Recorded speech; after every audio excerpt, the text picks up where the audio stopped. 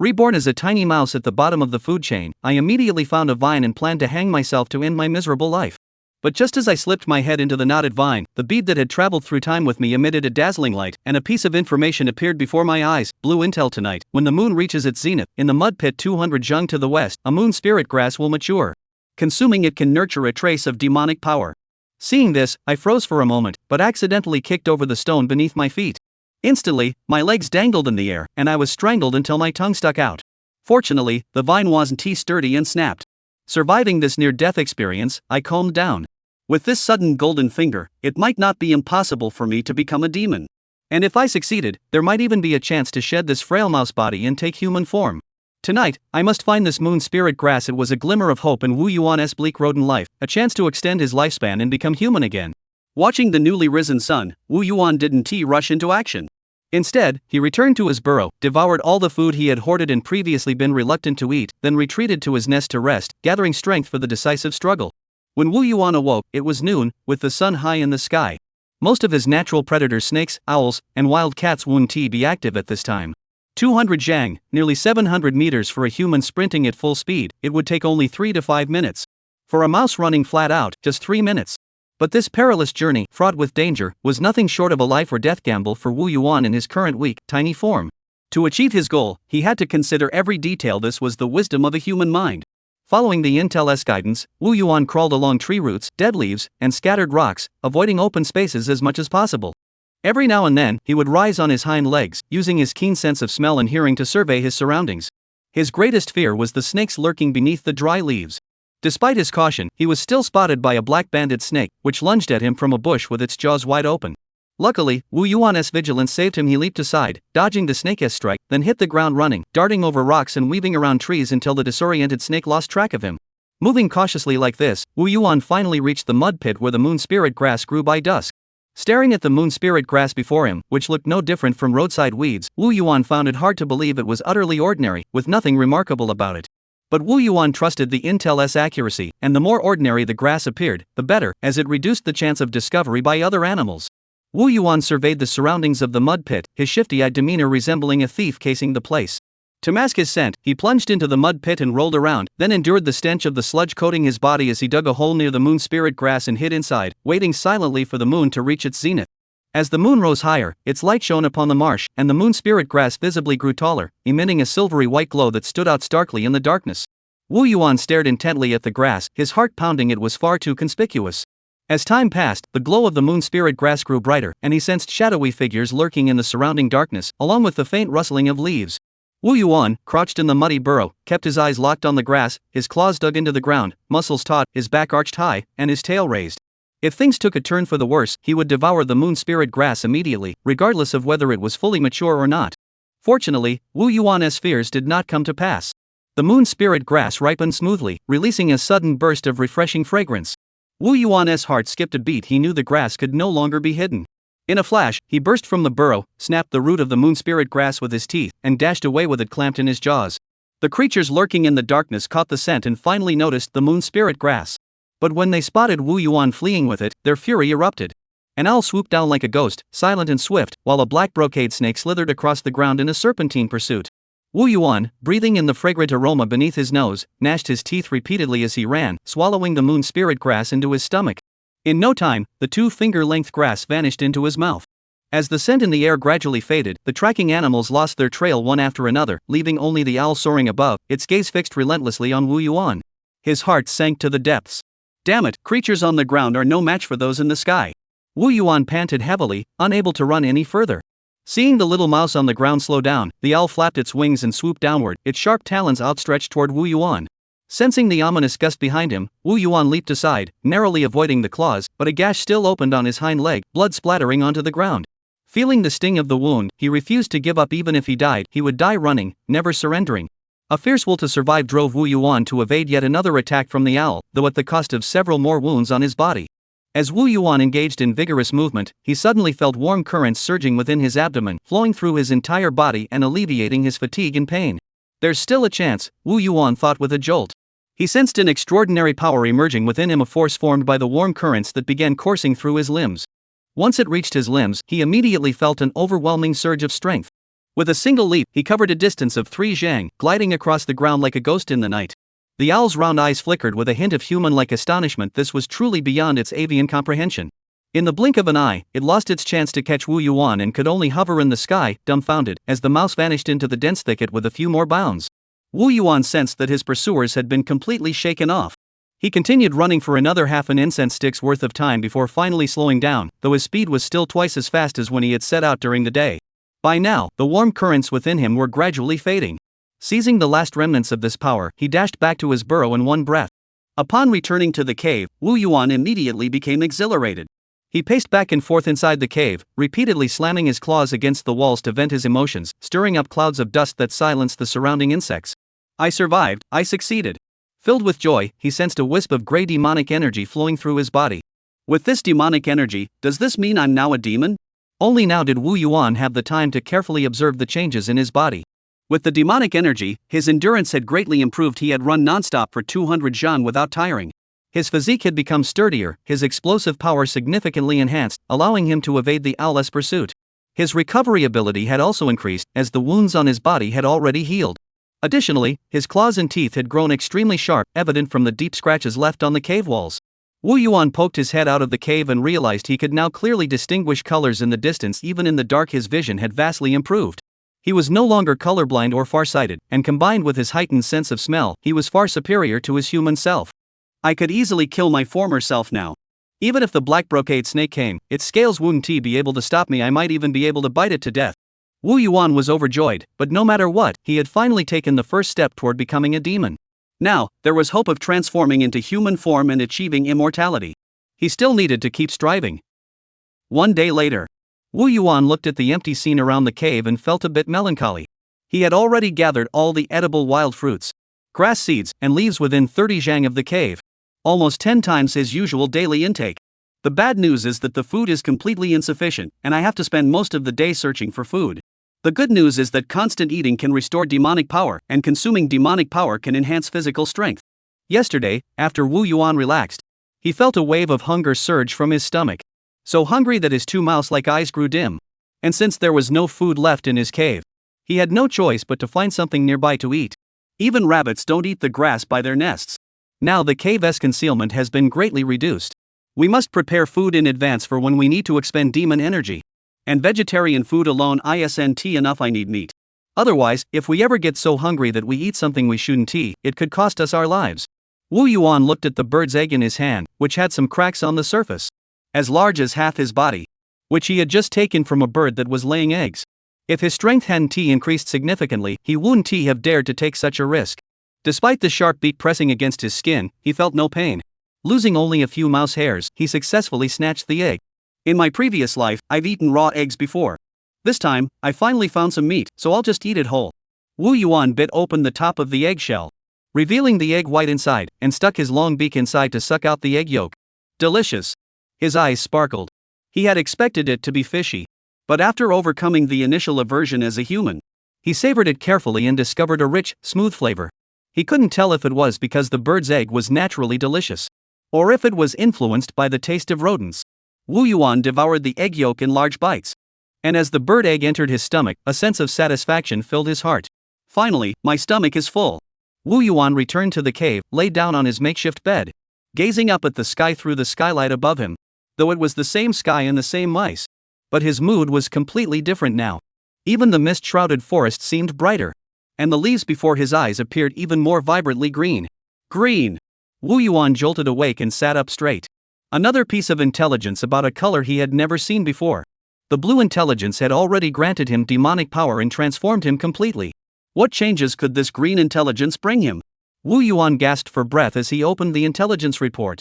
Green intelligence: at midnight tomorrow, at the summit's green stone, a fox demon will worship the moon and gather its radiance. Wu Yuan's body straightened involuntarily. There's actually a fox demon. This was the first time the causality pearl had explicitly mentioned the type of demon, proving that there truly is a way to become a demon in this world.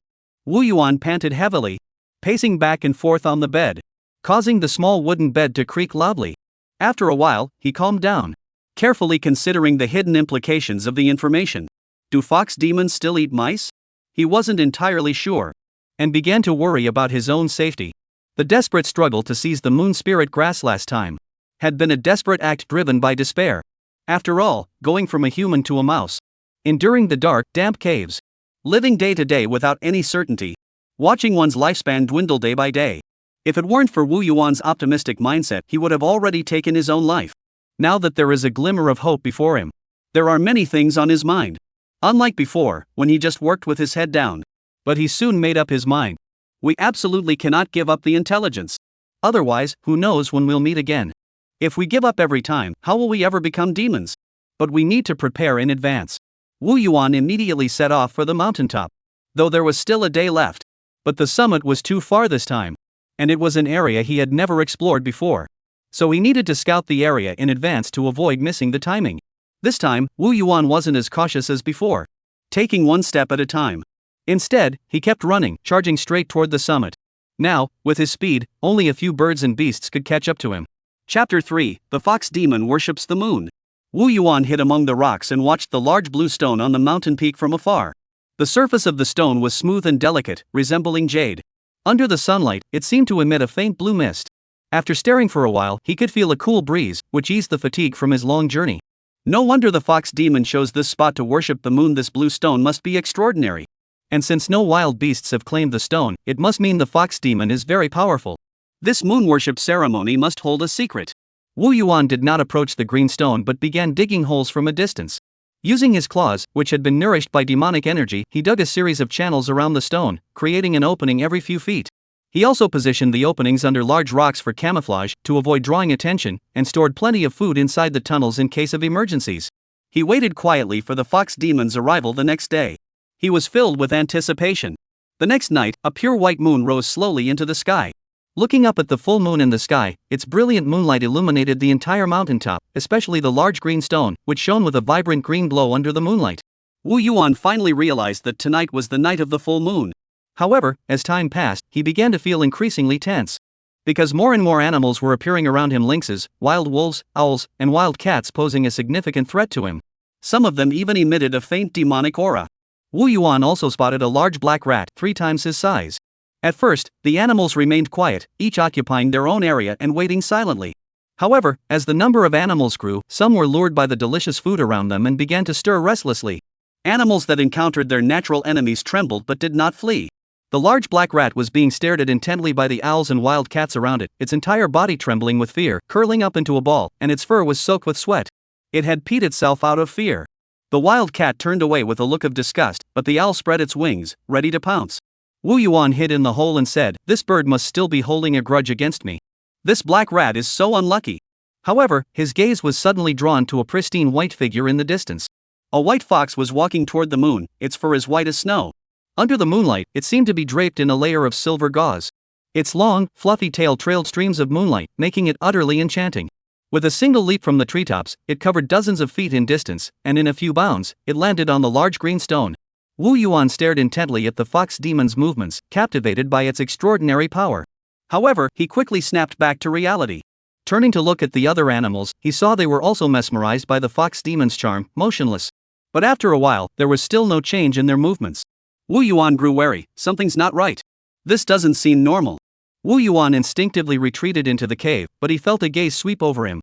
He froze instantly, and hallucinations began to swirl before his eyes: visions of himself being swallowed whole by a snake, tortured to death by a wild cat, and torn apart piece by piece by an owl.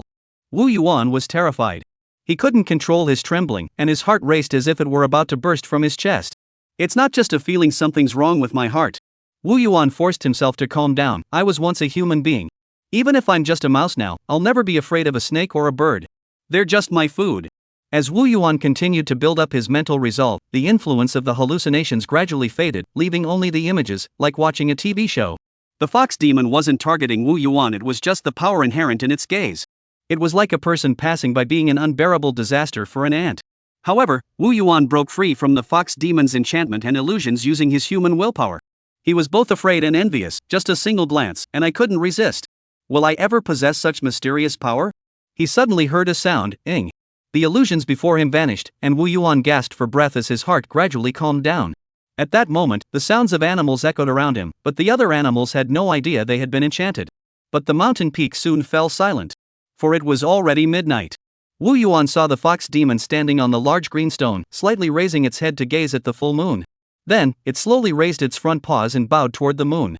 As the fox demon moved, the green glow beneath the large green stone grew deeper, drawing strands of moonlight toward the fox demon. The fox demon transformed into a silver orb of light, resembling a moon that had descended upon the mountain.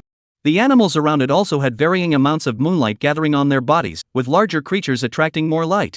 Wu Yuan sensed the moonlight and immediately realized this is the power of the moonlight, identical to the power within the moon spirit grass. However, he began to grow increasingly anxious. Although some of the moonlight essence had scattered onto his body, relying solely on its natural nourishment was too ineffective. He had no idea how to absorb it quickly. Whether he tried to inhale it through his nose or swallow it, there was no effect at all. Wu Yuan bit his own lip to calm himself down. He looked at the fox demon. The fox demon must know how to absorb the moonlight. We can't waste this opportunity.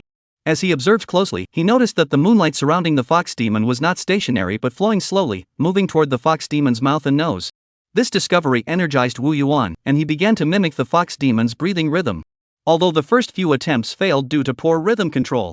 However, he quickly mastered the correct breathing technique, and this attempt immediately yielded remarkable results. The moonlight was drawn into his body through his breathing, merging with his demonic energy and continuously strengthening the previously weak demonic power. He felt a cool breeze entering his body, making him feel light as if he were about to fly toward the moon. His senses grew increasingly sharp, enabling him to perceive the breathing sounds of nearby animals.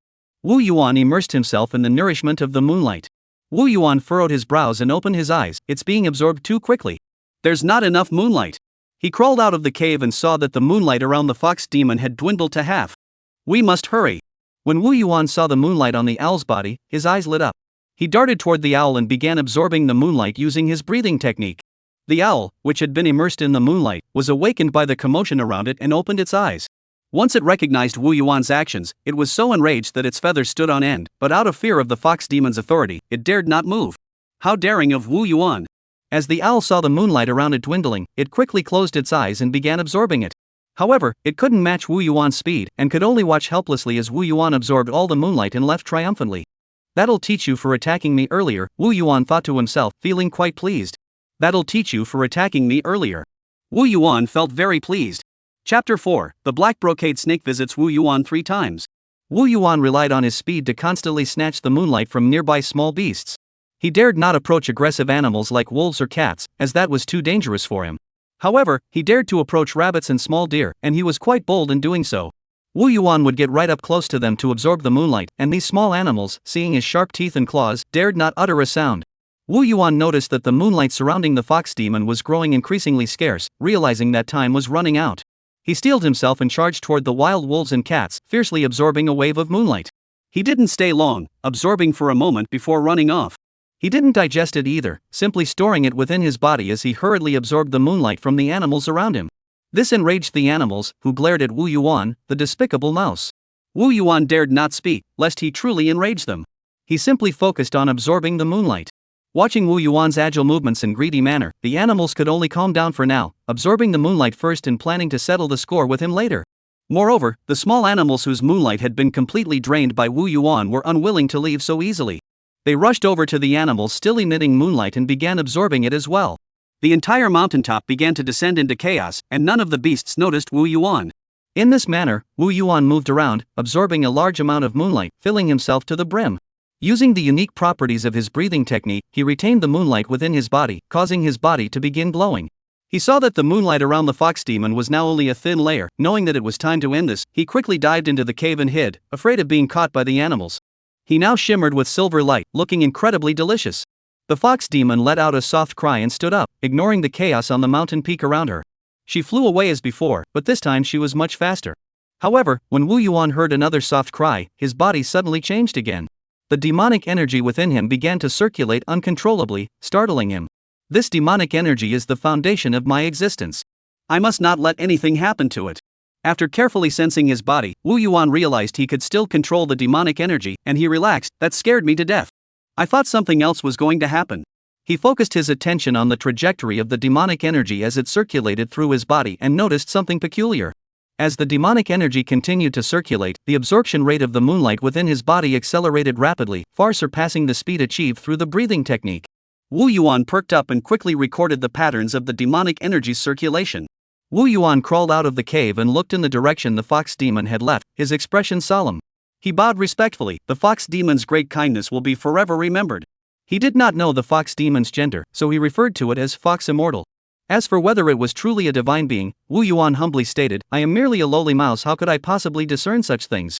As he bowed, Wu Yuan seemed to hear a faint young sound, causing him to shiver involuntarily, and he bowed even more reverently. After a moment, Wu Yuan straightened his body and sighed inwardly, indeed, the more you bow, the less the fox will blame you. I've at least made an appearance before a powerful being and registered my name. Looking around at the still chaotic mountaintop, Wu Yuan felt a sense of superiority. He stroked his beard and muttered, what crude creatures. Once I grow stronger, I'll definitely teach you a lesson. How dare you stare at me with such evil eyes? He then turned around, bowed, and crawled into the cave. He planned to leave in a few days to lie low. 3 days later, Wu Yuan stared intently at the rock in front of him, extending his claws, eager to act. He finally made up his mind, and a flash of black light gleamed on his claws as he grabbed with all his strength. Bang! The stone cracked in response. As Wu Yuan continued to exert force, the stone was crushed into dust by his tiny mouse-like claws. A look of excitement flashed in Wu Yuan's eyes. That's the spirit. This was the first time he had ever used his demonic power for attack. After absorbing the moonlight through breathing techniques, his demonic power had grown to 5 strands, allowing it to manifest outside his body for attack. The once impregnable stones were now easily shattered with a single touch. This gave him his first taste of power far surpassing that of an ordinary mouse, and from that day forward, he stood at the top of the food chain on Little Green Mountain. The future held great promise. Wu Yuan left the mountain peak cave with a smile and ran back to his small den. He didn't sprint like he had on the way there, but instead strolled leisurely, stopping to admire the scenery. But suddenly, a new piece of information appeared before his eyes. Green intelligence, the black brocade snake is lurking in its den, waiting for you to return and ambush you. It hides treasures in its belly. Wu Yuan raised an eyebrow at the intelligence. Could this black brocade snake be the same one he encountered while searching for the moon spirit grass earlier? This would be the 3rd time they had crossed paths. What a coincidence! You've come all this way just to meet me. Wu Yuan thought happily, how touching. It's as if it's afraid I'll have nothing to eat at home, so it's come to deliver food. I'll reward you by letting you enter my belly and never leave me. He hurried his steps, eager to return home and enjoy his lunch. Wu Yuan had been experiencing extreme emotional fluctuations lately, with various emotions piling up inside him, greatly affecting his mental state. Moreover, the mouse's physical form was also affecting his mind, and his habits were beginning to resemble those of a mouse. Even though his human will was strong, he needed to constantly regulate himself. Because he knew that besides the causality bead, his greatest advantage was his human experience, and he had to stay rational. Therefore, Wu Yuan began searching for a solution. His method is to become a master of acting. In his previous life, to alleviate the boredom of writing papers, Wu Yuan would randomly assign himself an identity and mimic the speech of that character while talking to himself. It must be said that this method was also quite effective for mice. After Wu Yuan tried it, he immediately felt energized. Wu Yuan stopped at the entrance of his burrow, looking into the dark, pitch-black cave, but did not go inside. Instead, he tapped and knocked at the entrance, trying to lure the black brocade snake out so it wouldn't disrupt the fun he had planned and ruin the home he had worked so hard to build. Soon, Wu Yuan heard the black brocade snake hissing and flickering its tongue. As soon as the black brocade snake emerged from the hole, it opened its mouth wide and lunged toward Wu Yuan. Wu Yuan didn't dodge but opened his arms, letting the black brocade snake bite his neck. He then grabbed the snake, patting its back while squeaking, "Good brother, you're really too enthusiastic. With you waiting for me at home, my motivation to return has skyrocketed." However, the black brocade snake felt very uncomfortable. Although it had bitten into Wu Yuan's flesh, the flesh was as hard as stone, shattering its own fangs. Moreover, the repeated slaps from behind felt like blows from a giant hammer, making it feel as though its bones were being shattered. Wu Yuan watched as the black brocade snake struggled in his arms for a moment before its body went limp and fell silent. Its powerful mouse-like claws shattered its entire body, crushing the snake flesh into a pulp. Wu Yuan's voice suddenly turned sorrowful. "No. Don't leave me alone." After feigning a few more cries, Wu Yuan placed the black brocade snake on the ground. He intended to skin it and remove its tendons, planning to eat the snake meat for lunch. Chapter 5: The Influence of the Rat's Body. Wu Yuan hummed a tune as he continued to dissect the black brocade snake, removing the snake meat and tossing it directly into his mouth. It tastes great, soft, tender, sweet, and delicious. Soon, the black brocade snake was reduced to nothing but its skin. Wu Yuan looked curiously at the black, round ball in his hand. It was something he had pulled out of the snake's stomach, showing no signs of digestion. Moreover, he felt a familiar sensation emanating from it. Wu Yuan scratched his head. Could this be the seed of the moon spirit grass? After much thought, Wu Yuan finally identified what it was and why it felt familiar. After all, this was the first spiritual herb he had ever eaten, and it had changed his destiny. Could it be the seeds from that moon spirit grass plant I didn't notice, which little black managed to get? Since Wu Yuan didn't know the habits of the moon spirit grass, he didn't give much thought to how the black brocade snake had obtained the seeds. But little black is indeed my good brother. He knew I forgot to bring it and specially brought it to my home. Wu Yuan happily brought the seeds back to the underground cave and placed them on a small shelf in the storage room. He had specifically built the storage room spacious and erected a shelf made of branches. The first item on the shelf was little black's tooth, and the second was the moon spirit grass seeds. This clearly showed the black brocade snake's place in Wu Yuan's heart. Looking at the moon spirit grass seeds, Wu Yuan thought to himself, I will definitely find a way to grow you in the future. You will always be by my side. After eating and drinking his fill, Wu Yuan rested in his panoramic skylight villa, sprawled out on his small bed, and slept soundly. The following night, Wu Yuan sensed his demonic energy, practicing the fox spirit chi cultivation technique, absorbing the moonlight from the sky. Although the moonlight isn't as dense as on a full moon night, it's sufficient for my current cultivation. He combined the breathing technique of the white fox with the circulation patterns of his demonic energy within his body, enabling him to absorb the moonlight and quickly convert it into demonic energy. He named this technique the Fox Spirit Chi Cultivation Method. He named it the Fox Spirit Chi Cultivation Technique first to express gratitude to the white fox, and second to set a lofty goal for himself. He too aspired to become an immortal. Who said mice couldn't become immortals and ancestors? However, Wu Yuan now faced a dilemma. He had no other inherited techniques besides the Fox Spirit Chi Cultivation Method. I have no idea what my current cultivation level is, and I possess no spells. Right now, I'm relying solely on a rudimentary understanding of demonic energy. I am truly ignorant. Wu Yuan felt deeply disheartened. He longed for a demon to guide him. However, he quickly composed himself. Today, I will clear out the enemies around me to prevent them from polluting my family's courtyard. Wu Yuan had already claimed the forest around his underground cave as his territory, where he would hunt and eat in the future. Wu Yuan swung his claws, and a giant centipede clad in hard armor was split into two pieces. He stomped his foot, sending shards of the beetle's shell flying in all directions. With a forceful tear, a locust with sharp spines covering its limbs was severed at the waist. Perhaps the world Wu Yuan inhabited was unique, as even the animals and insects on the small mountain he was on had peculiar traits. For example, the half-meter-long giant centipede, with its red and black striped body and countless thin legs, made Wu Yuan feel utterly repulsed. There were also some beetles with red shells as hard as stone. Awesome! All these disgusting insects must die. Wu Yuan was on a killing spree, like a tyrant purging traitors, leaving a trail of corpses in his wake. Perhaps due to Wu Yuan's intense killing intent, the surrounding insects sensed danger and fled in all directions, leaving the area quickly quiet. All the ants have been cleared out. I should go check if there are any fellow cultivators or seniors around. Just as Wu Yuan made his decision, the causality pearl transmitted a message. Blue intelligence. Wu Yuan's heart raced. This means I'm about to make another breakthrough. Blue intelligence, owl eggs can strengthen one's foundation and aid in the awakening of bloodline abilities. Bloodline? Wu Yuan recalled the various demons and monsters from the novels he had read in his previous life, such as the green ox demon and the jade-faced fox, which immediately sparked his imagination. If there's bloodline, does that mean there's bloodline inheritance? This blue intelligence might just solve my problem of having no inheritance. Wu Yuan immediately headed to the owl's nest to investigate. Since being chased by the owl last time, Wu Yuan had already figured out where it lived.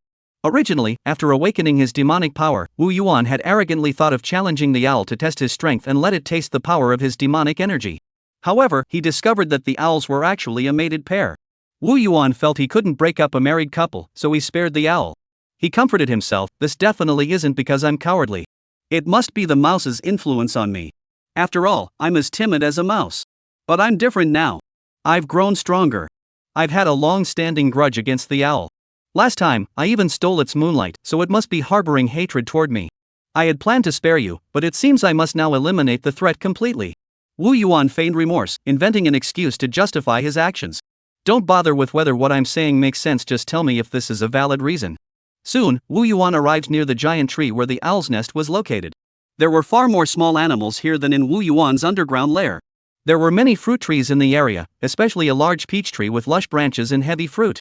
Wu Yuan spotted the large peaches on the tree and could smell the fragrance from afar, causing his mouth to water. He particularly loved eating fruits. What a wonderful place!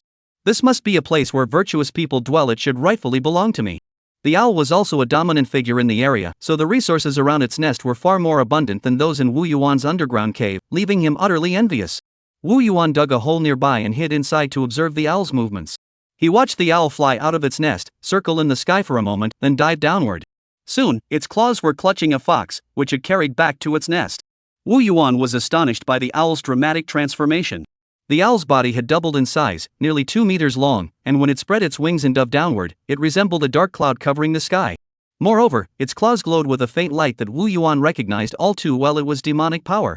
Wu Yuan shrunk his head in the underground cave, his eyes red with envy. This bird must have had some other opportunity, otherwise, it wouldn't have changed so much in just a few days.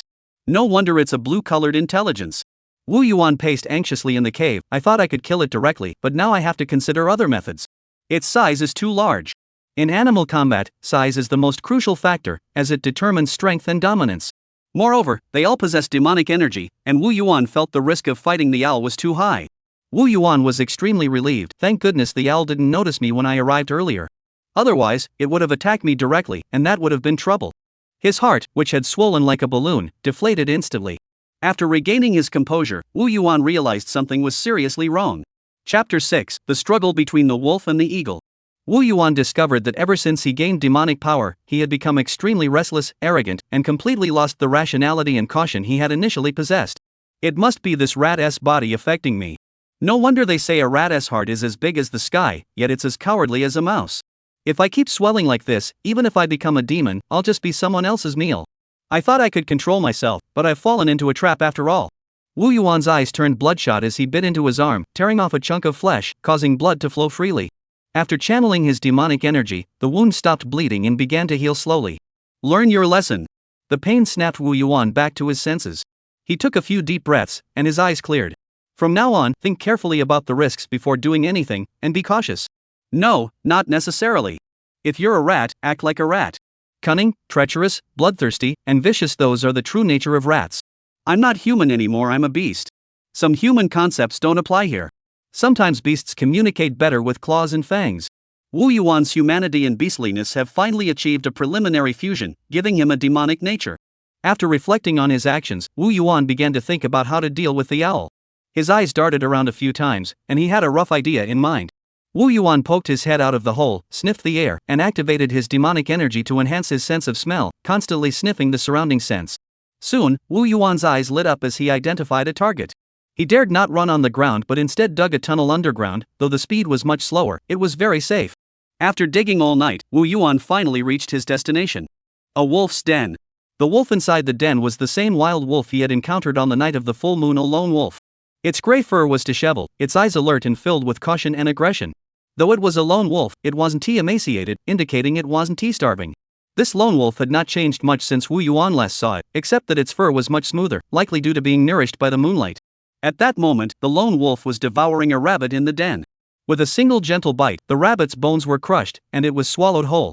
To have escaped the wolf pack and live alone yet thrive so well, it was clear this wolf was no ordinary creature. Wu Yuan planned to lure the wolf to the owl's nest and let the two fight, so he could take advantage of the chaos. However, Wu Yuan didn't have much confidence in this wolf, as it lacked supernatural powers and might not be able to defeat the owl. Nevertheless, this wild wolf was already the strongest animal in the vicinity, and other stronger animals were too far away from the owl. A distant solution cannot solve an immediate problem. Wu Yuan looked up at the moon in the sky and began to practice his breathing technique to absorb the moonlight. However, he didn't convert the moonlight into demonic power. Instead, he stored it in his intestines. Then, with a forceful push of his buttocks, he excreted a pile of mouse feces infused with moonlight. Wu Yuan looked at the silver glittering feces before him. No wonder it's me, I came up with this method. This was a method Wu Yuan had developed through experimentation, allowing him to attach moonlight to certain objects. The medium didn't have to be feces, it was a deliberate choice on Wu Yuan's part. The feces contained both moonlight and Wu Yuan's aura, which would undoubtedly be highly attractive to wild wolves. Last time I took a lot of your moonlight. This time, I'm giving you the chance to get revenge. After all, it's well known that wolves are creatures that hold grudges. Subsequently, Wu Yuan left some feces at regular intervals but did not approach the wolf den, instead waiting for the wild wolves to discover the feces on their own. The next day, the wild wolf stood up, shook its fur, and prepared to go out hunting to fill its empty stomach. After all, although it felt much stronger after being bathed in moonlight last time, it was also starving. This reminded it of a despicable mouse. If it hadn't stolen so much moonlight from it, perhaps it too could have attained the same power as the pack leader. Thinking of that black power, the wild wolf felt both envy and fear. It shook its head, pushing those emotions aside, and focused on eating. Just as the wild wolf had walked out for a moment, it suddenly stopped, lowering its head to sniff the air around it. The scent reminded it of a figure that filled it with hatred, a disgusting rat. The wild wolf let out a low growl, locked onto a direction, and sprinted off without hunting. It intended to catch the rat like the pack leader and torture it mercilessly. Wu Yuan peeked out from a distant cave, watching the wolf's retreating figure. Wolf brother, my success this time depends entirely on you, give it your all. He ducked back into the cave and hurried toward the owl's nest. Upon arriving at the scene, he saw the wild wolf and the owl facing off. Although it was daytime, the owl was still alert and energetic. It stood on a branch, emitting a low growl toward the wolf, flapping its wings repeatedly to threaten the wolf and prevent it from endangering its wife, who was incubating eggs. The wolf, however, kept its head down, sniffing the air for the scent of mice, occasionally glancing up warily at the owl. The wolf fixed its gaze on the large tree in front of it. It was certain that the strongest scent of the mouse was coming from beneath the tree. It must be hiding there. Wu Yuan was hiding in a hole under the tree, watching the scene unfold. He thought to himself, wolf brother, I'm here. Come find me. So the wild wolf lifted its leg and walked toward the tree. This enraged the owl. It darted down from the tree like an arrow, its gray glinting claws extended, aiming for the wolf's head. Although the wild wolf was also on guard against the owl, it didn't take the bird seriously at first. After all, it was much larger in size. However, the owl's ferocious attack startled it, and when it saw the gray glow on the owl's claws, it was filled with terror. The wolf couldn't dodge in time and could only twist its head to the side, but the owl still managed to tear off one of its ears. After landing, the owl flapped its wings, attempting to take flight again. However, the wolf knew that if it allowed the owl to fly back and attack a few more times, it would be certain death. The wolf leaped forward, tackling the owl to the ground and biting down on its wing. Although the owl's wings were protected by magical power, preventing the bite from penetrating deeply, feathers flew everywhere, and the wolf's weight pinned it to the ground, preventing it from flying. The two beasts immediately began to fight fiercely on the ground. At this moment, Wu Yuan saw the fight and crawled toward the bird's nest from behind the tree. He knew there was another owl inside the nest. However, he had observed that it was just an ordinary bird without any demonic power, so he needed to act quickly. At that moment, the female owl peered out of the tree hole, looking down at the battlefield with concern, unsure whether she should go down to help. After all, she had recently laid eggs and was severely weakened. Wu Yuan, noticing the female owl's attention was focused below, channeled his demonic energy, leaped into the air, and covered his body in black light, diving toward the female owl's face. In an instant, he knocked her into the tree hollow nest. Wu Yuan felt the panicked struggles of the owl beneath him, a savage gleam flashing in his eyes. He channeled all his demonic energy into his teeth and bit down hard on the owl's head. Chapter 7: The Mouse Reaps the Benefits. Crack! Half of the female owl's head was torn off by Wu Yuan, and red and white blood spattered everywhere. Wu Yuan felt the owl beneath him no longer moving, stood up, took a few deep breaths, and crawled toward the bird's egg. He turned to look at the corpse in the nest. You blocked my path. Mice are also beasts. Wu Yuan rushed toward the largest bird egg in the nest, which was 3 times the size of the surrounding eggs and highly conspicuous. The giant bird egg was entirely translucent white, as large as 2 goose eggs, clearly distinct from the surrounding pale green, egg-sized normal bird eggs. No wonder Wu Yuan felt that the female owl was so weak during the battle. She must have been injured during childbirth. Thinking about it carefully, the male owl must have paid a heavy price to lay this egg. Coming to his senses, Wu Yuan looked at the egg. I'm truly lucky. He wasn't sure if he was referring to the egg's uniqueness or the female owl's weakness. Wu Yuan bit into the shell of the giant bird egg. He controlled his strength, afraid of crushing the eggshell, so he didn't use all his strength. Bang! To his surprise, the eggshell was incredibly hard, like rock, and biting into it produced a dull sound. Wu Yuan was not angry but delighted. The harder the egg, the more extraordinary it must be, the more benefits there would be to eating it. He then coated his teeth with demonic energy, making them exceptionally sharp. With just a light bite, he bit open a large hole in the eggshell. It's so fragrant, and it carries a different power from the moonlight. Wu Yuan gazed at the luminous white egg yolk, inhaling the intoxicating aroma, and without hesitation, swallowed it whole. In just a few breaths, he devoured the entire bird's egg, feeling thoroughly satisfied. Wu Yuan listened to the increasingly intense battle sounds outside. The wolves' howls gradually grew fainter, indicating that the battle was nearing its end. He had no intention of lingering in the bird's nest and wanted to leave immediately. However, as he turned around, he suddenly noticed a green feather beneath the giant eggshell, only half the size of an owl's feather. Wu Yuan's heart stirred. This feather might have some special properties. I should take it. He bit down on the feather, scanned the nest once more, and saw nothing else out of the ordinary. He climbed out of the tree hollow.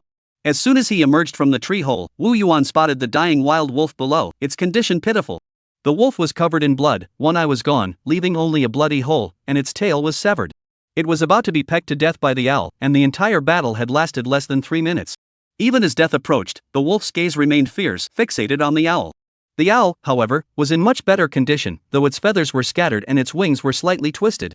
At that moment, the owl's mood was extremely grim. Since eating a fruit a few days ago, the owl had felt increasingly intelligent and powerful, and few animals dared to challenge it anymore. At the same time, it thought of its wife and children, and its mood brightened. Its children would surely be stronger than it one day. Today had been a day without any hunting, and this wolf would provide enough food for its wife for a long time. It was just about to kill the wild wolf when it suddenly spotted a mouse crawling out of a tree hole. The owl recognized the mouse and immediately sensed something was wrong. It flapped its wings, trying to fly toward the tree hole to investigate. It had already sensed something was amiss, as the wild wolf had appeared too suddenly, completely defying logic. Whether it was due to panic or injured wings, the owl struggled several times before finally taking flight. However, the few flaps of its wings dealt a severe blow to the already weakened wild wolf below. The owl's wings flickered with a gray glow, and in the blink of an eye, it flew into the tree hollow. When it saw its dead wife on the ground and the shattered eggs in the nest, its vision went black. Guh. Wu Yuan made his way through the underground tunnel, hearing the piercing cries above him without pause, continuing to flee toward the distance. He suddenly stopped, listening to the sound of wings flapping above the ground. The owl was circling above, waiting silently. The owl has excellent hearing. It must have sensed my presence nearby, but it probably didn't pinpoint my exact location.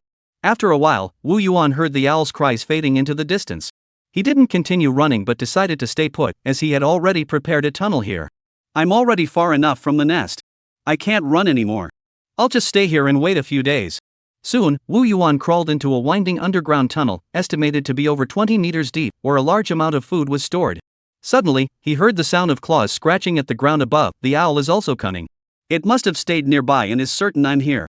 However, no matter how hard the owl above dug, it only managed to uncover some mouse tunnels and failed to find Wu Yuan, venting its frustration by randomly clawing at the ground. It kept emitting sharp, gurgling sounds. Wu Yuan lay comfortably in the underground tunnel, sensing the owl's futile rage above him.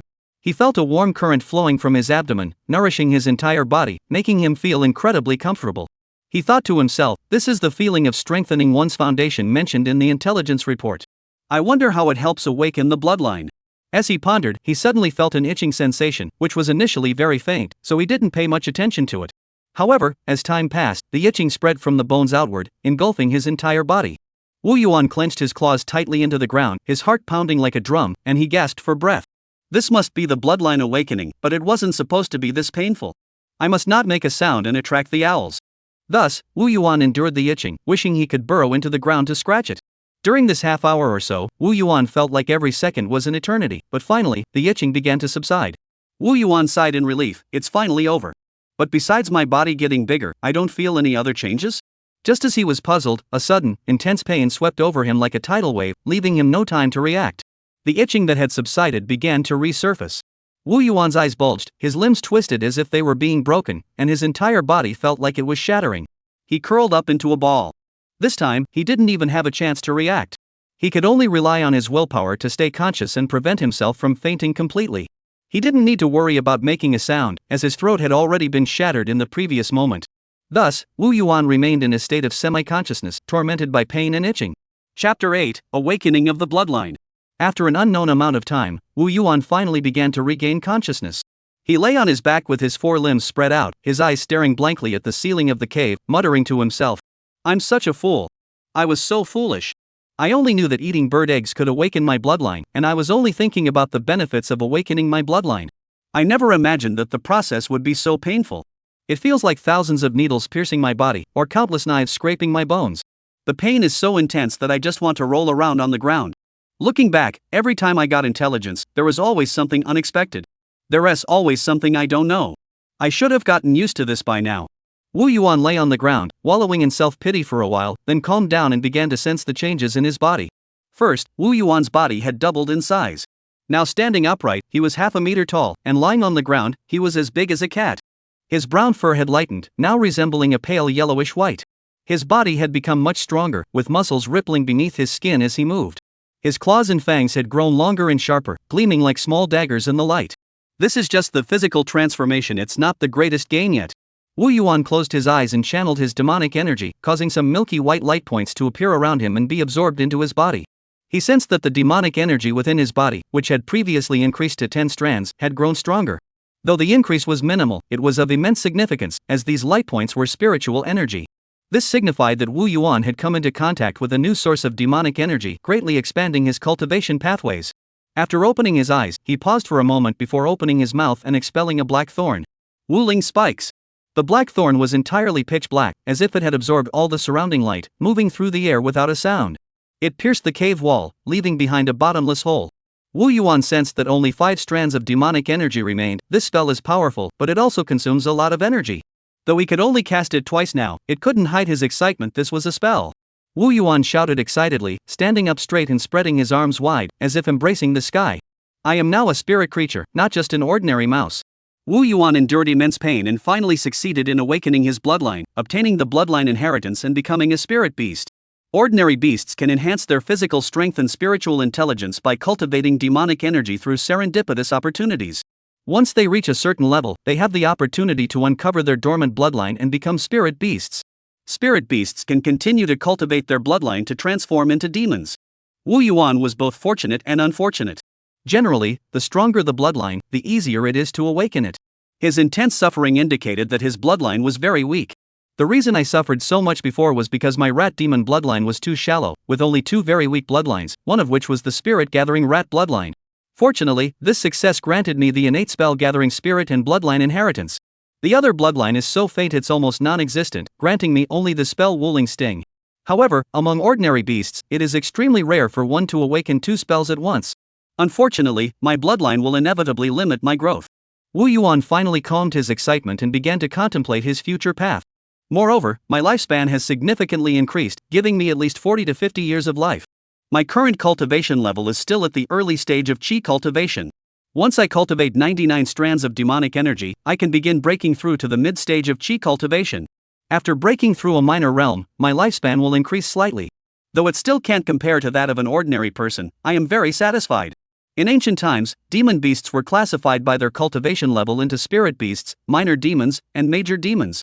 Now, these classifications correspond to the cultivation stages of Qi cultivation, foundation establishment, and golden core. However, in the current cultivation world, the Tao favors the human race, as the human form is the ideal cultivation form, while demon beasts are suppressed. Therefore, the demonic clan's leaders have adapted to the times, linking the cultivation tiers and their bloodline inheritance to those of the human race, allowing demon clans to cultivate and transform into human form, rather than being confined by their bloodlines, in pursuit of a stronger demon clan. That's why Wu Yuan uses the term Qi cultivation stage, which is more aligned with human cultivation, to describe his own cultivation level. Moreover, the fox demon's Qi cultivation technique is a demon clan cultivation method. It's far superior to the rudimentary breathing technique inherent in my bloodline. Ordinary cultivation techniques can only absorb ordinary spiritual energy, but moonlight is a special type of spiritual energy that enhances bloodlines. Demon clan cultivation techniques that can absorb moonlight are very rare. Wu Yuan danced and shouted with joy, as if he had been struck by a piece of heaven-sent manna. Fox spirit. Fox spirit. After all, the fox spirit's Qi cultivation technique greatly alleviated Wu Yuan's issue of weak bloodline. He also possessed the causality pearl, and Wu Yuan was filled with hope for his future cultivation. I will definitely cultivate to the foundation establishment stage and transform into human form. After venting for a while, Wu Yuan finally calmed down, but the confusion in his heart had vanished. The spirit and energy of the entire mouse had transformed, becoming more positive. Wu Yuan crawled out of the underground cave he had been in for an unknown amount of time, looking at the bright sunlight, feeling joyful. The sunlight was blocked by a shadow, which grew larger and larger. Wu Yuan squinted at the owl approaching him, its claws gleaming with a dark red light, emanating a savage aura as it charged toward him. It seems it's here to kill me, even at the cost of its own life. I hate it so much.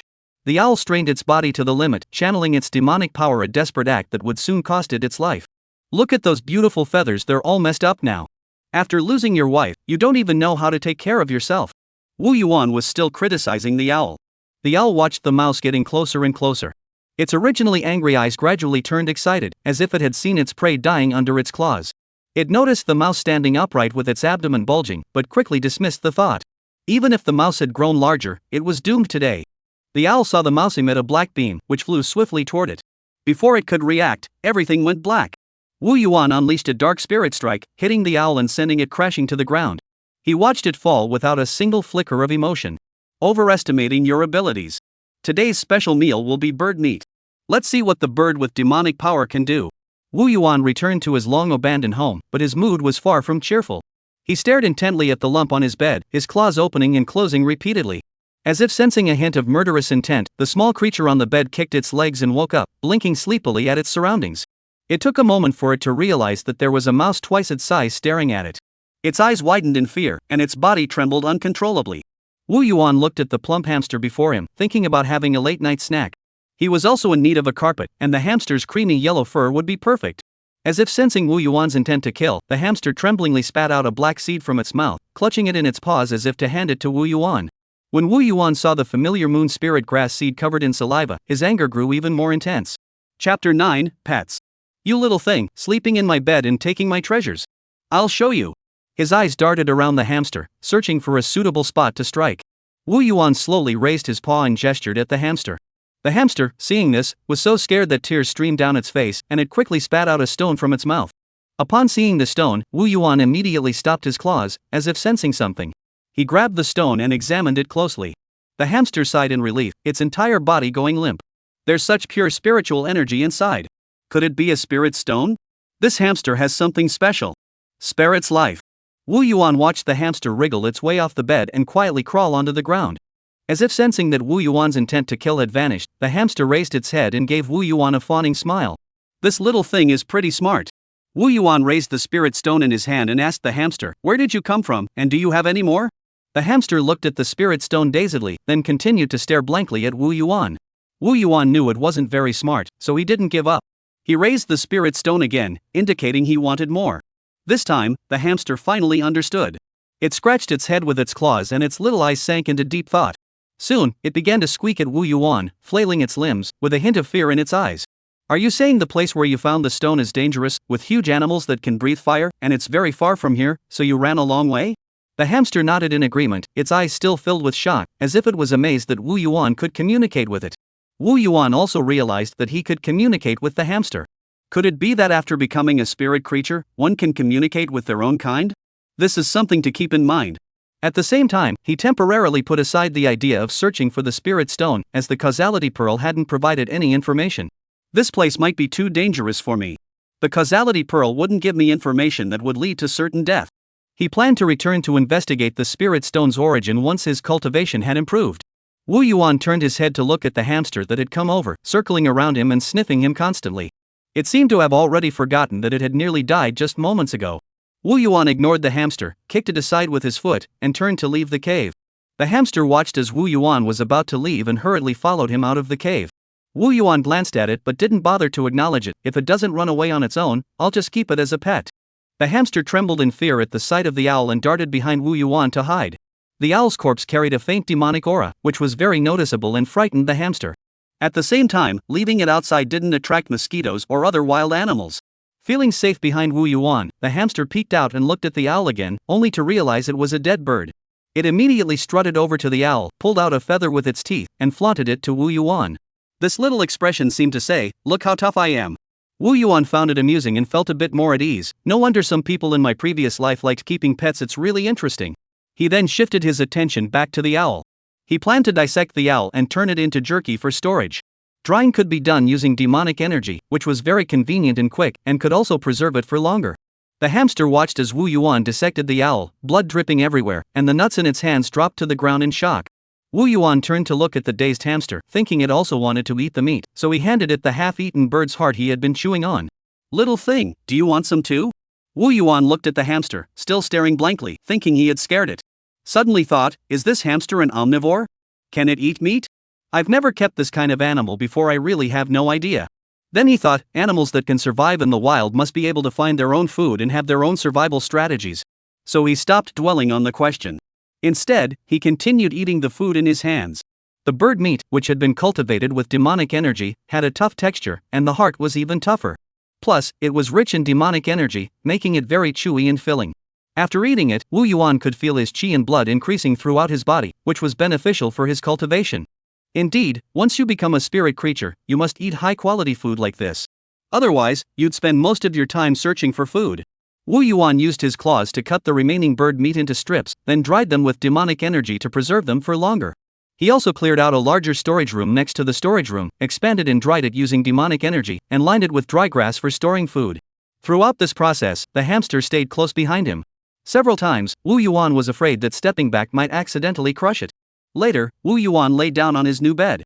As for the old bed, he dismantled it and used the materials to build a nest for the hamster, placing it beside his own bed. The hamster insisted on staying close to Wu Yuan. If it was made to move even a little farther away, it would immediately start crying and staring at Wu Yuan. Then Wu Yuan began his first cultivation session to awaken his bloodline. He channeled the fox spirit chi cultivation technique to absorb the moonlight from the sky, while simultaneously using the spirit gathering technique to gather spiritual energy. Silver and white light points began to gather around his body. His ability to absorb moonlight had doubled. Upon seeing the light points, the hamster's eyes widened instantly. It could sense that this was greatly beneficial to it and wanted to approach Wu Yuan. However, it dared not approach Wu Yuan's bed and instead paced anxiously nearby. Because Wu Yuan had warned the hamster not to get on the bed or relieve itself anywhere, and to maintain cleanliness. So it could only drag its little nest and press it tightly against Wu Yuan's bed. Finding a comfortable spot to lie down and rub against Wu Yuan's spiritual energy. Wu Yuan didn't pay much attention to it. The hamster wouldn't actively absorb the moonlight or spiritual energy at this point, it could only passively receive nourishment. Wu Yuan was immersed in the pleasure of the moonlight and spiritual energy constantly transforming into demonic power. The next day, as the moon set, Wu Yuan quickly stopped absorbing the moonlight to avoid drawing the sun's essence into his body. He had once accidentally overtrained and absorbed a strand of sun essence, instantly feeling flames consume his body, pain so intense he wished to die. Fortunately, he had absorbed only a small amount and was able to recover using demonic energy, otherwise, the consequences would have been unimaginable.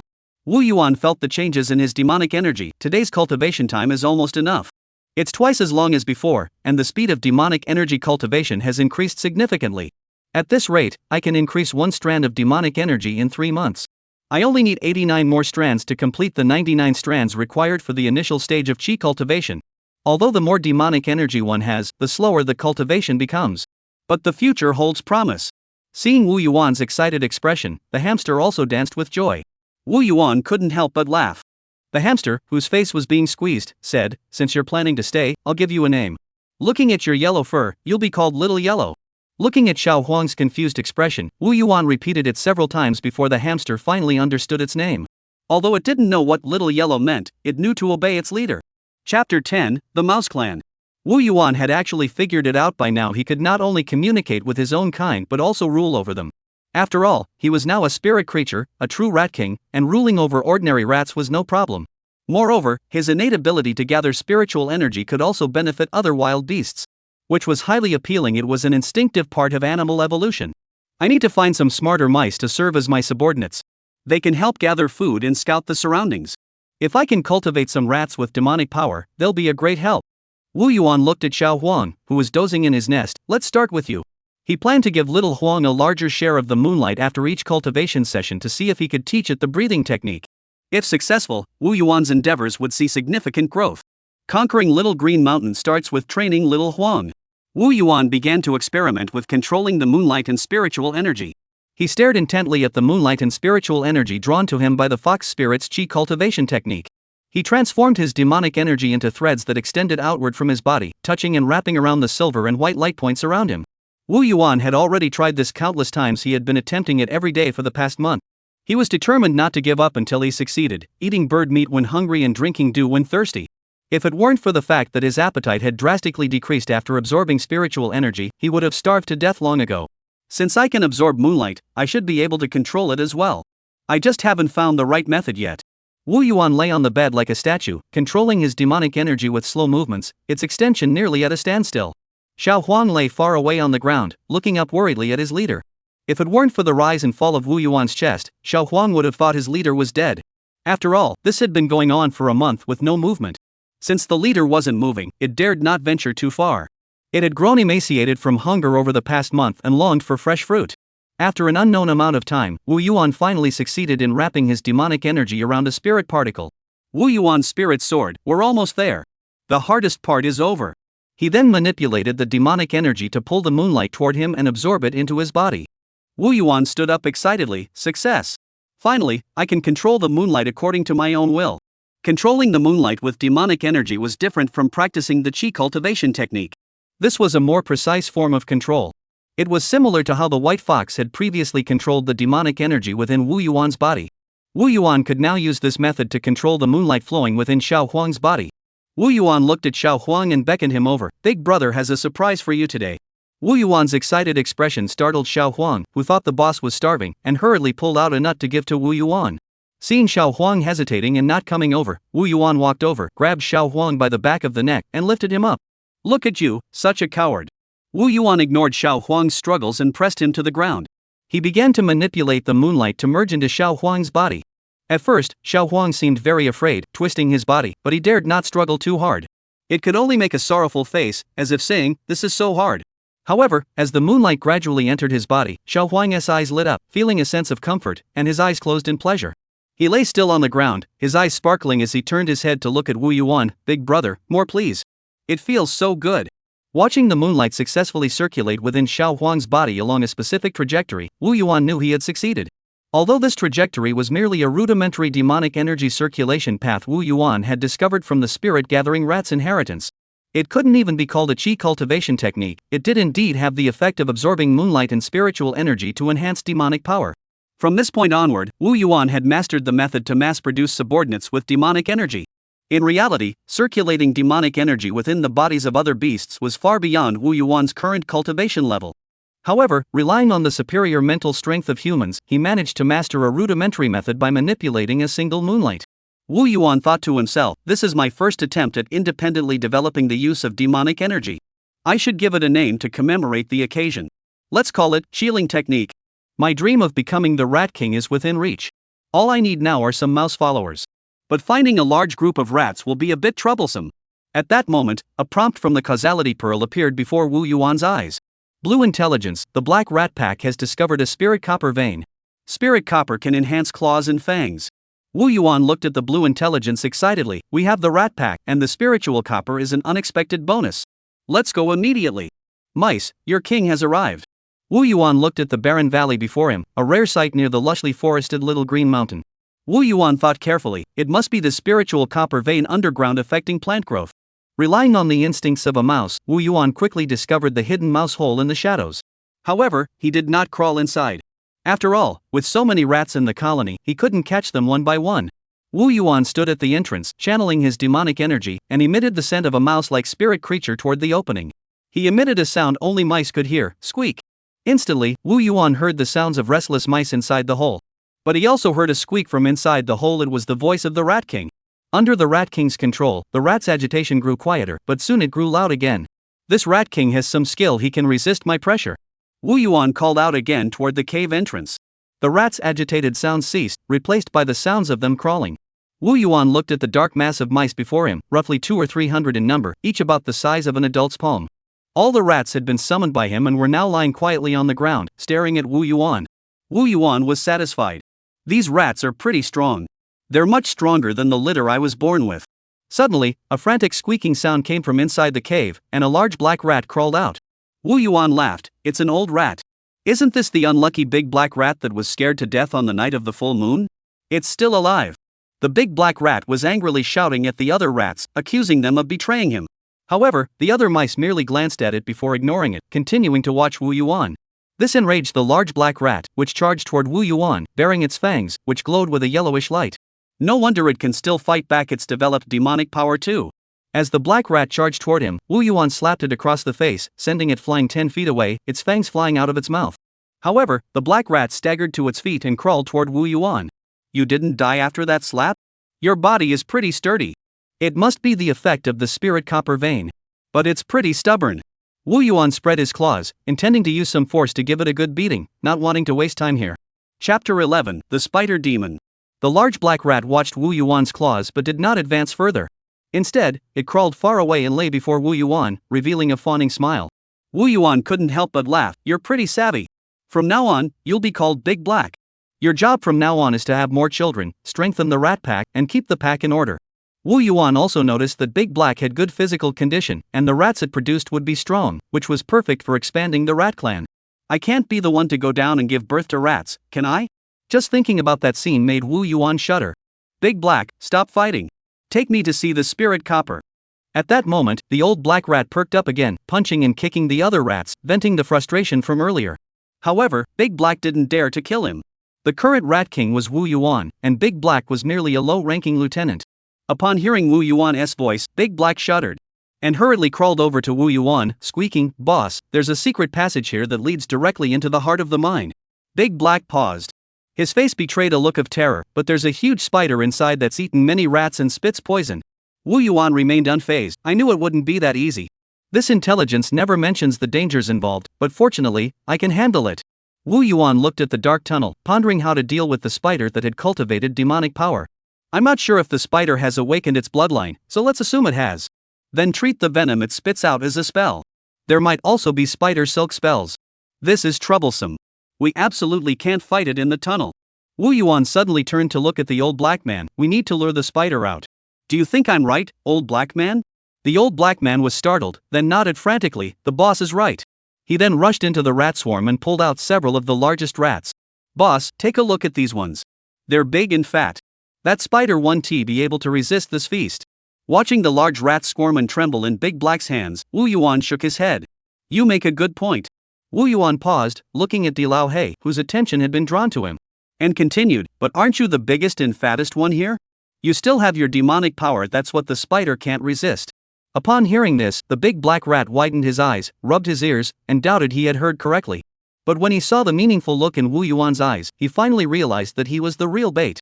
In that moment, the old black spider thought of many things, from his birth to how to escape. But he was too intimidated by the Rat King's authority to make a single move, his heart already filled with despair. Just then, the old black rat heard Wu Yuan say, "Of course, I won't let you go for nothing. I reward those who deserve it." The old black man perked up, his spirits rising, and looked at Wu Yuan with anticipation. Wu Yuan knew that empty promises weren't enough, so he channeled a bit of moonlight into Dilao He's body. The moonlight drew the attention of all the surrounding rats, who drooled greedily at the moonlight in Wu Yuan's hands. See? I didn't lie to you. If you successfully kill the spider, I'll give you even more moonlight.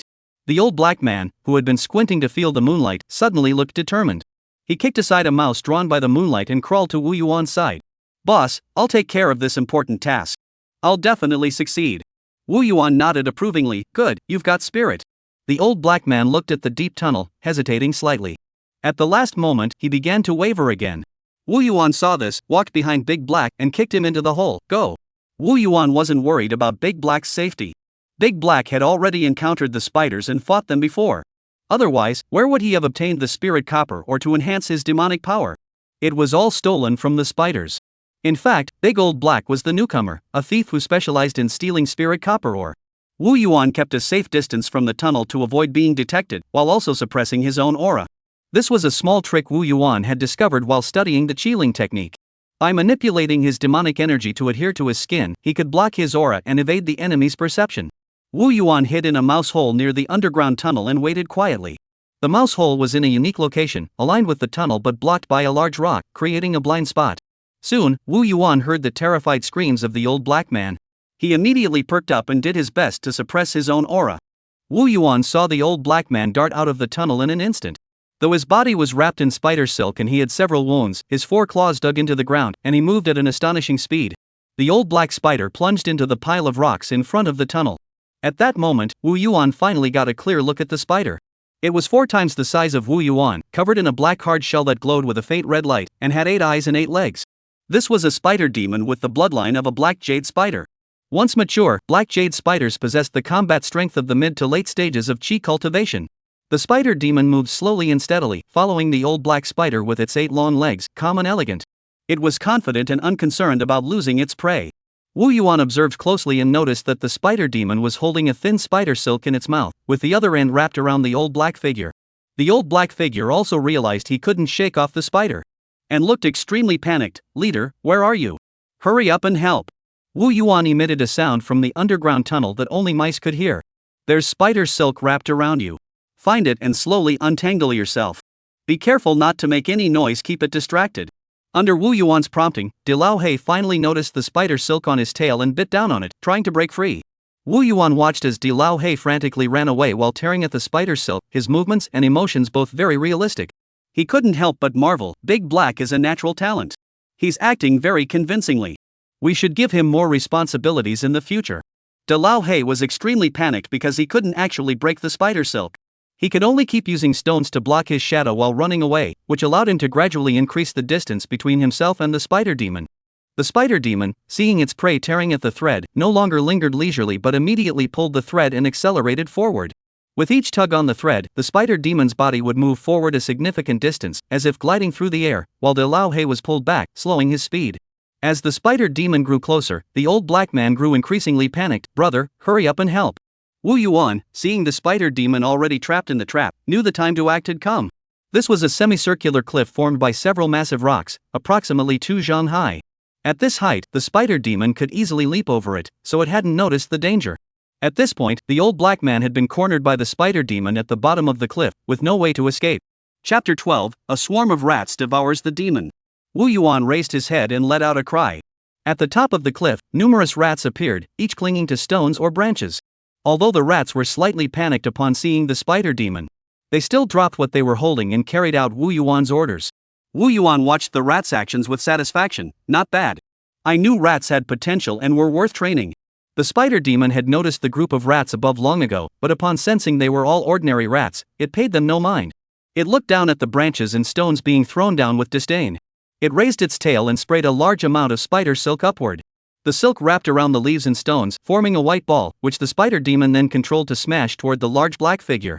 Seeing that the spider's attention was completely diverted, Wu Yuan, who had been hiding behind it, immediately cast a spell toward the spider demon's abdomen. Wu Ling Ci.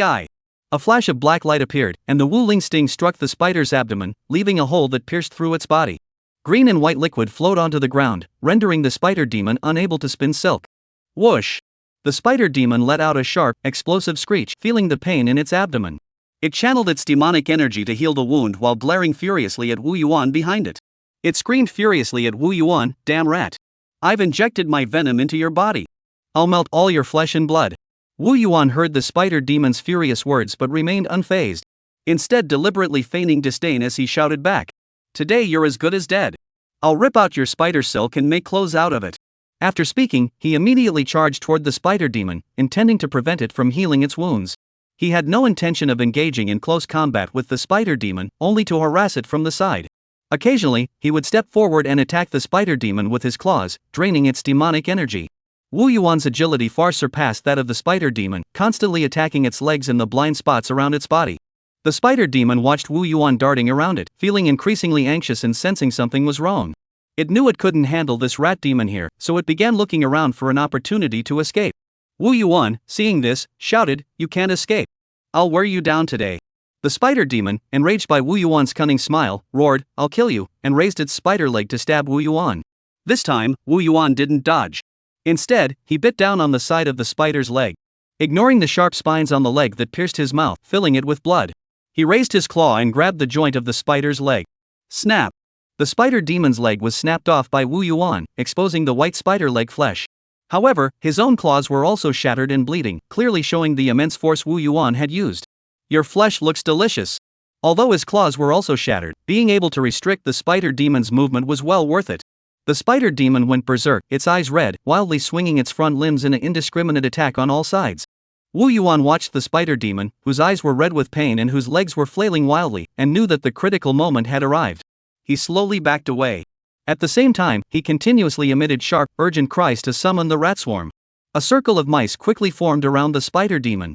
Seeing the severely injured spider demon, the mice began to panic, but soon grew excited, circling the injured spider demon, eager to attack. At that moment, the old black rat climbed forward, squeaking loudly, "You little ones, the spider demon is almost dead. Whoever can bite it will receive the moonlight reward from the leader." The old black rat's voice carried a peculiar vibration, causing the mice's eyes to turn red. At the same time, the rats recalled the taste of the moonlight from earlier, and they all rushed toward the spider demon in a frenzy. Wu Yuan observed the scene and said, "No wonder the old black rat dared to steal the spider demon's belongings. It was using the rat pack to attract attention." Although the spider demon could kill several mice with a single kick, it couldn't fight off so many at once, and soon its body was covered in wounds. Especially the broken legs and abdominal wounds were the focus of the rat's attacks. At the worst moment, some rats nearly burrowed into the spider demon's body. The rats, driven mad by the sight of the old black demon and the blood around them, had bloodshot eyes and lost their senses, surrounding the spider demon and charging at it relentlessly, as if seeking death. Wu Yuan hid among the rats, closely watching the spider demon, occasionally saying a few words to provoke it. He kept peeking out from the rat swarm to attract the spider demon's attention, which was trying to escape. However, he was puzzled. Why hasn't the spider demon used its venom? Big Black clearly said it had used it before, and it was very powerful. Something was amiss. I'll see how long you can keep your venom hidden. After about the time it takes to drink a cup of tea, nearly 100 mice had been killed around the spider demon. At this point, the mice began to regain consciousness, looking at the blood-soaked battlefield and the ferocious spider demon, some of them wanting to flee. However, the spider demon's condition was even more dire. Its black exoskeleton was covered in wounds, and its abdomen was nearly hollowed out. And the broken leg that had been shattered by Wu Yuan earlier was now completely gone. Wu Yuan, seeing this, realized the rat swarm was no longer of use, so he emitted a call to signal the rats to retreat. This spider demon's vitality is far stronger than that of an owl. But despite awakening its bloodline, its strength isn't very high. That's odd. Wu Yuan watched as the spider demon's blood-red eyes grew dim and its movements slowed, knowing that it wouldn't last much longer without its final trump card. Just as Wu Yuan had anticipated. The spider demon arched its body and opened its mouth, spitting out an irregular green crystal. The crystal emitted a faint green glow as soon as it appeared, sweeping over the rats that hadn't managed to escape. The mice, bathed in the light, instantly had their skin rot away, leaving only bones behind in a matter of breaths. Wu Yuan had been on guard against the spider demon and, the moment he saw the crystal, dived into a hole in the ground, avoiding the spider's attack. No wonder it didn't use poison all along, it was cultivating a poisonous pill. Once successful, it would have no obstacles in advancing to the mid-stage of Qi cultivation. This spider must have infused most of its demonic energy and toxins into the poison pill. No wonder its strength is lacking. Wu Yuan glared at the spider demon with fiery eyes, a weak-blooded demon beast, a great tonic. At that moment, the spider demon, seeing that all the rats around it were dead, collapsed on the ground, barely clinging to life. Wu Yuan saw this, crawled out of the hole, and shouted at the spider demon from a safe distance, "Stop pretending. I know you're not dead yet." The spider demon struggled weakly, its dull compound eyes staring blankly at Wu Yuan. Wu Yuan slowly approached the spider demon, but once he reached a certain distance, he began to retreat. The spider demon's tense body relaxed once more. Wu Yuan had already figured out the spider's attack range. He knew the spider demon was waiting for him to get closer, but he too wanted to drain its energy. After several back-and-forth exchanges, the spider demon barely reacted at all. Wu Yuan finally continued to slowly close the distance, entering the spider demon's attack range, intending to get even closer. Chapter 13, Slaying the Demon. Wu Yuan suddenly widened his eyes, his demonic energy surging rapidly, and cast a spell at the spider demon, Black Spirit Spear. At the same time, he dived into the nearby mouse hole. The spider demon, sensing the attack approaching, swiftly raised its spider legs to block it, its appearance vastly different from its previous lifeless state. However, its weakened body could not withstand Wu Yuan's powerful, premeditated strike, let alone a surprise attack. The spider demon's chest armor shattered, revealing a large hole, and green blood spilled out. Realizing its disguise could no longer deceive Wu Yuan, the spider demon knew its fate was sealed and immediately got to its feet, limping toward the tunnel. Wu Yuan closely followed the spider demon, revealing a cunning smile, making no attempt to block its escape. Naive. The spider demon stopped in front of the blocked tunnel entrance, its expression filled with fear. It turned to look at Wu Yuan and the old black man behind it, caught between a rock and a hard place. De Lao He smiled obsequiously, the boss is truly the boss. He knew it was going to escape and blocked the tunnel. Wu Yuan merely glanced at De Lao He, go kill it. De Lao He pointed at himself, then at the spider demon, his voice trembling, me kill it? Wu Yuan, of course, knew this was impossible, just distracted. Hearing Wu Yuan's firm tone, the old black man knew he couldn't escape. He trembled as he approached the spider demon. However, the spider demon merely glanced at the old black man before continuing to fix its gaze on Wu Yuan. It knew exactly who the real threat was.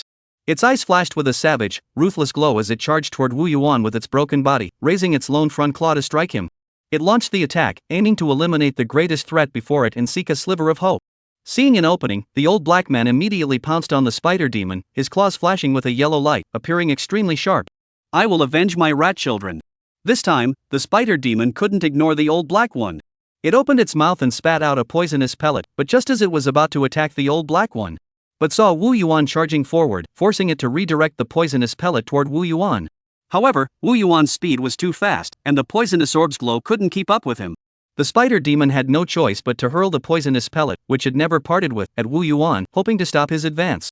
Wu Yuan saw this, channeled his demonic power into his limbs, dug his claws into the ground, and sped up even more. He leaped forward, dodging the poisonous pill's attack. In an instant, he darted in front of the spider demon. The spider demon could only open its two poisonous fangs and bite toward Wu Yuan. Wu Yuan looked at the spider demon's gaping maw, which could easily swallow him whole, but showed no sign of panic. He opened his mouth and spat out the third black spirit dart he had been saving. The distance was too close for the spider demon to dodge in time.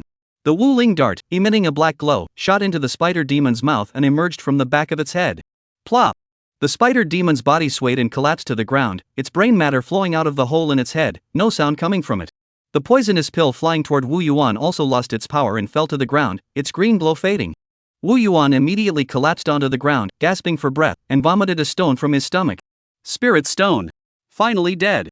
Thank goodness for the spirit stone to restore my demonic power, otherwise, I wouldn't have been able to use the third black spirit spear. Xiao Huang, you deserve credit for this. At that moment, little Huang, who was still asleep at home, faintly heard his master's voice and jolted awake. Looked around, and then remembered that the boss had gone out on an errand.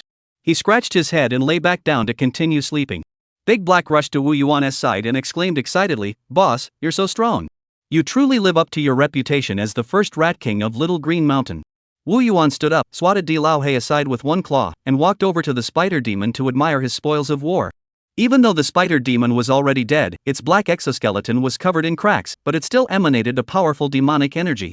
Wu Yuan estimated that it had possessed over 40 strands of demonic energy in life. If it hadn't been for its foolish attempt to cultivate a poisonous pill, leaving it with less than 10% of its original strength, Wu Yuan would never have been able to kill it. Wu Yuan kicked the spider demon with his foot. "Don't take on tasks you're not qualified for. A poisonous pill is something you're not capable of handling. I dare not even condense a demon core." Normally, most spirits require at least the mid-stage of chi cultivation to attempt to condense such a poisonous-like magical organ. Once successful, it can nourish their bloodline. This is also the mainstream method for most spirits to enhance their bloodline and break through the foundation establishment stage. After admiring it for a moment, Wu Yuan turned to the large black figure behind him and said, "Bring me those 2 poison fangs and spider legs immediately. The rest you can divide among yourselves.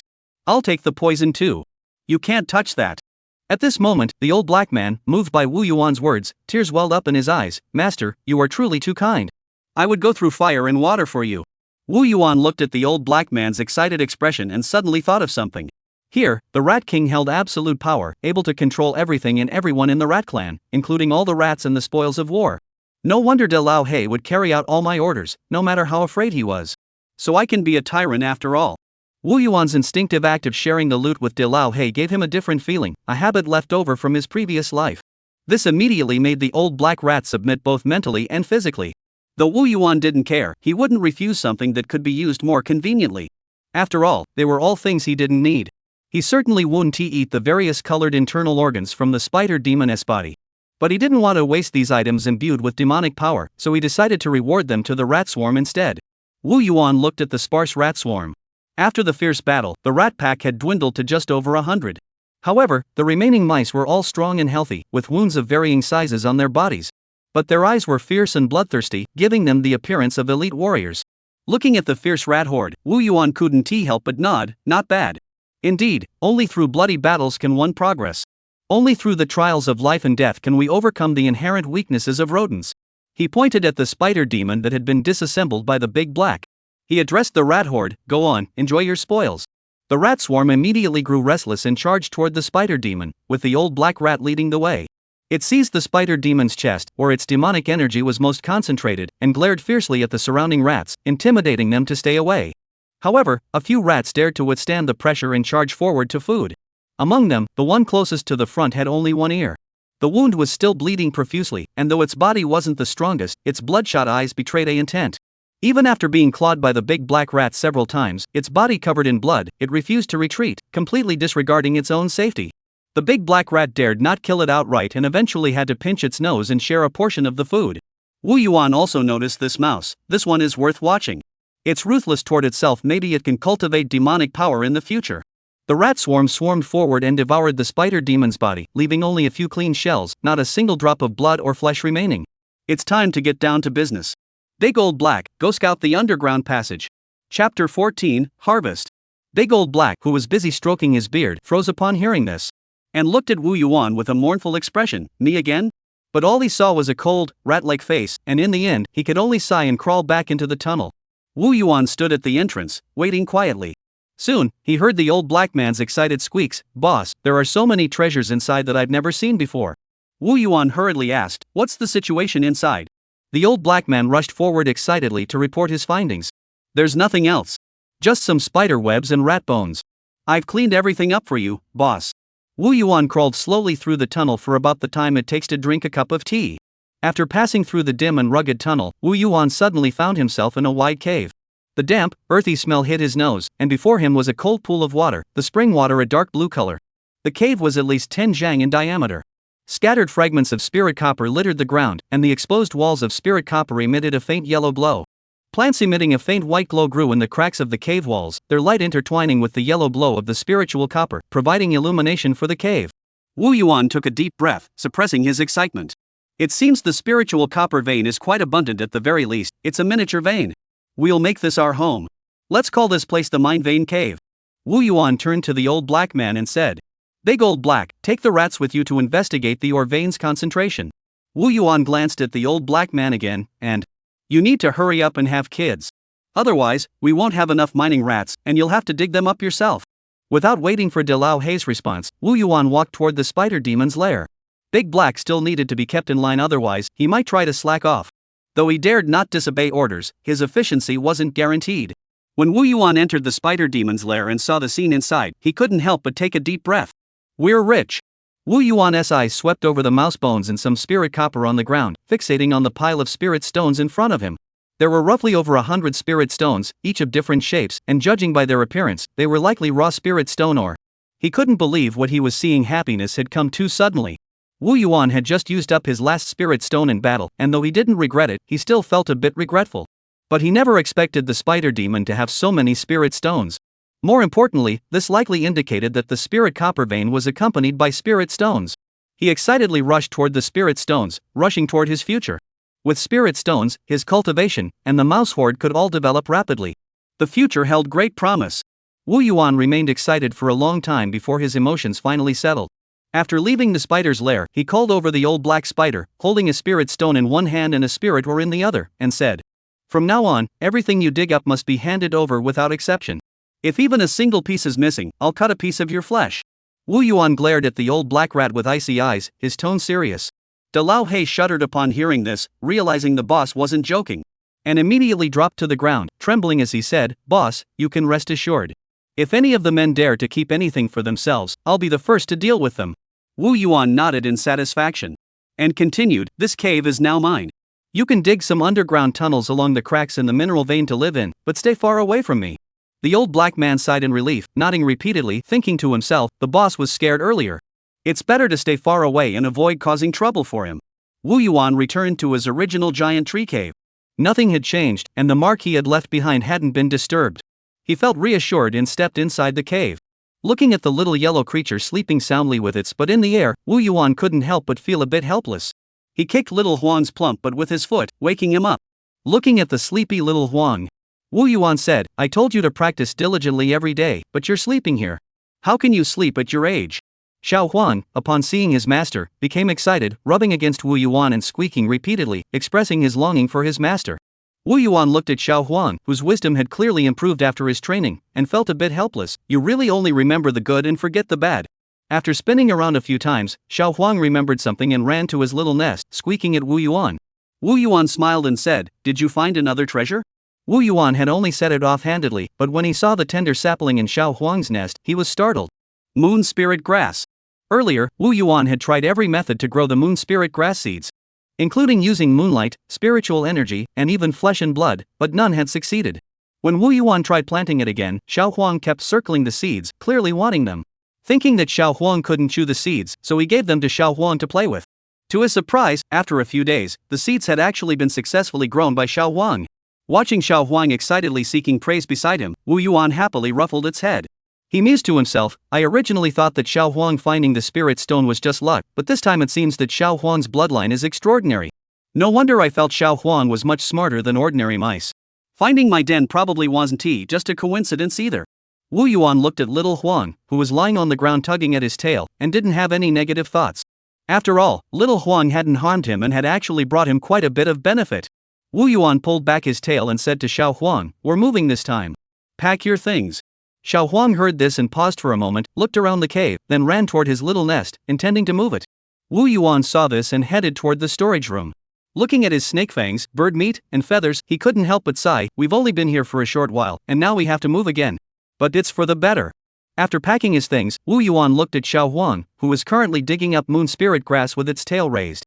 Wu Yuan had been considering how to take the moon spirit grass with him.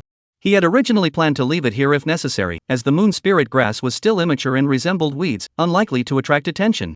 However, watching Xiao Huang's actions, Wu Yuan felt a glimmer of hope that Xiao Huang might surprise him. Soon, Xiao Huang successfully dug up the moon spirit grass, proudly holding it up and looking at Wu Yuan. "Big brother, I'm amazing, right?" Wu Yuan sensed it and was very satisfied. Although the vitality of the moon spirit grass was somewhat weakened, it wouldn't die in the short term. Wu Yuan patted Xiao Huang on the head and praised him. "Not bad, you've got some skills. From now on, you'll be the logistics manager." Although Xiao Huang didn't understand what that meant, seeing his boss happy made him happy too, and he happily wiggled his tail. Chapter 15, Blue Crisis Intelligence. Xiao Huang stared in shock at the spacious new home, surrounded by wide open spaces, beautiful scenery, and abundant spiritual energy. He darted inside and excitedly ran around the cave once. Seeing Xiao Huang panting, Wu Yuan said, "Find a suitable spot and plant the moon spirit grass there." Upon hearing this, Xiao Huang immediately stopped, crawled to the ground, and began sniffing the soil. Soon, he made his way to the vicinity of the spider demon's nest. He looked around for a moment, then found a spot brimming with spiritual energy and planted the moon spirit grass. At that moment, the old black demon heard Wu Yuan's voice and emerged from a hole in the ground. However, seeing that Wu Yuan's gaze was fixed on Xiao Huang, he immediately sensed something was wrong. "This is bad. Someone's here to compete for favor." Big Black stared intently at Xiao Huang's back, gritting his teeth in anger, wanting to bite the damn yellow fat mouse to death. Wu Yuan glanced at the old black creature. "If anything happens to Xiao Huang in the future, I'll skin you alive."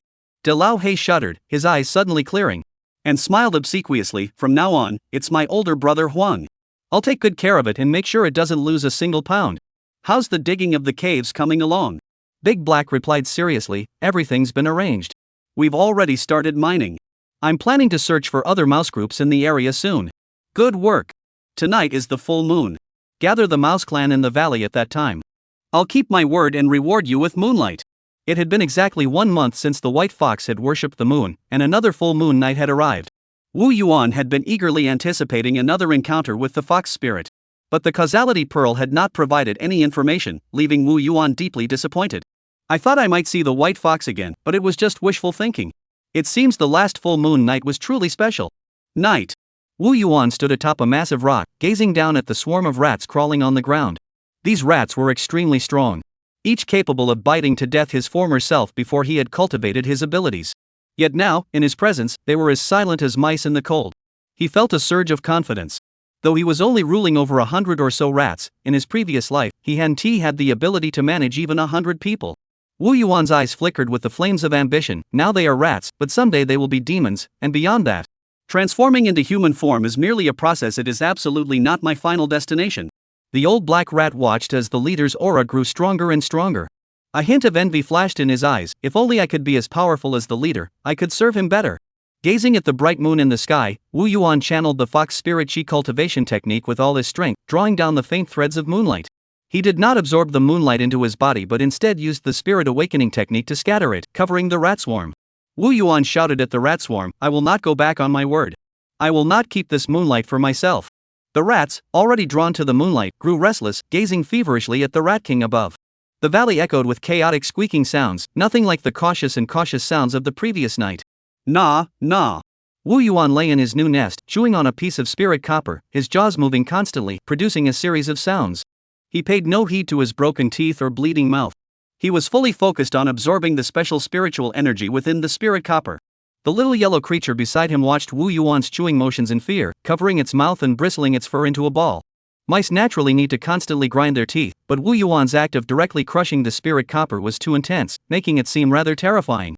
However, the effect was remarkable. Wu Yuan could feel his teeth being constantly transformed and strengthened by the spiritual copper, and even his bones were becoming harder. "As long as it makes me stronger, eating some stones isn't a problem." At the same time, he continuously channeled his innate spell, gathering spirit, causing the spiritual energy from the surrounding spirit stones to enter his body and transform into demonic power. 12 strands of demonic energy. It had been a month since he had killed the spider demon. What used to take 3 months to cultivate a single strand of demonic energy could now be achieved in 2 months under these conditions of abundant spiritual energy. His cultivation speed had increased by a third. The raw spirit stones found in the spider's nest were more than enough for him to cultivate to the mid-stage of chi cultivation, with plenty to spare. Wu Yuan thought to himself, since there's nowhere to spend the spirit stones, it's better to save them and improve my cultivation instead. Plus, there are spirit stones accompanying the spirit copper veins, and they're still being mined. That's more than enough for me to cultivate for a long time. Within the past month, the rat population had recovered to over 300 under the efforts of the old black rat, and if not for the many rats that died during mining, there would have been even more. Wu Yuan had set a rule that one piece of spirit copper could be exchanged for a strand of moonlight. So the rat pack was mining spirit copperly, completely disregarding the dangers within the vein. 5 mice in the group had already successfully cultivated demonic power, greatly stimulating the group's enthusiasm. As Wu Yuan pondered, he saw a gray mouse carrying a yellow insect the size of 2 palms running over. The insect was still alive, writhing in the gray mouse's hands. Leader, this is the newly captured earth spirit worm. This gray mouse was one of the mice that had successfully cultivated demonic power. Though small and frail, it was highly perceptive and intelligent, having found numerous spirit copper coins to exchange for moon essence, enabling it to cultivate demonic power. Wu Yuan held great promise for it and named it Gray Skin. He usually had it lead a group of mice to gather information in the mountains and run errands to deliver messages. As for the big black one, it's still working hard to expand the rat colony. Wu Yuan looked at the sturdy worm and was very satisfied.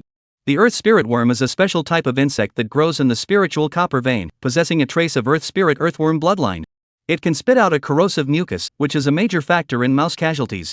However, Wu Yuan accidentally discovered that its bodily fluids could serve as fertilizer for the moon spirit grass, so he ordered its capture. Wu Yuan was very satisfied with how smoothly things were progressing recently. After over a month of continuous cultivation, the moon spirit grass will mature in a few days. Under natural growing conditions, moon spirit grass lacks spiritual energy and typically takes at least 4 months to mature. However, Wu Yuan also felt some anxiety. It's been a month already, and there's still no new intelligence. Don't let something unexpected happen at the last minute. Just as he was thinking, Xiao Huang rushed in frantically, panting heavily as he showed Wu Yuan what he had in his hands. A single hair? Wu Yuan sniffed carefully. Cat hair. Xiao Huang nodded and said, Boss, I found this cat hair on the eastern side of the valley. It's not far from here. Maybe we've been discovered. Xiao Huang, who had been trained by Wu Yuan, had developed demonic power and could communicate with him. He loved exploring the cracks and crevices of the spiritual copper vein. And each time he found many valuable items, never encountering any danger. Therefore, Wu Yuan trusted Xiao Huang's judgment. Xiao Huang came from an extraordinary lineage and had a strong ability to sense danger. Chapter 16, Wu Yuan's Shock. This cat demon must have wandered here from outside Shawqing Mountain. It's definitely not a local demon. The intelligence we've gathered doesn't mention it. But I can't possibly defeat a cat demon of the same level right now. This is trouble. Blue intelligence, the cat demon fled here in search of refuge, starving to death. In 3 days, it will discover a group of rats and devour the rat demons. Wu Yuan squinted at the intelligence before him, deep in thought. The cat demon mentioned in the blue intelligence report is definitely beyond my capabilities. The probability of death is at least 70%. Since his strength had been steadily improving, Wu Yuan had rarely encountered intelligence reports that directly involved danger. The last time he encountered a blue-level crisis was during his juvenile mouse phase, when a snake had crept into the mouse nest. If Wu Yuan hadn't received the intelligence and escaped in time, he would have been eaten along with his fellow mice. Wu Yuan stared at the intelligence. 3 days later, hunger? There's still a chance.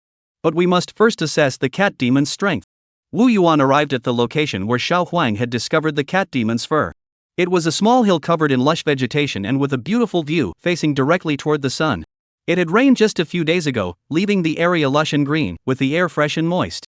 At the top of the slope stood a mountain peach tree, its red flowers in full bloom, gently swaying in the breeze. Wu Yuan hid in a cave, waiting quietly for the cat demon to appear. Meow. Wu Yuan suddenly heard a cat's meow, very close by.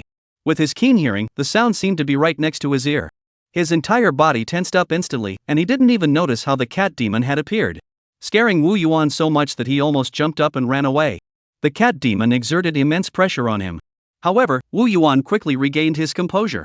If the cat demon had spotted me earlier, I wouldn't have had time to react if it had attacked. After waiting a moment longer and seeing no attack, Wu Yuan cautiously peeked out to observe the cat demon. A dairy cat? Just a house cat. The cat demon was predominantly black and white, with a black mask-like pattern covering its face, extending from its forehead to its nose, while its chin and abdomen were white.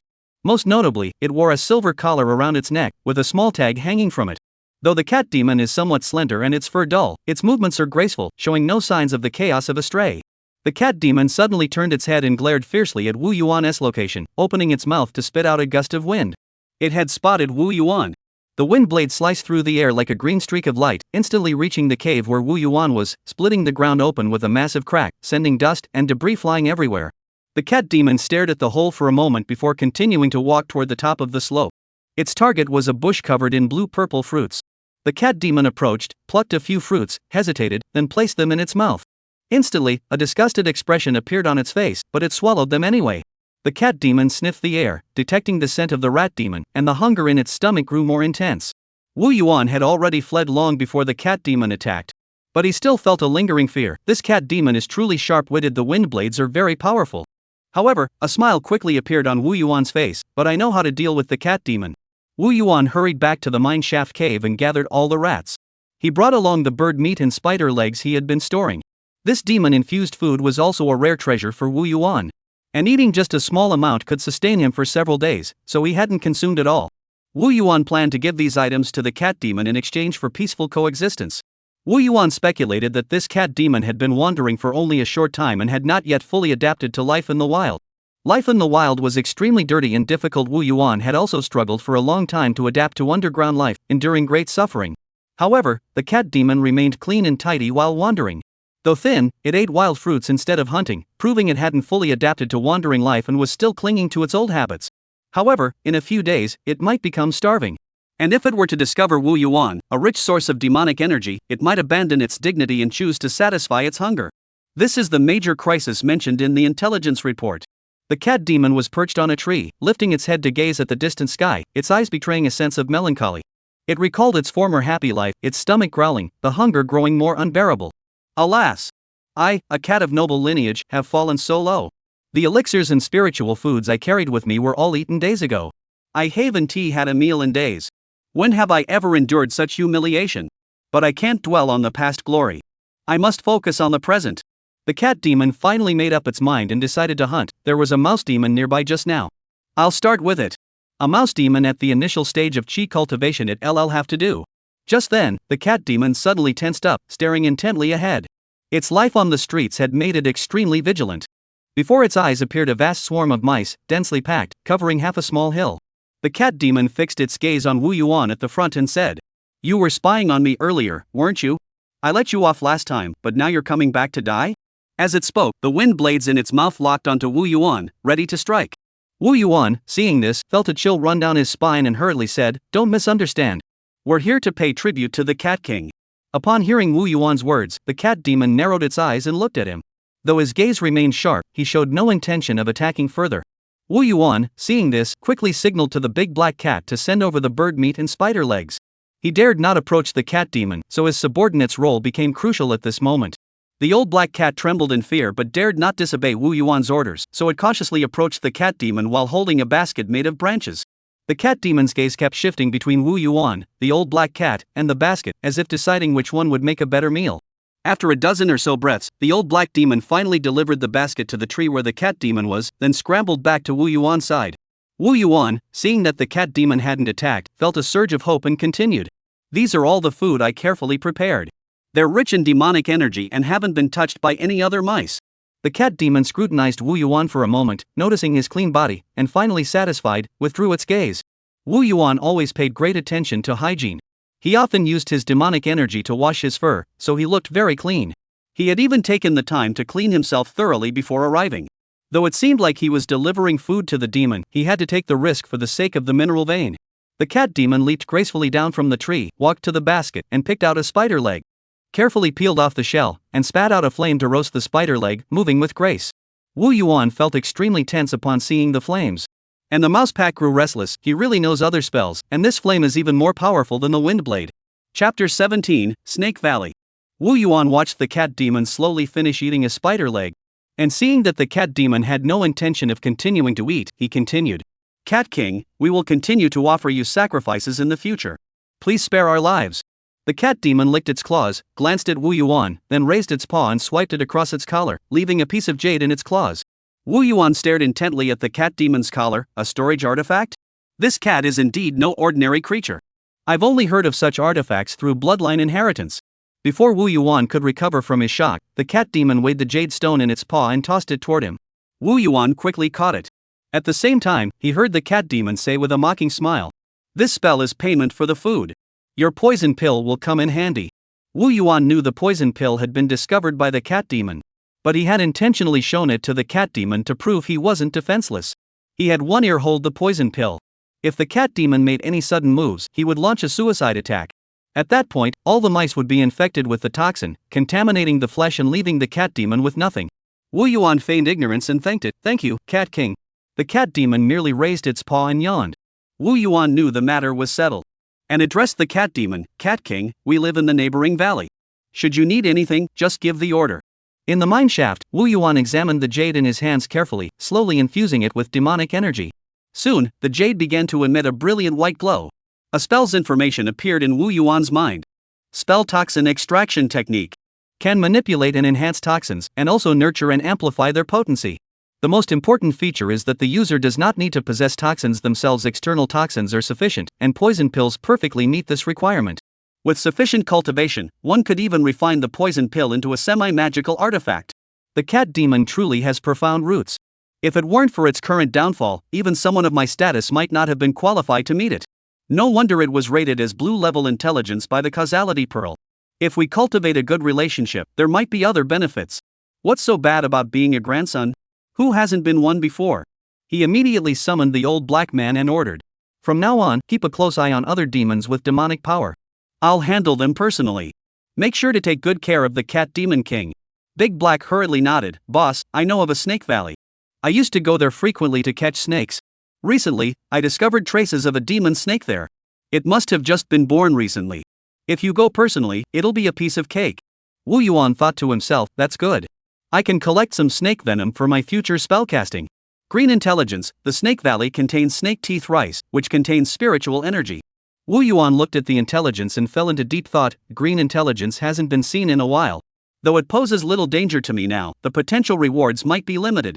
This snake tooth rice probably won't be very useful to me, but it's better to take it than leave it. Wu Yuan turned to the old black man and said, "In the meantime, focus on training the rat pack. We'll need their help to clear out Snake Valley. I'll set out once I've familiarized myself with the spells in a few days." Wu Yuan still planned to play it safe and wait until he had mastered the spells before setting off. Wu Yuan manipulated the poisonous pearls as they flew up and down, leaving trails of green light. When they touched the rocks, they emitted a hissing sound of corrosion. After playing for a while, Wu Yuan opened his mouth and swallowed the poison pill. Wu Yuan was very satisfied. The poison pill enhanced poison summoning technique is far more powerful than black spirit thorns. Spider venom can corrode flesh, making it ideal for group attacks, and it can be carried on one's person and constantly nurtured with demonic energy. The cat demon is indeed generous. I wonder if the cat demon king is hungry lately. Let's go deal with the snake demon today. The next day, Wu Yuan led the rat horde underground toward Snake Valley.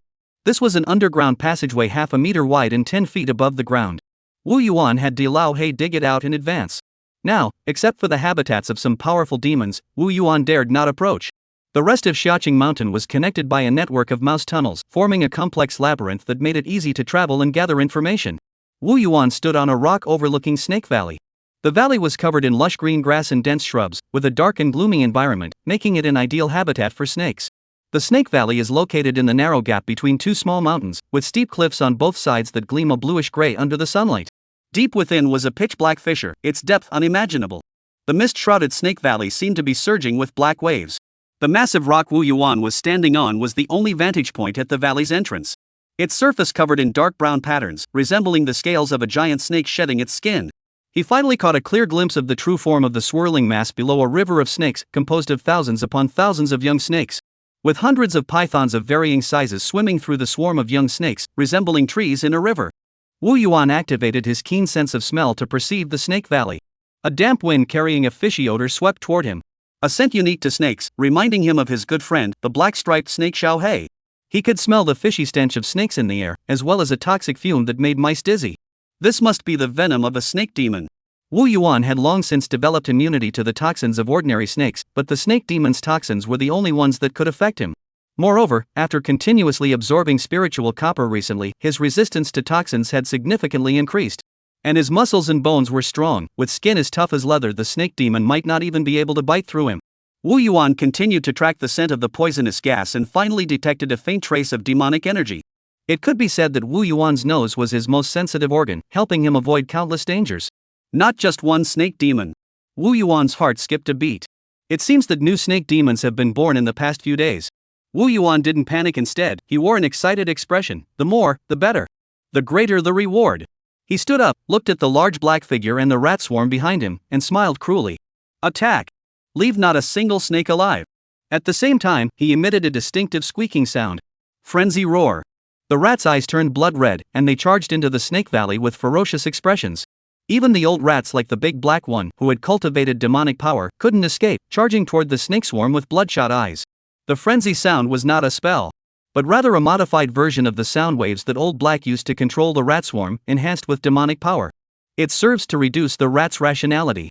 Though the snake swarm vastly outnumbered the rats, it seemed as though Wu Yuan was at a disadvantage. But Wu Yuan had many rat demons under his command, which were not something ordinary poisonous snakes could withstand. Wu Yuan stood atop the highest point of the valley, surveying the battlefield below. Chapter 18, The Fleshy Crowned Snake King. Under the leadership of the demonic rats like De Lao Hei and One Ear, who had cultivated demonic power, the battlefield continued to push deeper into the Snake Valley. De Lao Hei charged forward like a war chariot. His demonic claws, infused with demonic energy, swept through the snakes, severing their heads from their bodies with a single flick. One Ear's actions were even more brutal. It enjoyed biting the snake heads with its mouth and chewing them relentlessly. Watching the snake's body twist and struggle before finally swallowing the head whole, its face covered in blood and its expression filled with excitement. Wu Yuan watched the rat demons with satisfaction. Recently, he had cultivated a total of 7 rat demons. However, he admired the big black one, the one-eared one, and the gray-skinned one the most. Big Black was strong enough to help Wu Yuan manage the rat pack and had contributed greatly to its expansion. One Ear was extremely loyal and ferocious. Wu Yuan had previously ordered it to hold a poisonous pill and threaten the cat demon from the shadows. Its entire paw was corroded down to the bone, yet it refused to let go of the poisonous pill. Fortunately, after spending a large amount of spiritual plants to enhance its demonic power, it eventually recovered. Wu Yuan gave it the order to carry out a suicide attack on the cat demon without hesitation, and Wu Yuan greatly admired it. Gray Skin is very intelligent and sharp but somewhat timid. It has done a lot of work for Wu Yuan in intelligence gathering, resource exploration, and mining.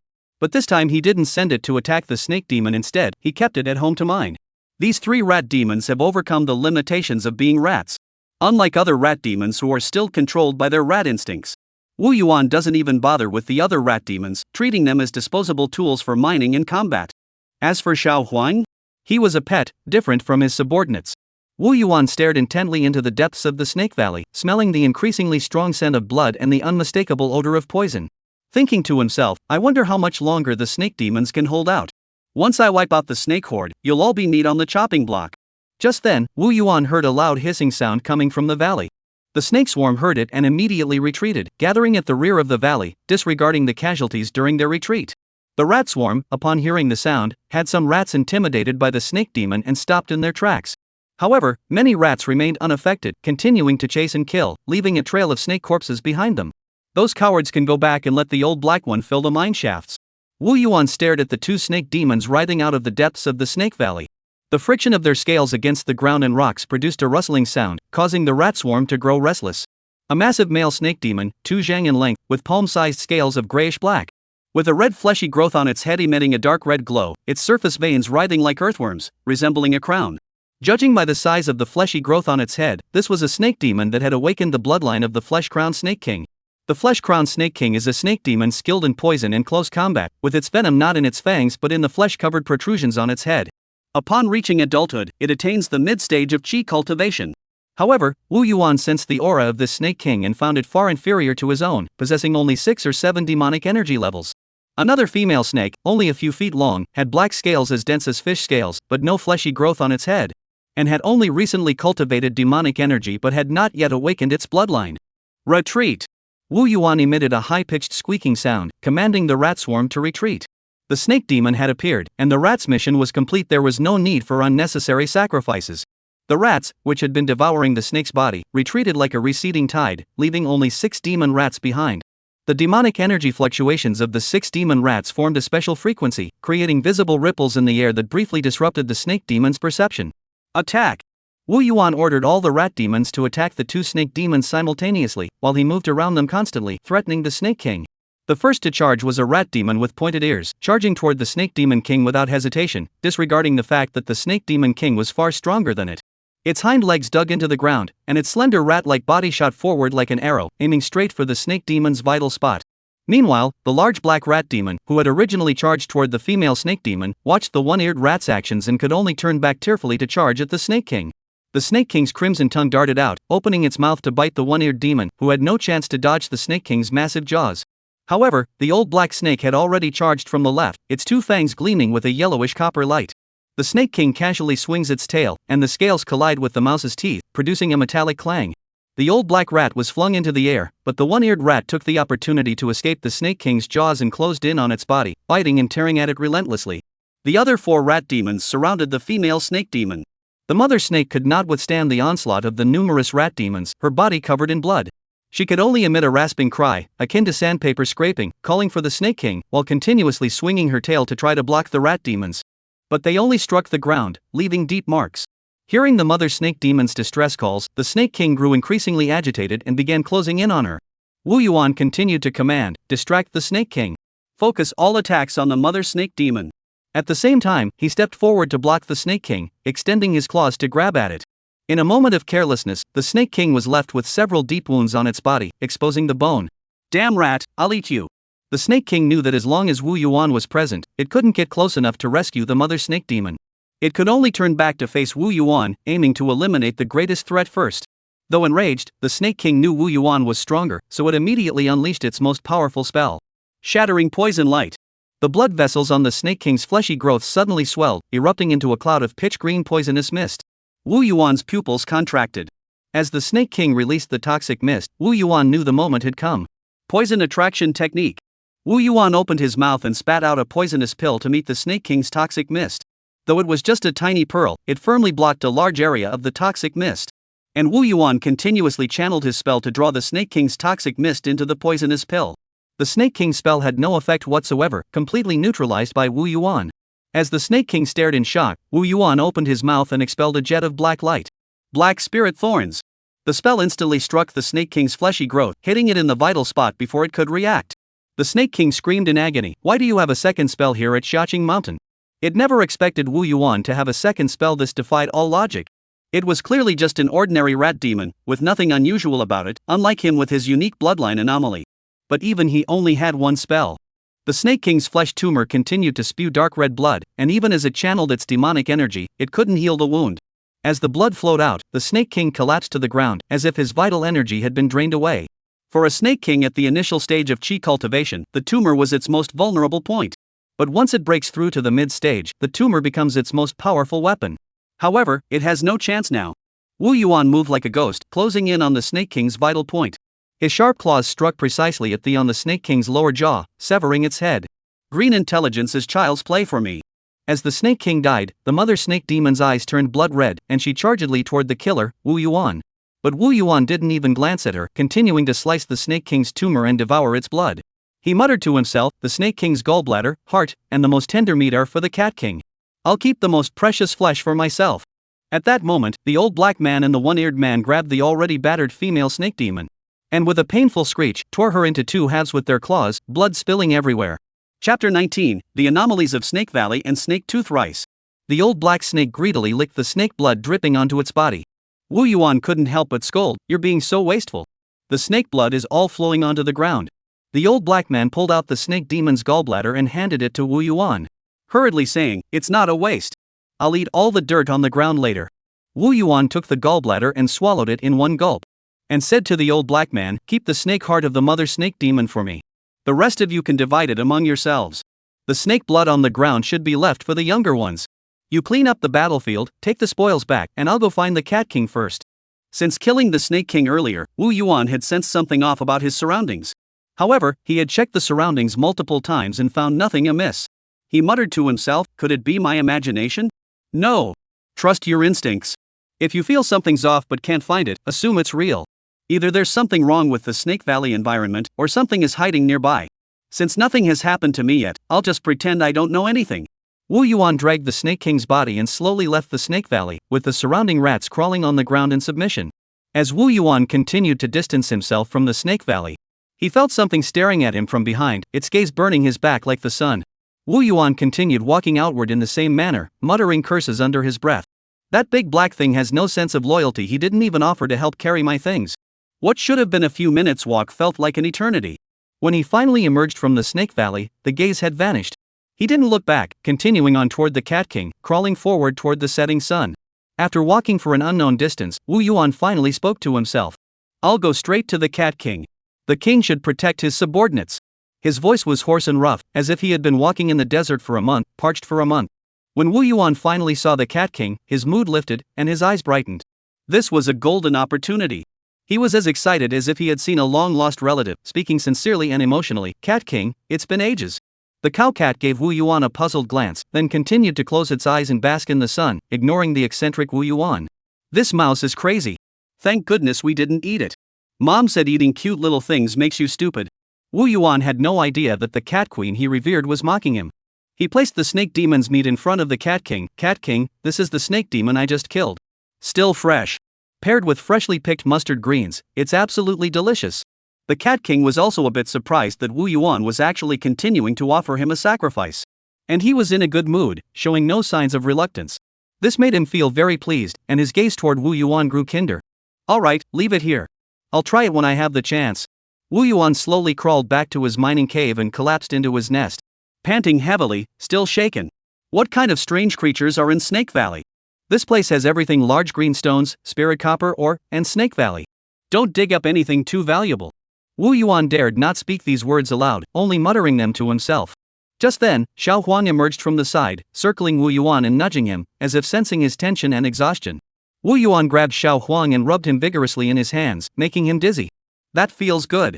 Wu Yuan exhaled a breath of stale air, feeling much calmer inside. Only then did he begin to carefully consider the abnormalities of Snake Valley. This is just a green opportunity intelligence report. There shouldn't be any danger. The causality pearl wouldn't be wrong. It means the ghostly creatures in Snake Valley can't harm me. I was just scaring myself. But a wise man doesn't stand under a crumbling wall, and a mouse doesn't crawl into a snake's den. I'll never set foot in that cursed Snake Valley again. Soon, Big Black and the others returned to the cave with all their loot. The mouse herd dragged one after another of huge pythons and tiny baby snakes into the underground tunnel, and then crawled back into their nests through the cracks in the walls, like a black river flowing into the wall. The pythons were the food for the rat demons and the young rats, and the young rats' diet also included some snake demon blood rich in spiritual energy, which made the rat clan stronger. Under the hostile gaze of the old black rat, One Ear handed the snake tooth rice to Wu Yuan.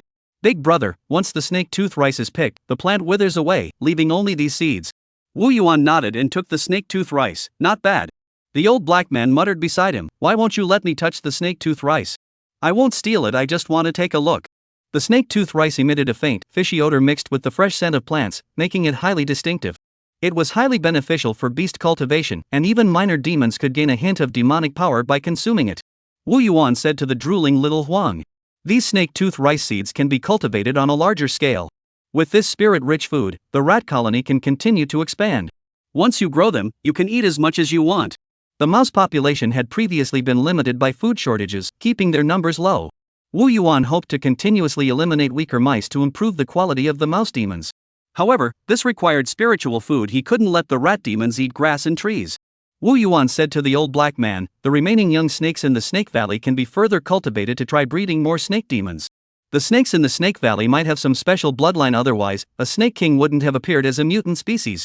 Although the green intelligence from the Snake Valley was not of great use to Wu Yuan, it was highly beneficial for the development of the rat population. The key point is that if this snake tooth rice can be cultivated on a larger scale, it would mean that Wu Yuan's core base would have a stable food supply, enabling him to steadily cultivate rat demons. If strength is lacking, compensate with numbers. Wu Yuan was lost in a vision of himself controlling countless rat demons, devouring all their enemies. 3 months later, Wu Yuan stared intently at the moon spirit grass, continuously absorbing the moonlight and infusing it into the plant. Under Wu Yuan's excited gaze, the moon spirit grass grew taller and taller. Nourished by Wu Yuan's abundant moonlight and spiritual energy, this moon spirit grass was far taller than the one he had consumed earlier. Soon, the moon spirit grass reached maturity, emitting a faint, fragrant aroma. Before the fragrance could disperse, it was completely absorbed by the surrounding rat demons, who drooled greedily. How fragrant! Xiao Huang also drooled with desire. The moon spirit grass could enhance demonic power and also had the effect of activating bloodlines. Even for Wu Yuan, it had a significant effect, and its appeal to the weaker rat demons around him was even stronger. Looking at the moon spirit grass emitting a silver-white glow, Wu Yuan felt a surge of desire coursing through his body. It truly lives up to being my first blue-tier opportunity. However, Wu Yuan did not choose to eat the moon spirit grass but instead applied the moonlight and spiritual energy in a specific order. Chapter 20, The Great Demon Crisis. The glow of the moon spirit grass grew brighter with each of Wu Yuan's movements. The light began to gradually converge at the top, eventually forming a black sphere, while the moon spirit grass itself began to wither. Wu Yuan picked up the black sphere, gently squeezed it, and found 9 moon spirit grass seeds in his hand. Wu Yuan was extremely excited. It worked. The moon spirit grass seed condensation method given by Cat Leader is indeed effective. This method was something Wu Yuan had specifically requested from Cat Elder. And since Cat Elder had seen that Wu Yuan had been making regular offerings recently and was in a good mood, he had casually given it to him. The moon spirit grass is a very common spiritual herb used to awaken the spiritual essence of ordinary beasts and enhance their demonic power. It is widely distributed, growing wherever the moon shines, and most wild demons come into existence after consuming it. Generally, various factions cultivate large quantities of moon spirit grass, but each plant typically only produces 2 or 3 seeds. Although some major factions have secret techniques to increase seed production, they can only produce 6 or 7 seeds at most. However, the method casually given by Cat Leader can produce 9 seeds. However, Wu Yuan had no idea how precious Cat Boss's method was. He casually handed the seeds to Xiao Huang. Plant these seeds. Once they mature, you can eat them first. Xiao Huang, upon hearing this, immediately became excited, perked up his tail, took the seeds, and hurried off to plant them. Watching Xiao Huang's back, De Laohe licked his lips and approached Wu Yuan. Master, I can also serve you. Wu Yuan shot De Laohe a glance and kicked him far away. Hurry up and expand the rat colony for me. If there are enough, I'll give you one too. De Laohe wore an expression of both pain and joy, turned around, and crawled back into the tunnel to his rat nest. Wu Yuan turned to the gray-skinned man beside him and said, Catch more earth spirit worms recently. See if we can breed them. Catching them one by one is too slow.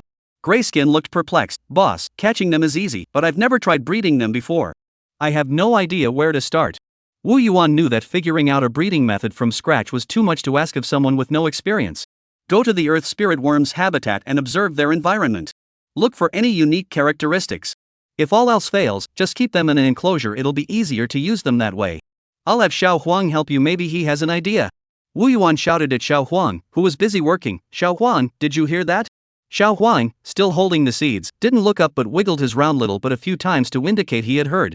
Wu Yuan had high hopes for Xiao Huang's luck and was also eager to see how it would perform once its bloodline awoke. Wu Yuan stared at Xiao Huang's fluffy back. It won't be long now. Under my guidance, Xiao Huang will awaken its bloodline soon. I wonder if eating a few more moon spirit grasses could achieve the same effect as the owl egg back then. We should keep an eye out for any related treasures. Little Huang really has good luck.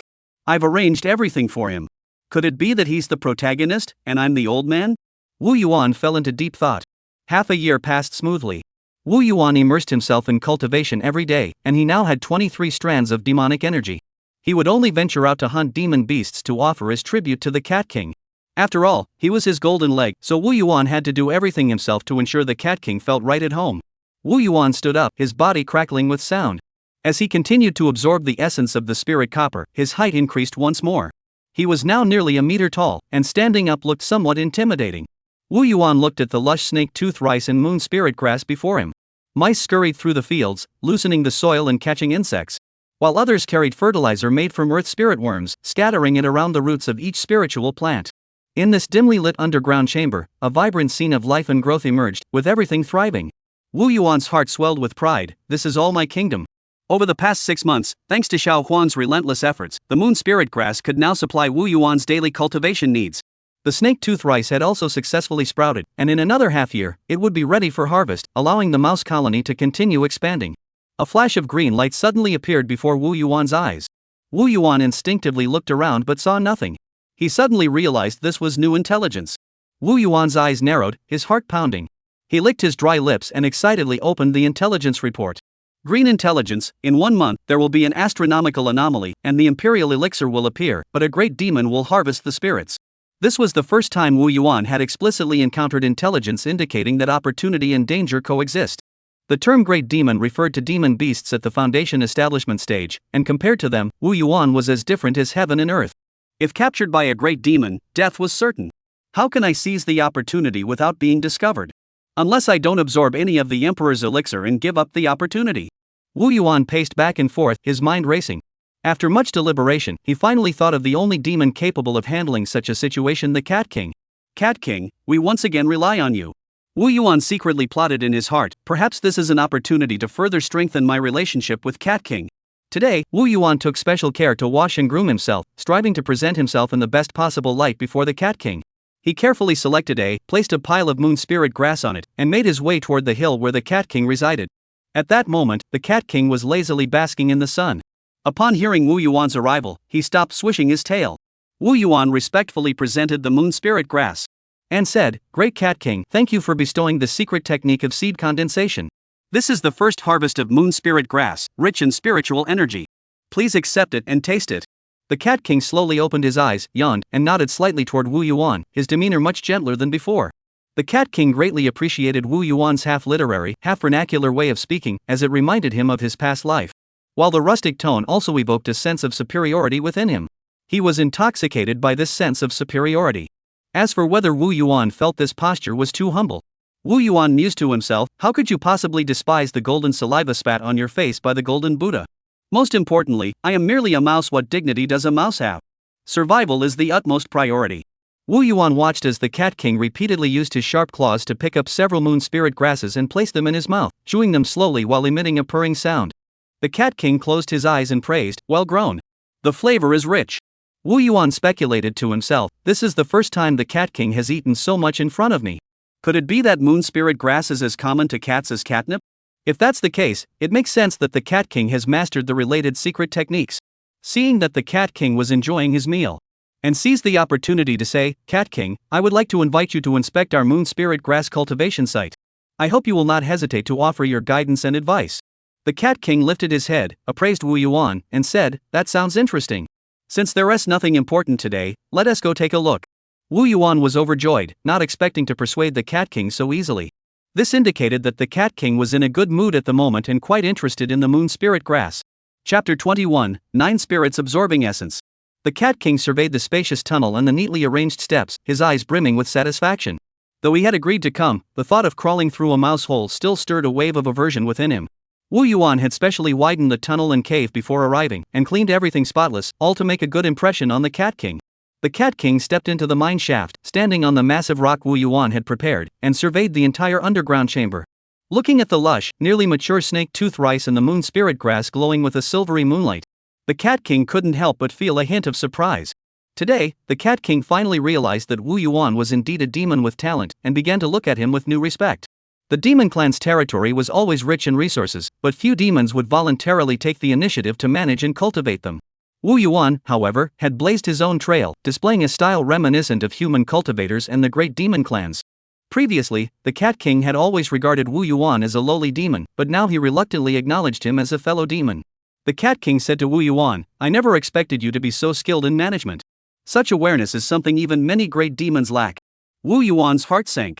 This Cat King has indeed come into contact with powerful demons. He hurriedly replied, "It was all a matter of chance. I was guided by a fox spirit, which is why I've achieved this much." Fox spirit? The Cat King raised an eyebrow.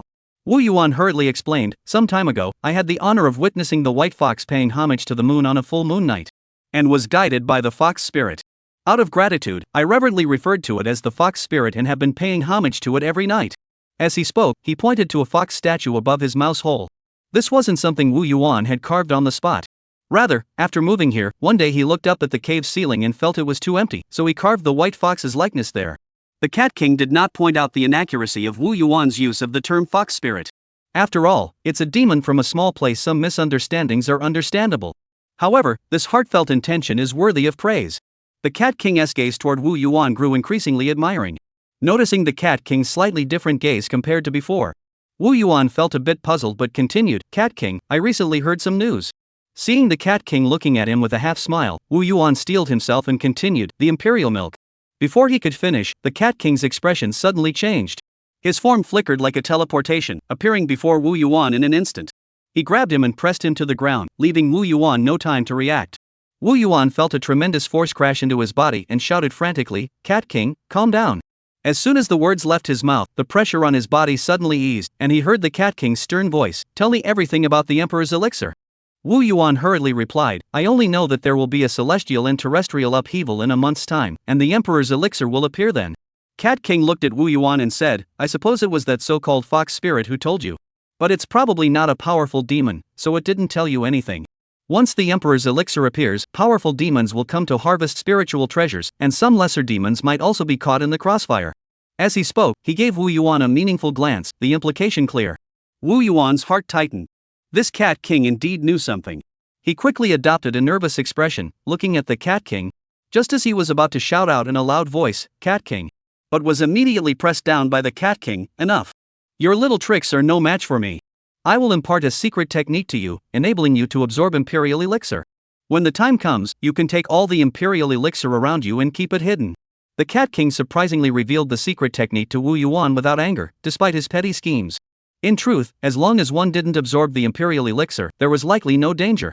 But since Wu Yuan had brought it up, it meant he was willing to take the risk. The Cat King admired Wu Yuan's boldness and caution. After all, as low-ranking demons, they all had to strive hard to cultivate their powers. Wu Yuan's encounter with him was a stroke of luck. Maintaining this relationship was an even rarer opportunity. The Cat King also had plans to invest in him, as he viewed these techniques as merely replicable secrets. However, these secret techniques were worth a fortune to Wu Yuan. Wu Yuan watched the Cat King's teachings with excitement. Secret Technique 9 Spirits Absorbing Essence. This secret technique has 9 layers, each of which can absorb a specific type of spiritual energy, imbuing one's demonic power with the characteristics of that spiritual energy.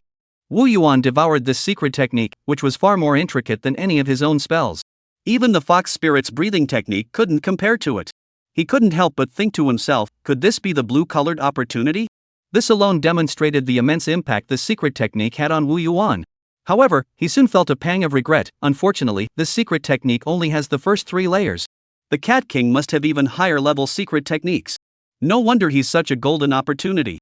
When Wu Yuan snapped back to reality and tried to thank the Cat King, he realized the Cat King had already vanished. At that moment, Xiaoing crawled over and said to Wu Yuan, Boss, the Cat King saw you staring blankly earlier and said he'd go back first. The Cat King also told me to tell you that he'll leave before the Imperial flow begins in a few days, so you don't need to bring anything over. Just survive first. At the same time, it scratched its head in confusion and said, but Cat King also said I could learn that thing called 9. What a complicated name. Wu Yuan looked at Xiaoing's dazed expression, took a deep breath, and grabbed its face. Thinking to himself, I've been so sincere in maintaining this relationship, going to great lengths to please him, and in the end, it's better for you to just go out for a walk. But seeing Xiaoing's innocent eyes, Wu Yuan couldn't help but smile. Some creatures are just born lucky. It's just a secret technique. I'll teach you later. Wu Yuan looked up at the sky, his face filled with sorrow and pain. For the first time, he realized how low the intelligence of demon beasts truly was. Teaching Xiaoing Zhouling the first layer of Yuan Shua took him an entire month. And during that month, Wu Yuan had already mastered all 3 layers himself.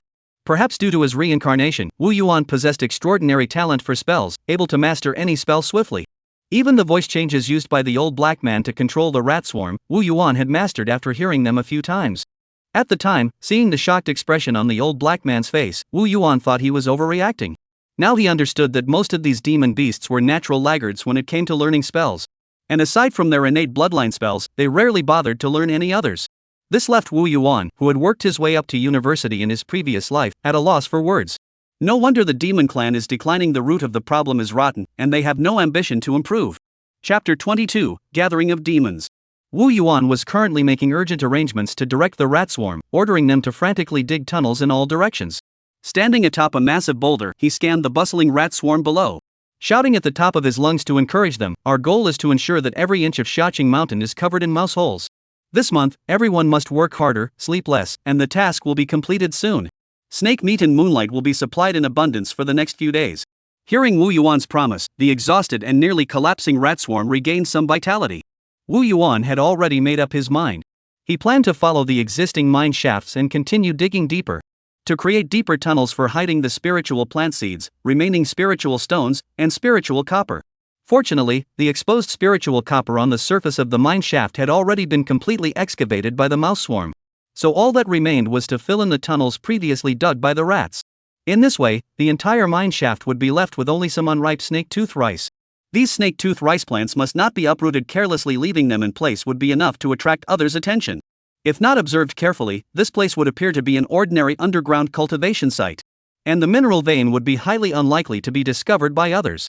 Wu Yuan retrieved all the moon spirit grass and distributed it to the most brutal and battle-hardened rats in the colony.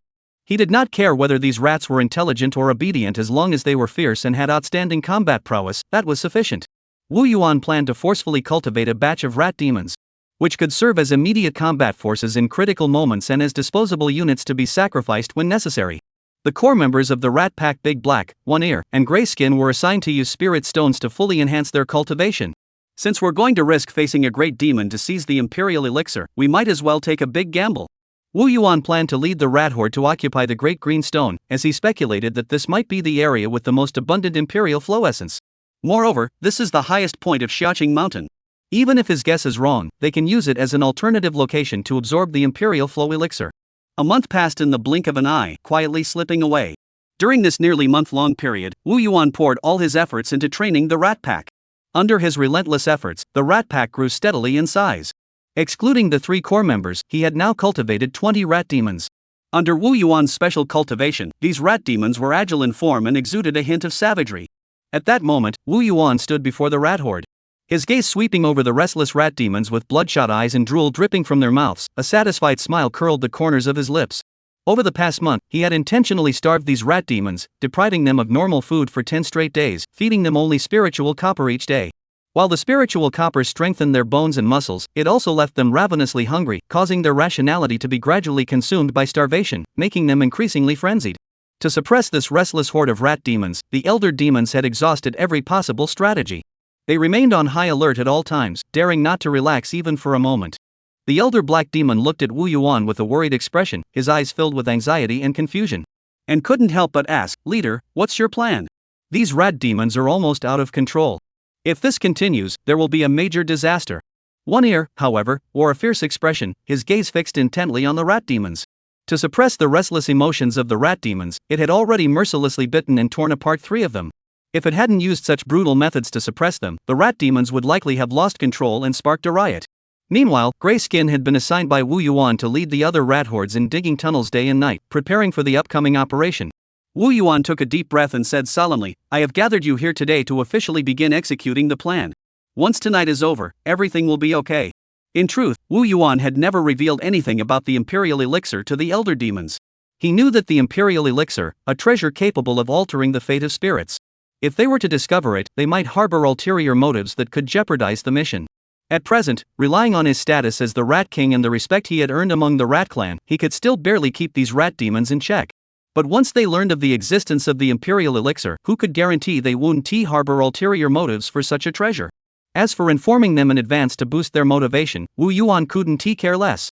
In his heart, aside from Xiao Huang, all the other rats were nothing more than disposable resources, to be sacrificed at any time for his plans. At the summit, the familiar large green stone lay peacefully. Wu Yuan's gaze fell upon the large green stone, and his thoughts drifted far away.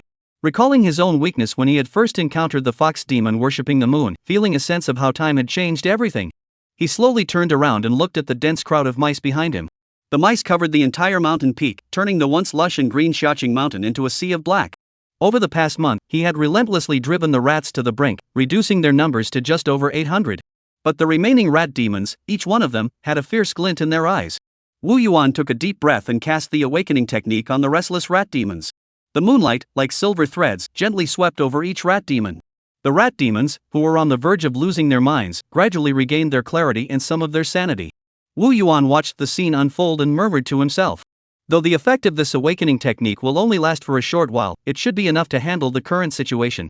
At that moment, the celestial transformation had not yet begun, but the area around Xiaoing Mountain was already bustling with activity, attracting a variety of spirits and demons. As the moment approached, many of the spirits, relying on their keen senses, sensed that a great opportunity was about to arrive, and they began to stir restlessly. Among them, some clever spirits unconsciously fixed their gaze on the large green stone at the summit, clearly recognizing its extraordinary nature. A massive eagle-like spirit creature, accompanied by a howling gale, landed on a nearby branch. Its sharp eagle eyes scanned the mountain peak. At the same time, a group of monkeys chattered and rushed over, surrounding the mouse group. The monkeys leaped and jumped, baring their teeth and emitting shrill cries, attempting to intimidate the mouse horde with their sheer numbers. 2 massive wild boar spirits, snorting through their nostrils, grunted and snorted at the surrounding spirits, appearing highly agitated. 3 leopard-like creatures lurked in the forest like ghosts, their golden eyes fixed on the herd of beasts on the mountain peak, waiting for their chance to strike. Most of these demons traveled in groups, either in pairs or in small packs, rarely venturing out alone. Among all these demons, the greatest threat to Wu Yuan came from the group of demon monkeys. Chapter 23, The Might of Thunder. The demon monkey leader was agile and tall, standing as tall as 2 people. With over 30 strands of demonic energy, he was slightly more powerful than Wu Yuan. By its side were 2 female demon monkeys, each with 7 or 8 strands of demonic energy. Under their leadership, the over 300 monkeys charged forward with overwhelming momentum, their strength not to be underestimated. The demon monkey king glared at Wu Yuan, his eyes flashing with a challenging glint. It let out a series of shrill screams. A bunch of little mice dare to occupy the great greenstone? Get out of here immediately, or none of you will survive. The sound was sharp and piercing, echoing across the mountain peak. Upon hearing the demon monkey leader's screams, over 20 rat demons in the rat horde fixed their gaze on the demon monkey leader, their eyes filled with madness. Especially one of them, whose already fierce eyes grew even darker, slowly approaching the demon monkey leader. The demon monkey leader was startled by the numerous rat demons before him, and his previously arrogant demeanor diminished slightly. It instinctively scratched its ears and cheeks, muttering to itself. 7 or 8 rat demons, our monkey clan can handle them, but there are just too many of these rat demons now. If we fight, our monkey clan might suffer heavy losses. The demon monkey leader looked at the large green stone, growing increasingly anxious. Its bloodline was special, allowing it to faintly sense that the large green stone would bring a tremendous opportunity, one that was crucial to its survival. It wasn't afraid of the surrounding demons, but it never imagined that a group of rat demons would suddenly appear and block their path, leaving it in a dilemma. The demon monkey leader looked exceptionally anxious, glancing left and right, his gaze darting between the hidden demons lurking around him. It suddenly let out a loud shout at the surrounding demon beasts, its voice tinged with seduction and urgency. You can all sense that a great opportunity is about to arrive. The best spot is the large green stone. Why don't we work together? Kill him. However, before the demon monkey leader could finish speaking, a flash of cruelty crossed Wu Yuan's eyes. Without hesitation, he issued the attack order. 23 rat demons let out piercing screams in unison, channeling all their demonic energy. A strange fluctuation spread rapidly outward from them, instantly enveloping the demon monkey leader. You actually know the Rat King's divine technique. The demon monkey leader's pupils contracted sharply. The eerie screeching sound felt like countless steel needles piercing its brain, causing an excruciating pain in its brain and momentarily blurring its vision. Wu Yuan, seeing this, flashed a ruthless gleam in his eyes and immediately opened his mouth to spit out the poisonous pill he had prepared earlier. Poison summoning technique. The green light on the surface of the poison pill suddenly surged, transforming into a 3-foot-long green poisonous cloud that charged straight toward the demon monkey leader. The demon monkey leader stared at the surging poisonous cloud on the poison pill, his eyes bulging with fury. It had no time to dodge and could only let out a loud roar, exerting all its strength to swiftly channel its demonic energy. Its eyes turned blood red, its muscles bulged, and veins stood out prominently. It struggled with all its might, twisting its body to avoid the fatal blow. However, the green poisonous cloud still engulfed half of the demon monkey king's body. The moment it made contact, half of its body began to rot at a visible speed, forming one hole after another, oozing green mucus. In the blink of an eye, the exposed white bones and the beating heart were revealed. Ah! The demon monkey leader let out a piercing scream, causing the branches and leaves of the surrounding trees to rustle, and the monkey troop to scream in panic. It stumbled into the monkey horde, knocking over several monkeys in its path. Those monkeys that were struck were instantly covered in the toxic liquid, turning into pools of green liquid and vanishing without a trace. The demon monkey leader frantically hid behind a female demon monkey. Its bloodshot eyes fixed on Wu Yuan, and it emitted a low growl like a trapped beast. Desperate struggle. Wu Yuan, taking advantage of his momentum, wore a savage grin and continued to channel the poisonous pill, smashing it viciously toward the monkey king. The monkey horde erupted into chaos, with 7 or 8 adult male monkeys charging toward the poisonous pill with bloodshot eyes.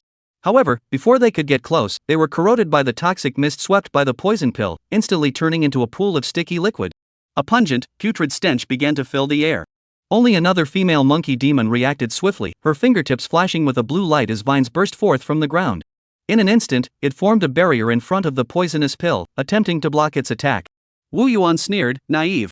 He continued to channel his demonic energy, causing the poisonous pill to accelerate sharply. It crashed into the vines with overwhelming force, corroding them into a hole.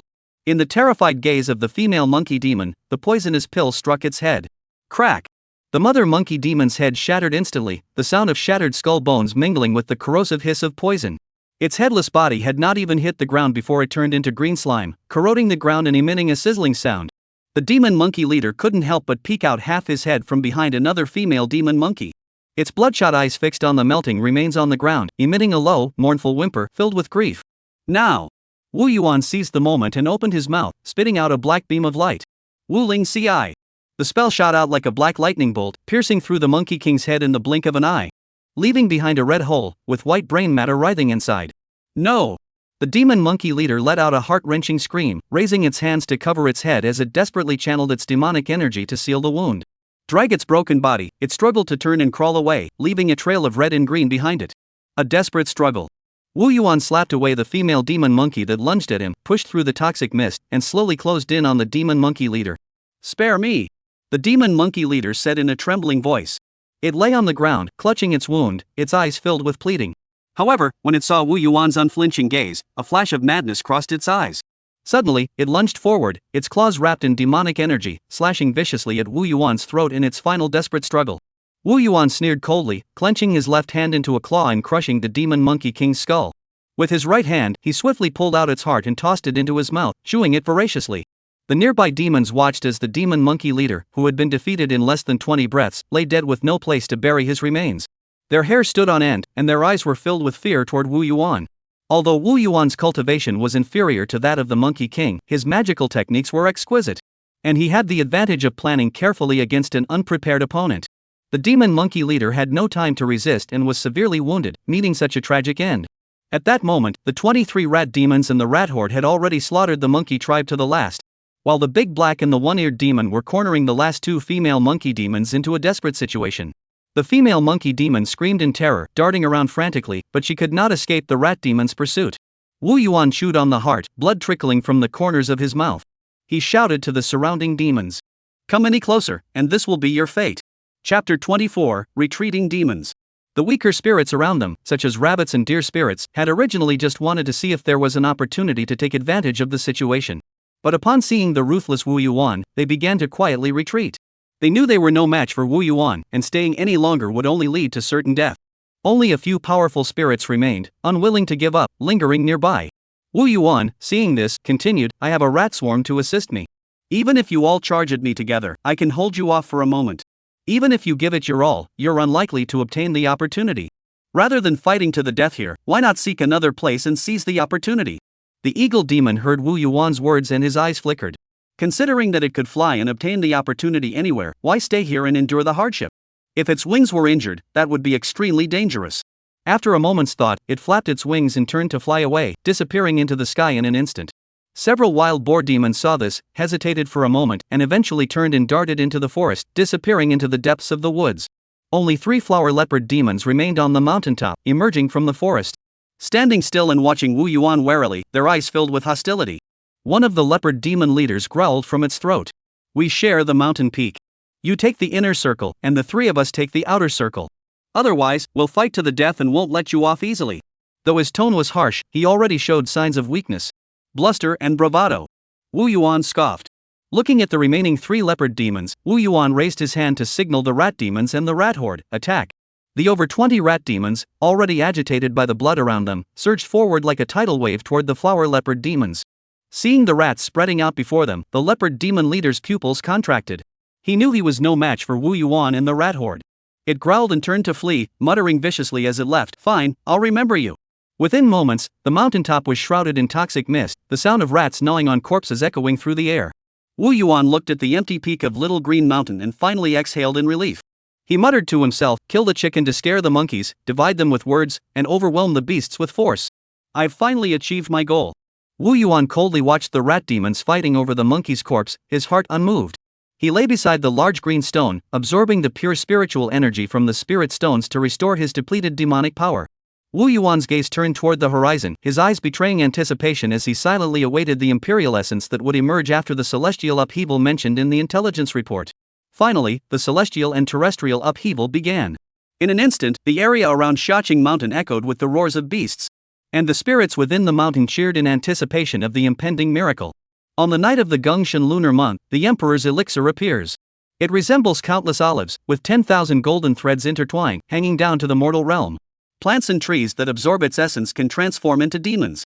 Is this the Emperor's elixir? Wu Yuan's eyes widened in awe and wonder, his voice trembling with excitement. Just as Wu Yuan was lost in thought, the large green stone beside him suddenly emitted a jade-green glow. Immediately afterward, the Emperor's elixir in the sky seemed to be drawn by an invisible force. Like rivers flowing into the sea, it rushed toward the large green stone, forming golden threads in the sky. Before long, roughly half of the Imperial Flow elixir from the entire Xiaoqing mountain had gathered here.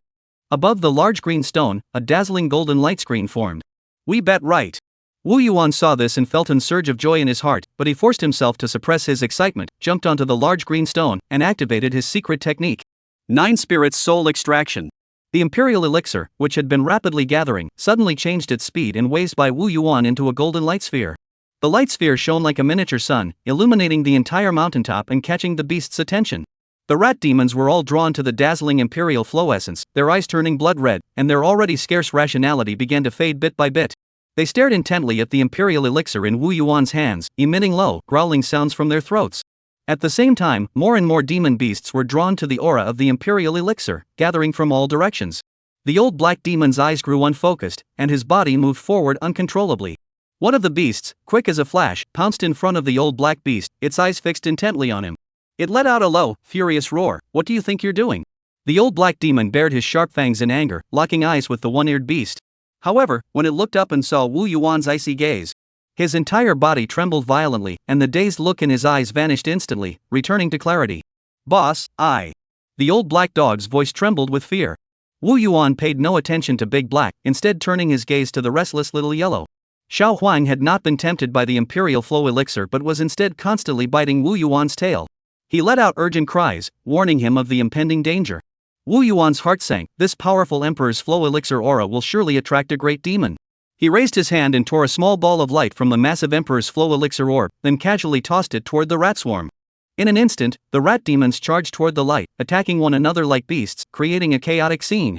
Wu Yuan glanced at the remaining rat demons that had not yet moved, and tossed a small ball of Imperial Flow essence to each of them. He said, "This is your reward." Watching the rat demon leaders greedily cling to the Imperial Flow elixir and absorb it, Wu Yuan coldly added, "Hurry up and escape." With that, he ignored the confused expressions on the rat demon leaders' faces, and turned to lead Xiao Huang into a pre-prepared mouse hole, rushing deep into the heart of Xiaoqing Mountain. One ear kept a close eye on the leader's back and swallowed the Imperial elixir in one gulp. It turned and darted into another hidden mouse hole. Grayskin, seeing this, flashed a look of urgency in his eyes, quickly swishing his tail, and followed One Ear's lead, darting into the same hole. In the blink of an eye, only the old black rat remained alone beside the large green stone. In the distance, the rat horde was engaged in a frenzy of mutual slaughter, vying for the scarce remnants of the Imperial elixir. The old black creature swallowed the Emperor's elixir in its mouth, its gaze complex as it looked toward the golden sparks falling from the sky. His heart filled with struggle and resentment. Gah! A dark demonic aura swept across the entire Xiaoqing Mountain. The once bustling Xiaoqing Mountain fell into complete silence. All the spirits and demons fell silent, dared not move an inch. Only the Imperial elixir persisted, piercing through the demonic energy and sliding toward the horizon, condensing into silver-white waterfalls in the twisted air. Above the sky, a pale blue cloud quietly emerged, tinting the originally pitch-black sky with a hint of jade green. As the clouds churned, a hideous bird-like form gradually took shape, and a howling gale began to swirl in Xiaoqing Mountain, announcing the arrival of the great demon. The old black figure stood frozen in place, sweat pouring down like rain. Chapter 25: The Might of the Great Demon. At that moment, Wu Yuan was continuously fleeing deeper into the underground cave toward the heart of Xiaoqing Mountain. While fleeing, he continuously activated the 9 spirits absorption technique to absorb the Imperial Flow elixir. At this moment, the golden sun formed by the Imperial Flow elixir in Wu Yuan's hands had shrunk to a fist-sized light sphere. Wu Yuan suddenly looked up at the sky, but all he saw was the darkness of the cave. The great demon is coming. Even though he had already penetrated deep into Xiaoqing Mountain, Wu Yuan could still sense the howling wind and the demonic aura piercing his back through the underground passage.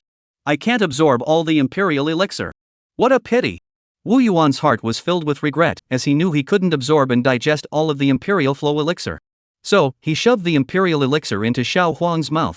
However, due to his overwhelming emotions, he lost control of his strength and accidentally shoved his entire claw into Xiao Huang's mouth. Wu! Xiao Huang frantically slapped Wu Yuan's arm, his eyes filled with terror. "Master, spare me!" Wu Yuan finally realized his mistake and quickly pulled his claw out. By the time Wu Yuan came to his senses, little Huang had already started rolling his eyes. He frantically slapped Xiao Huang's face. "Don't die!" Little Huang wasn't caught by the demon but was choked to death by him. Soon, Wu Yuan placed Xiao Huang on the ground with an odd expression. He noticed that although Xiao Huang was rolling his eyes and had closed his eyes, his vital energy was rapidly increasing. This is a reaction to the stimulus the bloodline is beginning to awaken? Wu Yuan sensed that Xiao Huang was fine and finally relaxed. This place is still dangerous. Let us keep running. Wu Yuan grabbed the unconscious Xiao Huang and continued fleeing deeper into the small mountain. After running for an unknown amount of time, he finally could no longer sense the demonic energy of the great demon in the tunnel. And the whistling wind in his ears had also faded away. He slowly came to a stop. Wu Yuan eventually arrived at a cave he didn't even know the location of. Let's hide here for now. I need to quickly digest the Imperial Elixir. He thought to himself, if that demon really finds me, I'll admit defeat. Wu Yuan placed Xiao Huang beside him, lay down on the ground, and began to digest the Imperial Elixir while practicing his cultivation. Earlier, he had been too busy fleeing to pay attention to how the Imperial Flow Elixir was affecting his body. Now he finally had time to observe the changes in his body. Among them, Wu Yuan noticed that the first to change was his spirit-gathering rat bloodline. Under the transformative power of the Emperor's Elixir, the once dilute spirit-gathering rat bloodline began to thicken, holding the potential to evolve into a higher-tier bloodline. However, Wu Yuan suddenly opened his eyes. Trouble. Something's wrong. The spirit-gathering rat was an accidental mutation within the rat population and did not have a higher-tier bloodline. Unless it reverted back to its original bloodline before the mutation and continued to advance along that bloodline. However, there wasn't enough Emperor's Elixir to meet this requirement. Wu Yuan's bloodline evolution had stalled. Although the spirit-gathering rat bloodline was constantly becoming more concentrated, its bloodline grade remained extremely low, preventing further advancement. He was filled with anxiety. Wasting this opportunity, it will likely be very difficult to obtain another chance for bloodline advancement in the future. He began to ponder what other methods he could use to continue advancing his bloodline. Suddenly, he heard Xiao Huang making humming sounds beside him. Turning his head, he saw that Xiao Huang had already completed his bloodline awakening, though he couldn't discern what kind of bloodline it was. Little Huang is so lucky now he has everything. Wu Yuan felt anxious inside, but couldn't help but sigh in admiration. Suddenly, a flash of inspiration struck him. Desperate times call for desperate measures. Wu Yuan began to simultaneously activate the 9 spirits soul capturing technique, the spirit awakening technique, and the spirit gathering technique. Wu Yuan had a natural talent for spells and could already cast 3 spells at the same time. As he repeatedly channeled the spells, under the influence of the Imperial Elixir, Wu Yuan's body began to undergo a mysterious transformation. Using the spiritual energy from the gathering spirit technique as a foundation, he began to absorb the transformative power of the Imperial Elixir from the 9 spirits soul capturing technique and the nourishing power of the moonlight condensed by the spirit awakening technique and spirit gathering technique, beginning to transform his bloodline. Within his body, the bloodline of the spirit-gathering rat began to emit a golden and silver glow, evolving toward an unknown direction. This time, Wu Yuan felt no pain at all. Instead, he felt so comfortable, as if soaking in a hot spring, that he fell asleep. Huff, puff. The old black man ran while glancing back at the giant green bird in the sky, his eyes filled with terror. Just a moment ago, the giant bird had merely flapped its wings lightly, yet it had already stirred up a fierce wind that swept across the entire Xiaoing mountain. Many spirits were helplessly swept up into the clouds. He witnessed a deer spirit being torn open by the giant bird's claws, its heart ripped out and devoured in one gulp. Weak spirits were stripped of their flesh and blood by the gale mid-air. The sky was dyed red with blood, which was sucked into the giant bird's belly. However, some powerful bird and beast spirits were stuffed into a pouch by the giant bird. If the wind hadn't been sweeping from the mountain base toward the peak, it wouldn't have had time to dive into the cave. As a result, his entire body was stripped of a layer of flesh by the wind, leaving behind numerous wounds that even his demonic power could barely heal. The blue giant bird coldly surveyed Little Green Mountain and muttered to itself, "I've had my fill. It's time to take the rest back." But the spirits soaked in the Imperial Elixir are truly delicious. The giant bird's greedy eyes fixed on the beast's summoning pouch in its claws, which twitched restlessly. However, it quickly snapped back to reality. There seems to be much less Imperial Elixir this time. It must be because of that little mouse. Right on the mark, it was indeed Wu Yuan, the mouse, causing trouble in the shadows. Why not turn the entire mountain upside down? Gusts of wind swirled around the giant bird, the sky suddenly darkened, and sand and stones flew through the air, breaking trees. However, the giant bird hesitated, gazing at the emerald green boulder atop the mountain, and calmed the winds. "Enough. Let's give those foxes some face. But I still need some provisions." As it spoke, the giant bird sucked in the air around the great green mountain with all its might, swallowing the many surviving spirits that had managed to escape earlier. The green giant bird flapped its wings and vanished into the sky, carried by the whirlwind, leaving behind a chaotic little green mountain and the large green stone on the summit, still glowing emerald green. After an unknown amount of time, Wu Yuan felt an itching sensation on his face and slowly opened his eyes.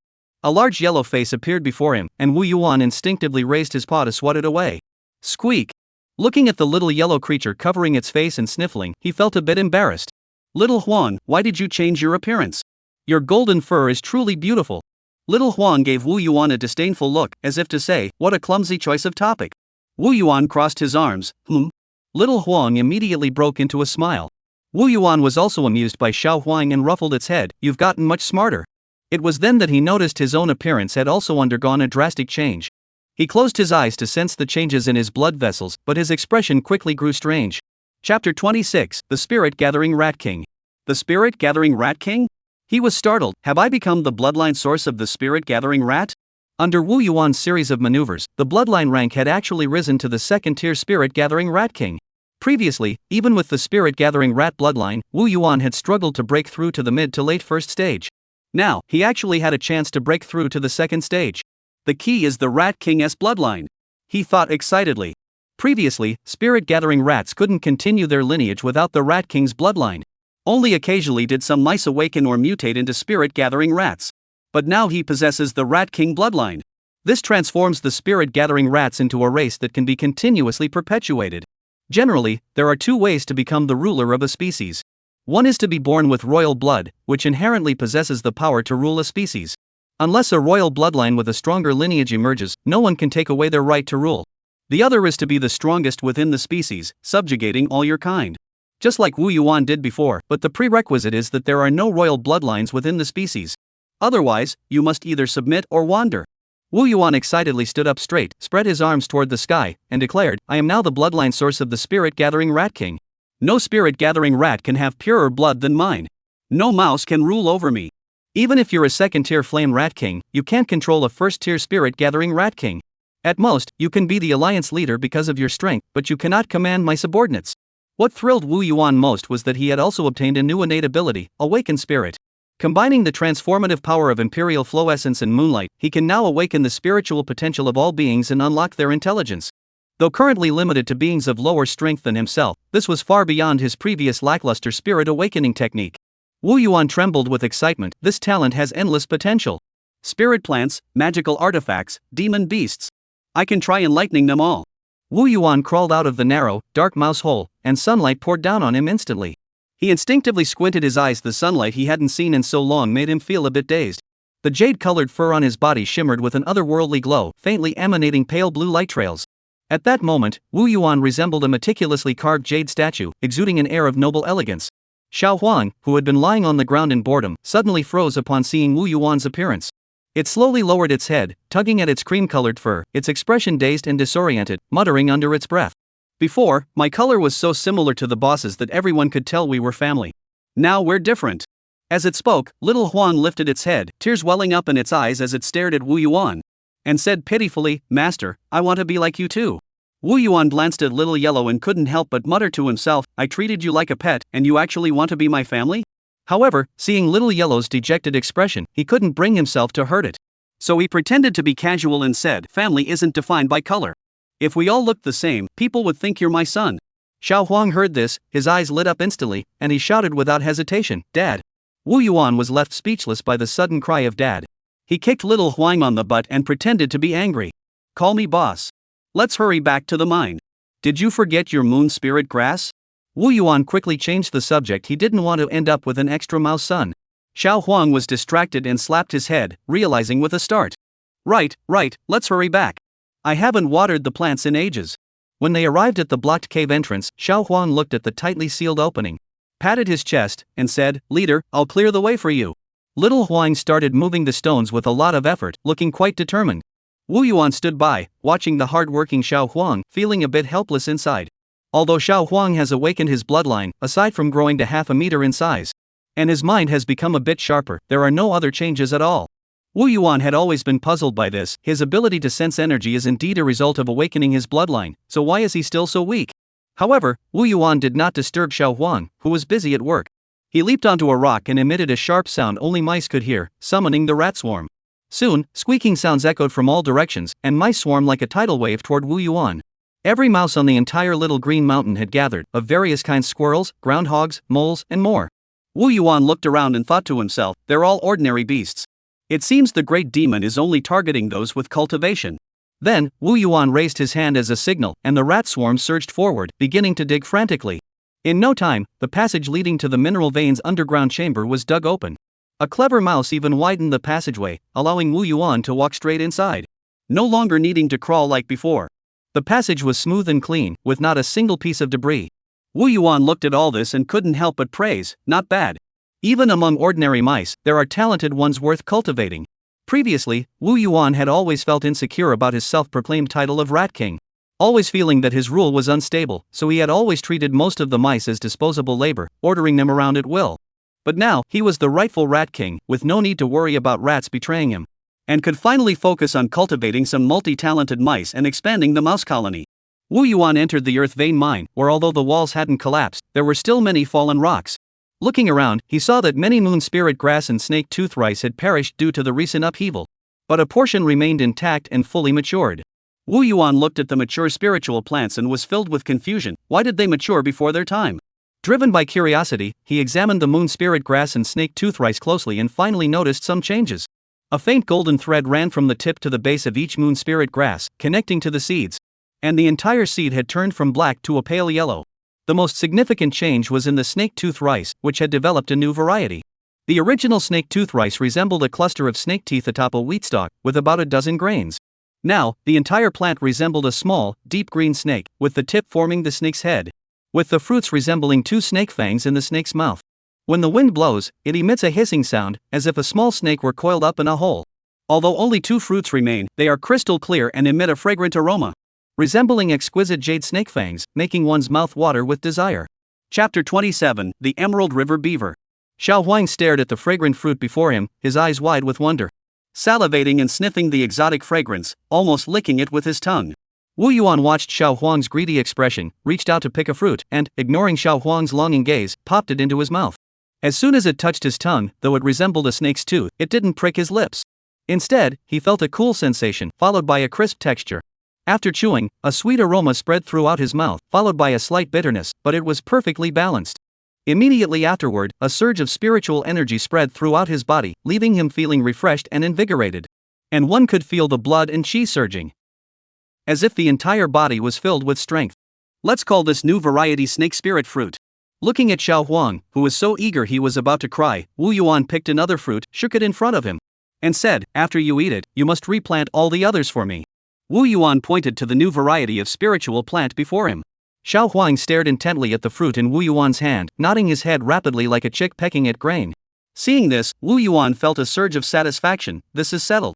It seems like we can grow all of these. Then, he reached out and stuffed the fruit into little Huang's mouth.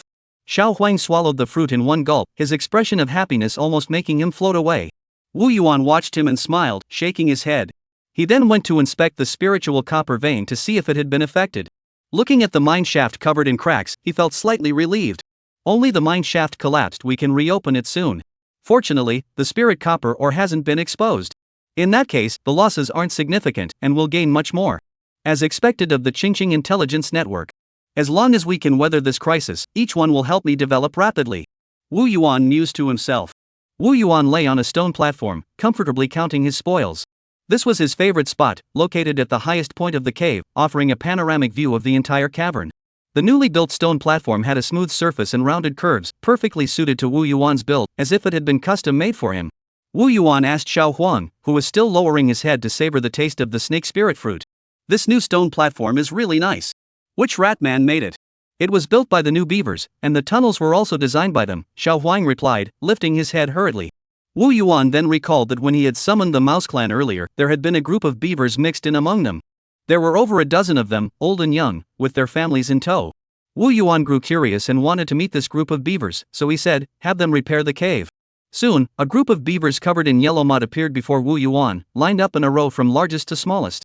Wu Yuan looked at the tiny beavers, no bigger than the palm of his hand, and felt a bit helpless. Muttering to himself, what use could such small beavers be? I'm worried they'll move a rock and crush themselves. At that moment, an elderly beaver with a white beard stepped forward, bowed respectfully to the ground and said, "Honorable Mouse King, our beaver clan humbly requests your protection." Wu Yuan heard the old beaver's words, raised an eyebrow, and thought to himself with a smile, a cultured beaver. He remained calm and asked casually, why? Seeing that Wu Yuan's expression hadn't changed, the old beaver hurriedly said, I can sense that you are a merciful mouse king and the strongest in Little Green Mountain. Wu Yuan remained expressionless, unmoved by the old beaver's flattery. The old beaver looked at Wu Yuan's unflappable expression and grew anxious. This doesn't seem like a typical mouse king from a small place. He won't be easily deceived.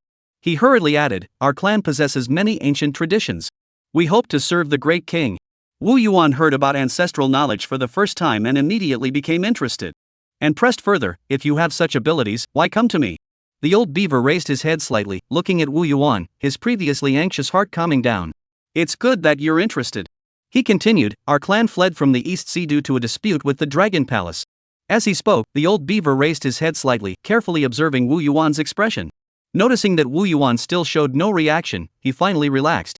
He continued, we came from the East Sea near the human realm, bringing many books on cultivation. They can serve as valuable resources for your majesty's cultivation. Wu Yuan thought to himself, beavers and the Dragon Palace of the East Sea, two completely unrelated things, can actually come together. The world is truly vast and full of wonders. If you were just a sea otter, I wouldn't even bother arguing with you. However, seeing the little yellow creature playing joyfully with the young beaver, Wu Yuan felt that accepting them might not be such a bad idea. After all, the old beaver had given him things he lacked. However, he still felt uncertain. So, Wu Yuan decided to give it a try and gently tap the causality bead. Muttering to himself, little treasure, give me some information. To his surprise, the causality pearl actually reacted, emitting a flickering white light. Seeing this, Wu Yuan hurriedly channeled his demonic energy into it, but to no avail. As the white light began to fade, Wu Yuan grew increasingly anxious, trying both spiritual energy and moonlight.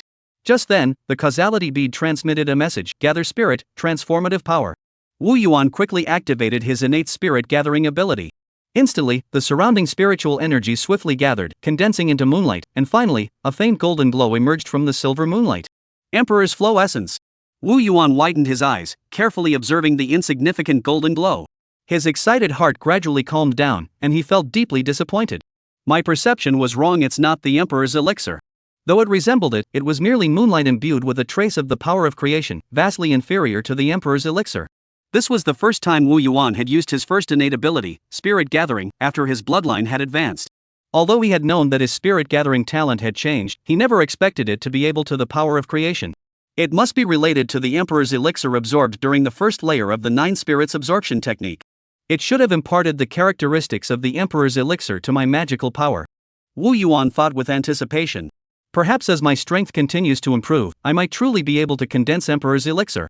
After infusing this bit of transformative energy into the causality pearl, the white light finally stabilized. The causality pearl displayed a line of green information. Green information, the beaver clan has a karmic entanglement with the eastern palace of the East Sea. Staying away from the East Sea will have minimal impact. Wu Yuan looked at the extremely vague information provided by the causality pearl, which neither indicated any gains nor mentioned any potential consequences. He speculated that it might be due to the insufficient amount of transformative energy. At least we know that taking in the beaver clan poses no immediate danger. The East Sea is too far away for us to reach at this stage. Wu Yuan silently made up his mind to first accept this group of beavers and observe how things develop in the future. Chapter 28, The Changes in Talent Gathering. At that moment, the old beaver observing quietly from the side was filled with shock, his eyes wide with disbelief. The scene of Wu Yuan unleashing his talent-gathering spirit was simply too overwhelming. The pure and pristine spiritual energy and moonlight made the old beaver feel as though he were standing beneath the moon itself. Although the old beaver's senses were extremely keen, he could only detect the fluctuations of the moonlight and spiritual energy, and not a trace of the hidden transformative power within. Even so, this was enough to send its thoughts racing, with various speculations constantly flooding its mind. To be able to condense such pure spiritual energy and moonlight, the king's bloodline. Could it be that of the second-tier moon spirit rabbit, or the renowned third-tierine dragon, or perhaps the treasure spirit toad with the ability to absorb moon essence? The old beaver furrowed his brows and muttered to himself. But then it shook its head violently, its face filled with confusion. That doesn't make sense either. The great king is clearly of the rat king's bloodline. How could he be connected to these races? Suddenly, the old beaver seemed to think of something, a hint of hesitation flashed in its eyes. And speculated in his mind, could it be that the great king is the ruler of a new species? But he quickly dismissed the thought as absurd. The great king is only at the first stage, how could he possibly have such immense power? However, once this thought took root in his mind, it clung to him like a parasite, refusing to let go. The old beaver's head drooped even lower, almost burying itself in the ground beneath its feet. Though Wu Yuan had absorbed the imperial elixir and his cultivation had reached 33 strands of demonic energy, an increase of 10 strands. When compared to the old beaver's 99 strands of demonic energy, the difference was still as vast as heaven and earth. In fact, at first, Wu Yuan hadn't even noticed the beaver among the rat pack. Had it not been for the old beaver revealing itself, Wu Yuan would have likely engaged in a fierce battle upon discovering it. However, strangely enough, the beaver's attitude was now humble to the core, showing great respect toward Wu Yuan. Wu Yuan was also puzzled by the old beaver's sudden polite demeanor. And he couldn't help but wonder to himself, this old beaver is so powerful, yet he's being so polite to me. Could it be that he's been scared out of his wits by the dragon palace of the East Sea? With that thought in mind, Wu Yuan cleared his throat and said, "There's no need to be so formal. Just do as I say, and I'll ensure your safety here on Little Green Mountain." Upon hearing this, the old beaver was overjoyed and was about to express his gratitude. He heard Wu Yuan's slightly hesitant words. "However, your strength far surpasses mine, and you're not even a member of the rat clan. This puts me in a difficult position." The old beaver, upon hearing this, grew anxious and hurriedly said, "Your Majesty, please understand. I was severely injured and have only a few years left to live. The remaining members of my clan are also weak and helpless. We would never betray you." His words were urgent, and his expression was filled with desperation, as if he feared Wu Yuan wouldn't believe him. Wu Yuan looked at the old beaver's anxious expression and felt the time was right. And continued, "Unless you allow me to leave a mark on your body, I cannot feel at ease."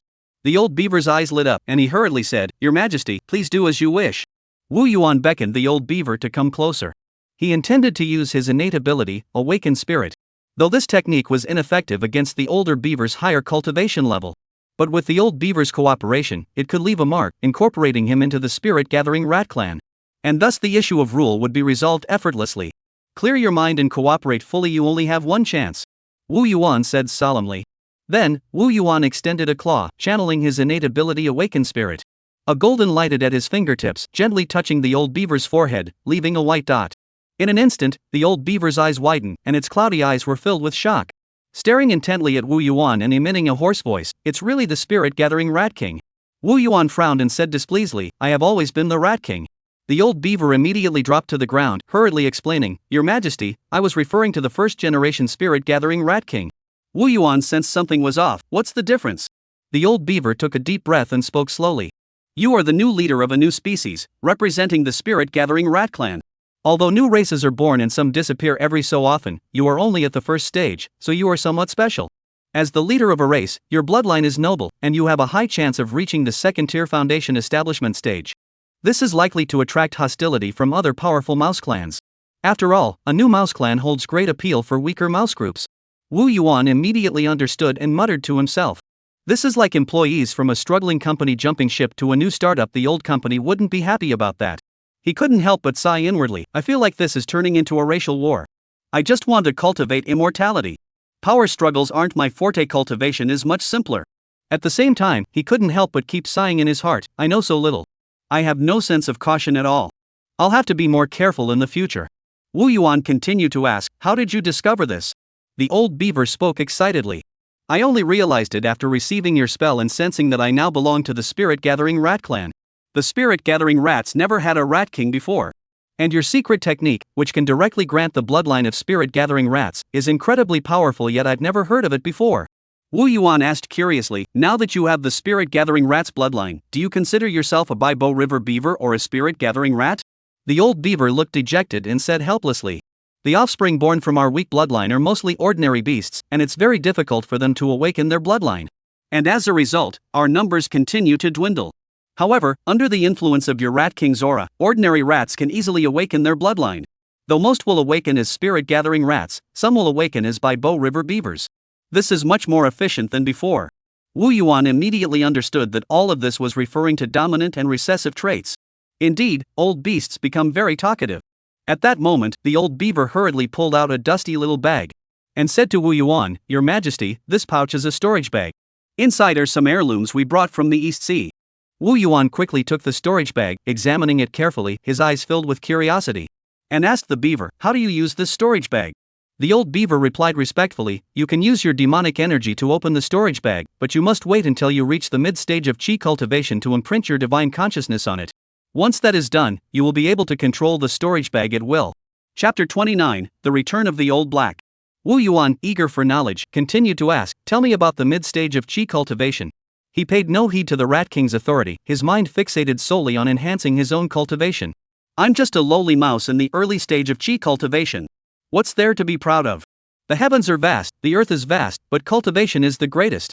The old beaver patiently explained, "Your Majesty, there is a jade tablet in the storage pouch.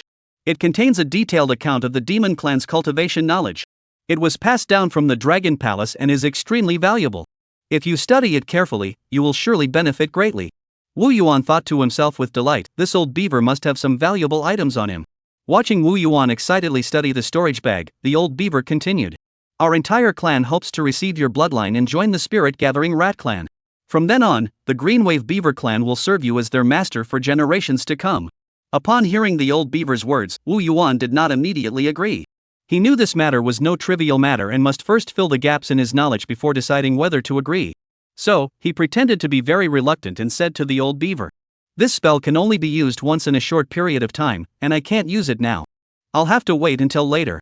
The old beaver did not suspect anything, as such a powerful secret technique indeed had very high usage requirements. At the same time, after hesitating for a moment, it spat out a wooden tablet from its mouth, clenched its teeth, and handed it to Wu Yuan, saying, "This is my beast summoning token, engraved with my name. Originally a magical artifact used by the Dragon Palace to control me. I stole it back when I escaped. Now I am handing it over to you as a token of my loyalty." Wu Yuan took the beast-controlling tablet in surprise, his heart filled with emotion. Running his fingers over the words by Bo engraved on the wooden tablet, moved by the old beaver's deep regard for his clan. "This old beaver has truly sold himself to me, fearing I might abandon them." Wu Yuan decided to give the old beaver a reassuring gesture. He then addressed the old beaver. "From now on, you can dig your own den. If you need water, simply divert it from the cold pool. First, fix up this mine shaft properly and take care of these mice. I'll focus on my cultivation. The mining and farming are up to you." The old beaver, upon hearing this, became immediately enthusiastic and pounded his chest in assurance. "Your Majesty, rest assured. I've learned some techniques for repairing caves in the Dragon Palace. I'll definitely build a cave worthy of your status." With that, he immediately set off with a group of young beavers, rushing off to repair the cave. Wu Yuan watched the old beaver's bustling figure and couldn't help but sigh. "I'd take as many capable rodents like him as you can give me. But this is for the best. At least it has put the old beaver's mind at ease. He comes from a big place, has broad knowledge, and can greatly expand my horizons. This will undoubtedly be beneficial for my future cultivation." Speaking of mouse talent, Wu Yuan lay in his nest, recalling One Ear, Big Black, and Gray Skin. These three rat demons had once been a major force under his command, and they were very reliable. Big Black, though his loyalty always faltered at critical moments, was undeniably efficient in his work. When tasked with expanding the rat population, he gave it his all and performed exceptionally well. If the three of them can be persuaded, their chances of survival are still pretty good. Unless their luck is absolutely terrible and they're targeted directly by a powerful demon, then that's a different story. Wu Yuan mused to himself. Those 20 or so rat demons used as expendable resources are probably already dead. Now that he no longer has capable and reliable subordinates by his side, getting things done has become quite inconvenient. Reorganizing the mining rats and training the farming rats will take a lot of time and effort. Am I really supposed to personally oversee these mundane tasks? How am I supposed to focus on my cultivation then? Wu Yuan looked at the mine shaft that had been roughly repaired and sighed softly. He prepared to begin his cultivation. But just as he entered the cultivation state, Wu Yuan suddenly heard a loud argument coming from the tunnel. The sharp voices echoed through the silent tunnel. "Let me go. I'm the boss's most loyal subordinate. How dare you, old man, block me from seeing the boss? Are you tired of living? Do you think I won't tell the boss to throw you into the snake valley to feed the snakes?" The voice was very familiar, there was no need to guess it was definitely Big Black. "Boss, it's me, Big Black. Save me." Big Old Black shouted at the top of his lungs, his voice tinged with urgency. Wu Yuan reluctantly opened his eyes, stopped his cultivation, and looked in the direction of the sound toward the tunnel. He saw Old River Beaver manipulating a turquoise-blue water sphere, trapping Big Old Black tightly inside. Big Old Black struggled helplessly inside the sphere, his limbs flailing about, with only his mouth and nose exposed above the water, looking utterly miserable. His once glossy fur was now wet and clinging to his body, his eyes filled with fear and anger. If it weren't for Big Black reporting the situation in time, he would have been drowned by the old beaver's water sphere. Wu Yuan watched the scene and said to the old beaver, "By Bo, let it go. It's not an enemy." His voice echoed through the tunnel. Bai Bo finally retracted the water ball and placed the old black beaver on the ground. It glared at the old black beaver, who was gasping for breath, and shouted angrily, King, it charged recklessly into the tunnel and made a lot of noise. You were in the middle of your cultivation. What if it had disrupted you? This cultivation is no trivial matter. The slightest mistake could lead to spiritual backlash. Its reckless behavior shows it doesn't care about your safety at all. Such a disobedient subordinate deserves a proper punishment. Otherwise, it will cause chaos in the future. Baibo was so angry that his whiskers stood on end. Upon hearing this, the old black figure grew agitated. It leaped to its feet and pointed at Baibo's nose, defending itself. Master, I'm innocent. I just missed you so much that I acted impulsively. I didn't mean to do it on purpose. I've been risking my life and hiding in the shadows, finally managing to find out about you. And I just wanted to come back and see you. I never expected this old fool to be so unreasonable. Wu Yuan looked at the badly injured big black and saw that its body was covered in deep gashes that went down to the bone. The flesh around the wounds was torn and bleeding profusely. Under the influence of the Baibo spell, the wounds were bleeding profusely, and the tunnel was filled with the smell of blood. Wu Yuan knew that this creature had suffered greatly this time and would likely be docile for a long while. So, Wu Yuan said, "Go tend to your wounds. I'll spare you this time, but don't push your luck. If you act so recklessly again, don't blame me for being ruthless." As Wu Yuan watched the limping figure of the old man disappear into the cave, and couldn't help but recall the look of longing in its eyes when it had seen the imperial blood. This big black one is still no match for a loyal one-eared creature. We can't trust Big Black. From now on, let it handle the rat pack. Don't let it meddle in important matters again. We don't want it causing any more trouble for us. Wu Yuan made up his mind silently. Chapter 30, The Spirit Bee. A month later, Wu Yuan slowly ceased his cultivation. Feeling the surging demonic energy within him, a satisfied smile appeared on his face. 36 strands of demonic energy. This month of cultivation has finally paid off. With an ample supply of spirit stones and the enhancement of my innate talent for gathering demonic energy, I managed to increase my demonic energy by 3 strands in just 1 month. At this rate, I should be able to reach the initial stage of Qi cultivation with 99 strands of demonic energy in just 2.5 years. Wu Yuan silently calculated in his mind, filled with anticipation for the future. Indeed, for demon beasts, as long as their bloodline is of a high grade and resources are abundant, there is really no difficulty at all. Compared to human cultivators, we demon beasts have it much easier. Wu Yuan thought proudly, his lips curling into a slight smile. Just then, a green-colored intelligence report caught Wu Yuan's eye. Green intelligence: after the Imperial Flow Elixir, the insects in Xiaoing Mountain have been blessed with divine favor and begun to give birth to spirit insects in large numbers. Wu Yuan stared at the intelligence, lost in thought. Although this is just a green intelligence report, the information hidden behind it is quite significant. After the rampage of the Great Demon, insects are now the most numerous creatures on Xiaoing Mountain. Especially after being transformed by the Imperial Elixir, many insects have begun to awaken their spiritual intelligence. These spirit insects might just become valuable allies in expanding my influence. Xiaochang Mountain is now a vast treasure trove. With most of the spirits and demons gone, this is the perfect opportunity for me to expand my influence. If I can seize this opportunity and cultivate my forces properly, I might truly become the ruler of Little Green Mountain. Wu Yuan's eyes sparkled with excitement as he suddenly realized this was a once-in-a-lifetime opportunity. Let's focus on capturing the spirit insects first, before they grow too powerful to catch. Wu Yuan made his decision immediately. These spirit insects are still weak now. If we use spells to control them, and then select the most promising ones to undergo the spirit awakening technique to control them, I might be able to cultivate a group of loyal subordinates. Then, he could command these spirit insects to gather resources and expand his territory for him, allowing him to focus on his cultivation with greater peace of mind. They didn't need to be particularly powerful as long as they could help him monitor Xiaoqing Mountain and cultivate some rare resources, that would suffice. Wu Yuan immediately took out the spirit control seal, and the jade tablet emitted a faint glow. This was the beast control technique collected by Baibo from the East Sea, which could also be used to contract spirit insects. Though it's a relatively low-level spell, it's sufficient for controlling these weak spirit insects for now. Once I grow stronger, I'll seek out more advanced beast taming techniques. Wu Yuan silently calculated in his mind, clutching the spirit taming seal tightly in his hand as he studied it carefully. Wu Yuan looked at the massive beehive hanging from the tree before him, constantly buzzing in and out, with some larger spirit bees among them. These spirit bees were as large as half a fist, with their wings adorned with white patterns. If this had been the previous Wu Yuan facing such a situation, he would have only wanted to control the queen bee and avoid harming the spirit bees as much as possible. Besides summoning the rat swarm to attack, he had no other effective countermeasures and would find it quite challenging. However, now that Wu Yuan had learned numerous spells from Baibo, he was more than capable of handling such situations. Standing under the tree, he cast his spell, Water Ball Technique. Buzz. As the water balls approached, the beehive began to stir, with spirit bees emerging from the hive, intent on attacking Wu Yuan. These spirit bees mixed with ordinary honeybees, forming dark clouds, rushing toward Wu Yuan, emitting sharp buzzing sounds. However, Wu Yuan controlled the water ball, instantly enveloping the entire beehive. The spirit bees couldn't break through the water sphere formed by Wu Yuan using a large amount of demonic energy, and could only struggle inside it. Wu Yuan manipulated the water sphere to spin continuously, gathering the spirit bees into clusters, then using smaller water spheres to constantly divide them. The spirit bees inside the hive were divided into smaller groups, colliding wildly within the water sphere but unable to escape Wu Yuan's control.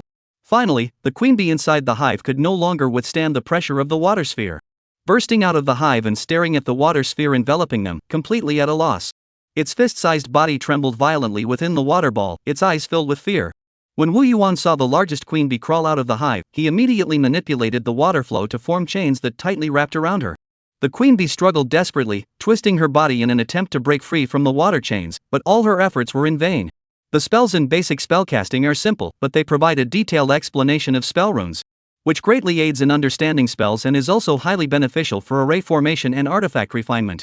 After studying them carefully, I can now transcend the original spell models. Wu Yuan couldn't help but marvel inwardly as he manipulated the spell while carefully observing the changes in the spiritual patterns within it. I wonder how powerful the author, Lin Juanzi, truly is to have written about the essence of spells with such clarity. If I ever have the chance to meet him, I must seek his guidance. Wu Yuan was filled with admiration.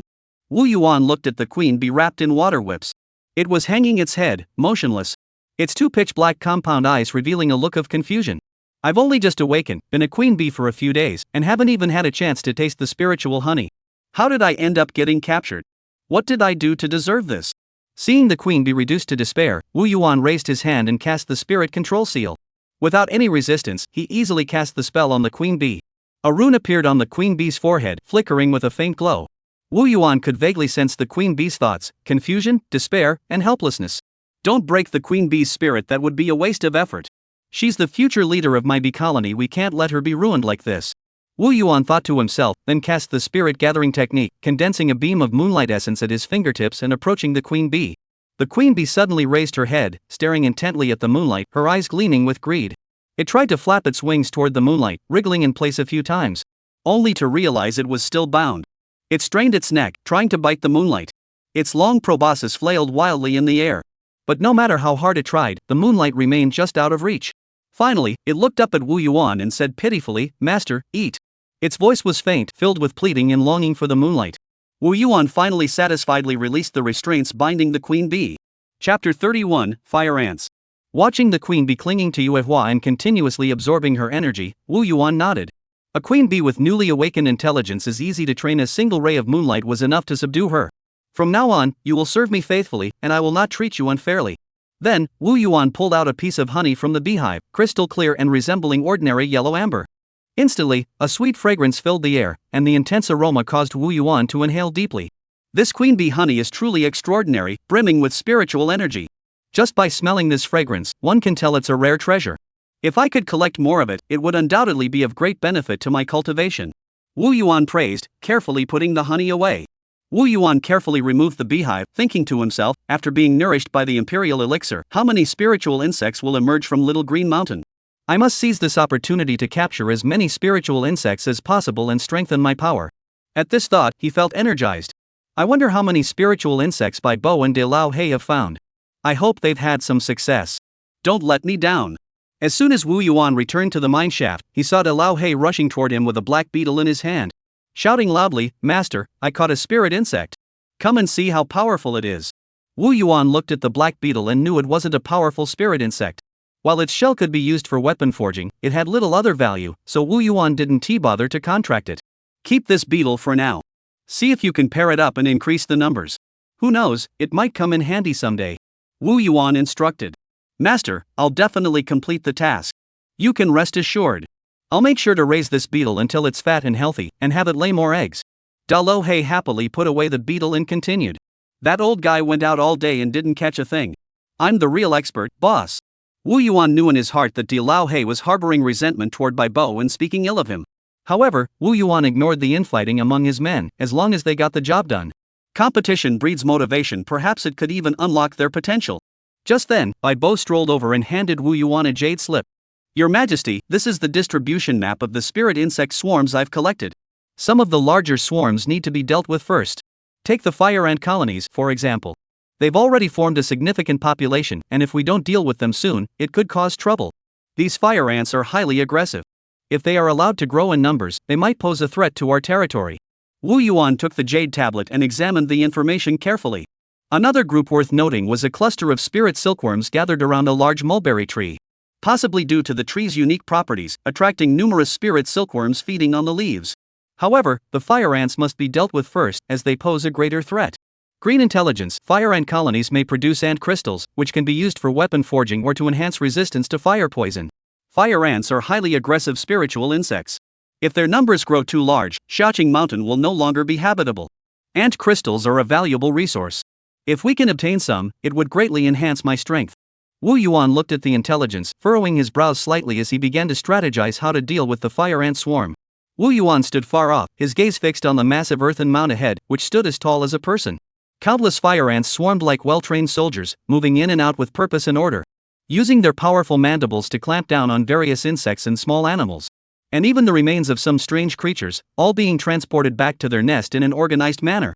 At that moment, Bai Bo, who had been following closely behind Wu Yuan, gently shook his gray beard, took 2 steps forward, and spoke respectfully to Wu Yuan. Your Majesty, in my opinion, we should gather the rat pack and use their overwhelming numbers to force our way into the ant nest. Then I will go in and capture the ant king and queen. It will be as easy as taking candy from a baby.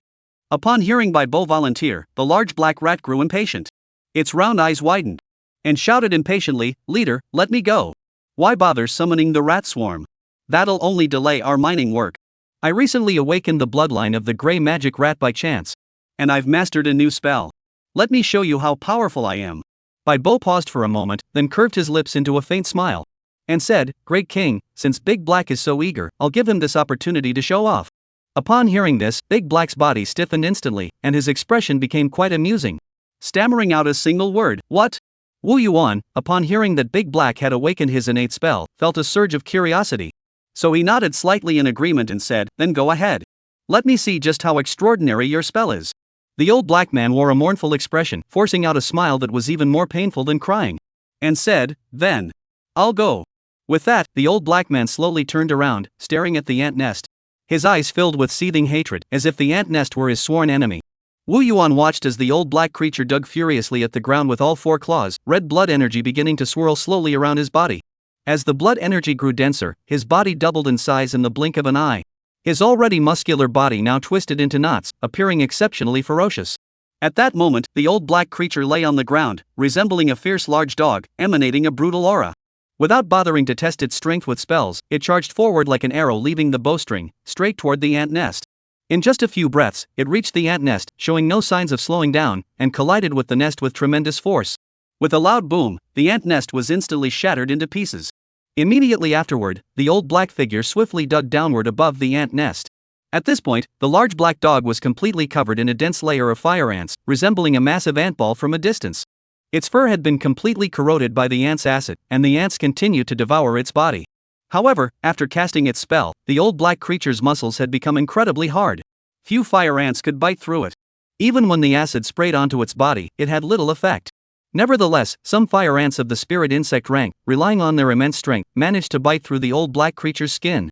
But whenever a wound appeared, the red blood energy would quickly circulate, and the wound would begin to heal. Before long, the old black ant had dug a deep pit. Using its keen senses to pinpoint the location of the ant queen and king, then steadily closed in. Chapter 32, Blood Surge Technique. However, Wu Yuan could clearly hear the agonizing gasps of the old black ant, clearly indicating that the process was far from as simple or effortless as it appeared on the surface. Just then, the old black man suddenly let out a furious roar, his body swelling another circle.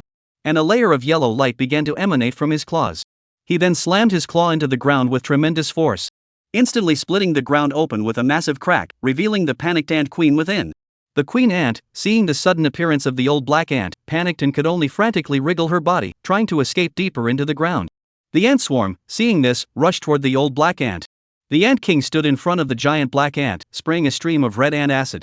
The acid spread like a venomous snake, engulfing both the fire ants and the giant black ant. The fire ants were instantly dissolved into black, sticky liquid by the acid. The liquid covered the giant black ant's body, gradually hardening into a black solid, simultaneously corroding its skin and emitting a hissing sound. The old black ant was trapped in place, and despite its strength, it couldn't break free from the black solid for a while. Wu Yuan, seeing this, roughly understood the old black creature's strength and knew it had given its all. So he nodded to Bai Bo and said, "You go too." Bai Bo, upon hearing this, felt a powerful demonic energy surge through his body. It gently opened its mouth and expelled a wave of turquoise blue energy. Simultaneously, the ground began to rumble, mixing with the water to form mud, rushing toward the ant queen like a mudslide. The fleeing ant queen, seeing the muddy torrent closing in, revealed a look of sheer terror in her eyes. It hurriedly channeled its demonic energy, causing a wall of earth to rise from the ground. The fire ants swiftly clung to it, transforming into a writhing wall of black and red creatures, separating the mud from the queen. The ant king, having escaped from the old black ant, swiftly ran to the queen's side, lifted her up, and fled at top speed. Bai Bo saw this and curled his lips into a cold smile, lifting his claws slightly. The mud instantly transformed into a yellow-colored raging dragon, sweeping away the insect wall with overwhelming force. Under the queen ant's terrified gaze, the mud engulfed her, and she vanished in an instant. The mud then swirled back to Bai Bo's front and spat out a mud ball. Bai Bo picked up the mud ball with both claws, presented it respectfully to Wu Yuan, and said, "Your Majesty, I have fulfilled my mission." Wu Yuan looked at the mud ball and noticed it was like deep yellow amber, encapsulating the ant queen within. "You've combined these two spells quite well," Wu Yuan praised. Bai Bo hurriedly replied humbly, "Your Majesty, the Eastern Sea is close to the human realm, where human magic is prosperous, and new spells often emerge. This fusion spell was something I happened to see during a battle between human cultivators and learned the basics from them. If your Majesty needs it, I will copy it down for you immediately." Wu Yuan nodded in satisfaction, then looked at the ant queen within the mud ball and cast the spirit control seal. However, unlike when he had subdued the bee queen earlier, the spirit control seal met with intense spiritual resistance when it touched the ant queen. Even though the ant queen was currently trapped and her body was powerless to resist, her soul was as hard as steel. Wu Yuan continued to cast the gathering spirit technique, hoping to attract the ant queen with the moonlight, but it had no effect. At that moment, Bai Bo said, "This ant queen is likely too wild to be tamed, and the spirit control seal is too low level. It will be difficult to tame her in the short term." Wu Yuan frowned and cast the spirit binding seal again, but it failed once more as expected. "Enough. Let's take the ant king with us. We'll force them to mate and see if we can produce another queen. This one is a lost cause," Wu Yuan said helplessly. At that moment, the old black ant, with its hairless gray skin, emerged from the ant nest. Its wounds had healed by more than half, and it looked much more energetic. No wonder the old black one was so severely injured earlier but recovered so quickly. Its innate magical abilities are no ordinary feat. Wu Yuan mused to himself.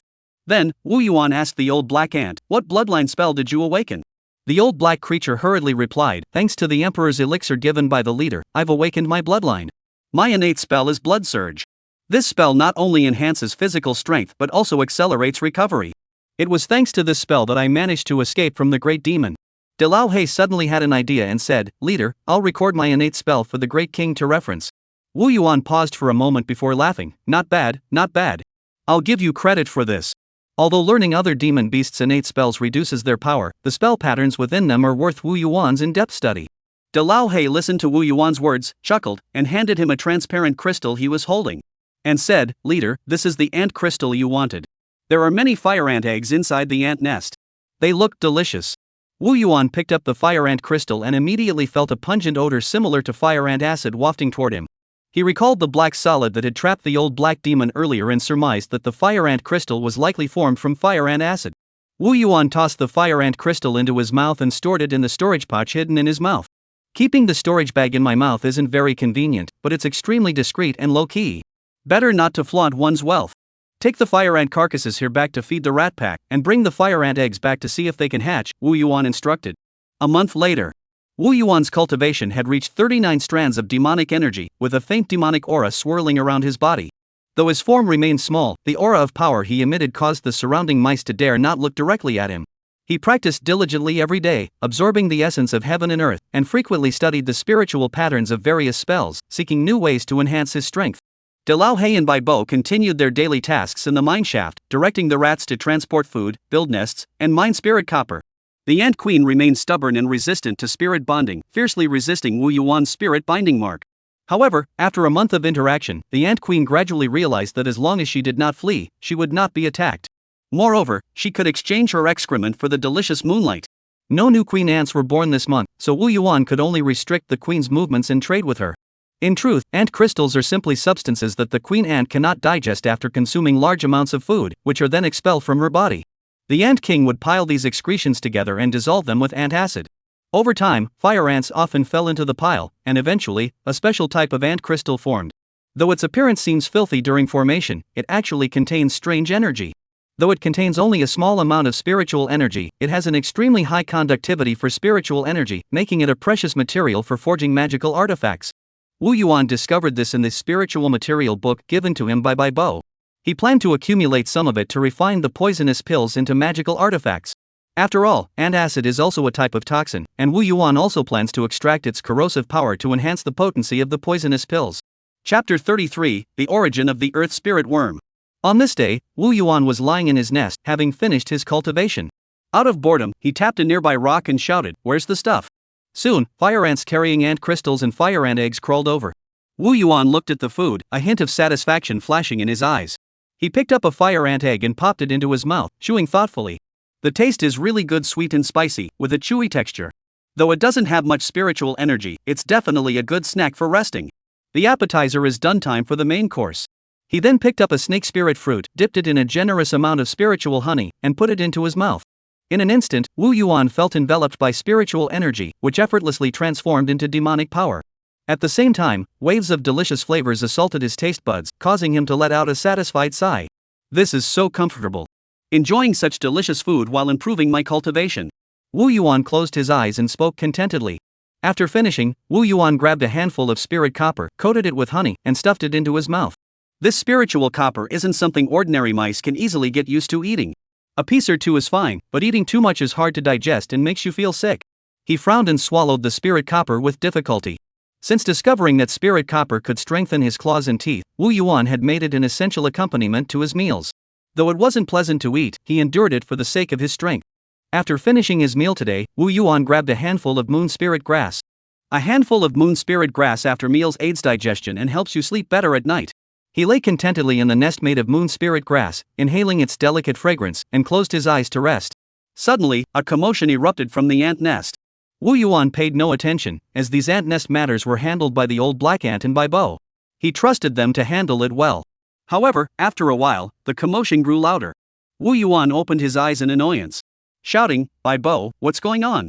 At that moment, Bai Bo approached Wu Yuan's nest and reported, "Your Majesty, a earth spirit worm attacked the ant nest and fled. Big Black is following it to investigate the situation." Upon hearing this, Wu Yuan became interested. Earth spirit worms were rare spiritual creatures, perhaps there would be something valuable to gain. He wanted to get up and take a look. Bai Bo quickly added, "Yellow Manager has also gone with them." Upon hearing this, Wu Yuan crawled back into his nest and did not move. Earlier, he had instructed Xiao Huang and Hui Pai to find a method for large-scale breeding of earth spirit worms, but unfortunately, they had not succeeded. He thought to himself, this situation is highly unusual. Perhaps there's something to be gained? Come on, Xiao Huang. Wu Yuan waved his hand at Bai Bo and said, "All right, I understand. Have Xiao Huang handle it." Bai Bo was taken aback, feeling a bit puzzled. The earth spirit worms were crucial to the cultivation of spiritual plants, and he had assumed Wu Yuan would handle it personally upon hearing about it. Instead, he had placed such trust in Huang, the head steward. Could it be that that fat hamster isn't as dumb as it seems? Bai Bo had always been puzzled as to why that seemingly dull and overly greedy yellow hamster had become the logistics manager. If the old black found out that Bai Bo was speaking ill of Xiao Huang behind his back, he would surely report him and mock him mercilessly. Do you even understand the significance of the boss taking Huang urge with him when he fled? Wu Yuan had already lost all desire to sleep and was simply closing his eyes to rest, while Bai Bo began reporting on the recent developments in the mine shafts. Your Majesty, the beehive's honey production has increased recently, likely due to the peach orchard entering its flowering and fruiting season. However, to obtain higher quality ant crystals, we haven't touched the ant nests, and there have been no other gains. The moon spirit grass and snake tooth rice are now producing steadily. Bai Bo continued, to efficiently utilize spiritual energy and space, we plant 100 moon spirit grass seedlings per batch, which mature in 3 months. Snake tooth rice is planted in batches of 300 plants, taking half a year to mature. Due to the abundant spiritual energy, it is frequently watered with snake blood, yielding up to 300 pounds. However, the number of snake spirit fruits is limited to 10 plants, which require snake demon blood for irrigation, resulting in significant resource consumption. Though the spiritual plants seem few in number, they are sufficient for Wu Yuan and Xiao Huang's daily cultivation. Bai Bo and De Lao He also receive a portion, though small, which satisfies them greatly. As for the other rat demons, their allocations are minimal, barely enough to maintain their cultivation levels. To obtain more, they must continuously hunt, mine, and explore Xiaoing Mountain to make contributions. Wu Yuan nodded and said, "Let us start planting on this scale first, but keep monitoring the spiritual energy levels in the veins. Don't overdo it." While Wu Yuan was discussing future plans with Bai Bo, he suddenly heard Di Lao Hei's voice. "Leader, come quickly. We've made a big discovery." Wu Yuan immediately stood up and walked outside, saying to Di Lao Hei, "Hurry up and lead the way." Wu Yuan followed Di Lao Hei to the entrance of the hole dug by the earth spirit worms in the ant nest. What had been a hole no larger than a palm was expanded by the old black rat to the height of a person, truly the work of a master tunnel digger. Wu Yuan spent about an incense stick's worth of time moving through the cave. The surroundings were dark and damp, filled with the scent of earth. Finally, he heard Xiao Wang's excited voice from ahead, "All the spirit stones are for the boss. Let's trade them for something delicious." Xiao Huang didn't know why the boss loved these stones called spirit stones so much. But every time he found one, the boss would give him something delicious. Meanwhile, the earth spirit worms nearby were all bound up, their mouths stuffed shut, unable to do anything but watch as Xiao Huang ransacked their homes. The area was littered with spirit copper and fire ant eggs. Wu Yuan finally got a clear view of the scene in the underground cave where Xiao Huang was. His gaze fixed intently on a pit in front of Xiao Huang. The pit was filled with pure spiritual energy, and at the bottom lay a thin layer of yellow liquid, covered with spirit stones. And among the spirit stones were scattered yellow eggs. The black patterns on the eggs indicated they were likely the eggs of earth spirit worms. This yellow liquid, according to the records in the Spiritual Materials book, should be earth spirit marrow. Earth spirit marrow was an extremely rare first-grade mid-tier spiritual material, renowned for its ability to nourish all things and enhance spiritual power. Most importantly, Wu Yuan could sense spiritual energy continuously flowing out from below, converging into the pit and constantly maintaining the spiritual energy within. At the same time, some spiritual energy dissipated and blended into the surrounding air, filling the entire underground chamber with a dense aura of spiritual energy. Wu Yuan took a deep breath, and even the earthy smell in the air had turned sweet. Where exactly is this spiritual energy coming from? Wu Yuan was filled with curiosity. Upon witnessing this scene, Wu Yuan began to speculate about the origin of the spirit stones accompanying the spirit copper vein. Chapter 34, The Strange Phenomena of Little Green Mountain. Wu Yuan did not disturb the pit but carefully observed the source of the spiritual energy's release. There were over a dozen holes the size of a thumb, with small cracks around them. He did not dig into the holes, fearing it might disrupt the release of spiritual energy. Wu Yuan pressed his nose tightly against the holes above, straining to discern the source of the spiritual energy. At first, it was pure spiritual energy, flowing like a clear spring, moistening his nasal passages. "How enchanting," Wu Yuan couldn't help but exclaim. The middle note is a moist air, likely from an underground river, and it even carries a hint of fishy odor. So the fish are in the underground river. Wu Yuan furrowed his brows slightly, his doubts finally resolved. This was the first time Wu Yuan had ever smelled the scent of fish on Xiaoing Mountain. Xiaoing Mountain had rivers, but there wasn't a single fish in them, which had puzzled Wu Yuan greatly when he had initially wanted to catch some. The final note is a pungent earthy smell, similar to that of the earth spirit worms. Looking at the holes, could they be dug by the earth spirit earthworms? Earth spirit earthworms are rare creatures that can improve soil quality and promote the growth of spiritual plants.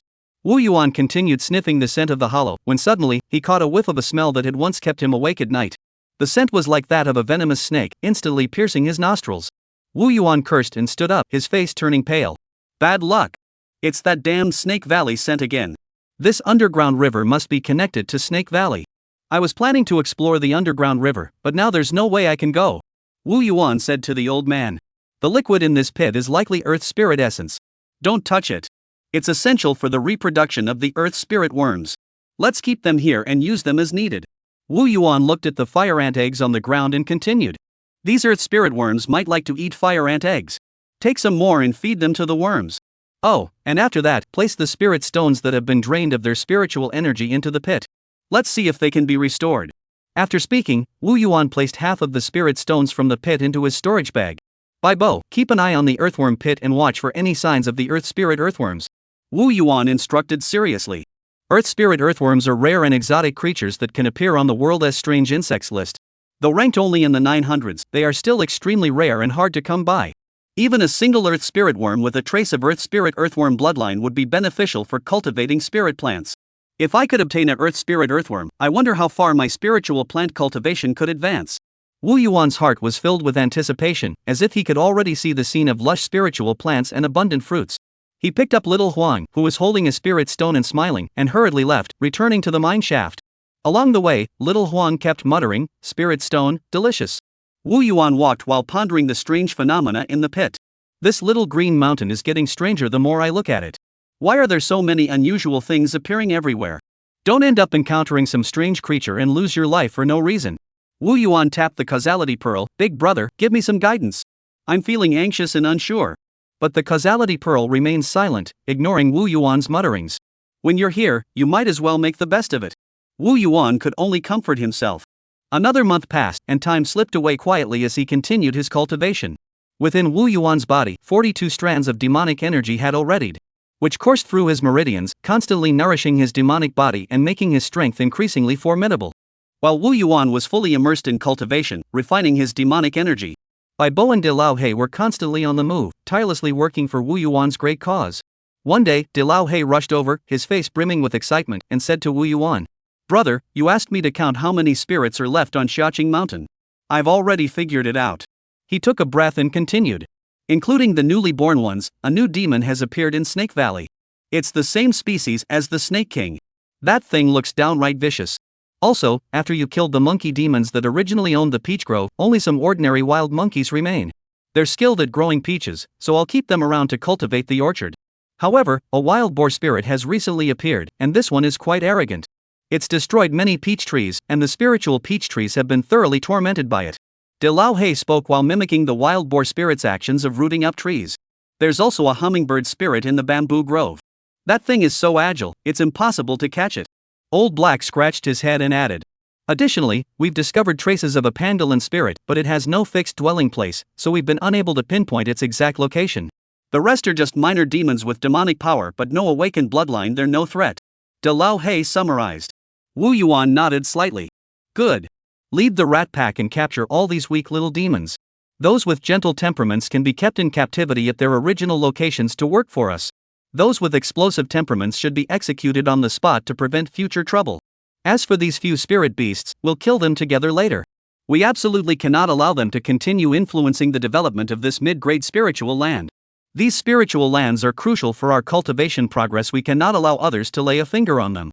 Wu Yuan understood that his mineshaft was a first-tier mid-grade spiritual site, which was why his cultivation progress had been so swift.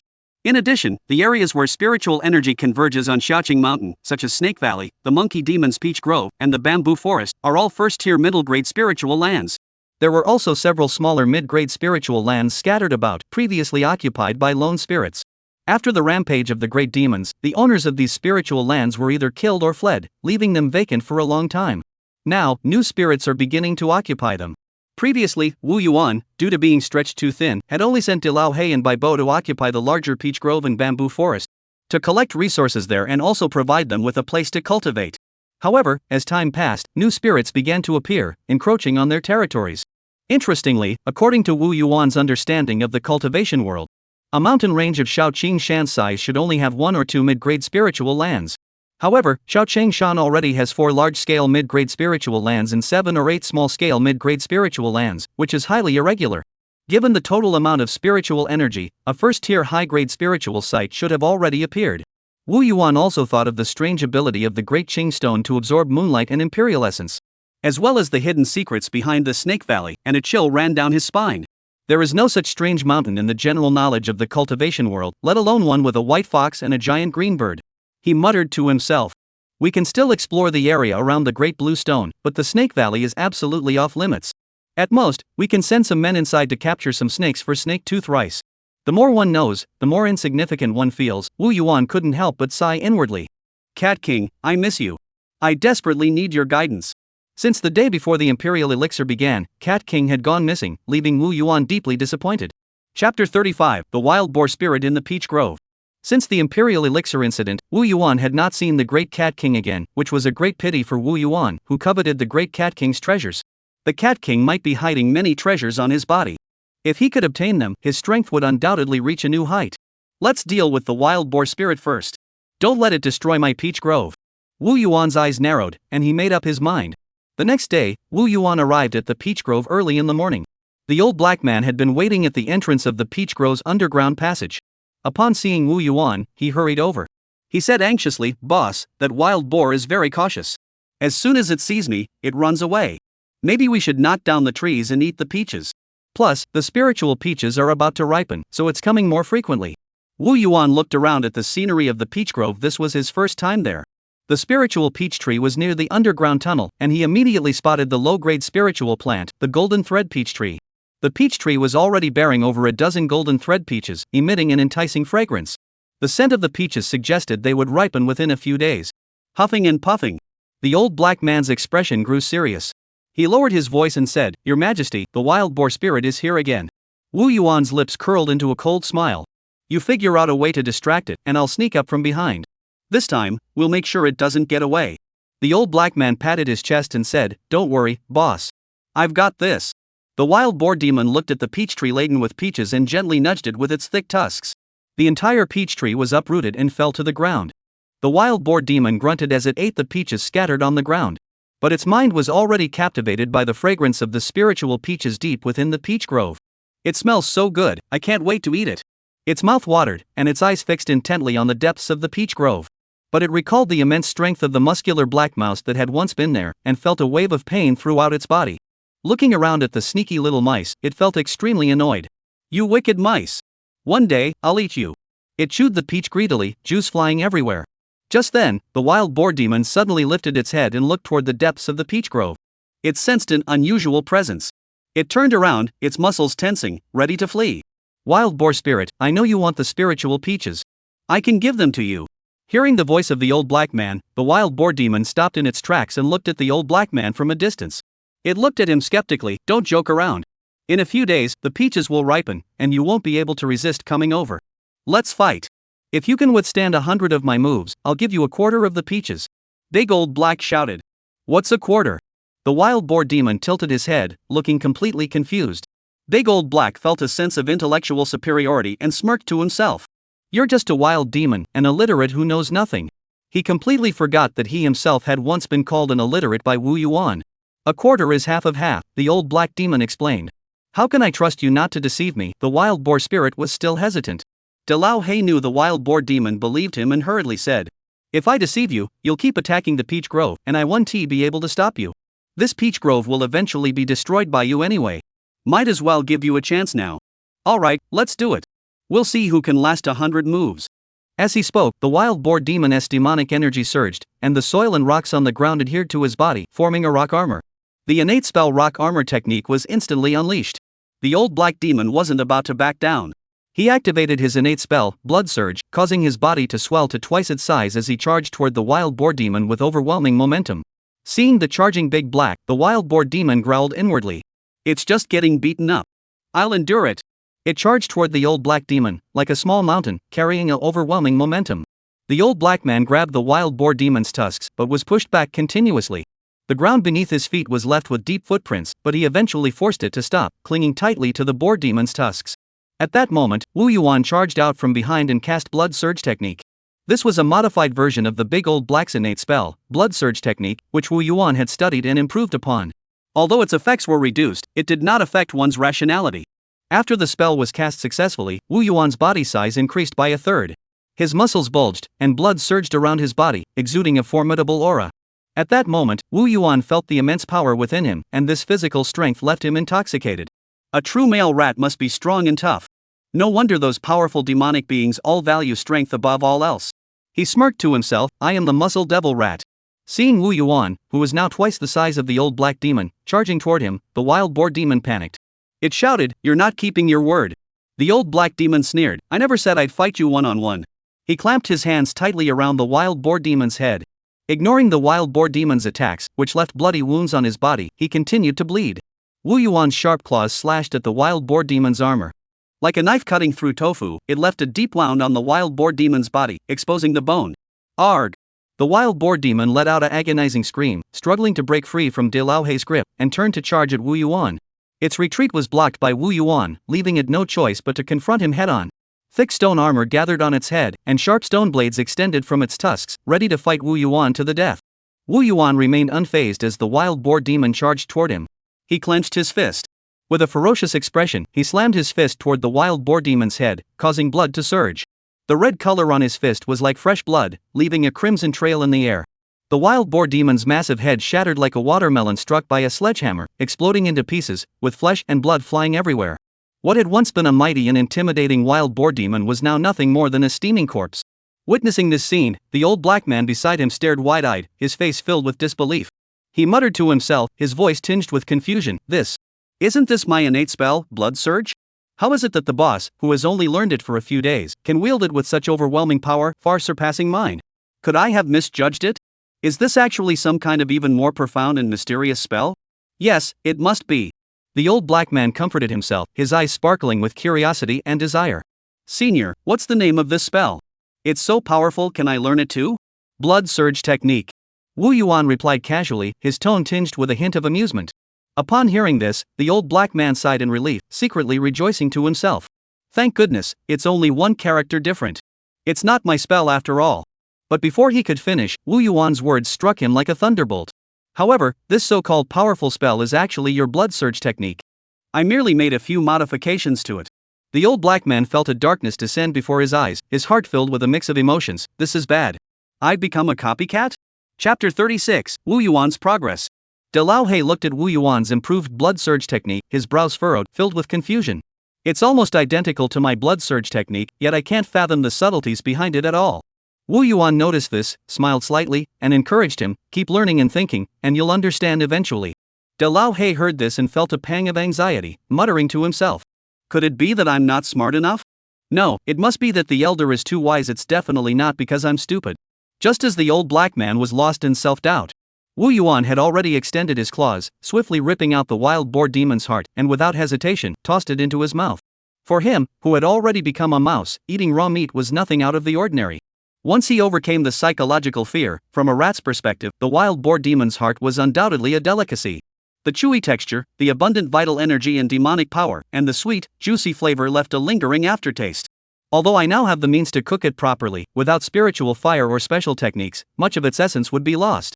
Wu Yuan thought to himself, other pleasures can be pursued, but when it comes to resources for cultivation, it's best not to waste them. Time passed swiftly, and 2 days later, the spirit peach grove that the monkey demons had meticulously cultivated for 7 or 8 years finally reached maturity. These spiritual peaches are about to ripen, yet the monkey demons can't eat them. I've taken them all. Wu Yuan looked at the trees laden with spiritual peaches and couldn't help but feel a touch of emotion. However, with the arrival of the imperial elixir, the monkey troop will fight over the opportunity and meet their end at my hands. If I had been patient enough, the peaches would have ripened earlier. It's truly a matter of timing and fate. He gently plucked a golden-threaded peach. The peach was about the size of a fist, white with a hint of red, and a faint golden thread wound around its surface, making it exceptionally tempting. It was said that the higher the grade of the golden-threaded peach, the brighter the golden thread, and the better its effect in purifying demonic energy. Wu Yuan inhaled the fragrance of the peach, took a small bite, and the flesh melted into a clear stream in his mouth, filled with spiritual energy, leaving him feeling refreshed and at peace. The demonic energy within him flowed more smoothly. He sensed that a single spirit peach had purified 10% of his demonic energy. No wonder human cultivators love to eat spiritual foods like golden thread peaches. Over time, they can indeed surpass cultivators of the same rank by a wide margin. Wu Yuan couldn't help but praise in his heart, but every bite is like eating spirit stones. The golden silk peach in his hand was only a first-grade inferior quality, but there were many of them. There were 6 golden silk peach trees in the orchard, each bearing 7 or 8 fruits, which only ripened once every 10 years. According to the prices in the East Sea, each golden thread peach was worth about 10 spirit stones, meaning this peach grove could produce 500 spirit stones every 10 years. For a cultivator at the mid-stage of qi condensation, this was undoubtedly a substantial fortune. This truly highlights the rarity of mid-grade spiritual lands. Wu Yuan mused to himself, and there are as many as 4 such large mid-grade spiritual lands like Xiaoing Mountain. Looking at the branches laden with peaches, he turned to the old black man and said, "Let's select some of the better quality peaches to try making wine or drying them into peach chips. They're just ordinary peaches anyway, let's use them for experimentation. If they go bad, the mice can eat them, no waste." As he spoke, he handed De Lao He a spiritual peach. "This golden threaded peach is a gift for you." De Lao He was taken aback by the offer, staring at Wu Yuan in disbelief. He never imagined he was worthy of receiving a spiritual peach. He hurriedly waved his hands and said, "Senior, your cultivation is the most important. If it weren't for you, we wouldn't even have the qualifications to cultivate in such a spiritual place. I'll just eat some of the other peaches. They're also rich in spiritual energy. Back in the day, I couldn't even smell them." Wu Yuan saw De Lao He's behavior and was surprised to see him learn to be modest. He insisted. I said it's yours, so take it. I don't need another peach. Seeing Wu Yuan's earnest expression, the old black man excitedly took the golden threaded peach, repeatedly thanking him. Thank you, boss. Wu Yuan returned to the mine shaft with a batch of peaches and wild boar meat. As soon as he entered, he saw Xiao Huang emerge from the side, excitedly throwing himself onto Wu Yuan. Sniffing Wu Yuan's body, it squeaked, I want to eat delicious peaches too. Wu Yuan smiled, grabbed Xiao Huang with both hands, and rubbed its head repeatedly. You have a keen sense of smell. He pulled out a golden peach and placed it in Xiao Huang's hand. You little rascal, where have you been all this time? Where did you go to play? Little Huang, hearing this, angrily wriggled free from Wu Yuan's claws and inhaled the fragrant peach in his hand. Pointing at the moon spirit grass, he said, Big brother, look. The moon spirit grass I planted is about to mature. I've also planted the snake spirit fruit. How can you say I was playing? Wu Yuan followed Xiao Huang's finger and saw 50 moon spirit grass plants swaying gently in the breeze, nearly ripe. He couldn't help but marvel at Xiao Huang's gardening skills. You can grow anything and make it look so good. The new variety of snake spirit fruit that appeared in the snake tooth rice was something Bai Bo had never heard of in the East Sea. It was a special variety not listed in the spiritual plant catalog, and there was no way to find the cultivation method. Yet Xiao Huang managed to plant the seeds inside a snake after a few days of experimentation, successfully germinating them and controlling the snake's body to absorb spiritual energy. So when Wu Yuan first saw it, he thought they were snakes running around in the underground cave. Wu Yuan couldn't help but praise Xiao Huang, you're truly a genius. Encouraged by Wu Yuan's praise, Xiao Huang became even more motivated. Boss, I'll make you an even bigger one. Saying this, he replaced the ordinary snakes with snake demons, which fed on other snakes to produce fruits with different functions. Therefore, although Wu Yuan did not go to Snake Valley, he frequently sent De Lao He to catch snakes there. Because snakes there reproduce and grow extremely quickly, and snake demons with demonic powers often appear. Additionally, in the mining sector, the results were truly remarkable.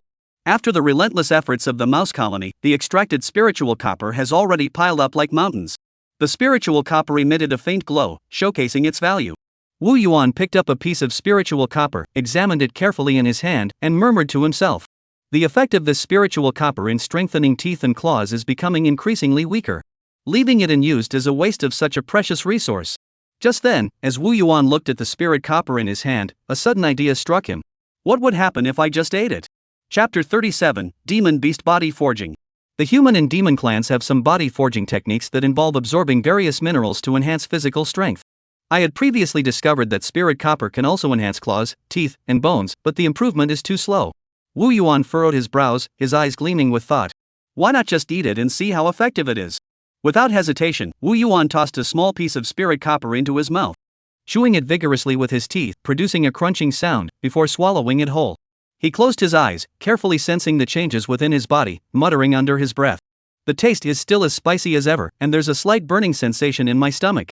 I'll have to figure out a way to digest the spiritual copper. Thus, Wu Yuan activated the blood surge technique, slowly gathering his qi and blood in his stomach. In an instant, his stomach felt as though it had been infused with a powerful force, and his digestive abilities began to strengthen. This was a technique Wu Yuan had discovered on his own while studying the blood surge technique from the old master. It allowed him to control his qi and blood to enhance the functions of his organs. It really works! Wu Yuan felt a surge of joy. He sensed that the spiritual copper in his stomach was being corroded by stomach acid. Although the process was extremely slow, a faint trace of spiritual copper essence was indeed being released and absorbed by his body. Wu Yuan hurriedly manipulated these spiritual copper essences, guiding them into every bone in his body, while carefully avoiding letting them mix with the flesh and other organs. He could clearly feel his bones growing harder and harder under the nourishment of the spiritual copper essence, as if each bone contained immense power. Wu Yuan was immersed in the wonderful sensation of growing stronger, and time seemed to slow down. Soon, the small amount of spiritual copper essence was completely depleted. Increased the amount of spiritual copper. Wu Yuan's eyes sparkled with excitement as he continuously picked up piece after piece of spiritual copper and stuffed them into his mouth. Something's wrong. However, before long, Wu Yuan sensed something was amiss. The spiritual copper essence filled his stomach but was not being absorbed further. This is bad. The bones can't absorb the essence of the spiritual copper anymore, it's starting to accumulate in the stomach. Wu Yuan inwardly cursed his misfortune. The Ling copper essence churned violently in Wu Yuan's stomach, like surging waves, leaving behind a trail of wounds.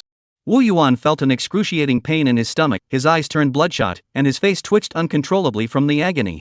But he remained composed, clenching his teeth and said, "It seems my physical strength is still insufficient. I lack specialized methods for strengthening the body. If you lack ability, you can only endure the hardships. As he spoke, Wu Yuan pulled out a piece of royal jelly from his robe. The honey, held in his hand, resembled a piece of yellow amber, translucent and radiating a tempting sweet aroma. Royal jelly has the effect of strengthening the body and healing wounds. This is the perfect time to eat it. Wu Yuan hesitated not a moment before placing the honey in his mouth. As the honey entered his stomach, Wu Yuan could clearly feel the wounds in his stomach beginning to heal slowly. And the spiritual copper essence no longer spread to other parts of his body. At that moment, Wu Yuan was sweating profusely from the pain, but his eyes were bright. Muttering to himself, "The healing effect is excellent, and my stomach has indeed grown stronger." Just then, a green message appeared in Wu Yuan's mind. Green intelligence, continue consuming the spiritual copper to gain insight into some of the demon beast's body forging secrets. Wu Yuan's expression grew serious, and he thought to himself, this is going to be tough. But he hesitated not a moment, grabbing another piece of spiritual copper and tossing it into his mouth. The Ling copper essence, which had been gradually weakening, grew stronger again with the new supply. The intestines that had begun to heal were once again covered in wounds. As the essence of the spiritual copper continued to gather, it gradually formed a stream of energy.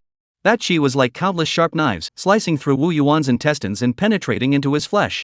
At this point, Wu Yuan could no longer control his expression, his face contorting into a hideous grimace, with veins bulging on his forehead and sweat pouring down unceasingly. Wu Yuan endured the excruciating pain and began to activate his innate ability, spirit gathering. In an instant, spiritual energy and moonlight began to gather in his stomach. The spiritual energy was as gentle as spring breeze, and the moonlight as cool as autumn water, greatly alleviating Wu Yuan's suffering. It's still not enough. Wu Yuan clenched his teeth and continued to channel spirit gathering, eventually condensing a tiny bit of primordial energy and infusing it into his stomach. Gurgle. The moment the transformative energy merged into his stomach, Wu Yuan's intestines suddenly began to contract violently. He felt a spring welling up in his stomach, continuously releasing streams of liquid. This liquid was unlike the harsh acid of stomach acid. Instead, it carried a gentle, spiritual energy. Upon contact with the liquid, the spiritual copper softened instantly, like tofu. All the essence of the spiritual copper was released in one go, sweeping through Wu Yuan's intestines like a surging torrent. His stomach, which had previously contracted, expanded like a balloon, causing his abdomen to swell significantly, resembling a balloon on the verge of bursting. Wu Yuan was now in excruciating pain. The spiritual copper essence raged wildly within his stomach but could not escape, leaving behind numerous wounds. He could only keep eating the queen bee honey, circulating his spiritual energy and the power of creation to heal his injuries. However, Wu Yuan had no choice but to continue swallowing the spiritual copper while constantly pondering. What does the mystery of body forging mentioned in the intelligence mean? Thus, Wu Yuan's stomach alternated between swelling and shrinking, tormenting him until his eyes lost their luster, sustained only by a steadfast resolve. The pain will pass if I endure it. The green intelligence won't let me die. Wu Yuan kept encouraging himself in his mind. Time passed slowly, and an entire hour went by. The essence of the spiritual copper continued to destroy Wu Yuan's intestines, while the queen bee honey and spiritual energy constantly repaired the injuries, the two forces pulling back and forth. Meanwhile, the transformative power acted like a catalyst, constantly reshaping Wu Yuan's intestines. Wu Yuan could clearly sense that his stomach was gradually forming yellow spiritual patterns. These patterns flickered with a mysterious glow, flickering on and off as Wu Yuan's intestines contracted. With each flickering, Wu Yuan felt that part of the spiritual copper essence was being digested and absorbed. His intestines grew stronger, leaving behind only a portion of sharp gunmetal chi. Wu Yuan's eyes grew increasingly bright, as if he had seen a new hope. I've figured it out. Spiritual copper originates from the earth, and earth gives rise to metal. The spleen and stomach belong to the earth element, making them ideal for absorbing the earth-attributed spiritual essence from the spiritual copper, while retaining the metal-attributed spiritual essence. The bones belong to the metal element and can absorb the metal element's spiritual essence from the spiritual copper, and can even be used for cultivating the lungs. This is the secret of demon beast's body forging, strengthening the body by absorbing spiritual materials of different attributes. Indeed, this is the characteristic of demon beasts, simple and brutal. However, Wu Yuan furrowed his brows and continued to ponder. But I believe the most critical aspect is not consumption, but forming the corresponding spiritual patterns. According to Lin Juanzi's theory of the Tao of spirit patterns, he believes that the Tao is the convergence of spirit patterns. Therefore, arrays, magical artifacts, and elixirs are all meant to inscribe spiritual patterns. Based on my expertise from my previous life, spiritual patterns are like genes, and the various abilities appearing in the stomach are phenotypes. This is guidance from the power of creation. Wu Yuan sighed, feeling a bit helpless. Unfortunately, I don't have a body forging technique to verify my hypothesis. Just then, Wu Yuan suddenly felt a violent contraction in his intestines, accompanied by an overwhelming urge to expel something. This is bad, it's happening. Wu Yuan's expression changed, and he rushed into the bathroom. Chapter 38, The Hummingbird in the Bamboo Forest. A moment later, Wu Yuan emerged from the bathroom, trembling. Though his body was weak, his expression was clear and refreshed. The first stomach strengthening technique is definitely the best choice for me. I am now a spirit beast, lacking in cultivation techniques, elixirs, knowledge. I lack everything except for various spiritual materials. I can only rely on eating. Now that my digestion and absorption abilities have greatly improved, my demonic power and physical strength are advancing hand in hand, greatly accelerating my cultivation progress. Wu Yuan rubbed his claws. His claws emitted a cold glow, and with a single swipe, demonic energy shot out, splitting the spiritual copper on the ground into cracks. My claws are definitely my most powerful weapon. Though my teeth are stronger, they're not as convenient. Moreover, his powerful bones gave Wu Yuan a sense of inner stability. A sense of security welled up within him, as if no one could break his body. Wu Yuan shook his head and smiled self-deprecatingly. I'm getting too full of myself again. It's just an illusion caused by the changes happening too quickly. Since the strange spiritual patterns appeared on Wu Yuan's abdomen, his life trajectory had quietly begun to change. Each day, aside from cultivation, he was utterly absorbed in the mysteries of the spiritual patterns, unable to tear himself away. De Lao He and Bai Bo, the two masters of magical arts, had become precious treasures in Wu Yuan's eyes. He analyzed them one by one, savoring every detail, striving to uncover the secrets of how to better utilize magic from those intricate patterns. Although the innate magical arts of demon beasts are more complex, they are closer to the essence of magic. Most of the spells in the Jade tablets are modified versions of the innate spells of spirits. Though easier to learn, they are more rigid. Wu Yuan had also studied the spiritual patterns on Bai Bo's magical artifact, which were extremely obscure and difficult to understand. However, Wu Yuan was unable to fully comprehend them at the moment, so he meticulously recorded them for future study. He specifically prepared a thick book to categorize and record all the spiritual patterns he had seen, heard, learned, and understood. Due to the lack of relevance and guidance, Wu Yuan could only roughly classify these spiritual patterns into three major categories based on his own understanding: characteristic spiritual patterns, attribute spiritual patterns, and spell spiritual patterns. Characteristic spiritual patterns included functions such as sharpness like a blade and the ability to gather spiritual energy like a deep abyss. Attribute spiritual patterns included the earth's heaviness and the vitality of wood. While spell-type spiritual patterns serve as the channels for spiritual energy to flow and amplify within spells and magical artifacts. He named this book the Spiritual Pattern Book. And secretly hoped, in the future, as I record more spirit patterns, the Spirit Pattern Book might just become the Book of the Tao. Just as Wu Yuan was immersed in the world of spirit patterns, Bai Bo suddenly rushed over. Interrupting his thoughts, "Your Majesty, I have urgent matters to discuss." Wu Yuan put away the Spirit Pattern Book and looked at Bai Bo without a trace of blame. He knew that Bai Bo was always steady and composed. Her sudden visit must mean she had encountered a difficult problem. Thinking of Bai Bo's recent constant vigil at the bamboo grove, Wu Yuan already understood that hummingbird has started attacking you again. "Your Majesty is truly insightful," Bai Bo replied respectfully. "Since that hummingbird failed to ambush me last time, it has been lying low. I never expected it to reappear so suddenly, and this time it's moving even faster than before. I'm completely helpless." This hummingbird was originally the master of the bamboo forest. After the night of the imperial elixir, it disappeared for a while. Wu Yuan had assumed it had met with misfortune, so he sent Bai Bo to take control of the bamboo forest. However, shortly thereafter, the hummingbird reappeared and launched a surprise attack on Bai Bo. But due to its shallow cultivation, with only around 30 strands of demonic energy, it was easily repelled by Bai Bo and vanished without a trace. Unbeknownst to them, the hummingbird had returned with significantly enhanced strength, leaving Bai Bo unable to handle it. "Let's go check it out together," Wu Yuan said decisively. "The other rat demons are not strong enough to handle this hummingbird." This time, Wu Yuan did not choose to pass through the underground tunnel but instead walked boldly into the bamboo forest. His objective was clear: to lure the hummingbird into attacking. After all, the hummingbird was extremely fast and small in size, making it nearly impossible to catch, leaving only passive defense as an option. Wu Yuan pricked up his ears, widened his eyes, and vigilantly observed his surroundings. He strained his sense of smell to the limit, standing back to back with Bai Bo to avoid being ambushed from behind. He utilized the spiritual patterns he had extracted from Bai Bo's innate spell, carefully sensing the flow of wind within the bamboo grove. The movement brought with it the trembling sound of air and countless scents. Bai Bo's innate ability was water flow manipulation, allowing her to easily perceive and control the flow of water. Wu Yuan had learned the spiritual patterns for sensing flow from her. Hum. A sound like the buzzing of bees suddenly echoed through the air. There's also the scent of bamboo sap. Wu Yuan's heart sank. It's a hummingbird. The location is constantly shifting, moving very quickly. He continued to sense it. It's getting closer. It's right around here. Wu Yuan's claws twitched slightly, as if his fingers were involuntarily contracting. Bai Bo had been watching Wu Yuan's movements closely and immediately realized this was the signal that the enemy had arrived. Whoosh! A streak of green light suddenly appeared before Bai Bo's eyes, piercing directly toward his eyes. Fortunately, Bai Bo had been warned by Wu Yuan in advance and quickly activated his demonic energy to protect his eyes. That was close. How did the hummingbird's speed increase again? Bai Bo said, still shaken. I didn't even sense he was nearby. Wu Yuan, standing beside him, narrowed his eyes. Though he had sensed the hummingbird's attack, he was too slow to react. It was too fast to react to. Luckily, it didn't attack me first, otherwise, I would have been in big trouble. The hummingbird flickered around for a moment before disappearing into the bamboo grove. Now, Wu Yuan and Bai Bo found themselves in a rather awkward situation. Bai Bo wasn't afraid of the hummingbird's attack, but she couldn't sense its presence. Wu Yuan, though able to sense the hummingbird's attacks, couldn't react in time.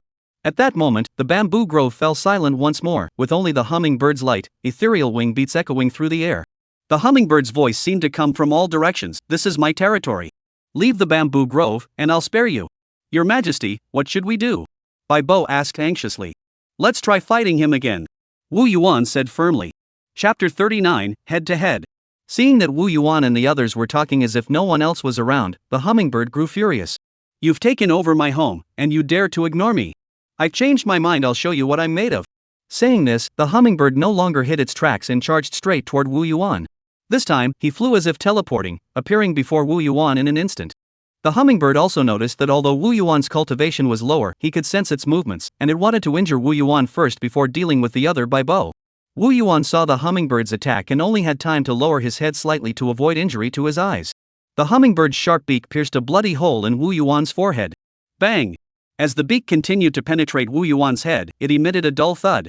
The hummingbird's beak collided violently with Wu Yuan's skull. Cracks began to form on Wu Yuan's skull, clearly visible through the blood-soaked wound. Ah! The hummingbird let out a hoarse, piercing cry. It's so hard. It's killing me. The hummingbird's beak, the hardest part of its body, was shattered and left embedded in the wound on Wu Yuan's head. It glanced at Wu Yuan in terror before darting away in a curved, emerald-green streak and disappearing into the bamboo grove. Your Majesty! At that moment, Bai Bo finally snapped out of his daze and cried out anxiously, your wound. But when he saw Wu Yuan's wound and the hummingbird's gruesome state, he was speechless. Wu Yuan's wound was only a bloody gash on his forehead, with the yellowish-white forehead bone showing a slight crack. Though the wound looked severe, it would heal today thanks to his remarkable regenerative abilities. On the other hand, the attacking hummingbird was far worse off.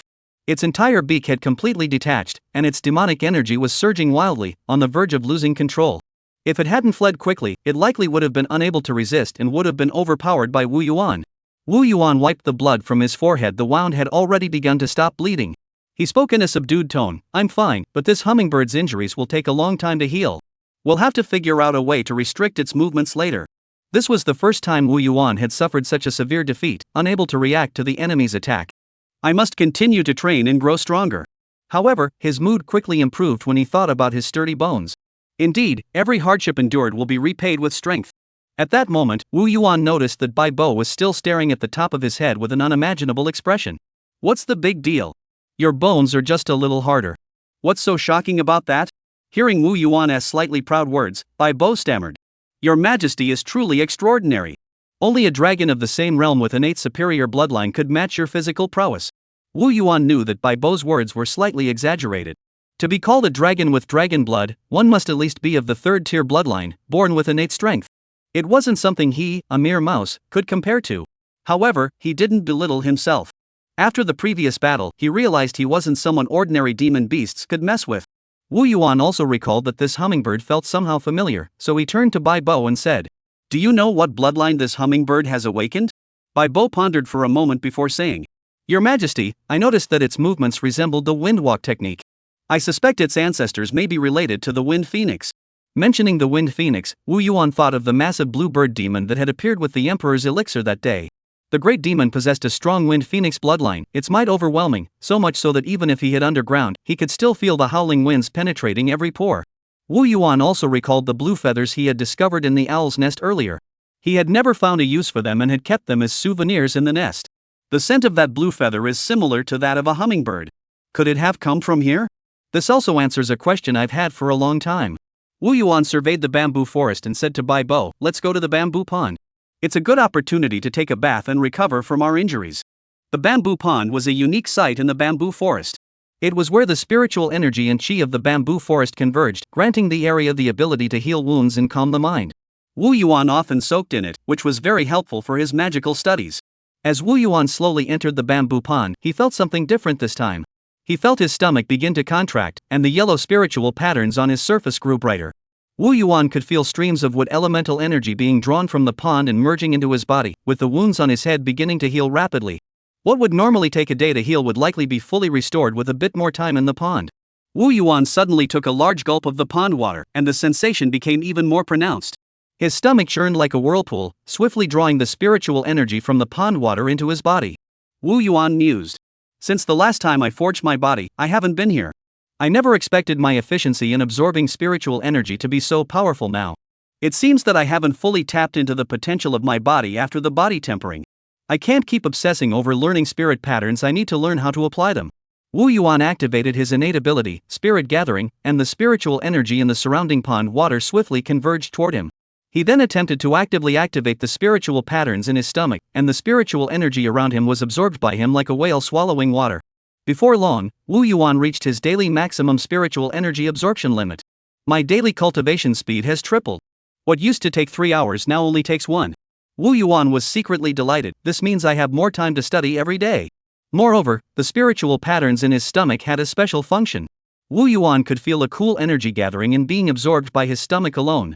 This was the source of the bamboo pond's ability to calm the mind and focus the spirit. Wu Yuan can now control the type of spiritual energy his stomach absorbs. This way, when encountering mixed attribute spiritual energy, he could choose to absorb the portion that was beneficial to him. This demon beast's body forging is truly formidable, further research is needed. Wu Yuan mused to himself. Another month passed, and Wu Yuan summoned by Bo and De Lao He and asked, "Have all the spiritual insects in Xiaoing Shan been cleared out during this time?" De Lao He replied, "These spiritual insects are too good at hiding. In the past month, I only managed to catch 3, a mantis, a scorpion, and a centipede. The mantis spirit insect is very weak and has little potential. Dispose of it," Wu Yuan ordered. "As for the scorpion and centipede, see if they can be cultivated to extract their venom." Bai Bo continued, "The spiritual silkworms on the spiritual mulberry tree have been behaving strangely lately. They don't seem like ordinary silkworms spinning silk. We haven't had time to deal with the spirit silkworms before, so we just left them alone, and now they've changed again." Wu Yuan became interested and said to the old black man, "You go back and handle the spiritual insects first." Wu Yuan stood in place, his gaze following the gradually receding figure of the old black man, until he was completely out of sight. He then turned to look at Bai Bo beside him. He said, "We still have time. Let's go take a look at the spirit silkworms you mentioned earlier. I'm quite interested." No sooner had the words left his mouth than Wu Yuan's expression suddenly changed. He had received a message from the causality pearl. Green intelligence, the spirit mulberry tree is advancing to a first-tier mid-grade spiritual plant. After advancing, it will form a symbiotic relationship with the spirit silkworms and create its own array. Chapter 40, The Lingsang Tree. Green Intelligence Report, the Lingsang Tree is currently advancing to a first-tier mid-grade spiritual plant. After advancing, it will form a symbiotic relationship with the Ling silkworm and naturally form an array formation. Wu Yuan was overjoyed upon seeing the intelligence. Over the past period, he had studied diligently and filled in the gaps in his basic cultivation knowledge. In the cultivation world, spiritual plants generally correspond to the cultivation levels of cultivators. First tier corresponds to the Qi cultivation stage, and the moon spirit grass and snake tooth rice in his possession were merely first tier low grade spiritual plants. A first tier mid grade spiritual plant was extremely rare in the small Qingshan mountain, where spiritual energy was scarce. Moreover, while the symbiotic relationship between spiritual plants and spiritual insects was not uncommon, a symbiotic entity capable of forming an array on its own was extremely rare. This is likely a first-tier mid-grade array formation, and array formations are the pinnacle of the 100 arts of cultivation, making them extraordinarily precious. Even the Baibo River beaver clan, which has been in the East Sea for so many years, they have never obtained a single first-tier mid-grade array formation, which speaks volumes about its rarity. Wu Yuan made a swift decision and immediately took Baibo to investigate the spiritual mulberry tree. When they arrived, they saw a mulberry tree standing before them, 4 zhang tall and 1 zhang thick, constantly absorbing the spiritual energy from its surroundings. Spiritual silkworms were crawling and writhing along its trunk. They resembled white threads winding around the tree, forming intricate patterns. These spiritual silkworms were frantically extracting spiritual energy from the air and soil to supply the spiritual mulberry tree. Wu Yuan couldn't help but feel a sense of confusion. How had such a conspicuous mulberry tree managed to survive the fierce winds of a great demon? Moreover, there was no such spiritual mulberry tree on Xiaoing Mountain before, indicating that it appeared after obtaining the divine essence of the Imperial Flow Elixir. In less than half a year, it was already on the verge of advancing to the first-tier middle grade, clearly demonstrating its extraordinary nature. At that moment, Bai Bo snapped out of his trance and exclaimed excitedly, "Your Majesty, this spiritual mulberry tree is about to advance to the first-grade middle-tier spiritual tree." I saw it was still a first-grade lower-tier tree with no signs of advancing, yet it's suddenly about to advance. However, Bai Bo immediately furrowed his brows with concern and said, "But the growth and advancement of spiritual plants require ample spiritual energy. This area is only a first-grade lower-tier spiritual site, though it's decent among first-grade lower-tier sites, it's absolutely insufficient to support its advancement. And being so conspicuous will definitely attract a lot of attention."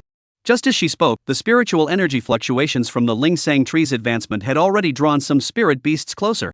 Among them was a crow spirit with around 20 strands of demonic energy at the initial stage of chi cultivation. Spotted the white-colored spirit silkworms on the tree, drooling uncontrollably, and without a second thought, dived straight toward them. Bai Bo, seeing this, immediately said anxiously to Wu Yuan, "Your Majesty, if these spirits interfere with the Lingsang tree's advancement, it would be a great pity." Wu Yuan, however, did not rush to act. He continued to watch the Lingsang tree, silently calculating the best moment to intervene. He waved his hand, signaling Bai Bo not to worry, no need to rush. Let's wait patiently. Bai Bo, seeing this, could only suppress her anxiety. She stared intently at the demons, as if trying to kill them with her gaze. Wu Yuan knew that Bai Bo had not noticed the peculiar movement of the spiritual silkworms on the tree. After all, even he wouldn't have thought of it if he hadn't learned about it from intelligence reports. Such a situation was extremely rare and had never been mentioned in ordinary cultivation classics. It was Wu Yuan who discovered it while flipping through a travelogue in his storage pouch. This book was just an ordinary one, probably left behind by Bai Bo to fill space. The book mentioned an example of a beehive and a spiritual garden forming an array. If Wu Yuan hadn't carefully studied every book and recorded the important details, he wouldn't have discovered this secret either. At that moment, the crow spirit had already approached the mulberry tree. Before it could touch the trunk, it suddenly halted mid-air. It realized with horror that it could no longer control its own body. Its ravenous appetite instantly turned to fear. It darted its eyes around, seeking help from the other spirits nearby. However, at that moment, its body began to wither and shrink, as if something had drained all the flesh and blood from it. The surrounding spirits were stunned by the scene before them, emitting restless sounds, none daring to approach further. Bai Bo was also stunned by the scene before him. He instinctively looked at Wu Yuan, who remained calm. She asked, "Your Majesty, what is this?" Wu Yuan smiled slightly and gestured for Bai Bo to continue watching. "Look at the spirits' heads." Bai Bo stared closely and suddenly noticed that in the fluctuations of spiritual energy, red silk threads had appeared on the heads of the spirits, connected to the spiritual silkworms on the tree. At this point, Wu Yuan explained, the spiritual mulberry tree and the spiritual silkworms have formed a symbiotic relationship and have begun to evolve into an array formation. Once the spiritual mulberry tree completes its advancement, the array will be complete. Bai Bo stared in astonishment at the spiritual mulberry tree. He had never heard of such things during his time in the East Sea. However, Wu Yuan, this newly emerged rat king, seemed to know everything about it. Looking at the calm Wu Yuan, Bai Bo suddenly felt his figure grow mysterious. And the humility he had felt upon first meeting him resurfaced, while the confidence he had gained from capturing the ant queen vanished without a trace. Wu Yuan observed Bai Bo's change and felt a sense of satisfaction. He continued, however, this spiritual energy is absolutely insufficient to meet the Lingsang tree's requirements for advancement, even if supplemented by spirit beasts. Bai Bo had been infected by Wu Yuan's calmness and was no longer as anxious as before. It asked, "What does your Majesty plan to do? Is there anything I can do to help?" Wu Yuan thought for a moment and said, "In a moment, you will kill all the spirit beasts around you and feed them to the Lingsang tree. Don't waste them. The rest will be handled by me." Bai Bo looked at the 4 spirit beasts around him and felt some pressure. Though it had once been a cultivator at the early stage of chi cultivation with 99 strands of demonic energy, it was now old and frail, with weakened vital energy and blood, and could only barely maintain his cultivation level, with his combat strength greatly diminished. It muttered to itself, "The great king isn't easy to fool. It seems I'll have to use my ultimate technique." Bai Bo's eyes flashed with determination as it approached the 4 wolf-shaped demonic beasts. This immediately aroused the demons' hostility, and they all issued warnings toward Bai Bo. Bai Bo snorted coldly, "You newly awakened demons dare to be so bold. If I weren't old, you wouldn't even be able to stand before me." Before the 4 demons could react, Bai Bo opened his mouth and spat out a beam of emerald light. The green light sliced through the sky like a pool of green water, instantly severing the heads of the 4 demons. Bai Bo withdrew the green light, his face pale for a moment before quickly returning to normal. Bai Bo swept up the corpses of the spirits and threw them toward the Lingsang tree. As soon as they came into contact, the bodies quickly shriveled up and turned into desiccated corpses. Chapter 41, The Bloodbound Black Silkworm Array. Your Majesty, I have fulfilled my mission, Bai Bo said respectfully after slaying the demon. Wu Yuan, standing nearby, used his powerful perception to clearly see that the green light was actually a flying knife-shaped magical weapon shaped like a tooth. He couldn't help but marvel at Bai Bo's hidden strength, speculating that it might be a life-bound magical artifact forged from the teeth of a beaver. At the same time, he was somewhat surprised that he could perceive the shape of the magical artifact as it flew through the air. Wu Yuan speculated, my perception is truly too keen, I might be on the verge of cultivating divine awareness. Normally, cultivators only obtain divine consciousness during the mid-stage of Qi cultivation. However, Wu Yuan felt a surge of energy in his mind during cultivation. It might be because his divine soul was inherently powerful after his reincarnation, allowing him to perceive the early signs of divine consciousness ahead of time. Well done, I'll credit you for that. Wu Yuan nodded satisfactorily and said. After speaking, he continued to stare intently at the spiritual mulberry tree. At this moment, the Lingsang tree was nearing the critical stage of its advancement. Bai Bo saw that Wu Yuan hadn't asked about the inherited artifact from earlier and sighed in relief. It felt a hint of gratitude toward Wu Yuan. The king isn't someone who's greedy for everything. It seems I was too eager for knowledge earlier. Wu Yuan did not demand Bai Bo's artifact. He could tell at a glance that this was the artifact Bai Bo had refined for years, and it would be useless to him. It would be better to leave it for Bai Bo to use. At this moment, the Lingsang tree had drained all the spiritual energy around it, and the spiritual energy vortex began to dissipate. The spirit silkworms began to panic, their array patterns twisted and deformed, and the surrounding formations started to fluctuate. The time has come. Wu Yuan, seeing this, knew the moment had come. He let out a loud shout and charged toward the Lingsang tree.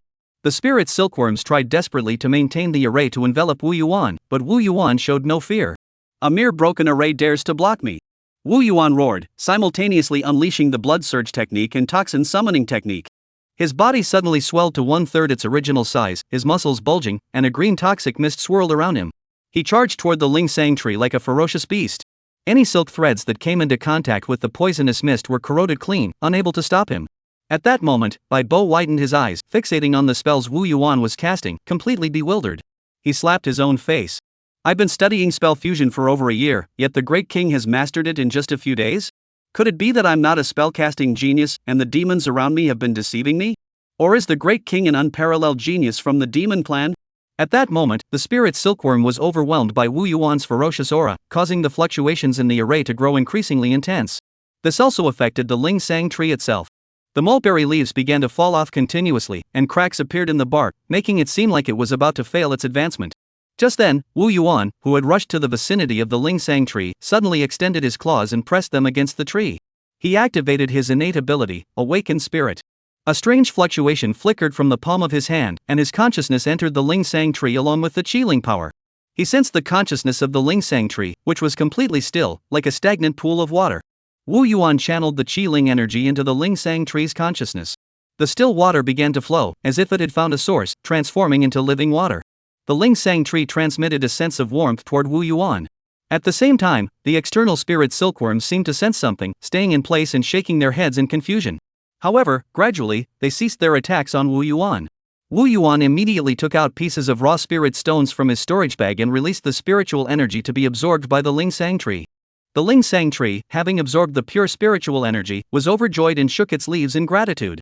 The spiritual energy vortex at the top of the tree stabilized and continued its advancement process. Wu Yuan continued to take out more spirit stone ore and provide it to the Lingsang tree for it to absorb the spiritual energy. At first, Wu Yuan adopted an indifferent attitude, absorb it. The more spiritual energy you absorb, the stronger you'll be after advancing. However, as time passed, he gradually furrowed his brows. When the spirit stones, drained of all their spiritual energy, piled up into a heap, Wu Yuan's mindset completely changed. How much have we absorbed? My storage bag is almost empty. Stop absorbing. Without spirit stones, how will I cultivate? However, Wu Yuan's sunk costs were already too high. He could only grit his teeth and continue supplying spiritual energy for the spiritual mulberry tree to absorb.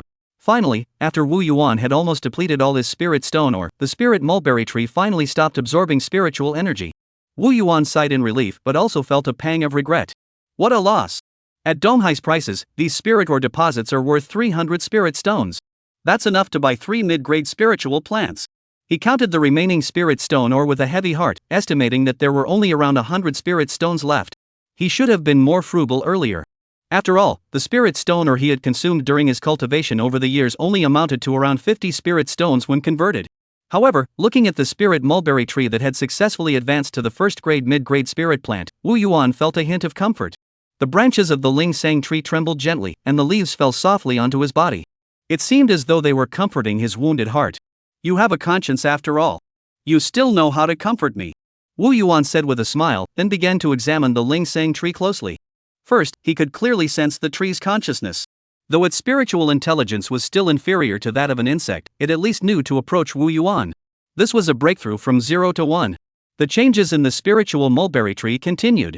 The branches of the mulberry tree, which had become sparse due to the lack of spiritual energy, now sprouted tiny green buds. Its size had increased by a third.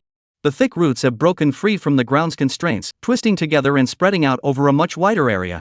The trunk is covered in white patterns, and Wu Yuan feels dizzy when he looks closely. However, these patterns gradually fade beneath the bark, though they remain clearly visible to Wu Yuan's eyes. Bloodbound Mystic Silkworm Array. Once the array is fully formed, it possesses the ability to suppress demonic energy. The silk threads form a bloodbound net with the ability to trap enemies and absorb their vital energy. Moreover, the silk threads are as sturdy as black iron chains, yet so fine as to be barely perceptible. Wonderful! Having the opportunity to directly observe the evolution of a first-tier mid-grade array formation will greatly benefit my understanding of arrays and spiritual patterns. Wu Yuan was extremely excited. At this moment, the spirit silkworms became even more active. They began to chew on the old leaves, emitting a rustling sound. They continuously spun red silk threads to wrap themselves. Soon, the tree was covered in a dense web of red cocoons, giving the spiritual mulberry tree an eerie appearance.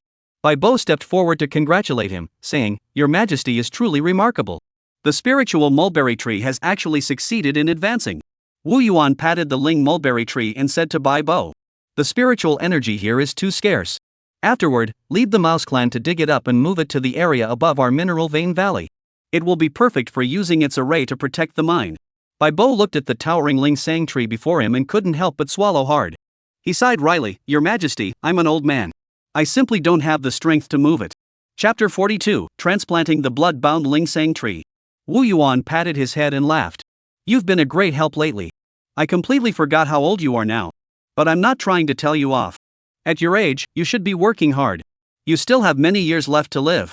Work hard to break through to the mid-stage of qi cultivation, and you'll be able to live much longer." Bai Bo sighed helplessly, feeling very downcast, and said with resignation, "Your Majesty, while I was guarding the underwater volcano in the Eastern Sea Dragon Palace, I accidentally ingested fire poison. The medicinal pills for treatment are far too expensive, so I've had to rely on my cultivation to gradually expel the fire poison on my own. But it dragged on until it damaged my vital energy and blood essence, and I've been unable to break through to the mid-stage ever since.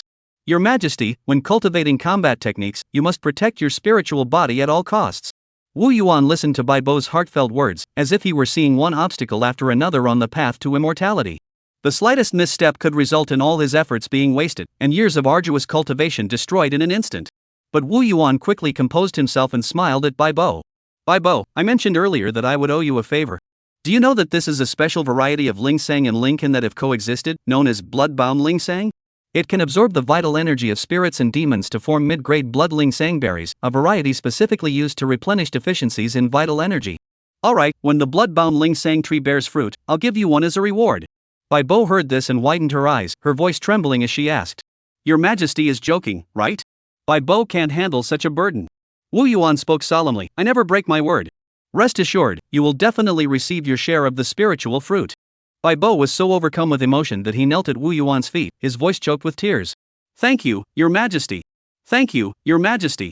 At that moment, the blood-bound spirit mulberry, after over a month of careful nurturing, had transformed greatly from its withered state at the beginning. The once sparse mulberry leaves were now lush and vibrant, resembling a verdant cloud from afar. The spirit silkworms that had been spinning cocoons on the tree had also completed their metamorphosis. Emerging from their cocoons were two entirely different types of silkworm moths. One type of silkworm moth has wings tinged with vibrant red, resembling burning flames. The other has gray wings, dull and unremarkable.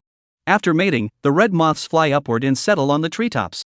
Its red wings shone brightly in the sunlight, attracting nearby spirits and creatures. Meanwhile, the gray moth slowly crawls down the tree trunk into the soil near the roots, searching for a suitable place to lay its eggs.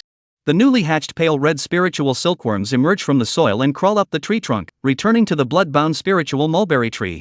Wu Yuan stood by, observing quietly, and finally understood the nature of this peculiar silkworm species. It was the blood jade spiritual silkworm that had formed a symbiotic relationship with the spiritual mulberry tree. The blood jade spiritual silkworm was not originally a very powerful spiritual insect. However, their silk, which is pale red in color and extremely resilient, is classified as a first-grade inferior spiritual material. Therefore, they were mostly cultivated by cultivators for their silk or kept as pets. However, Wu Yuan's blood jade spiritual silkworms had a rounder, more adorable appearance. Their color is brighter, resembling red jade stones. Their entire appearance is harmless, giving no hint of the terrifying power they once possessed to drain their enemies dry. Wu Yuan carefully observed the spiritual mulberry tree and the silkworms, noting that they had fully regained their vitality, and a plan began to form in his mind. He turned around and said to Bai Bo, who had been waiting impatiently, "The Ling Sang tree has fully recovered. The spiritual energy here is limited and insufficient to sustain its continued growth. It's time to dig it up and take it back. You must oversee this carefully, there must be no mistakes." Bai Bo's expression grew serious, his eyes determined, and he spoke loudly. "Your Majesty, rest assured. I will do everything in my power to protect the Ling Sang tree. I will not allow any demons or spirits to harm it in the slightest, unless they step over my dead body." Wu Yuan looked at Bai Bo's determined expression and couldn't help but smile to himself.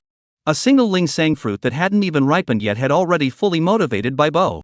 However, this Ling Sang fruit was Bai Bo's hope for continuing his cultivation path. If it weren't for Wu Yuan assigning him numerous tasks, keeping him busy beyond measure, he would have stayed by the Ling Sang tree all day, not moving an inch. Even with the array protecting the Ling Sang tree, Bai Bo dared not relax for a moment. He would check on it every day, eliminating any potential dangers in the vicinity. He even uses his own spiritual stones to nourish the Ling Sang tree, which has become the most precious treasure in his life. Snap! Snap! Don't slack off. Work faster, be careful of the Ling Sang tree's roots. Bai Bo enthusiastically directed the rat demons to dig up the spirit mulberry tree, occasionally lashing out with a water whip to strike any that made a mistake. The old black rat stood by, filled with confusion.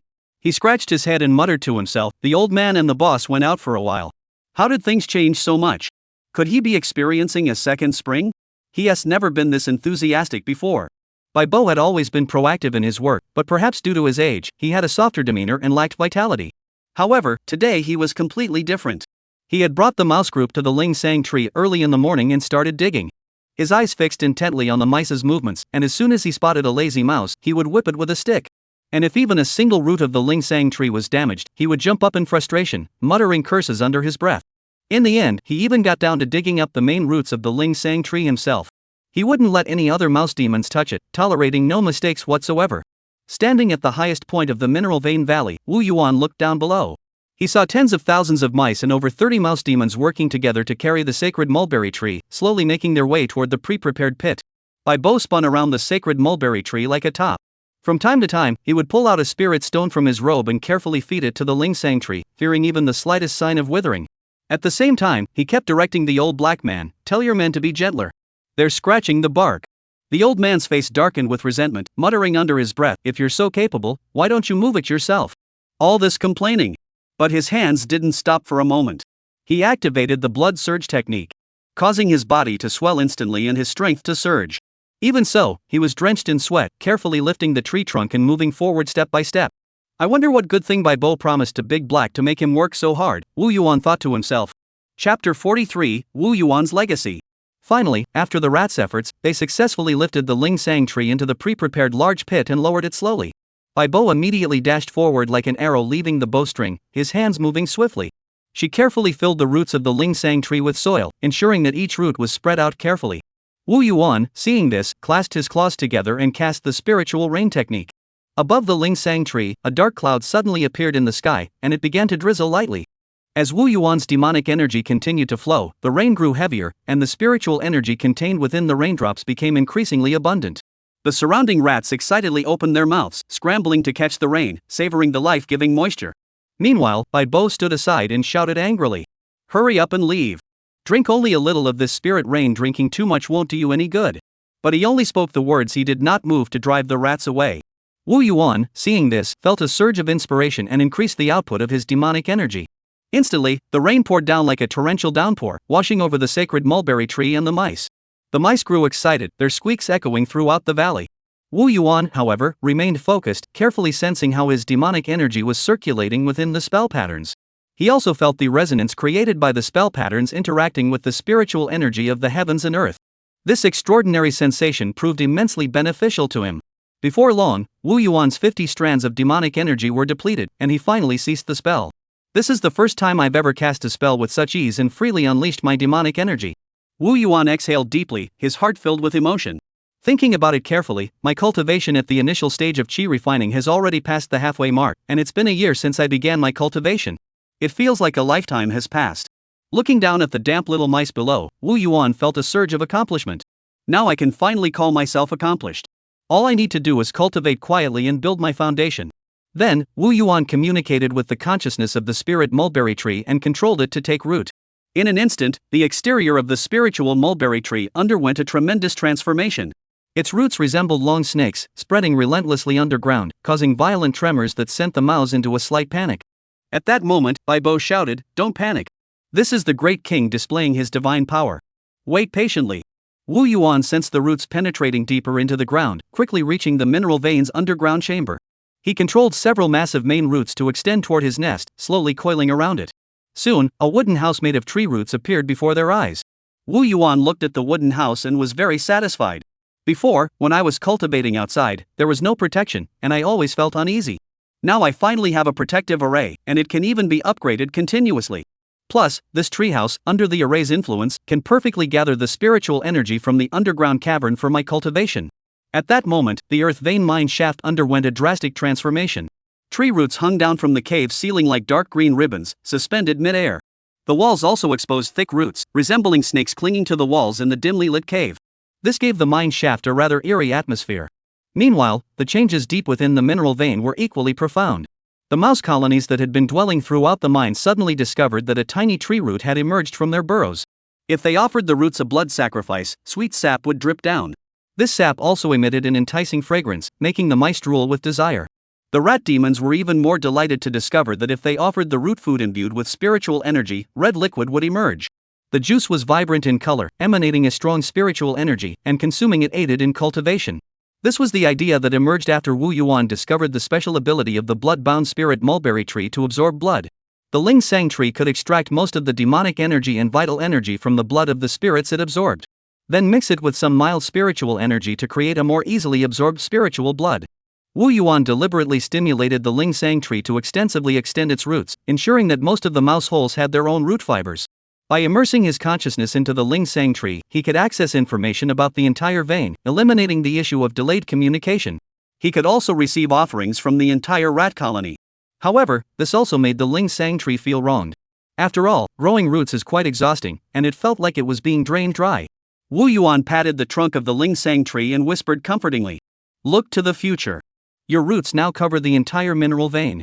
In the future, you will receive offerings from the entire mouse colony. It's far more convenient and efficient than slowly attracting prey on your own." Wu Yuan's lengthy explanation was even more difficult for the Ling Sang tree, which wasn't very intelligent to begin with, to comprehend. It could only shake its leaves in frustration, expressing its dissatisfaction.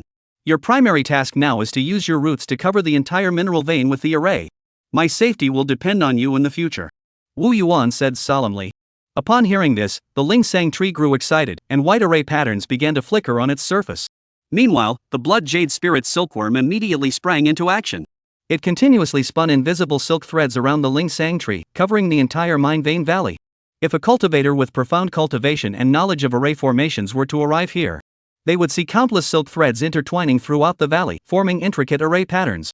At the core of the array was the Ling Sang tree at the center. Bloodbound mystic silkworm array. Though the silk threads underground are few in number, they extend along the tree roots, forming a dense network due to the vast number of roots. Like a vast silk web, it securely protects the entire mineral vein. It is important to note that the mine shafts, which have been tirelessly excavated by the rodents day in and day out. Tirelessly, the mine shaft has undergone a complete transformation. When Wu Yuan first killed the spider demon and entered this mine shaft, it was no larger than 50 acres. Converted, this is roughly equivalent to the area of 6 standard soccer fields laid side by side. However, the shape was irregular, and the height was only 2 or 3 meters. However, over time, the mining of spirit copper ore has led to the creation of numerous auxiliary caves around the main mine. Later, as the number of spiritual plants Wu Yuan had planted continued to grow, the original mine shaft began to feel cramped.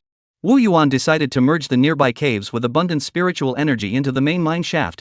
After all, the diligent mice were responsible for digging and organizing these caves on a daily basis. Wu Yuan only needed to stand by and issue commands, and the mice would happily get to work. After Bai Bo's meticulous planning and integration, a massive underground chamber spanning nearly 500 acres was finally formed. The interior of this underground chamber was spacious and filled with dense spiritual energy, reaching the level of a first-tier mid-grade spiritual vein, nearly breaking through to the upper-grade level. Wu Yuan's treehouse was situated on a high slope. Near the treehouse, there was a stone platform that Wu Yuan cherished most. The surface of the stone platform was smooth as a mirror, perfectly suited to Wu Yuan's body. Lying on it, the entire underground chamber is visible. At the edge of the underground chamber lies a meticulously tended field of premium moon spirit grass, cultivated by Xiao Huang. Each moon spirit grass plant has lush, emerald green leaves that emit a faint silver glow. Not only is this cave a scenic beauty, but it is also filled with moonlight and spiritual energy, making it a place of culinary delights. At the center of the cave was a crystal-clear cold pool. Wu Yuan often bathed in the cold pool, enjoying the refreshing sensation of the icy water. While bathing, he would add some spirit stones, earth spirit essence, and fresh moon spirit grass juice to the pond. This not only helps alleviate the stress he accumulates during the day but also enhances his physical strength and nourishes his hair, making it smooth and lustrous. After all the hard work I've put into building this empire, why shouldn't I enjoy it a little? Chapter 44, The Cold Winter. In every direction of the mineral vein cavern, there are countless small tunnels. Like a complex spider's web, connecting smaller caverns in all directions. These smaller caverns vary in depth and size, collectively forming the three-dimensional structure of Wu Yuan's territory. After careful estimation, Wu Yuan calculated that, including the larger caverns in the surrounding area, his territory spanned over 1,000 acres, roughly equivalent to the size of a smaller university campus. Far from the mineral vein caverns, there are also settlements carved out by rat demons and ordinary rats. These settlements vary in size, with those closer to the mineral vein caves being larger and more abundant in spiritual energy. The rat demons within these dwellings were more powerful, cultivating and reproducing in their caves, contributing to the growth of Wu Yuan's rat clan. Among them, the caves of creatures like the big black one were particularly vast, spanning over 100 acres, and even have their own moon spirit grass cultivation plots. The number of rats has grown exponentially, now exceeding 10,000. And the number of rat demons has reached nearly 100. This is still the remaining number after Wu Yuan disregarded any losses and relentlessly drove the rats to their limits. Each rat has its own dedicated burrow, which are scattered throughout the entire Xiaoing Mountain. Some are hidden in the corners of the mountains and forests, while others are buried deep underground, forming a vast and complex underground network.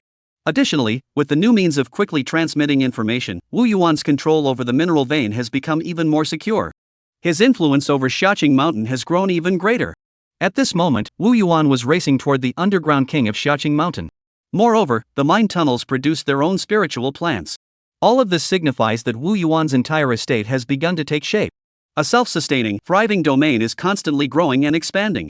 Wu Yuan stood on the stone platform in the mine shaft, his heart racing with excitement. Looking at everything before him, his thoughts drifted far away. It's been a year since I arrived in this world, and I've finally managed to settle down. For now, I remain hidden underground, dedicated to my cultivation.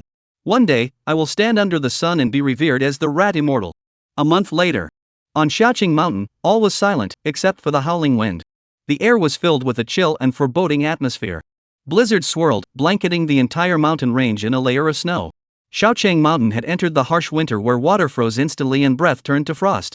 In this icy wasteland, the traces of ordinary animals had long since vanished. Only those supernatural beings with cultivation could survive in such a harsh environment.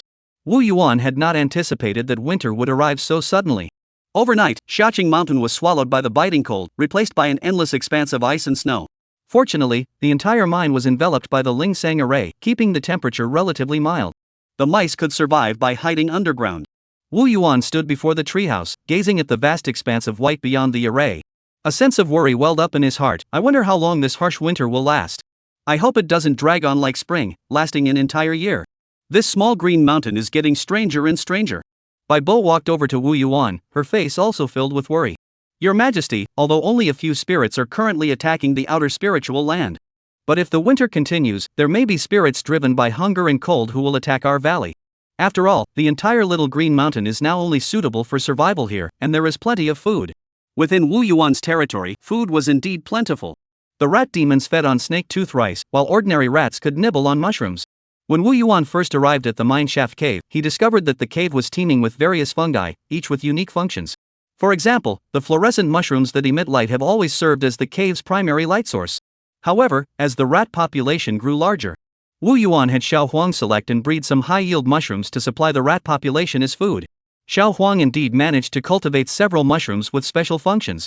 For instance, the meat mushrooms, which resemble clumps of stone on the surface, can wriggle like flesh.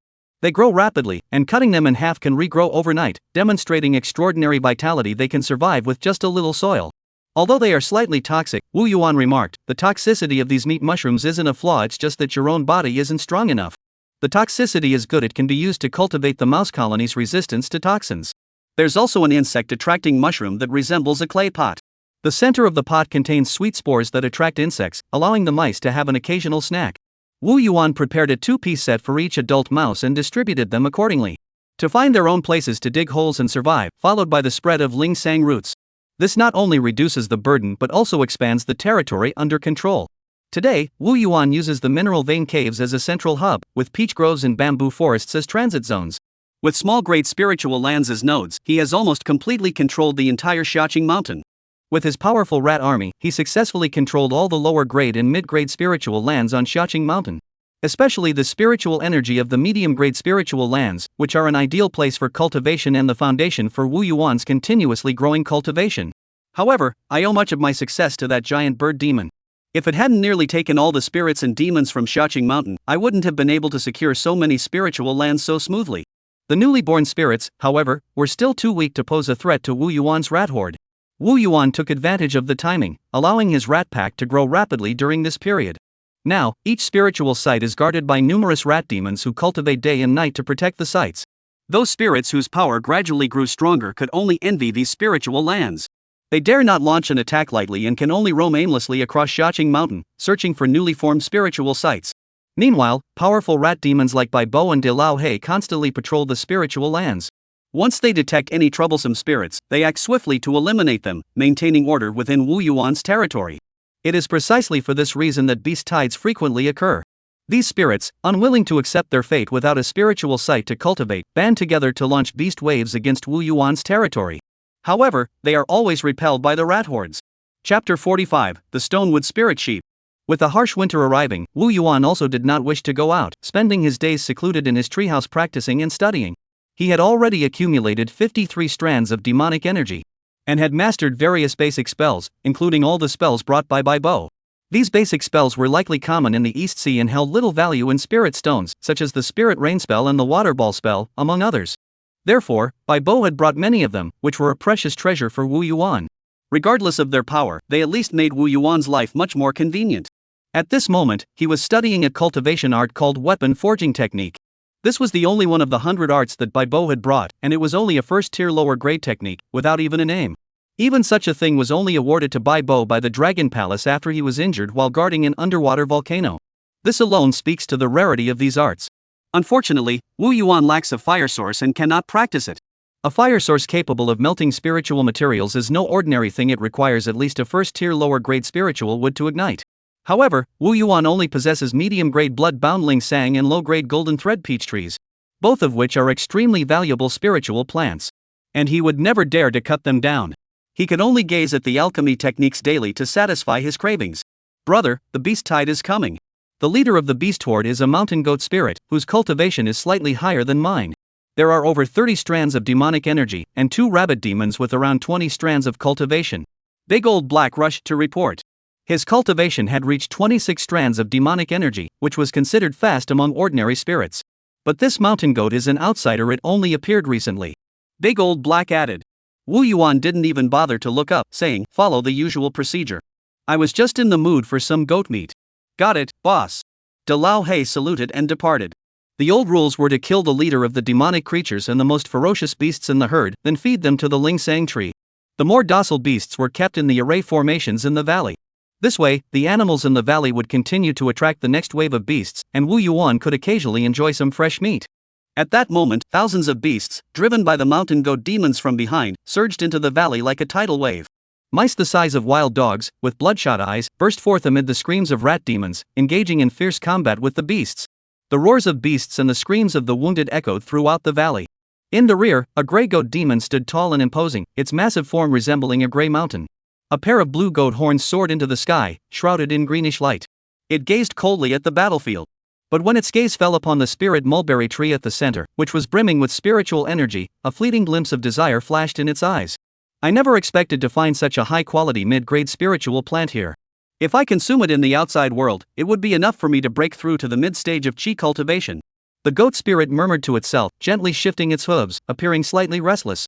However, when it saw the emerald waves beneath the spirit mulberry tree and the rat demons darting across the battlefield, it suppressed its restlessness. Clearing out the rat horde is the priority. This rat swarm has grown too large. I might not be able to eliminate them all on my own this time. Wasn't Little Green Mountain already swept clean by a great demon? How did this rat swarm form? And the leader is a beaver. If I hadn't arrived early, we would have been at a disadvantage. The goat demon mused to himself. At that moment, two rabbit spirits joined forces to summon a green light barrier, enveloping their injured beast herd and healing their wounds. The light screen was like a spring of clear water, infusing the weakened beasts with new vitality. However, even with this, the herd could not withstand the rat demon's attacks. And if it weren't for the goat demon overseeing the battle from the rear, they would have scattered like birds and beasts long ago. Don't act impulsively. The old black demon emerged from the mouse hole, ignoring Baibo's cries, and charged toward the rabbit spirits on the battlefield like a war chariot. You two little rabbits, surrender and die. De Lao He roared. Baibo could only sigh helplessly at the sight. Facing De Lao He's ferocious attack, the two rabbit demons seemed to be frozen in fear, making no move at all. Seeing this, the old black rabbit grew excited and charged forward. Bang! The old black rabbit collided with a wooden stake, leaving him dizzy and disoriented. One of the white rabbit spirits took the opportunity to open its mouth and bite into big old black, tearing off a chunk of flesh. The old black demon grimaced and struggled free from the rabbit spirit's attack, channeled his demonic energy to heal his wounds, and looked warily at the goat demon in the distance. That goat demon's spell is so powerful. De Lao He thought to himself in shock. The wooden stake was the goat demon's spell, cast so quickly that the old black demon couldn't react in time. At that moment, Baibo's voice echoed, "This goat demon is no ordinary foe. Its spells are exquisite, its vital energy is robust, it's highly unusual." De Lao He scowled and snorted coldly, "Why didn't you say so earlier? Now I've got hurt." Baibo's expression grew even more helpless. The goat demon's expression flickered, and the entire situation on the ground was clearly visible to the goat demon watching from above. He let out a loud roar, and the horns on his head flashed with green light. He raised his front hooves and stomped down. Green tide. The rabbit spirit darted backward like an arrow leaving the bowstring. Baibo also noticed the goat demon's movements, his expression changing drastically. He hurriedly summoned a earthen wall near the lingsang tree. A green wave surged from the ground, sweeping through the valley and turning the mixed crowd of rats and beasts into a pool of blood. At the same time, vines began to grow out of the blood, colliding with the earthen wall. The earthen wall shook violently, turning the valley into a green meadow. Baibo's expression darkened. Why is its power so strong? Could he have hidden his cultivation level? He continued to channel his demonic energy to reinforce the stone wall, activating his life-bound artifact within his body, waiting for the goat demon to approach. The goat demon gave Baibo a piercing glance, then turned and left, paying no heed to the beast struggling to escape the rat demon's pursuit. It thought to itself, to eliminate the rat horde in one fell swoop, a direct assault is not the best strategy at this moment. Meanwhile, the two rabbit demons spat at the old black demon and turned to follow the goat demon away. This enraged the old black demon greatly. If not for Baibo holding him back, he would have charged out of the valley.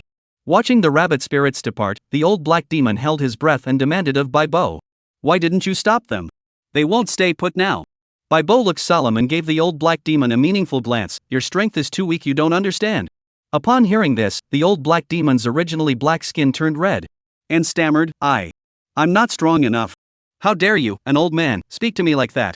Baibo ignored De Lao He's accusations. Since he had injured him last time, De Lao He had been sulking ever since, and Baibo had grown accustomed to it.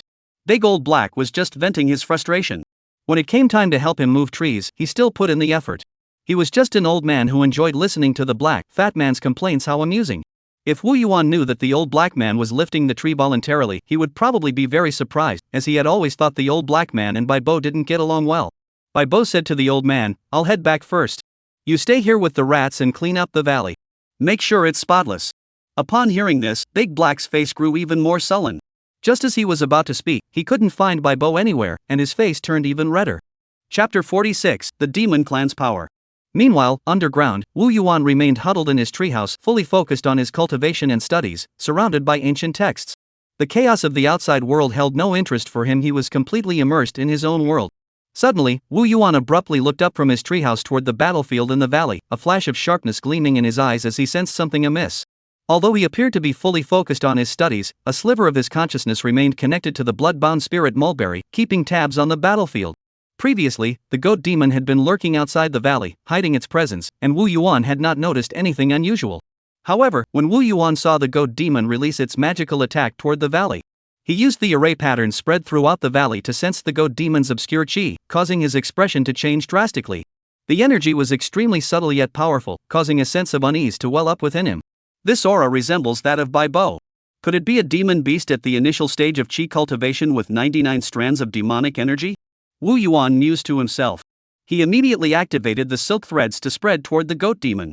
The invisible silk threads darted through the air as Wu Yuan sought to gain a deeper understanding of the goat demon's true nature. However, upon seeing his spell blocked by the emerald waves, the goat demon turned and fled. Its speed was extremely fast, and it quickly vanished into the valley, leaving Wu Yuan unable to achieve his goal. Nevertheless, Wu Yuan looked at the faint blue glow emanating from the causality pearl before him, his expression complex. Blue intelligence, a stonewood spirit goat at the early stage of chi cultivation, possessing 99 strands of demonic energy, covets the bloodbound Ling Sang and intends to eliminate Xiaoing Mountain, targeting the rat clan. Stonewood Spirit Gawadi is a second-tier mid-grade bloodline, coupled with cultivation and chi refinement far surpassing Wu Yuan's. It was already one of the top 3 most powerful spirits Wu Yuan had ever encountered since his birth. The other two were a giant bird demon at the foundation establishment stage and a cat king with power so deep it was impossible to gauge. This shows the immense pressure the goat spirit is putting on him. This blue intelligence report is going to be a real challenge. Wu Yuan mused. The cultivation gap is too great. If we're not careful, we might end up risking our lives. At that moment, Bai Bo walked up to the treehouse, looking guilty. He addressed Wu Yuan. Your Majesty, I never expected the goat demon to be so powerful. Due to my negligence, several rat demons were lost. Please punish me. Wu Yuan didn't respond, showing no concern for the mouse demons. Instead, he asked, do you know what abilities the Stonewood Spirit Goat clan possesses? Wu Yuan had learned about the mountain goat demon's lineage and strength from intelligence reports, and had some understanding of the clan from the ancient texts Bai Bo had brought. He did not know the specific details of their abilities. Upon hearing this, Bai Bo's expression changed drastically. He realized something and widened his eyes, and said, Stonewood Spirit Sheep? No wonder I always felt that this mountain goat spirit had an unusual aura. It doesn't seem like an ordinary spirit. So it's connected to the wood spirit sanctuary. This mountain goat spirit won't be easy to deal with. Wu Yuan's expression changed upon hearing the name Wood Spirit Sanctuary, and immediately pressed, tell me everything you know. Bai Bo finally composed himself and explained in detail. Our demon clan's power is divided not only by race but also by a hierarchical system above us, known as the Great Temples. The Wood Spirit Sanctuary is primarily composed of spirits that have evolved from plants and trees. It also includes some races with gentle temperaments and a natural inclination, such as the Stonewood Spirit Sheep clan. Bai Bo paused, then smiled sarcastically. However, their gentle nature is only relative to the Tiger Leopard clan, who are far more ruthless. In their eyes, perhaps only spiritual plants are worthy of their attention. Bai Bo continued, moreover, the original purpose of the Wood Spirit Sanctuary was to restore the world to its natural state. Back then, they made such a big fuss. Even I, with my weak power, heard about it in the Dragon Palace of the East Sea. Wu Yuan asked curiously, what kind of commotion? Bai Bo furrowed his brows in thought. I don't know the specifics, but it seems like a faction within the Wood Spirit Sanctuary attempted to grow a sacred tree. It was said that once the sacred tree was grown, it could protect the demon clan. However, it requires flesh and blood to nourish it, so they instigated a war between demons and humans. They're using spiritual plants to exchange for flesh and blood, regardless of the lives of other demon clans. Wu Yuan exclaimed inwardly, that makes sense. It all makes sense. He continued to ask, are there any other major factions among the demon clan? Bai Bo pondered, on the surface, there's the Beast Spirit Sanctuary, composed of fierce beasts and flying birds. The Eastern Sea Dragon Palace is the Sea Demon faction. Next are the neutral factions composed of various races seeking peace, as well as factions composed of races inclined toward the human race. These factions balance each other out, with complex and intertwined relationships. Wu Yuan learned a lot of new information from Bai Bo and finally shifted his attention back to the Stonewood Spirit Sheep. As a second-tier bloodline, what makes this Stonewood Spirit Sheep special? Wu Yuan asked again. Bai Bo looked at Wu Yuan in surprise. The Stonewood Spirit Sheep are quite famous. They can use their flesh and blood to cultivate spiritual plants. They possess unique spells that can accelerate the growth of spiritual plants and control plants and trees. Back then, the Eastern Sea Dragon Palace had no shortage of sea demons and monsters, but lacked spiritual plants. Therefore, they formed an alliance with certain factions of the Wood Spirit Sanctuary, including the Stonewood Spirit Sheep Clan. I only found out about it by chance. Wu Yuan glanced at Bai Bo and muttered to himself. Is this kind of information something a cultivator at the initial stage of qi refining could stumble upon by chance? Bai Bo must be hiding something. Bai Bo noticed Wu Yuan's expression and seemed to understand something, looking helpless. Your Majesty, our Bai Bo River Beaver clan has lived in the East Sea for many years and has heard countless rumors. Most of it is just for entertainment.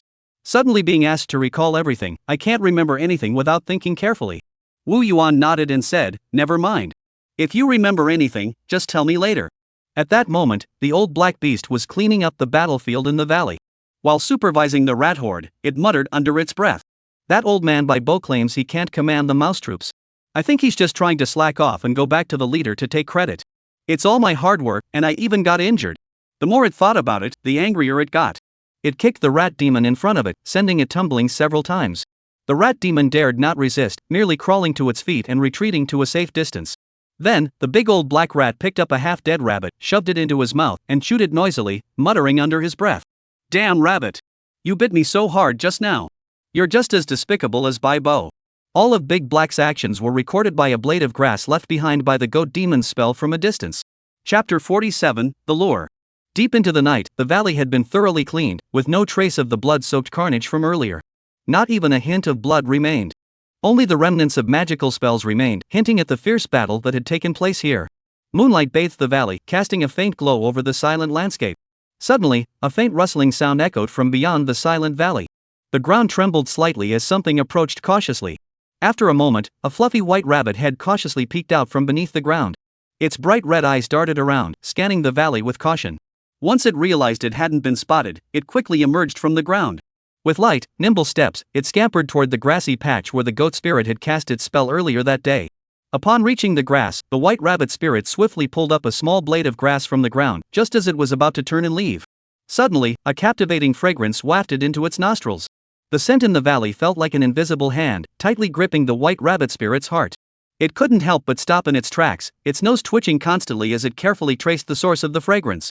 Its eyes followed the direction of the scent and eventually landed on the massive sacred mulberry tree in the valley.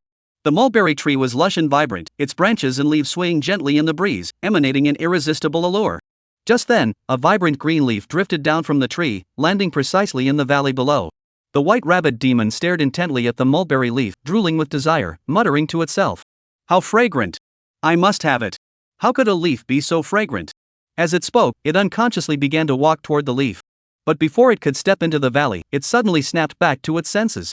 Glancing at the green grass still clutched in its hands, its heart sank. No, I can't go in. What if I get caught? I haven't finished the task the Sheep King gave me yet. The white rabbit spirit stood there, hesitating, its little paws fidgeting nervously. Just as it was still torn, another mulberry leaf fell from the mulberry tree. There was a single droplet of crystal-clear red liquid on it, emitting a scent that captivated the rabbit. The white rabbit spirit's eyes lit up instantly, and it darted into the valley. It quickly picked up the leaf and stuffed it into its mouth, chewing it constantly, its face contorted in ecstasy. Delicious. So delicious. What have I been eating all this time? It sighed in delight while chewing faster. Before long, the two palm-sized leaves had disappeared into its small mouth. The white rabbit demon licked its paws, savoring the exquisite flavor, and its eyes involuntarily turned toward the sacred mulberry tree. It looked around the quiet valley and thought to itself. Since I'm already here, why not pick a few more leaves? As long as I don't touch the tree, no one will notice. I'll leave right after I'm done. The white rabbit spirit encouraged itself as it cautiously approached the sacred mulberry tree. It took one step, then stopped to look around for any signs of movement. Soon, the cautious white rabbit spirit arrived at the base of the tree. And upon realizing it hadn't been spotted, it sighed in relief and smiled triumphantly. Even the water rats can't find me here. This Ling Sang tree is really being wasted. As it spoke, it gazed longingly at the sacred mulberry tree. Then leaped up with a powerful kick from its hind legs, landing on the treetop. It reached out its little paws and grabbed a handful of leaves. It buried its face in the leaves in its arms, looking utterly intoxicated, murmuring, a truly exquisite delicacy. Then, it took a step forward, ready to leave. But just then, it looked down in panic and saw a bottomless pit suddenly appear beneath its feet. Something's wrong.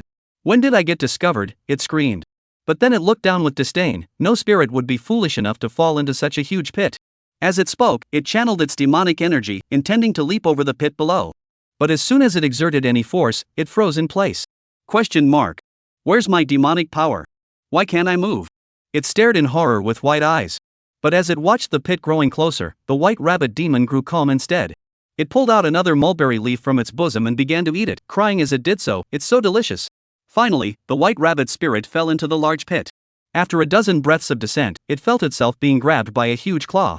In the blink of an eye, its eyes adjusted to the dimly lit cave, and it saw 4 enormous demonic creatures before it. However, its gaze was completely captivated by the demon before it, whose body shimmered like jade, radiating a faint moonlight. It immediately shouted, "You must be the moon rabbit. You're so handsome." As it spoke, it handed over the mulberry leaf it was holding. Wu Yuan looked at the little white rabbit spirit in his hands with a puzzled expression. "I'm a mouse, not a rabbit." But the white rabbit spirit looked determined and replied confidently. "White fur, big front teeth, long ears, you must be the moon rabbit. You've probably just been living underground for too long and undergone some changes. My grandmother said this is called mutation. Yes, you must have mutated." Wu Yuan sighed and didn't respond, instead asking, "What does the goat spirit want you to pull that grass for?" At that moment, the white rabbit spirit, who had resumed eating mulberry leaves, replied without looking up. "The goat king suspects that this black rat and this water rat don't get along. He used magic to record the scene in the valley and sent me to retrieve it." Saying this, it handed the green grass it had been holding all along to Wu Yuan. "Just activate your demonic power, and you'll see the images inside." Wu Yuan, Bai Bo, and De Lao He exchanged glances. While Xiao Huang watched the white rabbit spirit enjoyably munching on the mulberry leaves, unable to resist moving closer. Gazing longingly at the mulberry leaves in the white rabbit spirit's hands, drool nearly dripping from his mouth. "Ah!" The white rabbit spirit looked up and saw the yellow giant face approaching, startling her. She threw the mulberry leaves in her hand onto Xiao Huang's face, then hit her head in Wu Yuan's palm, shouting, "How scary and ugly you are, you yellow rat." This hit little yellow hard, bringing back unpleasant memories. He turned around and burrowed into Wu Yuan's embrace, wailing, "Big brother, I'm not ugly, am I?" Wu Yuan listened to the deafening cries, feeling utterly helpless. He could only stroke Xiao Huang's head and comfort him. "You're not ugly at all. Look at you, plump and golden, so festive. I love you just the way you are. Ask Bai Bo and De Lao He if I'm right." Big Black nodded immediately. "The boss is right. I want to be like you, little Huang, but I haven't found a way yet." Bai Bo stroked his beard and said slowly, "The yellow color of Huang Zhongguan's appearance, don't you think it resembles the color of Ling Tong? The great king loves these treasures the most." At that moment, the white rabbit demon was also drawn by the cries of the little yellow creature outside and curiously emerged from Wu Yuan's hands. Chapter 48, Defection. When the white rabbit spirit heard Bai Bo and De Lao He's words, it was about to open its mouth to mock them. Wu Yuan thought to himself, "This is bad." Seeing this, he immediately said, "You little rabbit, you may be small in stature, but you have a big heart. Don't stir up trouble." He kept giving the white rabbit demon meaningful glances. The white rabbit demon immediately smiled sweetly. "I didn't notice earlier, but now that I look closely, you're not that ugly after all. And look at how plump you've grown, you're clearly no ordinary rabbit." The little yellow rabbit, who was still crying, perked up his ears and muttered, "Really?" Wu Yuan quickly pulled out a golden thread of peach and stuffed it into little Huang's mouth. "Look at you, you've cried yourself skinny. You need to gain some weight." With his mouth full, little Huang mumbled, "Okay, boss." Then he walked over to enjoy the delicious treat. Wu Yuan finally let out a sigh of relief. At that moment, the white rabbit demon looked at the golden thread of passion flower in Xiao Huang's hand, then at the mulberry leaf in its own hand, and suddenly felt it wasn't as appealing anymore. It looked up at Wu Yuan with envy. "Can I also recognize you as my leader?" This stumped Wu Yuan, who muttered to himself, "Is this a trick? How could the goat demon bring such an unreliable subordinate?" Wu Yuan frowned sternly. "Stop fooling around. Tell me what the goat demon's intentions are." The white rabbit spirit raised its hand. "Boss, this goat demon thinks this water rat is the real boss here. Since he saw that the black rat was unhappy, he wants to buy him off and drive a wedge between them." The old black rat beside him looked displeased. "What black rat, water rat? The boss gave us names Big Black and Bai Bo." The white rabbit spirit ignored the old black one and continued. "This goat demon harbors evil intentions. In reality, he has reached the peak of the early stage of chi cultivation, making him extremely powerful. Hiding his cultivation to do evil deeds, how wicked. However, I know some of his secrets." The white rabbit spirit suddenly fell silent, lying in Wu Yuan's hands, and did not continue. The old black demon saw this and immediately rushed over, anxiously asking, "Keep going. Why did you stop? What's its weakness?" The white rabbit spirit spread his hands. "I forgot." Bai Bo pulled De Lao He aside and looked at Wu Yuan. Wu Yuan nodded in acknowledgement. Bai Bo turned to the white rabbit demon and said, "It seems you're not on the same side after all. Aren't you his subordinate? We're just siblings. We're not with the goat demon. If it weren't for my brother forcing us to follow the goat demon, saying we'd get enough to eat, I would have run away long ago." The white rabbit demon flipped over in Wu Yuan's hands and angrily said, "He said we'd be well fed, but all we get to eat are spirit-depleted weeds, and we have to work every day. It's unbearable." Bai Bo immediately asked, "Do you know why the goat demon came to Xiaoing Mountain?" The white rabbit demon furrowed his brows. "The clan leader did mention it, and my older brother was there too, but all I remember was the delicious carrots. Speaking of those carrots, they were truly delicious. You have no idea." Wu Yuan quickly cut off the white rabbit demon's carrot-filled reminiscence. "What about your brother?" The white rabbit spirit slapped his head. "Oh no, I forgot. My brother is still waiting for me outside." Saying this, it tried to jump out of Wu Yuan's hands, but after struggling for a moment, it couldn't break free. It turned around and looked at Wu Yuan in confusion. "Big brother, can we talk about this later when I get back? I'll go get my brother, he knows more." Wu Yuan and Bai Bo exchanged glances. Bai Bo said, "Why don't we go see your brother together? We can explain things to him for you, so he won't scold you." The white rabbit demon praised Bai Bo with a nod. As expected, the old man thinks things through more thoroughly. Ignoring the sullen Bai Bo and the smirking De Lao Hei, the white rabbit spirit lay back in Wu Yuan's hands. "Big brother, my older brother is timid. I'll guide you so you don't get lost." Humph. Wu Yuan couldn't help but sigh inwardly. If this white rabbit spirit is deceiving me, then she's truly extraordinary. Several miles away from the valley, in a cave, a gray rabbit spirit paced back and forth inside the cave, muttering to himself. "Why aren't you back yet?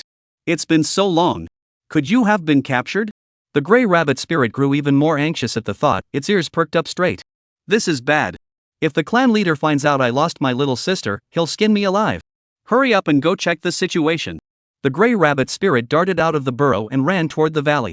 Suddenly, it heard a noise and immediately stopped, its body vanishing in an instant. "Big brother, I'm telling you, my brother is such a coward. As soon as something goes wrong, he disappears. He hasn't learned any offensive spells, just how to run and hide." Wu Yuan endured the constant nagging of the white rabbit spirit in his hands, feeling utterly helpless. He couldn't stop her from talking, so he could only endure it silently, his ears almost calloused from listening. Just then, the white rabbit spirit pointed ahead with a finger. "Look, my brother is right there." Wu Yuan immediately grew alert, gazing forward as his demonic energy surged through his body. The blood surge technique was ready to be unleashed, prepared to deal with any potential danger. Bai Bo and De Lao Hei followed the white rabbit spirit's gaze, their eyes filled with caution. However, all they saw was an ordinary scene. Wu Yuan's brows furrowed even deeper. He held his breath, focusing all his senses, trying to detect any abnormalities. He employed his most acute sense of smell, sniffing the air with all his might. But all he could smell was the scent of earth, with no trace of anything suspicious. However, at the white rabbit spirit's reminder, Wu Yuan faintly sensed a faint, almost imperceptible presence lingering in the air. Something was lurking in the shadows, ready to strike at any moment. With no other option, Wu Yuan turned his gaze toward the rabbit spirit in his hands. The rabbit spirit paused for a moment, a look of confusion flashing across its eyes, before suddenly seeming to remember something. It slapped its head hard and shouted toward the front. "Brother, don't hide. Come out. I can see you." Wu Yuan stared intently at the ground in front of him, not blinking once. Just then, the ground suddenly rippled slightly. Moments later, a smaller gray rabbit spirit slowly emerged from the ground, its ears drooping. The gray rabbit spirit looked at the white rabbit spirit in Wu Yuan's hands with a helpless expression. "Sister, you've really sided with the rat demon and sold me out?" Before Wu Yuan could react, he felt a tremendous force surge through his hands. The white rabbit spirit flickered and effortlessly jumped from Wu Yuan's hands to stand before the gray rabbit spirit. Then it raised its leg and kicked the gray rabbit spirit hard, cursing angrily. "Are you blind? That's the Moon Rabbit King. You can't even tell the difference? You're as dumb as a rock." The gray rabbit demon was knocked to the ground. It raised its head, its gaze wandering over Wu Yuan. Muttering in disbelief, "Me, blind? This is clearly just a rat demon. It doesn't look anything like a moon rabbit." Chapter 49, Outwitting the Goat Demon. At that moment, Wu Yuan had no interest in paying attention to the two rather noisy rabbit spirits. He simply stared at his hands in confusion, thinking to himself.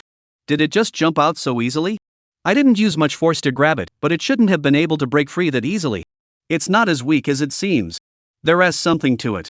Bai Bo and De Lao Hei didn't notice Wu Yuan's confusion. They thought he had intentionally let the rabbit spirits go.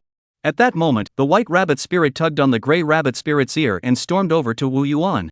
Then it pointed at Wu Yuan and said to the gray rabbit spirit, "This moon rabbit is our new leader from now on. Hurry up and call him boss." The gray rabbit spirit muttered angrily, "What moon rabbit?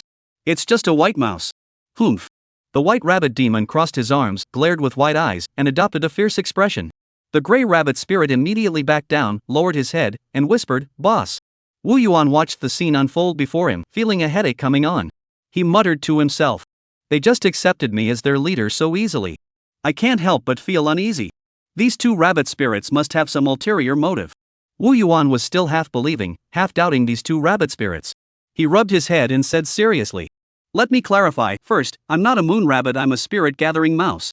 Second, are you really sure you want to follow me? Think it through carefully."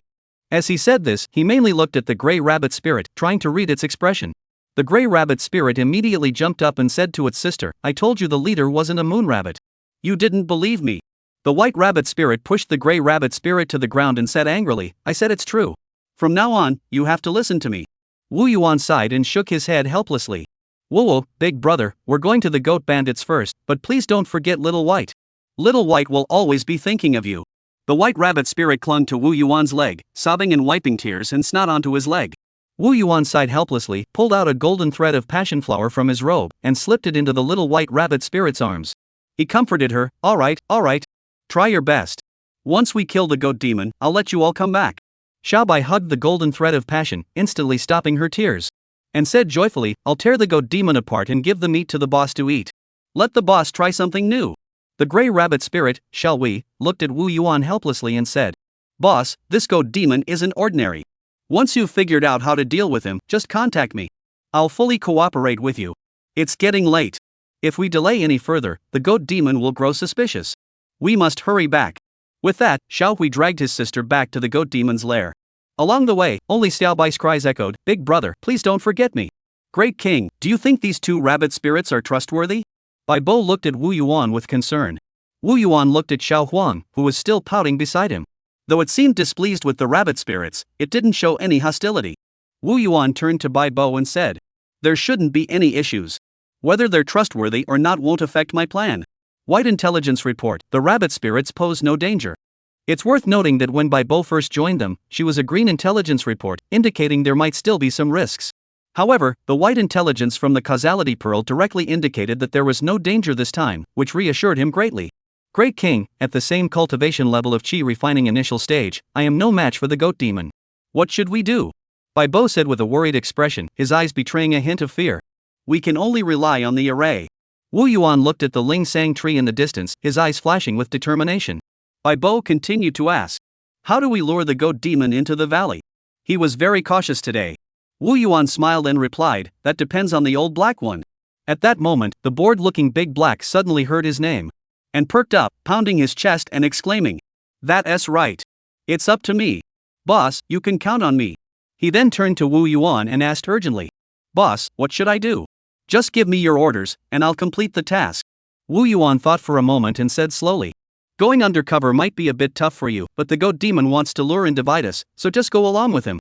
Work with the rabbit demons to find an opportunity to lure it into the valley. Remember to adapt to the situation and don't give yourself away." At that moment, the two rabbit demons returned to the goat demon's cave. "You're back so late. Did you go slacking off again?" The goat demon glared at them. The white rabbit demon looked down on him, crossed his arms across his chest, and shouted, "We can't even eat our fill. Helping you is already a favor. What else do you want? We risked our lives to gather information for you." The gray rabbit spirit, seeing the angry expression on the goat spirit's face, quickly pulled the white rabbit spirit behind him. With a forced smile, he said, "Goat King, we encountered some trouble along the way and were delayed. Please calm down."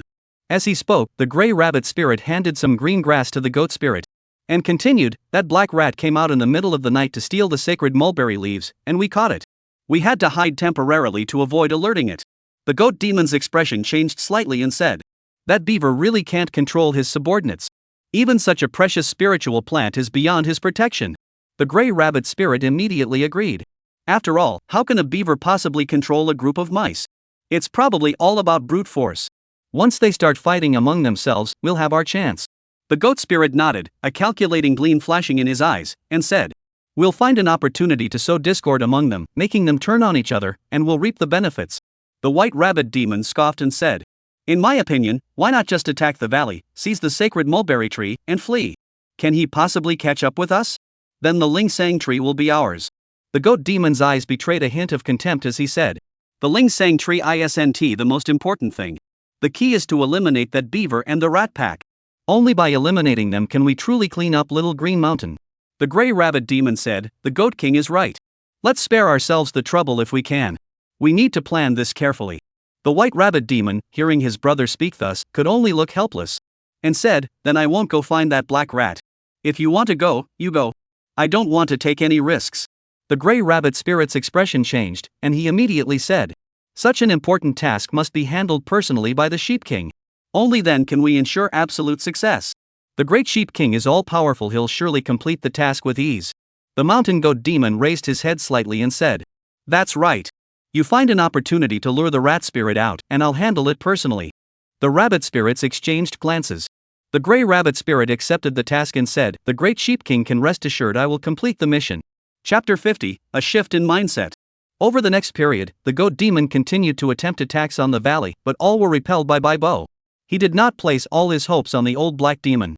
The goat demon looked at the magical artifact in Bo's hands with a look of fear, secretly calculating in his mind. This old thing is a serious threat when he's desperate. If I get injured, it won't be worth it. I can't force the issue. A month later, the gray rabbit approached the goat demon and spoke respectfully. Goat King, over the past month, I've been communicating with the old black one, and he's finally agreed to come out and meet you. Originally, the goat demon had been frustrated by the inability to capture the valley and the old black's extreme caution, which had made him unwilling to communicate. Upon hearing this news, it perked up, a flash of cruelty crossing its eyes. That black rat has wasted an entire month of my time. I will definitely capture him and make him plant trees. The white rabbit spirit spoke slowly from the side, it's not as simple as you think. He has many demands. The goat demon furrowed his brows and asked, what demands? Let's hear them. The gray rabbit spirit cleared its throat and said, first, he demands that the negotiation take place near the valley. As for how to disguise it, that's up to you. The goat demon snorted disdainfully, typical cowardly rat. That's no problem. The gray rabbit spirit continued, second, he demands that the spoils of war be divided beforehand. He said that after the beaver is killed, the Lingsang tree and the mouse clan must belong to him, and the valley can be shared. The goat demon heard this, furrowed his brows, and angrily exclaimed, he's just a mouse. How greedy. Who does he think he is? The gray rabbit spirit added, and he wants you to give him a spiritual plant. Otherwise, he won't believe you. The goat demon stood up angrily, his fur standing on end. So greedy. Don't you fear that you won't live long enough to enjoy it? So weak, yet you dare to make such demands. The gray rabbit spirit hurried to calm him down. Goat King, please calm down. The more demands he makes, the greater the opportunity for cooperation. Anyway, we can just kill him later and take everything back. Why rush? The goat demon took a deep breath, trying to calm himself. Alright, I'll tolerate him this once. But the white rabbit demon was about to continue, but was interrupted by the mountain goat demon. Impossible. So many demands? Do you think I'm a pig to be toyed with? The mountain goat spirit shouted, his voice echoing through the valley. The gray rabbit demon hurriedly explained. The rest are just minor details, like when to meet and when to launch the attack. The goat demon finally calmed down and said in a deep voice, alright, let's arrange a meeting and discuss the details in person. The two rabbits exchanged a subtle smile and slowly backed out of the cave. Over the next month, the gray rabbit spirit constantly fed the goat spirit bad news, manipulating its emotions, and eventually achieved the desired effect. The angry goat demon's rationality gradually diminished, which was exactly what they wanted. The white rabbit demon sneered disdainfully and muttered under his breath. The beings from the wood spirit sanctuary may be powerful, but they're obsessed with demonic tricks and have lost the courage of the demon clan. They're not worth mentioning. The white rabbit spirit muttered to itself. What an idiot goat. Though our demon beasts aren't known for their intelligence, this is just too stupid. Wu Yuan received the message from the gray rabbit demon and perked up. He turned to Bo and said, the goat demon has finally decided to act. It's been gathering its herd for some time now, and it's a major threat. Bo turned to De Lao He and said, when you go to negotiate this time, just act as stupid and greedy as possible. Just play your usual role. De Lao He, upon hearing this, grew furious. What do you mean, just act normally? Don't slander me. Is that really who I am? Wu Yuan nodded beside him, looking serious and said, that's right. This time, it all depends on whether you can succeed. If you manage to kill the goat demon, I'll give you a major credit. At night, the old black man sneaked out of the rat hole and headed to the negotiation site. This was a spot he had chosen in advance, close to the valley. If the goat demon made any sudden moves, he would be able to escape more easily. Soon, the goat demon and the rabbit demon also arrived at the agreed-upon location. The old black demon cut straight to the point and said, "My demands are as follows. You must agree." This tone made the goat demon, who was already angry because the old black demon had been late, even more furious. Seeing this, the gray rabbit spirit hurried forward and said, "We can agree to everything you've said, but we also have some demands." Big old black scratched his ear indifferently and said, "What demands? Let's hear them." The gray rabbit spirit spoke seriously, "We demand that you ambush the beaver from behind and assist us in attacking the valley." Upon hearing this, the old black demon widened his eyes. "What? You want me to do it myself? What are you even here for? If I have to do it, you better add some spirit plants." The goat demon's eyes turned red, and his horns glowed green. "Are you looking for death? Who do you think you are?" The gray rabbit spirit hurriedly grabbed the goat spirit and whispered, "Calm down. The plan. For the sake of our plan, endure it for now." The goat demon exhaled, suppressing his anger, and pulled out 2 low-grade spirit plants, throwing them at the old black man. "If you dare to break the deal, I'll pay any price to collaborate with the beavers and make your life a living hell until I kill you." With that, he turned and walked away, refusing to continue the discussion. The old black demon greedily picked up the spiritual plants, grinning widely. "I, the old black demon, always keep my word. Just wait and see how I handle it." Upon returning to the mine shaft, the old black man immediately presented the spiritual plants to Wu Yuan and said, "Big brother, you're truly amazing. That mountain goat spirit was so calm before, but now it can't even control its temper. It seems its days are numbered." Bai Bo smiled and said, "However, this mountain goat demon is too stingy. He claimed it was a first-grade inferior spiritual plant. But it's just a common weed that's advanced into leaf grass with abundant spiritual energy. It's not very useful and nowhere near as valuable as moon spirit grass or snake tooth rice." Wu Yuan nodded. "This leaf grass is still an unexpected gain. It can expand the variety of our spiritual plants and serve as fodder for herbivorous demon beasts." Then he said seriously, "The main issue is that he boasts of his superior cultivation and has always looked down on the local demons of Little Green Mountain. Plus, he is indecisive. Yet his actions have been so unlucky, causing him to lose his composure. We weak spirits can only do our best and risk our lives in the end." Bai Bo nodded in agreement. The old black demon, however, was already accustomed to it. He grinned and said, "It's just a life give it." Chapter 51, Entering the Formation. Half a month later, during this time, the goat demon had almost driven all the wild beasts of Little Green Mountain to gather here. The harsh winter had already claimed the lives of many beasts, and the relentless attacks of the beast hordes had further decimated their numbers. In the end, only a scattered 1,000 or so remained, not a single demonic beast among them. After the relentless battles and Wu Yuan's previous cleanup efforts, the spirit beasts that could flee had already escaped, and those that couldn't had long since hidden themselves away. The goat demon, seeing that it couldn't take the valley by force, decided to team up with the big black one. However, the rat horde was also in poor condition, with only 10 rat demons remaining out of the original 30+. Bai Bo was in even worse shape. The intense battles had made his old age even more evident. Its aura was weak, and its strength had been greatly reduced. Before the battle, Wu Yuan looked at Bai Bo with great concern. "Can your body withstand this?" Bai Bo chuckled, his eyes flashing with determination. "Your Majesty, this is the final moment. We must not show mercy. Moreover, once we kill the goat demon, the Lingsang berries will likely ripen." This was also why Bai Bo was willing to risk her life in battle. The blood and flesh of numerous demons and beasts were nourishing the Lingsang tree, making it stronger and closer to bearing fruit. De Lao He, however, was in good condition. The goat demon had released a lot of water, giving him a chance to catch his breath. The goat demon looked excitedly at the spiritual mulberry tree in the valley, his eyes gleaming with greed. Growing by feeding on flesh and blood aligns perfectly with the sanctuary's principles. "I've changed my mind, I'll keep it alive." As soon as he spoke, he stomped his hooves, emitting a gray-green glow that enveloped the beast horde, driving them to charge toward the valley. Stonewood Holy Vine. The beasts discovered with horror that gray vines were emerging from their flesh, covering their bodies and turning their skin as gray and lifeless as earth and stone. At the same time, they realized they could no longer control their bodies as they charged toward the valley. The beasts roared, their vine whips lashing about, resembling a chaotic dance of demons. The vines on the beasts' bodies greatly enhanced their combat strength, constantly wrapping around the rats surrounding the beasts and draining their flesh and blood. Wu Yuan watched all this from the shadows, marveling to himself. The innate magical abilities of the Stonewood Spirit Sheep clan are truly bizarre. Bai Bo stood beneath the Lingsang tree, gazing solemnly at the transformed herd of beasts. The mountain goat spirit is getting serious. Its innate magical abilities have been activated. The old black rat led his rat swarm into battle with the beast herd. However, the beasts enhanced by the Stonewood Spirit Goat's magic were no match for ordinary rats. Only rat demons could handle them. Thus, the old black beast was forced to retreat steadily, drawing closer to Bai Bo. Meanwhile, the goat demon outside the valley watched De Lao He's movements with growing anticipation. constantly pacing outside the valley, fixated on the old black goat. When he saw that the old black demon had already approached Bai Bo, he immediately rushed toward the valley, simultaneously unleashing a series of wooden thorns spells toward Bai Bo. Though their power was limited, they successfully diverted Bai Bo's attention. However, seeing the old black goat make no move, the goat demon gritted his teeth in frustration. Damn rat! Why aren't you moving? Indecisive, you'll never amount to anything. He could only continue to close in on Bai Bo. This was the first time the goat demon had ventured so deep into the valley. Previously, it had been extremely cautious, guarding against Bai Bo's magical artifact.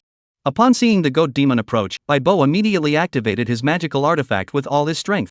A tooth-shaped magical artifact shot forward, emitting a brilliant green light toward the goat demon's eyes. The goat demon's face turned pale. You didn't even test me first? You just attacked with everything you've got? But before it could think further, Bai Bo's magical artifact had already struck, and it could only lower its head and use its horns to block the attack. Just then, it saw the old black figure suddenly grow in size, swiping its claw at Bai Bo's back, sending him flying far away. Bai Bo bled profusely, and his breath grew weak. The goat demon immediately shouted excitedly, "Good! Good!" In his excitement, he charged forward, knocking aside Bai Bo's magical artifact, not even noticing the wound on his eye caused by the artifact. It watched as Bai Bo struggled to stand up and crawl into a hole in the ground, then charged toward Bai Bo, intending to kill it. At that moment, he had already reached the base of the Ling Sang tree, standing at the center of the formation. However, as it ran, the goat demon suddenly saw the old black figure charging toward it. But instead of anger, it remained calm. "I've been waiting for you.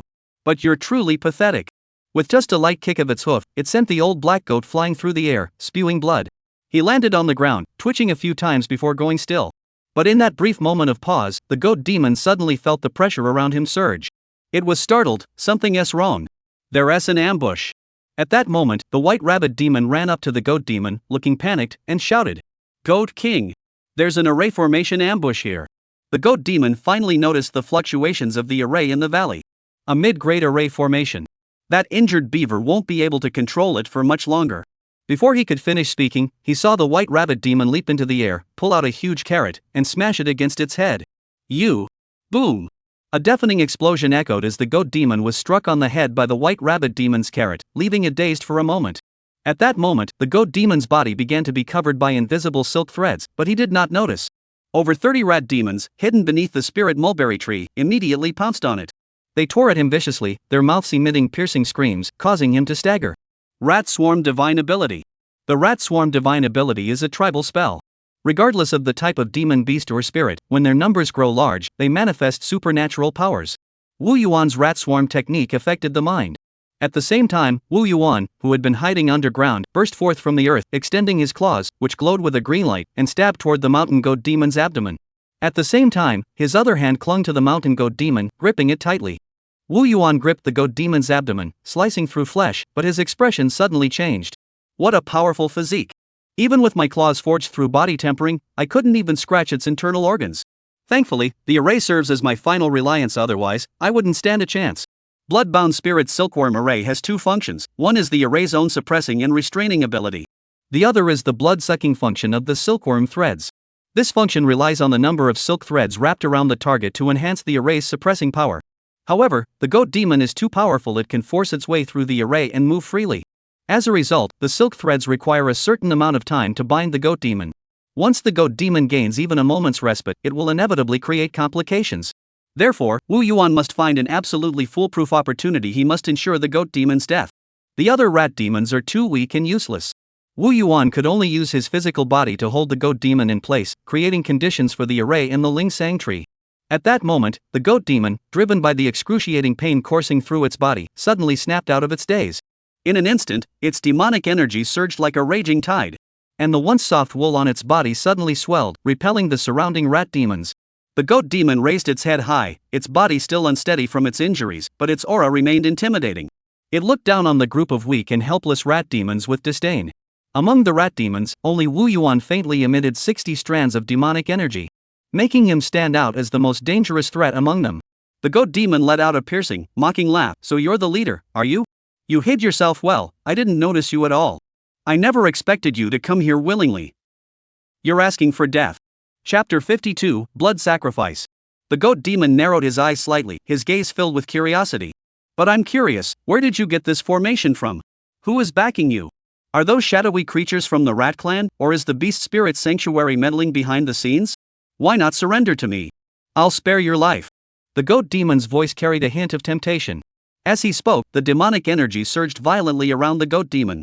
And one after another, dark green vines emerged from the ground like poisonous snakes, striking Wu Yuan with lightning speed. These vines seemed to have a life of their own, tightly wrapping around Wu Yuan. The barbs on the vines pierced deeply into his skin, greedily draining the blood from his body. Meanwhile, the goat demon continued to run backward, creating distance between itself and Wu Yuan, while casting spells to attack him. Wooden spike technique, sharp wooden spikes suddenly erupted from the ground, piercing directly toward Wu Yuan. Demon power surge, a surging green demonic energy wave swept toward Wu Yuan like a tidal wave. Rock spike technique, sharp rocks suddenly protrude from the ground, attempting to trap Wu Yuan. Vine entanglement, more vines surged from all directions, tightly binding Wu Yuan. One spell after another continuously blocked Wu Yuan's movements, leaving deep wounds on his body, leaving him no chance to get close. Cunning. Wu Yuan deliberately displayed extreme anger, grinding his teeth as he spat out those two words. His brows furrowed, and the veins on his forehead bulged. Ignoring the pain in his body, he swung his claws, shredding the vines that were constantly draining his blood. Blood surge technique. His body suddenly swelled, muscles bulging, as he swung his sharp claws, unleashing waves of demonic energy. The demonic energy sliced through the goat demon's body like blades, leaving behind countless tiny wounds from which green blood flowed freely. Poison extraction technique. The goat demon, seeing himself poisoned, flew into a rage, his eyes bulging with fury, and roared, "You stubborn fool, I'll give you a quick death." Suddenly, one of the goat demon's horns on its head began to glow with an emerald green light. Moments later, the horn detached itself and, like a sharp green arrow, carrying a fierce momentum, hurtling toward Wu Yuan. Wu Yuan saw this and his expression flickered slightly, knowing he couldn't dodge in time. However, his reaction was lightning fast. He shifted his body slightly to the side, causing the horn to pierce his body but missed the vital organs. Looking at the horn embedded in his body, Wu Yuan's face broke into a smug smile. "Finally, you've used your magical weapon." The mountain goat's expression changed drastically, and a sense of foreboding welled up in its heart. It immediately tried to pull back the goat horn artifact. However, Wu Yuan wouldn't give it that chance. He clutched the still-moving ram's horn with both hands, refusing to let go even as blood gushed out. "Awakened spirit," Wu Yuan murmured in his heart. In an instant, the mountain goat spirit's face turned deathly pale. It spat out a mouthful of blood, stumbled backward, and its expression grew dazed. Its eyes were filled with terror. "How dare you control my life-bound artifact?" Wu Yuan, of course, couldn't truly control the mountain goat demon's artifact. However, under the influence of his innate ability Awakened Spirit, he could temporarily disrupt the goat demon's control over its artifact. Wu Yuan seized the opportunity, lunging forward like a ferocious beast, clinging tightly to the goat demon. He silently rejoiced, "Finally, I'm close enough." At the same time, countless silk threads extended from Wu Yuan's flesh.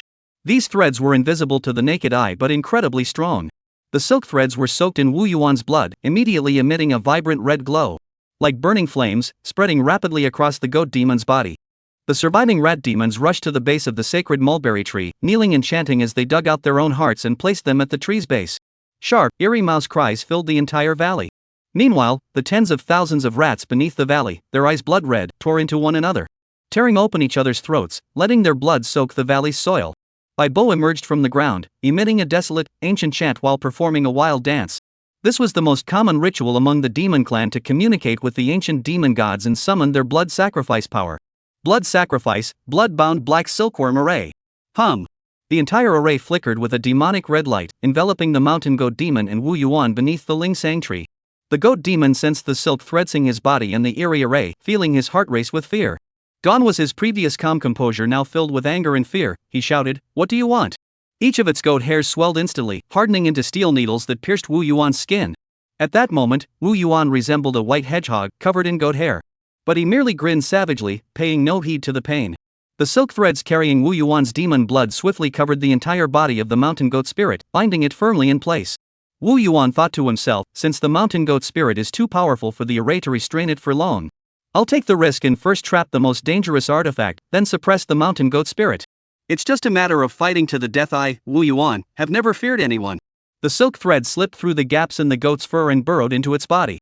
With the demonic energy provided by Wu Yuan's blood, the silk threads continued to extend into the goat demon's body, binding the two beasts tightly together, forming a massive cocoon. Now, the two beasts were intertwined, inseparable, with one within the other. The mountain goat demon's expression changed drastically. It sensed with terror that its demonic energy was beginning to fade, sealed by the array's power. At the same time, its blood was constantly being drawn out by the array, causing its body to grow increasingly weak. It suddenly roared in terror, "No, you're mad. Do you want to die with me?" Wu Yuan raised his already shriveled face, revealing a savage grin. "A lowly rat like me trading my life for yours, it's worth it." The goat demon's pupils contracted sharply, its mind seized by Wu Yuan's ruthlessness. It screamed in terror, "I surrender. Let's just go our separate ways from now on. No, I will acknowledge you as my master afterward." However, as soon as the goat demon spoke, its momentum faltered. Wu Yuan continued to speak. "Alright, as long as you release your demonic power and stop resisting, and release your control over the magical artifact, I'll spare you." The goat demon roared angrily, "You're joking." Wu Yuan sneered, "You were the one who started the joke." Chapter 53, Desperate Struggle. Having said that, Wu Yuan continued to channel his demonic energy, driving his sharp claws deep into the mountain goat demon's body, causing blood to spatter everywhere. At the same time, he opened his mouth and bit into the goat demon's flesh. Using his teeth, sharpened by spirit copper, to bite open one bloody hole after another on the goat demon's body. The goat demon's agonized screams echoed through the valley. The goat demon glared with bloodshot eyes and roared, "Let's see who survives." It channeled all its demonic power and unleashed a series of spells at close range. Wooden spike technique activated, countless sharp wooden spikes erupted from the ground, piercing Wu Yuan's body and leaving gaping wounds, blood flowing freely. Spirit explosion technique followed closely behind, the powerful explosive force tearing Wu Yuan's flesh and blood apart, sending them flying in all directions, the scene too gruesome to behold. But Wu Yuan remained silent. He activated blood surge technique, circulating his blood energy to protect his internal organs while continuously healing his wounds. At the same time, he continuously retrieved various spiritual plants such as queen bee honey and snake spirit fruit from the storage pouch in his mouth, along with chunks of demon flesh, swallowing them all in one go. The yellow spiritual patterns on Wu Yuan's stomach glowed brightly. These spiritual substances were swiftly absorbed by Wu Yuan's powerful digestive abilities, continuously restoring his injuries and replenishing his demonic energy. Wu Yuan was well aware that the mountain goat demon's cultivation was far too high, and its foundation in various spells and magical artifacts was far beyond his reach. To kill the goat demon, he had no choice but to take the risk and activate the array. Seeing Wu Yuan's silent demeanor, the last shred of hope vanished from the goat demon's heart. His muscles tensed, ignoring Wu Yuan's attacks, as he forced his dormant demonic energy to awaken. Wood spirit growth. The goat hair embedded in Wu Yuan's body transformed into vine-like tendrils with backward-facing thorns. These vines seemed to have a life of their own, taking root within Wu Yuan's body and continuing to grow, eventually forming small vine trees. With tiny flowers blooming at their tips and bearing red and green fruits, an eerie sight indeed. Wu Yuan transformed from a white hedgehog into a green vine ball. As the vines continued to bloom and bear fruit, he suddenly felt a wave of weakness wash over his body. The vines were constantly draining the blood from his body, causing his flesh to wither and shrivel. But Wu Yuan grinned, "Go ahead and drain me. Let's see if your magic can drain me faster than my array can. Let's see who can endure longer."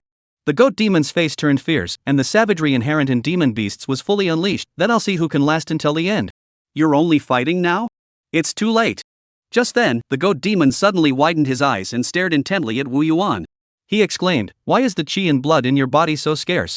At that moment, Wu Yuan's entire body was withered and dry, with only a hard skeleton supporting his frame, looking utterly pitiful. "Haha, I planned this all along. As long as I drain myself first, you won't be able to draw my blood." Wu Yuan laughed triumphantly. The goat demon sneered, "You must be out of your mind. Do you really think this can stop me?" Perhaps the spell had given the goat demon confidence, as he regained his composure. The goat demon's blood-red eyes fixed on Wu Yuan, with spirit extraction. It opened its mouth wide and sucked the red fruits into its mouth one by one. As the fruits were absorbed, the goat demon's previously weak aura began to rise steadily, and its body gradually regained some strength. Wu Yuan's completely withered face twitched slightly, and a cunning gleam flashed in his eyes. "You've finally fallen into my trap." He opened his mouth wide, and one by one, red spirit silkworms crawled out. At the same time, his skin rippled, and one after another, blood-red spirit silkworms broke through the skin. These spirit silkworms were plump and round, with translucent red bodies through which red blood could be seen flowing that was Wu Yuan's blood. The blood jade spirit silkworms opened their hideous mouthparts and began to devour the vines rooted in Wu Yuan's body, emitting a rustling sound that sent chills down the mountain goat demon's spine. The mountain goat demon's expression changed drastically. "How do you know?" Before he could finish, as the vines on Wu Yuan's body were continuously devoured, the goat demon's aura fluctuated, his qi and blood began to rage, and his body gradually lost control. At the same time, the blood jade spirit silkworms lined up and burrowed into the wounds Wu Yuan had left on the goat demon's body. especially the holes left by his teeth and claws, feasting on the flesh and continuously extracting the goat demon's chaotic vital energy. At this point, the goat demon had completely lost control of its vital energy and demonic power.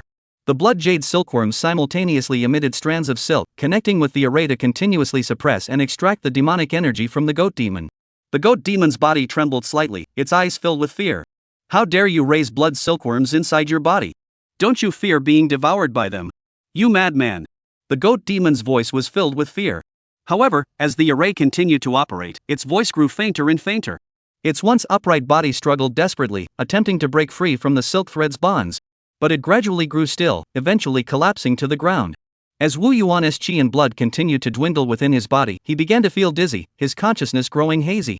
In his daze, he suddenly recalled the words the Grey Rabbit spirit had spoken to him. The Stonewood Spirit Sheep clan specializes in blood rooting and blood absorbing spells. However, once their flesh draining spells are broken, it causes a reversal of blood flow and chaos. Therefore, their flesh extraction spells are only used on demon beasts that cannot resist. As if sensing Wu Yuan's mental decline, a portion of the silk thread patterns connected to the array on the Ling Sang tree began to reverse and began to flow toward Wu Yuan's body, infusing him with pure vital energy. Wu Yuan immediately snapped out of his daze. Despite the excruciating pain in his body, he forced himself to control the Ling Sang tree to send a signal. At this point, his body was completely withered, with not a single trace of blood remaining. With only the surfaces of vital organs still covered in silk threads, retaining a faint glimmer of life. His muscles and skin hung lifelessly from his skeletal frame, resembling dry, brittle pieces of wood.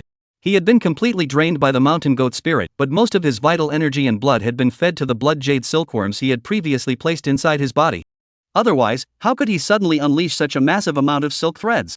In the valley, the old black figure lay on the ground, constantly directing the rat swarm to perform blood sacrifices for the spirit mulberry tree to absorb, his eyes filled with urgency. Bai Bo was fully focused on casting the spirit rain spell for the Ling Sang tree, sweat and blood mingling as they flowed down. Xiao Huang continuously supplied spirit stones to the spirit mulberry tree to replenish its spiritual energy and maintain the array's operation. Suddenly, they saw the leaves of the spirit mulberry tree rustling, conveying some kind of message. The hearts that had been filled with worry and fear instantly calmed down. They knew that Wu Yuan had succeeded. In the valley, the tense atmosphere suddenly relaxed. Chapter 54, Breaking Through to Rebuild. When he saw the signal emitted by the Ling Sang tree, the old black figure's body tensed instantly. He extended his front claws, the only parts he could move, and dug into the ground with all his strength, kicking up a cloud of dust.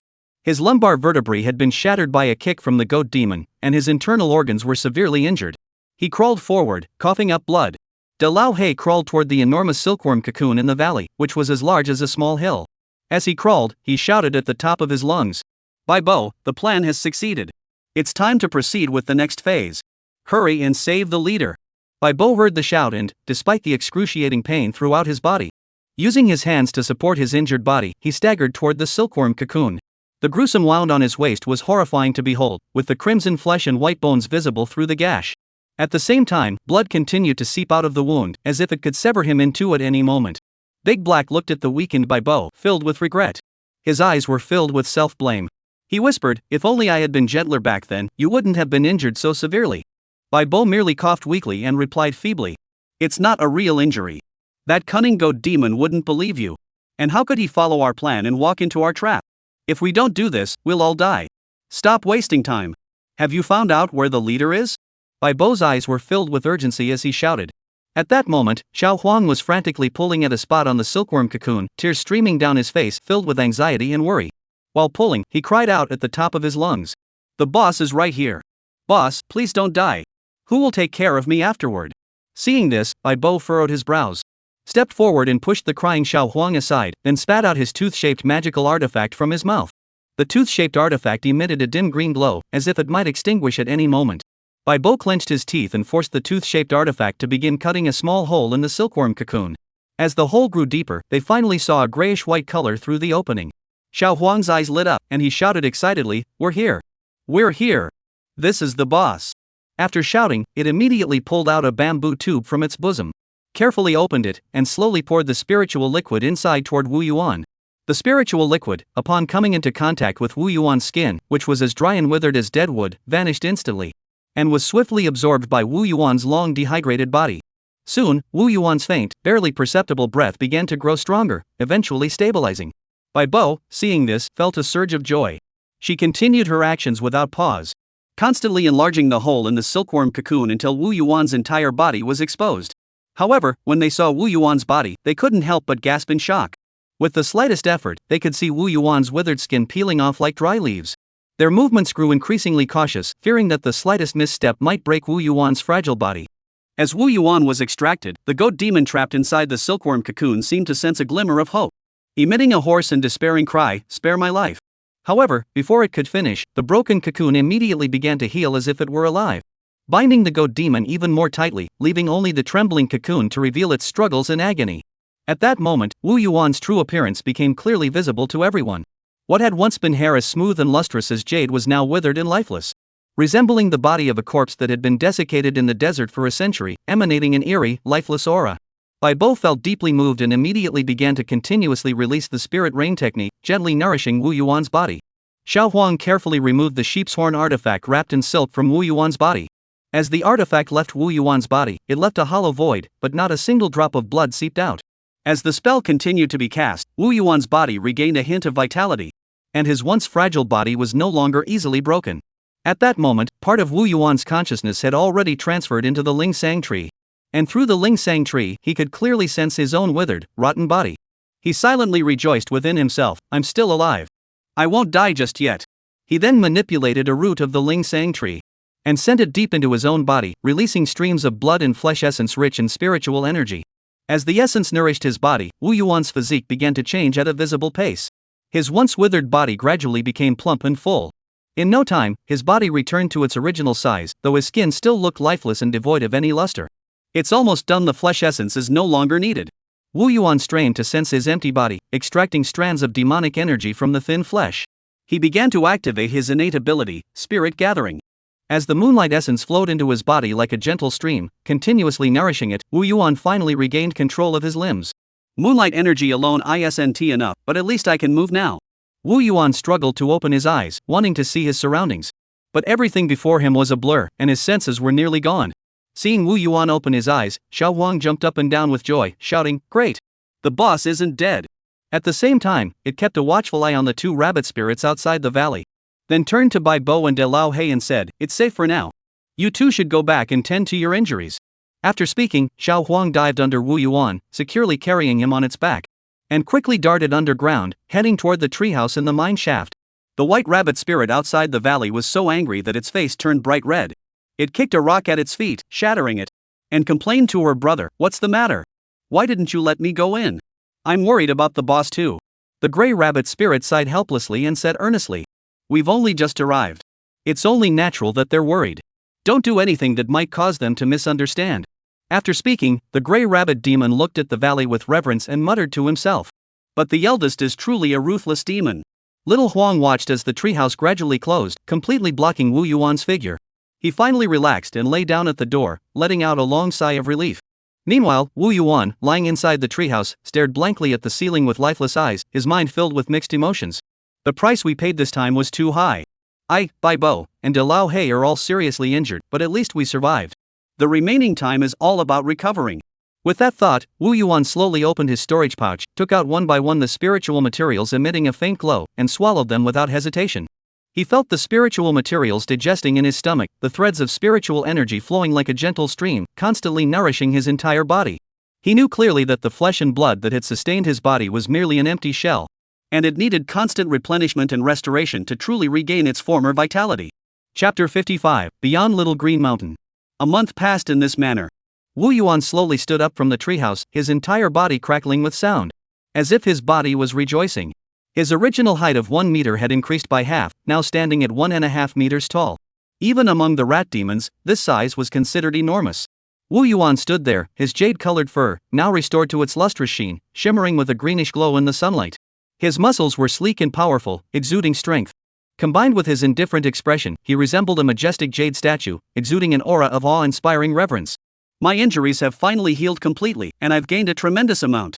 Wu Yuan closed his eyes, quietly sensing the surging qi and demonic energy coursing through his body.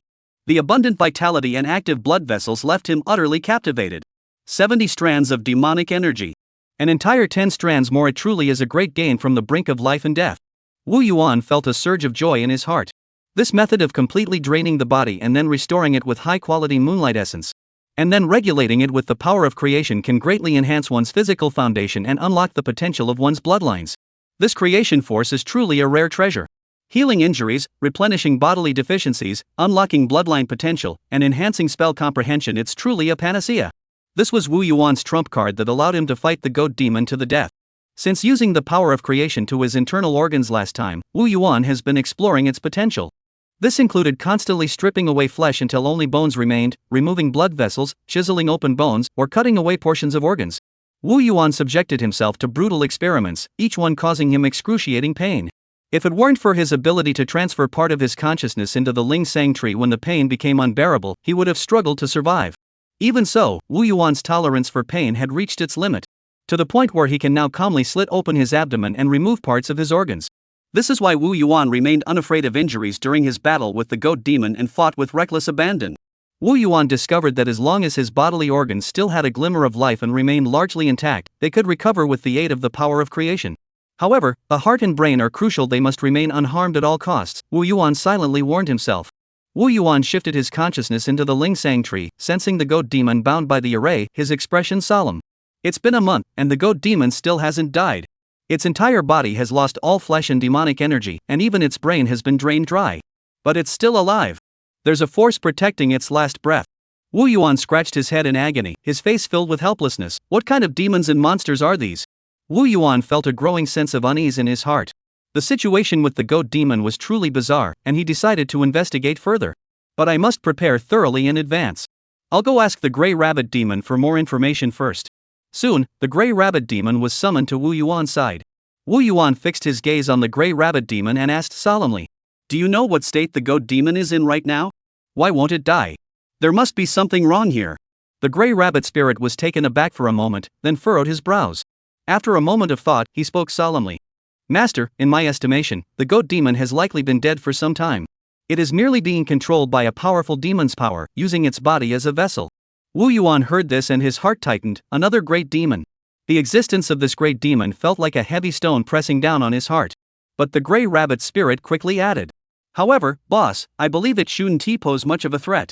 After all, Xiaoing Shan doesn't allow any cultivators above the mid-stage of qi cultivation to appear there."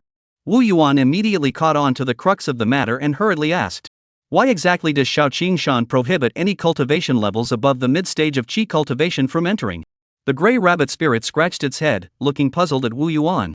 "Boss, didn't the clan leader mention this when you entered Shaoqing Mountain?" Wu Yuan paused slightly inwardly but remained composed on the surface, and said calmly, "Tell me what you know, and I'll verify it." The Grey Rabbit spirit, Xiao Hui, didn't think much of it and continued, "Boss, Little Green Mountain was once part of a divine realm. But it is currently in the process of recovery, so it can only accommodate cultivators at the initial stage of qi cultivation at most. However, the recovery process requires an enormous amount of spiritual energy, leaving the surrounding area barren and devoid of spiritual energy. Those at the mid-stage of qi cultivation or above would be drained of their spiritual energy if they approached, making it extremely dangerous." Wu Yuan suddenly understood and muttered to himself, "No wonder I always felt something was off about Little Green Mountain. It just didn't match the information from the jade slip Bai Bo gave me." But upon further thought, he grew puzzled. But why does Bai Bo seem completely unaware of this? At that moment, the Grey Rabbit spirit Xiao Hui continued, "Therefore, the various demonic factions have agreed that all the spirits brought in must be at the early stage of qi cultivation, and bring along 1 or 2 low-grade magical artifacts for self-defense. However, I heard that the methods each faction uses to enter Xiaoing Shan are different. I only know that the Wood Spirit Sanctuary simply sends goat demons directly. As for the other factions, I'm not very clear on that." Wu Yuan pondered silently. The goat demons entering Xiaoqing Mountain must have ulterior motives. They're not just wandering in. It seems like there's a lot going on here. Thinking this, Wu Yuan continued to ask, "What faction do you belong to, and why did you come here?" Xiao Hui looked at Wu Yuan curiously and said, "Big brother, our Rabbit Clan and Mouse Clan are both neutral factions. We came here to find a place to settle and not get involved in the competition for the title of Master of Little Green Mountain." Wu Yuan thought for a moment and asked again, "Do you know what the Fox Clan is?" The Fox Clan is allied with the Human Clan and is at odds with the Beast Spirit Sanctuary, which worships demons. The two factions often clash. Xiao Hui looked at Wu Yuan with suspicion and asked, "Boss, why do I feel like you don't know anything?" Wu Yuan felt torn inside, debating whether to reveal his true identity as a local demon to the Grey Rabbit spirit. After some deliberation, Wu Yuan decided to be honest. If Little Gray really wants to investigate, it won't be hard to uncover some information. Plus, I'm the strongest in the mine shaft right now. If anything goes wrong, I can handle him directly. That's better than letting him go. Wu Yuan needed more information. If he kept hinting around like this, he wouldn't get enough. Wu Yuan spoke seriously to Xiao Hui. Xiao Hui, you may have noticed that I'm not from outside. I'm actually a demon born and raised in Xiaoqing Mountain. At the same time, Wu Yuan kept a close eye on Xiao Hui's expression, ready to act if he showed any signs of trouble. Xiao Hui was initially startled by Wu Yuan's serious expression. But when he heard Wu Yuan's words, his pupils dilated in shock, and his face was filled with disbelief. Stammering, "Boss, you're not joking, are you?" Chapter 56, The Holy Spirit Would Seed. But soon, Xiao Hui snapped out of it and exclaimed in shock to Wu Yuan. How did the boss manage to escape the purge of the great demons from the Beast Spirit Sanctuary a year ago? You must know that any spirit with over 40 strands of demonic energy must be eliminated.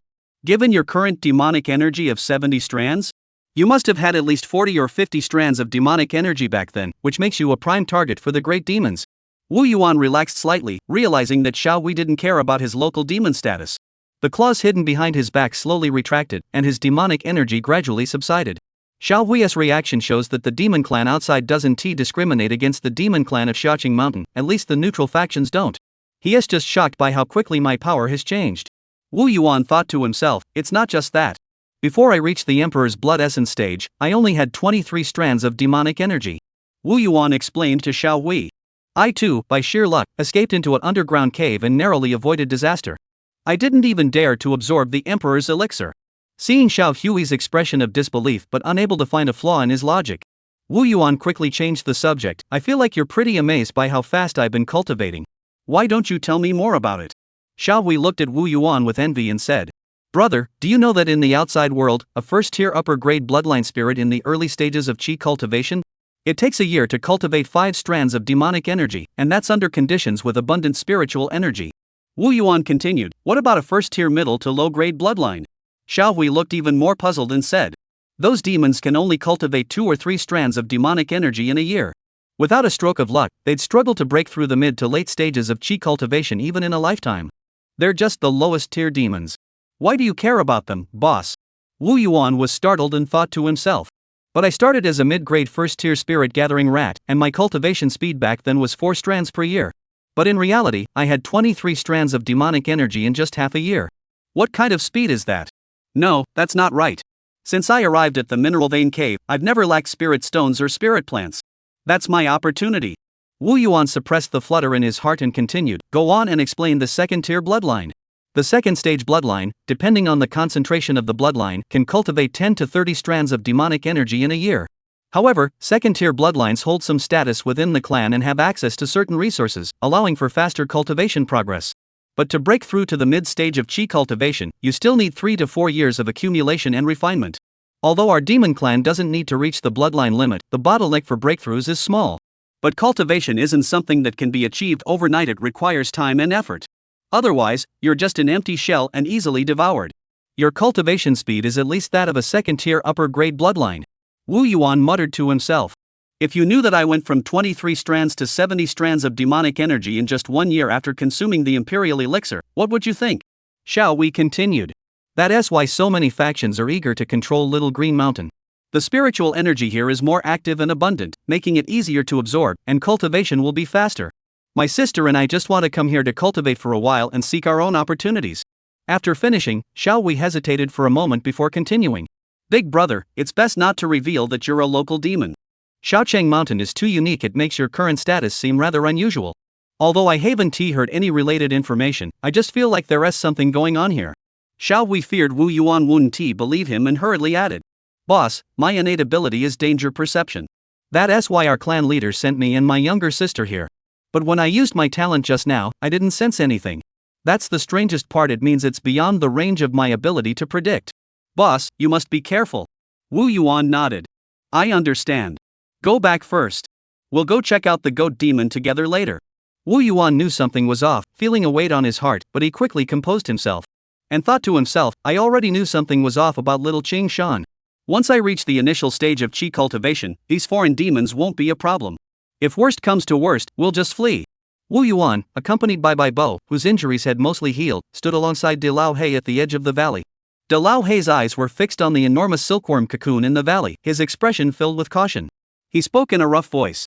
Make sure the rat swarm stays far away. Don't let that mountain goat demon suck their blood. That mountain goat demon is cunning and treacherous. Who knows what other tricks it has up its sleeve? Bai Bo, already tense, grew even more worried, furrowing his brows and speaking with a worried expression. Could this be dangerous? Maybe we should just leave it be. If we open it and something goes wrong, we'll be in trouble. Wu Yuan didn't respond immediately. He closed his eyes slightly, sensing the causality pearl, slowly infusing it with a thread of the power of creation. He had discovered that the causality pearl could be used not to seek new information, but to determine whether previous events had been resolved. It could be used to determine if there was still danger or if there were any missed opportunities, and it consumed very little transformative energy. This was a new function Wu Yuan had recently discovered. Moments later, the causality pearl transmitted feedback. Blue intelligence, a stonewood spirit goat with 99 strands of demonic energy at the early stage of chi cultivation is coveting the bloodbound spirit mulberry and simultaneously intends to purge Xiaoing Mountain. Completed. Wu Yuan finally opened his eyes and looked at Bai Bo, his lips curving into a slight smile, and said, "It's fine, nothing will go wrong. You can open it." Bai Bo saw Wu Yuan so confident and, though still harboring doubts, calmed down. She clasped her hands in a seal, manipulating the magical artifact. A flash of spiritual light appeared, and the silk cocoon was slowly cut open, revealing the curled-up mountain goat spirit inside. The mountain goat demon now appeared far more pitiful than when Wu Yuan had first seen it. Its once dry skin and flesh, when touched by the gentle breeze in the valley, fell away in a rustling sound. Soon, only a grayish-white skeleton remained, appearing fragile and brittle, as if it would crumble into dust at the slightest touch. However, Wu Yuan did not relax for a moment. He stared intently at a green seed on the goat demon's head.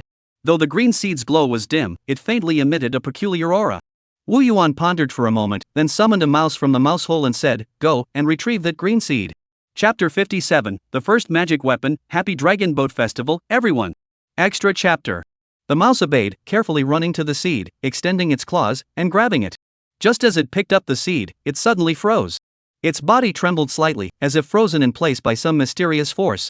But within just a few breaths, it returned to normal, holding the seed up to Wu Yuan with an excited expression. Wu Yuan shouted from a distance, "What did you discover?" The mouse squeaked urgently and excitedly. Wu Yuan nodded, understanding the mouse's meaning, and said, "So there was a message inside the seed that entered your mind." Immediately, the mouse let out a squeak and repeated the message from the seed. "We warmly welcome the demon clan that killed the stonewood spirit sheep to join the wood spirit sanctuary. As a sign of our sincerity, the demonic power mark has been erased from the sheep's horn artifact. This seed can grow into a first-grade superior quality Holy Spirit wood in the outside world, serving as the emblem of the wood spirit sanctuary." Upon hearing this, Wu Yuan's expression darkened instantly. He stared at the seed in the mouse's hand and cursed. "What a load of nonsense. I could erase the demonic energy mark myself with my own hands, I don't need your help." After speaking, Wu Yuan looked at the causality pearl and silently murmured, "Causality pearl, it's up to you." Soon, the causality pearl responded. "Green intelligence, the artifact is intact. When the seed matures, it will corrupt the minds of nearby spirits, turning them into puppets." Upon hearing this, Wu Yuan's expression grew even more grim. He clenched his teeth and said, "I knew this wasn't a good thing. It's too cunning." The seed seemed perfectly normal on the surface. There were no issues during the planting process either. It just strikes suddenly when it matures, utterly treacherous. However, Wu Yuan quickly regained his composure. He stroked his chin and mused. "If I just wait until the seeds mature and then leave, and cut them down immediately after they mature, will that be okay?" He looked at the causality pearl again and asked in his mind, "Causality pearl?" The causality pearl quickly responded, "White information, no danger." Wu Yuan nodded in satisfaction and said, "Thank you for your hard work, causality pearl." Then, Wu Yuan nodded at the mouse and said, "Your task is complete." As he spoke, he casually tossed a fireball at the mouse. Before the mouse could react, it was reduced to ashes in the fireball. Wu Yuan then manipulated the silk threads to carefully wrap the seeds, intending to plant them later when the opportunity arose. After handling the seeds, Wu Yuan entered the treehouse. His gaze falling on the storage pouch he held tightly in his hand and the two sheep's horn artifacts emitting a faint spiritual glow. He gently touched the storage bag with his fingertips, and it opened effortlessly. After all, even a mountain goat spirit at the early stage of chi cultivation couldn't leave a spiritual imprint on the storage bag, so opening it was effortless. The space inside the storage bag was the same size as the one given by Bai Bo, measuring just 1 cubic meter, neatly arranged with several items inside. Among them, the most eye-catching was a pile of over 200 spirit stones. But Wu Yuan felt nothing special about them, they were of little value to him. A mountain goat spirit from a major clan comes to handle matters with just these spirit stones? What a penniless fool! The rest were a bunch of vibrant spiritual plants. Among these numerous spiritual plants, the moon spirit grass, which Wu Yuan was most familiar with, stood out the most. Roughly estimated, there were over 120 plants, emitting a faint moonlight aura. These moon spirit grasses must be the goat demon's daily sustenance, Wu Yuan mused to himself. But soon, a look of disgust appeared on Wu Yuan's face. But what kind of trash is this? Even using it to wipe my butt would be too weak in spiritual energy to be smooth. In addition, his storage pouch carefully held several more valuable spiritual plants, carefully wrapped in specially made jade boxes to prevent the loss of spiritual energy. Wu Yuan examined each one carefully, his eyes flashing with surprise and delight. There are actually 3 first-grade mid-tier spiritual plants. Purple yang flower, this flower is extremely rare, blooming only for a brief moment after the sun rises each day. It significantly enhances the yang energy of male demon beasts. When consumed with lamb meat, it is a powerful tonic. And this Bisui Lingqiao grows in spirit energy-rich river water, with tender, juicy leaves. Not only does it nourish the body, but it also softens fur, making it the favorite of herbivorous demon beasts. As for this 3-leaf green root, it is an extremely rare wind-attributed spiritual plant. It prefers to root in rock crevices, absorbing the spirit-filled mountain winds. For those who study wind attribute spells, it's an invaluable treasure. Moreover, it only grows 1 leaf every 10 years, and when 3 leaves come together, their effects are multiplied. This one already has 3 leaves. Wu Yuan muttered to himself as he carefully examined the roots of these spiritual plants, noticing that they were all well preserved, which sparked an idea in his mind to try planting them. These are all valuable things, and with their roots intact, maybe they can actually be grown. He couldn't help but marvel inwardly. No wonder there are prominent clans specializing in cultivating spiritual plants. The goat demon's family must be truly wealthy. Forgive me for calling you poor earlier. Wu Yuan put away the spiritual plants and turned his attention to the sheep horn artifact he had been eagerly awaiting. One of the goat horns had already been taken by Wu Yuan, and the one before him was the other goat horn that had been perched atop the goat demon's head. This goat horn artifact was different from the one Wu Yuan had encountered during his battle. The ring-shaped patterns on it were light green, with a black body, as smooth and lustrous as black jade, emanating a vibrant, life-giving aura. Wu Yuan took a deep breath, imprinted his demonic energy onto the artifact, closed his eyes, and summoned the wood spirit horn. Instantly, a subtle connection formed between Wu Yuan and the artifact. With a thought, he realized that the summoned wood spirit horn was a low-grade magical artifact with purely supportive functions. When blown, it could accelerate the growth of spiritual plants, with lower-grade spiritual plants increasing their growth rate by 40%, medium-grade by 20%, and high-grade by 50%. Wu Yuan was overjoyed. This was an extremely valuable magical artifact. Its ability to accelerate spiritual plant growth across tiers was already extraordinary, and it also had the potential to be upgraded to a mid- or high-grade magical artifact. He excitedly rubbed the sheep's horn and murmured to himself, "What a treasure! No wonder it's the iconic magical artifact of the Stonewood Spirit Sheep Clan." Chapter 58, The Ling Sang Ripens. At the same time, Wu Yuan pulled out another sheep's horn artifact. This one featured ring-shaped patterns in dark green, and the entire artifact was gray and rough, resembling a piece of rock, giving it a rugged and heavy feel. Wu Yuan once again imprinted his demonic energy mark onto the artifact, Stonewood Horn Arrow. Soon, he discovered that the Stonewood Horn Arrow was a low-grade magical artifact, possessing extraordinary piercing power and flight speed, with immense destructive force. Wu Yuan mused to himself, actually, upon closer consideration, the goat, with its cultivation at the peak of the chi refining stage, with 2 top-tier low-grade magical artifacts, masterful and bizarre spells, and the ability to cultivate and develop, it's already top-notch. If it were to occupy a mid-grade spiritual site and develop slowly, there would be no rivals on Xiaoing Mountain. I might find it difficult to handle, but it keeps insisting on monopolizing Little Green Mountain. In the end, it didn't expect to encounter an abnormal spirit like me and lost its life. Actually, the goat spirit's actions weren't entirely wrong. After all, on the surface, there was only Baibo, a spirit creature that posed some threat. The key issue was its constant fear of being injured, which ultimately led it to be outwitted by Wu Yuan. If it had hidden its cultivation and charged into the valley to kill Baibo from the start, Wu Yuan wouldn't have been able to anticipate it. Being a demon requires decisiveness. If you hesitate, you'll only invite chaos. Wu Yuan mused to himself. Wu Yuan looked at the 2 goat horns in his hands, growing more fond of them with each glance. He murmured to himself, "These are the first magical artifacts I've ever obtained. The poisonous pill doesn't count. Although it was the mountain goat demon's life-bound artifact, I'm using it with reduced power. But I have a method." With that, golden light emanated from Wu Yuan's hands, slowly merging into the 2 artifacts. Awakened Spirit.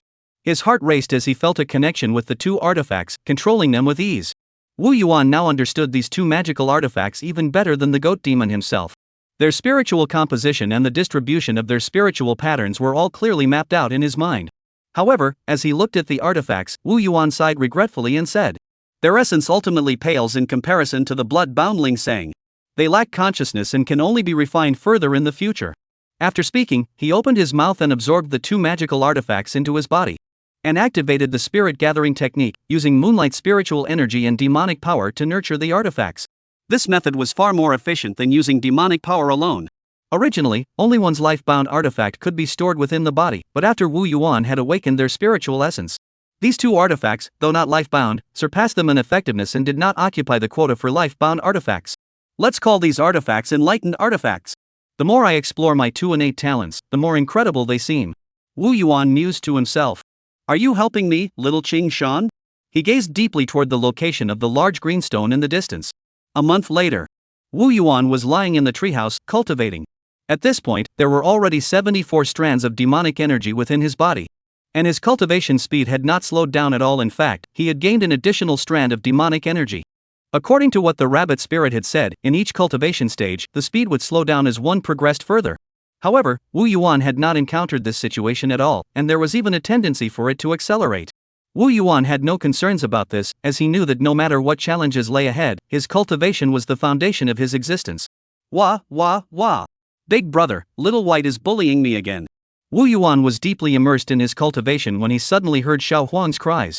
However, Wu Yuan ignored little Huang. This had happened countless times this month. The white rabbit spirit, Xiaobai, loved to play with Xiao Huang, but this rabbit was very strong, and Xiao Huang always felt like Xiaobai was hitting him. But thinking about it, little white was indeed capable of jumping out of Wu Yuan's hands, and even knock out the goat demon with a single carrot in an instant. His strength was truly remarkable.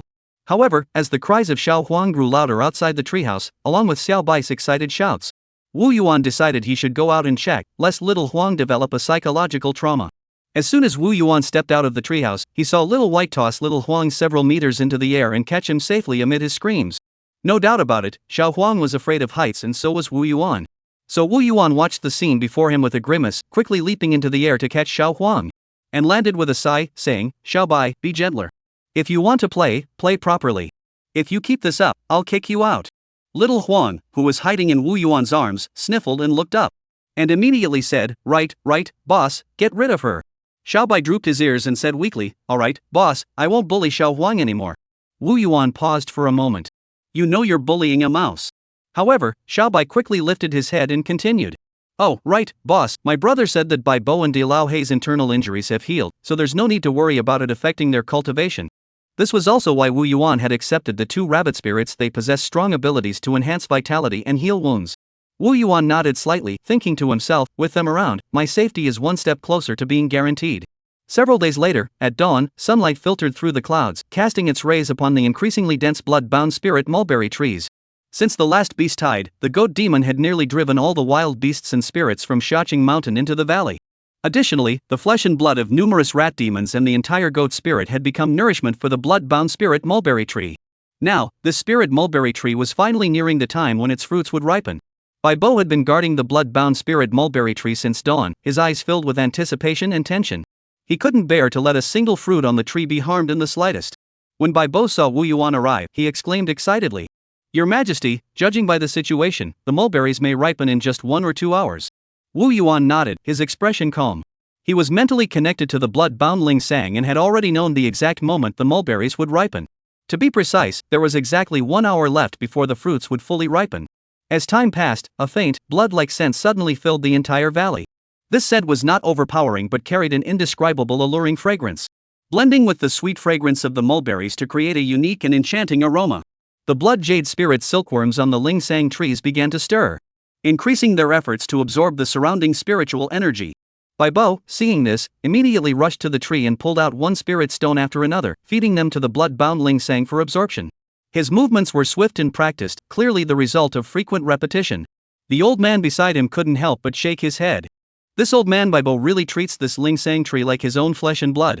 Wu Yuan heard this and smiled slightly, saying, after all, this is the key to Bai Bo's breakthrough. He fully understood Bai Bo's expectations for this spiritual tree. and understood that the fruits of this Ling Sang tree were the key to Baibo's breakthrough and extended lifespan. With the abundant supply of spiritual energy, the mulberries on the Ling Sang tree grew larger at a visible pace. They grew from the size of a thumb to half the size of a palm, their color becoming increasingly vibrant. As the mulberries ripened, the fragrance in the valley reached its peak.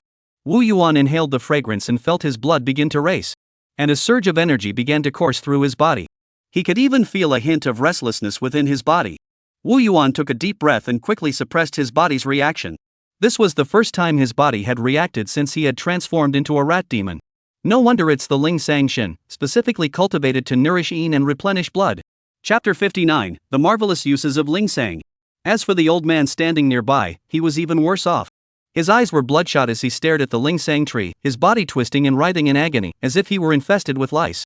Baibo, perhaps due to his advanced age, though he gazed at the mulberries with longing, showed no excessive reactions.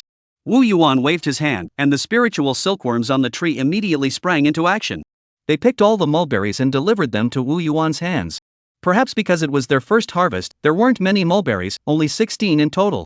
However, each one was of the highest quality, reaching the top tier of first-grade middle quality.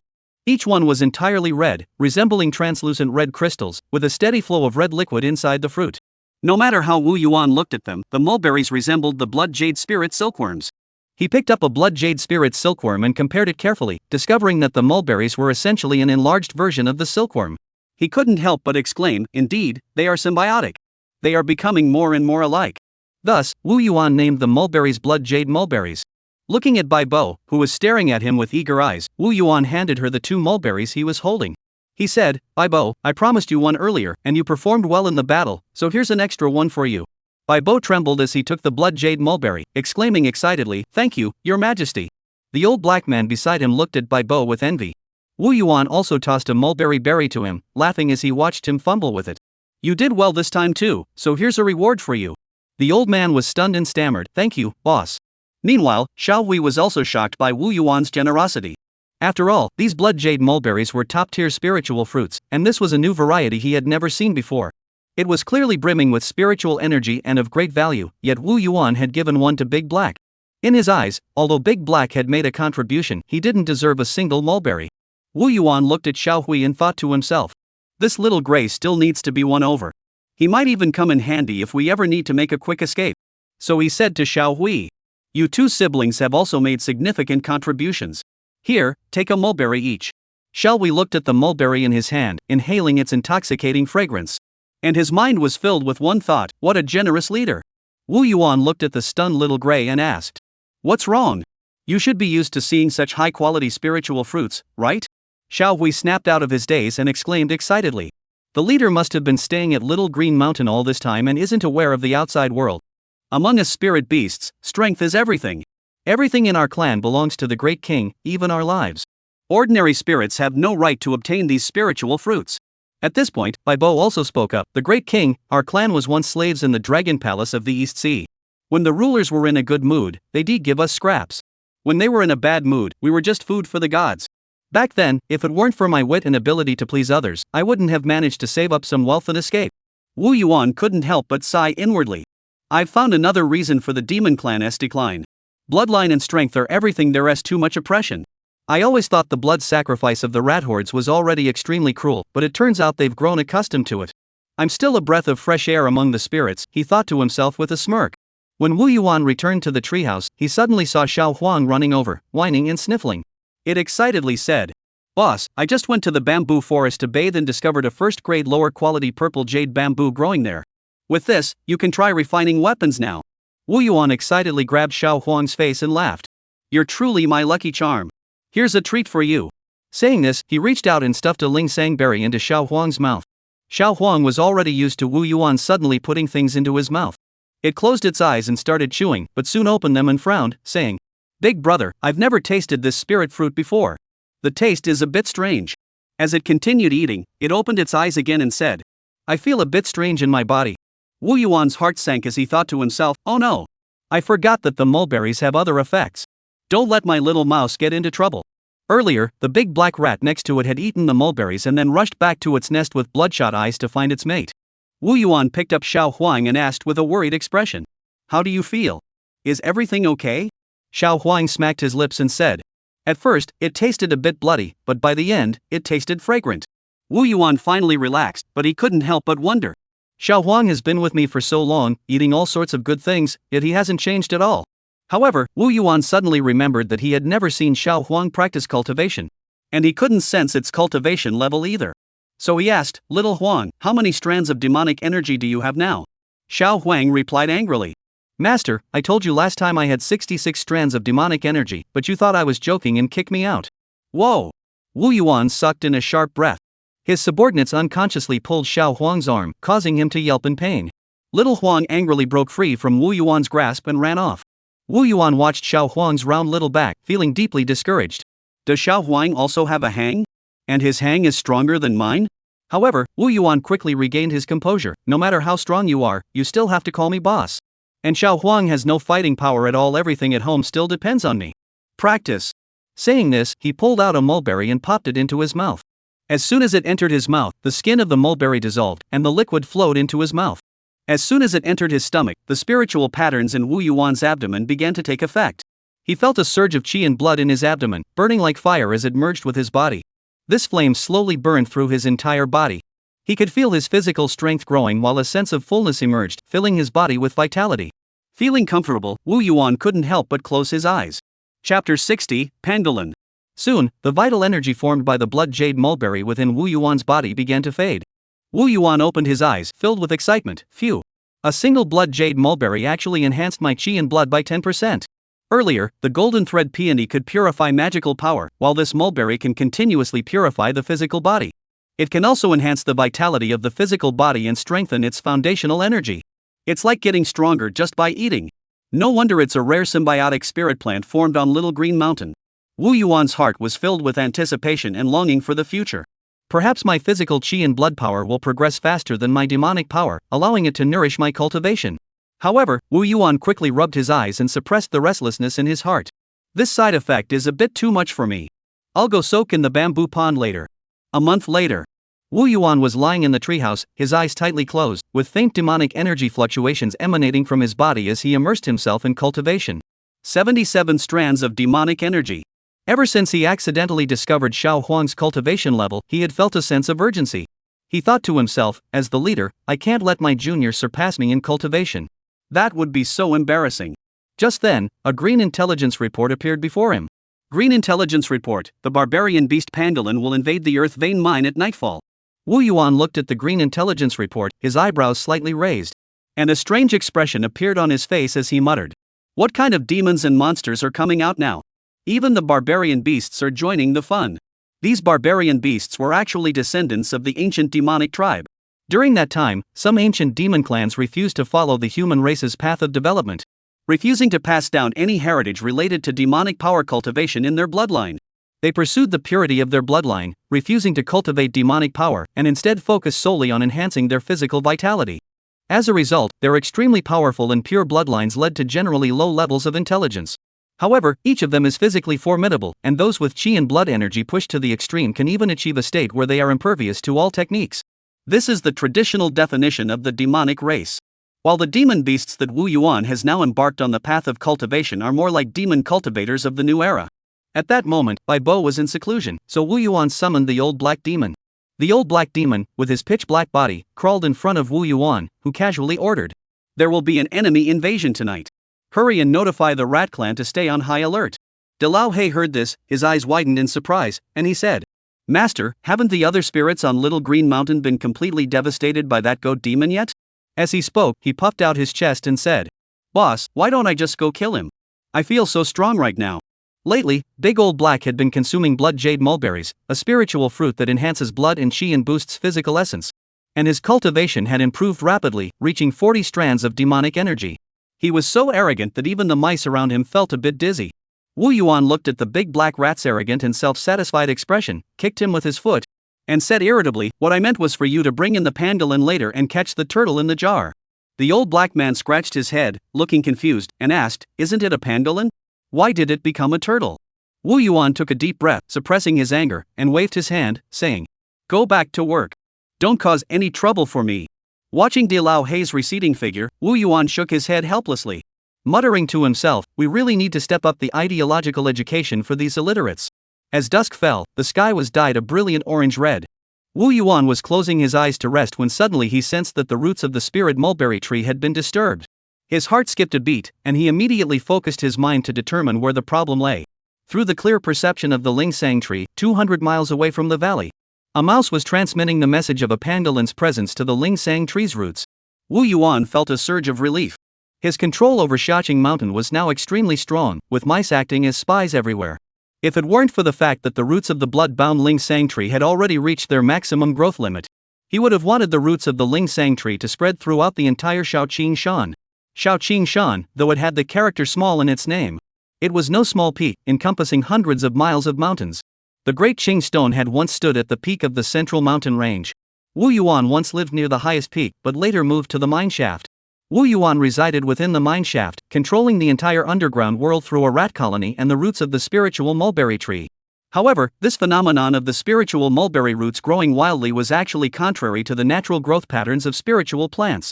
And without Wu Yuan's conscious control, it would have been impossible to achieve. Upon receiving the message, Wu Yuan immediately transmitted it to the old black through the Lingsang tree. The pangolin has appeared. Go lure it over here, but make sure it doesn't damage the roots of the Lingsang tree. Upon receiving the message, the old black man eagerly rushed toward the pangolin's location, intending to give that reckless pangolin a sound thrashing. SSSS. When the old black saw the pangolin before him, he couldn't help but suck in a cold breath. He muttered to himself, "Is that a pangolin?" The pangolin before him stood 2 meters tall and 3 meters long, and its entire body emanated a chilling, mouse-like aura that sent a shiver down De Lao Hei's spine. Its scales were a dull yellow, each as large as a palm, with faint yellow patterns flickering on them, revealing their hard texture. Its limbs were thick and powerful, with claws as large as fans, gleaming with a cold light, curved and robust. The outer sides of its limbs and tail were covered in red, flame-like bristles, indicating that its vital energy had reached its peak. This is a pure earth-attributed barbarian beast. As it walks, the earth before it automatically parts like flowing water. This is the innate ability of the barbarian beast, the pangolin, earth movement. Moving through the earth, it is as free as a fish in water. The old man swallowed hard, gathered his courage, and shouted at the pangolin. "You earth rat, dare to trespass on the boss's territory? Surrender immediately." However, the pangolin didn't even glance at Big Black, instead continuously extending its slimy tongue to sense its surroundings, and plodded forward in a single direction. De Lao Hei clenched his teeth, his body swelling instantly, waving his claws, which were wrapped in blood and resembled flames, toward the pangolin. Sizzle! A piercing sound echoed, but the pangolin's scales shimmered with spiritual patterns, leaving it unharmed. Not only did the old black creature's attack fail to harm the pangolin, but it also shook him, causing blood to flow from his claws. From a distance, Wu Yuan, who was observing everything through the spirit mulberry tree, muttered to himself, "Earth element and counterattack this pangolin won't be easy to catch." At that moment, Xiaobai also arrived at the scene with her carrot-shaped magical artifact. Looking at the pangolin, which was as large as a small mountain, she showed no fear on her face, but instead, her eyes were filled with determination. "Beast, take this carrot." Chapter 61, Punching the Pangolin. Xiaobai shouted loudly. She knew that the pangolin had strong defensive abilities, so she didn't attack its body recklessly. Instead, she picked up the carrot and swung it toward the pangolin's tongue. For Xiaobai's small stature, the pangolin's slender tongue seemed as thick as a python's. The carrot, glowing with red and green light, struck the pangolin's tongue with force, seeming to have a strong corrosive effect, instantly corroding a large hole in the tongue. The pangolin let out a painful scream and finally fixed its gaze on the white rabbit spirit and the mouse spirit in front of it. It swiped its tail, which was as thick as a stone pillar, toward Xiaobai. However, the white rabbit was agile and dodged the attack with a light jump. The tail struck the ground, causing the surrounding cave to shake violently, with falling all around. Seeing that Xiaobai was about to counterattack, Da Lo Hei hurriedly pulled her away and turned to crawl into a tunnel. As they ran, he shouted, "Enough, enough! Our goal has been achieved. Let's escape quickly." The pangolin immediately charged after Xiaobai. When it entered a massive stone cave, it seemed to sense danger and suddenly stopped, looking around warily. Wu Yuan saw that the pangolin had fallen into the trap and knew it was time to act. The so-called trap was merely a cave reinforced by Wu Yuan's spell Solidify Earth into Stone. But the cave was filled with Wu Yuan's demonic energy, which hindered the pangolin's earth movement ability, preventing it from escaping. Wu Yuan leaped off the ground with a powerful kick, charging toward the pangolin like an arrow released from a bow. As he ran, his body grew larger and larger, unleashing the blood surge technique. In the end, he stood 2 meters tall, which was no small size even compared to the pangolin. After his previous training, Wu Yuan's size and strength had significantly increased. Wu Yuan clenched his fist, which was shrouded in blood-red energy, and struck the pangolin's head with all his might. With a loud crack, the scales on its head were shattered, and blood gushed out instantly. The pangolin's head was struck backward, its eyes dazed, but it recovered in an instant. Roar! The pangolin let out a bestial roar, its ferocity fully aroused. It swung its claws, sharp as curved blades, toward Wu Yuan. Wu Yuan didn't dodge instead, he countered with a punch. The pangolin's claws instantly tore through Wu Yuan's muscles, spraying a jet of blood. However, Wu Yuan tensed his muscles, sealing the blood, and as his demonic energy surged, his injuries began to slowly heal. Wu Yuan continued to punch the pangolin relentlessly, his blood surging like flames. He did not use any other spells, relying solely on his own strength to clash with the pangolin. Each punch carried the force of 1,000 pounds, landing with a thud, sending flesh and blood flying in all directions. Wu Yuan roared, "This is exhilarating." During his previous life or death battle with the goat demon, he had been completely overwhelmed. Though he eventually succeeded in killing it, he had been harboring a deep-seated anger inside him. And today he finally got to vent it all out. The old black man watched the two colossal beings engage in a life or death struggle in the cave, his face filled with concern. He muttered under his breath, "Why did the boss go in for hand-to-hand combat? We could have teamed up and taken it down together." But Little White was excited, waving the carrot in his hand, shouting, "Big brother, go for its throat. Hit it hard." At this point, Wu Yuan was already covered in wounds, some of them deep enough to expose bone. And despite his powerful healing abilities, he couldn't recover in time. However, his vital energy grew increasingly vigorous, as if it were about to surge skyward. The pangolin was in a pitiful state, its vital energy growing dim and faint, as if it might extinguish at any moment. Its scales had been almost completely shattered by Wu Yuan, leaving pools of blood pooling around it. Its limbs were all broken by Wu Yuan, hanging limply. "Rise!" Wu Yuan roared, grabbing the pangolin's tail with one hand and lifting it off the ground before slamming it down with all his might. Bang! A deafening crash echoed as the pangolin was thrown to the ground, its head spinning. Wu Yuan continued to slam the pangolin back and forth, causing the entire cave to shake like an earthquake, with rocks falling constantly. Finally, Wu Yuan let go, and the pangolin crashed heavily onto the ground, leaving a massive crater. Wu Yuan stepped on the pangolin's head with his foot and shouted, "Do you surrender?" "No, no, no." The pangolin strained its neck, emitting a piercing cry like that of a baby, expressing its refusal to surrender. "Good, you're tough. If you won't submit, I'll keep fighting." Wu Yuan raised his fist and charged at the pangolin once more. But the pangolin didn't flee. It flipped itself upright and charged toward Wu Yuan. The two engaged in a fierce battle once more, the sound of their struggle echoing through the cave. Yawn! A yawn echoed through the thundering cave. Xiao Bai, bored out of his mind, stretched lazily and weakly slapped the ground, kicking up a small cloud of dust. "This pangolin is so stubborn. The boss has been fighting him all day, and he still won't surrender."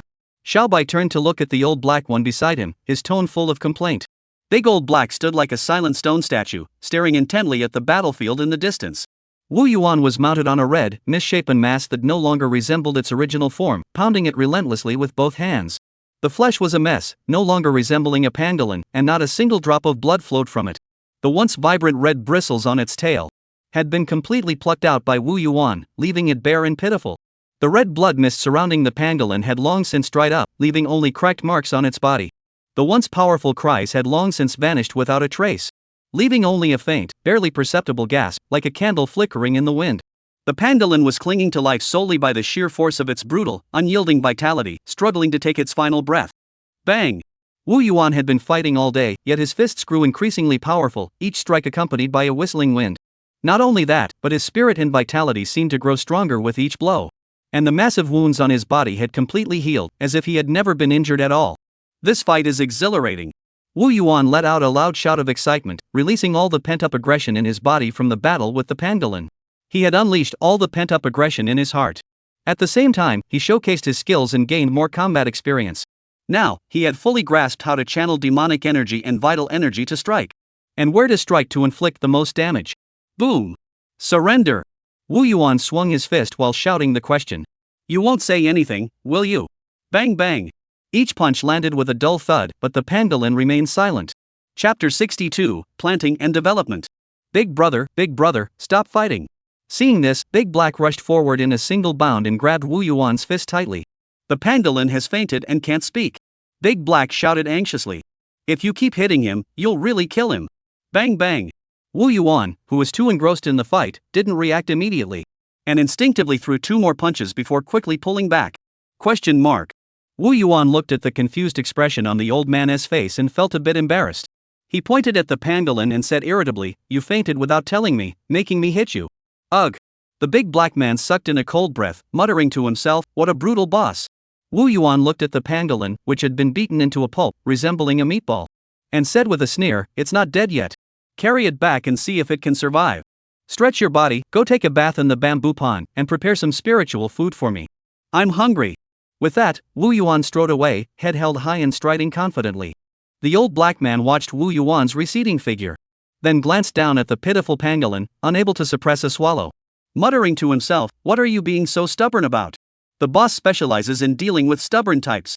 Wu Yuan, free from external pressure in recent days and having exercised his body, felt extremely relaxed and happy. "Since I have nothing to do today and am in a good mood, why not go check on the cultivation of the spiritual plants?" Wu Yuan walked with his hands behind his back, taking slow, deliberate steps. Looking just like an old official on an inspection tour, strolling leisurely toward the planting site.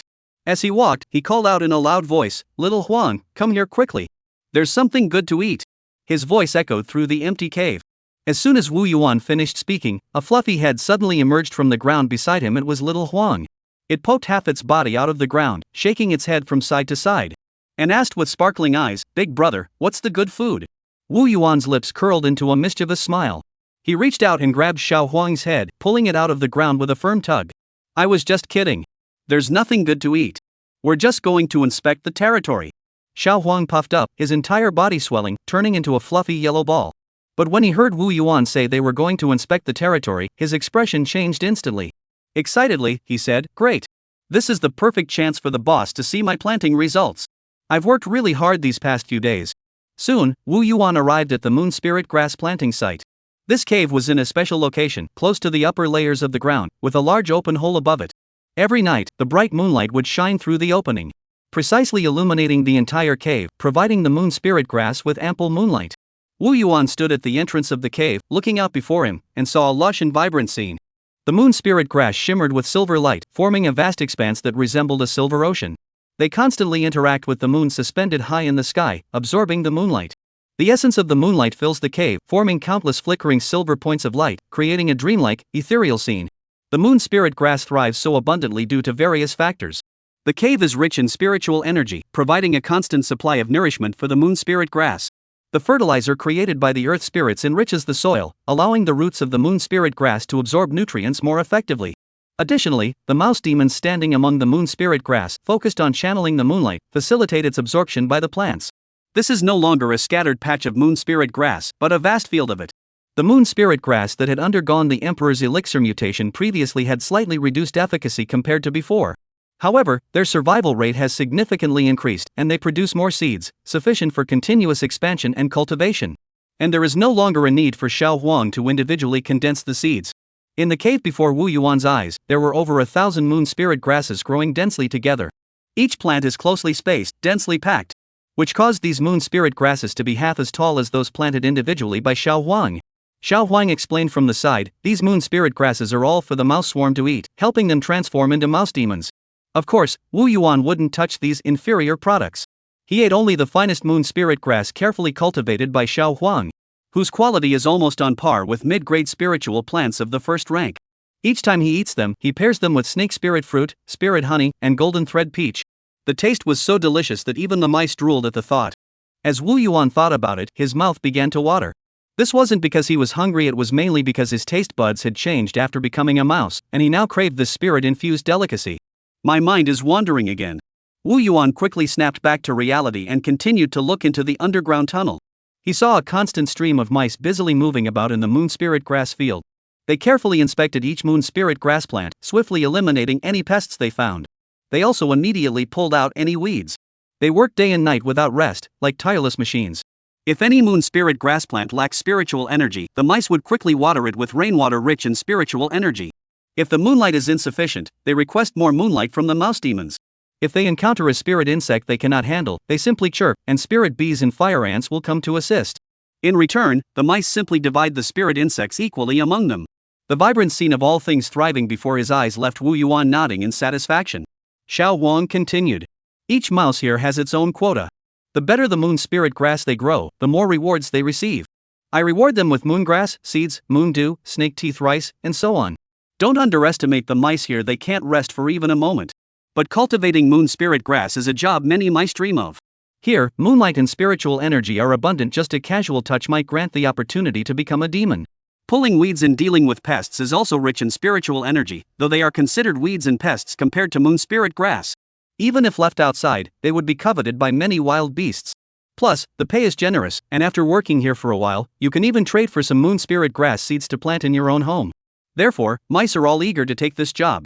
Those who work here are mice who have been to battlefields and achieved merits, making them the elite of the mice. Wu Yuan stood on the high platform, and immediately a mouse demon rushed over, crawled to the ground, and respectfully said, "Your Majesty, you have arrived." Wu Yuan looked closely and realized it was a spirit-gathering mouse. He asked, "How is the yield of the moon spirit grass here?" The mouse demon's face was filled with fervor, and his eyes sparkled with excitement. "Your Majesty, as per Huang Zhongguan's instructions, we've been using a gradient planting method. Every day, 200 low-grade moon spirit grass plants mature, supplying all the rat demons for purchase. Here, Wu Yuan does not enforce a dictatorship over these low-grade resources. Rat demons who want more moon spirit grass can purchase it. Whether it be spirit stones, spirit plants, or even a breath of spirit energy or a sip of moonlight, all are welcome." Chapter 63, Wu Yuan's Peculiar Taste. This truly allowed Wu Yuan to obtain many spiritual plants he had never seen before. However, most of them were low-grade spiritual plants. He usually planted these spiritual plants in various spiritual sites across Xiaoqing Mountain. And once they matured, he would collect some for cultivation and bring them back to the mineral vein caves. This served as a way to replenish his resource repository. Xiao Huang would also select those with good quality and wide applications for expanded cultivation. For example, the first-grade inferior goji berries that can quickly expand a mouse population, and the bone-penetrating herb for treating injuries. After inspecting the moon spirit grass cultivation base, Wu Yuan arrived at the snake tooth rice cultivation base. The environment here was completely different from the moon spirit grass base, which was bathed in moonlight and breeze. The entire cave was dark and damp, filled with a pungent, blood-like odor, and littered with corpses. Anyone unfamiliar with the place might mistake it for some kind of beast pit. Inside the cave, there were neatly arranged 500 or 600 first-grade inferior snake tooth rice plants, each as tall as a person and as thick as a fist, with heavy clusters of snake tooth rice hanging from them, each one plump and full. One after another, these clearly strong and hungry rats were clutching snakes as thick as wrists, making their way to the snake tooth rice plants. They skillfully rip off the snake heads, letting the snake blood spray all over the snake tooth rice, extracting the snake gallbladders and swallowing them whole, before chewing the snake bodies into pieces and burying them in the soil. Several rat demons were holding onto pythons as thick as a meter, squeezing them forcefully, causing snake blood and flesh to splatter everywhere. The soil in this mine shaft had turned a dark red, marshy color, and the rats walking on it would even leave behind pools of blood, as if they were walking through a pool of blood and flesh. Wu Yuan looked at the scene before him and nodded in approval. The cultivation conditions for snake tooth rice are more demanding than those for moon spirit grass. However, with the countless snakes in Snake Valley, the quality of snake tooth rice actually improves the more it's grown, as it contains a high concentration of vital energy. Xiao Huang spoke proudly. Now the snake tooth rice yields are very high, enough to feed all the rat demons. A single grain can sustain their daily food requirements. But this isn't the best part, the best is still down below, Xiao Huang said mysteriously. Saying this, Xiao Huang led Wu Yuan to the underground cave beneath the snake tooth rice cultivation base. This underground chamber was smaller than the one above, but the spiritual energy was far more abundant, reaching the level of a mid-grade spiritual site. In the dimly lit cave, sharp, piercing screams of snake demons echoed constantly, sending chills down the mice's spines. Inside the cave, 50 snake demons of various sizes moved slowly, their bodies stiff and twisted, resembling black ribbons covering the cave floor. Every time a drop of fresh red liquid fell from the cave ceiling, the snake demons would rush forward to it. This liquid was the blood from the flesh and blood mud pit above, transformed into snake spirit blood by the blood-bound spirit mulberry tree roots in the soil. This snake essence is extremely sweet and rich in spiritual energy for the snake demons, causing the snake demons to become addicted, more sluggish, and also keeping them calm and fearless. At the same time, there are more rat demons guarding this area, with 2 rat demons watching over each snake demon, closely monitoring their every move. The snake demons here are extremely lazy, each of them fat and robust. Whenever they want to stop and rest, the rat demons immediately rush over to urge them on. However, the snake demons merely hiss once and do not attack the rat demons. Whenever the snake demons glance at the rat demons beside them, the rat demons would immediately lift up a pig demon the size of a palm and feed it to the snake demons. These pig demons are the descendants of the wild boar demons that previously invaded the peach grove. After Wu Yuan killed the wild boar demons, the old black demon went to raid the wild boar den and captured a pregnant female boar demon. To his surprise, she gave birth to several wild boar demons. De Lao He proposed using these wild boar demons as breeding stock, feeding them large quantities of moon spirit grass and goji berry spirit plants, and constantly mated them with other wild boars on Xiaoing Mountain to produce offspring. After repeated breeding, they finally obtained this new breed of wild boar demon. Wu Yuan, with a twisted sense of humor, named them river blocking pigs. The old black man was very puzzled and asked Wu Yuan, "Big brother, why call them river blocking pigs?" Wu Yuan laughed and replied, "Pigs of this size can be blocked by a single river, so they're called river blocking pigs." He then burst into laughter. Although De Lao He didn't understand why the boss was laughing, he could only laugh alone. River blocking pigs are not very large, only about the size of 2 palms. But they reproduce very quickly, with a single litter producing over 100 piglets the size of peanuts. These piglets can easily become demons after being fed moon spirit grass for a short time. But they are weak, don't grow large, and are easy to control. Though their name is odd, they are indeed a major meat source for the Wu Yuan rat clan. They can also serve as food for snake demons. If the snake demons are unsatisfied, they are also fed moon spirit grass. Xiao Huang looked at the snake demons in the cave and said, "These snake demons are the newly born meat crown king snakes from Snake Valley, offered as tribute to us. You wouldn't let us go to the Snake Valley often, so Bai Bo went there and beat up the Snake King, subduing him. However, the Snake Valley is truly extraordinary. We consume thousands of adult snakes every day. But the number of snakes in the Snake Valley doesn't decrease at all." Wu Yuan nodded. "Just send the rat demons to fetch the snakes. You must not go, the Snake Valley is dangerous. If anything happens, it will be trouble." Xiao Huang scratched his head and said, "We don't even have to go ourselves. The meat crown snake king will order some snake demons to bring the snake herd here to this cave. That way, even the snake demons won't have to return, and we can use them all. All we need to give the snake king is some moon spirit grass and snake tooth rice. If we ever need fewer snakes one day, the snake king won't be happy. And there is also the snake spirit blood condensed from the lingsang tree, which the snake king loves the most. He can't go a day without it or he feels restless, so he is more obedient than our own rat demons." Wu Yuan thought to himself, "Wow, before we were just using the snake blood to create the snake spirit blood by binding it to the lingsang tree to avoid wasting it. I never expected it to be so effective. Now the snake king is hooked on it." Just then, the rat demons in the cave suddenly carried out a fat snake demon. The snake spirit fruit inside this snake demon is about to ripen, it's time to harvest it. Carry it aside for later processing to avoid stirring up the other snake demons. "Should the boss go take a look?" said Xiao Huan. Wu Yuan shook his head, his dramatic act taking over, and said with a pitying tone, "It's just snake demons being drained dry. A gentleman stays away from the kitchen. I'd rather not watch." Chapter 64, The Queen Ant's Eggs. Xiao Huang watched Wu Yuan start acting dramatic, scratched his head, and said with a puzzled expression, "Big brother, you're so hypocritical. Most of the snake spirit fruit went into your stomach, didn't they?" Wu Yuan snorted coldly and slapped Xiao Huang on the head. "Think carefully about whether your words make any sense. Besides, I'm just entertaining myself. The glorious tradition of being a drama queen can't be abandoned, you have to learn it too." Xiao Huang seemed to understand something, his eyes lighting up. He puffed out his big belly, propped it up with his paws, and spoke slowly. "Big brother, I think you're right, this snake spirit fruit looks dirty, but it tastes delicious. Look how well I'm acting." Wu Yuan rolled his eyes, kicked Xiao Huang, and said, "Don't learn bad habits." Little Huang looked wronged, unable to vent his frustration. So he reached into his storage bag and pulled out a golden thread peach to chew on. This storage bag was obtained by Wu Yuan from the goat demon, and it was also 1 cubic meter in size. But Wu Yuan didn't need it, so he gave it to Xiao Huang, who was overjoyed at the time. Wu Yuan then headed to the spiritual plant promotion base under Xiao Huang's responsibility. The spiritual plants here were all newly discovered species found on Xiaoing Mountain. Xiao Huang needed to experiment with cultivation methods and figure out the functions of some unknown spiritual plants. Plants like goji berries and bone-penetrating grass were first promoted from here. Now, Little Green Mountain is brimming with vitality, and opportunities abound. Wu Yuan strolled leisurely through his territory all day. The vibrant energy filled him with joy, it was all spirit stones. As the sun began to set, Wu Yuan finally rose with satisfaction and returned to the mine shaft. He had only explored a small portion of his territory, and there was still much left to inspect. As soon as he stepped into the cave, Wu Yuan keenly sensed that the atmosphere around him was off. The air was thick with tension. He glanced around and saw the 3 creatures, Big Black, Little Gray, and Little White, gathered near the fire ant nest, whispering and pointing at something. Curious, Wu Yuan hurried over. Upon closer inspection, he saw that the fire ant queen, who was usually fearless, was now pacing frantically around the nest.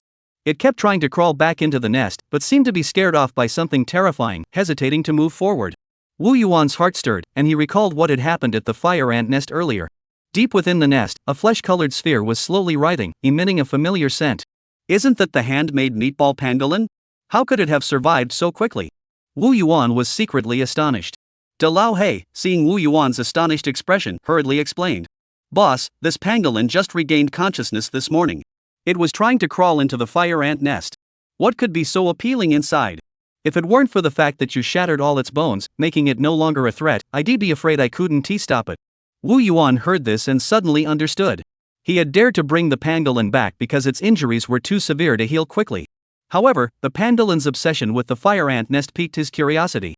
The old man continued, I watched the pangolin getting so anxious it was almost crying, so I took it into the fire ant nest. I never expected it to dive straight into the fire ant eggs, driving the queen ant into a frenzy. I saw that something was wrong with the queen ant. Can you guess what happened? Wu Yuan's heart skipped a beat as he suddenly thought of something. This pangolin didn't utter a sound after I beat it, but now it's drooling over the fire ants. Could there be something valuable in the fire ant nest? Exactly, De Lao He nodded. That mischievous fire ant queen finally laid an egg recently and secretly hid it. And the pangolin discovered it. That queen ant is up to no good. Wu Yuan heard this and was overjoyed. He had been trying to tame this fire ant queen for a long time but had never found a way. He could only place the ant nest in a nearby burrow. After all, only by keeping the queen ant nearby could he keep her under control. He had also been trying to induce her to mate, hoping to produce an ant-queen egg. However, during this period, the queen ant had been behaving well, and after a series of battles, everyone had become a bit careless. The queen ant took advantage of the situation and hid the eggs. Fortunately, they didn't have the heart to destroy the queen ant eggs outright. Now that there is a new queen ant egg, it might be easier to apply the spirit control mark. Thinking of this, Wu Yuan hurriedly had the old black man hand over the queen ant egg. The queen ant egg was more than twice the size of the other fire ant eggs. With a white exterior tinged with a faint red hue, emanating a strong spiritual energy. When Wu Yuan held it in his hand, he could clearly feel a surge of abundant spiritual energy. Not bad. This fire ant queen has consumed quite a lot of nourishing substances here, and the quality of the queen egg she produced is indeed exceptional. At the very least, it has the bloodline of a first-tier mid-grade ant. Wu Yuan nodded in satisfaction. He hesitated no longer and immediately cast the spirit control seal on the queen ant egg. This time, the process went exceptionally smoothly, with none of the fierce resistance encountered when contracting the previous queen. The spirit control seal effortlessly merged into the queen ant egg, establishing a close connection with the life within. Wu Yuan was overjoyed and handed the queen ant egg to the old man. Take good care of this queen ant egg. Once it hatches, dispose of the previous queen ant. During this time, feed the queen ant the maximum dose of goji berry spirit plants to extract every last bit of her value. From now on, this fire ant colony will be under the new queen's control. The old black man took the queen ant egg and nodded repeatedly in agreement. Wu Yuan then turned his gaze to the pangolin feasting inside the fire ant nest, his smile fading. He waved his hand, releasing a vine that wrapped around it and pulled it toward him. The pangolin was still clutching a pile of fire ant eggs, buried in its mouth and eating voraciously. Suddenly pulled over by Wu Yuan, it clearly startled. And looked up at Wu Yuan, even stopping its chewing. It looked down at the fire ant eggs in its hands, hesitated for a moment, then handed one to Wu Yuan with a pained expression. Wu Yuan looked at the pangolin, which was clearly no longer as stubborn as before. Couldn't help teasing it. Hey, you're not so stubborn anymore? You even know to give me something to eat. Do you know these things are all mine? The pangolin froze again, its gaze darting back and forth between the fire ant nest and Wu Yuan. Its face betrayed a look of utter shock. As if to say, you're so rich. All these fire ant eggs are yours? Wu Yuan looked at the pangolin's comical expression. And couldn't help but laugh. Do you admit defeat now? If you acknowledge me as your leader, you can have all the good stuff. Scatter! The pangolin didn't hesitate for a moment, immediately nodding in agreement, completely abandoning its previous stubborn attitude. Chapter 65, Black Intelligence. Wu Yuan was also somewhat surprised he hadn't expected subduing this pangolin to be so easy. However, upon further reflection, he felt reassured. Most beasts are not very intelligent, so they easily submit to those stronger than them. I had already weakened it considerably, and since I have no shortage of spiritual items here, subduing it was only natural. At that moment, Xiao Bai spoke up enviously from the side. Boss, you're thinking too simply. The rules inscribed in the bloodline of the ancient demonic clan. Barbarian beasts cannot be controlled by beast taming spells, they can only follow their own will. But once they recognize a master, they become loyal to the death. Shall we added, the pangolin bloodline born from the revival of Xiaoing Mountain is truly extraordinary. It's completely different from those foolish, ferocious beasts outside with only a trace of barbarian beast blood. Wu Yuan looked at the pangolin, which was obsessed with fire and eggs, and was surprised. This is a rare species. In reality, the pangolin had never harbored any ill will toward Wu Yuan and the others. The previous attacks were only directed at Xiaobai and had no intention of harming the old black man. The reason was that they all carried the aura of Little Green Mountain. Wu Yuan couldn't discern it, but the pangolin sensed it clearly. Additionally, Wu Yuan was very strong, and beasts of the wild valued strength above all else. And the pangolin felt that Wu Yuan resembled it greatly. And his body carried the moonlight aura it favored. As fellow demonic beings, it voluntarily submitted to Wu Yuan. Wu Yuan satisfiedly patted the pangolin on the head, then quietly activated his innate ability, Awaken Spirit. However, this time he encountered an unprecedented scene. The pangolin's consciousness space was a blood-red sea, like a pool of blood. Wu Yuan's consciousness roamed through the blood-red pool but could not locate the pangolin's consciousness. The surrounding area was filled with immense pressure, completely different from the consciousness collision he had experienced during the bloodbind Ling Sang. Soon, Wu Yuan felt his mind growing weary, nearly unable to endure any longer. Wu Yuan felt deeply regretful. It seems my strength is limiting the full potential of Qi Ling. Just as he was about to withdraw from the pangolin's consciousness, he suddenly noticed a small yet extremely clear consciousness rushing toward him. He sensed a transparent pangolin the size of a thumb circling around his consciousness. And the pressure from the blood pool around him vanished instantly. Wu Yuan sighed. No wonder they say beasts are loyal, this one doesn't even bother to guard against me at all. He raised his hand and infused the awakening energy into the pangolin's consciousness, immediately feeling their consciousnesses connect. Outside, the pangolin looked at Wu Yuan with curiosity. Emitting a faint, childlike call, "Master?" The pangolin, which had previously been unable to speak, could now communicate with Wu Yuan. Moreover, Wu Yuan clearly felt that the pangolin's eyes had become much more lively. Wu Yuan slowly opened his eyes, feeling utterly shocked.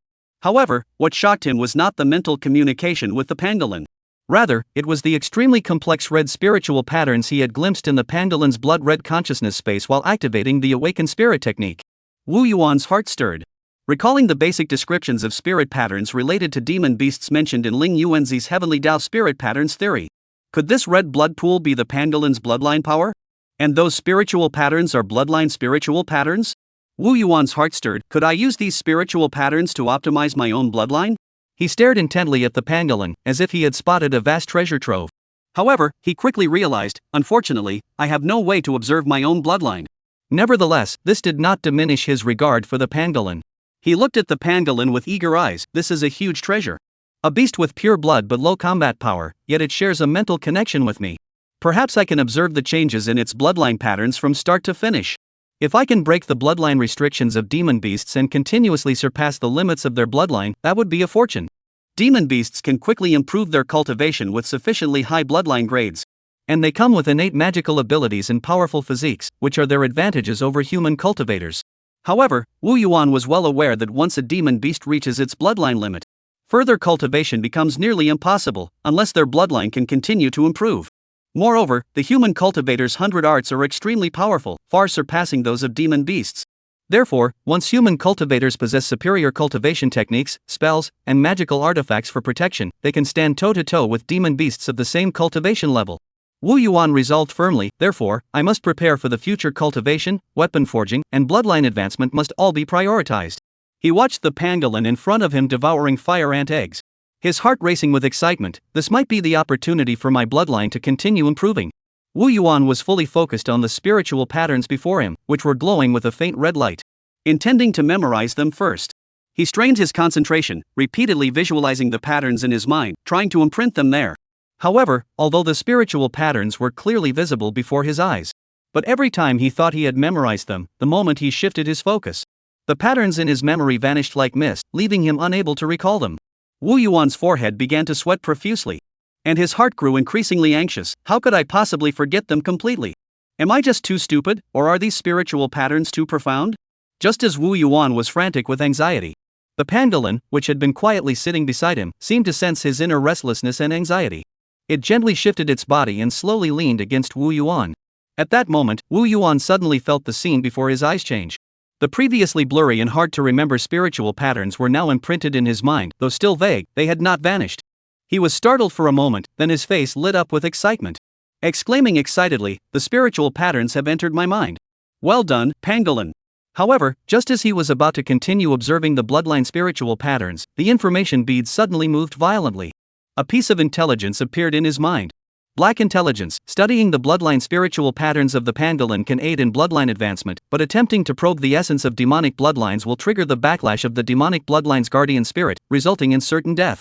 Wu Yuan stared at the blackened intelligence, his face turning deathly pale.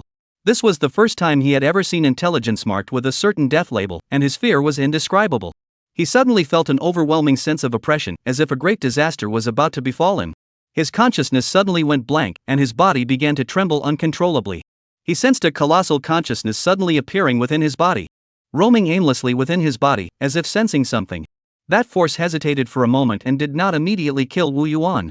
Wu Yuan's intense desire to survive snapped him back to consciousness. There's still a chance.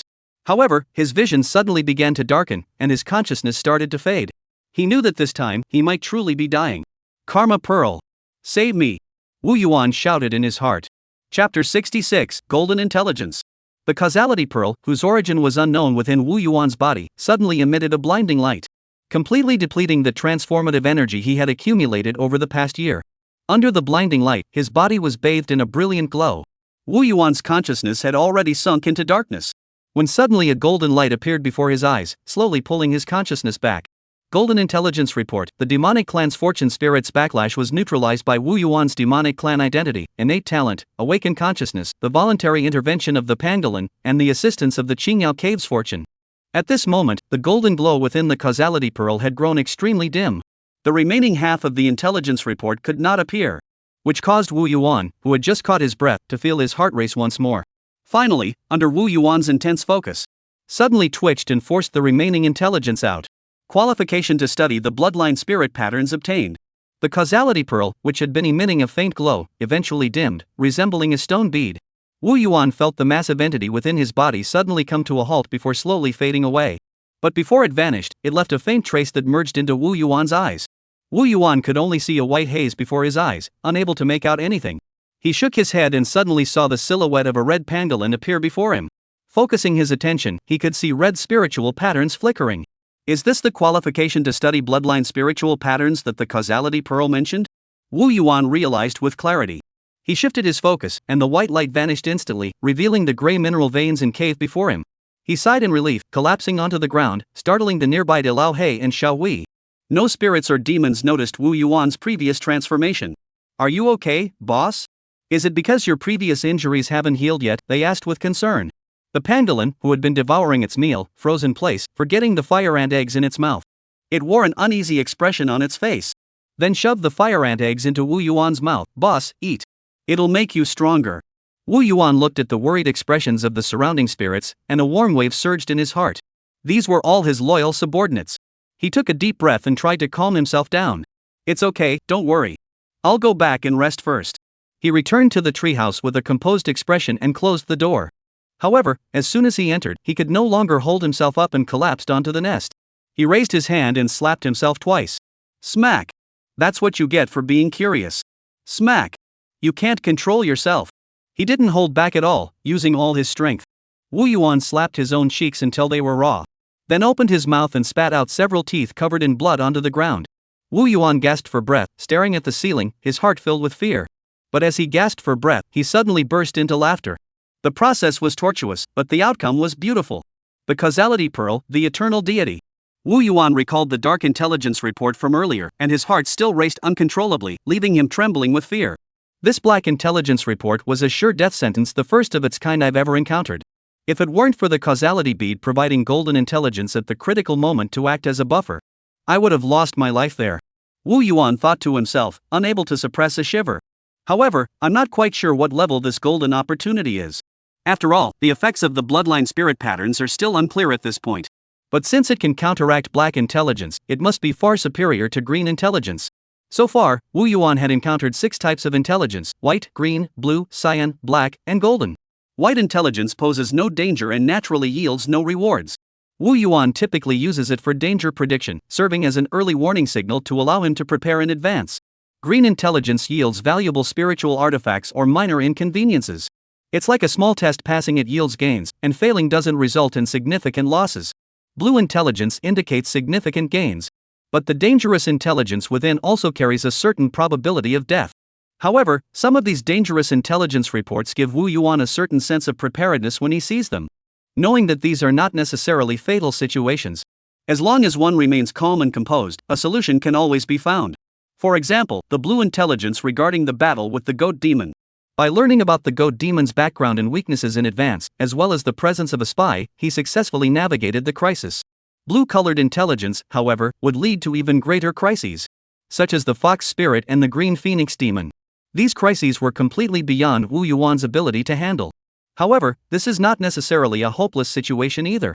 The fox spirit in the green-colored opportunity intelligence harbors goodwill toward Wu Yuan, allowing Wu Yuan to gain a great opportunity during the Fox Demon's Worship Month and obtain the Fox Demon's Qi cultivation technique. With the help of the Cat King, he also successfully evaded the threat from the Qingping demon in the crisis-type intelligence. This experience proved immensely beneficial, granting him a vast amount of Imperial Blood Essence and awakening his Rat King bloodline. Whether through fierce combat or clever tactics, Wu Yuan managed to survive. This experience has always made Wu Yuan firmly believe that there is always a glimmer of hope in any intelligence. However, the black intelligence he inadvertently stumbled upon this time dealt him a harsh lesson. His instinctive actions nearly plunged him into an irreparable abyss, bringing immense danger upon himself. It wasn't that there were no hopeless pieces of intelligence, it was just that I wasn't qualified to access that level yet. From now on, when facing unknown situations, I must consult the causality pearl more often. Otherwise, you'll end up in big trouble that you won't be able to handle. Wu Yuan silently admonished himself. After pondering for a moment, a wave of exhaustion washed over him. Wu Yuan felt his eyelids growing heavier, and sleep overwhelmed him. He collapsed onto the bed and fell asleep. After all, the life of a demon is nothing but eating and sleeping. Now that he was tired, he would rest. If anything came up, the old black one would handle it. When Wu Yuan awoke, he felt refreshed and invigorated. The fear and excitement he had felt earlier had vanished without a trace. This was one of Wu Yuan's strengths. He didn't let his emotions build up inside him, but instead adjust himself promptly and learn from every experience. Wu Yuan stood in the treehouse, pacing back and forth, muttering to himself, I need to study the bloodline patterns carefully now. Since the golden intelligence appeared, the bloodline spirit patterns he had seen in the pangolin's consciousness space had all appeared clearly in his mind and had not disappeared since. But these patterns are far too complex for me. They're like a book written in a foreign language, completely incomprehensible to me. Wu Yuan frowned, looking troubled. But learning requires a method. If you can't understand it, just memorize it by heart. Meditate and ponder them every day, it will eventually pay off. Wu Yuan looked determined as he encouraged himself. Chapter 67, Purple Bamboo. Unfortunately, the transformative energy I had stored up has been completely depleted. I still owe the causality pearl a significant amount of creation energy. Otherwise, I could have asked the causality pearl for some useful guidance. Wu Yuan looked at the causality pearl, which seemed as still as stone, and sighed helplessly. Thus, Wu Yuan closed his eyes and focused his mind, sifting through the numerous bloodline patterns in his mind. Selecting the simplest one, a mouse-shaped spiritual pattern, and began to meditate on it continuously. He continuously sketched the shape of the spirit pattern in his mind and pondered its meaning. However, after a short while, Wu Yuan was panting heavily. His eyes went dark, and he felt drained of all his energy. This is too mentally and physically exhausting. In my current state, I can't even complete it once. Wu Yuan shook his head helplessly. However, his eyes remained bright, sparkling with excitement. If it's this difficult, it must be worth it. As long as we keep going, we're sure to achieve something. And after such intense mental exertion, recovery will also improve. Wu Yuan rested for a moment, feeling his body recover slightly, and then resumed his spiritual pattern meditation. Early the next morning, Xiao Huang's round figure appeared outside Wu Yuan's treehouse. He chirped nonstop, banging on the treehouse with a loud thud. Among the entire mouse colony, only Xiao Huang dared to do this. Any other spirit creature would not survive more than a few battles if they dared to do so. At that moment, inside the treehouse, Wu Yuan was sleeping soundly. However, Xiao Huang's incessant noise kept stimulating his eardrums. Wu Yuan couldn't help but furrow his brows, instinctively covering his ears with both hands, trying to give Xiao Huang a chance. Don't think that just because you're cultivating, you don't need to sleep. Wu Yuan muttered to himself. Although he had embarked on the path of cultivation, he could only train for 3 hours a day before reaching his limit. The rest of his time was entirely devoted to studying the spiritual patterns and refining his spells. These activities were extremely taxing on his mind. Therefore, adequate sleep was crucial for him, serving as the best way to restore his energy. Moreover, the treehouse where Wu Yuan lived was an ideal place for cultivation. Not only did it gather the purest spiritual energy from the entire mine shaft, the Ling Sang tree continuously replenished the treehouse with vital energy, filling the entire treehouse with a vibrant, life-giving aura. Moreover, Wu Yuan's little nest is exceptionally well designed. It was meticulously constructed from spiritual stones, with faint fluctuations of an array pattern. Each spirit stone emits a gentle glow, containing a rich concentration of spiritual energy. Simultaneously, it continuously draws spiritual energy from within the treehouse to replenish itself, significantly extending the lifespan of the spirit stones. This was specially constructed by Bo for Wu Yuan as a spirit stone base, forming a small spirit gathering array. This array is the most widely spread and simplest yet most practical array. However, it is extremely rare for an entire array to be constructed entirely from spirit stones.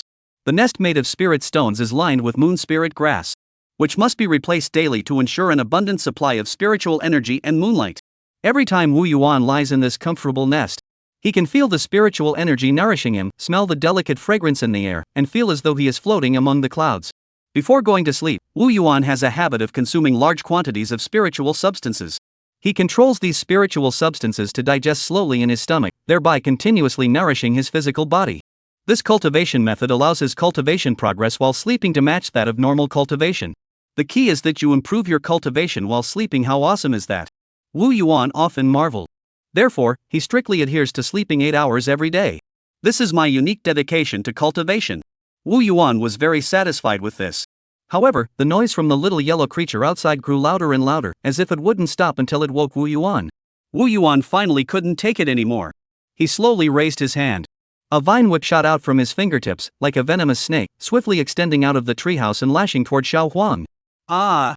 Xiao Huang let out a piercing scream. The vine whip was covered in thorns and poison. Although Xiao Huang was strong enough to withstand the whip, the excruciating pain was unbearable. What are you doing? Xiao Huang cried out in protest. I just wanted to tell you I successfully cultivated the purple bamboo.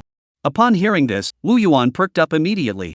He jumped out of bed and rushed out of the treehouse in a hurry. There, Xiao Huang was lying on the ground, clutching his buttocks and wailing loudly, looking utterly pitiful. Wu Yuan hurried over and pulled Xiao Huang to his feet. Oh my, Xiao Huang, how careless of you! Wu Yuan said, feigning anger. Did you forget that these days are the egg-laying days for the bloodbound ling sang and the blood jade ling silkworms? They're extremely sensitive during this time. If you make any noise, you might disturb them, and that would be a big problem. Xiao Huang looked at Wu Yuan with a mix of disbelief and doubt, scratching his head. Big brother, did you tell me about this? Wu Yuan looked at Xiao Huang with a sorrowful expression, covering his chest with both hands. Pretending to be deeply distressed, don't you even trust me anymore? I'm your boss. Xiao Huang panicked upon hearing this. He quickly pulled out a spiritual plant from his chest and handed it to Wu Yuan. Boss, this is the spiritual gourd I discovered a few days ago. It smells so good. Here, have it. It's my way of apologizing. Wu Yuan quickly took the spirit melon, which resembled a watermelon, and examined it carefully. The spiritual melon had a smooth skin and emitted a faint, refreshing fragrance, making one's mouth water at the scent. Alright, Xiao Huang, I forgive you. Wu Yuan said with a smile. Xiao Huang looked longingly at the spiritual melon in Wu Yuan's hand, and couldn't help but swallow hard. Big brother, why don't you try it now? I promise you'll want more. Wu Yuan looked at the drooling Xiao Huang, grinning widely, feeling incredibly happy inside. After all, children were meant to be teased and played with. He raised his hand and gave a light wave, and a flash of demonic energy split the spirit gourd in two. He handed one half to Xiao Huang and said, let's eat together. The spirit gourd's red flesh was translucent and crystal clear, resembling jelly, and shimmered with an enticing glow. Wu Yuan took a small bite, finding the texture crisp and the taste sweet and refreshing, with plenty of juice to quench his thirst. The delightful flavor spread across his tongue, filling Wu Yuan's heart with memories. It felt as though he had returned to the summers of his youth. This spirit melon tastes pretty good, but it's a pity it's not of high quality. Little Huang, why don't you try cultivating it? Maybe one day it could become a first-grade lower-tier spiritual plant. Wu Yuan said to Xiao Huang, who had buried his face in the spirit melon. Xiao Huang didn't even look up, continuing to munch on the spirit melon as he muttered. If you like it, I'll give it a try. This left Wu Yuan speechless. But seeing Xiao Huang's earnest expression, he couldn't help but laugh. He quickly changed the subject. You said you've cultivated the purple bamboo? How did you do it so quickly? I thought there wasn't any before. Xiao Huang swallowed the last bite of the spiritual melon, patted his belly contentedly, and said, Big brother, do you remember that hummingbird? Chapter 68, The Powerful Little Huan? Upon hearing Little Huang's words, Wu Yuan suddenly recalled the hummingbird whose beak he had broken, causing it to flee in panic. At the time, the hummingbird was small and swift, leaving both Wu Yuan and Bai Bo feeling quite frustrated. He couldn't help but grow tense. You encountered a hummingbird? Are you hurt? Xiao Huang immediately grew proud, lifting his head high and puffing out his chest like a general returning victorious from battle. Big brother, how could such a tiny hummingbird be my opponent? I easily handled it. It tried to ambush me, that was sheer folly. At the same time, Xiao Huang extended his chubby paws, making a gesture that Wu Yuan recognized all too well. Wu Yuan's face darkened involuntarily. He recalled when he first transformed into a young mouse. He had carefully examined himself to determine his gender but hadn't found a testicle, which had terrified him, making him think he was incomplete. It wasn't until later that he realized the testicles of young mice were hidden in the abdominal cavity. He finally breathed a sigh of relief. However, it left a deep psychological scar on him. Wu Yuan estimated that he would never need this thing in his lifetime. After his cultivation, he no longer urinated, only defecating after eating stones. Even as his stomach grew stronger, his bowel movements became less frequent. Moreover, he found it unsightly hanging down and had always retracted it into his abdomen. Wu Yuan had almost forgotten about it. But seeing Xiao Huang perform this action now still made him feel a slight sense of offense. Wu Yuan couldn't help but pat Xiao Huang on the head and said in a pretend angry tone, "Where did you learn that gesture? It's too ugly. You must never do it again. Children should behave properly. We are mice of a certain standing, we can't act so unbecoming." Xiao Huang looked at Wu Yuan in confusion, scratching his head. "But isn't that the gesture you always do, boss? I thought it was really cool back then." Wu Yuan slapped his head, remembering a time when he had taken Xiao Huang out hunting. At the time, he had just killed a demon, and seeing Xiao Huang's admiring gaze, Wu Yuan suddenly got into character and started acting. He crossed his arms at his waist, struck that classic pose, shouting loudly, "Little demon, easy to handle." Little did he know that Xiao Huang had remembered it and was now imitating him. Wu Yuan felt a bit embarrassed thinking about his past, and quickly said, "Keep talking about the hummingbird. Don't just talk about these random things." Xiao Huang scratched his head and muttered to himself, "Big brother, I feel a bit happy today. I'm usually not this lively. But that is fine. If the boss is happy, I'm happy too." In truth, Wu Yuan had been in a very good mood lately. His cultivation was constantly improving, and he felt much less pressure. He was eating the best food, living in the best accommodations, and had loyal and considerate subordinates. Every day he just practices cultivation, and it's going very smoothly. He can even hope for immortality. Now, even if he were told to go back, he wouldn't go. Previously, Wu Yuan's dramatic behavior was a result of excessive stress, serving as a way to alleviate psychological pressure. Now, sometimes he acts like a drama queen to pursue spiritual enjoyment. He felt that a mouse's life should have more fun and shouldn't always be so dull. Xiao Huang, with an excited expression, covered his butt and continued. "That hummingbird suddenly attacked my back of the head, thinking it could get away with it, but it didn't expect I'd already anticipated its attack. I just bent down, and it could only poke my butt. I sat on it, breaking its neck. In this battle, my butt just hurt a little, but it didn't affect my cool image at all." Wu Yuan rubbed his chin and muttered to himself, "You could sense the hummingbird's attack? I couldn't even handle it. It was probably just luck that you happened to bend over and sit on the hummingbird. But for a demon to be killed by sitting on it is too dramatic. What a disgrace." Wu Yuan thought of Xiao Huang's luck and began to believe in it again. But luck is also part of one's strength. That kid Xiao Huang has always had good luck. Wu Yuan suddenly snapped out of it, slapped himself across the face, and muttered to himself, "When did I sink so low that I'm being compared to Xiao Huang? I'm supposed to become an immortal mouse, I can't be so unambitious." Xiao Huang looked at his leader's sudden outburst with confusion, thinking to himself, what's wrong with the boss? Has he gone off the rails in his cultivation? I need to talk about something important and distract him. So, Xiao Huang continued. Then I found the bamboo seeds of the purple bamboo in the hummingbird's nest and managed to grow them. Boss, come and see. The purple bamboo is growing beautifully. Whoa! Wu Yuan sucked in a sharp breath, staring at Xiao Huang with eyes full of awe, amazed by the mouse's feat. He clearly remembered that when he had mobilized the entire mouse colony, they hadn't found any trace of the hummingbird's nest. Yet here it was, found so easily by Xiao Huang. No wonder you're so lucky. Wu Yuan couldn't help but rub Xiao Huang's big face. The soft, plump feel of it amused him greatly. Wait a minute, how long has it been? You've already grown this purple bamboo? Wu Yuan asked in confusion. Xiao Huang looked at Wu Yuan with pride. Big brother, you didn't know that, did you? It crossed its arms and said triumphantly. Boss, you gave me unlimited spiritual stones and supplies. The key is that I did it myself. It's not just about having hands. This little thing doesn't faze me. You truly are the future emperor of the mouse clan. Little Huang, I have high hopes for you. The future of our mouse clan depends on you. Wu Yuan watched Xiao Huang's joyful expression and was happy to play along. Being with Xiao Huang, he always felt a carefree joy. To his surprise, little Huang became shy instead. Blushing and shyly said, "No, no, the leader is the emperor. I'll be the second emperor." Wu Yuan couldn't help but laugh. Seeing Xiao Huang's shy expression, he felt very happy inside. "Alright, let's go check out the purple bamboo you planted. I'll see for myself what kind of purple bamboo you've managed to cultivate." Wu Yuan led Xiao Huang to the outskirts of the bamboo forest's sacred ground. Sunlight filtered through the dense bamboo leaves, casting dappled patterns of light and shadow, adding a touch of tranquility to the sacred grove. From afar, Wu Yuan spotted agile rat demons darting back and forth through the bamboo grove. Their bodies agile and their eyes sharp, carrying out their patrol duties. On the ground of the bamboo forest, numerous mice were busily at work, carefully inspecting every inch of the bamboo forest. Upon discovering any new bamboo shoots, they would immediately spread the spirit-infused soil around it, ensuring the bamboo's growth environment remains optimal at all times. In addition to protecting the bamboo, these mice also clear fallen leaves and hunt bamboo pests. They target insects like bamboo elephants and bamboo shootworms, which are harmful to the bamboo. Those bamboos that grow vigorously and are rich in spiritual energy receive special attention. The mice mark these bamboos and add spiritual fertilizer made from earth spirit worms to help them grow stronger and healthier, with the aim of cultivating them into high-quality spiritual bamboo. Chapter 69, Purple Jade Marrow. Wu Yuan looked at all this, feeling deeply satisfied. He turned to Xiao Huang and said, "Xiao Huang, you've taken good care of the bamboo grove." Xiao Huang heard this and smiled proudly. This reminded Wu Yuan of what Xiao Huang had said to him shortly after arriving at the bamboo grove. This bamboo grove is no ordinary place. Previously, Wu Yuan hadn't paid much attention to this bamboo grove.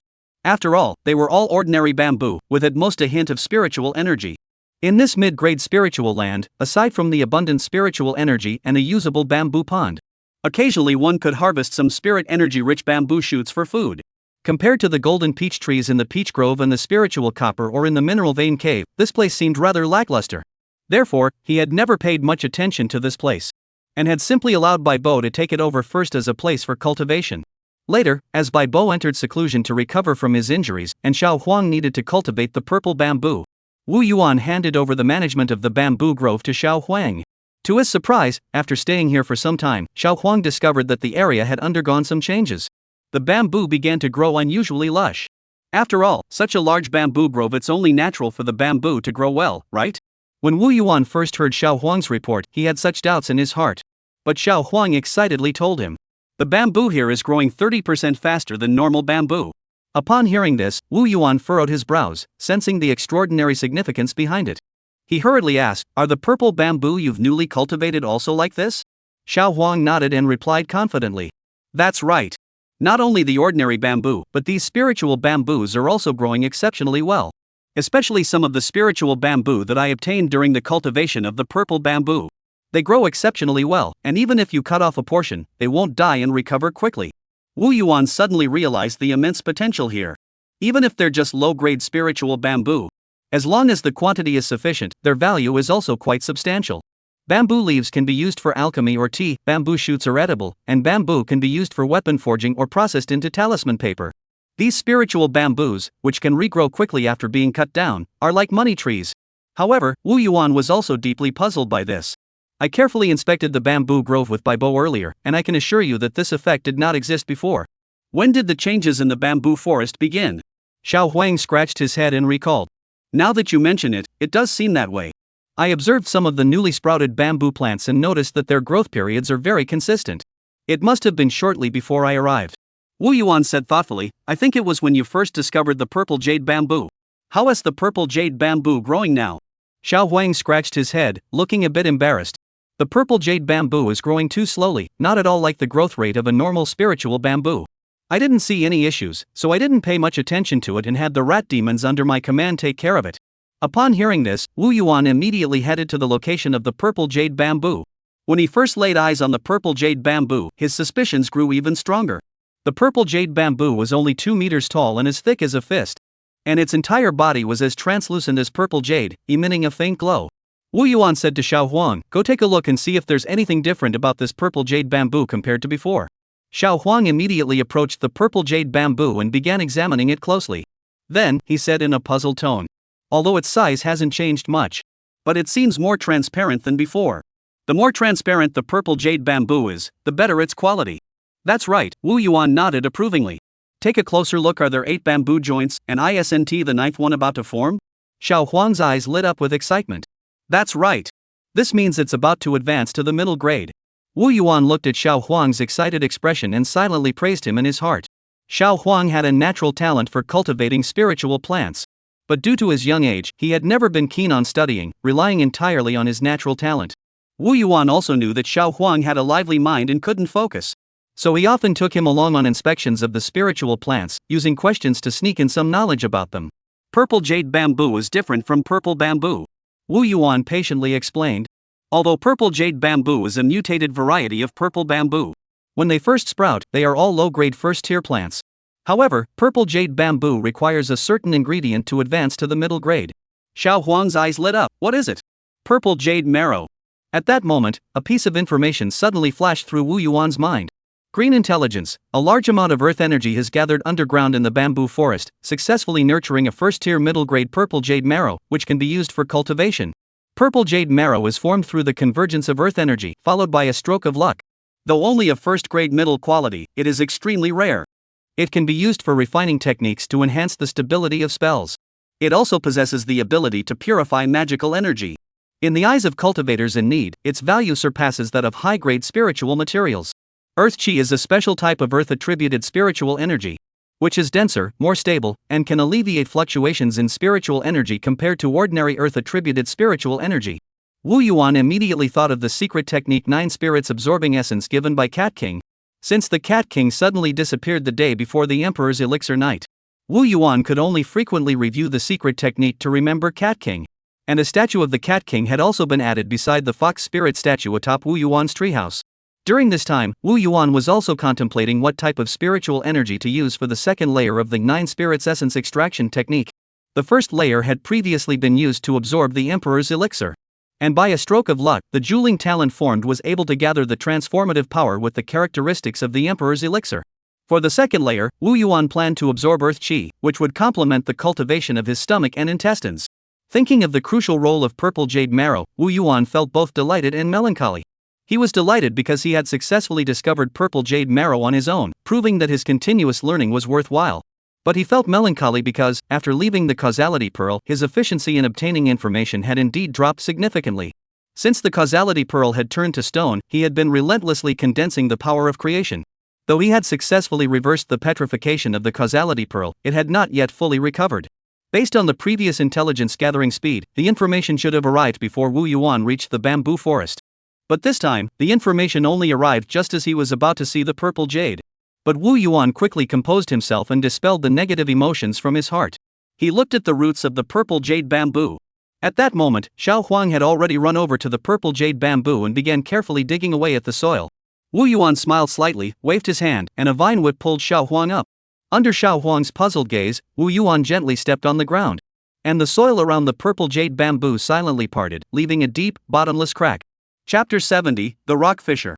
Wu Yuan stood at the edge of the fissure, holding little Huang in his arms. I'm going to jump. Wu Yuan knew Xiao Huang was afraid of heights and had specifically warned him. Xiao Huang immediately covered his eyes and said in a trembling voice, I'm ready. Wu Yuan immediately leaped into the crack. Even though he had warned Xiao Huang beforehand, don't! He still heard Xiao Huang's terrified screams ringing in his ears. After a dozen breaths, Wu Yuan landed safely. He shook Xiao Huang in his claws and said, Open your eyes and take a look. Xiao Huang was so scared that all his fur stood on end, making him look like a yellow fur ball. Upon hearing Wu Yuan's words, Xiao Huang finally lowered his claws and cautiously opened his eyes. Wow! How beautiful! The scene before him left Xiao Huang speechless with wonder. It was a cave filled with purple light and dotted with red sparks. It resembled a purple galaxy with red stars drifting through it. Despite the silent and serene atmosphere, it did not feel oppressive, but rather gave one a sense of mental clarity. The walls of the cave were adorned with pieces of purple jade, emitting a faint purple glow. Before Wu Yuan stood a narrow rock crevice, from which red sparks continuously erupt, spinning and drifting within the cave before fading away.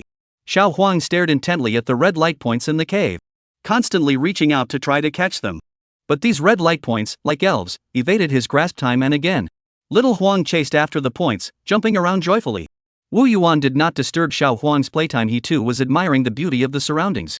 Unlike the orderly, uniform layout of the mineral vein caves, The underground cavern here was rich in natural scenery, with mysterious colors and a very unique atmosphere. Soon, Wu Yuan fixed his gaze on the rock in front of him. This rock was enormous, resembling a gray city wall within the cave. At its center was a vertical rock fissure, only half a meter wide, with gray rock interspersed with faint traces of purple jade. Wu Yuan tapped the rock with his claws. It seems there's quite a bit of first-grade inferior quality purple jade accompanying the purple jade marrow. Wu Yuan peered through the crack and discovered that the interior was a mottled red and purple color. The twisted colors obstructed his vision, preventing him from observing further. Purple is the color of purple jade marble, but what is the red substance associated with fire? Is it purple jade that's been melted by fire? Wu Yuan was filled with confusion. He struck the rock with all his strength. But despite his strength, only a few layers of soil and were dislodged, while the main body remained untouched. This rock, which contains purple jade, is a single entity and cannot be moved. Wu Yuan tried again, sending tendrils of vines into the cracks of the rock. But they vanished without a sound after penetrating only a short distance. Wu Yuan furrowed his brows. There's actually a forbidden technique effect within these cracks. It seems it's time for the rat demons to serve me again. As soon as Wu Yuan finished speaking, rat demons began to land from the cracks in the ground above him. Soon, over 50 rat demons gathered before Wu Yuan's eyes. They stood in neat formation, waiting for Wu Yuan's orders. Wu Yuan selected a few smaller but sturdy rat demons from among them, pointed at the crack, and said, "Go inside and dig out the purple jade marrow." The rat demons formed a line and darted into the fissure, disappearing from sight in an instant. Wu Yuan waited in silence. After about half an hour, he heard a commotion coming from the crevice, accompanied by a peculiar odor. Earth Qi. Wu Yuan's heart stirred, confirming the source of the scent. At that moment, the rat demons emerged from the crack in a panic. But they clung tightly to the purple jade marrow in their mouths, which was still tinged with the earth's energy. Compared to the purple jade marrow was opaque and a deeper shade of purple, indicating it contained a large amount of earth energy. The rat demons looked as though they had been scorched by intense heat, their bodies charred black and their appearance pitiful. As they ran, their bodies were covered in wounds that split open, bleeding profusely, and they were barely clinging to life. Wu Yuan immediately pulled out a handful of bone-penetrating grass and crushed it. A flash of green light erupted from his hands, casting a green light barrier over the rat demons. Wood Spirit Vitality. This was Xiao Bai's signature spell, which Wu Yuan had learned as soon as he could. Wu Yuan placed great importance on these new demons. Each one could provide him with abundant knowledge, signature spell patterns, and insights into the world. He would immediately extract them, enhancing his own knowledge base. Under Wu Yuan's healing, the rat demons' wounds began to heal and stop bleeding. Xiao Huang quickly stuffed bone-penetrating grass into the mouths of the rat demons to aid their recovery.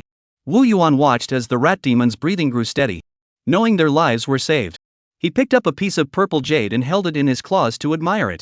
At that moment, a smaller, less severely injured rat demon crawled out and said, "King, we can't go any further into this crevice. The area ahead is normal, but the temperature rises rapidly as we go deeper. In the depths, we can even see underground fire and lava." Earth fire and magma? Wu Yuan was startled by the words. That's right. The deeper we go, the hotter it gets. The surrounding rocks are all red hot, burning the mice to death. The rat demon said with a terrified expression.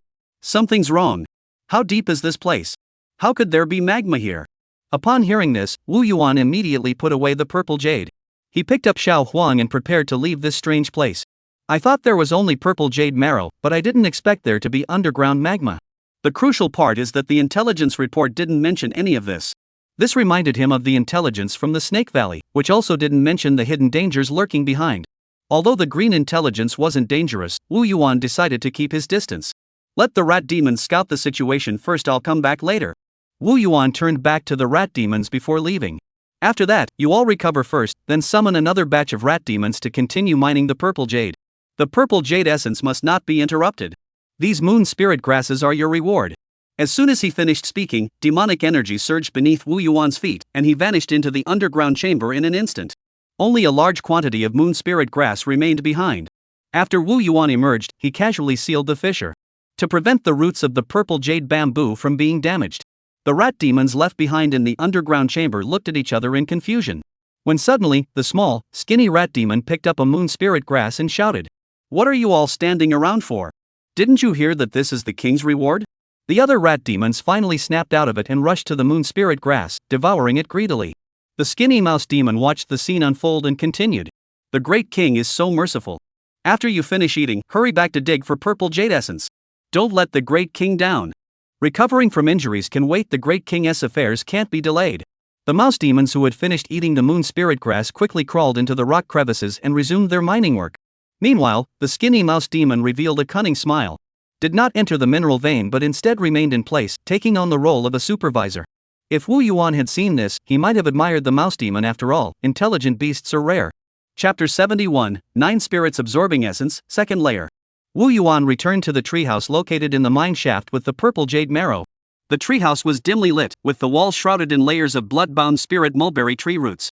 But a faint spiritual light flickered from the ceiling, preventing the treehouse from being completely shrouded in darkness. He lay in his nest made of spirit stones and moon spirit grass, pulling out a piece of purple jade marrow from his robe. Though no larger than the palm of his hand, it emitted a faint purple glow.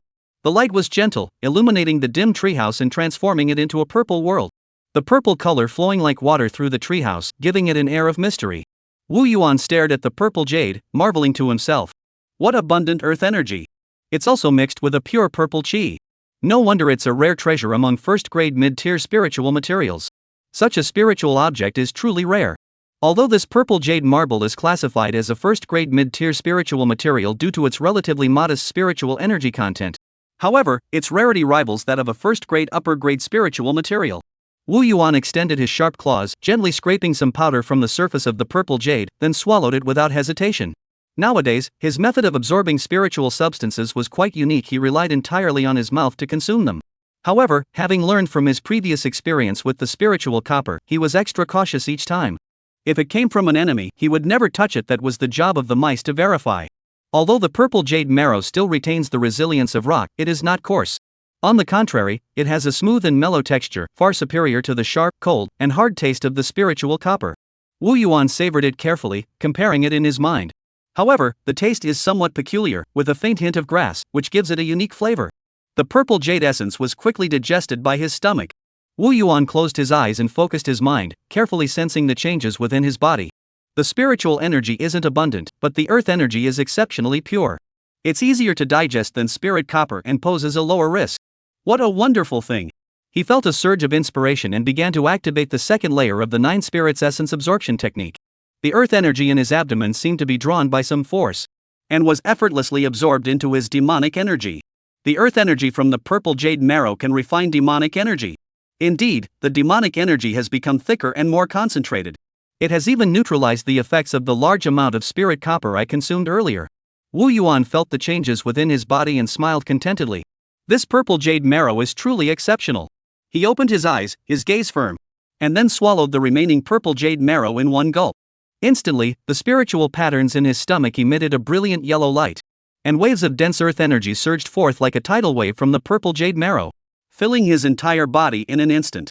The earth energy was so overwhelming that even a portion of Wu Yuan's stomach began to show signs of petrification.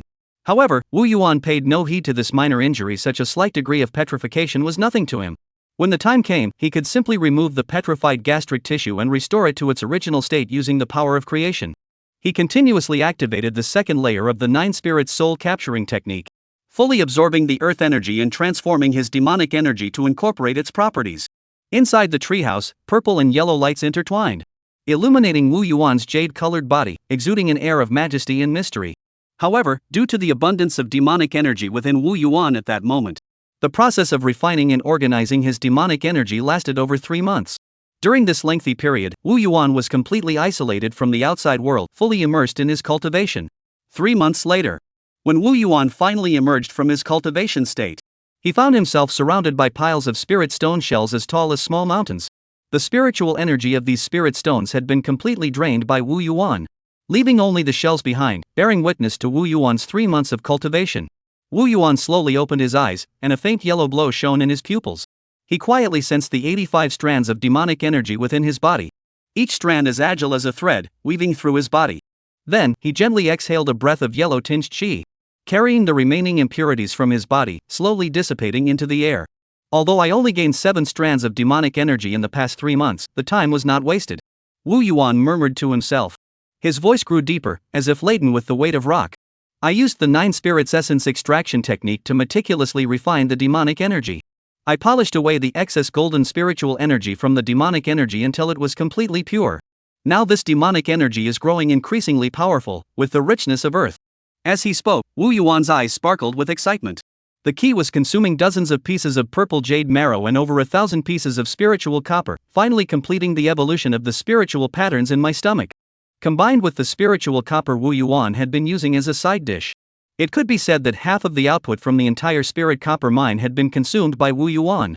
These spiritual substances had all transformed into threads of essence, strengthening Wu Yuan's foundational energy, awaiting the moment he would soar to new heights. Wu Yuan lowered his head slightly, peering through his body to observe the changes in his stomach. At this moment, the spiritual patterns in Wu Yuan's stomach had fully formed. And earth-attributed spiritual patterns representing digestion and absorption, resembling overlapping and continuous mountain ranges, completely covered his stomach. These spiritual patterns flickered with a faint yellow glow with each of Wu Yuan's breaths. Finally, the stomach of the 6 viscera has been cultivated to completion.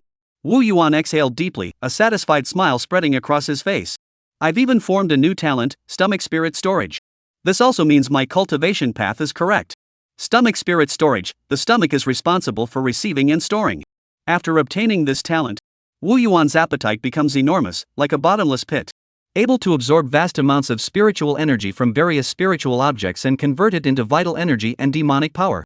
At the same time, this spiritual energy can gather within his body and be stored. When he is in battle or in need, this stored spiritual energy is released and swiftly converted into demonic power, instantly enhancing his strength and endurance. Moreover, I can clearly feel that the strength of my physical body has undergone a complete transformation. Both my strength and defensive capabilities have reached an entirely new level. Wu Yuan clenched his fists in ecstasy.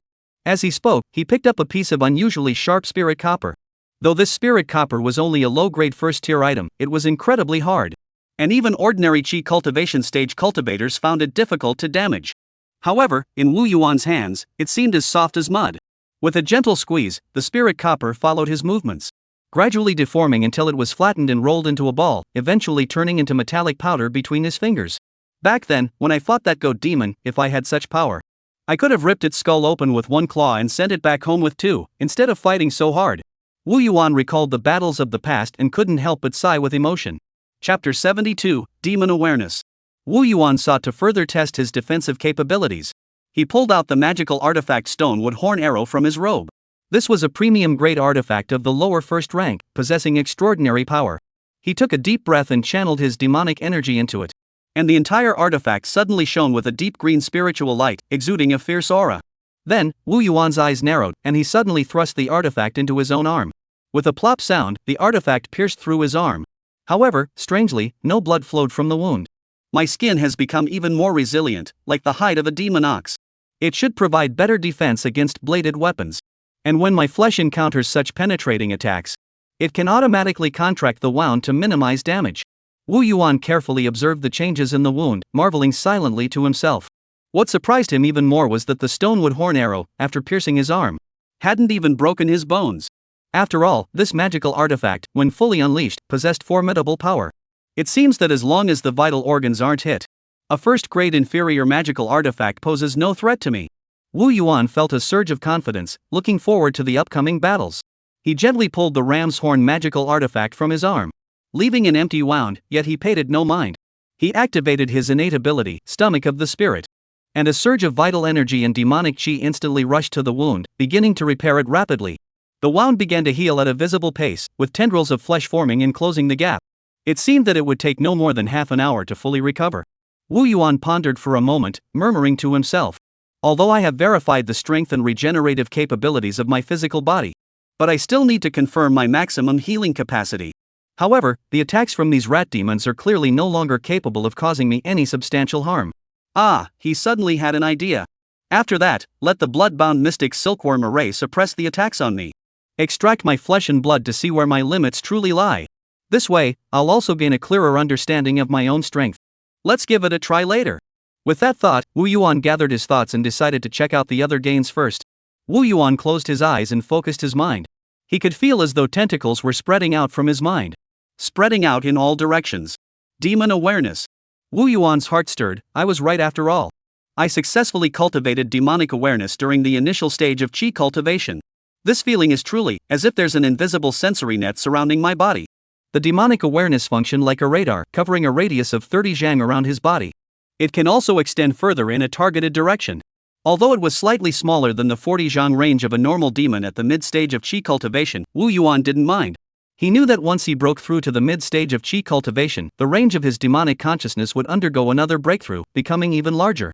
As for human cultivators with even stronger divine souls, could already cover 60 zhang around their bodies with their spiritual awareness upon breaking through to the mid-stage of qi cultivation. However, Wu Yuan did not envy them, as the physical bodies of spirit beasts far surpassed those of humans, with their own advantages and disadvantages. He was confident that he could surpass them through his own efforts. The key was that Wu Yuan could already use his demonic consciousness to control magical artifacts. He pulled out the magical artifact stone wood horn arrow. Under the control of his demonic consciousness, the sheep's horn artifact, which had already been in perfect harmony with his mind, moved like a living bird, circling inside the treehouse. Moving at incredible speeds, sometimes so fast that even Wu Yuan couldn't catch them with his eyes. However, despite its incredible speed, the artifact did not damage the treehouse in the slightest. Indeed, demonic consciousness controls magical artifacts with greater flexibility and power, greatly enhancing one's combat strength. However, Wu Yuan did not become overly excited. The completion of his stomach cultivation marked the end of the method he had accidentally discovered. He couldn't help but feel a bit lost, unsure whether to continue cultivating the other 6 viscera, or to continue cultivating the spleen, which shares the same attribute as the stomach. Should I cultivate the large intestine according to the principle of earth-generating metal? Or should I cultivate the spleen based on the principle that the stomach is the organ associated with the spleen, utilizing the heavy and stable earth-attributed spiritual energy extracted through the stomach's digestive process? Wu Yuan fell into deep contemplation. Cause and effect pearl, should I cultivate the large intestine or the spleen? Wu Yuan silently asked himself. Green intelligence, cultivating the large intestine is feasible, but there are still dangers during the initial stages of qi cultivation. The causality pearl responded swiftly. At this moment, the causality pearl, which had been repaired by Wu Yuan for over 3 months, finally returned to normal. Wu Yuan sighed in relief upon seeing the information. As long as he could cultivate, that was enough. He silently calculated in his mind. Anyway, the mid-stage of qi cultivation is almost here, and my strength will increase then. Perhaps I'll be better prepared to handle the dangers of cultivating the large intestine. However, Wu Yuan couldn't help but sigh. If only there were some relevant cultivation techniques to reference. Earlier, Wu Yuan had studied some simple human cultivation techniques brought by Bo, which had broadened his horizons. The human race divides the qi cultivation stage into 9 layers, each building upon the last. But each layer also contains varying degrees of difficulty. In contrast, demonic cultivators only have 3 realms: early, middle, and late, and need to pass only 3 gates. Moreover, as long as a demon's bloodline rank is high enough, breaking through is not difficult, making cultivation seem simple. Of course, the spiritual energy cultivated through human cultivation techniques can be controlled with greater precision and even possess different characteristics. However, these cultivation techniques require certain meridians unique to the human race, which he cannot learn. Wu Yuan thought of this and shook his head helplessly. In comparison, I'm still more satisfied with the fox spirit's qi cultivation method. Cultivation is all about relying on the powerful physique of demon beasts to endure, using brute strength to move bricks, simple and brutal. If I were still human, I'd have died from eating a few stones by now. It can't be that easy. Since Wu Yuan successfully cultivated his stomach, cultivation speed was no longer an issue for him. He could complete his daily cultivation in less than 3 hours, which was enough to reach his daily limit for absorbing spiritual energy. He would casually toss some spiritual plants and stones into his mouth, then rely entirely on his stomach to do the work. As a result, he devoted more time to his studies. Wu Yuan had also felt that his mind had become much sharper since his reincarnation. Especially after cultivation, his ability to absorb knowledge progressed at an astonishing rate. When studying spiritual patterns, he always felt a surge of spiritual light, enabling him to effortlessly solve any problem. Moreover, his mind remained calm and focused, making it easy for him to concentrate deeply. Especially since Wu Yuan had numerous rat demons to use as research subjects. He would study the spiritual patterns within each rat demon. The key is that these rat demons all belong to the same clan. Their spiritual patterns are highly similar, with only minor differences. This allows Wu Yuan to better understand how these differences in spiritual patterns result in different functions. If there are any spiritual patterns that are particularly difficult to understand, he will use the awakened spirit technique on the rat demon. And after establishing mental communication, the two become united in purpose and origin. It's like studying one's own spiritual patterns. Chapter 73, Spiritual Patterns. Wu Yuan put down the rat demon and recorded his recent insights in the spiritual pattern book. This rat demon's spirit arrow technique is different from the one before.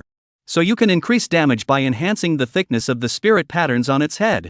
Wu Yuan pulled out another strong rat, channeled his demonic energy. carving the spiritual patterns of the spirit arrow technique into its flesh.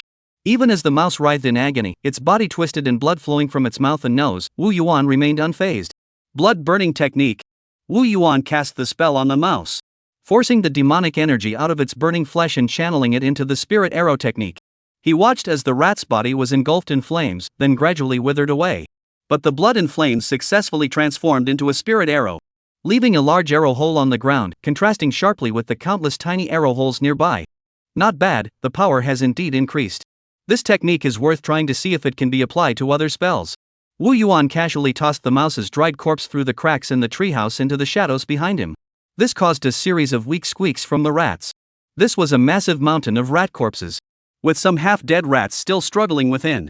In Wu Yuan's area, the number of ordinary rats was simply too vast, and Wu Yuan estimated there were at least 1 million of them. These rats were of little use to him, typically serving as disposable materials. They have no rights, but Wu Yuan will not deprive them of their chance to become demons. Just like the rats struggling on the rat mountain.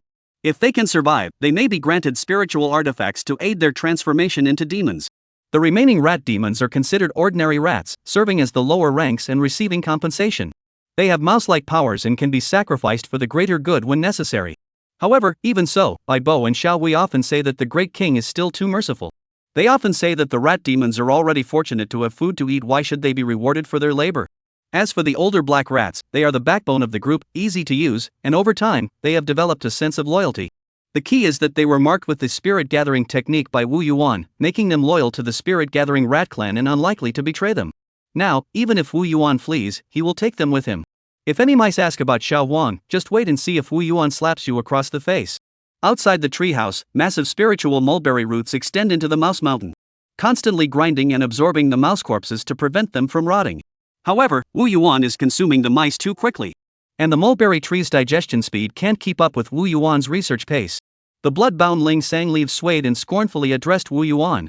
I usually feed on fresh spirit beast meat and spirit stones. What are these scraps? Wu Yuan didn't even look up as he continued studying the mouse in his hands. I know you're tired of it, but you must understand that great responsibilities are about to be bestowed upon you. Before Wu Yuan could finish, the Ling Sang tree suddenly severed its connection with him and intensified its efforts to extract the mouse mountain. Wu Yuan shook his head, such a child, with no patience at all. He then looked back at the mouse in his hands. Mice are indeed important experimental materials from my previous life. Though we don't have white mice, we have little gray ones. Wu Yuan suddenly froze. Wait, does this count as mouse experimentation? But he quickly shook his head. Mice aren't mice. Mouse demons count as mice. I provide them with food and drink every day for their cultivation. They contribute to the cultivation of their great king. What's wrong with that? This is all for the mouse clan. I am the mouse clan. Wu Yuan felt the knowledge in front of him seeping into his mind, and each day was filled with purpose. Although he had studied well in his previous life, he had never achieved such smooth progress. Wu Yuan set down the jade tablet containing the alchemy techniques with a satisfied expression. This alchemy technique yields new insights every time I read it. Though it's only a low-grade first-tier technique, it's more than enough for me to study. Even if I can't practice it yet, there are still spiritual patterns to study. It greatly expands my spiritual pattern book. Wu Yuan used the alchemy technique to peel off the spiritual patterns from the stonewood horn arrow and summon wood spirit horn. Among them were spiritual patterns such as mind fusion, sharpness, speed, durability, growth, and spirit energy transmission and amplification. This greatly enriched Wu Yuan's knowledge. As for why Wu Yuan could see the internal spiritual patterns of the magical artifacts and replicate them, that is due to his innate talent, spirit awakening. He could forcibly transform another person's life-bound magical artifact into his own Xiaoing artifact. It was simply too extraordinary. The creation of a life-bound artifact requires the cultivator to personally forge it, engrave the spiritual patterns, and perform a blood sacrifice. With a single flick of his finger, Wu Yuan obtained a Xiaoing artifact comparable to a life-bound artifact. In reality, if any weapon forger knew what Wu Yuan was doing, they would be utterly devastated. We alchemists have to work tirelessly, bowing and scraping to our masters, treating them like our own fathers, just to learn the 3 essentials of alchemy: technique, spiritual patterns, and integration. You just flick your fingers and take it away, leaving no room for other alchemists to survive. Weapon forging techniques include material processing, spirit fire manipulation, and more. Actually, once you master one technique, most others can be adapted. What's crucial are the remaining 2. Every artifact is unique. Various spiritual patterns with different functions, numerous in number, serve as the functional carriers of the artifact. Spiritual pattern integration involves combining different spiritual patterns to enhance the artifact's grade. a weapon forger who possesses the complete method for crafting a single artifact, which can sustain them for a lifetime. These are the closely guarded secrets of alchemists. During regular forging, one must also employ security measures to prevent the leakage of techniques. But when you use your innate talent, all the magical artifacts open up to you, allowing you to explore freely and even actively cooperate with your every action. It's like we've just handed you 2 of the 3 essential principles of weapon forging. Wu Yuan isn't some novice cultivator anymore. He's well aware that his talent is a bit out of the ordinary. Shielding can awaken spiritual intelligence, enable mental communication, and leave marks. The latter 2 are manageable, as many spells can perform similar functions. However, the ability to refine spiritual intelligence is reserved for those with great supernatural powers, so it must be kept hidden. However, he doesn't hide his ability to control the spirit mulberry tree, or placing spirit gathering mouse marks. He uses these as demonstrations of his innate talents to others. Cat King invested in Wu Yuan's secret techniques because he saw his potential. What Wu Yuan did not reveal was that the consciousness of the Ling Sang tree was not chaotic, but possessed its own rationality. It was a wise move to keep that card up his sleeve. Wu Yuan thought about this and nodded involuntarily. Xiao Kai isn't really a prodigy. Then it can only be said that this is my world-shaking wisdom. Perhaps I even have world-shaking fortune on my side. Compared to some golden core, nascent soul, or even spirit transformation descendants, I'm already quite ordinary.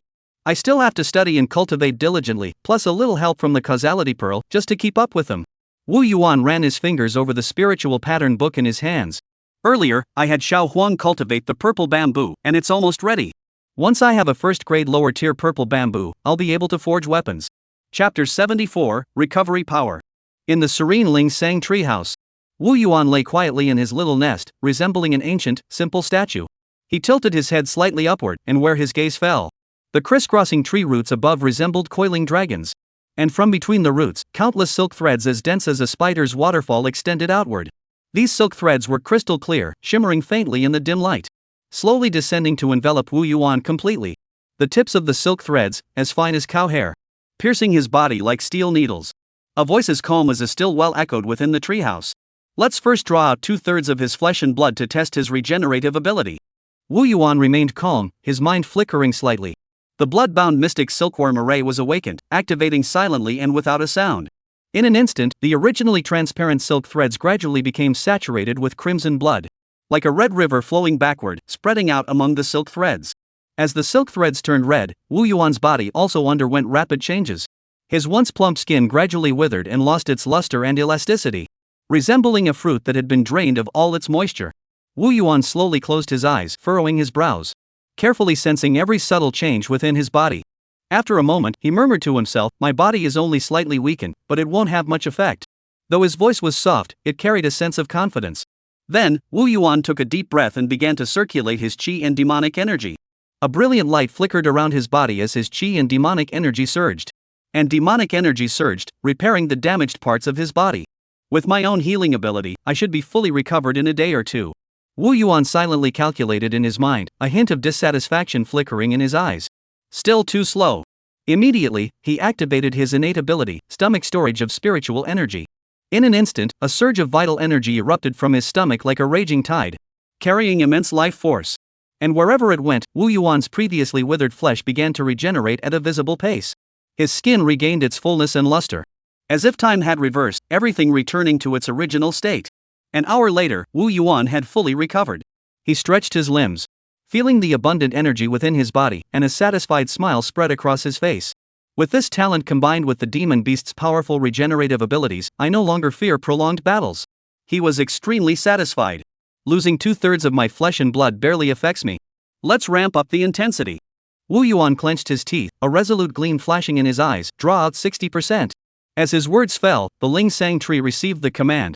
But it hesitated for a moment. Wu Yuan comforted it. Don't worry, it'll be fine. I'm here watching over you. The Ling Sang tree finally resumed its array, extracting the flesh and blood from Wu Yuan's body with even greater ferocity. Wu Yuan's body instantly became emaciated. And from a distance, he resembled a desiccated corpse, with skin tightly stretched over his bones, not a single ounce of flesh remaining. At this point, Wu Yuan could clearly feel dizziness and disorientation. Breathing became difficult, as if the entire world was spinning. His heart was pounding violently, the thudding sound of his heartbeat echoing clearly through the silent treehouse. It seemed as though it would burst through his chest. as if trying to squeeze the last ounce of blood and energy from his withered flesh to sustain his organs. However, Wu Yuan clenched his teeth, pushed himself up with both hands, and slowly stood up. His entire body emitted the sound of bones grinding against each other, sounding eerie in the silent treehouse. During the last battle with the goat demon, I lost 80% of my flesh and blood. I was already on the brink of death. Even a single insect could have sent me to my end. Now, with 60% of my flesh and blood drained, my body still has enough strength for one more battle. If it goes any further, I won't have any fighting power left. Wu Yuan gasped for breath while silently analyzing the situation in his mind. At that moment, Wu Yuan took a deep breath. The silk threads above him seemed to respond to his call, returning the blood and energy they had just extracted. In no time, Wu Yuan returned to his original state. He moved his body slightly, feeling the familiar power within him, and thought to himself, draw the vital energy out and then return it. Does have a certain impact on the body?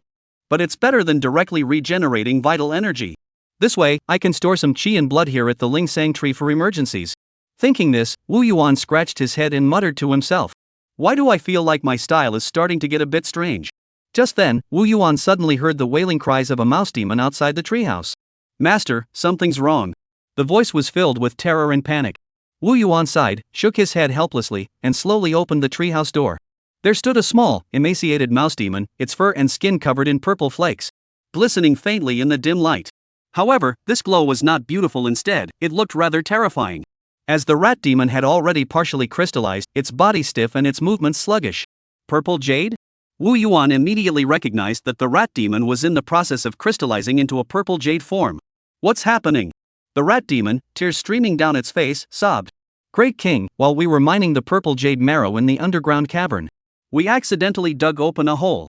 Suddenly, a purple gas erupted, turning everything around us into purple jade.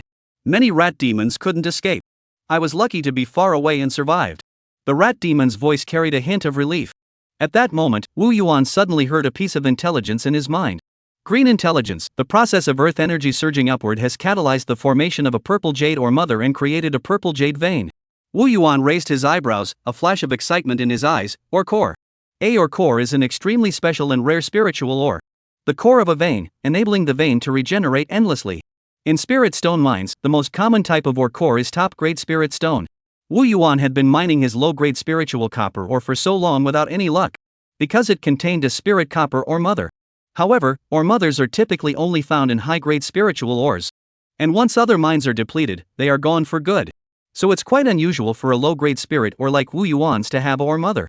Wu Yuan couldn't help but raise the corner of his mouth. And the cries of the mouse demons in his ears sounded more pleasant. A few rat demons in exchange for a purple jade mine? It's worth it, absolutely worth it. Wu Yuan kicked the skinny mouse demon and said impatiently, alright, you've brought me some good news, so I won't punish you for failing to complete your task. Don't think I don't know what you did. A hint of cruelty flashed in Wu Yuan's eyes. Get out of here, Wu Yuan ordered. The mouse demon had been grinning at Wu Yuan's mention of good news. But upon hearing the rest, his face turned ashen, and he trembled in fear, and curled up into a ball, rolling away quickly. After watching the rat demon leave, Wu Yuan suddenly spoke. As if speaking to the air, tell me exactly what happened at that time. Chapter 75, The Mine Mother. Wu Yuan suddenly heard a squeaking sound. The sound was like mice whispering to each other. Your Majesty, it was this mouse demon who often slacked off, causing the other mouse demons to grow dissatisfied, and in the end, he was also sent to mine. But he was lucky and found a place rich in purple jade. But it was taken by other rat demons. Beneath this purple jade lies a place where earth energy rises. None of the nearby rat demons managed to escape the underground cavern. But because he was driven away, he survived. The voice described the scene as if it were happening right before their eyes, vividly bringing it to life. Wu Yuan nodded approvingly and said, well done. Go collect your reward. Then, he severed the mental connection with the Lingsang tree. Indeed, the scout rat had been present at the scene. Although Wu Yuan could control every rat demon, he wouldn't waste his energy on such a task. While these rat demons were absolutely loyal to Wu Yuan. But sometimes a rat's betrayal is not determined by its own will. This doesn't prevent them from being foolish, and a foolish rat's sudden whim can sometimes cause significant harm. And sometimes these foolish rats simply fail to recognize danger or problems. To ensure that they can promptly detect enemies who may disguise themselves or possess control-type spells and hide among the rat crowd in the future. Therefore, Wu Yuan specifically trained a group of surveillance rats and dispersed them throughout the rat pack to collect information. Upon encountering any issues, they immediately report back to the Lingsang tree. No mouse knows how many surveillance mice Wu Yuan has deployed or the methods he uses to control them. Wu Yuan plans to head to the purple jade vein for an inspection. However, there was one more thing to do before that. Wu Yuan looked serious. The causality pearl told me to find the mine mother. Is it dangerous? A hint of anticipation flashed in Wu Yuan's eyes. Soon, a piece of intelligence appeared in Wu Yuan's mind. White intelligence, the earth energy in the purple jade vein has stabilized. There is no danger as long as you do not venture deep into the rock fissures. Wu Yuan raised his eyebrows upon seeing the intelligence. And a smile appeared on his lips. No danger if we don't go deeper. That means there's danger inside, but it won't affect me, right? I was right all along. Wu Yuan nodded to himself in satisfaction. Wu Yuan crossed his arms, took a deep breath, and shouted at the top of his lungs toward the mine shaft. Xiao Huang, let's go to the bamboo forest together. As soon as Wu Yuan finished speaking, a rustling sound grew louder from the distance. As if countless tiny grains of sand were grinding against the ground. Moments later, the pangolin emerged from the ground beside him. Its massive body twisting and kicking up a cloud of dust. It poked its head out, its round eyes darting around. Glancing at Wu Yuan and then looking around, as if searching for something. It then shouted loudly. Big brother, get in the car. I'll take you there. The voice carried a hint of urgency. At that moment, Wu Yuan felt the pangolin's broad body looming like a yellow wall before him.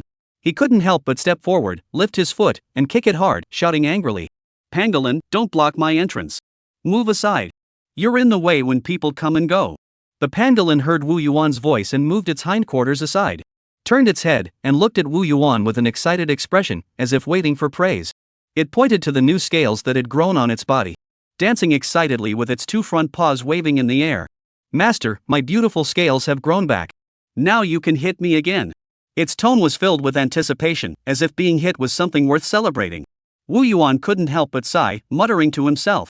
Another problematic creature. It actually has a masochistic tendency. This world really has it all. However, Wu Yuan could understand the pangolin's intentions. Barbarian beasts don't cultivate demonic power. Their strength depends entirely on their physical bodies. Each time they recover from a beating, their physical bodies grow stronger. Moreover, Wu Yuan had no shortage of food here. Eating every day, lying around taking a beating, and growing stronger. This was the life the pangolin had always dreamed of. The pangolin thought to himself with delight.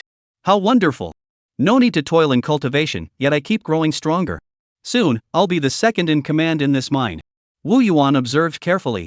The pangolin's new scales were noticeably thicker. And the spiritual patterns on them resembled flowing golden threads, even brighter than before. Clearly indicating that its defensive capabilities were far superior to before. He couldn't help but marvel. The physical bodies of these beasts are truly extraordinary. Even injuries that shattered every bone in their bodies can heal. This regenerative ability is simply beyond belief. But it still falls short of mine. At that moment, Xiao Huang suddenly emerged from the side. Its tiny body was incredibly agile. And darted straight to Wu Yuan's face, shouting loudly. Boss, you've been unconscious for so long. If it weren't for my ability to sense your presence, I would have thought you were dead. Upon hearing this, Wu Yuan's face turned dark. He grabbed Xiao Huang and squeezed him tightly in his hands. Can't you speak properly? What do you mean I'm dead? Can't you speak properly? Wu Yuan continued to squeeze Xiao Huang, and the originally oval-shaped Xiao Huang was now stretched out. His tiny body struggled in Wu Yuan's hands, but he couldn't break free. Xiao Huang screamed, Big brother, I'm sorry. Let me go, or I'll get angry. Wu Yuan snorted, exposing Xiao Huang. You're just talking big. I didn't see you run away. You're just enjoying it. Xiao Huang's face turned red with embarrassment. And whispered, Big brother, let's not dwell on it. We're still friends. His expression was both comical and amusing. The pangolin, watching Wu Yuan and Xiao Huang interact, excitedly poked its head forward to get a better look. But it forgot about its massive size. And its massive head suddenly appeared in front of Xiao Huang, like a small mountain. Xiao Huang looked at the huge head that was the same size as his own. And the terrifyingly huge mouth turned pale with fear, his eyes wide open. And screamed in terror, You're going to scare me to death. He immediately broke free from Wu Yuan's claws. And darted into the ground, disappearing without a trace. Leaving only the sound of rustling in the air. Wu Yuan realized that Xiao Huang, besides being afraid of heights, also had a fear of large creatures. If Xiao Huang's size was that of a 5 or 6-year-old child, Wu Yuan's current size was that of a strong adult. Then the pangolin was like a car. The size difference was simply too great. The pangolin looked at the disappearing Xiao Huang in confusion and asked Wu Yuan, Boss, why did that pangolin without beautiful scales run away? This question made Wu Yuan pause for a moment before he suddenly realized. Little Huang is also yellow and can burrow into the ground. You must have mistaken little Huang for the pangolin. Wu Yuan didn't correct the pangolin's mistake. After all, the pangolin was a bit dim-witted. Chapter 76, The Purple Jade Vein. Wu Yuan kicked the pangolin on the butt. I need your help. Since you have the earth movement technique, help me dig something up. The pangolin heard this and immediately forgot about Xiao Huang. And looked at Wu Yuan excitedly. Boss, let's go. His eyes sparkled with excitement, eager to show off his skills. Wu Yuan shouted toward the distant Big Black. Big Black, bring some rat demons skilled in digging stones to the bamboo forest and help me dig something. Big Old Black immediately rushed over and shouted, got it, boss. His voice echoed loudly through the mine shaft. Just as Wu Yuan was about to head toward the bamboo forest, he was stopped by the pangolin. Boss, get on my back. Saying this, the pangolin lay down on the ground, lowering his body, assuming a posture as if inviting Wu Yuan to climb onto his back. Wu Yuan looked closely and noticed that the middle of the pangolin's back had a perfect indentation, as if it had been made just for him. There was even a raised scale at the front, making it easier for Wu Yuan to grip. Wu Yuan remembered that none of these features were there before. He couldn't help but marvel, it's quite suitable. This pangolin is quite thoughtful. The pangolin said happily. Master, this is the spot I specially prepared for you, of course it fits perfectly. His tone was brimming with pride. Upon hearing the pangolin's words, the old black man couldn't help but suck in a cold breath. And sighed inwardly, another sycophant. When will I, Big Old Black, ever rise to become the boss's trusted confidant? Though he didn't know exactly what the big black one meant by sycophant. He felt it fit the situation perfectly and borrowed it for himself. Dalao He thought of Bai Bo again and sighed inwardly. When will old Bai Bo finally emerge from his seclusion? All this work is falling on me. Sigh, I wonder if he'll be able to recover from his hidden injuries smoothly. His face was filled with worry, and his eyes were filled with concern. The little yellow creature hiding in the soil suddenly emerged again. Having apparently grown accustomed to the pangolin's body, it didn't seem too frightened, but rather excited. It hopped around and shouted. Right, boss, let's ride the pangolin over there. It'll be so much fun and exciting. The pangolin, upon hearing this, looked displeased. It muttered. You just say sit, and I'm supposed to have no dignity? I'm at least a respected figure in this mine shaft. How can I just let anyone ride me? His voice carried a hint of displeasure. Little Huang didn't get angry. He rolled his eyes, pulled out a fire ant egg from his pocket, and shoved it into the pangolin's mouth. The fire ant egg emitted an enticing scent that filled the air. The pangolin stared at the fire ant egg, its eyes wide with desire, but it still resisted. Its claws kept blocking Xiao Huang's movements, but its mouth was wide open, even wider than Xiao Huang's. It occasionally glanced at Wu Yuan, watching his expression, waiting for his permission. Enough, stop pretending. Let's go together. Wu Yuan said with a smile. The pangolin finally stuck out its tongue and licked the fire ant eggs into its mouth. Then lay on the ground and said to Xiao Huang, the boss has agreed, so I'll let you come too. But you can't sit in the boss's special spot. How about this? I'll find you another spot. He then raised his tail. This spot is perfect for you. If it weren't for the fact that I like you, I wouldn't let you sit there. The tail was raised high, resembling a small mountain to little Huang. Little Yellow looked at the spot and became even more excited. Jumping up and shouting, when I run, I'll shake my tail. It'll be so exciting. You. Before the pangolin could finish speaking, little Huang shoved another fire ant egg into his mouth. Sit still, it's okay. I, the pangolin, keep my word. I'll make sure you're comfortable. The pangolin hurriedly said, looking as though he was afraid little Huang wouldn't be satisfied. However, Xiao Huang was just a clumsy yet adventurous kid. Even though he was afraid of the pangolin's size, he couldn't resist wanting to experience the thrill.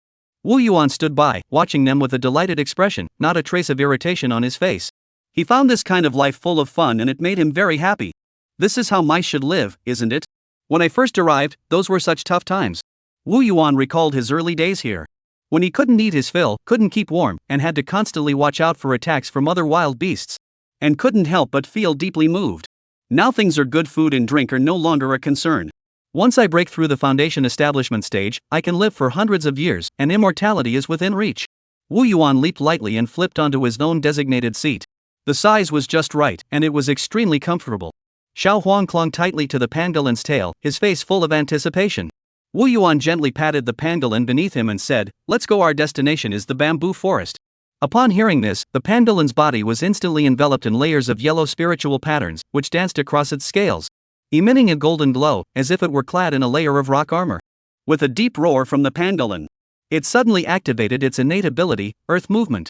Wu Yuan felt the scenery before his eyes suddenly shift. Enveloped by a gentle force, his entire body instantly merging into the earth. All around was a chaotic mix of yellow and black. with only the glowing patterns on the pangolin's body emitting light, separating the surrounding earth and rocks, carving out a safe passage for them.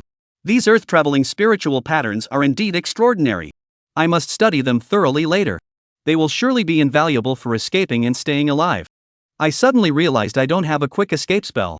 That won't do. That would ruin our reputation as mice. Wu Yuan secretly plotted in his mind, intending to study the earth element technique with the pangolin in the future. The excited shouts of Xiao Huang echoed through the earth. In no time, the pangolin had carried Wu Yuan and Xiao Huang through layers of earth and rock, coming to a steady stop at the edge of the purple jade vein beneath the bamboo forest's spiritual ground. Its speed was astonishing, 3 times faster than Wu Yuan could move on his own. Earth travel technique, no wonder it's a lower-tier earth-based spell. Its speed is truly astonishing. Wu Yuan couldn't help but praise it in his heart, a satisfied smile spreading across his face. Standing in the cave the pangolin had just carved out, and as far as his eyes could see, the surrounding earth was covered by a layer of lustrous purple jade, emitting a purple glow. This was already the farthest point of the newly formed purple jade vein. The underground caverns he had previously explored were already completely covered by purple jade. Even the massive boulders that had once stood beside the caves had been covered by the purple jade, making their exact locations impossible to determine. Meanwhile, the spread of the purple jade has caused the surrounding terrain to undergo drastic changes. Above, the roots and stems of the purple jade bamboo have been partially enveloped by purple jade, fusing into a single entity. Chapter 77, Rock Crevices. Wu Yuan tilted his head slightly upward and pointed his finger toward the direction of the giant rock, and said to the pangolin beside him, "I need you to clear a path that connects to the giant rock, preferably directly to the rock crevice. This rock crevice will be of crucial importance to me in the future." In truth, Wu Yuan still harbored a faint hope in his heart, hoping to see if there was any magma inside the crack and if there was any around it as well. If there was, it would be perfect for forging weapons, far more convenient than spirit bamboo. However, the giant rock was merely a protrusion from the underground rock layers, seamlessly connected, forming a vast, boundless rock formation. He had previously tried sending the rat demons to search for magma, but after digging for a long time, they failed to find any. He speculated that the only place where underground fire magma might exist was in the cracks of the giant rock. Wu Yuan's dream of forging weapons was once again shattered. Wu Yuan paused for a moment before continuing. When opening the passage, we must minimize any impact on this purple jade vein to avoid damaging the nearby or mother. First, we must pinpoint the exact location of the mother or vein. This is of utmost importance. Xiao Huang, who was standing nearby, jumped up and exclaimed, "Also, don't damage the bamboo roots inside the purple jade. I think this is beneficial for the growth of the purple jade bamboo." This was precisely why Wu Yuan had brought Xiao Huang along. He wanted him to help inspect the impact of the vein on the bamboo forest's spiritual site. After all, Xiao Huang was very familiar with this bamboo forest. The pangolin, upon hearing this, slowly closed his eyes, focused his mind, then extended his tongue, which flickered with a yellow spiritual light. Moments later, the pangolin opened its eyes and said, "Leader, I can sense a place where the earth's energy is the most concentrated. It should be the crack in the giant rock you mentioned." Wu Yuan heard this, a hint of approval flashed in his eyes, and he hurriedly asked, "Can you find a way to enter the interior?" The pangolin said nothing, but silently moved in a certain direction, its massive body moving nimbly through the cracks of the purple jade vein, carving out a winding passageway. Occasionally encountering purple jade blocking the way, it relied on its keen senses. It found the weakest points, causing minimal damage to the purple jade. Wu Yuan followed closely behind, traversing the underground passages for a full 2 hours. Along the way, the pangolin constantly adjusted its direction to avoid various obstacles, finally coming to a stop before the underground chamber. The underground chamber was filled to the brim with a layer of high-quality, crystal-clear purple jade.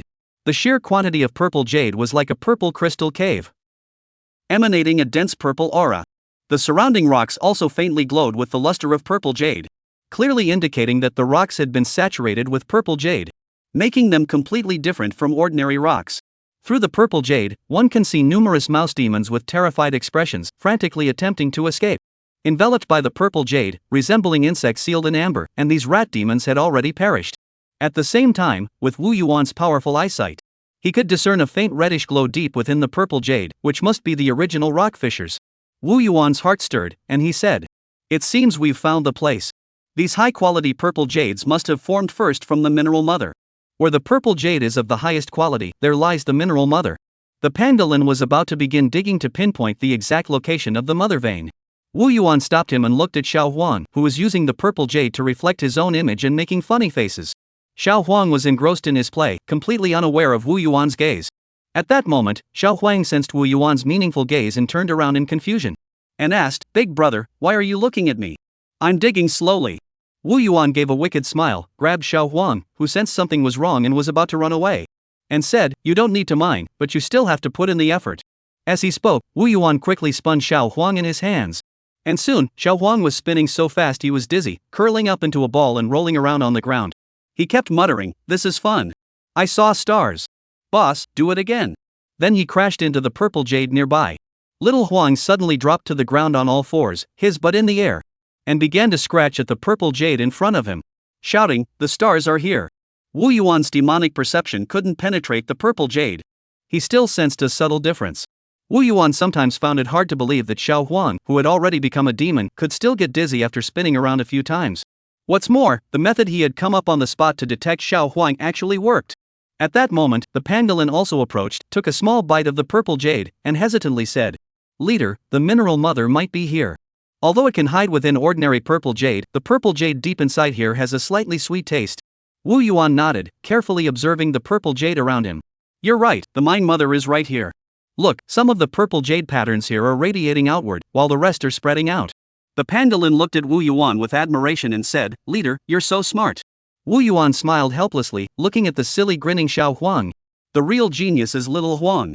I'm just using the result to deduce the process." Xiao Huang realized he had done something right, crossed his arms, and looked very proud, and gazed at the purple jade, lost in self-admiration. How could there be such an amazing Xiao Huang? I'm truly the boss's right-hand man. Wu Yuan chuckled, turning to the pangolin and said, "We've confirmed that the location of your vein is still quite far from the crack in the giant rock. This means we can clear a path without worrying about being affected." The pangolin carefully chipped away at the purple jade on the outer edge of the rock fissure. And when he saw the scene inside, he couldn't help but hold his breath. Inside the rock fissure was filled with purple jade marrow. The purple jade marrow emitted a soft purple glow, and the earth's energy was thick. Wu Yuan had some suspicions. Could the formation of purple jade marrow require high temperatures and pressure? He looked at the rock crevices again and muttered to himself, it might also require forbidden techniques. This is worth noting. At that moment, the old black demon arrived with a group of rat demons. The old black demon's round, wobbly body swayed as he approached, followed by a group of energetic rat demons. Wu Yuan ordered the old black demon, "Hurry up and start digging out the purple jade marrow inside. Be careful and try to keep it intact." The purple jade marrow here was not connected in one piece, there was also purple jade filling in between, which gave Wu Yuan a taste of the thrill of high-end mining. He watched the busy figures of the rat demons with great interest. However, the rock fissures were not very wide. Only half a meter wide, Wu Yuan and the pangolin couldn't get inside. The smaller-sized Di Lao He exerted tremendous effort to squeeze into the crevice, and the sharp rocks around him made him wince in pain. The rocks were mixed with purple jade, incredibly hard, even capable of blocking the pangolin's earth manipulation technique, and also had some resistance to some of Wu Yuan's spells. The large black creature strained every muscle to reach the depths of the crack, continuously digging, and the crack grew deeper and deeper. Wu Yuan suddenly noticed something. Chapter 78, Changes in the Bamboo Forest. Suddenly, Wu Yuan felt a stir in his heart and quickly reached out with his vine whip to pull the old black man out. "Come out first. My senses are growing fuzzy further in, and it's no longer safe. Let the smaller rat demons continue digging slowly. We don't want any accidents. After that, mark off a certain distance around the mine mother and don't touch it. Start by digging up the purple jade around it first." Wu Yuan led Xiao Huang back to the bamboo forest spirit land above. Sunlight filtered through the gaps in the bamboo leaves, casting patches of dappled light and shadow. Xiao Huang was as excited as a wild colt, running toward the area where he had cultivated the purple bamboo. This was a slope deep within the bamboo forest where the spiritual energy was most abundant, where a gentle breeze rustled the bamboo leaves. Originally, Bai Bo had built a bamboo hut here when he was stationed there. But at the time, he was unable to break through due to internal injuries. So he spent a little time each day maintaining his cultivation to prevent it from declining. The rest of the time was spent brewing bamboo leaf tea and nurturing the young beavers of the Green Wave River. It must be said that these beavers are skilled builders, having undergone advanced training at the Dragon Palace in the East Sea. Each one possesses exceptional technical skills and aesthetic sensibility. Bai Bo is the master architect among them, the structures he builds. Wu Yuan couldn't put his finger on what made them so good, but they just felt incredibly comfortable to use. The bamboo pond in the bamboo grove was originally just a muddy pit filled with pond water. After Bai Bo's renovation, it was rebuilt using spirit stones and spirit bamboo to channel water. making the pond more vibrant and harmoniously blending with the surrounding environment. This enhanced the pond's calming and healing properties by 20%. Wu Yuan greatly enjoyed soaking in the bath while thinking and studying. The serene surroundings and the remarkable effects of the bamboo pond greatly enhanced Wu Yuan's learning progress. Wu Yuan closely observed the bamboo pond and noticed some tiny bubbles continuously rising from the bottom. These bubbles were pale purple in color. Wu Yuan speculated that the gas inside must be the purple qi from the purple jade. This purple qi differs from the purple qi of the sun. It is the earth's qi manifesting in the form of purple jade. It can purify spiritual energy and maintain the purity of the bamboo pond. It also enhances the efficacy of the bamboo pond.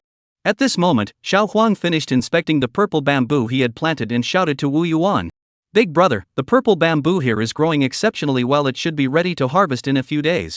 It seems the purple jade vein below hasn't caused any negative effects." Wu Yuan carefully observed this batch of purple bamboo. Noticing that compared to ordinary purple bamboo, the purple color here had become much more intense, with some yellow spots on the surface, resembling stars twinkling in the night sky. Wu Yuan tapped them with his claws, and the sound was like jade colliding. Clear and pleasant, unlike bamboo but more like jade. Wu Yuan speculated that the purple jade beneath and the earth's energy had caused some beneficial mutations in the purple bamboo, and that the purple bamboo might require purple jade for further growth. After all, the advancement of purple jade bamboo requires purple jade marrow, while the growth of purple bamboo does not require purple jade. Little Chang Mountain truly lives up to its reputation as part of a recovering celestial realm. Changes permeate the entire mountain range. Wu Yuan nodded with a smile. Wu Yuan then went to inspect the purple jade bamboo again. Xiao Huang saw the 9th bamboo joint sprouting from the purple jade bamboo and jumped up in excitement. "Big brother, look! The purple jade bamboo is actually advanced to a mid-grade spiritual plant. I planted it with my own hands." Wu Yuan smiled and ruffled Xiao Huang's hair, saying, "A mid-grade purple jade bamboo can now have part of it cut without affecting its growth. You can keep some for yourself later." Xiao Huang, hearing this, grew even more proud and ran around the purple jade bamboo joyfully. Wu Yuan currently had no use for the purple jade bamboo, and for alchemy, lower-grade purple bamboo was sufficient. Moreover, given his current status, a mid-grade spiritual bamboo was no longer something he cared much about. Wu Yuan cast a glance at the old black man and the pangolin beside him, his expression serious as he said, "The two of you work together and carefully collect all the purple jade that can be dug up around the giant rock. Once collected, hand them over to Xiao Huang, who will cultivate them into purple jade bamboo. Make sure to cultivate as many low-grade purple bamboo as possible. I will need these for my future weapon forging." The old black man heard this, and his already round eyes widened even more. His face brimming with excitement, he grinned widely and shouted, "Master, are you finally going to try refining artifacts? Does that mean I'll be able to have my own magical artifact too?" As he spoke, De Lao Hei's voice trembled with uncontrollable excitement. In his heart, Big Old Black thought to himself, "That guy by Bo already has a magical artifact. I can't let him outdo me. If the boss could help me forge a custom magical artifact, I'd be so cool." Thinking of this, Big Old Black looked at Wu Yuan with a longing expression. Wu Yuan looked at De Lao Hei's expression. Couldn't help but laugh. He patted De Lao Hei on the shoulder. "Of course I can. You've done a lot of good deeds lately and helped me out a lot. Once some time has passed, you can go collect some suitable materials yourself. Once I've mastered the art of weapon forging, I'll craft a magical artifact for you." Wu Yuan wasn't the type to make empty promises. The alchemy techniques brought by Bo earlier, Wu Yuan had studied it over and over again countless times. Those obscure and difficult to understand spiritual patterns and complex forging steps were now as familiar to him as the back of his hand, thanks to his exceptional comprehension skills. Now, he was already 90% certain. And all that remained was the final practical step to truly master the art of alchemy. The pangolin listened to Wu Yuan and the old black man enthusiastically discussing the magical artifacts, looking bored, his tail sweeping back and forth on the ground, kicking up large chunks of rock. In his view, magical artifacts and spiritual inscriptions were all too abstract, and that raw power and size were the only things that mattered. In his simple understanding, as long as he became large enough and strong enough, nothing could threaten him. Of course, the leader, Wu Yuan, was an exception. Although the boss wasn't particularly large in stature, his fists were incredibly powerful, and hitting him hurts a lot. He greatly admires the boss. Wu Yuan watched as the big black rat eagerly raised its head and let out a loud howl, then summoned a group of rats. These rats were all agile, with sharp eyes and thick claws. All skilled miners, specially trained by Wu Yuan as mining rats. It was these rats that had tirelessly dug up the spiritual copper, piling it up like mountains in Wu Yuan's underground cavern. Recently, Wu Yuan had ordered a slowdown in the mining of spiritual copper, intending to allow the spiritual copper mine to recover for a while. However, these hard-working miner mice couldn't just sit idle, so they decided to dig for purple jade instead. The old black rat excitedly directed the mouse group to quickly head toward the giant rock. Seeing the excited big old black, Wu Yuan hurriedly gave a reminder. Don't get too close. Let the mouse troops handle it. Just bring back the purple jade. Got it, boss. I'll handle it. Big Black responded and led the mouse horde off in a hurry. Chapter 79, Preparing for Alchemy. Wu Yuan strolled into the bamboo forest's spiritual land. His gaze was quickly drawn to the dozen or so purple bamboo plants by the bamboo pond. These purple bamboos stood tall and straight, emitting a faint purple glow. And the area around them was piled high with precious purple jade and sparkling spirit stones. A group of rat demons patrolled the area, moving swiftly and vigilantly, keeping a watchful eye on their surroundings. The old black demon lay lazily nearby, still muttering instructions. Stay focused. The purple bamboo is ripe. Don't let what happened last time with the hummingbirds attacking Huang Urge happen again. The crying was so loud, we couldn't even calm them down. Wu Yuan heard this and couldn't help but turn his gaze toward Xiao Huang. Little Huang's face, which had been bright yellow, was now visibly flushed. His head buried deeply in his chest, curling into a ball. Looking utterly ashamed and humiliated. With Wu Yuan's keen hearing, he could clearly hear Xiao Huang gritting his teeth and muttering. Big Black, just wait. If you can still eat after this, I'll change my last name. Wu Yuan chuckled inwardly but remained expressionless on the surface. Pretending not to hear a thing, lest he provoke Xiao Huang further. He raised his voice and shouted at the old man. Old Black, are those purple bamboo okay? Old Black heard this and immediately rushed to Wu Yuan's side, pounding his chest in assurance. Boss, don't worry. The purple bamboo is already ripe, we can cut it down right now. After saying that, he looked at Xiao Huang with a puzzled expression. Little Huang, what is wrong with you? Are you in a bad mood? Wu Yuan quickly kicked Big Old Black, urging, hurry up and cut down the purple bamboo. I need it. Got it, boss. Big Black responded with a nod, then ignored Xiao Huang's angry glare and turned to get to work. Wu Yuan held the purple bamboo in his hand, and once again made his way to the crevice between the massive rocks beneath the bamboo grove. The intense heat deep within was exactly what he needed to make bamboo charcoal. Wu Yuan thought to himself. Lately, there have been rat demons entering the crevice to dig for purple jade, but nothing has gone wrong. Otherwise, I wouldn't dare come here. If it weren't for the fact that I had to personally oversee the process for the first time, I wouldn't have come to this desolate place. Wu Yuan muttered to himself as he stood a safe distance away, directing the rat demons to carry sections of purple bamboo into the crevices. These purple bamboo pieces had already been processed by him, with spiritual patterns engraved on them, to prevent them from being scorched by high temperatures, causing the spiritual energy to dissipate and preventing them from forming spiritual bamboo charcoal. In the rock crevices, intense heat roasted everything. Occasionally a mouse demon would emerge drenched in sweat, but were immediately replaced by new ones. The purple bamboo in their hands gradually turns into bamboo charcoal under the intense heat. Every time a rat demon emerges with a piece of bamboo charcoal, Wu Yuan carefully assesses its success. Finally, he picked up a piece of bamboo charcoal that was entirely purple black. Nodded in satisfaction, this is perfect, it's brimming with spiritual energy. Proceed with this as is. The old black man, upon hearing this, quickly took the charcoal and directed the rat demons to proceed with the operation. Wu Yuan watched from the side, unable to hide his pleased smile. After that, Wu Yuan set off once more on his journey to the fire ant nest. This new nest was located on the farthest side of the other side of Xiaoqing Mountain, which was perfect for Wu Yuan to expand his control over the area.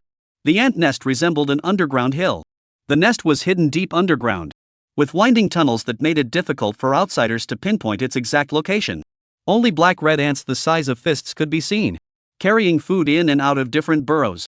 Among them are larger fire ants of the spirit insect class. Around the underground ant nests, there are several small burrows, filled with meat mushrooms, which serve as part of the fire ant's diet. The old black ant would occasionally come to provide the ant nest with moon spirit grass and other spiritual plants to ensure its prosperity. However, as the number of spirit insect-level fire ants continued to grow, they have begun to expand outward toward Xiaoqing Mountain. This fire ant nest currently primarily relies on Wu Yuan for fire ant eggs to feed the earth spirit worms and produce ant crystals. Upon sensing Wu Yuan's arrival, the ant nest erupted into chaos, and two ant kings carried the ant queen out slowly. The queen ant affectionately rubbed against Wu Yuan, appearing very pleased.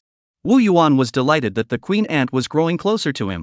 In stark contrast to the original stubborn queen ant, this new queen ant had been imprinted with Wu Yuan's spirit binding mark, making her extremely docile and obedient. One of the reasons he had come here specifically was to maintain a close relationship with her in the future. After all, he couldn't rely solely on magic to keep her in check. The new queen ant's body was divided into 3 sections, with a very small head, no larger than a fist. Its body was as large as a watermelon. And the abdomen is as large as a human, with no legs at all. Its entire body was milky white, with a slight reddish tint on the abdomen. And from a distance, it resembled several spheres joined together. This is the queen ant that has awakened the bloodline of the jade-bellied round pearl ant. Although this queen ant is massive in size, it possesses no combat ability whatsoever. With all its abilities focused on egg laying. The eggs it produces resemble white jade pearls. She can lay eggs multiple times a day, producing thousands or even tens of thousands of eggs in a single laying. The previous queen ant had already been fed to the pangolin. The old queen never understood why Wu Yuan suddenly turned on her when they had been getting along so well. Wu Yuan patted the queen ant's swollen abdomen, emitting a sound like rushing water and the clinking of pearls. He nodded satisfactorily. Good condition, keep it up. The louder the water sounds inside the queen ant's abdomen, the more fire ant eggs there were inside. How about the ant crystals you've been refining? Wu Yuan asked. The queen ant waved her antennae on her head. And the ant king beside her immediately dived into the ant nest and retrieved an ant crystal the size of a fist. Wu Yuan weighed the ant crystal in his hand and found it was half as light as before. This ant crystal was no longer as clear and translucent as before, but instead had a cloudy color. But this indicated that it contained more active ingredients and was of higher quality. Wu Yuan happily fed the queen ant a premium moon spirit herb. Excellent. Let's make some more ant crystals, I'll need them later. The surrounding ant kings grew restless. Ant crystals are completely useless to the queen ant and only drain her energy. In their view, the queen ant was meant to continuously lay eggs and expand the colony. The most restless and strongest ant king rushed to the queen's side, constantly touching her body with his antennae and attempting to carry her back. The queen ant, who had been shaking her head and eating the moon spirit grass, suddenly flew into a rage and bit the king ant on the head. Although the queen ant has little mobility and no combat ability, but she relied solely on her mouth to eat, and her 2 large teeth were extremely sharp. With a single bite, she severed half of the ant king's head, terrifying the ant king into trembling in fear, yet he dared not resist, lest he harm the queen. Thus, the ant king allowed the queen to slowly devour his head. Wu Yuan watched impassively as the queen ant devoured the king ant, then approached again. He fed another moon spirit herb into the queen ant's mouth, patted its head. Well done. Such a bloody and gruesome scene was something Wu Yuan had grown accustomed to, nothing to be surprised by. Chapter 80, Forging Weapons. Wu Yuan stood quietly in the mine shaft, his gaze deep and focused on the pile of materials before him. Spirit copper, ant crystals, and bamboo charcoal.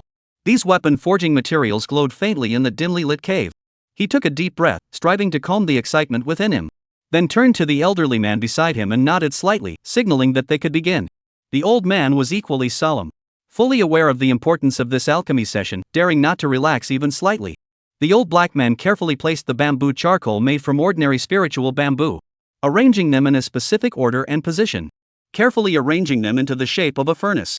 Though these spiritual bamboos were of low quality, they were exceptionally rich in spiritual energy, and extremely durable, making them an excellent material for refining artifacts. Then, the old man gently expelled a fireball, instantly igniting the bamboo charcoal. The flames roared fiercely, emitting a whooshing sound. Since Wu Yuan had previously engraved spiritual patterns representing high temperatures on the bamboo charcoal, the flames now shone a brilliant orange-yellow, illuminating the entire mine shaft. Upon seeing this, the old black demon immediately activated all his demonic power, carefully controlling the flames, causing it to slowly converge toward the center of the furnace. Beads of sweat trickled down his forehead, and his hair was curled by the scorching smoke. But his gaze remained unwaveringly determined. Once the flames stabilized, he stepped back slowly, handing control over to Wu Yuan. The old man stood quietly by his side, ready to provide assistance to Wu Yuan at any moment. Wu Yuan sensed that the temperature was just right, and pulled out several pieces of purple-black bamboo charcoal from his robe. These pieces of charcoal were adorned with purple spiritual patterns, which represented the transfer of spiritual energy from the original purple bamboo.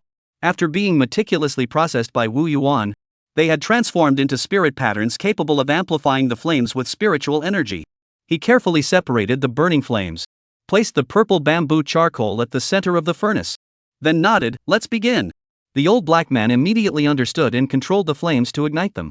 As the flames spread, the originally orange-yellow flames gradually took on a deep purple hue, filling the entire secret room with a dense, fiery spiritual energy. The intense heat caused Wu Yuan's once neat and tidy fur to curl slightly, giving him a disheveled appearance. However, his eyes shone with a fervent glow, as if he were witnessing the very spirit fire he had long desired burning fiercely before him.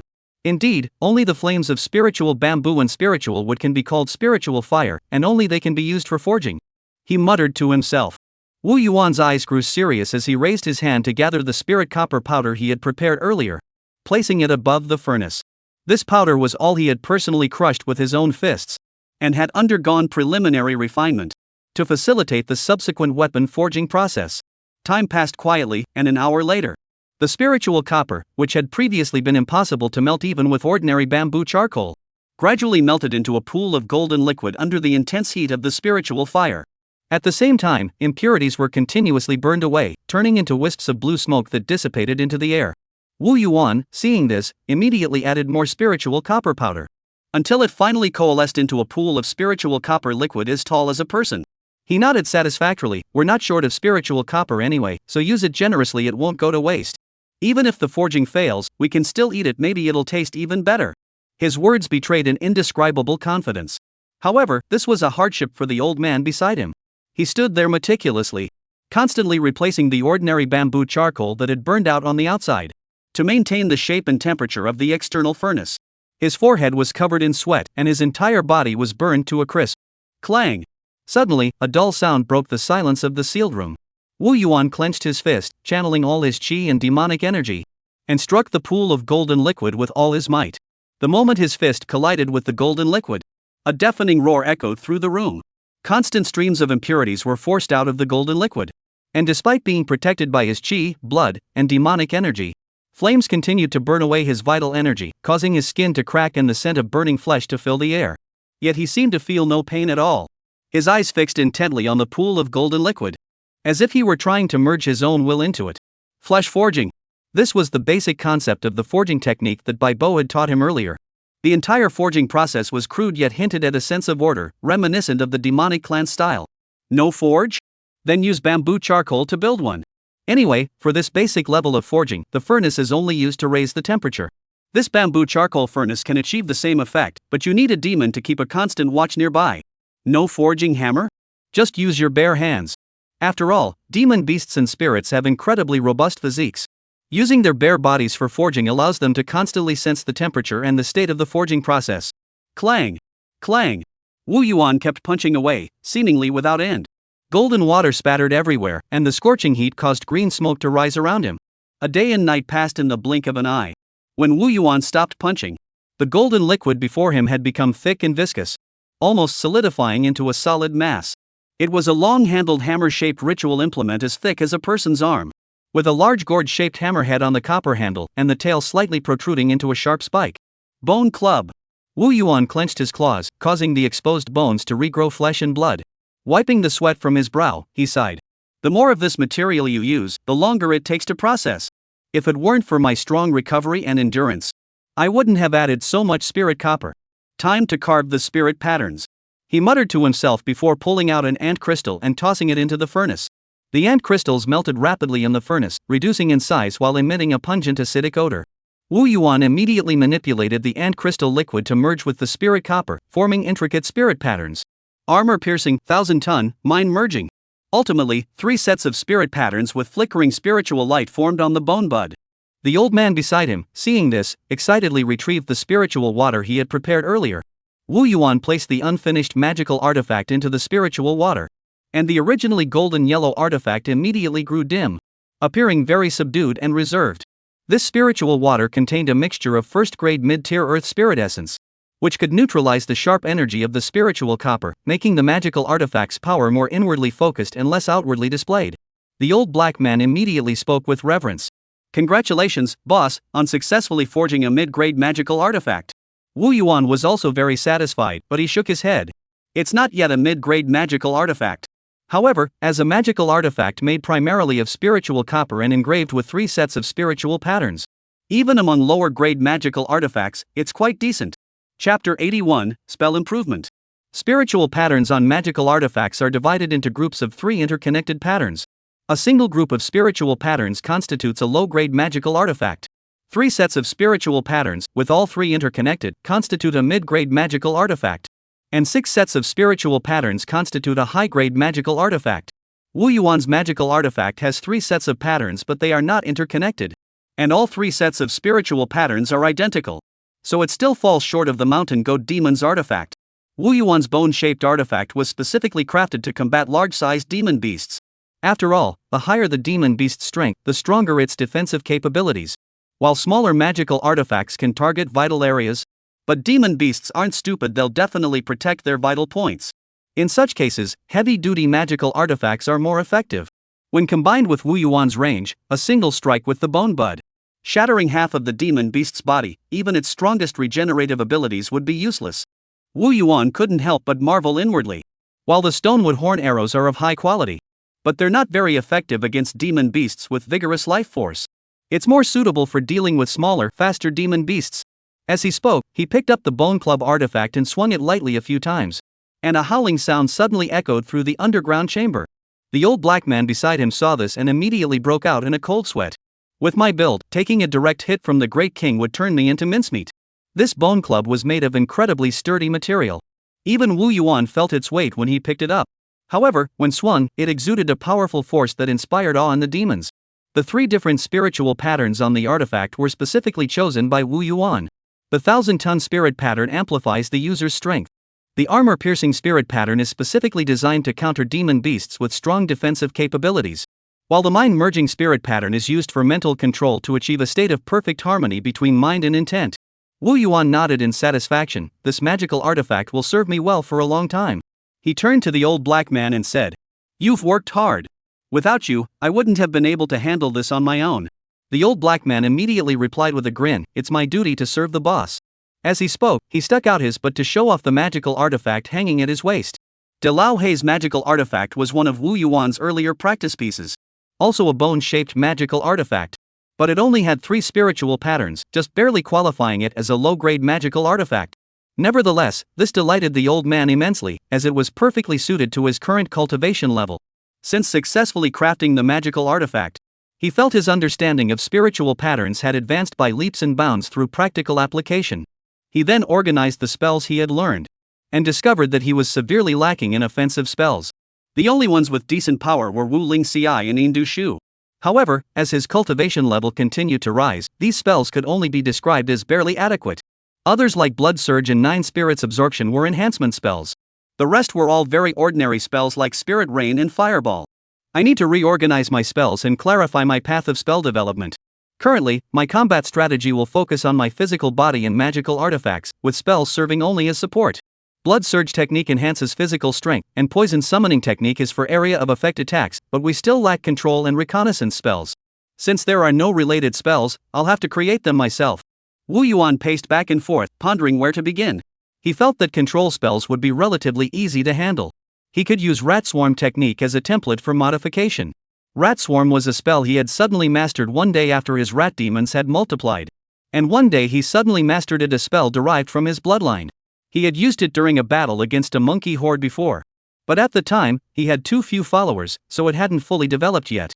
The principle of this spell is to use the sharp screams of the rat swarm to create a resonance that intimidates the soul. However, it requires the presence of a rat swarm.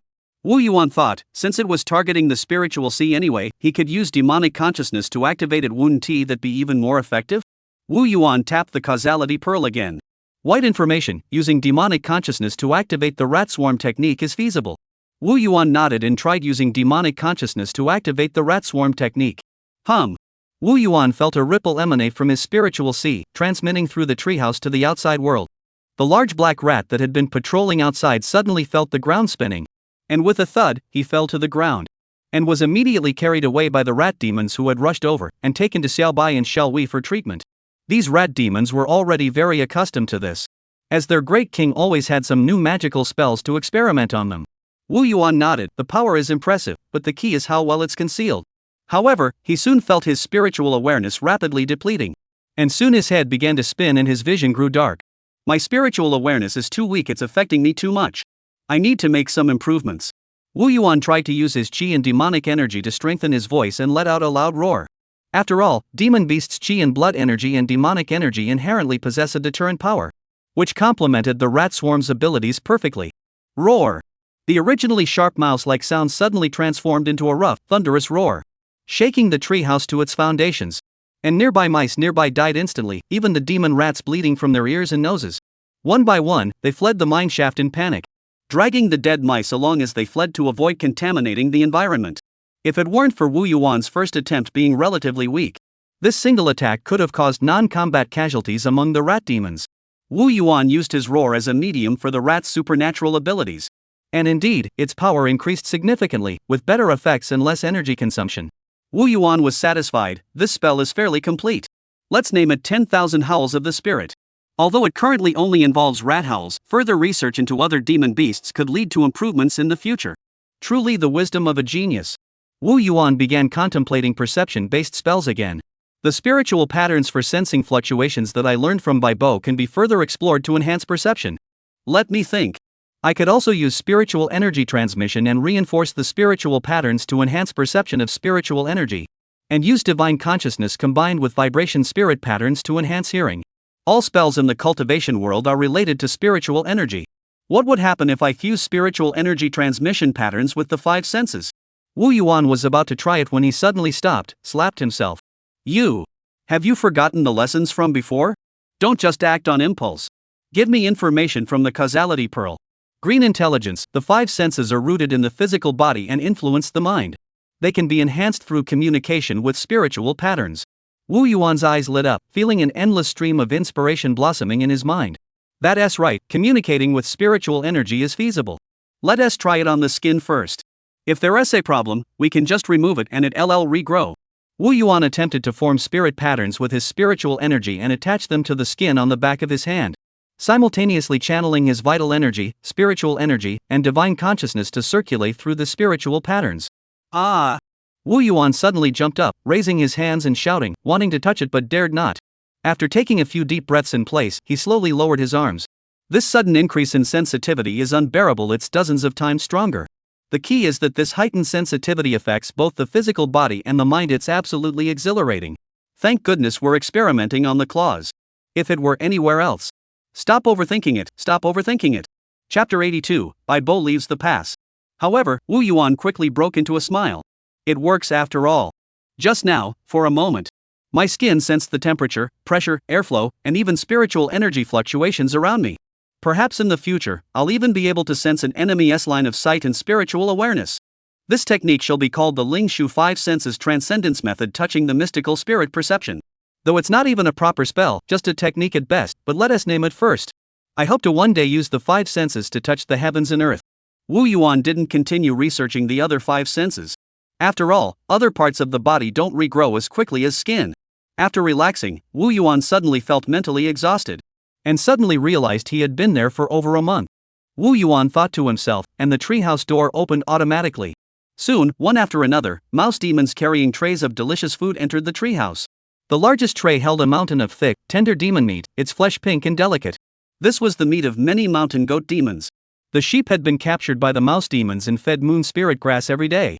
And drinking water from the bamboo pond, all to transform them into demons for this very day.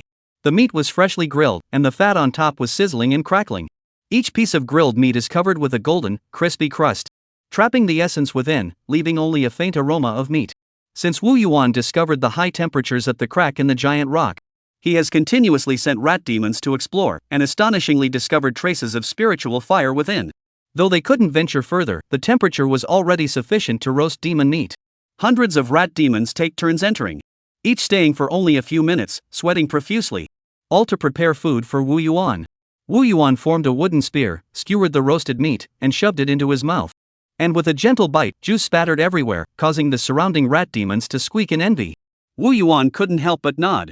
Abundant spiritual energy, vigorous blood flow, but most importantly, it's delicious. After finishing the meat, another rat demon poured a red, salty, and spicy sauce over the meat chunks. This was a spirit plant resembling chili peppers that the rats had discovered on Xiaoing Mountain. It was hot and spicy but not overpowering, and Wu Yuan loved it. Next came a sweet sauce. Moon spirit grass provided a delicate fragrance, spirit peach added a fruity aroma, and honey contributed a sweet scent, creating a rich and complex flavor.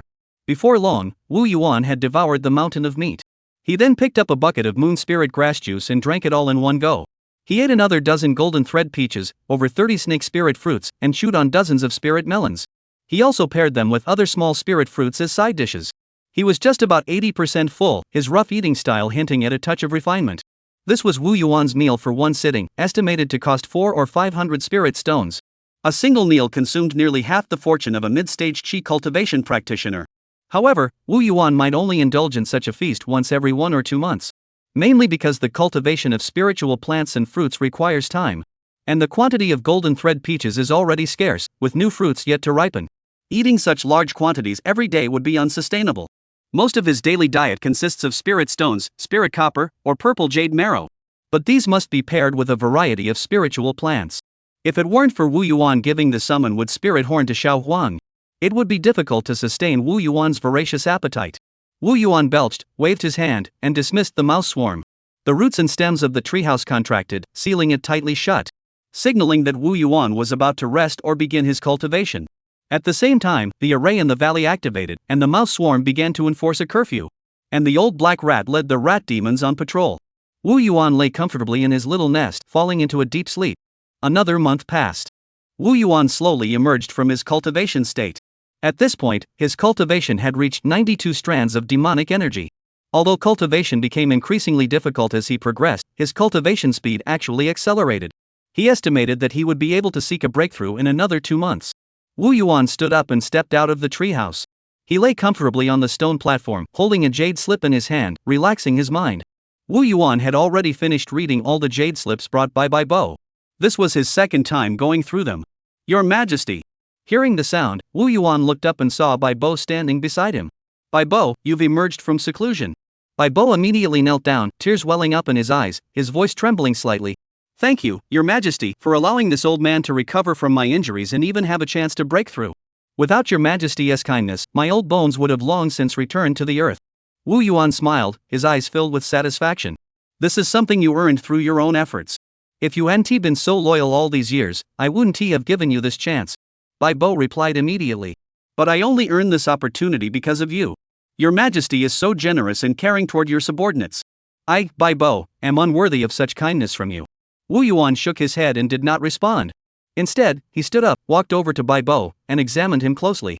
With the help of the blood jade Ling Sang, Bo's qi and blood, which had been weakened by internal injuries, had been almost completely restored. Her fur was glossy and radiated a healthy luster, concealing her aged appearance, as if she had returned to her youthful days. However, it could not hide the lingering aura of old age. Wu Yuan looked at Bo, a hint of confusion flashing in his eyes, and asked, why didn't you push through to break into the mid-stage of qi cultivation? Given your current condition, you should be able to break through. After a pause, he added, you don't have much time left, do you? If you don't seize this opportunity to break through, you may never have another chance. Wu Yuan asked with concern. Bo was startled. The great king's cultivation has grown even stronger, and his perception has become even more keen. I'd been holding back all my power, yet the king still saw through me. However, Bo did not despair over the life expectancy limit mentioned by Wu Yuan earlier. Instead, she was filled with enthusiasm, her eyes sparkling with determination. I plan to cultivate further for a while longer and strive for success in one go. Breaking through is no trivial matter. I must prepare thoroughly. Wu Yuan nodded. That's for the best. After all, if you fail to break through, your life could be in danger. The path of cultivation is fraught with danger at every step. One must be cautious to the utmost. That is exactly what you told me back then. Never lose the courage and determination of a demon. Wu Yuan continued. That's for the best. After all, Little Green Mountain isn't very friendly toward outsiders like you. Wait until the spiritual energy is more abundant before breaking through. Xiaoing Shan's restriction on cultivation is only for demons from other regions, while local demons are unrestricted. This was something Wu Yuan had vaguely sensed during his recent cultivation. However, very few local demons can meet the requirements for breakthrough in such a short time. Which is why the great demon Qingpeng launched the sweep to restrict the local demons. Since Wu Yuan obtained the golden intelligence last time, he is connected with the fortune of Qingyao Dongtian.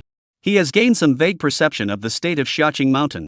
He could sense that Xiaoing Shan's aura was growing increasingly powerful. Its presence growing stronger, and its spiritual energy becoming increasingly dense. And it won't be long before he can no longer restrict demons from other regions from breaking through. What a troublesome time. Wu Yuan muttered to himself. We must hurry to enhance our own strength. The joy he had felt from his recent cultivation progress had now faded into quiet determination. Chapter 83, The Winged Tiger.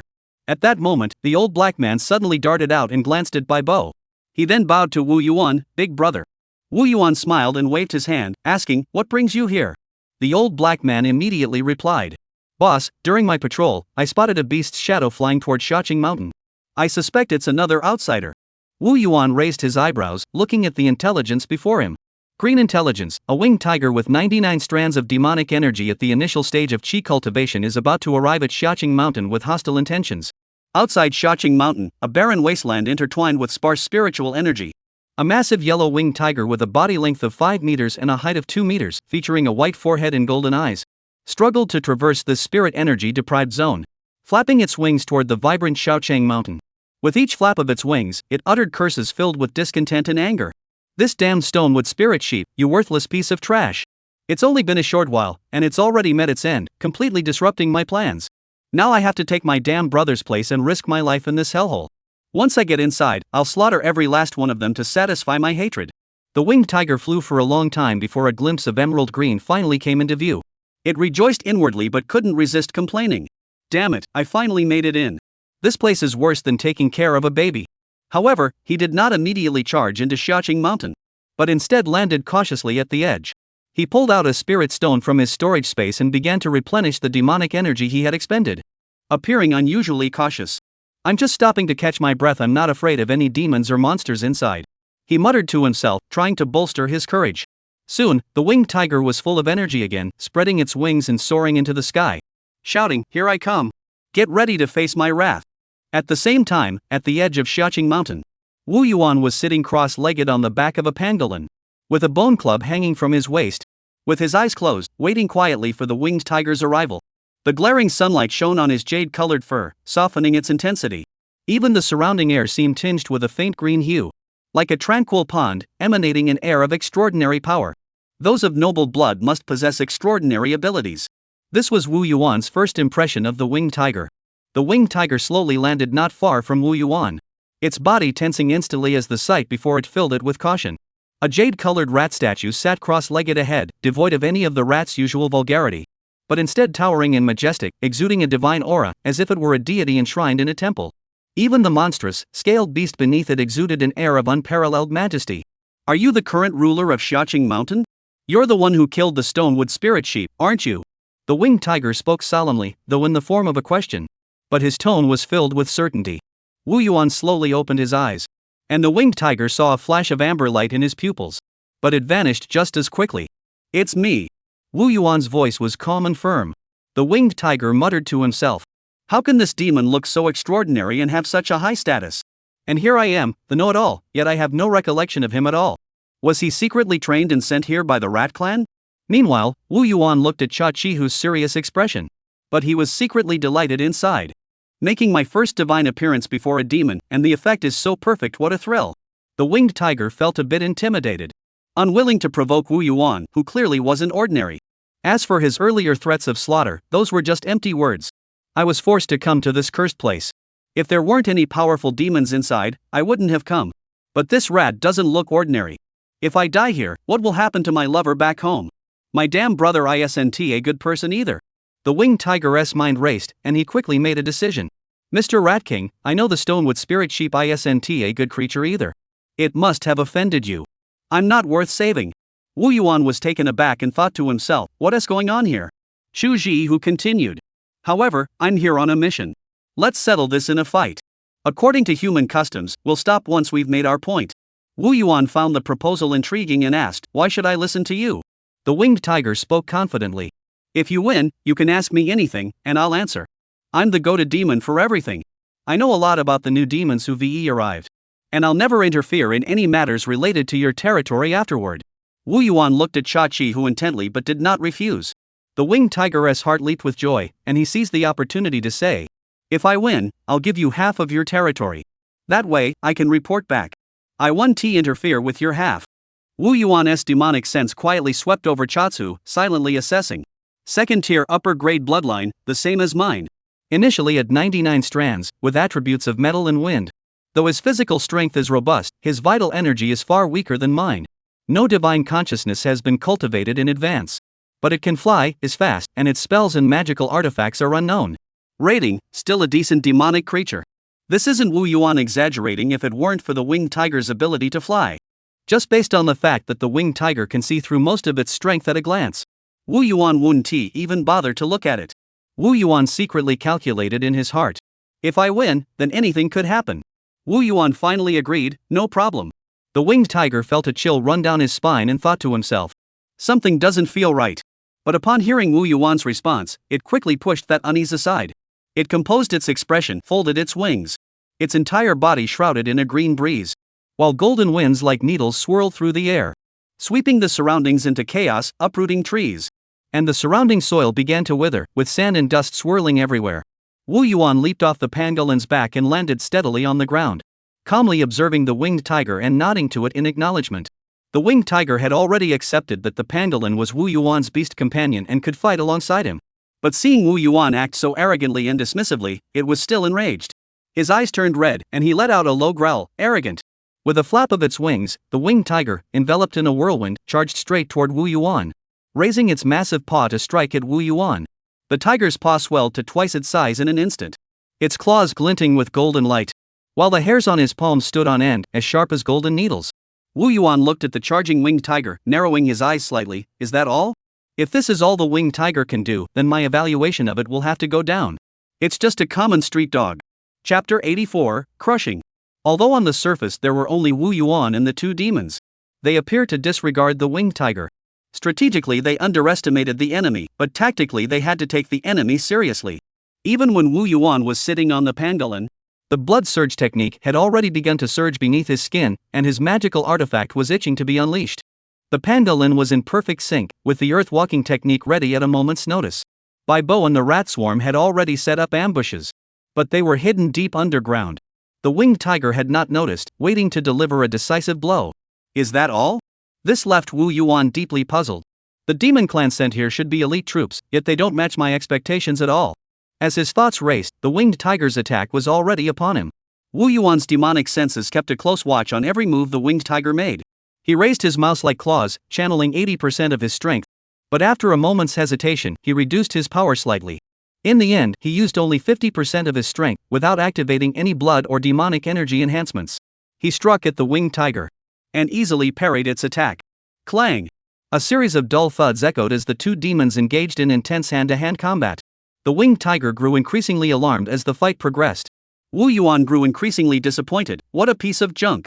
Forget it, let me try all my moves on him and see how they work. It's rare to get a new target. At that moment, the winged tiger opened its mouth and sprayed a wind blade toward Wu Yuan's eyes, while a series of whirlwinds pierced toward Wu Yuan's lower body like golden needles. It also opened its mouth wide to bite at Wu Yuan's head, its fangs gleaming with golden light, clearly enhanced with the sharpening technique. This series of attacks was seamlessly connected, utterly treacherous. If an ordinary demon beast were caught off guard by the winged tiger and bitten by its open jaws, it would be severely injured. But Wu Yuan remained unfazed, raised his claw and crushed the wind blades, stomped his foot on the ground, unleashing a series of earth spikes that pierced toward the tiger's abdomen. Another clawed into a foot-long blade, stabbing toward the tiger's eye. The technique equally treacherous. However, both demons were accustomed to such tactics and saw nothing amiss. The tiger demon, seeing Wu Yuan remain unfazed, could only turn its head to avoid Wu Yuan's claws. It did not wish to exchange injuries. Wu Yuan's eyes flashed with a sharp gleam, transforming his claws into fists, slamming it into the winged tiger's neck. At the same time, another fist struck its head. This blow twisted the winged tiger's neck, causing its eyes to bulge out, and it crashed to the ground. If the other punch had landed, the battle would have ended immediately. Wind walk. After the winged tiger landed on the ground, a whirlwind swirled around its body and vanished from its original position, avoiding Wu Yuan's fatal follow-up punch. Wu Yuan withdrew his fist, shook his body, shaking off the golden needles embedded in his skin, which hadn't even broken through his chi and blood defense. He looked excitedly at the winged tiger in the distance. That was the wind walking technique, wasn't it? This little tiger isn't very bold, and its spell isn't very powerful, it just runs fast. Its physical strength is decent, it can withstand a few of my punches. Generally speaking, first-tier demon beast spells are mostly supportive. True combat still depends on physical strength. It wasn't until the second tier that spells became increasingly important. The winged tiger looked at Wu Yuan with lingering fear. What the hell is that thing? That punch nearly broke my neck and sent me to meet my father. How can he be so strong? His defensive power is also so strong. After witnessing his most powerful golden needle spell attack, Wu Yuan's skin remained unscathed, plunging it into deep doubt. Your initial form seems different from mine. Wu Yuan felt his body had loosened up. He took the bone club from his waist, weighed it in his hand, and said to the winged tiger, "Bring out all your tricks. Don't say I didn't warn you. This strike will be painful." Before he finished speaking, Wu Yuan vanished from the spot, leaving behind a large crater where he had been standing. Faster than my wind walk technique. The winged tiger's pupils contracted sharply, and he felt a chill run down his spine. You're not playing fair. At that moment, it realized that Wu Yuan was toying with him. He tried to open his mouth to surrender, but it was already too late. A massive tiger-headed shield suddenly appeared before him. Wrapped in tendrils of black, beast-like mist, constantly emitting sharp, piercing screams. At the same time, white bone armor emerged from his body, taking the shape of a tiger, completely enveloping the winged tiger. Roar! Wu Yuan opened his mouth and roared, unleashing the 10,000 howls of the spirit. Though it sounded like the squeak of a mouse, it was deep and majestic. The massive roar made the winged tiger feel as though the world around it had fallen silent. Blood flowed from its ears, while his mind grew chaotic and his eyes turned black. Then, Wu Yuan's eyes grew sharp, and he suddenly raised his claws, swinging the bone-shaped magical artifact in his hands. The bone club glowed with spiritual patterns that shimmered like living creatures, emitting an aura that sent shivers down the spines of demons. And the sheer force of this aura alone caused the nearby winged tigers to shudder in fear, their hairs standing on end. The artifact won't hold. The winged tiger's expression changed drastically, and a surge of green light surged around his body. It attempted to cast the wind walk technique to escape the impending attack. However, Wu Yuan had already prepared for this, and his qi and demonic energy erupted like a volcano, forming an invisible field that dispersed the winged tiger's wind walk technique, leaving it unable to escape the battlefield. The physical qi and demonic energy of the demon race have always been the bane of spells. The winged tiger couldn't dodge in time and could only activate the two defensive magical artifacts on its body with all its might. A massive white-browed golden-eyed tiger's illusory form swirled around it, glaring malevolently at Wu Yuan, as if intent on devouring him. But the winged tiger was still unsatisfied. It opened its mouth and spat out a mouthful of blood, drenching the illusory form.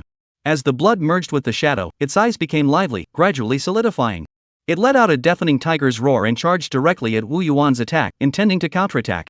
Wu Yuan remained unfazed, coldly watching the charging tiger.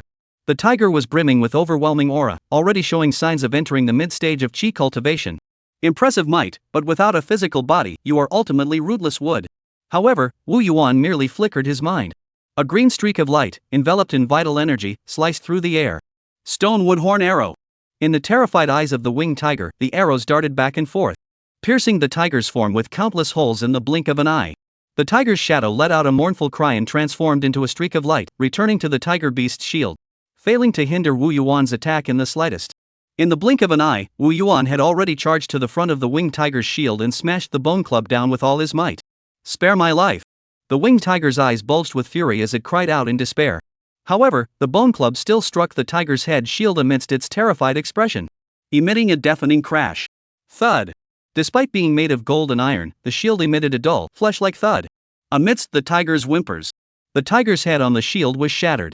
The swirling black mist dissipated, and the spiritual patterns on the shield grew dim and lifeless. "No, father!" The winged tiger stared at the shattered half of the tiger head, overcome with grief, paying no heed to his own arm, which had been shattered by the immense force. "I surrender," the winged tiger cried out in agony. Chapter 85, Surrender. However, Wu Yuan paid no heed, and raised the bone club once more, striking down with all his might. This time, the winged tiger could no longer withstand the tiger-headed shield, and his grip loosened, allowing the bone club to shatter the shield. Wu Yuan even had enough strength left to redirect the bone club, striking the side of the winged tiger's waist. Even with the white bone armor protecting it, the flesh beneath could be seen crushed and cracked.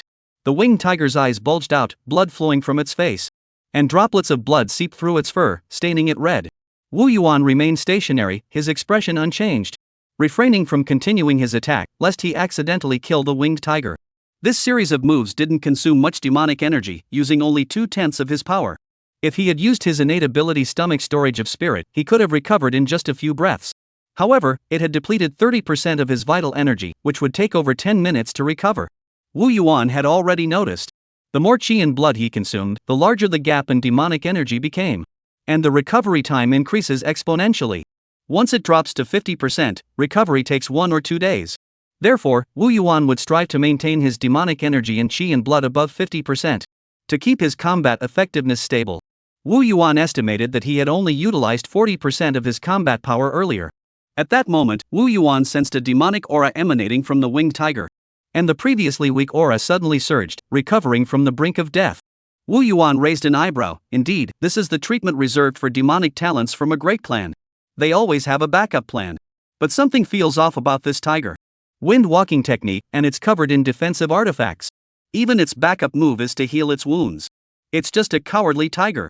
Wu Yuan thought to himself. Father! Father! The winged tiger, with its front claws broken and tendons severed, bleeding profusely, managed to catch its breath. Looking at its own injuries and the tiger head shield that was more than half destroyed, and the trump cards it had just used up upon arriving at Xiaoing Mountain, could not help but feel overwhelmed by grief, bursting into loud sobs. Tears and snot mixed with blood, making Wu Yuan feel a bit repulsed. Wu Yuan looked at the winged tiger, which had been on the brink of death moments ago, now crying out with full force. Couldn't help but sigh. No wonder it's a demon beast, it's tough and can take a beating. The winged tiger, sensing Wu Yuan's gaze, gradually quieted its cries and muttered softly. Master, weren't we supposed to stop at the first sign of weakness? Wu Yuan stood tall, looking down on it with disdain. As everyone knows, demons don't keep their word. The winged tiger nodded in agreement. The great king is right. There's no need to keep one's word to the weak. Wu Yuan glanced sideways at the winged tiger. Stop pretending. You're not going to die, and I didn't continue attacking. The winged tiger spoke with a fawning expression. The great king's might is awe-inspiring. Little Xiaoing Shan is truly blessed to have you as his leader. Wu Yuan remained unmoved by Chai Chi, whose flattery he was far inferior to the old black man and the others. He eyed the winged tiger up and down with a hostile expression, applying pressure. Schwazi, who felt a chill run down his spine. This is bad. I didn't read the situation correctly and spoke out of turn. This is going to be difficult to handle. Now, the winged tiger was a prisoner, a piece of meat on the table.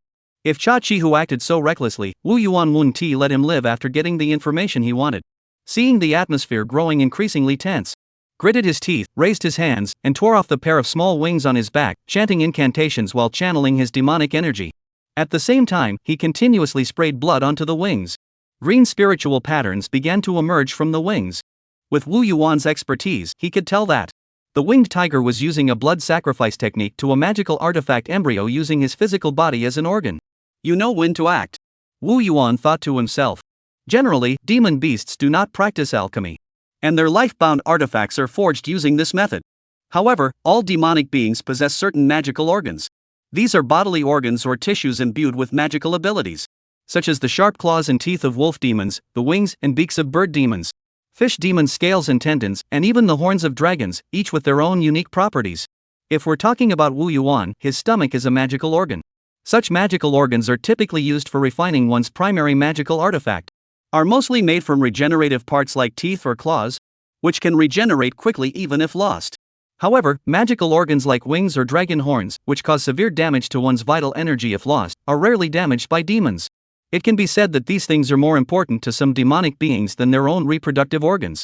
When the winged tiger directly removed its life-giving wings, it suffered severe damage to its vital energy. To put it another way, its originally second-tier upper-grade bloodline and cultivation of 99 strands of demonic energy both faced the risk of declining. Soon, the winged tiger's body grew noticeably thinner, and its vital energy grew weak. Your Majesty, this magical artifact is my token of respect. Please accept it. The winged tiger said tremblingly. Wu Yuan examined the winged tiger without saying a word. Seeing this, the winged tiger opened its mouth and spat out a tiger tooth. And this storage artifact. Seeing that Wu Yuan still did not speak, his face turned pale. He covered his large shield and armor and said, Your Majesty, these two artifacts were made by my father. Only I can use them. Even if you dismantle them, you won't get any useful materials. Wu Yuan scoffed at the winged tiger's words. These two artifacts are definitely valuable if dismantled. For instance, the spiritual patterns on them are highly research-worthy. The tiger bone spirit materials could be eaten, and even the tiger demon's illusory form inside could be studied. However, Wu Yuan wasn't short on food. If he wanted to study them, he could always borrow them later. Wu Yuan believed that the winged tiger would be flexible. Thinking of this, Wu Yuan's originally stern expression quickly softened, and he burst into laughter. Little tiger, what do you take me for? I said to stop at that, so stop. Why are you giving me gifts? But since you've already brought them out, I'll accept them. I'll treat you properly later. If this were a human, they'd probably slap Wu Yuan across the face for taking advantage and still acting innocent. But this was the demon's territory. The winged tiger, instead of being grateful, handed the items in his hands to Wu Yuan, as long as the great king likes them. That's how demons are. They bully the weak and fear the strong, the weak are prey, and the strong reign supreme. Wu Yuan accepted the wings and tiger teeth without immediately inspecting them, but instead clapped his hands in front of the winged tiger's puzzled gaze. Suddenly, Bai Bo and Dao He emerged from the ground. Wu Yuan said to the winged tiger, "Guests are welcome. You should follow them to the bamboo grove to soak in the bamboo pond and recover. And take some time to think about what you want to tell me later." Chai Chi, who sensed that Wu Yuan had no intention of killing him, and sighed in relief. Thankfully, this rat king has a gentle nature and doesn't enjoy killing. Otherwise, I wouldn't have survived this time. You must behave yourself afterward and strive to return to your clan unharmed. The winged tiger gratefully glanced at Wu Yuan, and then staggered away, following Bai Bo. P.S. I'm looking for some new book titles. Please give me your suggestions. Chapter 86, Tiger Shocked. The old man stared at the gradually fading, then disappearing figure of the winged tiger, turned to Wu Yuan with a puzzled expression and muttered, "Big brother, are we just letting him go like that? Aren't tiger meat supposed to be highly nutritious, especially the meat of this winged tiger demon, which is a rare and precious delicacy?" Wu Yuan heard this, shot De Lao He a disdainful glance, and said impatiently, "I said I'd spare his life, so that's what I'll do. Why all the nonsense?" The old black man was even more confused. Scratching the back of his head, he asked in confusion, "But didn't you just say that the demon clan never keeps their word?" Wu Yuan heard this and kicked him with his foot, knocking De Lao He off balance. He shouted angrily, "I said to stop at the first sign of trouble, but I didn't specify what that meant. I didn't kill him, did I? Although there was some misunderstanding, the outcome was good. He should be thanking me. My word is as good as gold. And as long as I stick to my principles on major issues, I'll never go back on my word. Then I'll be a breath of fresh air among the demon clan. And gaining the favor of those stubborn demons will be as easy as pie." The old demon heard this and remained completely bewildered, muttering to himself, "What does this have to do with keeping one's word?" Wu Yuan, seeing this, could only explain in detail, "Think about it. I'm willing to keep my word to my defeated enemies and honor my promises. Then my reputation among the demon clan will rise, right? It would make things easier in the future. You need to think long term. Moreover, the life of this tiger demon is entirely in my hands. If he dares to cause any trouble, I can find any excuse to kill him." The old black man heard this and suddenly understood. He raised his thumb in praise. "That's brilliant. Truly brilliant. Big brother, that move of yours is truly brilliant." Wu Yuan smiled smugly and continued, "And you know what? I'm being so merciful. If I ever want to taste tiger blood in the future, he'll have to bring it to me willingly. This is sustainable." Big Black heard this and was completely shocked. He hadn't expected the boss to have such foresight, and hurriedly praised, "The boss is so wise, he was truly born to be a king." The winged tiger crept up to Bai Bo, carefully pulled out one of his own teeth, and offered it to Bai Bo. He spoke respectfully, "This is? Just call me Bai Bo." Bai Bo said indifferently, taking the tiger tooth. Bai Bo continued, "Rest assured, my king is not one of those barbaric, bloodthirsty demons with no brains. As long as you behave yourself from now on, I won't harm you." The winged tiger, upon hearing this, realized his intentions had been exposed, yet showed no embarrassment. Instead, nodding repeatedly and praising, "I knew the great king was no ordinary being the moment I saw him." Bai Bo looked at the winged tiger with pride and said, "Of course. Our great king is destined to be." Bai Bo suddenly changed the subject and said, "Do your best. Maybe this encounter with the great king is your chance. I've only been here for a short while and have been following the great king for just a year. The great king rewarded me with a mid-grade spiritual herb and healed the hidden injuries on my body. I also have my own spiritual plant businesses, and I've accumulated a huge fortune. These things I could never accumulate in a lifetime in the Dragon Palace of the East Sea." Bai Bo sighed. Seeing the skeptical look on the winged tiger's face, Bai Bo snorted coldly and said, "Do you think I'm lying to you? I only told you this because you seem clever. You'll understand once you've seen more over the next few days. We've arrived at the bamboo pond. Such a precious place, even the leader is willing to share it." Bai Bo pointed ahead and said. Shatsu followed Bibo's gaze, and saw the bamboo pond, shrouded in bamboo groves and constructed with purple jade, radiating a vibrant aura, harmoniously blending with the shadowy purple bamboo in the surrounding area. Surrounded by moon spirit grass, the air was fresh, and moonlight flickered. He sucked in a breath of cool air and murmured to himself, "A first-grade middle-tier spiritual pond? You really weren't lying to me?" As Wu Yuan dug into the purple jade veins beneath the bamboo grove, the bamboo pond was also affected. But it was a positive influence, upgrading it from a first-grade lower-quality spiritual pool to a middle-quality one. Its healing and mind-calming functions were now even stronger. Bai Bo felt that the originally ugly bamboo pond didn't befit the king's status. So she decided to renovate it. However, Bai Bo was deeply dissatisfied with Wu Yuan allowing his subordinates to use spiritual stones to bathe there. Under Bai Bo's strong opposition, Wu Yuan had no choice but to carve out a secondary pond beside it. Named the Purifying Spirit Pond, where his subordinates could use spiritual items at their own expense. Wu Yuan also made a substantial profit from this arrangement. After all, Xiaoqing Mountain was now teeming with vitality, and opportunities abounded everywhere. And there would always be some lucky individuals who stumbled upon valuable items. Although Wu Yuan could force them to hand over their findings. But he knew this would stifle their spirit of exploration. So he introduced various services. Spiritual plant purchases, spellcasting lessons, and spiritual land cultivation, everything you could possibly need. This caused Wu Yuan's wealth to grow exponentially. To the point where Wu Yuan himself no longer knows the exact extent of his wealth. Wu Yuan estimated that supporting his cultivation to the late qi refining stage might not be a problem. At that moment, Bai Bo summoned a rat demon and said, "A tiger demon guest has arrived. Give him the full treatment." The winged tiger was completely bewildered as he was surrounded by a crowd of mice and led into the Purifying Spirit Pond. Though it was called a sub-pool, it was essentially a smaller version of the main pool, lacking nothing. The winged tiger soaked comfortably in the pond water, feeling his severely injured body gradually recover. At that moment, one by one, the mice carried wooden trays over to him. The winged tiger looked puzzled at the bamboo cup by his mouth. And, at the mice's gesture, picked up the wooden straw and instinctively sucked the liquid into his mouth.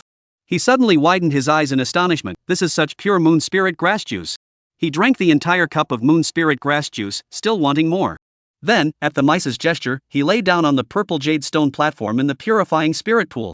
At that moment, several muscular rat demons stood by the side and began to slap the back of the winged tiger. Soon, the winged tiger's muscles tensed, his eyes narrowed slightly. His body relaxed, and a snoring sound emanated from his throat, unwittingly falling into a deep sleep. These massage rat demons were specially trained by Wu Yuan, with years of experience and masterful techniques, capable of manipulating demonic energy to relax muscles and accelerate the absorption of spiritual energy. After an unknown amount of time, the winged tiger slowly awoke, feeling completely relaxed and at ease. Upon seeing the winged tiger awaken, the mice once again approached, each carrying a wooden tray. They were laden with various types of demon flesh. The meat was freshly cooked, with a crispy crust on the outside, sprinkled with an unknown sauce, emanating a strong spiritual energy. On the side were side dishes of moon spirit grass. The main dish was snake tooth rice, fruits included spirit melons, and desserts were spirit honey. The sight made the winged tiger's stomach rumble like thunder. The winged tiger gazed at the spirit-filled, fragrant feast before him, murmuring to himself, "What kind of life have I been living all this time?" Chapter 87, The Path of the Earth Immortal. Don't underestimate the second-tier upper-grade bloodline of the winged tiger. It is still only at the initial stage of qi cultivation, and the treatment he receives within the clan is nothing special. After all, in the winged tiger clan, who doesn't have a second-tier bloodline? Perhaps some demons might respect him for his higher bloodline. But if you want resources, you have to prove yourself and show your strength. You're not the clan leader's heir. Everyone openly claims to be under the Tiger King's command. If you want a higher status and better treatment, you'll have to assess your own strength. Chuazi, who thought back to his past, then his eyes grew determined, and he began to eat voraciously. After finishing his meal, Chaji, who relaxed comfortably in the bath, with his mouth wide open, while the mice picked his teeth. At that moment, Bai Bo walked over and asked, "How do you feel?" Chatsu's eyes filled with tears as he choked out a single word, "Good. The king wants to see you." With a whoosh, Bai Bo hadn't even reacted yet. Chuazu had already flown far away, turning back to look at Bai Bo with an urgent expression. "Hurry up! Don't make the king wait." Bai Bo sighed helplessly. "If you want to abandon me, I'm willing to serve you as." Stop. Wu Yuan hurriedly interrupted Choi Chi-hua's words, rubbing his eyes and saying helplessly, "Where did you learn that nonsense?" Chai Chi-hu scratched his head and said innocently, "I heard it from others. They say that's what humans say when they swear allegiance. We'll discuss that later. Let us talk about the important matters first." Wu Yuan waved his hand and said.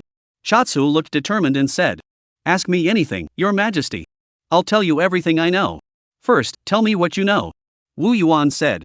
Chatsu, upon hearing this, organized his thoughts and said, "The small Qingshan mountain where Your Majesty resides is actually part of the Qingling mountain range. The spiritual energy in the Qingling mountains was actually quite scarce before. The most concentrated area was still below the first grade lower tier. But one day, the spiritual energy in the Qingling mountains suddenly surged and quickly reached the middle of the first rank, with signs of further improvement.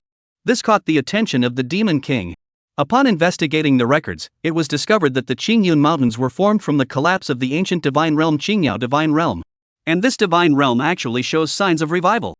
The winged tiger exclaimed excitedly. Upon hearing the name Qingyao divine realm, Wu Yuan's mind stirred, thinking. The Golden Intelligence Report mentioned this name before. Now I finally know what it is. This has caught the Demon King's attention, but such a minor matter wouldn't warrant his personal involvement. He's just sent his subordinates to oversee the excavation of the surrounding demon clans. The winged tiger continued. The person in charge is a newly promoted Golden Core Demon Lord, reportedly with an extraordinary background. He has gathered the nearby demon clans, established rules, and instructed them to choose their targets based on their strength. To be honest, the third-tier powerful clans are all focused on the larger mountains with more abundant spiritual energy. This remote little green mountain is only of interest to us second-tier clans. The winged tiger cautiously glanced at Wu Yuan, who remained expressionless. He relaxed and continued. The demon clans sent here are only average in strength, and they receive little support. Mainly because they don't think the demon clans on Little Green Mountain have the strength to resist. The winged tiger suddenly spoke excitedly. But they've underestimated us. I've only now realized that this remote corner holds hidden treasures. Only a wise and mighty leader like the Great King, blessed with divine favor, could have discovered it. The Great King is destined to rule over the demon clan. Wu Yuan heard this but didn't he react much. But Bai Bo and Dao He beside him nodded in agreement. Encouraged, the winged tiger exclaimed excitedly. I am willing to serve as the Great King's henchman. To contact other demon clans for the Great King, delay their plans, and seize the Qingling Mountains in one fell swoop. Wu Yuan waved his hand and quickly interrupted Shikowa's words, asking. I arrived here earlier. Do you know how long the spiritual energy wasteland around Xiaoing Mountain will last? Wu Yuan deliberately concealed his local demon identity.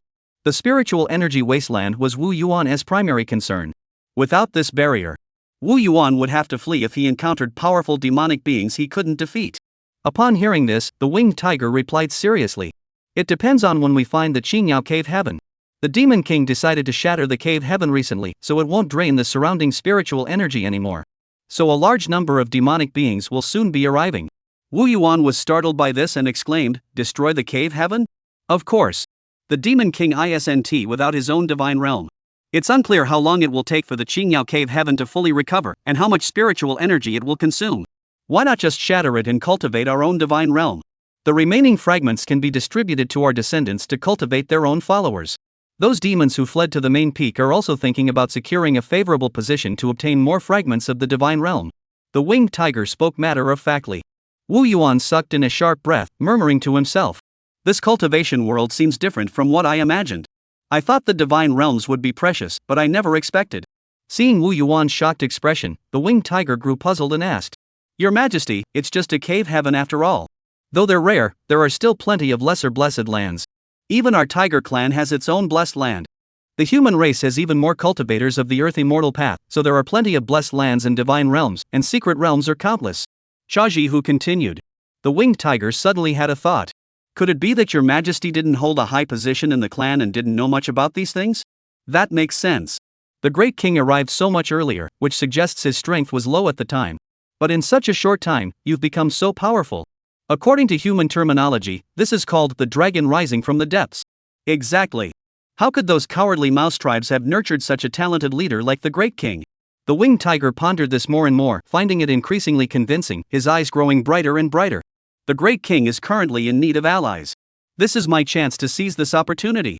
Shaji Hu didn't even consider the possibility that Wu Yuan was a local demon. The Qingling Mountains had only been revived for less than 3 years. And Shaji Hu didn't believe that a demon could achieve such powerful cultivation and magic in just 3 years. Wu Yuan continued to ask, tell me more about the Earth Immortal Path. Your Majesty, my knowledge of the Earth Immortal Path is limited. I'll just tell you a story to entertain you and pass the time. The winged tiger bowed his head slightly, his tone tinged with humility. He had already placed himself in Wu Yuan's position. The Earth Immortal Path was actually an extremely mysterious technique for opening up new realms. Chapter 88, The Rat-Shaped Bloodline Spirit Pattern. The Earth Immortal Path requires Qi cultivation cultivators to condense everything within themselves, including their spiritual energy, divine awareness, and even the spiritual seeds condensed from their life essence, completely and without reservation into the void, thereby opening up a tiny yet self-contained secret realm. This method demands an extremely rigorous mastery of divine consciousness and spiritual energy, and the slightest mistake results in certain death and the annihilation of one's cultivation path. However, once successful, the cultivator's lifespan surpasses that of human immortals of the same realm. And within this secret realm, they are safe and free from the disturbances of the outside world. However, our demon clan has always lacked precision in controlling spiritual awareness and demonic power. And our nature is wild and untamed, unwilling to hide and lurk in such a confined secret realm. Furthermore, after establishing our foundations, our demon clan already possesses an exceptionally long lifespan. Therefore, we have no need to deliberately pursue the extended lifespan offered by the Earth Immortal path. Therefore, among our demon clan, there are very few who cultivate the Earth Immortal path. In contrast, the human immortal path. From cultivating chi, establishing a foundation, to forming a golden, cultivating a divine embryo, and ultimately ascending to immortality. This entire journey is about continuously accumulating magical power and enhancing combat strength. Pursuing boundless magical power in sweeping all directions, which is most favored by the demon clan. We demon clan members have largely followed this path as well. However, during the cultivation process, we place greater emphasis on cultivating physical strength and vital energy to enhance our own power. However, I have heard the clan leader mention that in ancient times there was a branch known as the Celestial Immortal Path, but it has long since vanished without a trace, and its whereabouts are now unknown. After listening to the winged tiger's description of the Earth Immortal Path, a strong desire suddenly ignited within him. The Earth Immortal Path sounds like farming in your own little world, doesn't it? Wu Yuan felt his farming instincts beginning to stir. To be honest, although Wu Yuan had mastered numerous spells, but his cultivation technique was limited to the fox spirit chi cultivation method. However, this cultivation technique only covered the aspects of absorbing spiritual energy and manipulating demonic power. And it completely omitted any mention of how to break through cultivation realms, or the secret techniques. It was completely silent. It was as blank as a sheet of paper. According to conventional wisdom, demonic bloodlines are inherently endowed with ancestral. But Wu Yuan is the source of the bloodline. There is no question of inheriting any refined techniques. All he possesses are some basic demonic knowledge and ordinary spells. The identity of the bloodline's origin has the advantage of being the sole heir, blessed with divine favor, with a blank slate in his bloodline, allowing him to add any techniques or secret arts he desires. The downside is that one must start from scratch, blazing a trail through the wilderness, facing immense hardships. Wu Yuan continued to question the winged tiger. Do you know how to obtain the teachings of the Earth Immortal Path? The winged tiger scratched his head, looking helpless. Your Majesty, this kind of thing is not something ordinary demons possess. Our demon clan doesn't value learning. We rely solely on the cultivation techniques passed down through our bloodline. Plus, the Earth Immortal Path teachings are already extremely rare. So it's probably only kept in jade tablets by some third-tier great clans. Our winged tiger clan definitely doesn't have any. Wu Yuan sighed, feeling deeply disappointed. Then where did your clan's sacred land come from? The winged tiger heard this and immediately stood tall, looking proud. We took it by force. It's said that our ancestors participated in the human-demon war. They seized the opportunity to ambush an injured false stand cultivator. They captured him, tortured him for decades, and finally extracted the mark of the blessed land from his body. Wu Yuan heard this and couldn't help but cover his eyes, and inwardly regretted having placed too much hope in the demon clan. The winged tiger, seeing Wu Yuan's grim expression, hurriedly said, If you truly wish to find the Taoist cultivation method of the Earth Immortal realm, why not go dig up the Qingyao Cave Heaven instead? I think that's much more reliable than searching among the demon clan. Wu Yuan's eyes lit up, and he excitedly said, Little tiger, you're truly a demonic genius. That's right. The Qingyao Cave Heaven might actually have the legacy of our ancestors. Even if there is no inheritance, obtaining a cave heaven would be a huge fortune. Wu Yuan calculated in his mind. The causality pearl established a connection with fortune in the Golden Intelligence report last time. Maybe I can really find where the cave heaven is. Thinking this, Wu Yuan tried to activate the causality pearl to locate the cave heaven. However, unfortunately, the causality pearl only spun once and turned its back on Wu Yuan. This left Wu Yuan deeply disappointed. Don't ask why a bead has a front and back. Wu Yuan could tell the difference anyway. Nevertheless, Wu Yuan remained deeply excited. Any reaction was better than none, and the most important thing now was to break through to the mid-stage of chi cultivation. Wu Yuan closed his eyes and focused his mind, observing the engraving of the bloodline spirit patterns every day. Since obtaining demonic awareness, Wu Yuan's progress in carving spirit patterns had greatly accelerated. With the demonic awareness as an aid, what were once mere abstract concepts had become tangible, transforming from illusory into reality. After relentless efforts over this period, he was finally about to carve out a bloodline spiritual pattern. This is a bloodline spiritual pattern shaped like a mouse. With an extremely simple design, just a few strokes. Yet it captures the essence of a mouse with remarkable realism, as if it might leap out of the pattern at any moment. Wu Yuan was highly focused yet completely relaxed. In his mind, he controlled his spiritual awareness, constantly outlining every detail of the spiritual patterns, his strokes as if guided by a higher power. Tail, claws, body. Each line was successfully sketched out, leaving only the head remaining. But this was also the most challenging step. Wu Yuan had failed countless times before. Huff. Inhale. Wu Yuan was completely focused, hearing only the steady rhythm of his own breathing. Suddenly, he felt a surge of inspiration, as if a mysterious force was guiding him. Without hesitation, he carved the final line into the pattern. Success! A mouse spirit pattern appeared clearly in Wu Yuan's mind, emitting a faint red glow. To Wu Yuan's astonished gaze, the spirit pattern suddenly twisted, as if coming to life. It lifted its legs, swished its tail, and darted around Wu Yuan's spiritual sea with boundless joy. Wu Yuan was completely baffled, murmuring to himself, "This spiritual pattern is so strange. But it doesn't seem to have any use." The mouse-shaped spiritual pattern seemed to sense Wu Yuan's thoughts, and angrily opened and closed its mouth at him, then leaped into the air and vanished from Wu Yuan's spiritual sea. Just as Wu Yuan was puzzled, he suddenly heard the sound of a small stream flowing. The sound was clear and pleasant, as if it were right beside his ear. Gradually, the sound grew louder, until it finally became the roaring sound of a raging river, like the roar of a thunderous storm, deafening to the ears. Wu Yuan was captivated by the roaring sound, and suddenly realized, "This is the sound of my own blood rushing through my veins." Then he fell into a deep sleep. The next day, Wu Yuan awoke slowly, feeling refreshed and full of energy. However, he felt sticky all over, and upon looking down, he saw that his entire body was covered in a layer of gray powder. Could this be the legendary bone cleansing ritual? Wu Yuan felt a surge of excitement and quickly stood up. Suddenly, he felt his perspective shift, as if the world had transformed into something entirely different. Chapter 89, Breakthrough. Wu Yuan summoned a stream of water to wash away the filth from his body, and summoned a water mirror before him to reflect the changes occurring within his body. Wu Yuan noticed that his body had shrunk in size. The original Wu Yuan stood 2 meters tall, with muscular, imposing physique. Now, his height had decreased to approximately 1.7 meters, and his body had become much slimmer, with smooth muscle lines, as if meticulously sculpted. His originally jade-colored hair now had a faint bluish tint, giving it a softer, more refined appearance. Standing there like a jade statue, exuding an air of mystery and nobility. The claws have become longer and more slender, with the central fork widening, making them more agile and capable of grasping objects with ease. Wu Yuan kept opening and closing his palms, feeling very satisfied. Now casting spells will be much easier. Before, I always felt the claws were a bit cumbersome. What pleased Wu Yuan most was that the tail had become longer and slimmer, smooth and rounded throughout, resembling a graceful ribbon. Finally rid of that ugly tail. I should be perfect. What's the point of always having an ugly tail? Wu Yuan couldn't help but wiggle his hips, and manipulated his tail to perform various actions. At times it wound like a snake, at others it darted like a fish, incredibly agile. Then, he used his tail as a spear to stab, piercing the spiritual copper on the ground, creating small holes that were transparent front and back.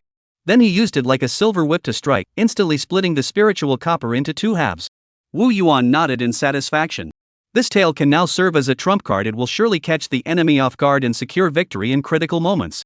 Wu Yuan closed his eyes to sense his bloodline, feeling a surge of excitement. My bloodline grade has now reached the 2nd tier supreme level. The improvement is truly swift. He could feel his breath growing stronger. Threads of demonic energy surged through his body like waves. And with each breath, he drew the spiritual energy of the heavens and earth into his body. 98 strands of demonic energy. Wu Yuan moved slightly, and his body was enveloped in a crimson-red aura of vital energy. This was Wu Yuan's blood energy, blazing hot and incredibly powerful. The color of this vital energy had already reached the mid-stage of physical cultivation. At the initial stage of body refinement, it appears as red mist and continuously disperses outward. At this stage, practitioners must constantly replenish their vital energy. At the mid-stage of body refinement, one can gather the qi and blood energy on the body's surface, appearing thicker and more condensed, though still in a gaseous state. Accompanying the qi and blood energy is an unprecedented sense of power. As the energy surges throughout the body, Wu Yuan felt a sense of frustration, as if he could shake the heavens and earth. Why has the growth of qi and blood energy and strength increased so much? Why did it surpass the mid-stage of qi cultivation? Wu Yuan was filled with confusion. Even if the quality of my bloodline has improved, it should only make cultivation faster and potential higher, right? How could it lead to such a noticeable increase in vital energy? Just as Wu Yuan was puzzled beyond comprehension, he glanced outside the treehouse and then opened the door. He saw the pangolin peeking its head through the door. its eyes filled with confusion, staring intently at Wu Yuan. "Boss, we feel like you're different from before," the pangolin asked curiously. Wu Yuan grinned. "Of course there's a big difference now." Wu Yuan suddenly stopped, sizing up pangolin from head to toe. So that's it. He finally understood the reason behind his transformation. "I'm getting closer to the barbarian beasts. That mouse-shaped bloodline spirit pattern must represent a mouse-shaped barbarian beast, and it might be related to the purity of the bloodline." Now everything made sense. The strongest aspects of barbarian beasts are their vital energy, strength, and physique. This mouse-shaped bloodline spirit mark must contain some mysterious power of the barbarian beast, which has allowed me to undergo such a tremendous transformation. One day, Wu Yuan slowly awoke from a deep sleep, feeling every inch of his skin brimming with vitality. He closed his eyes slightly and began to sense his demonic energy within, feeling it flow seamlessly through his meridians, coursing freely through his body. 99 strands of demonic energy. When he sensed the number of demonic energies within him, a gleam of excitement flashed in Wu Yuan's eyes. He suddenly opened his eyes, a satisfied smile curving his lips. "After 2.5 years of cultivation, my initial stage of Qi cultivation has finally reached its limit." This signified that his cultivation in the initial stage of Qi refining had reached a point where there was no further progress to be made. It's time to attempt breaking through to the mid-stage of Qi cultivation. Wu Yuan made up his mind silently. He felt that his current state was optimal, the perfect time to make a breakthrough. As for the rule on Xiaoing Mountain prohibiting demon clans at the mid-stage of Qi cultivation from entering, what did it matter to him, a demon born and raised in this place? After all, even the local spiritual plants, the Lingsang trees, could advance in cultivation. How could he, Wu Yuan, be any different? Those stinking outsiders coming to Xiaoing Mountain to plunder, how could they compare to someone like me, who is pure-blooded and of noble lineage? Wu Yuan muttered to himself, brimming with confidence in his talent and strength. Of course, while he was confident, he wasn't arrogant. Before taking action, he decided to play it safe. "Karma Pearl, tell me if this breakthrough will go smoothly," Wu Yuan whispered to the Causality Pearl. A message appeared in his mind. "White information, breaking through to the mid-stage of Qi cultivation poses no risks." Wu Yuan was not surprised by this result. He already possessed a second-tier premium bloodline, and had consumed numerous spiritual plants. Golden thread peony to purify demonic energy, and blood spirit mulberries to purify his physical body. If breaking through under these conditions still resulted in issues, then he might as well just end it all.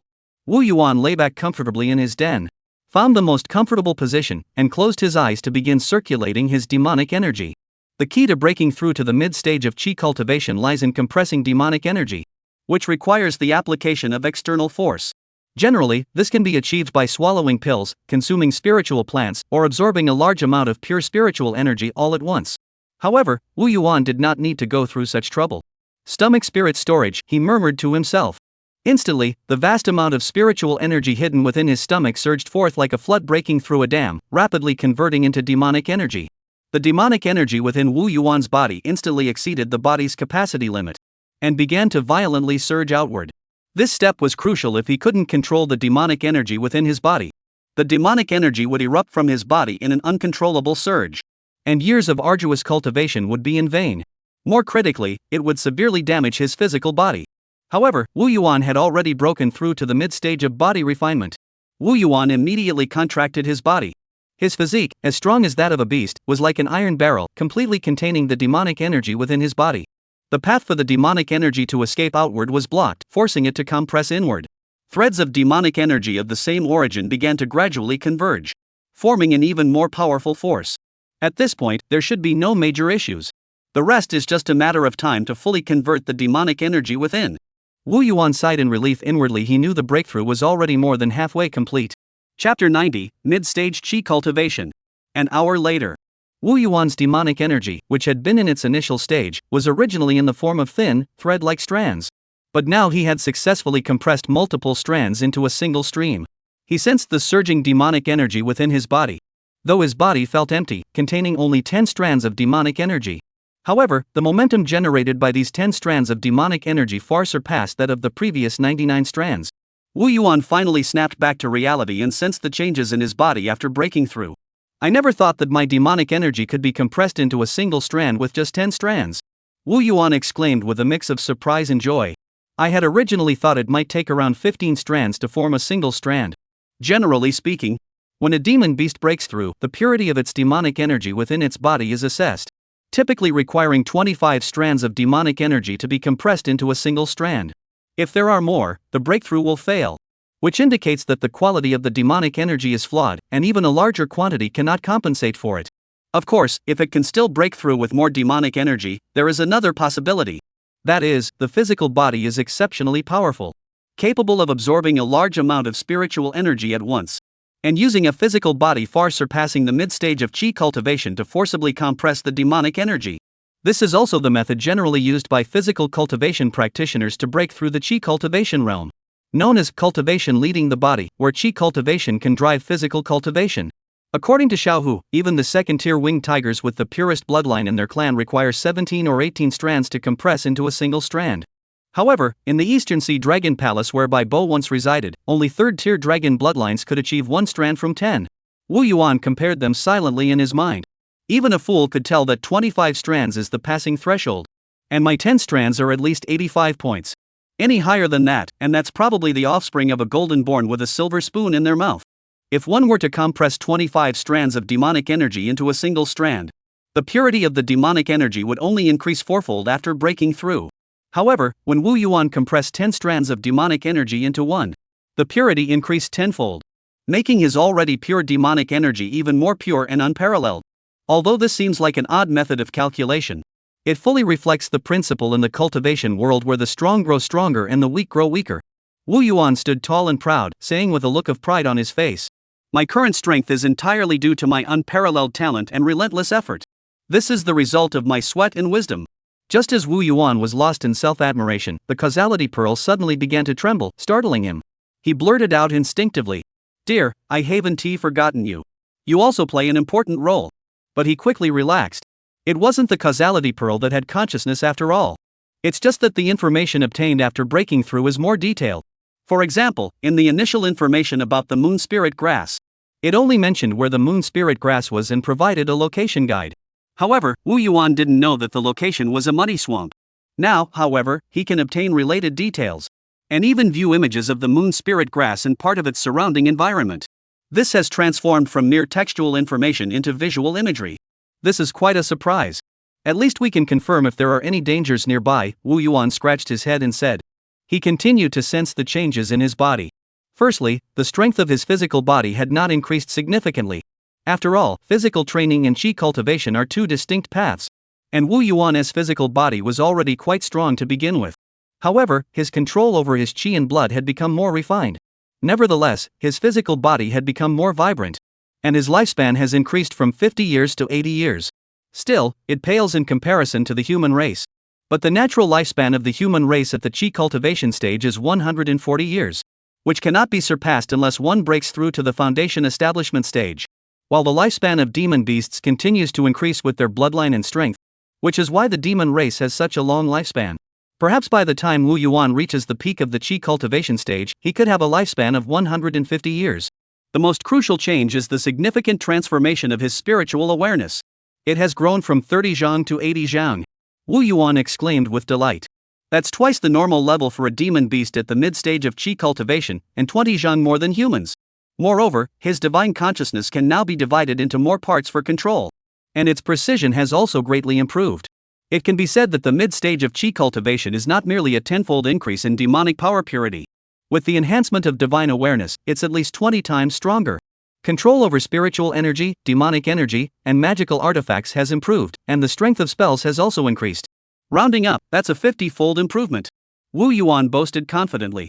Several days later, Bai Bo approached Wu Yuan with respect, and said solemnly, "Your Majesty, I wish to attempt a breakthrough this time." Wu Yuan immediately put down the jade tablet in his hand, stood up, and patted Bai Bo on the shoulder. "Take some snake spirit fruits with you, they'll be useful during your breakthrough. These snake spirit fruits contain abundant spiritual energy and can give you a helping hand in critical moments. You should break through here in this mine shaft. The spiritual energy here is far denser than in your cave, which will greatly benefit your breakthrough." Wu Yuan continued. Bai Bo was overcome with gratitude and knelt down once more. "Thank you, Your Majesty. Your Majesty's kindness is deeply etched in my heart. In the future, I will risk my life for Little Green Mountain without hesitation." Bai Bo did not hesitate, taking the snake spirit fruit and building a small hut in the mine shaft. Wu Yuan looked at Bai Bo's hut and felt deeply concerned. Furrowing his brows slightly, Bai Bo's breakthrough is still quite challenging.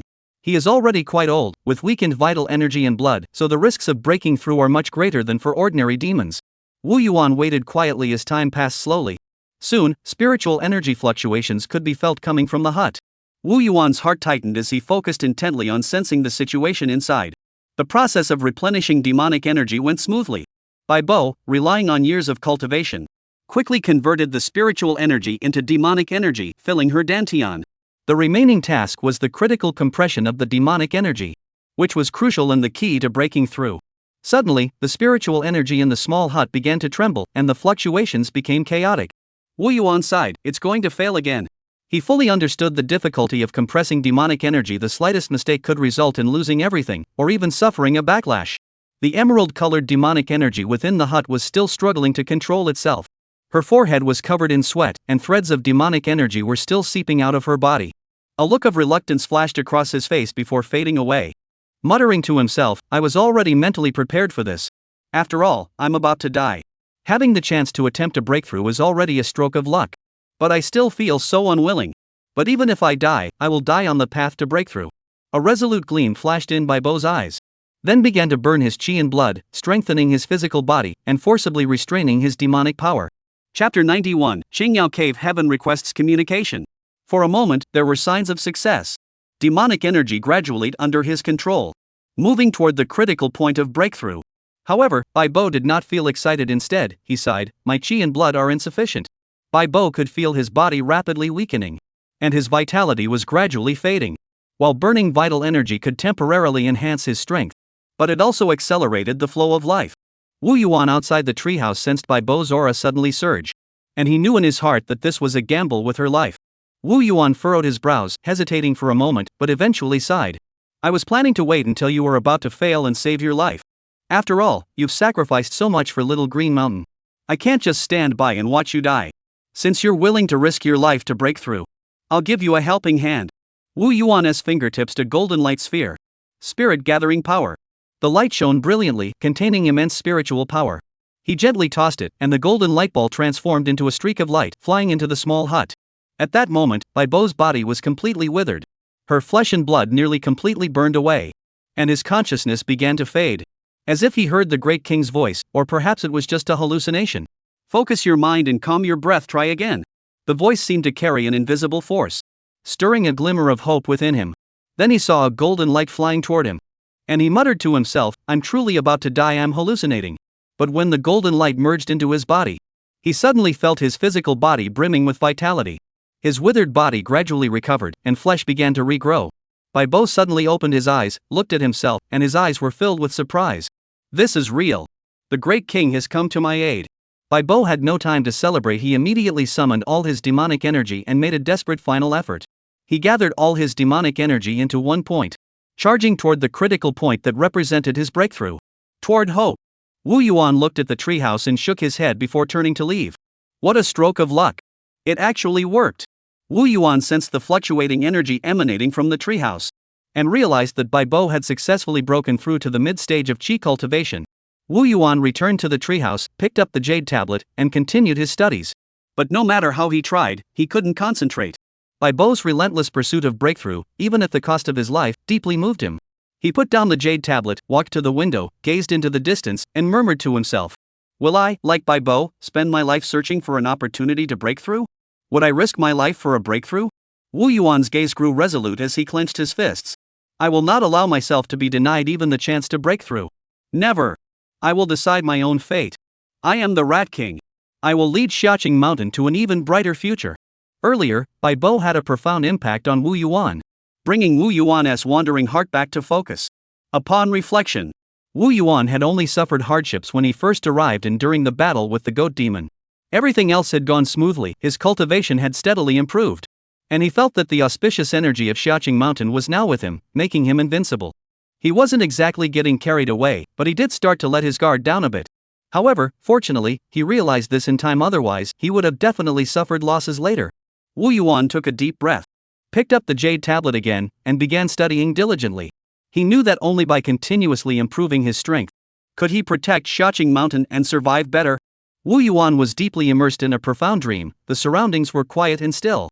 Only the sound of his even breathing echoed softly within the treehouse. However, amidst this tranquility, a small portion of Wu Yuan's consciousness, which had been dispersed throughout the Lingsang tree, suddenly sensed something amiss. As if an invisible force was quietly disturbing the main body. My body is beginning to dream.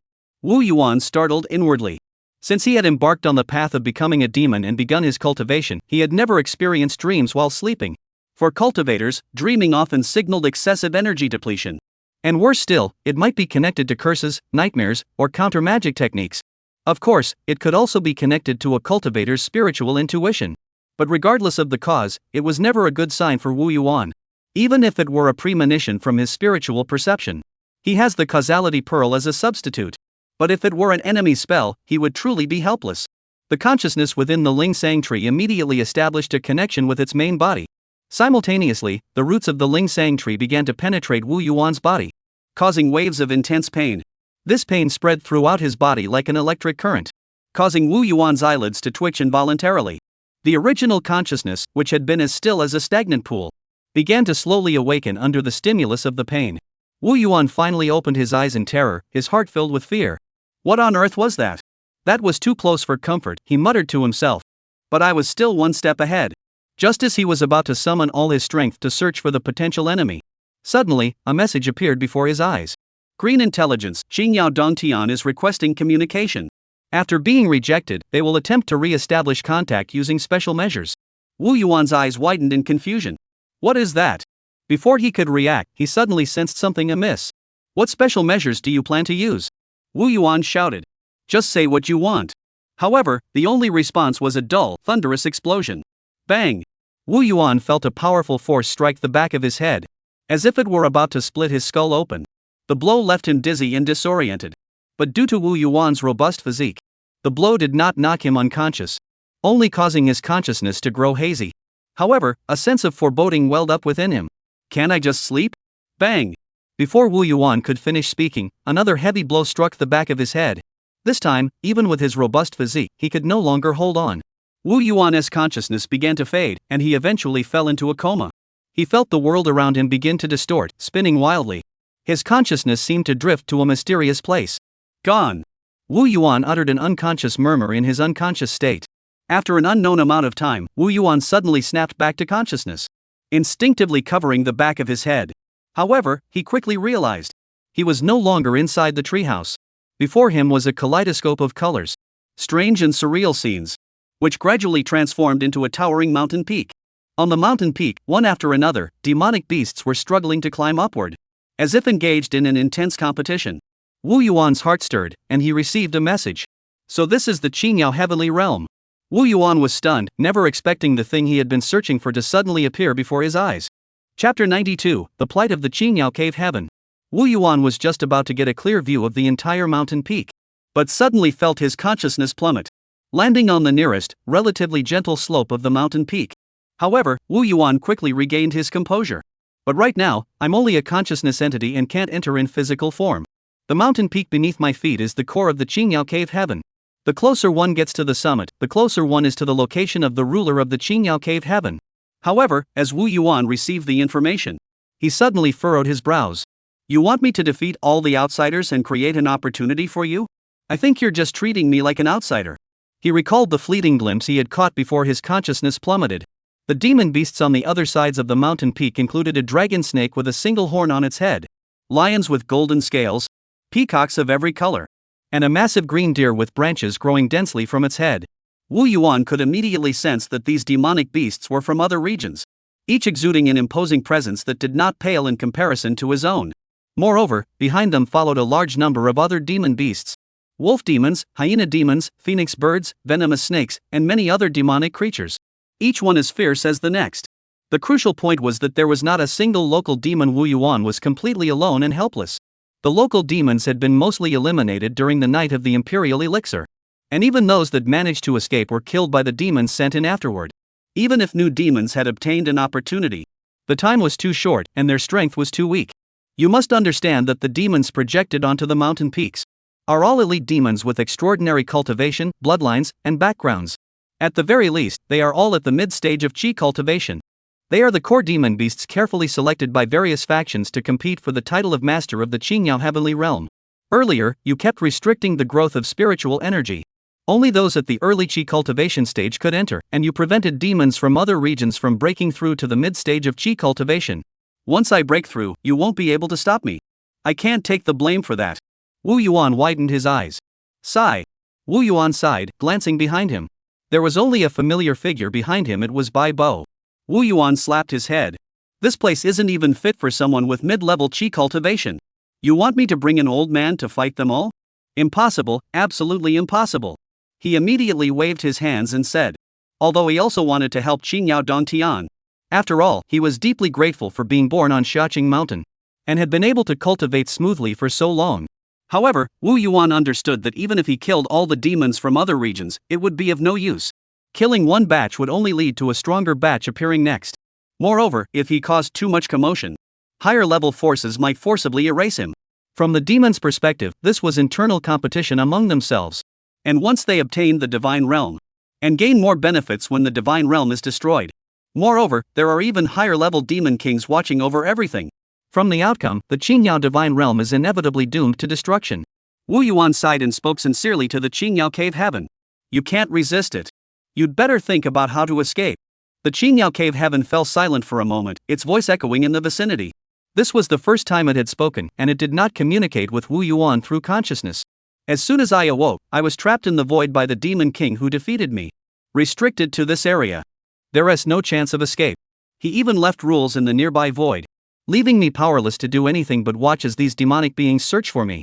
Once they seize the position of the ruler of the divine realm, I will be pulled back to the mortal realm, allowing the existing demon kings to pinpoint my exact location. The problem is, I don't even know where my mark in the mortal realm is. The power I can muster is already very limited. Wu Yuan fell silent for a moment. Can't we just surrender? The Qingyao divine realm fell silent for a moment. The fall of the cave realm was related to this demon king's ancestors. Wu Yuan rubbed his face, feeling utterly helpless.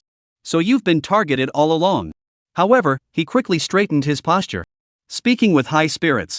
Though I don't know what your plan is, since you're willing to take a risk, I'll give you a hand. Even if it costs me half my life, I'll fight for you. Besides, I've been itching to test my skills against these external demon beasts, and see if they're worthy of the title of elite demon beasts. Wu Yuan, with his tiny mouse-like body, displayed an astonishing sense of daring. However, as soon as Wu Yuan finished speaking, he immediately bent over. His earlier boldness vanished, and he spoke with a sly, mouse-like expression.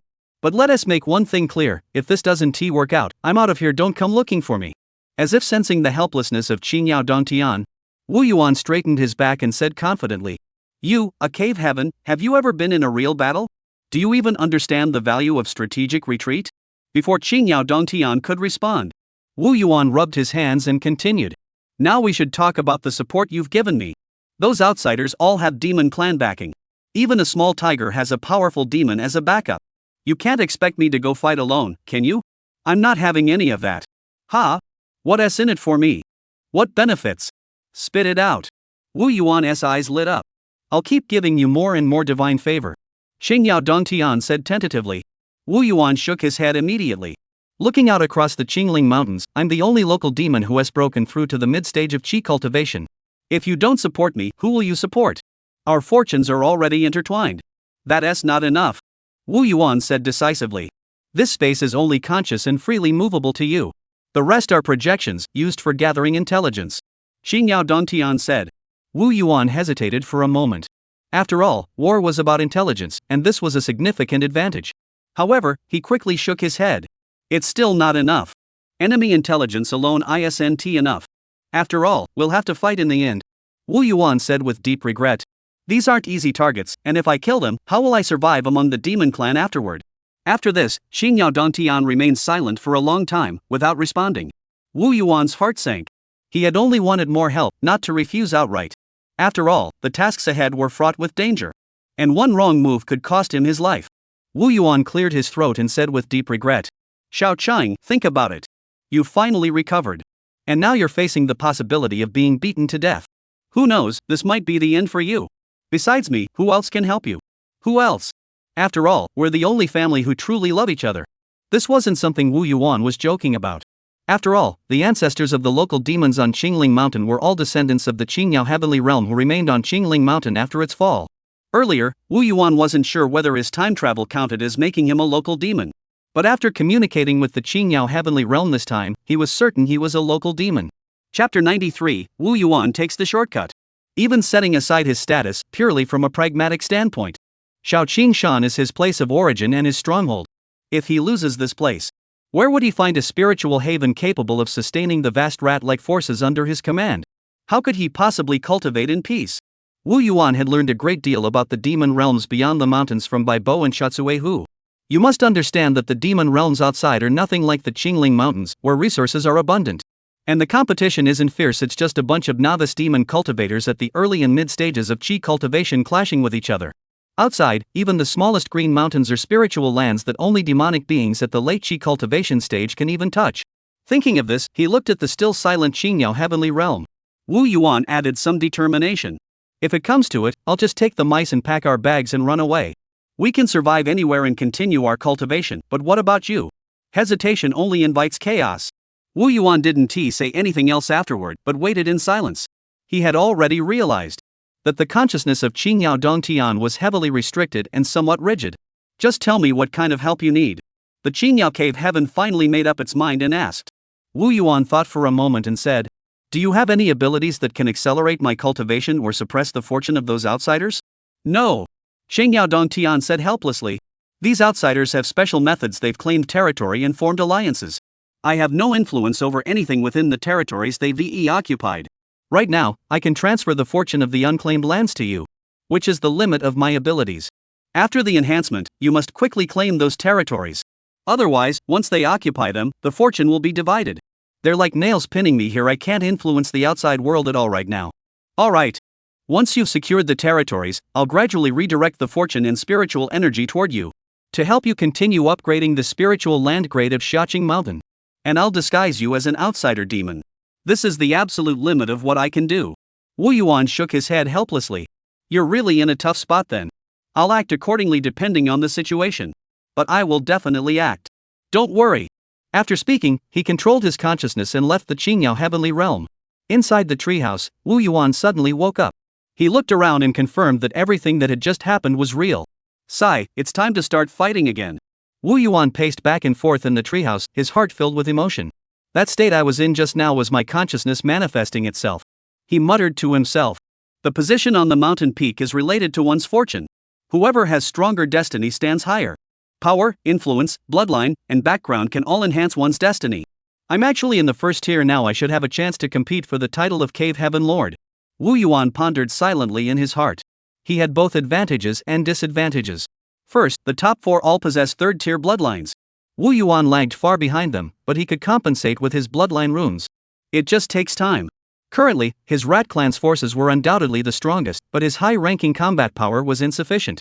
Wu Yuan believes his combat strength is not much weaker than theirs. However, these foreign demons must have stronger hidden cards. Currently, his territory is supported by the Divine Realm. He holds the advantage, but it will gradually diminish. Therefore, the top priority is to enhance his cultivation, expand his territory, and train his subordinates. Fortunately, most of these powerful demons were concentrated around the main peak, and the remote areas around Xiaqing Mountain have not yet arrived. This is Wu Yuan's opportunity, and he should be more aggressive afterward, as his strength is sufficient to claim a large territory. As long as he keeps his demon identity hidden locally, it should be manageable. Thinking of this, Wu Yuan couldn't help but curse under his breath. I'm in my own home and I still have to think so much. After all this, I've ended up being the only one left. Those outsiders are truly treacherous, a bunch of bandits. He was filled with indignation. We must strike back with all our might. Come what may, as long as we eliminate all our competitors, we'll basically be set. Wu Yuan secretly plotted in his mind. However, he soon scratched his head. But who's going to go through all that trouble to fight? Wu Yuan smiled slightly, having come up with a plan. Causality Pearl, tell me where the Qingyao Heavenly Realm is. Purple mist swirled before his eyes, and his gaze followed the connection he had just made with the cave heaven toward the location of the Qingyao Cave Heaven. His gaze then fell upon a familiar place, the Great Qing Stone. Purple intelligence, the Qingyao Cave Heaven's landmark is the Great Qing Stone, but it is nailed to the void and cannot be entered. This was the first time he had ever seen a purple intelligence report. Wu Yuan remained silent for a moment before bursting into laughter. No wonder, no wonder. No wonder he always felt blessed with good fortune and everything went smoothly for him. No wonder the Golden Intelligence Report mentioned that he has a fate connection with the Qingyao Cave Heaven. I was wondering how that connection came about. I thought it was just because of my local demon status. Turns out it's the stone right outside my house. I became a demon right at the entrance of the cave. Wu Yuan raised his head slightly, his heart brimming with pride. This proves one thing: this cave should rightfully belong to me. The Qingling Mountains are my territory. I will definitely achieve victory in the end. Wu Yuan composed himself but did not immediately head toward the Great Qing Stone. Moreover, going there suddenly would be too abrupt. And he didn't know if any higher level enemies had noticed. He could instead send the rat swarm to infiltrate the area discreetly and gather intelligence. Moreover, he knew that even if he went there, he couldn't enter the cave. And there was no way to lift the restrictions. And the large green stone is a somewhat mystical object. Wu Yuan also tried asking the causality pearl directly if there was a way to activate it. Unfortunately, to put it nicely, he and the activation method simply have no karmic connection at this time. To put it bluntly, he doesn't deserve it. Wu Yuan now roughly understood the principle behind the causality pearl providing information, which is based on whether there is a causal connection and how strong that connection is. This time, because of the connection between his destiny and consciousness, the conditions were met, so he received the information. However, since he has no causal connection with the Demon King, there is no relevant information. Nevertheless, Wu Yuan now knows where the divine realm is, which gives him a significant advantage. Other demon beasts are searching aimlessly, mostly heading toward the main peak, with no demons coming to this remote and desolate area. Wu Yuan can now make his plans with ease, and perhaps wait for them to come to him, delivering a decisive blow. Moreover, Wu Yuan had a plan in mind to ensure his own safety. He believed that as long as he acted cautiously, he will certainly emerge victorious in this competition and become the master of Qingyao Cave Heaven. Chapter 94, Expansion. Wu Yuan was closing his eyes in deep thought about the enemy intelligence he had obtained in the Qingyao Heavenly Realm. Wu Yuan sat upright inside the treehouse, his spiritual light flickering, illuminating his slightly furrowed brows. Wu Yuan had obtained a great deal of intelligence from the Qingyao Cave Heaven, including the detailed geographical location of Xiaoing Mountain. Xiaoing Shan was situated in the southwest corner of the Qingyao Divine Realm, backed by a barren spiritual energy zone, where the goat demon and the winged tiger had originally entered Xiaoing Mountain from this direction. To the north of Xiaoing Mountain lies a vast, boundless lake known as Panlong Lake. To the east lies a massive plateau, and to the northwest is a dense forest. These three regions surround Xiaoing Mountain in a corner. Wu Yuan plans to take the initiative and launch an attack. He was currently weighing which direction to prioritize for his next attack. Every decision will determine the future direction of Xiaoing Mountain, and there is no room for error. The northern highlands are filled with golden qi, forming a natural barrier. There is no need to consider enemies from that direction, and accordingly, an attack would also be difficult. The Poyan Lake region is a mix of humans and demons, mostly water demons, and is currently in a state of chaos, posing no immediate threat to Xiaoing Mountain. Wu Yuan pondered for a moment before slowly shifting his gaze toward the treehouse, as if he could see the mountain range to the northwest of Xiaoing Mountain. Then only Wolf Mountain remains. This dense forest, with its towering trees, resembled a green ribbon, situated precisely between Xiaoing Mountain and the main peak. Its geographical location was extremely strategic. This forest is occupied by a pack of wolf demons, hence Wu Yuan's name for it. In the past, it served as a natural barrier for Xiaoing Mountain to some extent, blocking many potential threats from the outside world. However, times have changed, and now these wolf demons, perched high above, have become a new threat. They also hindered their efforts to expand toward the main peak. After carefully weighing the pros and cons, Wu Yuan decided to launch an attack on the wolf demons first. Just as he made up his mind, a piece of intelligence was presented before him. Blue Intelligence Report: a mid-stage double-clawed soul-binding beast lurks within the body of the mid-stage Qi Cultivation Snowfield Wolf King. This demon specializes in mind control and soul-binding techniques, exerting a significant influence over the rat hordes. Wu Yuan narrowed his eyes as he read the intelligence. If a mid-stage double-clawed mind-binding demon is allowed to join forces with the wolf pack, the rat horde will suffer heavy losses. The rat swarm was an indispensable part of Wu Yuan's forces. If they were to be confused by it, the impact would be significant. However, their Wolf King's strength is only 7 or 8 demonic energy levels, weaker than mine. Moreover, the Double Claw Mind-Binding Beast clan has extremely weak physical bodies, which is a major weakness. Wu Yuan continued to review the intelligence. A chilling scene emerged in Wu Yuan's mind. Inside a hollowed-out mountain, the cold penetrated to the bone, and ice and frost covered everything, as if it were a world sealed by ice and snow, or even a drop of water froze instantly. A massive wolf demon, 9 meters long and 4 meters tall, like a moving mountain, lay motionless on the ground. With each breath, it stirs the frost and snow within the cave, and the air around it freezes instantly. Around the wolf demon, other wolf demons came and went, carrying large pieces of frozen prey in their mouths. carefully placing them before the Wolf King. The Wolf King merely opens its mouth slightly, and the prey is sucked into its mouth and swallowed, creating a rather grand spectacle. However, upon closer inspection, Wu Yuan noticed that among the grayish-white fur of the Wolf King, a snow-white demon the size of a palm. This demon had only 2 front claws, clinging tightly to the Wolf King's body.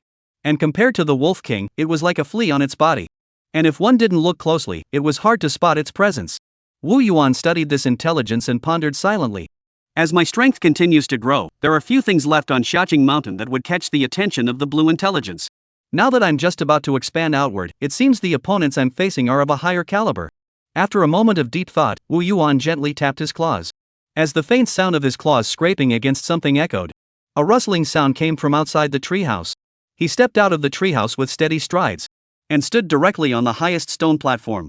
He surveyed the entire mine shaft, waiting silently. Within a few breaths, Bai Bo and De Lao He led a swarm of rat demons, filling the entire cave.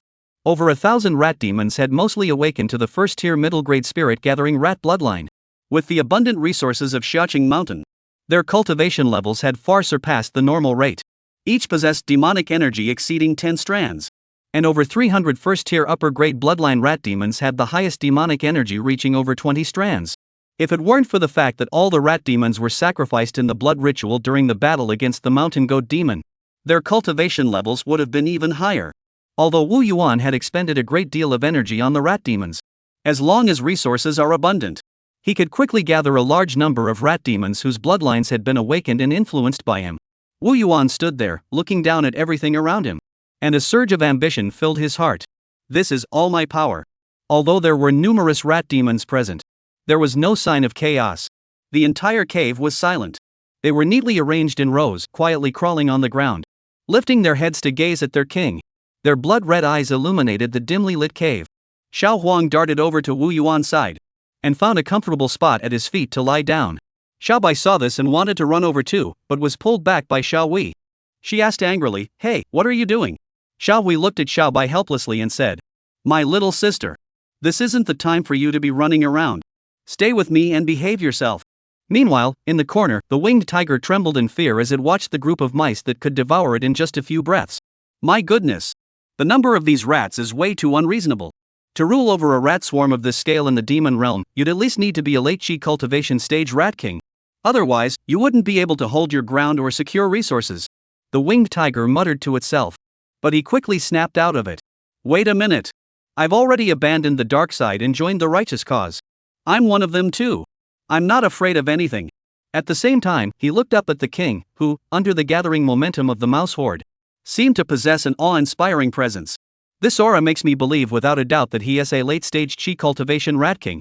They're so much stronger than those dark, cave-dwelling rats of the mouse clan. But if it's the great king speaking, then everything makes sense. The great king truly lives up to his reputation as the future star of the demon clan. Chapter 95, Wolf Mountain. The winged tiger has been staying with Wu Yuan all this time, insisting on following Wu Yuan wherever he goes. He works very diligently, and every day he takes Xiao Hui to other areas around Xiaoing Mountain to gather intelligence. One was fast, the other skilled at hiding, and the two beasts hit it off immediately, helping Wu Yuan gather a great deal of intelligence from the surrounding areas. And Wu Yuan rewarded them generously for their efforts. Meanwhile, the winged tiger actively collaborated with Wu Yuan in researching spiritual patterns. Of course, he was one of the subjects being studied. Additionally, he was well informed about various rumors within the demon clan, which greatly assisted Wu Yuan. Ultimately, Wu Yuan agreed to accept Xia Hu into his ranks. Now he lives a very comfortable life, with his fur shiny and glossy, and even the areas where he had torn off his wings have begun to regrow flesh. This was a reward from Wu Yuan for the winged tiger's meritorious service, which helped him recover some of his injuries. At that moment, the pangolin emerged from the side and nodded. You're absolutely right. The leader is destined to become the demon king. The winged tiger nodded in agreement.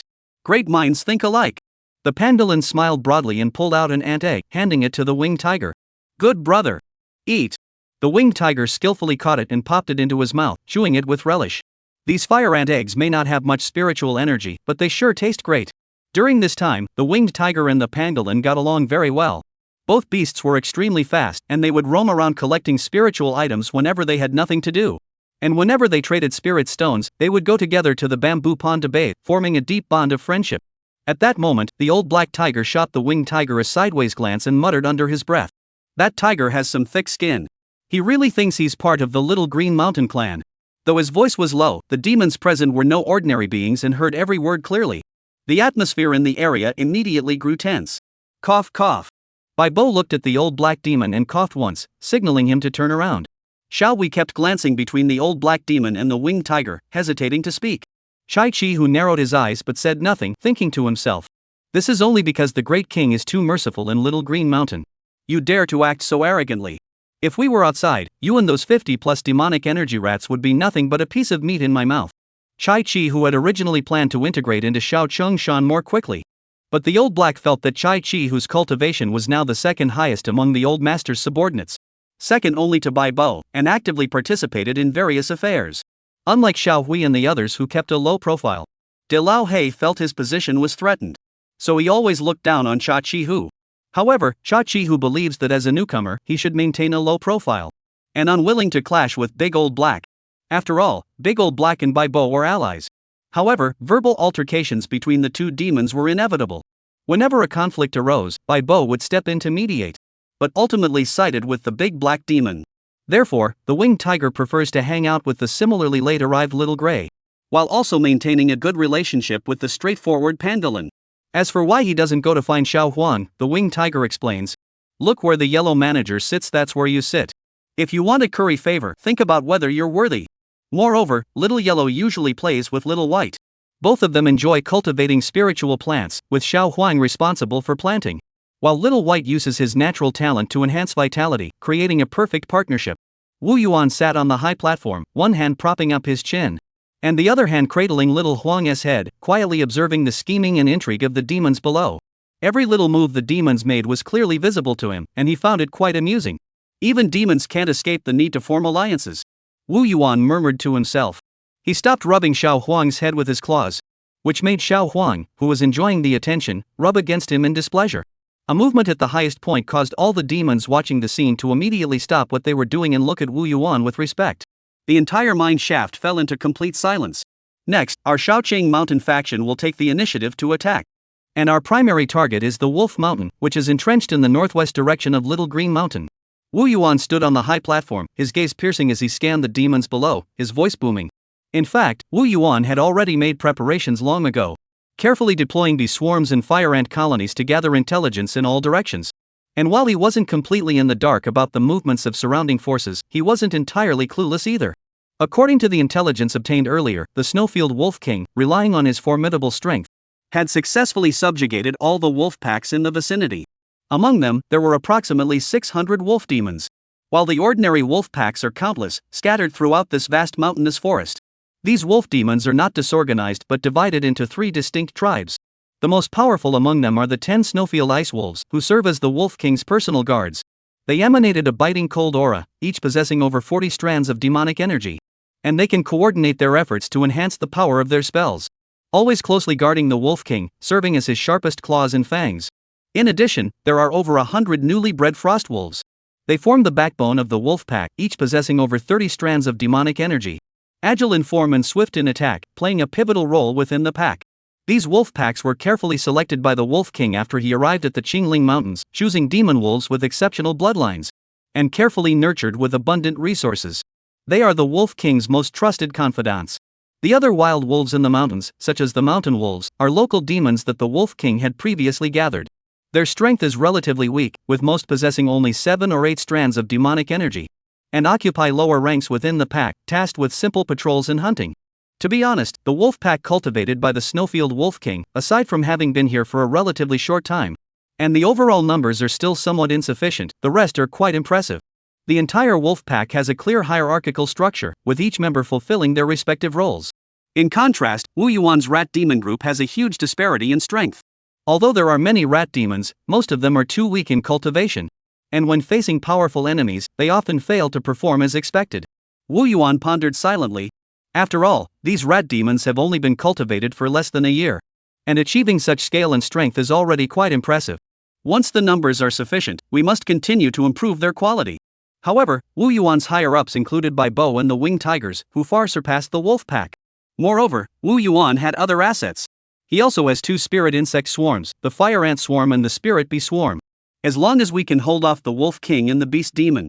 Then in a group battle, relying on their numerical advantage, they can win no matter what.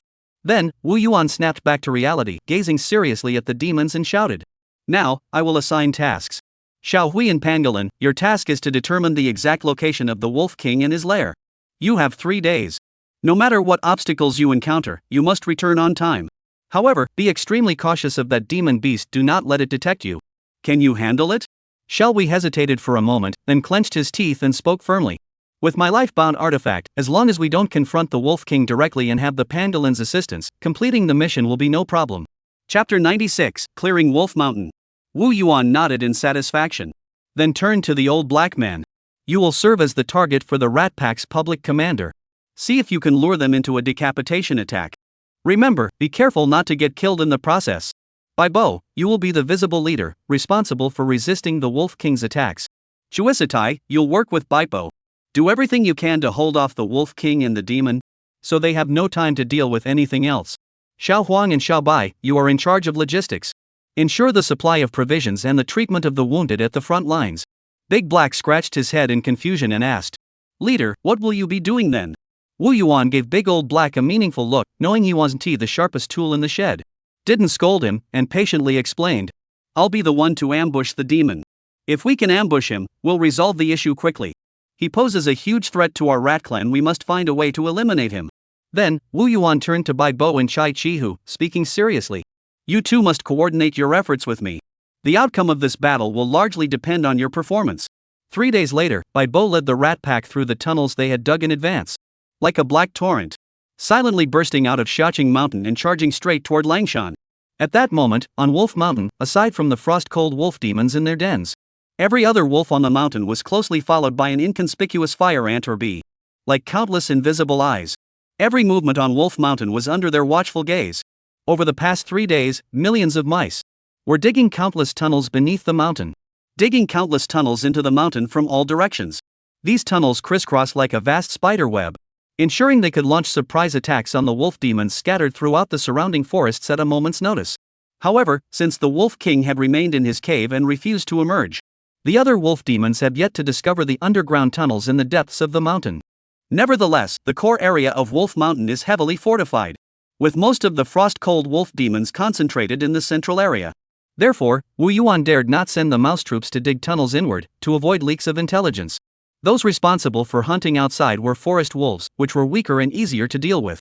Wu Yuan hid in the shadows, his gaze fixed on the movements on Wolf Mountain. Once all the rat demons were ready, he took a deep breath. And with a single command, the assault on Wolf Mountain officially began.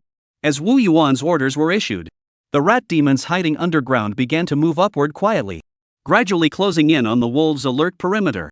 Some of the more vigilant wolf demons had already sensed something was amiss. They turned their heads restlessly, sniffing the air with their noses. Suddenly, several spirit bees darted toward the wolf demons' faces like arrows leaving the string. The wolf demons were drawn to the sudden attack and raised their heads to defend themselves.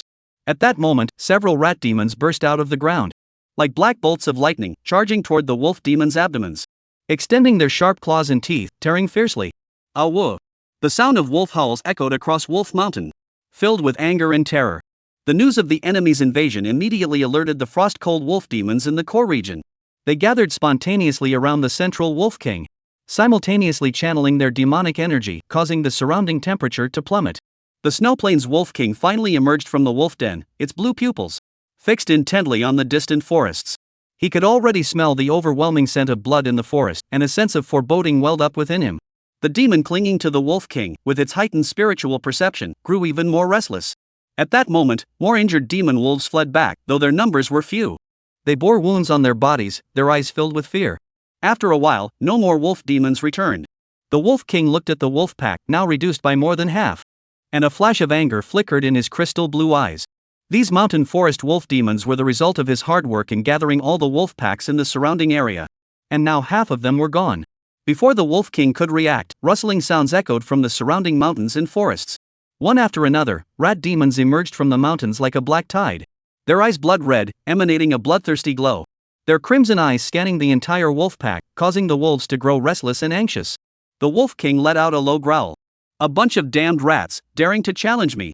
At that moment, Bai Bo and Chai Chi who emerged from the divided rat horde Before Bai Bo could exchange words with the Wolf King, Chai Chi, who couldn't wait to speak. Hey there, isn't this the Snow Plains Wolf King from the Northern Ice Plains? How did you end up here in the Qingling Mountains to make a living?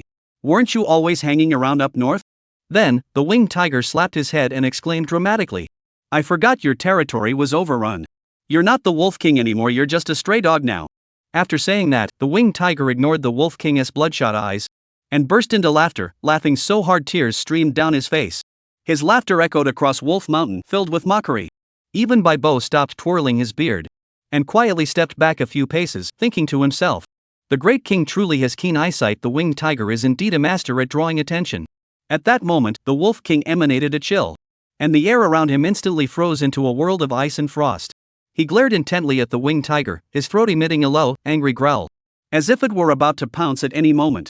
Wu Yuan, hidden in the shadows, relied on his demonic perception far surpassing the Wolf King's, closely observing every movement of the demon beast on the Wolf King's body. He clearly sensed that the demon had bitten the Wolf King earlier, which had snapped the Wolf King out of his trance, preventing him from acting impulsively. At that moment, Wu Yuan keenly sensed a sliver of opportunity. He immediately transmitted a message to the winged tiger, increase the pressure. Upon receiving the message, the winged tiger showed no change, merely wiped the tears from the corner of his eye, took a step forward, and shouted, You're nothing but a stray dog, completely lacking the majesty of a Wolf King. You're useless. The word useless struck like a heavy hammer, shattering the Wolf King's heart. The Wolf King could no longer contain himself, roaring in anger, like a white bolt of lightning, charging toward the winged tiger. As the Wolf King moved, the surrounding wolf demons all charged forward, like a white tidal wave surging toward the rat swarm. Meanwhile, under Wu Yuan's covert command, the mouse swarm surged forward like a black river. Both sides were instantly engulfed in a fierce battle. However, under Wu Yuan's precise control, were gradually pulling the wolf demons outward, leaving only ordinary rats at the center. Chapter 97, Wu Yuan's Specialty. Bai Bo also stepped forward to hold back the Snowfield Wolf King, who was in the middle of his chi cultivation, to prevent the winged tiger from being killed in one blow. Though the Wolf King's second-tier bloodline was superior to Bai Bo's, but Bai Bo relied on his years of experience and the winged tiger's occasional sneak attacks, though still at a disadvantage, managed to hold the Snowfield Wolf King at bay. Soldier against soldier, general against general. Though the Wolf King holds a slight advantage, his pack is being beaten into the ground by the mouse horde. It was a one-sided slaughter. However, Wu Yuan, watching from the sidelines, was puzzled. Why isn't the beast demon helping the Wolf King and the wolf pack? At that moment, 2 or 3 rat demons were working together with dozens of fire ant spirit bees to attack a wolf demon. With clear divisions of labor, some were tasked with distracting the wolf demon, while others launched attacks from the sides or rear. Occasionally, a mountain wolf demon was knocked to the ground by the rat demons, and then devoured completely, leaving only a pool of blood behind. Only the frost-cold wolf demons could offer slight resistance, emitting a chill from their bodies, forming defensive barriers. However, when faced with a large number of well-coordinated enemies, they began to suffer casualties. But as long as the double-claw mind-binding beast activated its mind-confusing spell, it could immediately turn the tide. However, the beasts remained unmoved. Wu Yuan sensed the demon's subtle demonic awareness scanning the battlefield, and formed the hypothesis in his mind. Is it searching for me, who is hiding outside, or the old black one? Or are they at odds with each other? Frost Wolf's freezing breath. At that moment, the Snowfield Wolf King expelled a cold, translucent wolf-shaped blast of frost from his mouth, which flew toward Bai Bo. Before the attack even reached her, Bai Bo's joints had already frozen solid, and his movements slowed down. The Wolf King's fangs suddenly swelled, like an icy sword, flashing with a cold glow, and swiftly shot toward Bai Bo. Bai Bo had no time to dodge, and could only watch helplessly as the ice sword approached. This was the winged tiger, wielding a tiger-headed shield, using a windwalk spell to dash in front of the emerald waves and shield them. However, the winged tiger's eyes were filled with sorrow as he muttered to himself, Father, we need you again. The biting cold swept over them, trapping the 2 beasts in place. An ice sword strikes the tiger-headed shield, slicing off half of the tiger's skull and pinning it firmly to the shield. But the winged tiger did not rejoice at having blocked the attack. Instead, its expression changed drastically. Something's wrong. The spell's power is too weak. At that moment, the Snowfield Wolf King suddenly turned and charged into the depths of the rat swarm, his agile form sweeping through the cold wind, charging wildly through the rat swarm. Wherever he went, the rats froze to death. Some rat demons tried to leap onto the Wolf King to block him, but one by one, they turned into solid ice and could not move. The Wolf King fixed his gaze on the large black rat frantically fleeing within the rat horde and roared, You must be the true leader of this rat horde. I knew beavers and tigers couldn't possibly coordinate the rat swarm so precisely. After chasing for a few breaths, the snowplain wolf king suddenly sensed something was wrong. How could this weak rat demon run so fast? He then noticed a yellow glow flickering beneath the rat demon's feet. Damn it, it's earth walking technique. Now it was the turn of the old black one to speak. He ran while looking back and shouted loudly, "You stray dog, just eat the mouse lord's farts." As he spoke, he actually let out a fart. The fart was incredibly foul-smelling, with a faint yellow tint filling the air. This left Wu Yuan, who had been hiding nearby, completely stunned. But suddenly, a strange, flute-like sound echoed throughout the area. The sound was melodious yet tinged with a hint of the supernatural. The old man stumbled and fell to the ground, muttering to himself, "This feeling is so familiar." The surrounding rat swarm's eyes went wild, and their movements became twisted, and were swiftly devoured by the wolf demons, whose aura and strength had surged dramatically. Wu Yuan quietly ceased the earth movement technique he had cast on the old black man. He carefully sensed the demon's spell. This beast demon's demonic awareness is far weaker than mine. Even with a magical artifact enhancing it, its influence on me is minimal. At that moment, the Wolf King, seeing the winged tiger already charging toward him, immediately pounced on the old black wolf to ensure a fatal strike. The Snowfield Wolf King did not use any spells that could be easily blocked. Instead, he bared his fangs and bit into the great black one. He even endured the attack from the tooth-shaped magical artifact wielded by the green-haired tiger beside him, with blood flowing freely from his waist, but he paid no heed. The winged tiger tried to block the Wolf King, but a sound like a flute echoed in his ears, and his feet began to stumble, his eyes growing disoriented.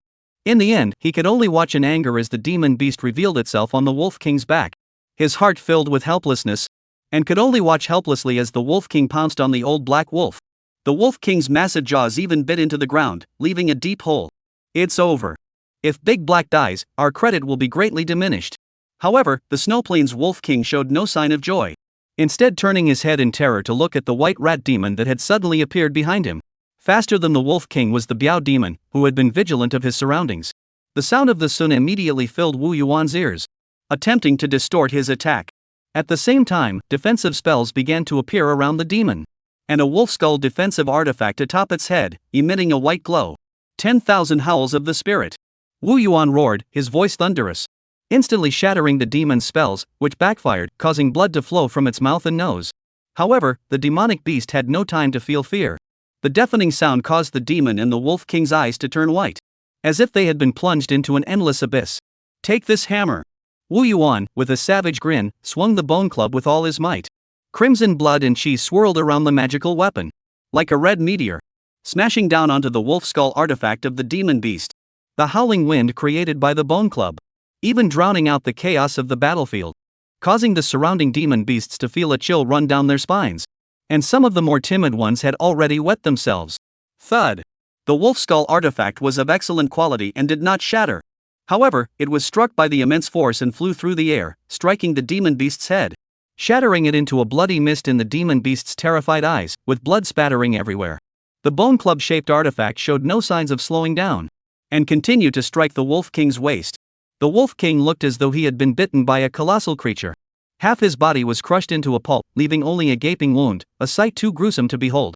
He was then violently hurled through the air by the immense force and crashed heavily onto the ground. Wu Yuan watched the Wolf King being tightly protected by the wolf guards behind him, and was somewhat surprised. You didn't even have any defensive measures left by the great demon. You're looking a bit down on your luck. Wu Yuan did not continue his attack. He only needed to kill the beast demon. The Snowplains Wolf King could be spared. This was an idea that had suddenly come to him. However, Wu Yuan had not spared any effort in his previous attack, and the Wolf King had to survive his first strike before anything else could be considered. At that moment, the Wolf King staggered to his feet, his legs still trembling, his eyes expressionless, muttering to himself, "Is this right? With such strength, you should have gone to the main peak to claim territory. To ambush me, a stray dog, here?" He cast a reverent glance at Wu Yuan, clenched his tail tightly, and cautiously asked, "O mighty Rat King, have I offended you in any way?" Wu Yuan replied bluntly, "None." The Wolf King sighed in relief. It feared most that Wu Yuan would attack it head-on and kill it outright. It's good that we can communicate. Chapter 98, Wu Yuan's Old Familiar Demon. The Snowfield Wolf King continued. "Do you know that I am a subordinate of the Golden Armor Lion King? Your unjustified attack on me goes against the pact made by the great kings of the main peak." The Wolf King couldn't help but shed tears as he spoke, his heart filled with grievance and helplessness. Who could understand? He just wanted to find a place to rest. But he was blocked at the door by a demon, and now his life was hanging by a thread. Wu Yuan scratched his head. He knew all about this alliance.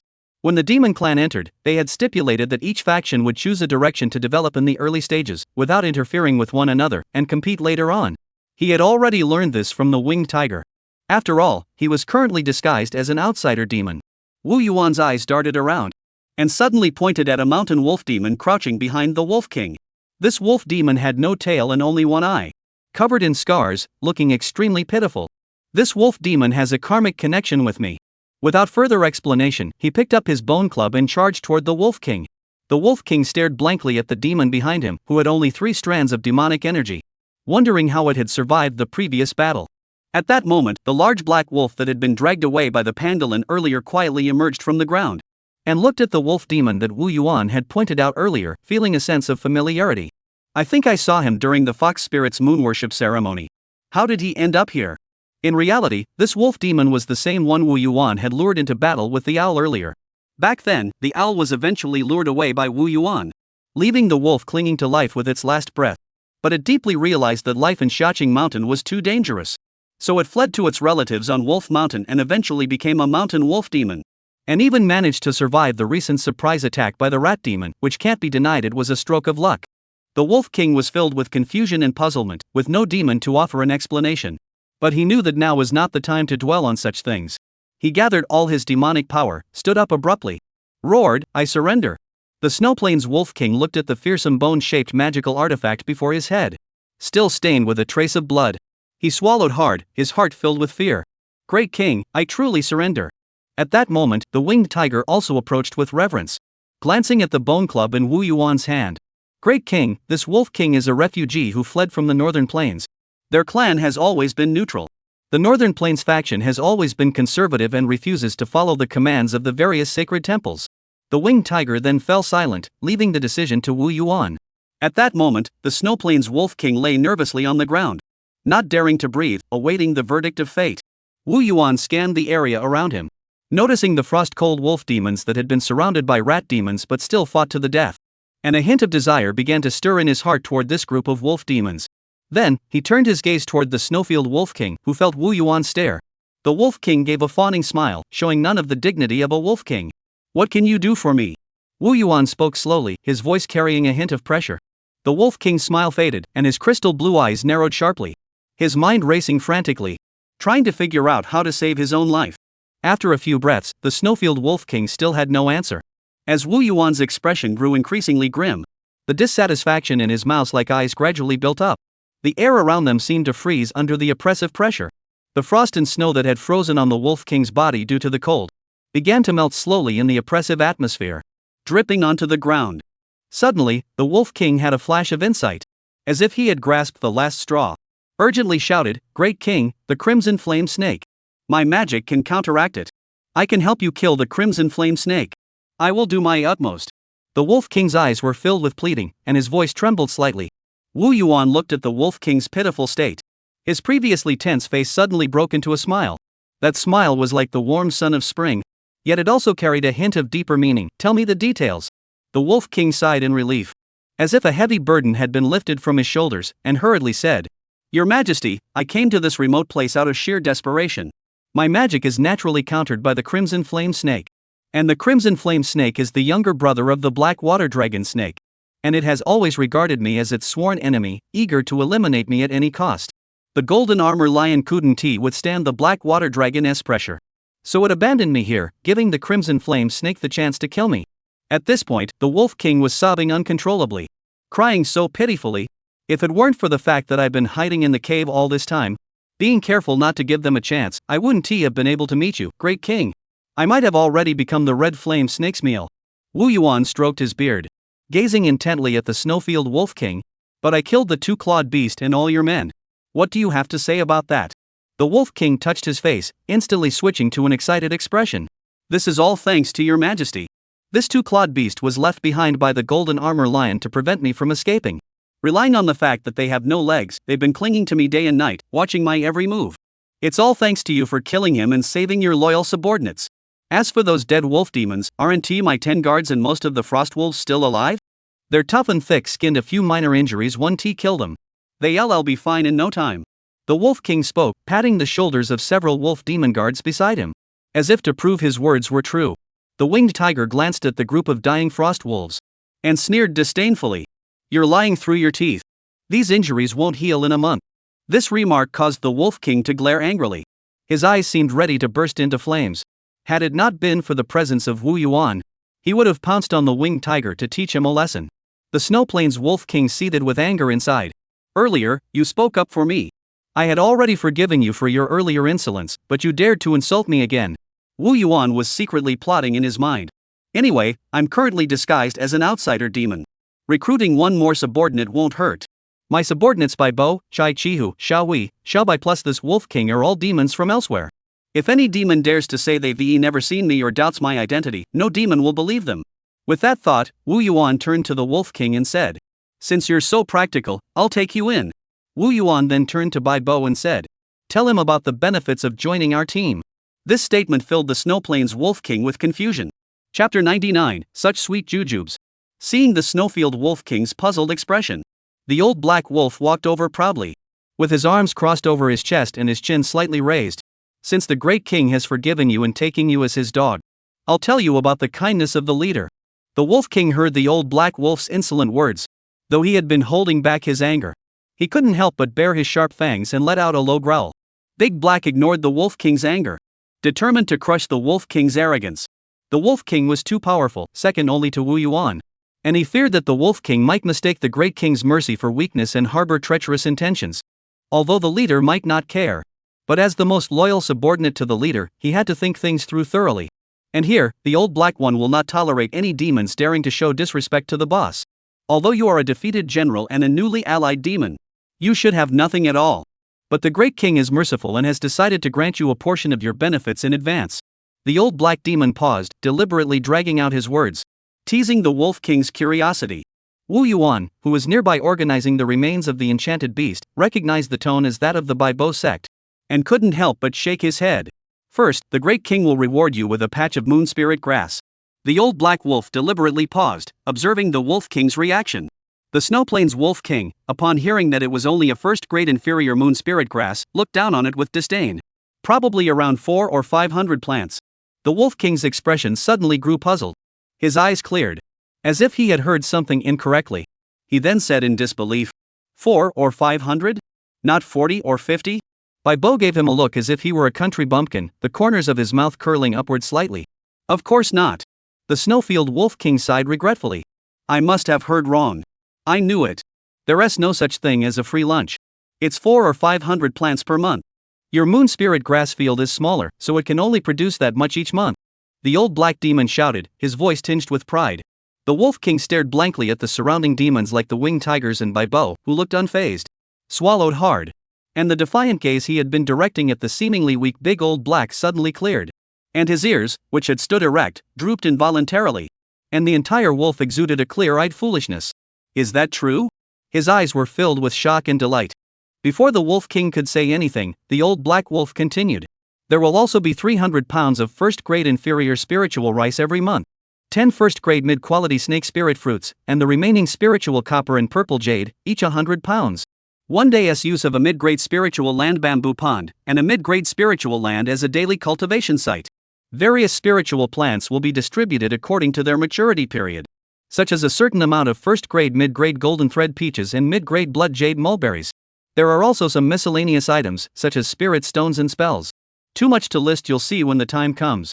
The old man spoke in one breath, feeling parched and coughing once. That's all. There will be additional rewards once you've proven yourself. After speaking, the old man with the black beard crossed his arms behind his back, looking proud and arrogant. The old black man didn't mention what responsibility the Wolf King would take on. And the Wolf King didn't ask either. After all, besides his own life, what else did he have? Even if he wanted to risk his life. Under such conditions, even late-stage Qi cultivation demon beasts wouldn't be able to find the door even with a lantern. The Wolf King watched Wu Yuan, who was idly rubbing an ancient flute-like artifact, and suddenly pounced at his feet, lying prostrate on the ground. Its massive body causing the ground to tremble slightly. He even felt his body was too large, and dug a hole in the ground, burying his body inside, so that his eyes were level with Wu Yuan's feet. Great King, I never imagined that the homeland of our Snow Plains Wolf clan would be breached. Was I made to wander here just to meet you? No, it's not wandering, it's embarking on the journey home. The Snowfield Wolf King's voice choked with emotion, tears glistening in his eyes. Legend has it that our ancestors were the guard dogs of the Northern Plains rulers. Now I can finally restore the glory of our ancestors. As these words echoed, the surrounding world fell silent, as if time itself had frozen in that moment. Even Wu Yuan, who had seen many strange demonic creatures, felt a bit dazed, his lips twitching slightly. Even the usually shameless winged tiger was so stunned he couldn't speak, his mouth wide open, unable to close it for half a moment. Well said. The silence was broken. The demons watched as the excited Big Black led the pangolin to the Wolf King, shouting, "You're absolutely right. I could tell at a glance that you're a wise demon. But your perspective is still a bit narrow." The old black demon looked serious, with his hands on his hips, speaking with great solemnity. The Wolf King looked puzzled. "What's wrong? The boss isn't just some North original king, he is definitely the demon emperor." The old black man spoke with unwavering certainty, his eyes filled with admiration. The pangolin nodded in agreement. That's right, that's right." The Wolf King fell into deep thought, his eyes sparkling, as if he could see the glorious future when he and his followers would rise to power. Wu Yuan, standing nearby, listened with a look of exasperation on his face, kicked the old black dog aside, and said irritably, "You're such a country bumpkin who's never seen the world, you'll say anything.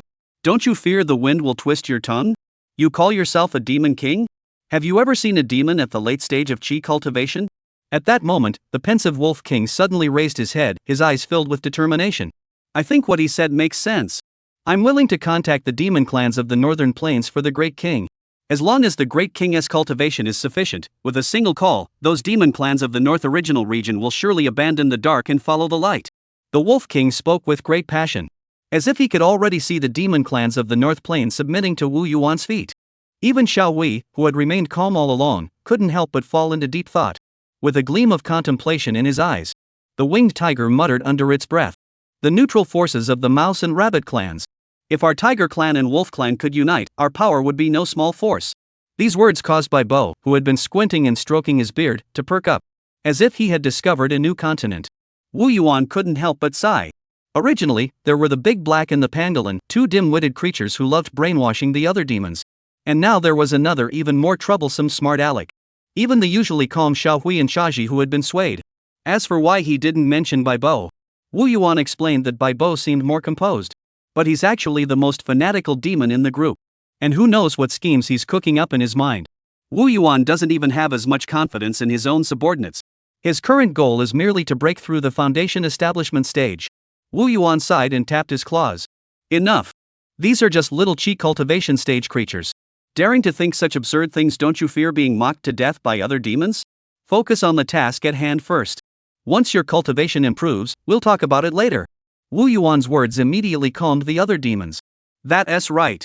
The foundation of any plan is cultivation. Without cultivation, everything is just empty talk and fantasy. The Great King certainly won't be held back by cultivation. But we can't afford to be complacent. What if our cultivation is insufficient and we can't participate in the Great King's great affairs? That would be disastrous. All the demons made up their minds at once. Cultivate. We must strive to cultivate our cultivation and not hold the Great King back. Chapter 100, The Changes in Little Green Mountain. Wu Yuan looked at the demons who had regained consciousness and sighed in relief, muttering to himself. These things are best kept to oneself. How could one possibly say them aloud? What if we ever have to do something big in the future? Being so careless would only attract the demons' attention. Thus, Wu Yuan successfully conquered Wolf Mountain in just over 3 days, successfully expanding his territory. Wu Yuan addressed the crowd of demons. Let's clean up the battlefield now. Deploy the Mouse Intelligence Squad, extending toward the main peak. We need to gather more information. Wu Yuan then addressed the Wolf King. After that, your wolf pack will remain here and continue as usual. If the golden armor lion grows suspicious, hold him off first. Do not act rashly under any circumstances. The Snowfield Wolf King, however, spoke with tearful eyes, looking pitifully. Great King, I don't want to be alone here as a demon. This place is unfamiliar to me, and I feel uneasy. Wu Yuan sighed again. Then follow me back to Little Green Mountain to recover first. Come back once you're healed. Bai Bo and Dao He, the two of you stay here and develop Wolf Mountain. You two know the area well and will find it easier to operate here. Yes, Your Majesty. Bai Bo and Dao He replied in unison. This was actually Wu Yuan's own idea. After all, capturing Wolf Mountain but leaving the Wolf King behind would be no different from not capturing it at all. Wu Yuan needed to subject him to a period of ideological re-education.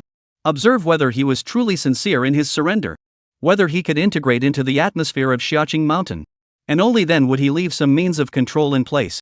Wu Yuan sat steadily on the back of the massive pangolin. The pangolin's hard, smooth scales shimmered faintly in the sunlight. It moved with steady steps, carrying Wu Yuan back to Xiaoing Mountain. On either side of Wu Yuan were the equally massive Wolf King and Winged Tiger, closely following behind. Like two loyal guardians, majestic and imposing.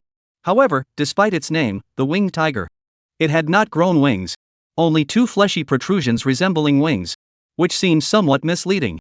Meanwhile, the Snowfield Wolf King's body, there is a startlingly large gash, left behind from a previous battle, diminishing its majesty somewhat. The Wolf King, Xing, looked around fiercely, occasionally lowering his head, sniffing the air around him, as if savoring the fragrance of the land. Every time Wu Yuan's gaze fell upon him, it would open its mouth wide, extending its tongue, which was white with a hint of red, revealing an innocent smile, and its tail wags wildly, as if eager to share its joy with Wu Yuan. The force of its tail wagging was so great that it nearly blew away the little gray and white dogs following behind. Originally, Xiao Bai was already unhappy about not being allowed to join the battle, but now it made Little White even more upset, and he pulled out a carrot, eager to try it on the Snowfield Wolf King's rear end. However, he was immediately stopped by Little Gray from behind, thus sparing the Wolf King from the humiliation of having his rear end exposed. Wu Yuan looked at the Wolf King's adorable appearance, which reminded him of the little dog he had once kept, and a smile couldn't help but rise in his heart. And he asked, "What's your name?" The Wolf King wagged his tail, a hint of confusion flashing in his eyes, as if pondering the question. At that moment, the Winged Tiger stepped forward proudly and said, "My full name is Huang Xiaohu. The Great King calls me Xiaohu." The Wolf King's eyes darted around, as if he had an idea, and grinned, "Great King, just call me little dog." Wu Yuan heard this and remained silent for a moment, but couldn't help but burst into laughter. "I'll just call you Little Wolf." Wu Yuan noticed a fleeting look of disappointment in the little wolf's eyes, and couldn't help but mutter to himself, could his ancestors really have been a dog demon? Wu Yuan narrowed his eyes slightly, and examined Little Wolf beside him with great interest. The young wolf's lively eyes darted around, looking left and right, curiously observing everything around him, looking more and more like a dog that had accidentally wandered into a wolf pack. Wu Yuan found it amusing, but ultimately felt it was inappropriate to pry further. After all, the little wolf's origins had little to do with him, and it didn't really affect him in any meaningful way. So he decided to keep his curiosity buried deep within himself. Wu Yuan sat steadily on the broad back of the pangolin. The pangolin moved forward with steady, powerful strides, and soon carried him back to Xiaoing Mountain. As Little Green Mountain came into view, the little wolf couldn't help but pause for a moment. At that moment, the entire Little Green Mountain was completely different from before. Could be said to be completely different. Originally, Wu Yuan's strategy had primarily focused on underground exploration, and had only made superficial attempts at surface development. He had only planted spiritual plants in areas rich in spiritual energy and cared for them meticulously. However, after Wu Yuan received news of the Qingyao Cave Heaven, he decided to abandon his conservative development strategy, adopting a more aggressive approach. Moreover, the spiritual energy in this area will continue to increase, which undoubtedly provided an excellent opportunity for the development of Xiaoing Mountain. Thus, a comprehensive development campaign for Xiaoing Mountain was launched before Wu Yuan set out on his expedition. The project was led by Xiao Huang, the chief administrator of Xiaoing Mountain. At this time, the entire Xiaoing Mountain was bustling with activity, with the busy figures of mice everywhere. They moved in groups, each with their own tasks. Some mice used their sharp teeth to gnaw on weeds and shrubs, trimming them neatly. Others used their claws to fill in holes, digging up rocks, and working tirelessly to level the ground.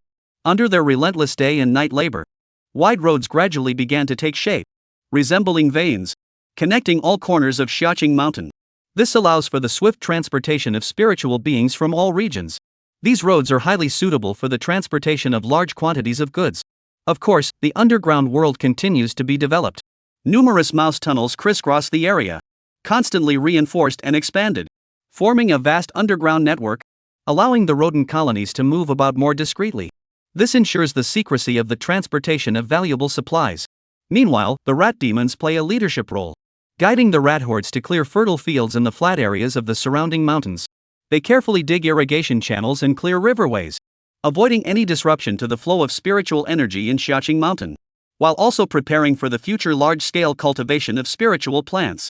Moreover, Xiaoing meticulously planned various demon beast breeding grounds, intending to provide ample demon beast meat for the Wu Yuan.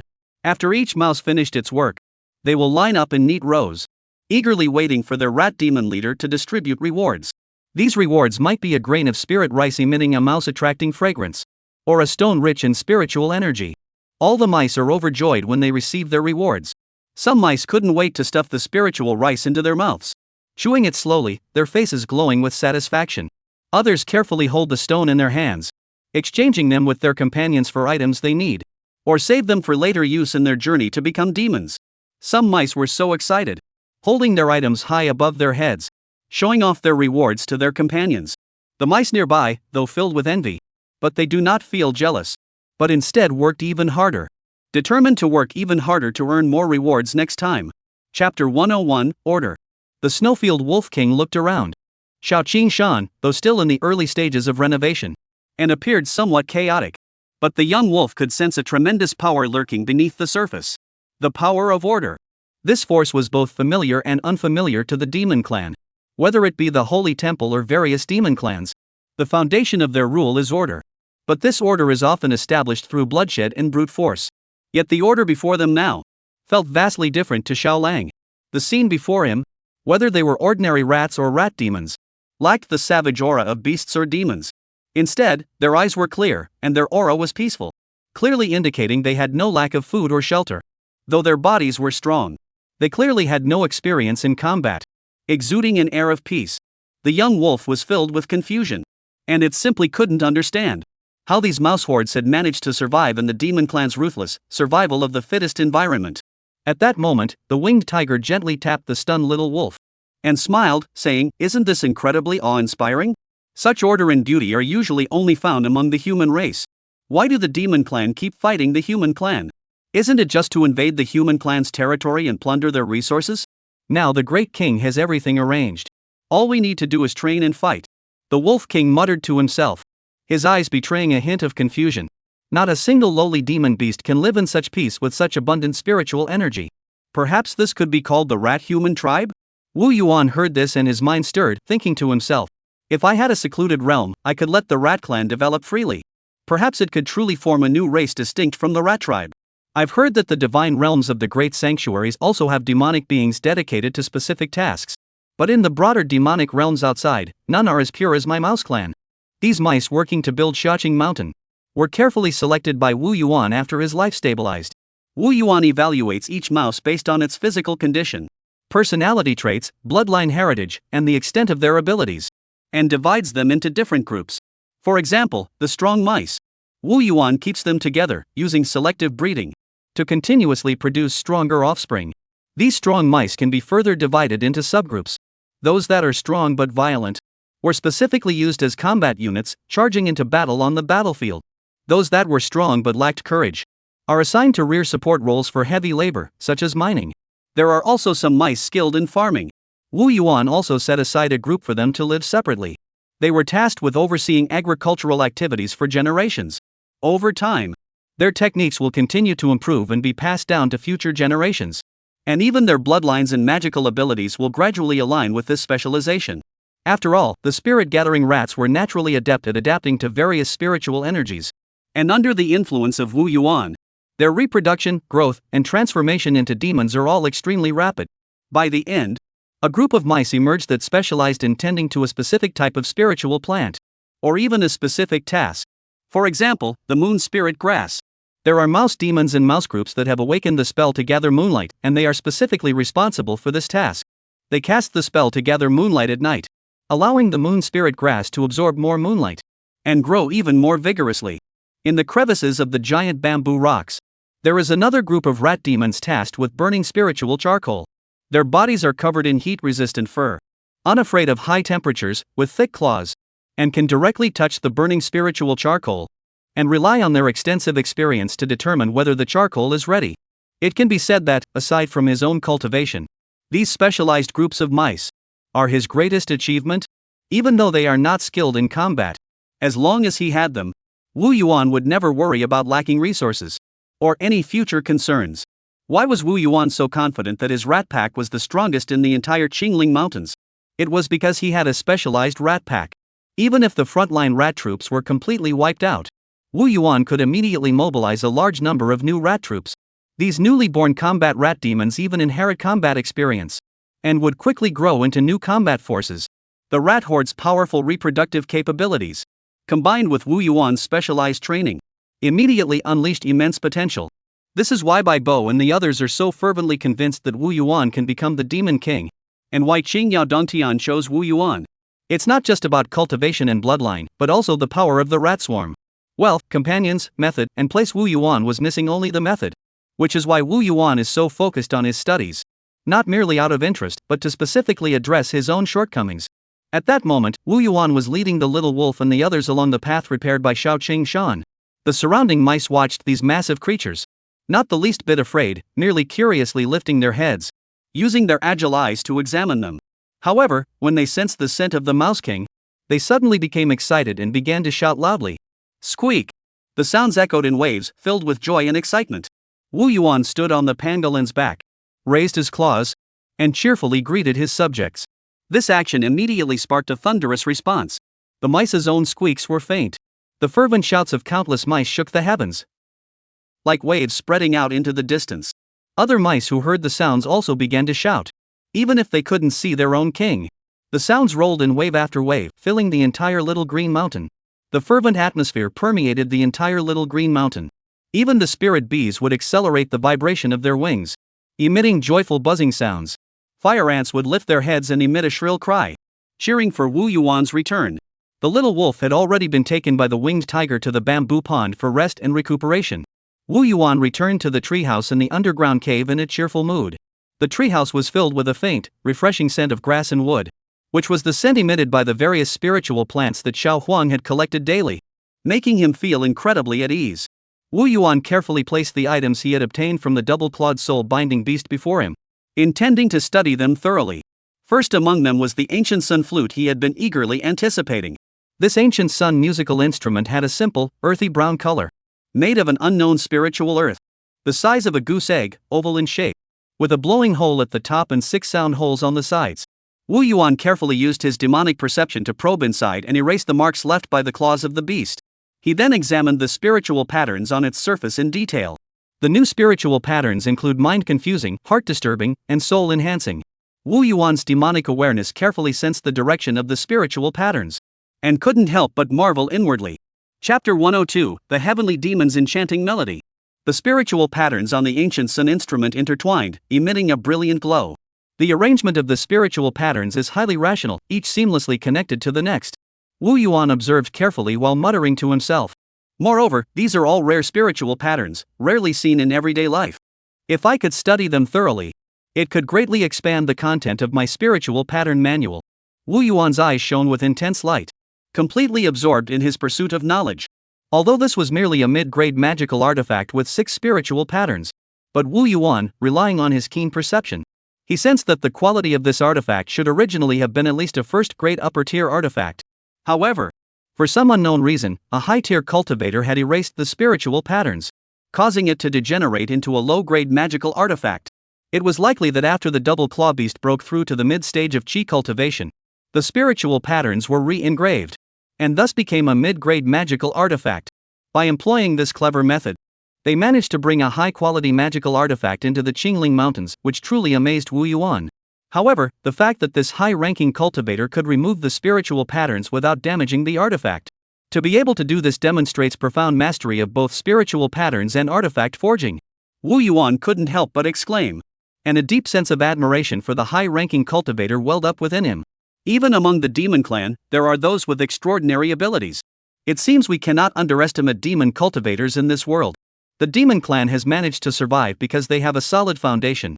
Wu Yuan carefully observed the ancient flute artifact with his demonic perception, immersed in the sea of spiritual patterns. By studying the techniques of this unknown cultivator, he seemed to catch a glimpse of the higher realms of spiritual patterns in artifact forging, which provided immense benefit to his own spiritual patterns and weapon forging skills. However, after a thorough examination, Wu Yuan couldn't help but complain. But this double claw mind binding technique is pretty lackluster. It's just mindlessly memorizing the patterns and copying them verbatim. He has no understanding of the depth, pauses, or turns in the spiritual patterns. They all have their own significance. These spirit patterns are just stamped on, not carved in. He hasn't grasped the essence of the spirit patterns at all. He can't unleash the true power of this mid-grade magical artifact, the Ancient Sun, and it might even cause conflicts. No wonder his activation of the artifact doesn't affect me. Wu Yuan felt that he was in excellent condition today, and a strong urge welled up within him, and decided to re-engrave the spiritual patterns on the artifact. He extended a claw, from which a powerful surge of vital energy, slowly erasing the spirit patterns that had been carved onto the surface with his claws. Under the impact of the vital energy, like fragile, withered wood, instantly dissipating. Then, Wu Yuan channeled his demonic energy, using his claws as a pen to engrave within the artifact. Each stroke contained his understanding and insights into the spiritual patterns.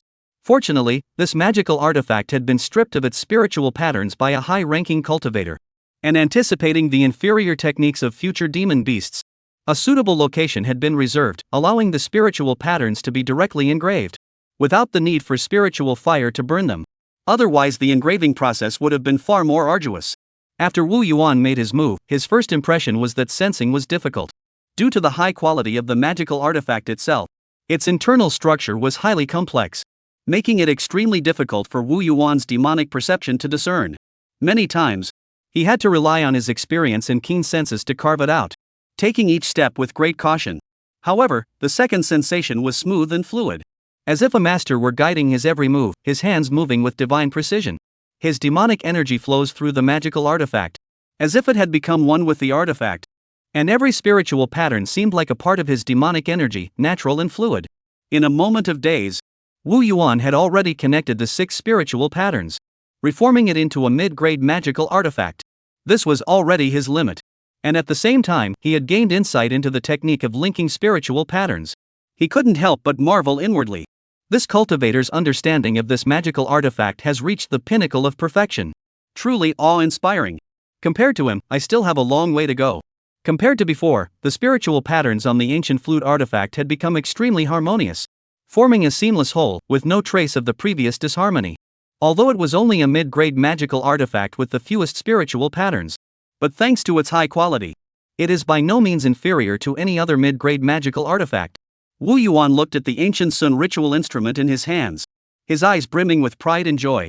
This also tested the results of his long period of study. Excitedly, Wu Yuan rubbed his hands together, his eyes sparkling with anticipation. A magical artifact of this quality might just have the potential to develop a spirit. He couldn't wait to activate his soul-awakening talent. Gently tapping his claws on the ancient flute artifact. Woo-woo! The mine shaft echoed with the melodious sound of the Sun.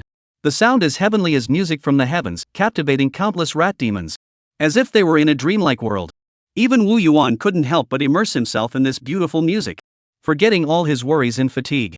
Soon, the music faded away, and Wu Yuan slowly opened his eyes. Exhaled a breath, his eyes filled with awe. Its power is too overwhelming. It targets the soul, even I couldn't withstand it. This ancient Sun musical instrument is truly extraordinary. Wu Yuan extended his hand, and the ancient Sun landed steadily in his claws. He could clearly sense a faint consciousness emerging from within the artifact. This consciousness was extremely weak, and even weaker than the initial blood-bound spirit mulberry tree. However, emerging from nothingness, this was a monumental breakthrough. Afterward, Wu Yuan could control the ancient Sun artifact without distractions. He and the artifact were in perfect harmony, and the artifact's consciousness felt like an extension of his own. Even without Wu Yuan activating his demonic energy, the instrument still emitted a faint, ethereal sound.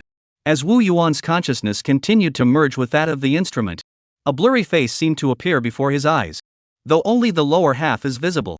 Those were such beautiful lips, with crimson lips and pearly teeth, as delicate as jade, as if they were the most perfect work of art in the world. As the ancient Sun flute pressed against the lips, its melodious sound echoed.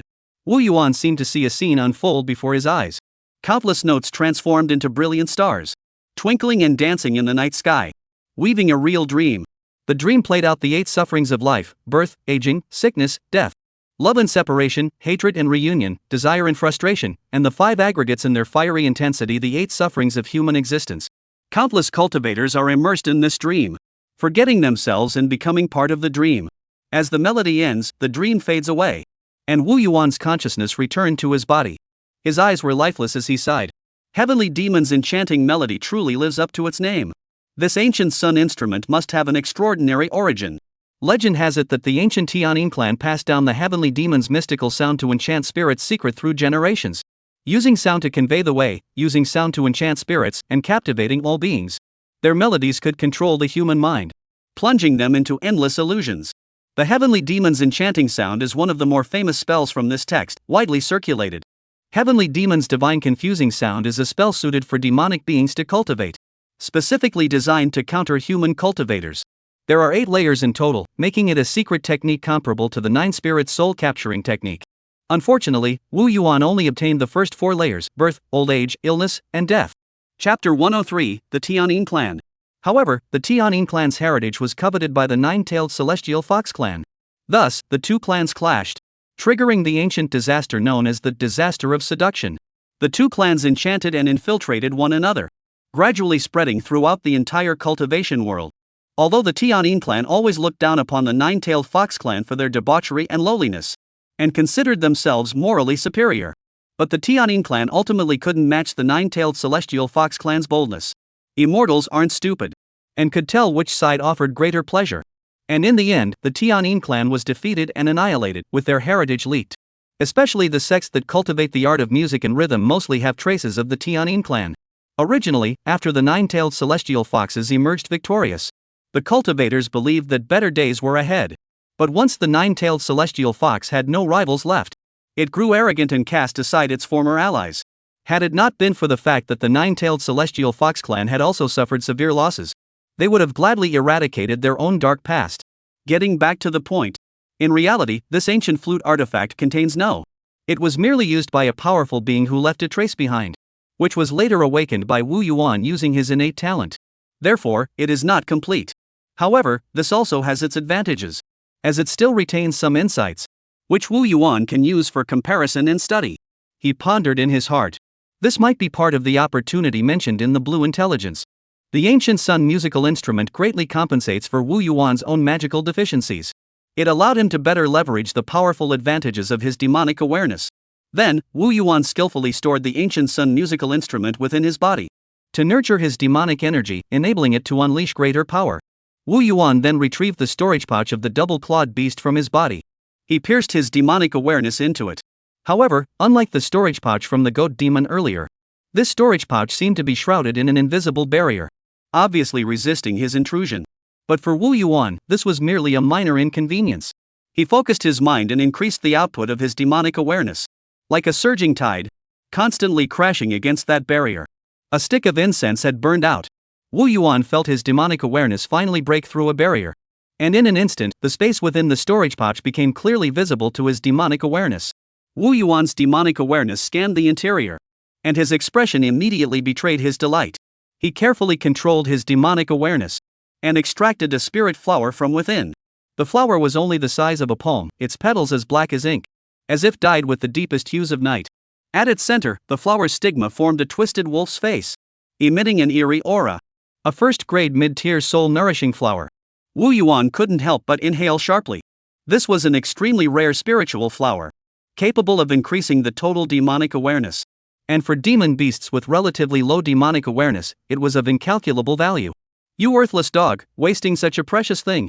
You're lucky I didn't turn you into minced meat. Wu Yuan glared at the broken roots of the soul-nurturing flower, his face filled with sorrow. He seemed to see the demon beast with its claws trembling as it picked the soul-nourishing flower, roughly snapping its roots and stems, showing no regard for this precious spiritual flower. Even a mountain goat knows to keep the roots intact. You've injured the soul-nourishing flower. I wonder if it can even be revived. If you're still alive, I'll make you taste the 10 most brutal tortures. Wu Yuan murmured sorrowfully to himself. Wu Yuan dared not delay, and immediately used his innate ability to gather spiritual energy, condensing a single drop of golden transformative power. He carefully dripped the transformative energy onto the injured part of the soul-nourishing flower, his eyes fixed intently on the soul-nourishing flower, fearing he might miss even the slightest change. As he watched the once withered soul-nourishing flower begin to recover, Wu Yuan sighed in relief. Thankfully, there's still a glimmer of life left. The transformative energy is working. He silently praised his own talent. Wu Yuan's spirit-gathering talent now had a wide range of applications. Healing injuries and enhancing potential were no problem at all. Currently, Wu Yuan could condense 1 drop of the power of creation each day, most of which he uses after spending hours meditating on his bloodline spirit patterns until his head spins, or using himself as a test subject for various spirit patterns or spell experiments, leaving behind injuries. Occasionally, he sets aside some for the bloodbound spirit mulberry tree, to enhance the tree's primordial essence. He had also given some to Xiao Huang before, but it had no effect. And Xiao Huang even disliked it, saying it had no taste, and said it wasn't as tasty as the moon spirit grass. Enraged, Wu Yuan kicked Xiao Huang away with a single kick, disdainfully saying he only knew how to eat. Wu Yuan placed the soul-nourishing flower in a purple jade box, intending to nourish it with the power of creation for a few more days.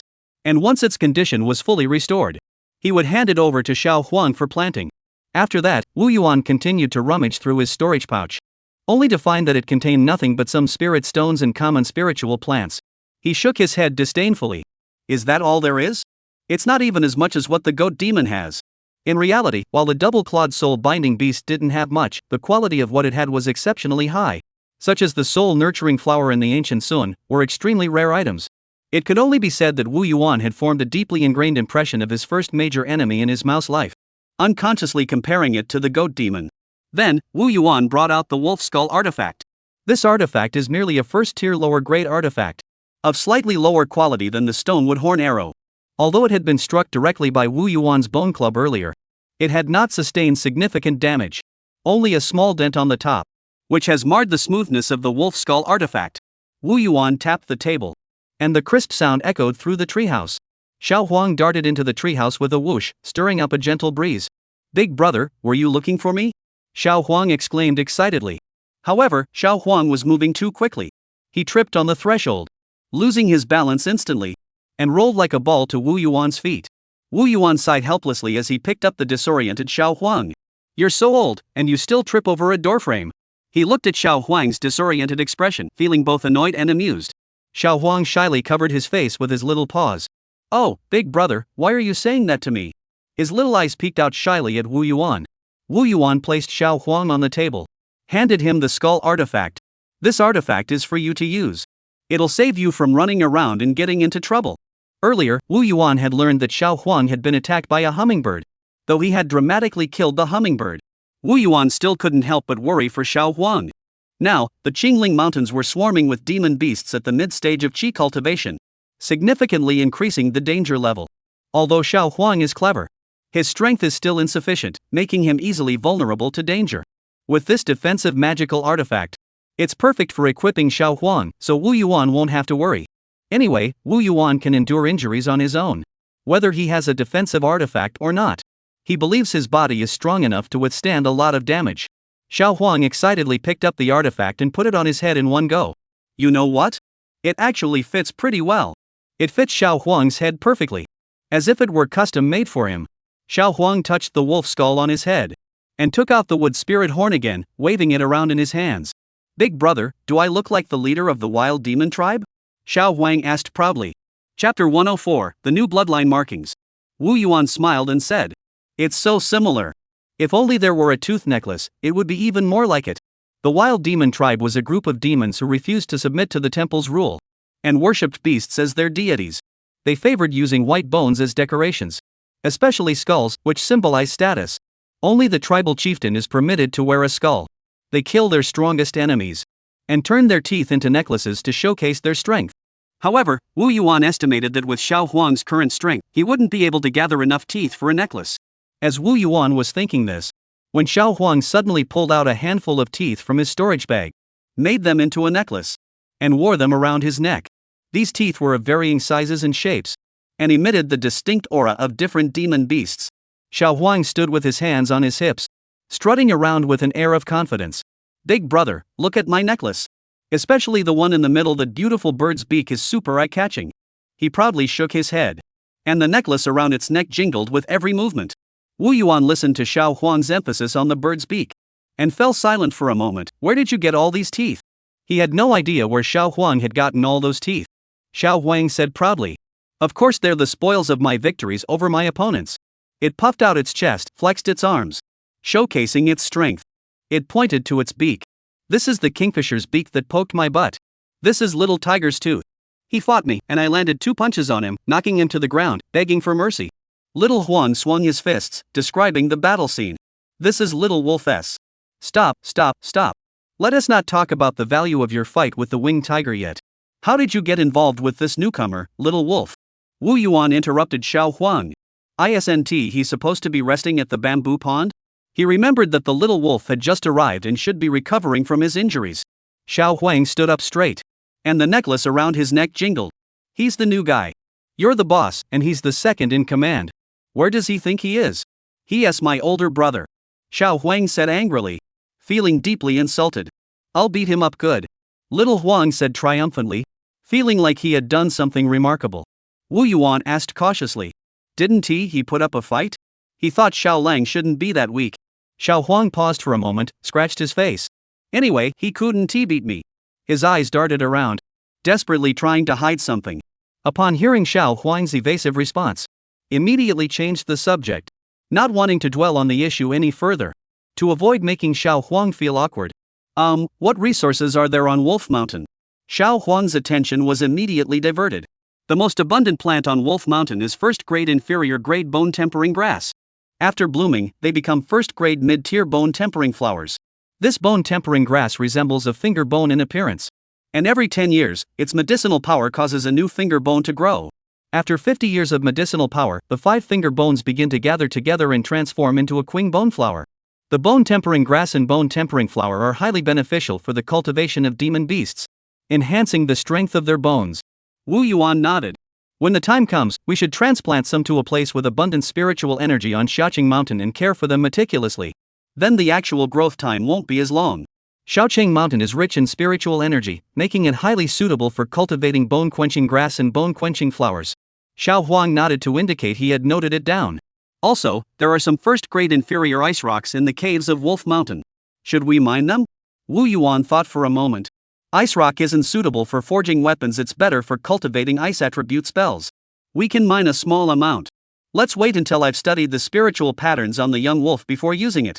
Wu Yuan looked at Xiao Huang again, gesturing for him to continue. However, Xiao Huang spread his paws. That's all there is. Its expression was somewhat helpless. Wu Yuan furrowed his brows. That's all the resources we have?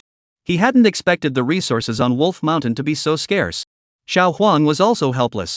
Wolf Mountain isn't very large, and the spiritual energy here is also quite ordinary. And its geographical location is quite unique, at least for us. Otherwise, the little wolf wouldn't have been able to take it over. Wu Yuan sighed. This little green mountain has spoiled my appetite. I guess I'm just too greedy. He had grown accustomed to the abundant resources of Little Green Mountain, and subconsciously assumed that Wolf Mountain wouldn't be much different. Wu Yuan lazily curled up in his little nest in the treehouse, and immediately began his secluded cultivation journey. The campaign against Wolf Mountain had temporarily come to a halt. There were no urgent matters at hand, making this the perfect opportunity to enhance his cultivation. During this period, the Qingyao Heavenly Realm had already begun to operate, extracting the spiritual energy from the surrounding spiritual lands of Xiaoqing Mountain, constantly reinforcing Xiaoqing Mountain. The overall spiritual energy concentration of Xiaoqing Mountain has significantly increased, especially within the mineral vein caves, which have now reached the standard of a high-grade spiritual land. Within the treehouses, under the gathering effect of the spiritual mulberry trees, the spiritual energy concentration has risen to an even higher level. As soon as Wu Yuan entered his cultivation state, the spiritual energy around him surged like a tidal wave, rapidly transforming into a colossal demonic energy. With each breath Wu Yuan took, tiny droplets of spiritual mist escaped from his mouth and nose, swirling around him. At the same time, the roots and stems of the spiritual mulberry tree above continuously dripped droplets of red flesh essence, precisely nourishing Wu Yuan's physical body, enabling his demonic energy and vital energy to advance in tandem, steadily improving. As the cultivation continued to deepen, Wu Yuan's body gradually began to emit a faint jade-green glow, as if enveloped by a mysterious aura. Time passed quietly, and 3 months flew by in the blink of an eye. Wu Yuan slowly opened his eyes, a flash of sharpness gleaming within. His voice low and steady. Now, I have condensed 16 demonic energies. On average, I can cultivate 2 demonic energies per month. Compared to the cultivation speed at the initial stage of Qi cultivation, it is slightly slower. However, in reality, Wu Yuan's cultivation speed in the middle stage of Qi cultivation was already extremely fast. At his current pace, he would only need less than 4 years to complete the mid-stage of Qi cultivation. And this is with both his physical body and demonic energy advancing simultaneously. Such speed is even faster than some demon beasts with third-tier bloodlines. Of course, these demon beasts may possess unique secret techniques, or possess rare treasures, high-quality spiritual lands, or other aids to cultivation. However, even so, within the Qingyao Mountains, Wu Yuan's cultivation speed is more than enough to rank among the top 3. Additionally, in his spare time, he has not neglected his research into bloodline spiritual patterns. After relentless effort, he finally succeeded in carving out a brand new bloodline spirit pattern. This spirit pattern is quite abstract and completely different from the previous mouse-shaped spiritual pattern, which was visually straightforward. It resembled a tangled mass of spiritual patterns intertwining and twisting, resembling the structure of a net that has been crumpled and twisted together. Chapter 105: The Familiar Demon. At first, Wu Yuan could not fathom the true meaning of this spiritual pattern, and could only mimic its appearance, carving it over and over again. Until one day, while dissecting the mouse, he attempted to extract all the blood vessels from its body but failed. He angrily crumpled the blood vessels into a ball. As he looked at the tangled mass in his hands, a sudden flash of inspiration struck him, realizing that this twisted, net-like pattern of blood vessels bore an astonishing resemblance to the actual blood vessels. With this new approach, Wu Yuan began to dissect the spiritual pattern with meticulous precision. Starting from the main trunk, he probed step by step, until he reached the very tips of the spiritual pattern. Fortunately, his hypothesis was confirmed. However, due to the extreme complexity of this spiritual pattern, even with a clear understanding of the structure, Wu Yuan still spent a full 3 months before he finally succeeded in carving it out. During those 3 months, Wu Yuan devoted himself entirely to cultivation. He dedicated himself entirely to studying this bloodline spiritual pattern. As for the effects of this bloodline spiritual pattern, they were truly extraordinary. When he clenched his fist, and his arm was instantly covered in a dense network of protruding veins, and some new ones began to grow at a visible speed. These veins spread like a spider's web, rapidly spreading to every pore and muscle in Wu Yuan's body. Once the veins were fully formed, the total volume of qi and blood in his body had doubled, and the circulation of qi and blood within his body became significantly faster, even reaching the tips of his skin. Bai Bo, come here and assist me in testing this spell. Wu Yuan immediately summoned Bai Bo, intending to use him as a test subject. After all, in this mineral vein cave, only Bai Bo was at the same cultivation level as him. Your Majesty! Bai Bo entered the treehouse with reverence, standing quietly in place, waiting for Wu Yuan to cast his spell. Wu Yuan slowly closed his eyes and channeled his qi and blood energy. In an instant, Bai Bo was enveloped by a thick layer of vital energy.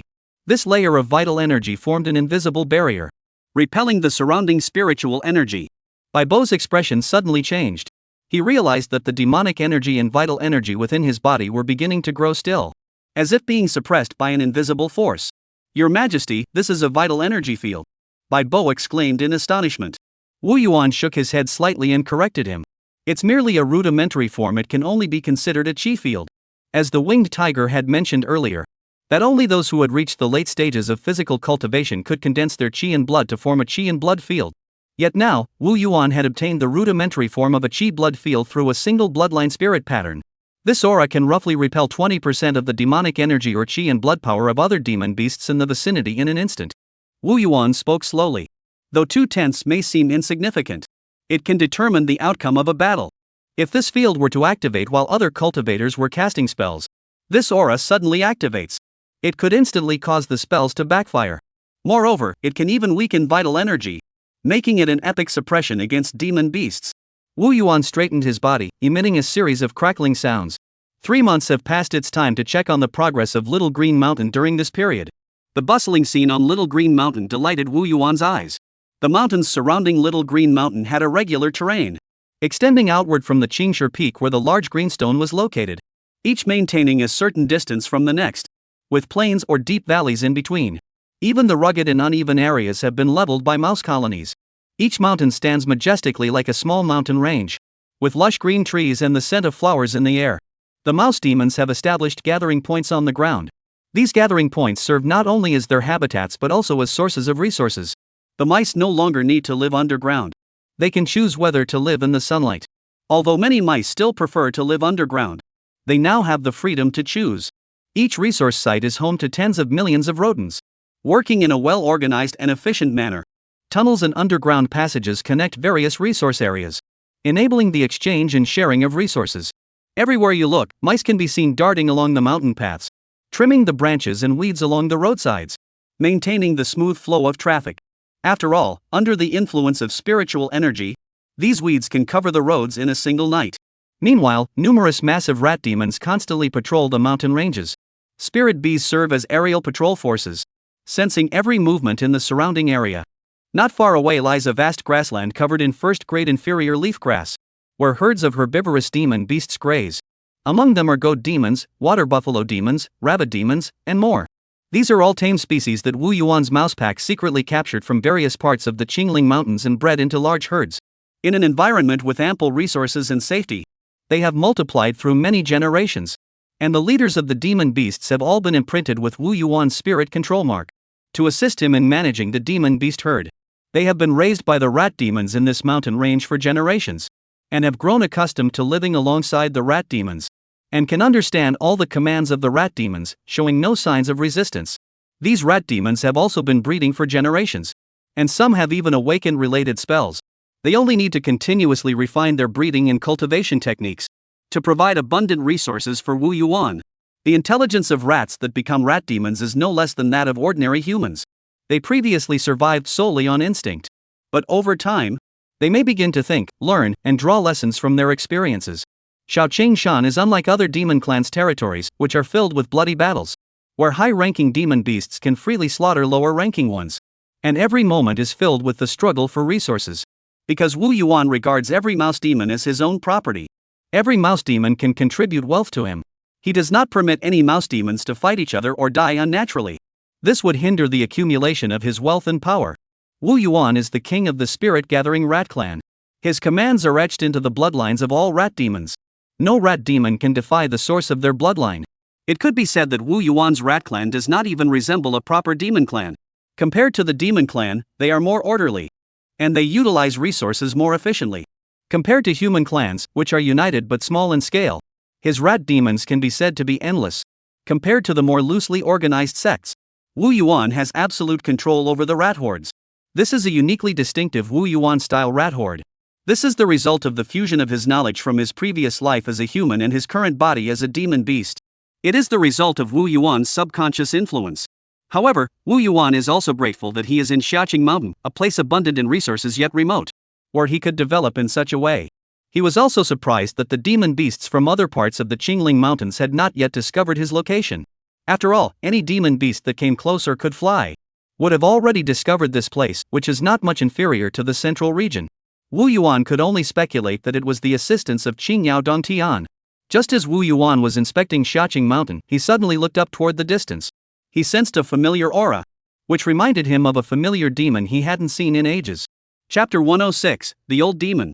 The area nearest to the eastern side of Xiaoqing Mountain was a barren zone devoid of spiritual energy.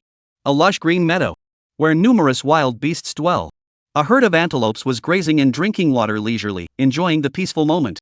Suddenly, a dark shadow pounced on the outermost antelope, causing the surrounding herd to flee in panic. Soon, only a few antelopes lay motionless on the ground, barely clinging to life.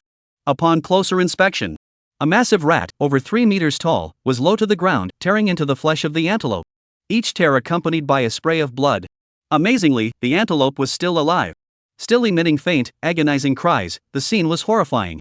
Slow down. Wait for me. Leave some for me. Another dark figure followed closely behind, pouncing onto the antelope and beginning to devour it. The massive rat demon swallowed the blood and flesh in its mouth, raised its head, its eyes fixed on the distant little green mountain, muttering to itself, "Master, I finally get to see you again." The rat demon's eyes were blood red, its body covered in crisscrossing wounds. Not a single inch of skin remained intact, with only one ear remaining on its head to catch the demon's attention, making it look particularly hideous. "One Ear, I ask you, why are you running so fast in this barren land devoid of spiritual energy? Don't you know to conserve your demonic power?" At that moment, another small gray mouse appeared beside it, muttering discontentedly. "Little Xiaoing Shan is just sitting there, he can't run away. Besides, we're doing just fine in the mouse clan. The mouse elders admire you so much. Why do you have to come back?" The gray mouse continued to complain. After all, the rat king. He tried to say more, but was suddenly interrupted by a sharp slap. "Shut up, gray skin." One Ear was busy munching on lamb meat, and upon hearing those words, it suddenly raised its head, staring intently at Gray Fur, with dangerous gleams in his eyes. As the one-eared creature's emotions fluctuated, the scars on his body began to twist, and a piercing, agonizing screech echoed faintly. However, since this was a spirit energy depleted zone, the transformation vanished as soon as it appeared, leaving the gray-skinned creature convinced he had merely hallucinated. I was just worried you might lose control on the way and not make it to Xiaoing Mountain. Otherwise, I wouldn't have come back. However, Grayskin kept his words to himself. He only muttered to himself. Ever since One Ear started training under the Mouse Elder, his cultivation has improved rapidly, but he's also become increasingly terrifying. Xiao Hui immediately raised both paws, making a surrender gesture. Alright, I won't say another word. Let's finish eating and get going. These words calmed One Ear, who had been losing control of his emotions, and turned to look at Little Green Mountain, urging him with his mouth. Hurry up and eat. After speaking, it dashed off. Xiao Hui reluctantly swallowed the lamb in his mouth and immediately followed, shouting, "Slow down, I can't keep up." Xiao Hui raised his hand to shield his eyes, and looked ahead at the small green mountain, exclaiming in wonder. This place has changed a lot. The spiritual energy is much denser than before we got separated. It turned to look at One Ear and said excitedly, "What are we waiting for? Let's go." However, although the one-eared creature looked very excited on the surface, it did not immediately step into the small green mountain, but instead let out a sharp mouse-like squeak. Little Gray sighed helplessly. You've been wanting to meet the Mouse King for ages. Why not just go directly instead of announcing your arrival? One Ear suddenly grabbed Xiao Hui, lifting him up, and warned. I'm warning you, when you see the king, you must address him as boss. I don't want to be the one to deal with you that day. Little Gray was on the verge of tears, muttering to himself. How loyal are you to the Rat King, anyway? One Ear let go of Xiao Hui, and looked up at the shadowy figures emerging from the various underground tunnels above Xiaoing Shan, and couldn't help but exclaim. No wonder he's the leader. He's probably already taken over Little Green Mountain. A wave of worries surged in his heart. I wonder if the Great King has any enemies, and if the Big Black one is still obedient. Just then, Big Black suddenly jumped out of a mouse hole, furiously exclaiming. One Ear, what are you talking about? Are you calling me out? I'm glad I knew you weren't dead and came to see you right away. You've really hurt my feelings. Though his face was filled with sorrow and regret, but a smile couldn't help but slip out of the corner of its mouth. One Ear was also very happy, its lips twitching slightly, forcing an awkward smile, and the scars on its body seemed to twitch slightly. It was about to speak, but was quickly stopped by the old black one. Stop smiling. I'm getting goosebumps. One Ear didn't get angry, he just urged. Hurry up and take me to see the boss. Let's go, the boss really misses you. He's been talking about you a lot lately. The big old black man glanced at the little gray one hiding behind the one-eared one, and warned in the same tone. Watch your words and actions. Little Green Mountain isn't the same as before. Don't say I didn't warn you. Although he and One Ear used to fight all the time when they worked together, but Big Old Black knew it was all because of his own laziness. He still greatly admired the loyal One Ear, even without the methods left behind by the leader. He never doubted One Ear's loyalty. That was the true value of being the first loyal rat under the old boss. However, Grayskin had always been very smooth, and had been using the little power the boss had given him to make excessive demands. The old boss didn't like Grayskin, and he had just overheard Gray Fur's words. It was clear that Grayskin's ambitions were growing. However, out of respect for their long-standing relationship, he gave him a gentle reminder.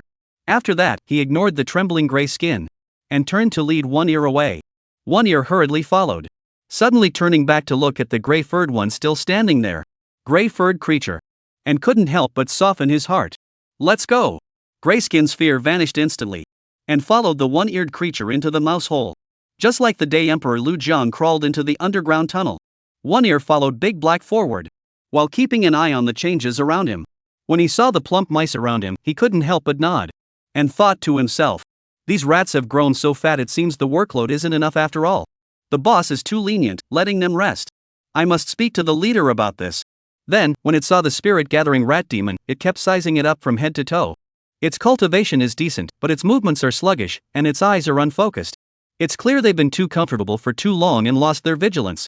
Perhaps the gaze of the one-eared demon was too fierce.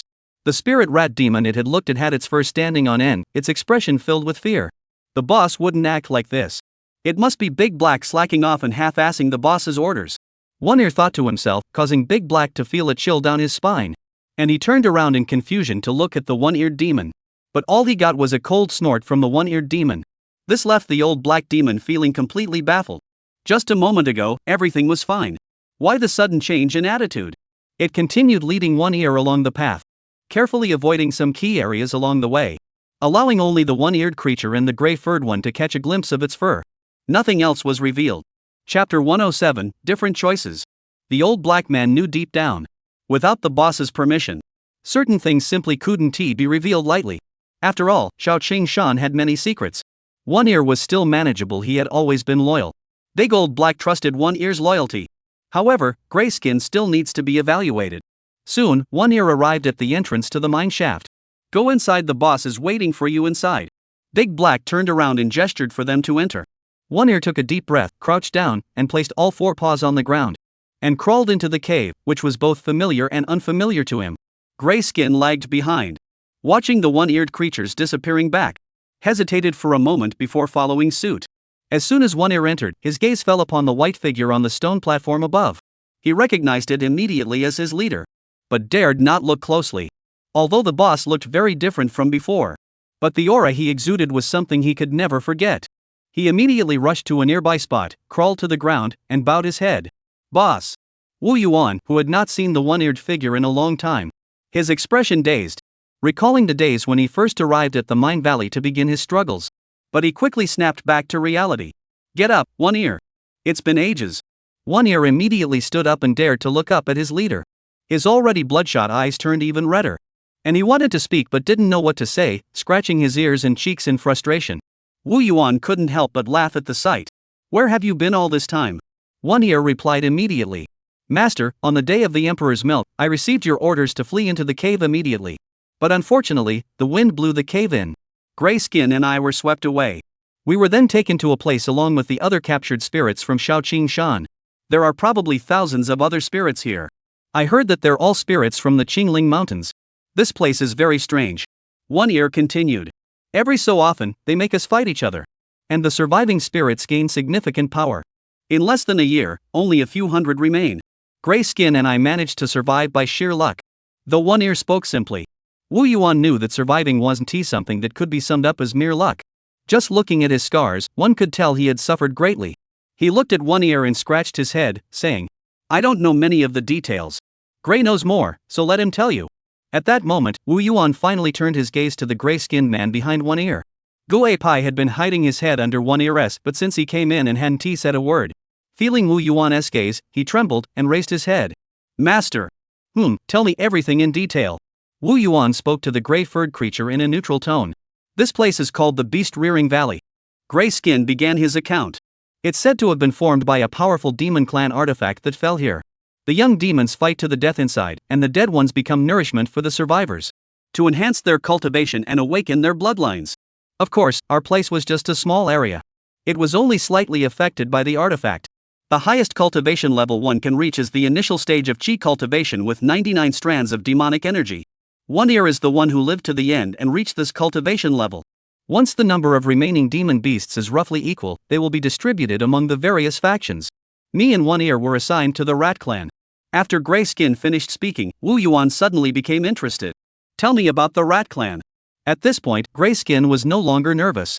The place we're going to is actually just the Swallowing Spirit Rat Clan under the Rat King's palace. At the same time, Grayskin said proudly, our clan is also registered in the Rat King's palace. Our clan leader has reached the mid-stage of the Foundation establishment realm. Among them, there is a mouse elder who has reached the peak of Qi cultivation, and he greatly admires One Ear. We followed the elder to cultivate. Later, we heard that some powerful demons planned to release the spirits they had captured back to the Qingling Mountains, to be used as servants by some demon clans within. Originally, I and the one-eared demon could have stayed, but we missed the Great King so much that we insisted on returning. Hui Pai spoke with great passion, but Wu Yuan's demonic perception still detected a hint of reluctance in his eyes.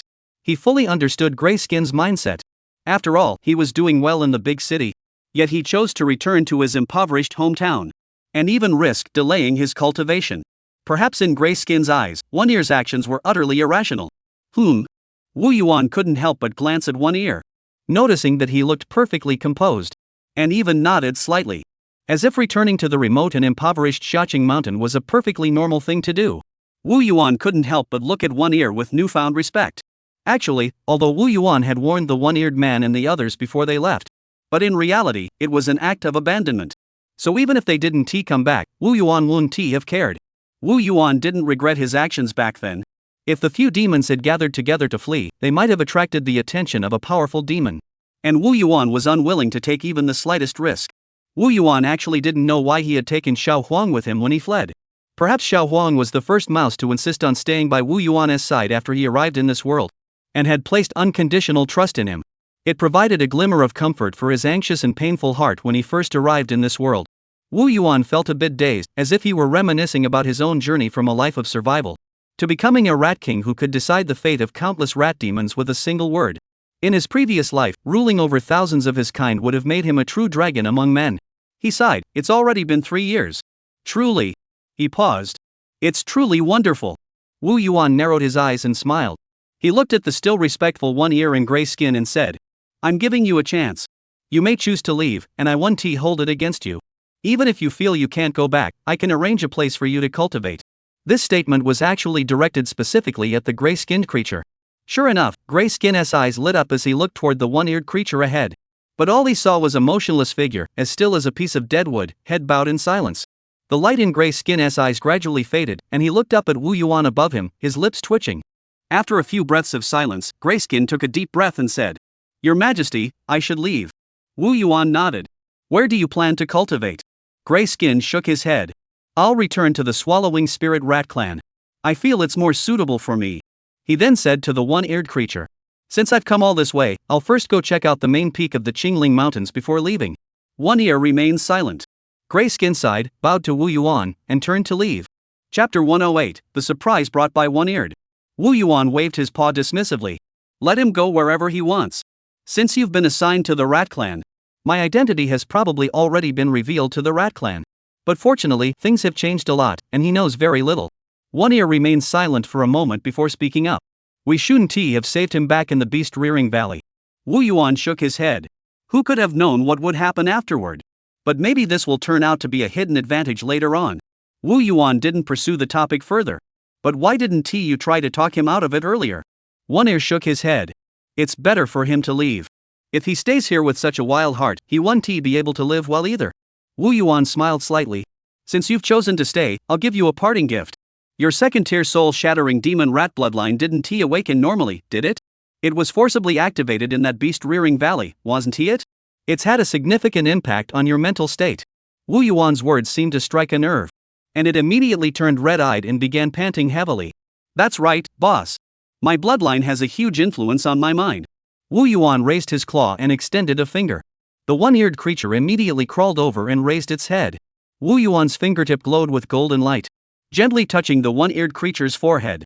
"Gather the spirit." A rich, transformative energy flowed into the one-eared creature's body. And it felt its spirit surge suddenly. And its thoughts became clearer. The sense of bloodline instability caused by its relatively weak spirit gradually subsided. The transformative energy itself originated from the Imperial Elixir, and inherently possesses the ability to amplify divine souls. This had an excellent effect on a mouse demon like One Ear, whose divine soul was impaired. One Ear felt refreshed and invigorated, and bowed before Wu Yuan. "Thank you, boss." Wu Yuan nodded in satisfaction. However, among that group of rats, there was an old black rat with the gray demon rat bloodline. And you, who possess the soul-shattering demon rat bloodline. It seems you're no ordinary creature either. This kind of soul, with a dark attribute, is rare. Wu Yuan felt his curiosity growing. "I'll have to study this thoroughly later." At that moment, the one-eared creature's expression shifted. "Boss, I know you like to look at things. You've been complaining there's nothing to read. I've collected quite a few jade tablets among the mouse clan." The one-eared creature spat out a storage pouch and handed it to Wu Yuan. Wu Yuan's expression lit up with excitement, and he didn't even mind the saliva on it. Grabbed the storage pouch. He probed it with his demonic sense. Wu Yuan's eyes widened as he muttered to himself. So many jade slips. 1, 2. General knowledge of the demon clan. Fox demon curiosities. Beast woman appraisal. Universal history of the cosmos. Introduction to magic. Spirit cultivation and artifact forging techniques. The Nine Heavens mystic array explained. The secret chapter of the 100 veins of mountains and rivers earth vein chapter. Wu Yuan didn't even bother to sweep his demonic sense over them, but instead excitedly pulled out one jade tablet after another and placed them on the ground. Slowly admiring them, his eyes lost in contemplation. Before long, he had laid out a large pile. In the end, there were over 200 jade slips. though many were general knowledge about cultivating immortality and travelogues of cultivators. Wu Yuan didn't mind. Moreover, there were quite a few valuable items among them, including 3 types of cultivation arts, array formations, earth spirit mastery, and weapon forging. Wu Yuan reluctantly stored the jade slips in his storage pouch, and returned the storage pouch to the one-eared being. Why are there so many jade slips? Wu Yuan asked in confusion. The one-eared man scratched his head. Big brother, we're mice. If you're talking about combat strength, we can't argue with that. But when it comes to stealing things, digging tunnels, and raiding graves, who can match us? Plus, human cultivators often come to the demon clan's territory to hunt demon beasts. It's easy to die here. Other useful cultivation arts and skills are fine. But these pretentious travelogues, what demons would even bother reading them? Just toss them aside, and they'll end up as chew toys. Or sell them cheaply in bulk, a few dozen for a spirit stone. Even these, they're all scrambling to sell them to me. I have to pick out the good ones that are in good condition and not duplicates. But cultivation arts are very expensive. They're usually bought by demon clans like the Fox clan at high prices. I only managed to obtain these few books. Spirit cultivation and artifact forging technique is just a copy. This technique is quite popular in our demon realm and fairly common. It's said that the demon king learned it from the human race and then passed it down to the demon race. It makes it easier for demonic beings to forge their own life-bound artifacts. I had some status back then, so it wasn't too difficult to obtain. Wu Yuan took out the jade slip containing the Earth Vein chapter of the Mountain and River 100 Veins secret explanation, and asked, "This Earth Spirit Masteress inheritance is extremely rare. Let's not even talk about. Even the puppets he has are more numerous than his. And from what I roughly glanced at, although the content is sparse, the explanations are concise and thorough. Even if it's not the complete text, it's still of great value. How did you obtain it?" One Ear immediately replied. This item was originally obtained by a human youth who didn't know where it came from. He sneaked into the Mouse Clan's territory to find a secret realm for treasure hunting. Think about it, boss. Could such a thing possibly still exist in our Rat Clan's territory? It's long been dug up. It was just left behind to deceive demons. This unlucky fellow was caught on the spot by a rat elder, and was devoured on the spot. I was following the mouse elder at the time. I saw that the human was very attached to this thing, so I secretly took it for myself. But I think the rat elder must have noticed it already, but he just turned a blind eye. One Ear pointed to another jade tablet glowing with spiritual light and said excitedly, "This 9 Heavens Mystic Spirit Array Decryption Jade Tablet is of exceptional quality. It's an original copy, apparently surpassing the Chi cultivation realm. I can't make heads or tails of it either. I obtained it by exchanging it with great effort from other rat demons. If it weren't for how difficult this thing is to learn, this rat demon couldn't figure it out no matter what. So they were in a hurry to sell it, and feared being cheated. I ended up getting a good deal." Wu Yuan looked at One Ear with admiration. "You've got some luck on your side. Do you know how big a bargain you got? This is a detailed explanation of an array formation all the way down to the foundational level." Upon hearing his leader's encouragement, One Ear happily rubbed his head. "Boss, as long as you like it." Wu Yuan said to One Ear. "You've done a great job this time. Go find Xiao Huang later. See what spiritual items are needed, and feel free to choose whatever you like. The spiritual materials here may not be of the highest quality, but the quantity is more than sufficient, perfect for your current cultivation level. Shaochang Mountain has undergone tremendous changes recently. When the time comes, have Big Black take you around for a tour. I'm currently in need of some help." One Ear bowed respectfully. "I'll die for the boss." Wu Yuan watched the one-eared one's departing figure. A question lingered in his mind. Why is One Ear so loyal? However, Wu Yuan quickly pushed the question to the back of his mind, eagerly studying the jade tablet in his hands. Chapter 109, The Confession of One Ear. My name is One-Eared Mouse, and I am a mouse. I was born in a mouse colony in the valley of the Lingtong mine. At that time, the greatest mouse king of the colony had not yet emerged. From the moment I was born, my body was weak and frail, and I was often bullied by the other mice. I found solace in thinking to ease the pain, and I often wondered why I had come into this world. But I could never find an answer. One day, starving to the point where my ribs were visible, I finally found a piece of rotten meat. At that moment, I was overjoyed, thinking that I would finally be spared from starving to death. However, misfortune struck again. A strong, healthy rat spotted me. Not only did it steal the meat, but it also intended to make me its meal. I watched helplessly as the rat gnawed on my ears and body. But strangely enough, I felt no fear at all. Perhaps I had already grown weary of this miserable life, no longer having to struggle daily for survival, and could finally live like the other mice, carefree. I seemed to see death approaching. Just then, A majestic voice suddenly rang out. The voice commanded all the mice to come before him. I guessed that this must be the legendary Rat King. Suddenly, an idea came to me. I wanted to see what the Rat King looked like before I died. So, I dragged my battered body out slowly. I saw the sun I hadn't seen in ages. The sunlight felt tangible as it fell upon me. At that moment, I miraculously survived. Later, I learned that this was the Rat King's magic. The Rat King not only shared with me delicious food I had never tasted before, but also patiently taught me the ways of cultivation. However, what filled me with the greatest joy was that the Rat King gave me the name One Ear. From that moment on, I found the answer I had been searching for all along. I came into this world to meet the Rat King. I silently vowed I would dedicate everything I had to the Rat King. Even if it means giving my life, I would do so without hesitation. How does it feel, One Ear? Isn't the boss looking mighty?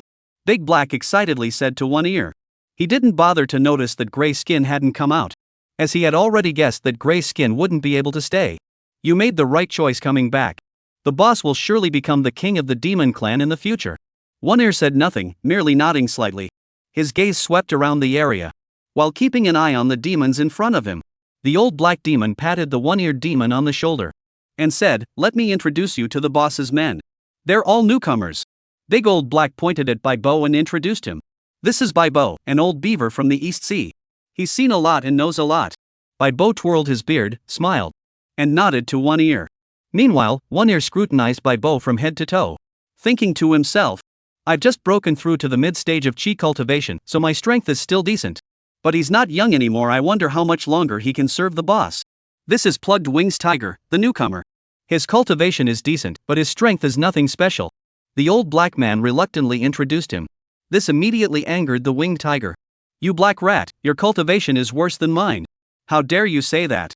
One Ear's gaze darted between the winged tiger's neck, heart, and head, thinking to himself, this tiger is average in strength, but he's a troublemaker. The winged tiger was engaged in a heated exchange with the big black tiger, when suddenly he felt a chill run down his body. He instinctively turned his head, only to lock eyes with the one-eared tiger's piercing gaze, causing him to shiver involuntarily.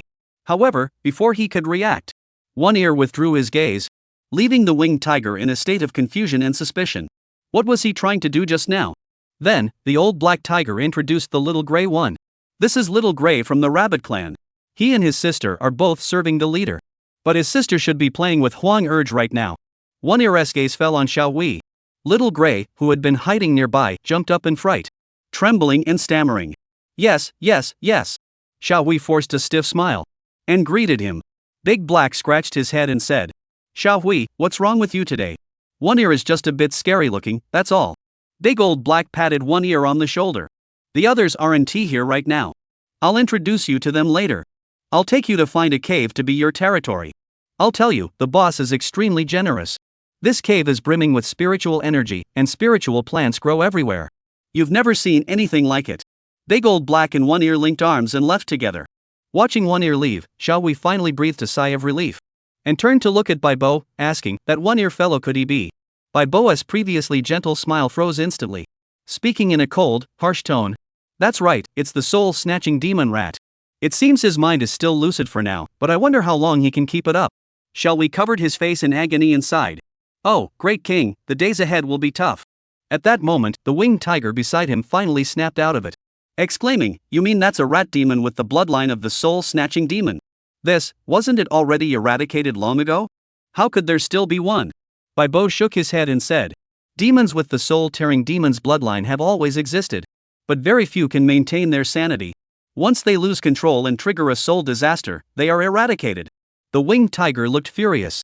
Why not kill them beforehand? Why wait until they cause a soul disaster before dealing with them? Isn't that just beating a dead horse? Bibo shook his head and said, "A soul disaster is just the death of some demons. What if a soul-devouring rat capable of maintaining its sanity appears? Its value would be immense."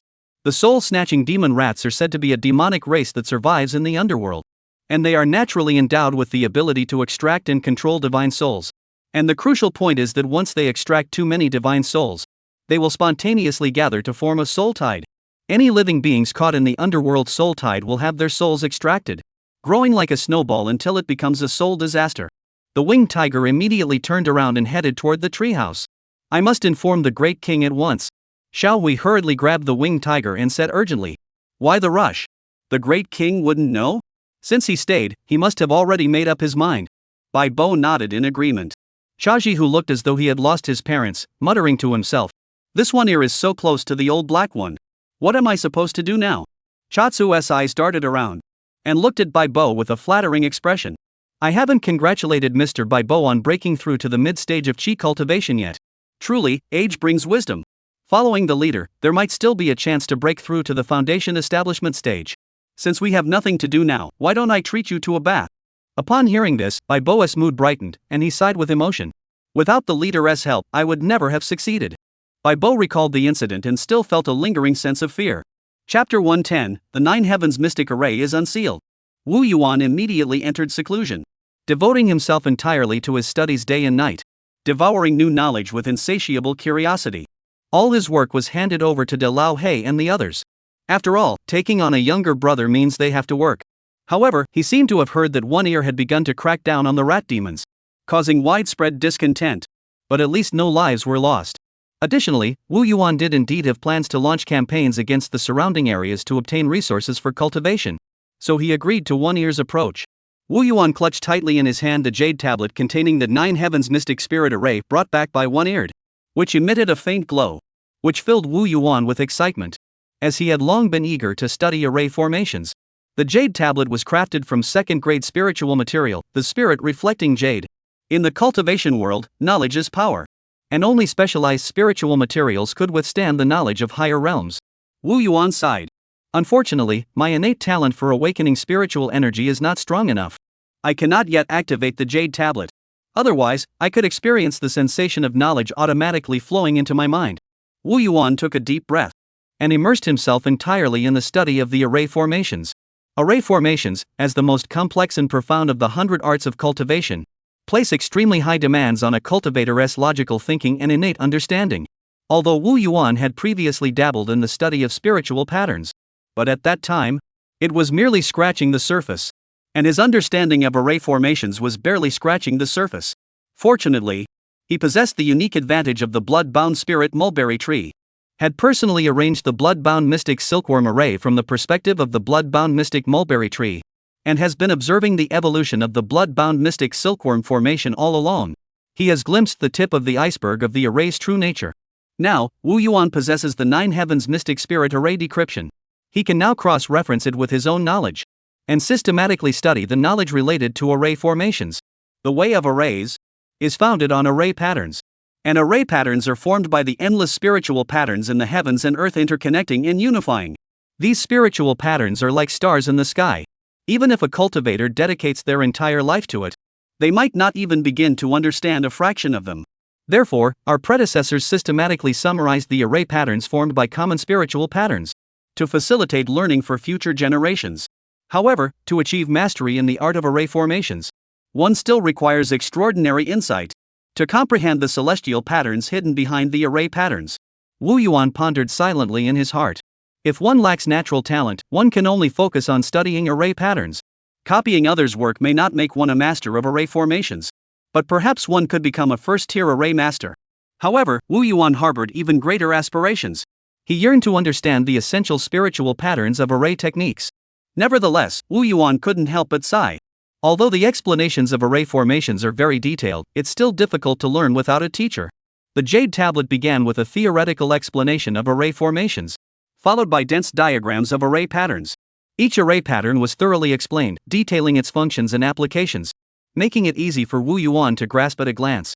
Next came numerous methods for refining arrays from the first tier lower grade to the second tier, with step-by-step instructions that greatly benefited Wu Yuan. Among them were various array flags and array discs, which required a foundation in weapon forging. The final section is advanced content, providing an in-depth analysis of the array patterns and the spiritual patterns that compose them, and the meanings contained within these spiritual patterns. Ah! Wu Yuan put down the jade slip in his hand, placed a claw on his forehead, closed his eyes to alleviate the pressure from his demonic awareness, and couldn't help but exclaim, "Truly a treasure of array formations, its complexity far surpasses that of alchemy." However, he soon broke into a cheerful smile. "But perhaps I truly am a natural talent for array formations." Recalling the past, Wu Yuan had no lineage to speak of at the beginning, but was influenced by Linji Wanzi's Tiandao Lingguan theory, spending his days randomly experimenting with spirit patterns. He didn't consider whether this would have any practical use in the future, but simply pursued his studies with the pure intention of expanding his knowledge. Whether it was spirit patterns on spells or magical artifacts, he would meticulously record and study them with unwavering enthusiasm. With the aid of his innate talent for awakening spiritual energy, he gradually developed a keen sensitivity to spiritual patterns. Now, faced with this obscure and complex array formation, he found himself finding it fascinating to learn, often gaining new insights. Time flies, and 3 months passed in the blink of an eye. Wu Yuan had a spiritual mulberry root his back, his face gaunt and haggard. Yet he stared intently at the purple jade disc before him. His claws carved deep and shallow, winding and twisted array patterns into the purple jade disc, working with relentless determination, without pause. As the final array pattern was completed, he trembled as he withdrew his claws, yanked the spiritual mulberry root from his back, plopping down onto the ground with a thud, gasping for breath. The dizziness made him quickly pull out a handful of red chili peppers and shove them into his mouth, chewing them vigorously and swallowing them whole. Feeling the pungent taste in his mouth, he finally felt his mind ease slightly. Over the past 3 months, he had been working tirelessly, exhausting every possible solution. Although the Ling Sang root was transmitting qi and spiritual energy through his body, his cultivation had not been delayed too much. But his mind was already overwhelmed. Why doesn't he rest? Mainly because he had discovered to his astonishment that, the more mentally exhausted he became, the deeper his understanding of the array became. This made him dare not waste any time. So whenever his demonic awareness was depleted, he would immediately sit in meditation to recover, repeating this process over and over again. Finally, he succeeded. Wu Yuan looked at the purple jade disc before him, and let out a hoarse laugh. Haha, I've finally succeeded.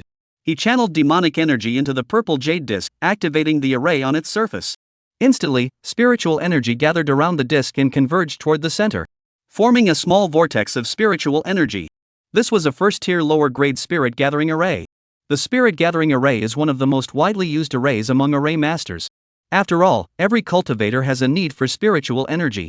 Furthermore, this array technique has been continuously refined by generations of masters. It has become the simplest array technique among first-tier lower-grade arrays. It is also the foundational array formation for array masters. Once successfully deployed, it signifies that one has become a first-tier lower-grade array master.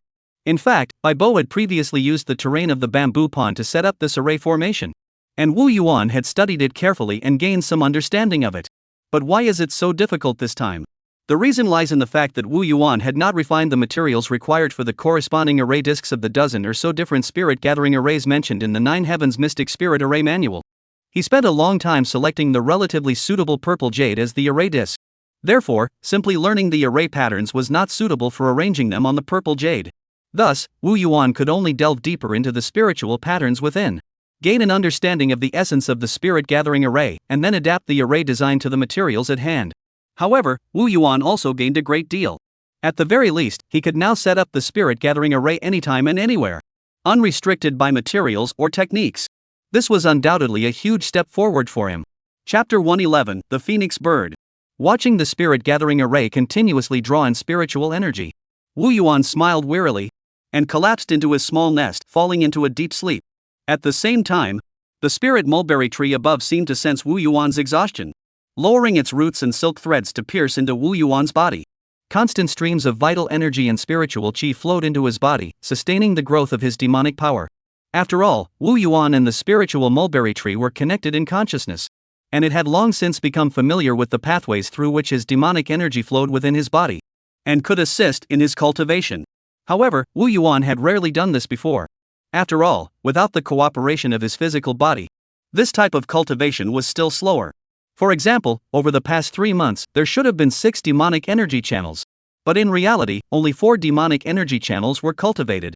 Currently, Wu Yuan has 20 demonic energy channels, which is still a significant improvement.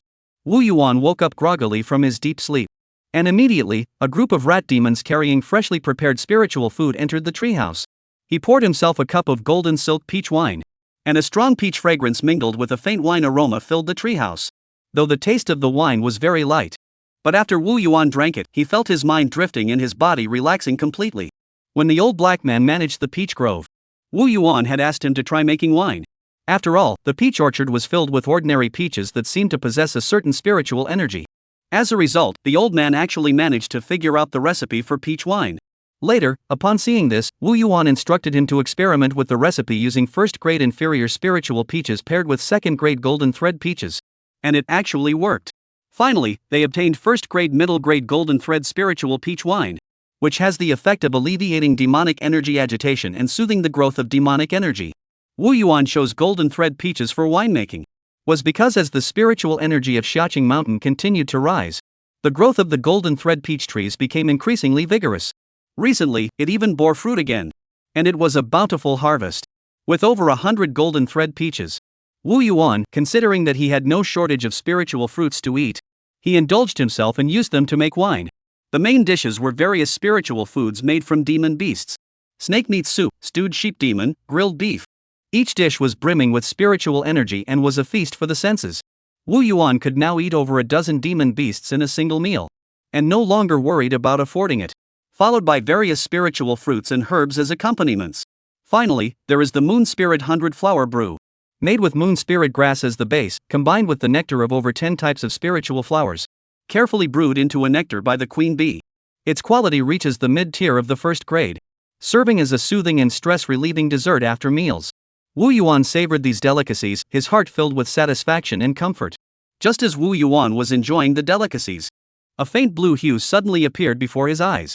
Blue intelligence, a phoenix bird with 10 demonic energies at the mid-stage of qi cultivation intends to seize the Gungjin mine and reclaim the demonic vulture clan. Wu Yuan paused with his claw holding the wine cup. The Gangjin mine is located east of Xiaoqing Mountain, where a group of demon vultures reside. However, they have always coexisted peacefully with Xiaoqing Mountain, and Wu Yuan had never bothered to deal with them. He stared at the clear images in the intelligence report. Then he downed the peach wine in one gulp. A desolate landscape suddenly gave way to a towering black mountain. At that moment, a green light fell upon the mountain peak, and a massive phoenix bird surveyed the surroundings with disdain. The entire black mountain trembled like a drop of water hitting a hot pan, with countless black specks flying off the surface, rushing toward the summit, emitting continuous whistling sounds, revealing the dark golden mountain body. It turned out that the blackness was a layer of vultures covering the mountain. Wu Yuan muttered to himself. The key is whether these phoenix birds are related to the Qingping demon from before they look too similar. Wu Yuan immediately summoned his demon followers. When he stepped out of the treehouse, except for the young wolves sent to guard Wolf Mountain, the rest of the demons were already waiting outside. Wu Yuan addressed them. A phoenix bird will appear at the Gangjin mine to the east. Go deal with it. I'm not going. After giving detailed instructions, he flickered and returned to the treehouse. He needed time to continue his cultivation and studies, and to settle his mind. Outside the treehouse, the demons looked at each other in confusion, momentarily at a loss. This was the first time Wu Yuan had ever let his subordinates handle matters on their own. In the past, whenever there were major matters, he would personally oversee and take responsibility for. However, after Wu Yuan had broken through his cultivation, and upon learning about the Qingyao cave heaven, his mindset had quietly shifted. He needed more time to grow stronger. Therefore, he could no longer be as hands-on as before, and waste too much time. Moreover, even if his subordinates encountered issues they couldn't handle, those who shared his mindset, the pangolins, would inform him. Wu Yuan had already mastered the earth travel technique and could arrive quickly. With his current strength, he was confident he could handle any situation with ease. While the demons were still buzzing about Wu Yuan's sudden withdrawal, the winged tiger's eyes darted around, and he had an idea. He strode forward confidently, speaking in a loud voice. The intelligence on the demon vultures at the Gangjin mine has also been investigated by me and Xiao Hui. He paused for a moment, his gaze sweeping across the crowd of demons, finally settling on Bai Bo and De Lao He. His aura was contained yet powerful, yet it still carried a faint sense of oppression. No doubt about it, the winged tiger had already broken through to the mid-stage of qi cultivation, though the loss of his wings had severely depleted his vital energy. But he was still young and strong, with an extraordinary bloodline, making his breakthrough much easier than Bai Bo's. Xiao Huang and Xiao Bai have always been free-spirited, and after Wu Yuan returned to the treehouse, they vanished without a trace. No one knew where they had gone to play. The pangolin was clueless, seemed unconcerned with what was happening around him, focused solely on devouring the fire ant eggs, with its mouth full of juice. Xiao Hui, feeling he had no fighting ability, kept his head down, scratching the ground with its claws, as if trying to dig a hole in the ground. The winged tiger knew deep down that to gain dominance among these demons, he must subdue Bai Bo, who was his equal in cultivation, and the elderly black demon who could command the rat horde. However, Bai Bo had arrived earlier and had established his authority, and was not easily dealt with. So he had no choice but to take a different approach and use intelligence to gain the upper hand. The old black man had a straightforward personality. Always spoke his mind. Seeing that the winged tiger was like this, he stepped forward, about to speak, but was stopped by Bai Bo, who reached out to hold him back. Bai Bo stroked the sparse beard on his chin, with a faint smile on his face, did not respond to the winged tiger, but instead spoke slowly. The king's mercy is evident in the value we hold. If we are not united, once we fail to accomplish our mission, and delay the great king's mission, the capable among us might survive in the shadows. The unworthy will find their place on the rat-infested mountains. Upon hearing these words, couldn't help but shiver involuntarily, and the image of the ever-growing mountain of rat corpses outside the treehouse flashed through their minds. The ways in which the rats died were all bizarre and gruesome. Even the usually temperamental Big Black dared not utter a word at that moment. After all, he was the only rat demon present, and the horror of that mountain of corpses he knew all too well. Chapter 112, Teasing. The aggressive gaze of the winged tiger immediately softened upon hearing Bai Bo's words. He forced a smile onto his face. Old Master Bai Bo is indeed a wise old mouse. Your words have awakened the sleeping tiger. As he spoke, he stepped back instinctively, abandoning any thoughts of asserting dominance at that moment, and immediately moved closer to Bai Bo, attempting to build a closer relationship with him. Chuazi, who continued from where he had left off. Your Majesty, I also have some knowledge of the background of the phoenix bird you mentioned earlier. Do you remember the great demon Xingpeng who came to Xiaoing Mountain with Liu Jian? That is his offspring.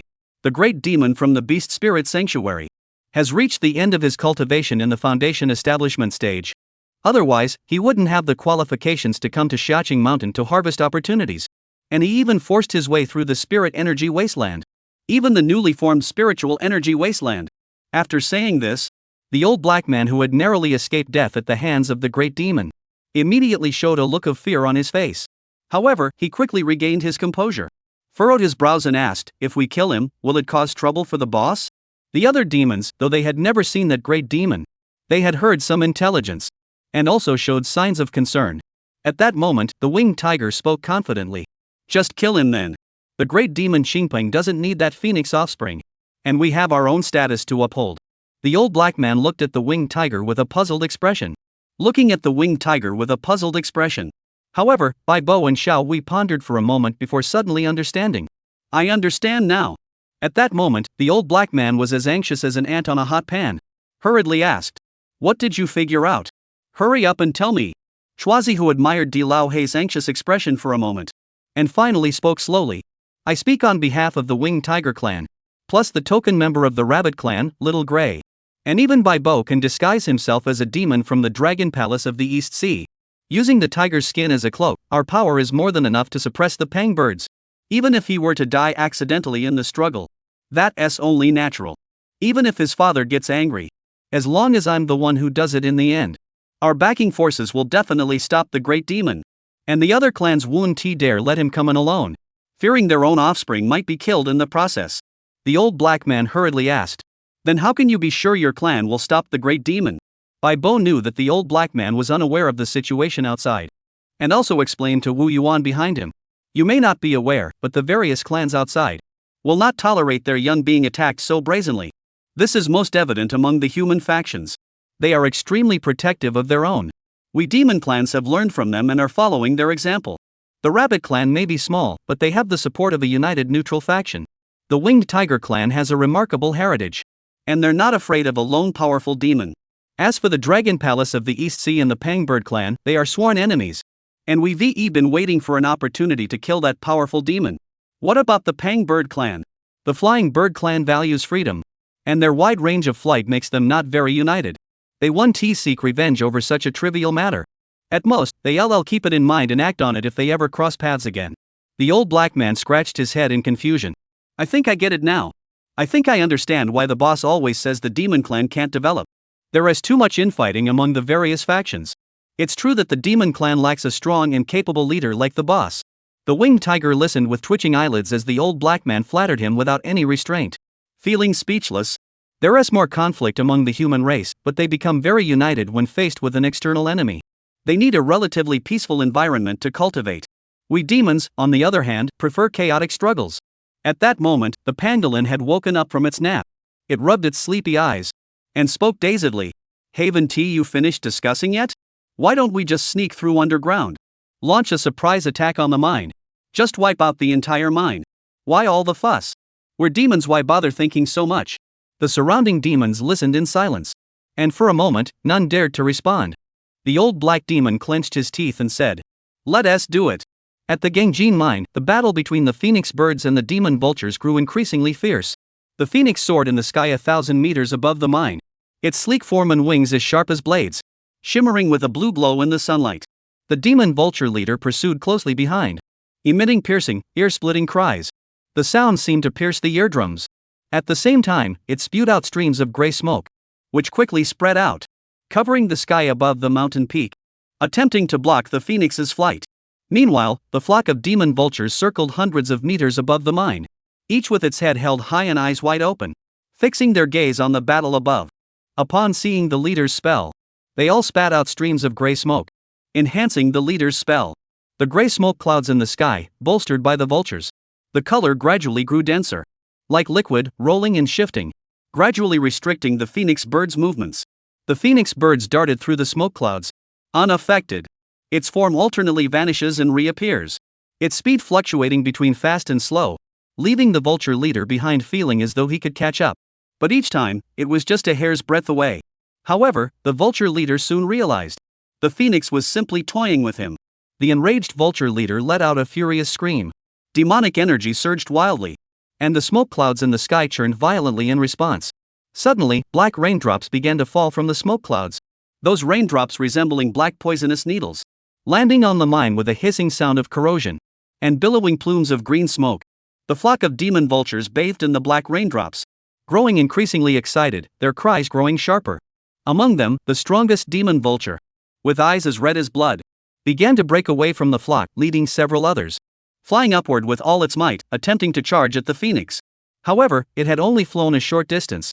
It spotted a green bird silhouette approaching from the horizon. The bird's shadow moved at an incredible speed, like a bolt of lightning, and in an instant, it was right in front of the few demon vultures. Its claws swept gently. Like a dragonfly skimming the water, it gently brushed against the back of the demon vulture. Boom! The demon vultures exploded into a cloud of blood, and were then swallowed whole by the phoenix. This is why the demon vultures never fly at high altitudes. Though it appears that the demon vultures have the upper hand, but in reality, they are trapped by the phoenix birds. Once the phoenix bird detects any demon vultures attempting to escape, it would turn them into a cloud of blood mist, instilling deep fear into the magic vulture flock. The phoenix birds revel in the pleasure of toying with their enemies. With a single flap of its wings, it flies back to the leader of the demon vultures attempting to escape, forcing it back to its original position. Chapter 113, Provoking the Pang Bird. The leader of the demon vultures could only continue attacking the phoenix in fear, each strike filled with endless anger and fear. But the phoenix bird dodged them effortlessly, like a ghost. The phoenix bird darted aside and flew above the demon vulture leader, following it like a shadow, with less than a fist's distance between them. The demon vulture leader's eyes bulged with rage. This outsider was clearly toying with them, while fear gradually consumed it from within. The phoenix watched the demon vulture leader's expression of despair, and a smug, mocking smile spread across its face. He muttered to himself, Soon. I never expected there to be demonic creatures of the demon eagle bloodline here. This is truly a stroke of luck." His sharp bird-like eyes scanned the crowd of demon vultures, as if they were delicacies on a platter. "I'll eat half and subdue the rest." He had already begun plotting in his mind how to deal with the flock of demon vultures, to strengthen his own power. Under that dim and oppressive sky, the phoenix's playful antics had been going on all day.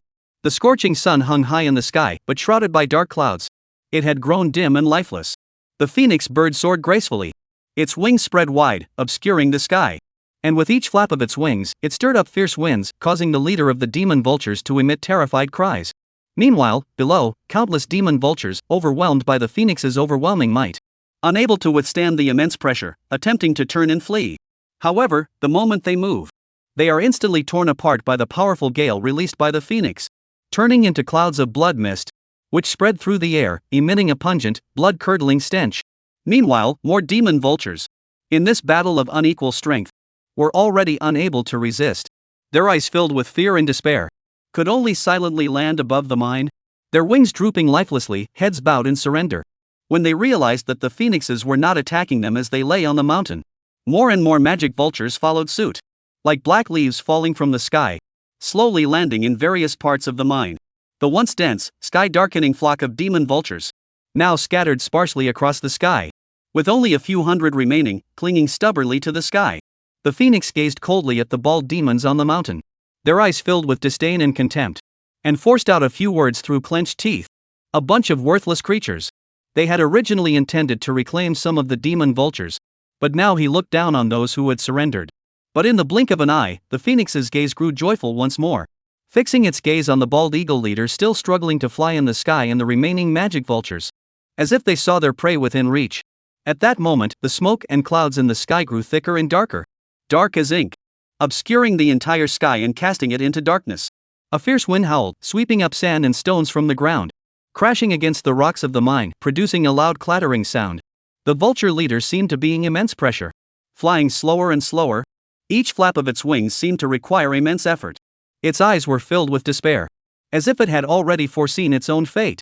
The remaining magic vultures, seeing this, without a moment's hesitation, they all charged toward their leader. They gathered tightly together, stirring up a whirlwind, struggling to keep their leader aloft. The howling wind was their final burst of demonic power. The phoenix did not stop them, but watched the dark clouds in the sky with excitement, their eyes gleaming with greed.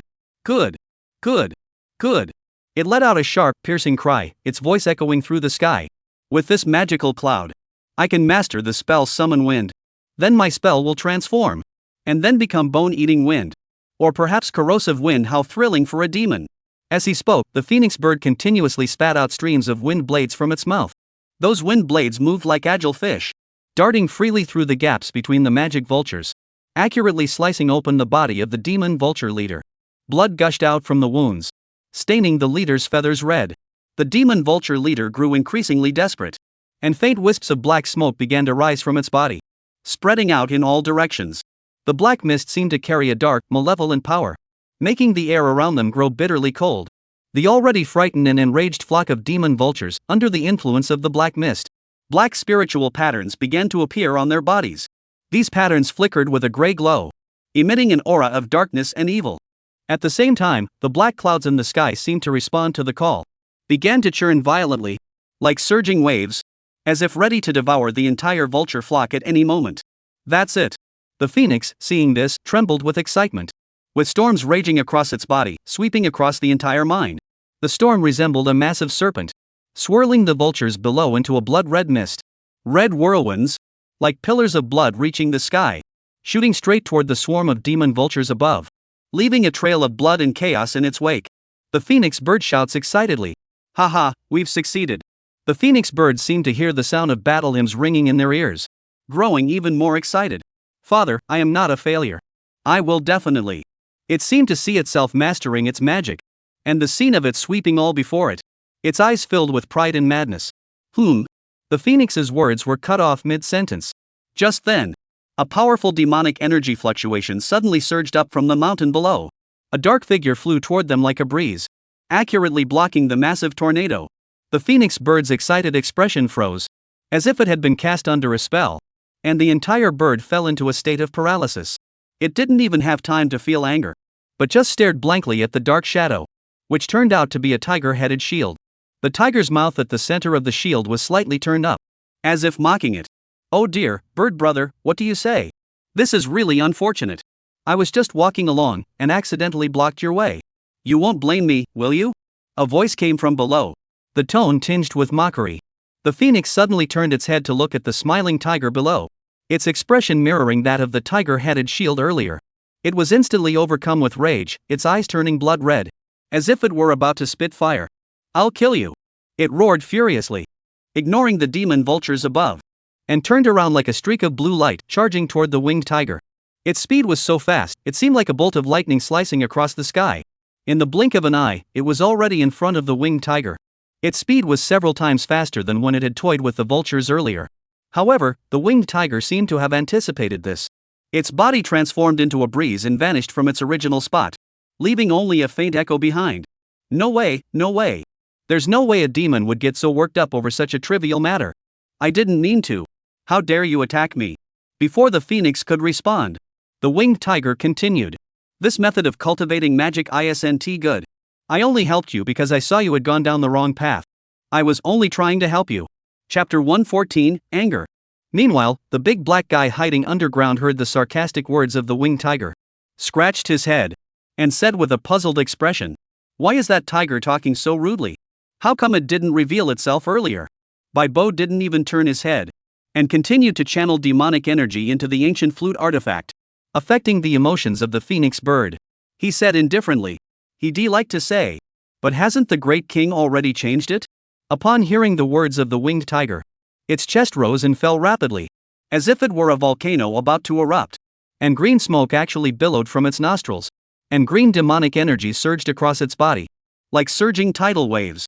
The winged tiger's expression grew tense, immediately retracting his tiger-headed shield, hiding behind the shield, peering out cautiously to guard against the phoenix bird. However, the phoenix bird fixed its gaze on the winged tiger. Its body transformed into a streak of green light, vanishing from its original position. In the next instant, the phoenix appeared at the center of the blood-red tornado, merging with the wind, carrying the tornado as it continued to charge toward the vulture flock that had fled far away. "Wait until I master my spell, then I'll settle the score with each of you." Its voice echoed through the sky, filled with anger. The winged tigers below were so enraged they stomped their feet, pointing in the direction where the phoenix had vanished, cursing, "You worthless thing, all you can do is fly." But its own movements were no slower, its body transforming into a gust of wind as it gave chase. The winged tiger chased the phoenix bird with all its might, but the distance between them grew wider and wider. He tried to flap his wings quickly, hoping to speed up, but he only felt emptiness on his back, and only then realized that he had lost his wings long ago. Gritting his teeth, he pulled out his tiger-headed shield with a pained expression. "Dad, I need your help again." The tiger's shadow flickered on the shield, and the winged tiger immediately let go, flinging the shield away. The phoenix didn't even turn its head, sensing the attack behind him, and a sneer appeared on its lips. "With that speed, you're just asking for it." It flapped its wings slightly, increasing its speed even further, just managing to dodge the tiger's shield. It turned back to mock the winged tiger. "With that speed, you're just wasting the winged tiger's reputation." "Oh, right, you don't have wings anymore. You're not a winged tiger anymore, you're a ground tiger." Ha ha. However, the winged tiger behind him didn't get angry. Instead, he revealed a cunning smile, which made the phoenix feel uneasy. A breath earlier, a tiger head suddenly burst out from the tiger-headed shield that had just passed by, with a cloud of mist trailing down its neck. The tiger head opened its mouth and bit off most of the tornado behind the phoenix bird, and then the tiger head vanished instantly from its original position. Only a faint smile remained in the air, as if taunting the phoenix bird. The phoenix bird looked at the whirlwind swirling around its body, and turned to look at the winged tiger, its eyes bulging as if it were about to spit blood. "You!" Just as it was about to erupt, he heard the hoarse cry of the demon vulture leader ahead, followed by the chaotic cries of the demon vultures. The phoenix suddenly turned its head, and saw the bald eagle leader's head and body separating as it plummeted toward the ground, blood spilling everywhere. In the sky, a tooth-shaped magical weapon flickered with a cold glow, slicing the remaining vultures in two. The crucial point was that the vulture corpses quickly turned into dark green viscous liquid, emitting a foul stench, dripping onto the mine and corroding the rocks.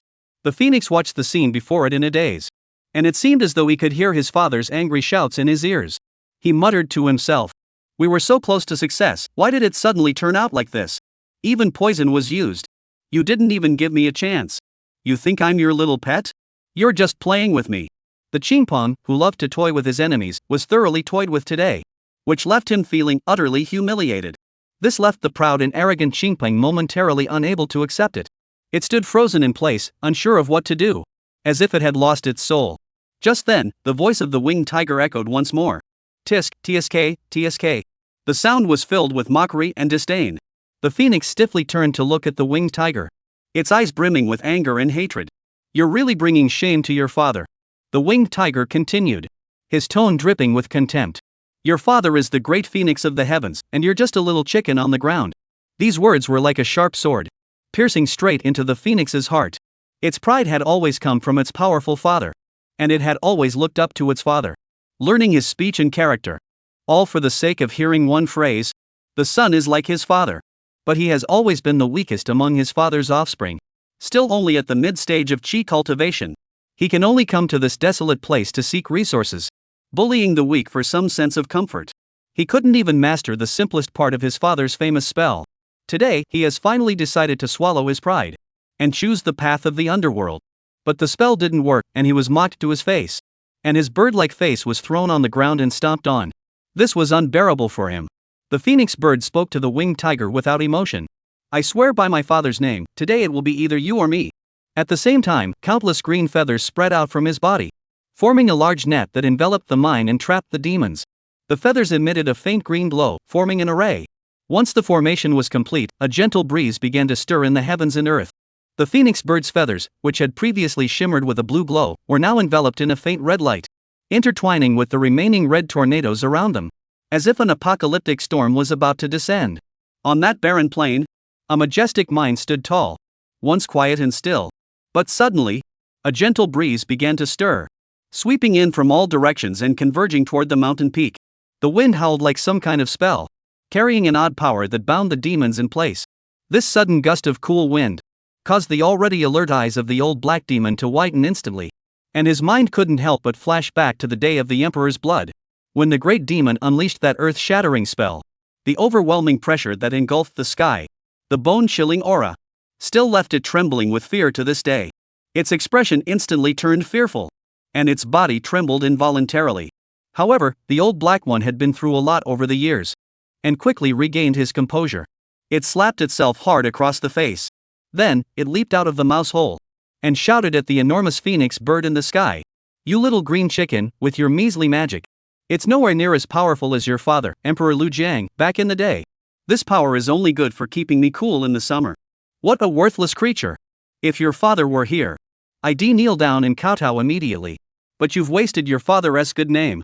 The voice mingled with strange fluctuations, sounding especially jarring in the howling wind. At the same time, Bai Bo also stepped forward, fiddling with the tooth-shaped magical artifact in her hands, which glowed with a deep green light. The corners of its mouth curled upward slightly, and spoke with a hint of mockery. You can't defeat us. Why don't you go home and practice some more? The demon's piercing words were like steel needles, piercing straight into the phoenix's ears. The phoenix's forehead veins throbbed. His eyes turned bloodshot, and his mind was clouded by anger. Chapter 115, Suicide. The phoenix remained silent, but the red light surrounding its body grew increasingly intense, as if it were a burning flame.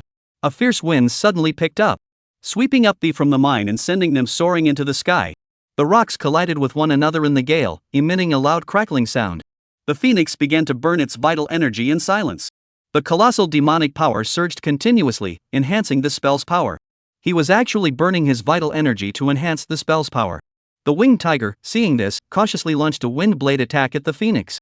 The wind blades flickered with a blue glow, carrying a fierce momentum as they shot toward the phoenix bird. However, before they could get close to the phoenix bird, they were blocked by the demonic energy surrounding it, and the wind blades dissipated instantly in the demonic energy. The winged tiger clicked its jaws, landing beside the emerald waves, muttering under its breath. This bird can't take a joke. It can't handle a little fun. What a sore loser. No sooner had the words left his mouth, the red whirlwind surrounding the phoenix above suddenly expanded into a bird-shaped form, its feathers clearly visible, each one shimmering with an eerie red glow. They clung to the phoenix bird, expanding its size several times over, casting shadows that completely engulfed the entire mine. Merging with the black clouds that were about to disperse, the black and red phoenix bird's might was overwhelming. Even the sun in the sky was obscured. At the same time, the howling winds converging toward the mountain peak enveloped the entire mine, trapping the winged tigers and their companions on the summit, leaving them with no place to hide. The howling winds blew so fiercely that the old black man could barely stand. Upon seeing that the spell had been cast, it spread its wings, plunging toward the demons gathered on the mountain peak like a meteorite. The phoenix did not intend to engage in individual combat with them, but instead intended to crush them in the most violent and brutal manner. Only in this way could it alleviate the rage in its heart? The winged tiger stood with a solemn expression, clad in bone armor, raising its large shield, standing before the emerald waves, and on the shield, tiger-shaped clouds faintly appeared, emitting a powerful aura. Bai Bo waves his hand, and a series of mudslides, each 3 or 4 zhang in diameter, wrapped around the minerals on the mountain. like raging dragons, surged into the sky, with the force of a tidal wave blocking the path of the phoenix bird. The phoenix bird merely raised its massive claws, as if grasping a small snake, grasping the mudslide in its claws. With a gentle squeeze, mud and water flew everywhere, and the mudslide was instantly shattered. However, the splashing mud and water gathered into small snakes, coiling around the phoenix, greatly reducing its speed. At the same time, a green-colored tooth-shaped magical weapon burst forth from the muddy water, slicing through the phoenix's demonic energy, leaving a deep wound on its abdomen from which blood flowed freely. The winged tiger couldn't help but praise. What a powerful spell! The old black man watched as Bo displayed his divine might. Muttered, "Why weren't you this powerful when we fought the goat demon? If you had been this powerful back then, we wouldn't have had to flee in panic." Bo stroked his beard and smiled. "I was injured and couldn't break through to the mid-stage. I spent decades focusing solely on refining spells and magical artifacts. Now that my chi and blood have recovered, my strength far surpasses what it was before." The demons on the mountain looked relaxed, regarding the mighty phoenix bird as nothing. The phoenix bird crashed down onto the mountain peak like a gigantic mountain, its massive body carrying immense force, easily shattering the tiger-shaped clouds released from the tiger-headed shields in front of it. It then flapped its wings once more, sending the shield crashing to the ground, emitting a deafening roar. Under the terrified gaze of the old man, the phoenix's massive body engulfed the mine. Boom! A deafening explosion echoed, dust and smoke filled the air, and pieces of flew everywhere. The mine, which had once stood hundreds of meters tall, was reduced to half its original size, revealing the golden-hued gangjin or bearing rock formations, bringing a glimmer of light to the dim battlefield. Whoosh! A phoenix bird burst out of the dust, its feathers disheveled, its demonic energy surging around it. It gazed at the shattered mountain peak, with no trace of excitement in its eyes, but instead grew increasingly furious. A bunch of rats! At that moment, the winged tiger emerged from a cave at the foot of the mountain, shaking the dust off its body and shouting loudly. "Didn't you eat? Standing there letting you hit you without even trying, you're useless." The pangolin beside it also poked its head out, nodding in agreement and echoing, "Useless." The phoenix bird's body stiffened, muttering to itself, "I'm being mocked by a mindless beast that everyone agrees is stupid. Am I really a worthless piece of trash?" It then emitted a sound that was half cry, half laugh. "Father, I'm not a worthless creature." But the phoenix quickly snapped back to reality. His expression grew lifeless, and his body suddenly burst into red flames, consuming its flesh and blood, leaving only a blue skeleton and an intact skull. At that moment, Bo and the old black man looked at each other, wearing the same expression. Chu-Chi, who was also stunned, muttering to himself, "Did this bird just hatch from its eggshell? How naive. How did he survive in the demon realm with that mindset?" Bo, however, was filled with doubt and astonishment. Is the ancient flute artifact of the great king really that powerful? The phoenix bird transformed into a green wind sphere. Like a green sun hanging in the sky, two suns suspended in the air. A fierce wind swept through the area. At the same time, the green sun and the green feathers in all four directions intertwined, sealing off the heavens and the earth. The wind sphere descends from the sky, and with each descent, the half mine at the original location is eroded away. And before long, an entire mine disappears from its original location, leaving only pieces of ore floating in the sky, with sand and stones flying everywhere. The gangjin essence within the ore is stirred by the fierce wind, adding a touch of golden brilliance to the otherwise monotonous green hue. This green wind sphere would likely land on the ground within a dozen breaths, and by then, not a single demon on the ground would survive. The winged tiger stared blankly at the empty surroundings, feeling the tiny wounds appearing on his body. Is suicide really necessary? Can I just apologize to you? Then, as the wind sphere descended, he shuddered, and turned to look at the pangolin. Hurry up and use earth movement to escape. The pangolin scratched his head and said helplessly, "It's no use. The wind around here is mixed with the blood energy of the phoenix bird. Magic won't work." The winged tiger looked around at Bo and the old black man, who remained calm. "Guys, why aren't you afraid at all?" Dalao He looked at the winged tiger in confusion. "Did the boss say we've completed the task of clearing the mine?" Schwazi who looked around at the empty surroundings and nodded. "It's done. Did you kill the phoenix birds and the vulture flock?" The winged tiger looked at the pang birds attacking suicidally and nodded again. "Done too, and exceeded the target, not a single one survived." The old black tiger clapped his paws. "That's all we needed. As long as we've completed the task the boss assigned us, that's all that matters. The boss won't let us die so easily." Chu-Chi who looked dazed. "Is that really okay? We have our own ways on Little Green Mountain. It's different from the outside world. The boss will back us up." Chatsu was about to say something, but saw the pangolin look up at the distance and shout excitedly, "The boss is coming." Chapter 116, Entrance. The winged tiger also looked over, but could only see a blue barrier formed by feathers. Rip! At that moment, a pair of jade-colored claws emerged from beyond the barrier, wrapped in red chi and blood. The claws gently clenched, grasping the barrier formed by the raging wind and demonic energy. Then, with a swift tear to either side, the green barrier that had been trapping them from all sides was torn apart like leaves, splitting into two halves. Wu Yuan then stepped into the chaotic battlefield. As Wu Yuan arrived, a faint red aura emanated from his body, like an invisible field, spreading out in all directions. The raging winds around him were suppressed, gradually subsiding, as if held down by an invisible giant hand. The floating minerals in the sky also began to fall, crashing into the ground and creating deep craters. The surrounding demons were also intimidated by Wu Yuan's entrance. The winged tiger murmured to itself, "Is this the power of the mid-stage Qi cultivation realm? Isn't this the Qi field domain that should only appear in the late Qi cultivation stage? Is this even possible?" Bai Bo, however, patted the winged tiger on the shoulder as if it were obvious. "It's perfectly reasonable. You're still too inexperienced. Whatever the great king does is perfectly reasonable." The old black man nodded in agreement. Wu Yuan looked up at the blue sun slowly setting in the sky and commented, "Suicide spells are very powerful, but the spiritual energy is extremely scattered, so it can only bully the weak." Wu Yuan snapped his fingers, and a stone-wood horned arrow appeared in his hand. He weighed the magical artifact in his hand, gripped it in his claw, and formed it into a bow shape. He swung his arm with force, and hurled the magical artifact forward. Enveloped in Wu Yuan's crimson vital energy, the magical artifact shot toward the azure sun in the sky like an arrow leaving the bowstring, silently slicing through the demonic energy and spells surrounding the phoenix. And in an instant, it vanished into the head of the bird's shadow within the sun.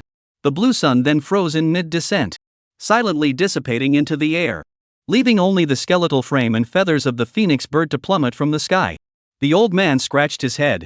"The phoenix's spell is gone like that? Why all the thunder and no rain?" The winged tiger, seeing this, turned back and said to the old black man, "The great king is too powerful. The phoenix isn't even in the same league as the great king. I estimate that even at his peak, he couldn't defeat the great king, let alone the fact that he's already dead, leaving only his magic." But the old black man immediately dodged and caught the phoenix skeleton. Returning to Wu Yuan's side with a fawning smile, "The great king's might is truly awe-inspiring. This little phoenix is no match for you." The winged tiger sucked in a breath, glaring at the old black man's figure, his face filled with regret. "We underestimated him. We were too slow." Bai Bo twirled his beard. "Big Black is such a coward, always overreacting." Schwazi, who watched as Bai Bo walked up to the great king, reversed his hand to pull out the feathers of the phoenix bird scattered around him, and walked up to Wu Yuan. "Great king, these are the phoenix bird's magical artifacts, not a single one is missing." The winged tiger tilted his head. At that moment, the pangolin, with a small gray figure perched on its head from head to toe, also approached. "Boss, we collected all the... We'll just have the mouse clan carry it back later." The little gray creature on top continued. "King, I've also scouted it out. The true Gungjin or vein is still deep underground. The ore in the mountain isn't abundant, and the quality isn't as good as the underground ore." The winged tiger looked completely confused. "So the biggest mover, the big black one, is actually the last one? When did Bai Bo and the others do their work? Why is it so calm and smooth? Even the simple-minded beasts are like this. Am I just too naive?" The winged tiger found himself plunging into the same doubts about his demonic existence as the pine bird. At that moment, Wu Yuan surveyed the crowd of demons, nodded, and put the items away in his storage bag. "Good job, everyone. You all did well today and completed your tasks perfectly. From now on, I can entrust future tasks to you with confidence." Wu Yuan had previously sent them out alone to carry out the mission, and he was still very concerned about them. He even lent his ancient flute artifact and a poison pill he hadn't used in ages to Bai Bo. However, Wu Yuan didn't mention his own last-minute rescue. He wasn't as calculating as the old man had imagined. He simply believed that now that he had grown stronger, and didn't need to abandon his subordinates as he had done before. After all, training them was quite a hassle. Of course, Wu Yuan also agreed with the old man's earlier statement. His assigned task was to clear the mine and kill the phoenix bird. Isn't that done perfectly? In fact, their coordination exceeded Wu Yuan's expectations, and they could now take on more responsibilities. As for the many serious consequences, that was something the boss had to take responsibility for. After all, the boss is supposed to protect his underlings. Just as Wu Yuan had thought when he went to seek out the Cat King, Wu Yuan slowly surveyed his surroundings. Everywhere he looked, the scene was one of utter chaos. Scattered in all directions were pieces of glinted coldly on the ground. He narrowed his eyes slightly, gently raised his claws, then slowly brought them down. In an instant, the once scattered debris. The vast expanse of land, which had been a barren, yellow landscape. As if an invisible giant hand had suddenly splashed it with thick ink, turning pitch black in an instant. Upon closer inspection, it was revealed to be countless mice crowded together in a dense mass. Immediately afterward, Wu Yuan gently waved his claws again. The ink-black mass, like surging tides, quickly receded. At the same time, the on the ground disappeared along with the blackness. Not even a single fragment of ore could be seen. Only a barren, lifeless landscape remained, which appeared especially barren under the sunlight. Then, Wu Yuan moved swiftly, gracefully flipping himself onto the pandolin's broad back. He tilted his head slightly, his gaze resting on the large black figure beside him. After that, have the rat pack begin mining the ore underground. This is no small task, but you have experience. Just relocate a few 100,000 rats and bring some rat demons along. We need to speed things up. After speaking, he turned his gaze to the emerald green waters on the other side. This area is barren and ugly. However, this area isn't suitable for growing moon spirit grass. Go to Xiaoing and get some leafgrass seeds to plant. Also bring over the newly improved giant meat mushrooms that little Huang developed. The crops grown will provide food for the rat demons and their pack, killing 2 birds with 1 stone. This leafgrass was a low-grade spiritual plant given by the goat demon to divide and conquer the old black one. Just some grass containing spiritual energy. Essentially equivalent to weeds among spiritual plants. Valuable but not abundant. However, it has vigorous vitality and produces abundant seeds, and are generally used as feed for demon beasts. Wu Yuan's grassland is planted with this type. This giant meat mushroom is a version of the meat mushroom developed by Xiaoing. Its size is 10 times larger than the meat mushroom, and can store large amounts of water and nutrients within its mushroom body, possessing extremely strong stress tolerance, making it perfectly suited for this barren and desolate land of the Gangjinling mine. Chapter 117, Cultivating the Large Intestine. Wu Yuan paused for a moment, then continued to the old black man. I don't want the raw ore here. The quality is too inconsistent, it's best to standardize it. Select some high quality ore and send it over first. Those of poor quality with high impurity content, refine them in the cracks of the giant rocks. Wu Yuan sighed again. Thanks to Pingniao's magic for separating the ore from the mine, saving us a lot of trouble. At the cracks between the giant rocks and the purple jade vein beneath the bamboo grove. As development continued, its uses became increasingly diverse. The area was filled with fire-attributed spiritual energy. The temperature rose the further one ventured inward. Yet there is no open flame, making it resemble a natural forge. Wu Yuan had previously used this place to forge bamboo charcoal, with satisfactory results. Later, he tried sending some powerful rat demons further into the furnace, and found that once they reached a certain point, the results were comparable to those of purple bamboo spirit charcoal.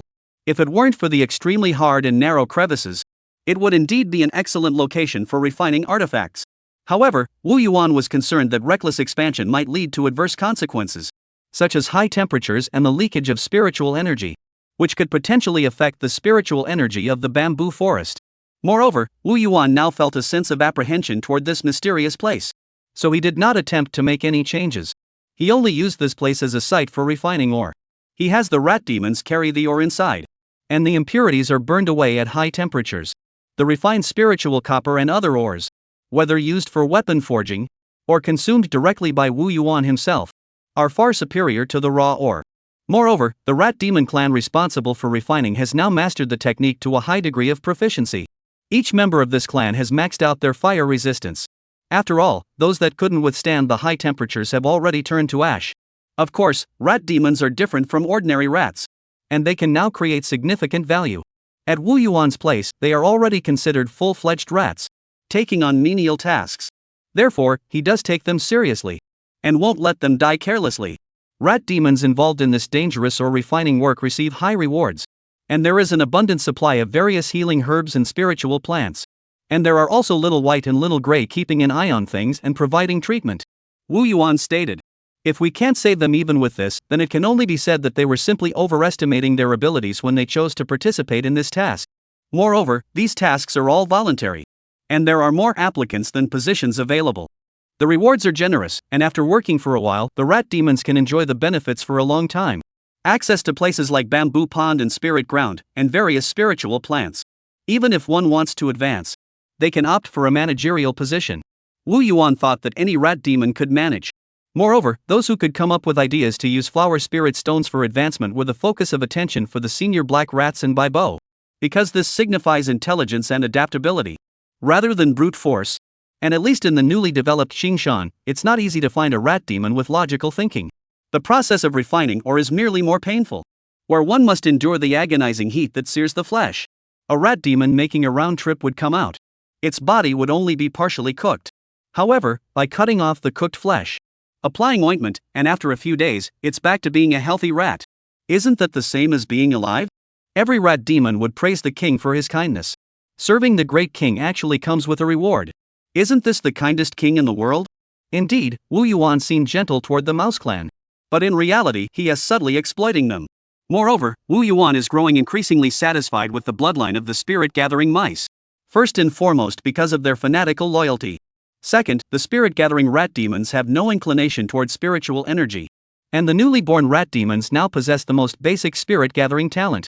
This spirit-gathering talent is the ability Wu Yuan first awakened when he activated his bloodline, which allows them to gather spiritual energy, potentially making the rat demons highly resistant to spiritual energy, making them easily adaptable to spiritual energy of various attributes. However, most of these spirit-gathering rats aren't very intelligent, and Wu Yuan attempted to teach them the spirit awakening technique he had created.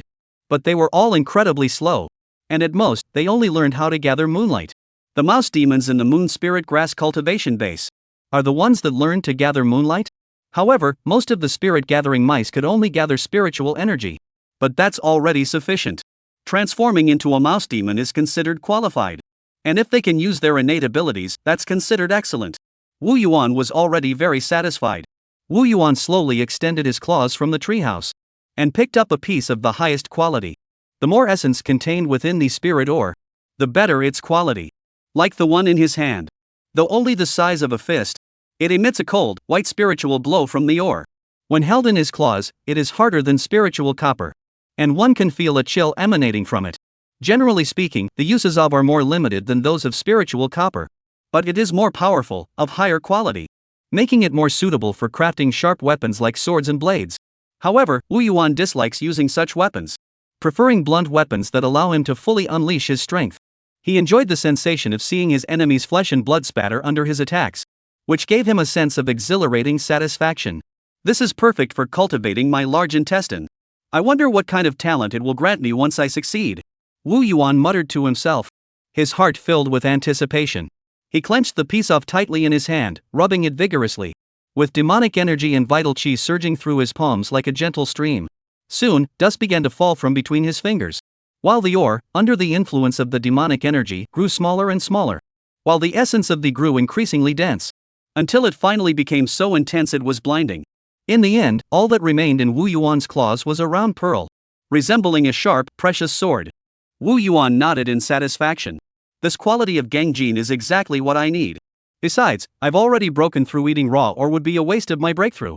As he spoke, he stuffed the egg-sized piece of into his mouth, chewing it slowly and savoring the flavor. This is very abrasive, so the taste is extremely spicy. Chewing it leaves a lot of crumbs, which get stuck in my throat. Compared to this, I actually prefer the bitter taste of the spiritual copper. As he spoke, sparks of pale golden mineral fragments flew from Wu Yuan's mouth, the fragments resembling sharp arrows, leaving deep gashes in the surrounding rocks. The more I chew, the worse it tastes. It's almost impossible to swallow. Wu Yuan furrowed his brows, stretched his neck, picked up a cup of moon spirit grass juice, and downed it to wash down the gangjin. He could clearly feel a sharp object sliding down his esophagus into his stomach. As soon as it entered his abdomen, a ball of intense heat erupted in his stomach, rapidly melting the into liquid. At the same time, the spiritual patterns on the stomach's mountain ridges activated to their fullest extent, releasing the gung metal energy all at once. A thunderous roar echoed within Wu Yuan's abdomen, with faint sounds of clashing swords, as if a fierce battle were raging within his stomach. However, Wu Yuan paid no heed, simply rubbing his stomach, burped, and smoothed his stomach. That's refreshing. Chapter 118, Taking Matters into His Own Hands. Wu Yuan was no longer the man he once was. His physical strength was extraordinary, and he wasn't afraid of these iron clubs at all. The gangjin energy in his stomach left not even a scratch. If it weren't for the fact that he was even sharper and harder, and the fact that it was his first time eating it, the stomach would have reacted more strongly. If it were spiritual copper, Wu Yuan would be eating it as easily as candy beans. After feeling that all the gung metal energy in his stomach had been fully absorbed, his expression grew serious. The key is how to sink the gangjin qi down to the large intestine. After all, it must first pass through the small intestine. These are all organs that haven't been strengthened. According to the intelligence, this part is still somewhat dangerous for me. He slowly closed his eyes, dividing his spiritual awareness into tiny tentacle-like strands, carefully delving into his body to manipulate the demonic energy.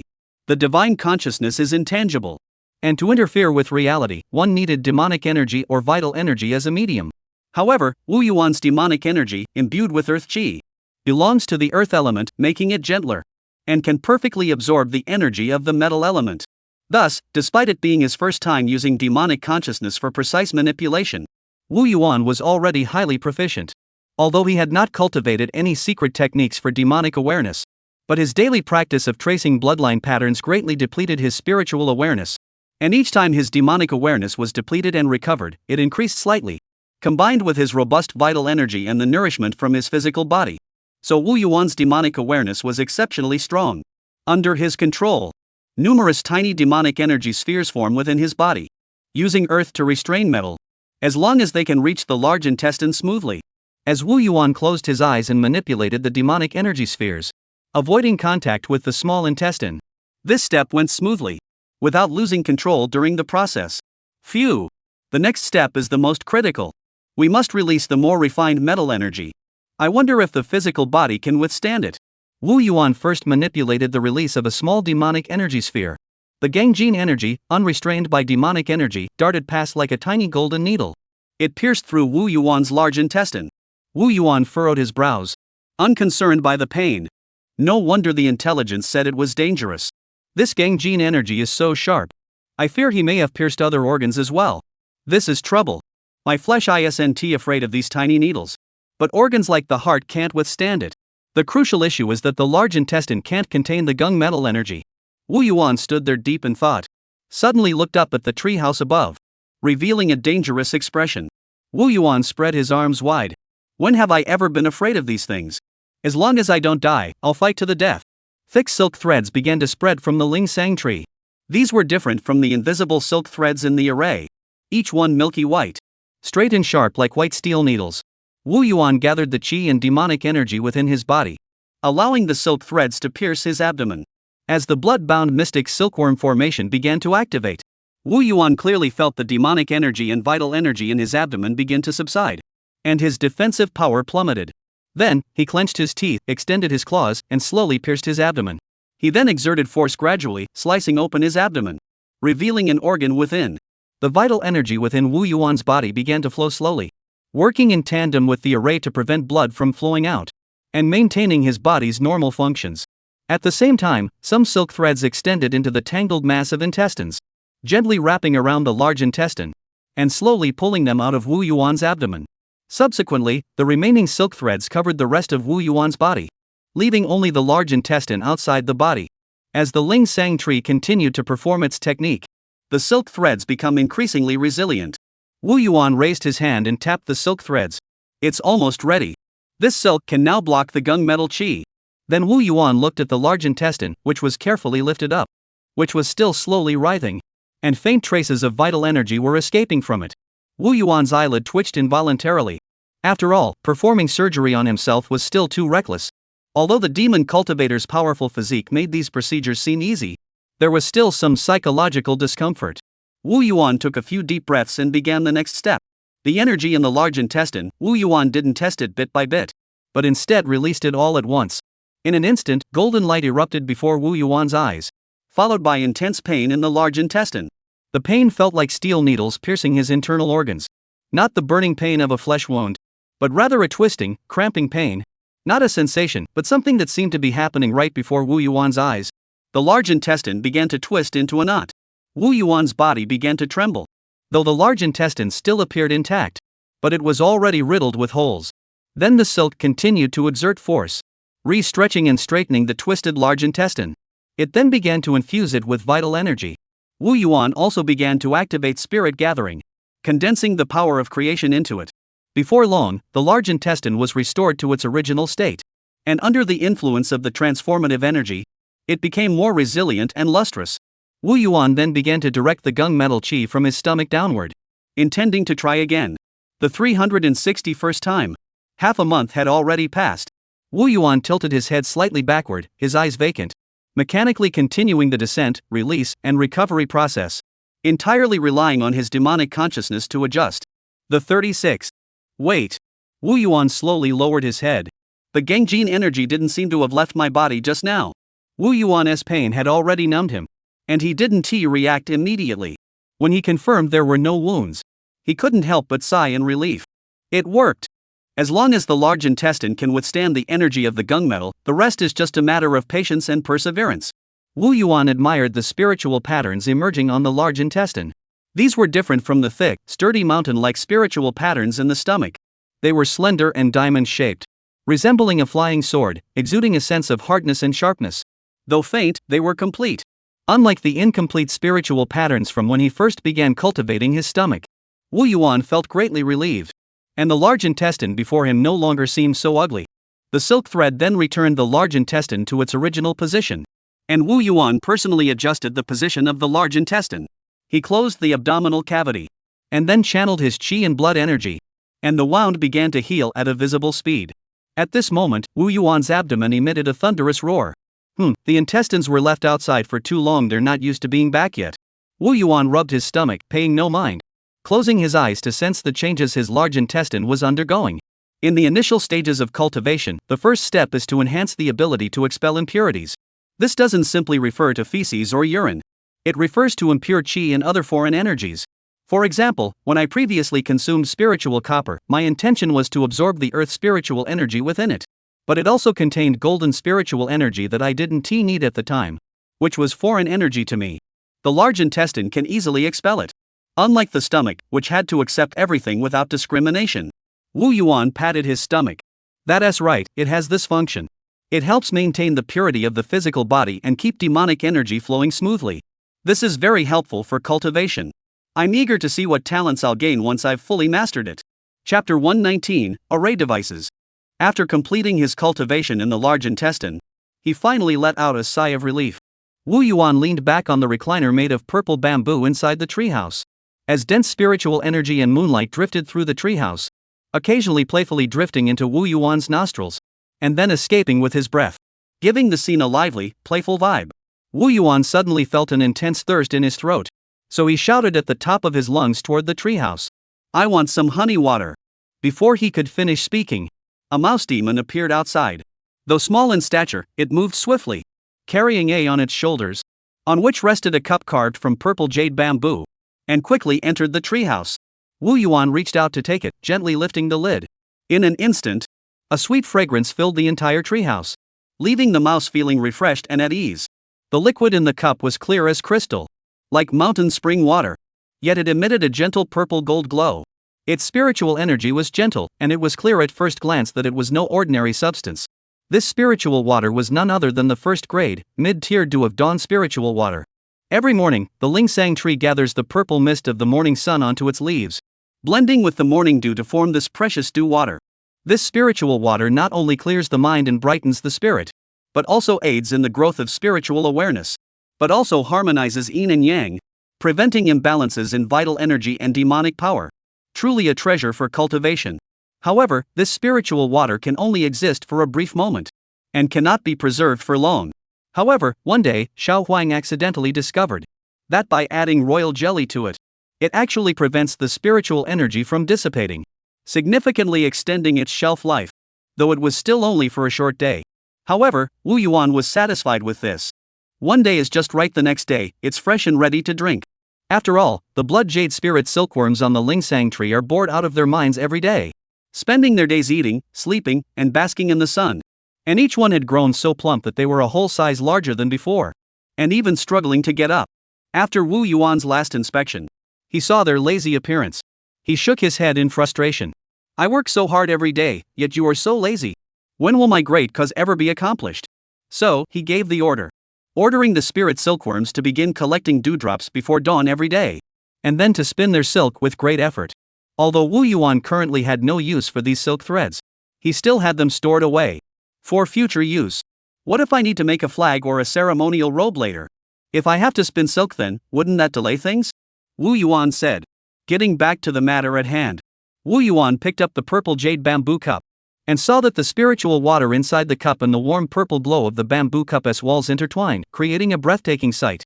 Upon closer inspection, one could see flecks of golden light, as if they were the first rays of the rising sun. He admired it for a moment, then raised the cup and drank it in one gulp. Instantly, he felt a cool breeze penetrate his heart. In the large intestine area of his body, a wave-like burning sensation slowly subsided, and his mind became unusually clear. The thoughts and ideas from the previous lung and abdominal cultivation came flooding back as if I had gained new inspiration. Huff! Wu Yuan exhaled deeply. A satisfied smile spread across his face. That feels good. Wu Yuan's weak breathing grew stronger. He felt a sense of ease throughout his body. He nodded in satisfaction. A life where I can grow stronger every day, even a god wouldn't trade it for anything. After speaking, he hummed a tune as he walked to his little nest, burrowing into the dense patch of moonlight grass, and lay down comfortably. The scent of freshness wafted to his nostrils. He slowly closed his eyes and fell into a deep sleep. 3 days later, Wu Yuan awoke from his slumber, yawned widely. His stomach growled loudly. It was as loud as thunder, shaking the moon spirit grass beside Wu Yuan. Wu Yuan casually pulled out a handful of small balls and tossed them into his mouth, skillfully transferring the Gengjin energy. He completed his daily foundational cultivation. After finishing his cultivation, Wu Yuan pulled out the remains of the phoenix bird. This was the main event. It was the skeleton of a phoenix bird 5 zhang wide, preserved in remarkable condition, with sharp claws and a beak clearly visible. The snow-white skeleton was adorned with faint blue spiritual patterns, and upon closer inspection, one can almost hear the roar of a fierce wind. Wu Yuan then took out 108 green phoenix feathers, each one a meter long, all of them being first-grade inferior phoenix feather artifacts. Among them, 18 feathers were an impressive 2 meters long, and the blue phoenix feathers actually shimmered with a metallic sheen. Additionally, they were engraved with a set of spiritual patterns, which have been forged into first-grade mid-quality wind feather magical artifacts. Wu Yuan examined the wind feather carefully. At a first-grade mid-quality wind spirit iron. Though metallic, it weighs only half as much as spirit copper. Yet it retains its sharpness and toughness. When used here, it can enhance demonic power and accelerate flight speed. What a clever design! It enhances the artifact's power without restricting flight. Indeed, the bird clan is truly wealthy and powerful, with a strong lineage. Moreover, each of these 18 wind feather magical artifacts is equivalent to a small array flag, with their array patterns intertwining and complex. Wu Yuan couldn't make sense of it for a moment. As for the remaining lower-grade phoenix feather magical artifacts, though only simply refined, they were fully capable of serving as conduits for spiritual energy. And when combined, the 108 phoenix feather artifacts formed a first-tier mid-grade array.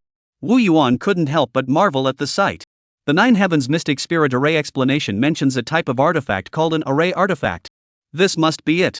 How rare! The Nine Heavens Mystic Spirit Array manual doesn't mention much about it. An array artifact is a type of artifact that uses an array formation as its core, engraving an array formation onto one or more magical artifacts, enhancing the power of the magical artifact through the array formation, and using the magical artifact to enhance the stability and durability of the array formation, while also allowing the array to be moved freely at will. Although Wu Yuan had already recognized this as an array formation during battle, he never expected it to be a mid-grade 100 feathers wind controlling formation array artifact. However, Wu Yuan was puzzled and muttered to himself. Even if these magical artifacts can be combined into a single array artifact to reduce the burden. But there are over 100 of these artifacts in this set, that's way too many. Only a reckless cultivator would go to such lengths to refine them. With his cultivation at the mid-stage of chi condensation, where did he get the demonic awareness to control so many magical artifacts? Could there be some secret technique involved? Wu Yuan examined the array patterns on Pan Yu's magical artifact and the spiritual patterns hidden within, and suddenly felt something was off. The more he thought about it, the more off it felt. While some of these array patterns are unfamiliar to me, but the spiritual patterns that form the array patterns are fairly familiar to me. But they don't seem to be any kind of offensive spiritual patterns. He hurriedly examined them closely, using his knowledge to distinguish. They should be mind fusion, link decision, swift wind, light body, and spirit bind spiritual patterns.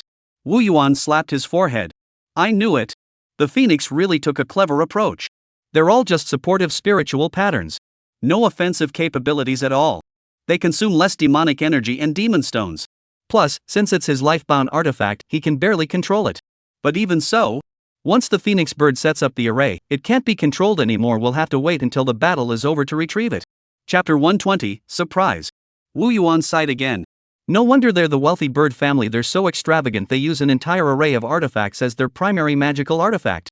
After saying that, he scratched his head in confusion and asked, but the phoenix bird doesn't cultivate every day, it just practices with the array device?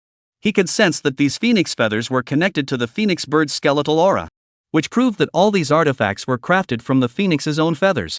However, this raises another question. That one's life-bound magical artifact can only be forged by the user themselves. Otherwise, why would the demon clan elders widely disseminate the nurturing spirit and forging artifacts technique? To enhance the power of the demon clan? Because this forging technique is the simplest form of life-bound artifact forging. It does not require spiritual fire or a forging furnace. Only requires nurturing spiritual materials within the body. And even the spiritual materials can be parts of one's own body. And demons with a bit of spiritual energy can collect additional spiritual materials, then engrave spiritual patterns onto them to form the rough mold of the artifact. The rest is just a matter of patience and perseverance. Far more convenient than normal weapon forging. However, even such complex spiritual patterns stumped a large number of demonic beings. When crafting the phoenix bird's array artifact, the engraving of the spiritual patterns and array patterns required an immense amount of effort from the phoenix bird. Even though the phoenix bird possesses an extraordinary talent for forging and array techniques, and is exceptionally proficient, surpassing the ordinary, he considered himself to have a natural talent for forging, and at least Bai Bo and the others greatly admired Wu Yuan's forging abilities, even though Pang Niao is far stronger than Wu Yuan himself. Then, for Pang Niao, who was only at the mid-stage of qi cultivation, these 108 feathers required for advancement. How much effort would it take to regrow them after being extracted for forging? And how much effort would it take to cultivate 18 feathers of the Pang bird that could be refined into mid-grade magical artifacts? And this doesn't even account for the failed materials. No wonder the phoenix bird, despite its deep background, is only at the mid-stage of qi cultivation. Wu Yuan stroked the 18 phoenix feather artifacts and murmured to himself. And these feathers should be their life-bound spirit feathers. Even if we had an abundance of heavenly treasures and rare herbs, it would still take many years to gather this many. But your array is all supportive, there's no offensive capability. And you can't control them personally. Even when the phoenix is unconscious, I can tear it apart with ease. I wonder who deceived you into taking this wrong path. Your life-bound artifact is occupied by an array device that's useless at this stage, and your cultivation has been greatly delayed. No wonder the winged tiger called you a worthless fool and you lost your composure. So you're hopeless now. Wu Yuan began rummaging through the phoenix bird's storage pouch again, his eyes narrowing. He took out several jade tablets and over a dozen spirit stones from the storage pouch. And the rest were just miscellaneous items. Everything else was gone. Wu Yuan shook the storage bag in disbelief. It's really gone? Even one of my rat demons is richer than you. So you were kicked out of your family and left with nothing. Wu Yuan looked at the jade tablet in his hand, his expression suddenly turning serious. The jade tablet was brimming with spiritual energy. And the material was made from second-grade superior-grade spiritual material blue jade. A material specifically used for recording precious information. This is it. Wu Yuan excitedly probed with his demonic sense, carefully sensing the information within, fearing he might not be able to handle the vast amount of information. After all, knowledge is power. Ugh! Even with such caution, Wu Yuan felt his mind swelling, unable to process all the information at once. Wu Yuan rubbed his head. After a dozen breaths, he finally began to grasp the knowledge recorded within. Wu Yuan slowly narrowed his eyes. The jade tablet contained knowledge about a demon beast refining its life-bound feathers into a life-bound array treasure. The same as the one forged by the phoenix. Though the version he had created was extremely crude. A normal array treasure should be a first-tier top-grade spirit wind thousand changes god-slaying array. Among the most basic array treasures, the 18 wind feathers must be at least first-grade superior quality magical artifacts. And the remaining phoenix feathers must be at least first-grade mid-grade artifacts. The array technique aids in flight and wind manipulation. Thousand changes signifies that the array can be freely transformed and adapt to various situations, and can also form different spiritual winds based on the characteristics of the magical artifacts, such as shattering wind, bone-scraping wind, and soul-stealing wind, with overwhelming power. They can also utilize phoenix feathers as array flags and mediums for spiritual energy transmission. But most importantly, it can form a confusing spirit wind, causing enemies to lose control of their magical power and their spiritual awareness to become chaotic. thereby suppressing and weakening them. When combined with the phoenix's ghostly speed and sharp attacks, it can be both offensive and defensive. Moreover, when Wu Yuan examined this jade tablet, he discovered that the array formations of the first and second tiers were exceptionally complete. There was even a sense of lingering dissatisfaction, vaguely mentioning the golden array. Wu Yuan ran his fingers over the jade tablet and muttered to himself, "This phoenix bird must have been set up. This array must have been extracted from a powerful cultivation technique. But only the method for refining the array artifact. But there are no secret techniques or methods. So it can only be controlled as stiffly as the phoenix bird. The key is that this technique is perfectly suited for the phoenix bird clan. It's extremely complete and of the highest quality. Once mastered, its power is extraordinary. Although there is a first-tier array treasure. But I feel that the minimum requirement is at least the peak of chi cultivation before even attempting it. If other cultivators dare to attempt it, they'll end up with a low-quality array and waste their cultivation time." Wu Yuan couldn't help but think of the phoenix bird's father. Someone must have set their sights on the Qingping demon. They want to disrupt his son's state of mind to weaken him. Or perhaps they plan to use the subsequent golden core array to lure the Qingping. However, Wu Yuan couldn't suppress the curve of his lips and laughed. "But what does this have to do with me? Just this chi cultivation level array is enough for me to study for a long time. And the phoenix bird can't be directly controlled. Why not adapt it? But I'm different. I'll just have the rat demons each hold a magical artifact. If the power is weaker, so be it. I don't mind. Anyway, using another demoness lifebound artifact will reduce its power anyway." In reality, the phoenix does indeed have a group of subordinates in the outside world. But to enter the Qingling Mountains, only he can enter alone. The phoenix also had the idea of subjugating the vulture flock. But ultimately, they couldn't compare to the subordinates he had carefully cultivated. Wu Yuan carefully picked up the phoenix feather, treating it like a precious treasure. This phoenix feather is brimming with spiritual energy, clearly the result of immense effort. He then had the rat demons continue to nurture it with spiritual energy to enhance its quality. This will save me a great deal of time. The power can be further enhanced. However, we must carefully select some rat demons with strong control over spiritual energy. As for the rat demon's spiritual energy being different from mine, let the Lingsang tree take my place. It contains the vital energy I've stored inside. A quick rinse will suffice. As for the spiritual awakening ritual, let us wait a bit longer. I must elevate the quality of this array treasure to a level where it can generate spiritual intelligence after awakening. The stronger the spiritual intelligence, the better. Chapter 121, The Incident. In an unknown location beyond the Qingling Mountains, stood a majestic rock peak. Its peak perpetually battered by fierce winds, with sand and stones flying everywhere, as if it were the wildest aspect of the immortal realm on full display. However, amidst this chaos and turmoil, one day, two enormous lanterns suddenly illuminated the dim sky, resembling two fiery balls under the midday sun, emitting an ominous aura. The lanterns shone brightly, revealing a pair of eyes as sharp as lightning. Behind the lanterns stood a massive demon, with a deafening roar. The demon spread its wings and soared into the sky, its wings flapping effortlessly through the storm, leaving behind a shadow that obscured the sky, enveloping the entire Rocky Mountain peak within its shadow. This was a colossal green phoenix. Its immense size was such that even the slightest movement, enough to make the mountain peaks tremble. Just moments ago, it sensed that one of its offspring had tragically perished in the Qingling Mountains. Though the great Qingping demon did not hold the worthless young son in high regard, he saw this as an excellent excuse to return to the Qingling Mountains. The great demon Qingping flickered his thoughts and transformed into a streak of light, heading straight for a mountain range. On the surface, the mountain range appeared ordinary, but in the eyes of the great demon Qingping, it concealed a magnificent golden palace. The great demon did not slow down, plunging straight toward the palace at the base of the mountain range.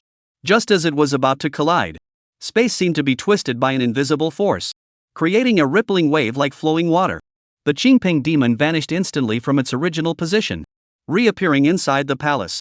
This palace possessed the miraculous ability of containing the vast within the small, with an interior space vast and boundless, far surpassing the narrow appearance seen from the outside. The Qingping great demon paused for a moment, and suppressed the arrogant expression on his face, and slowly made his way toward the depths of the palace. There, on a high platform shrouded in delicate spiritual veils, a lazy voice drifted out. "Qingping, haven't you always despised this narrow, confined place? What brings you here today?" Qingping, the great demon, remained expressionless, bowed, and said in a solemn voice, "Lord Palace Master, my offspring perished in the Qingling Mountains. I wish to investigate." From the high platform, the voice remained calm. "Go ahead, but you must convince the other clans first. I have already informed them. Upon hearing this, the great demon Xingpeng showed no change in expression. Meanwhile, he muttered to himself. If I could truly persuade the other demon clans, why would I have come here to ask? However, his expression remained respectful. After all, this was a golden core demon lord. However, he had come here with the mindset of giving it a try and had already anticipated this outcome. Soon, a commotion could be heard outside the palace. Clearly other great demons had heard the news and were rushing over. Seeing that all the demons had arrived, the palace master spoke. Xingpeng says his offspring died inside, and he wants to go in and take a look. The first to speak was a dragon with scales of pure blue. The green dragon looked at Xingpeng, and his rough voice echoed throughout the palace. Xingpeng, do you want to enter the Qingling Mountains again? That's not appropriate. Didn't we agree that you'd only go in once? And when our subordinates went in, didn't we agree to leave everything to fate? I didn't realize you were such a demon who cares about your subordinates. The great demon Xingpeng snorted coldly, his expression growing dark. The dragon palace of the East Sea has always been at odds with me. It's just a few small dragons. Is it really worth all this trouble? Immediately afterward, a white-haired sheep demon slowly opened its drowsy eyes. Speaking in a hoarse voice. You're right. Didn't my men also die inside there? I didn't even bother to care. The great demon Xingpeng snorted coldly upon hearing this. That was my son. How could it be the same? You didn't lose your son. As the tension between the two grew more intense, a red-winged tiger grinned and squeezed its way in, attempting to lighten the mood. Why don't we first see what happened at the time? Let us see who started it, so we can prepare ourselves mentally. At these words, the other great demons nodded in agreement. Red Tiger is right. The palace lord, seeing this, said. It's been a while since we've checked on the situation at Qingling Mountain Range. Let us take this opportunity to have a look. However, the expenses will be borne by Xingpeng. The great demon Xingpeng had already made up his mind, nodding without hesitation. Immediately, ripples of water rippled across the palace roof, revealing the scenery of a mountain range. The great demons all focused their demonic awareness, searching for their subordinates and beginning to communicate. Wow, no wonder it's the Beast Spirit Sanctuary. The territory they've claimed is vast. Your Eastern Sea Dragon Palace isn't bad either. You guys at the Wood Spirit Sanctuary sure know how to plant trees. Just as the great demons were chatting idly, the palace lord suddenly spoke. I'll go back in time and see what happened back then. As the spiritual light surged from the palace roof, the scene gradually became clear, finally focusing on the moment when the phoenix bird was playing with the demon eagle. As time continued to pass, the great demon Xingpeng, seeing the phoenix bird lose its senses, grew increasingly somber. He thought to himself, though this offspring is worthless, he is still my blood. Yet he has been swayed by a few words. He is truly of no use. Honghu, seeing that the young phoenix had lost its wings, and the young tiger speaking so boldly, was startled for a moment but quickly recovered. Isn't that the good-for-nothing scoundrel from the third family? How could it be him? Oh no, we've bitten off more than we can chew. I should have never suggested going back. Red Tiger slowly moved his feet, blocking Xingpeng's retreat, fearing that the powerful Qingpeng demon might charge into the Qingling Mountains in a fit of rage. When Qing Jiao saw Bai Bo, his eyes flickered. There's the aura of the Dragon Palace's techniques. Though I did not send this demon there. But at this moment, he is a demon of the Eastern Sea Dragon Palace. As he pondered, the green dragon twisted his body, forming a pincer movement with the winged tiger demon to block Xingpeng. However, when the other great demons saw the phoenix bird commit suicide, their gazes toward the Qingpeng grew increasingly strange. They began to discuss among themselves, enjoying the spectacle without caring about the consequences, even if it was influenced by external factors. But for a demon to commit suicide is truly shameful. You're a terrible father. Laughter echoed through the crowd. Xingpeng, however, swept his demonic senses through the crowd but couldn't pinpoint who was laughing. His expression darkened like water. When the other demons saw Wu Yuan enter the scene, they immediately grew serious. The great demon Xingpeng gave a sinister smile. This little mouse is no ordinary creature, he's no weaker than the golden armor lions. But it doesn't seem to be one of your subordinates, does it? Is it from the rat clan?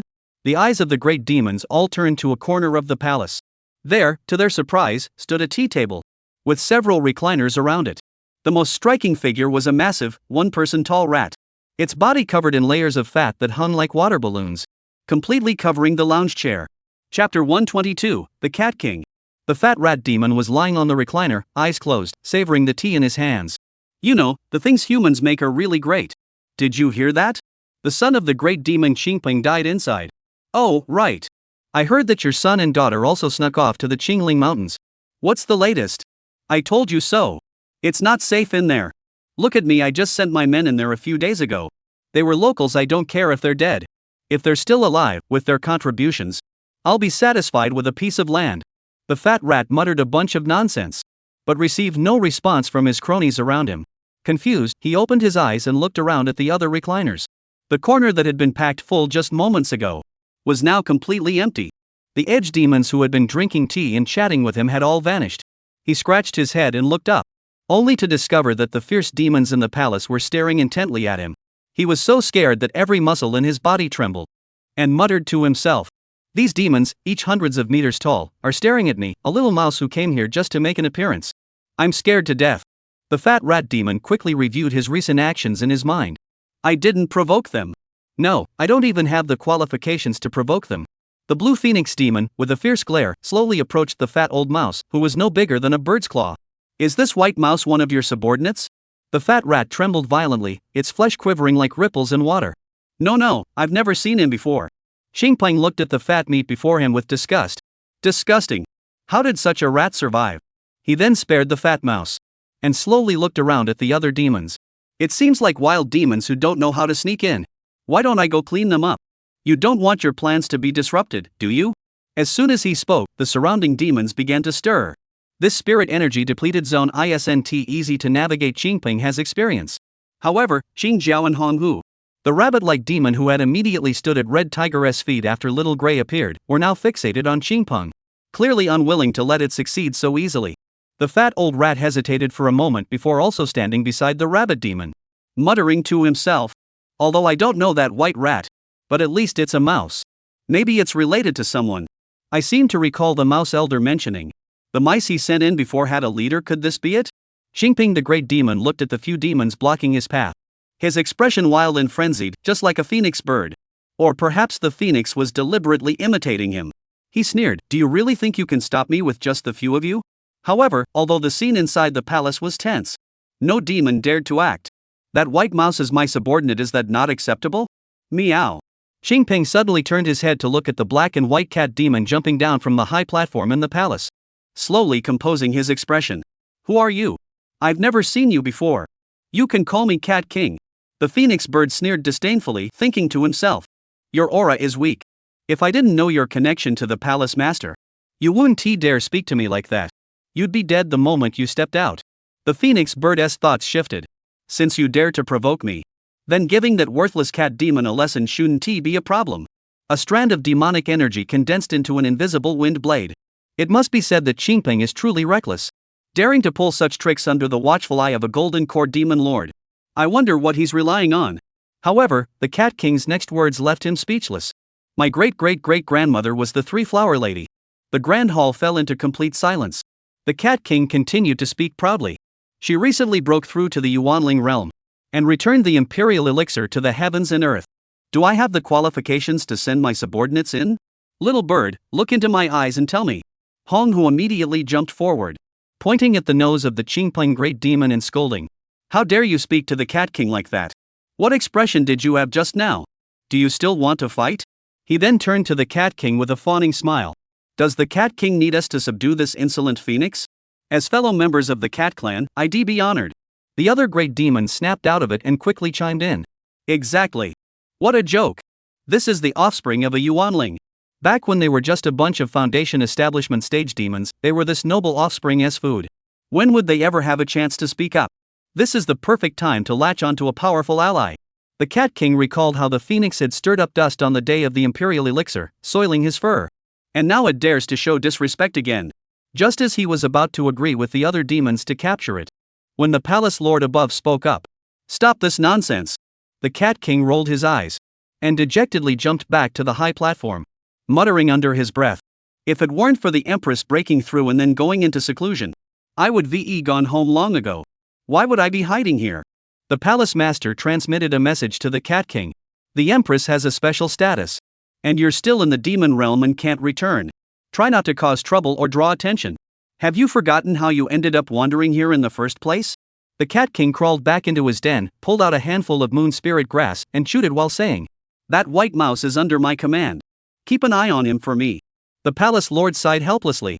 With your status, getting a share here shouldn't be a problem. Since you've asked, I'll grant it that privilege. But why aren't you eating all these high-grade spiritual fruits? Why are you eating this weed instead? The Cat King shook his head while eating the moon spirit grass. You don't understand. The palace master snatched the Cat King from his hands and rubbed him roughly. You're just a little cat pretending to be deep. Let me go. You smell too strong. The Cat King's fur stood on end as he struggled desperately. Everything happening on the high platform was completely blocked by Ling Sha, and the demons below were completely unaware. However, they watched the restless Qingping demon with a smile on their lips. As the Qingping had recently nearly broken through to the Golden Core realm and had become extremely arrogant, he didn't bother with the other demons. And now it had gotten itself into trouble. At that moment, the voice of the palace master echoed from above. Everything remains as before. The great demon Qingping finally breathed a sigh of relief, bowed to the palace master, and hurriedly left the palace. Meanwhile, Honghu shrank his body and linked arms with the rabbit demon and the fat rat, whispering to each other as they exited the palace. Who would ve thought our little brat could end up with them? You sly rabbit, you've always been so perceptive. Your son must be pretty good too. What's the story with that white rat? Xingjiao watched the three demons leaning on each other, hesitated for a moment, then decided not to follow them and left the palace on his own. That beaver is acting strange. I need to go back and investigate. Chapter 123, Earth Spirit Master. As for everything happening outside the Qingling Mountains, Wu Yuan knew nothing about it. He had no idea that he had once again been swept away by the Cat King. At that moment, he was in the treehouse with Bai Bo, studying the secret chapter of the mysteries of the 100 veins of mountains and rivers. This Earth Spirit Master lineage was indeed rare. Wu Yuan planned to delve deeply into both it and array techniques. After all, he had plenty of free time each day. He was well aware of the challenges in studying array formations, and had already prepared himself mentally. And he planned to use the Earth Spirit Master's teachings to gain insights into other fields. Moreover, he believes that the Qingyao Cave Heaven will provide him with assistance. And with the blessings of his destiny, learning might prove much easier. Moreover, this Earth Spirit Master was exceptionally suited for Bai Bo's cultivation. It is akin to how Bai Bo previously transformed the bamboo pond, making it harmonize with the bamboo forest, thereby enhancing the pond's efficacy.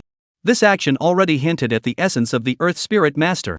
There is an intricate connection between Earth Masters and array formations. However, the methods of array formation employed by Earth Spirit Masters differ significantly from those of ordinary array masters. Earth Masters tend to rely on the terrain and the energy of the land, by skillfully altering the natural landscape, to create various unique celestial and terrestrial formations. However, this method of array formation is subject to numerous constraints. Not only must the complexity of the terrain be considered, but also requires precise control over the flow and changes of the Earth's energy. And even the slightest error can render the formation ineffective. In comparison, array masters who use array flags and magical artifacts to form arrays, which is undoubtedly more convenient and efficient. And the variety of formations available is far greater.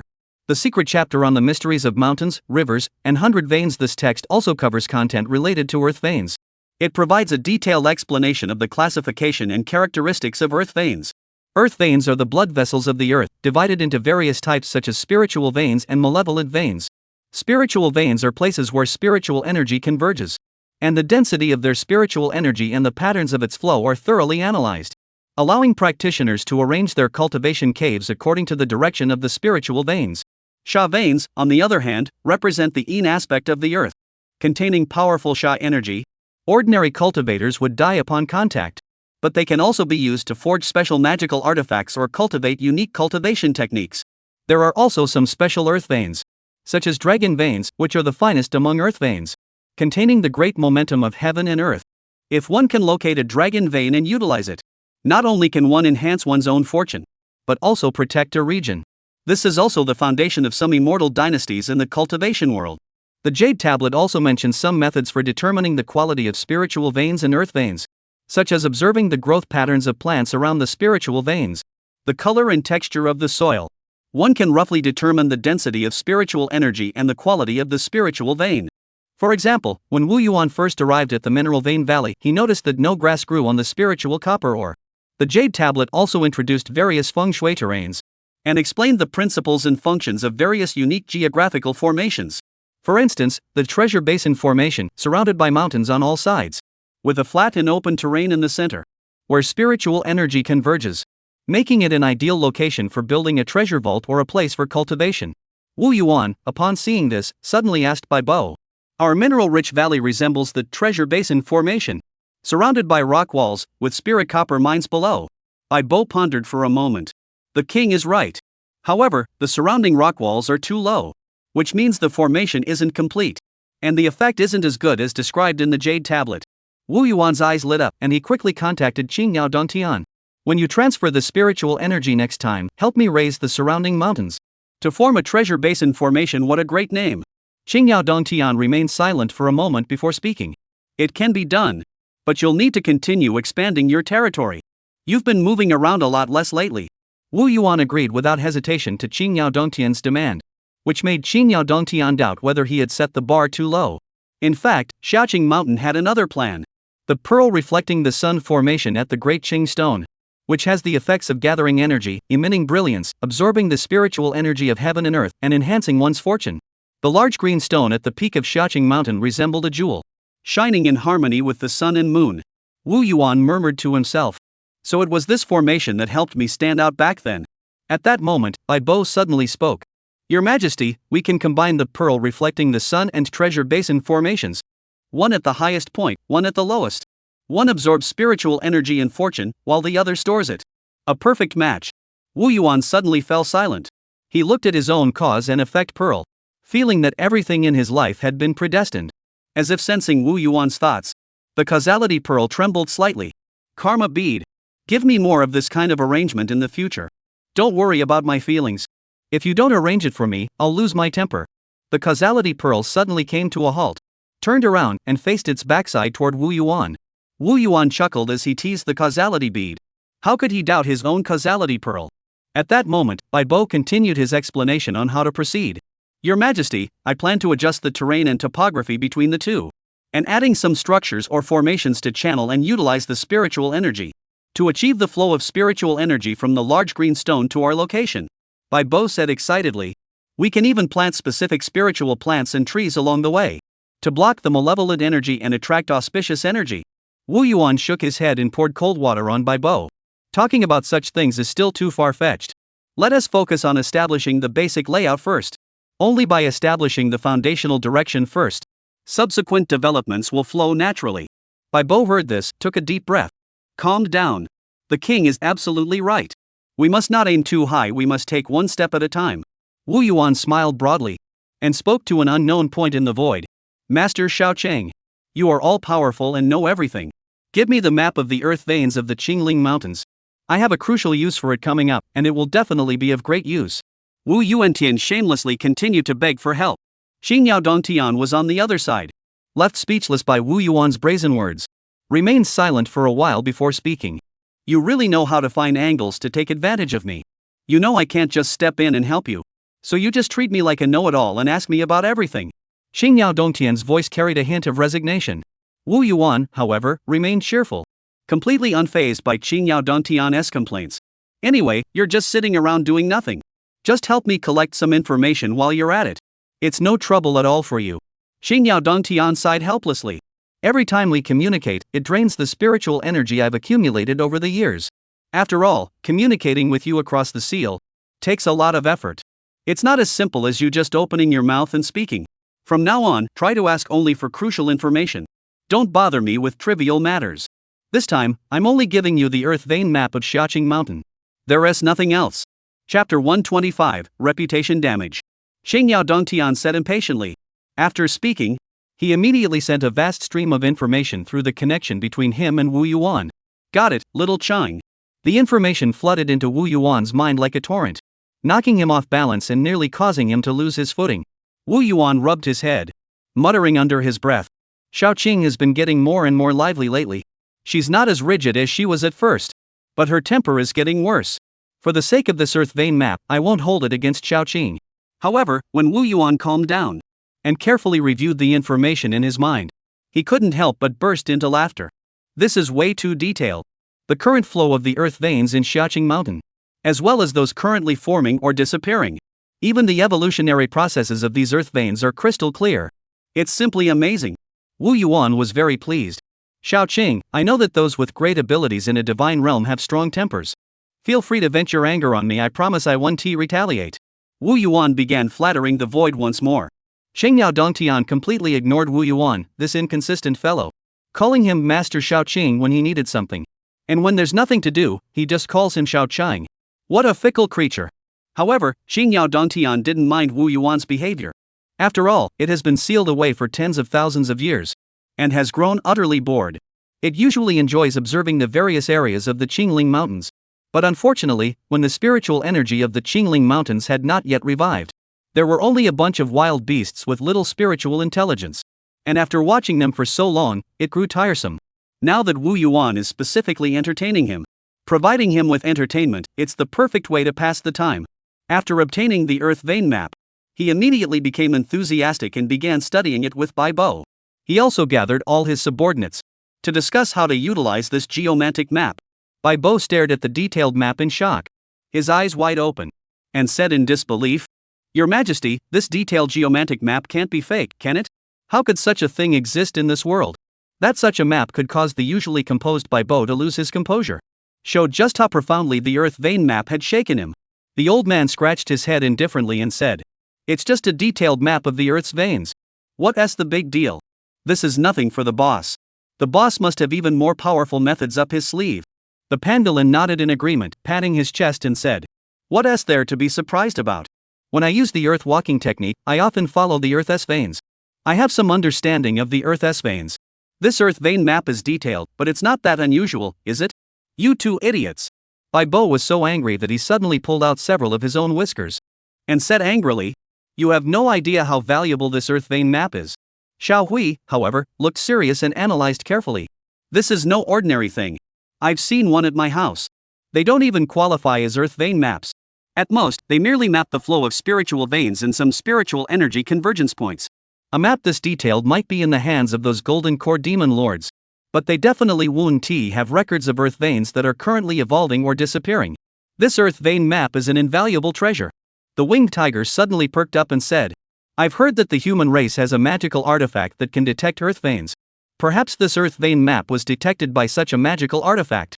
Wu Yuan saw that everyone was getting more and more off track and shook his head helplessly. "It's definitely real. This is a rare item, brand new. Everyone, stop speculating. Let us focus on planning how to develop Xiaoqing Mountain instead."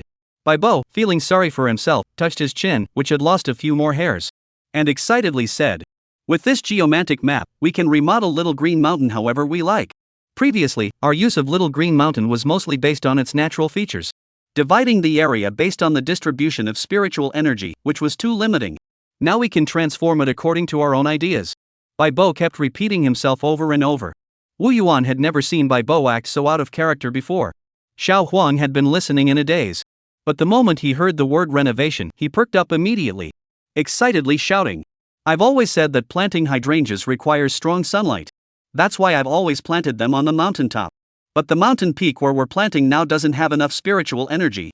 We can enhance the spiritual energy here by channeling the Earth's energy. I must start the renovation immediately. We can't delay the boss's tonic." Wu Yuan heard Xiao Huang's sudden shout, and his vision went black, nearly fainting. His reputation was suddenly ruined. What does tonic mean? He wasn't weak. Eating purple hydrangeas was just to go with the lamb, okay? At most, it was to supplement some yang energy. Since Wu Yuan began cultivating the large intestine of the six viscera to verify its ability to expel foreign energies, he often experimented with various strange and exotic plants. Although the purple hydrangea has abundant yang energy, it also contains dryness, which is a type of foreign energy that affects mental clarity, and the large intestine is capable of expelling it. Wu Yuan ate hydrangea every day for a period of time to determine the limit of expelling the foreign energy, so he ate a little more, only to be mistaken by Xiao Huang as enjoying it. Xu Jihu and Xiao Hui whispered to each other, murmuring, "Who knew the king was so fierce?" The purple sunflowers, a specialty of the Stonewood Spirit Sheep clan, are eaten as food. Even a late-stage Qi cultivation demon wouldn't dare eat it like that. The Great King truly is the mightiest of all demons. Let's get the Great King some even better flowers, the Shangyang flowers, next time. The Great King will definitely love it." The winged tiger exclaimed excitedly. Just then, Xiaobai suddenly crept over and whispered, "Oh, right, have you heard? It's said that a Qigong cultivator who can eat 999 purple yang flowers in one breath can comprehend the Fox clan's 10,000 foxes' heavenly charm fragrance array.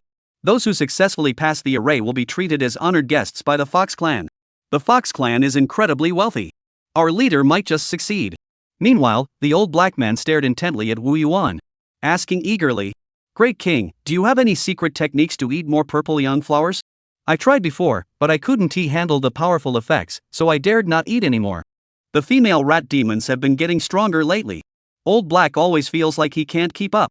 Wu Yuan listened to the increasingly chaotic rumors, his face growing darker and darker, clenching his teeth and said, Well, I really appreciate your help. And you big old black guy. Your cultivation progress is so slow. Among all these demons, you have the lowest cultivation level, yet you still dare to think such things. Xiao Hui and Xiao Bai are almost breaking through. The pangolin is a beast, and its vital energy is almost at the mid-stage. You're still only at 80-odd strands of demonic energy. I'll give you 3 months. If your cultivation is still so low, I'll cut you down. Chapter 126, The Big Black Guy Who Knows a Little of Everything. The old black man heard this and immediately clamped his legs together and shouted in terror, Please spare my life, Your Majesty.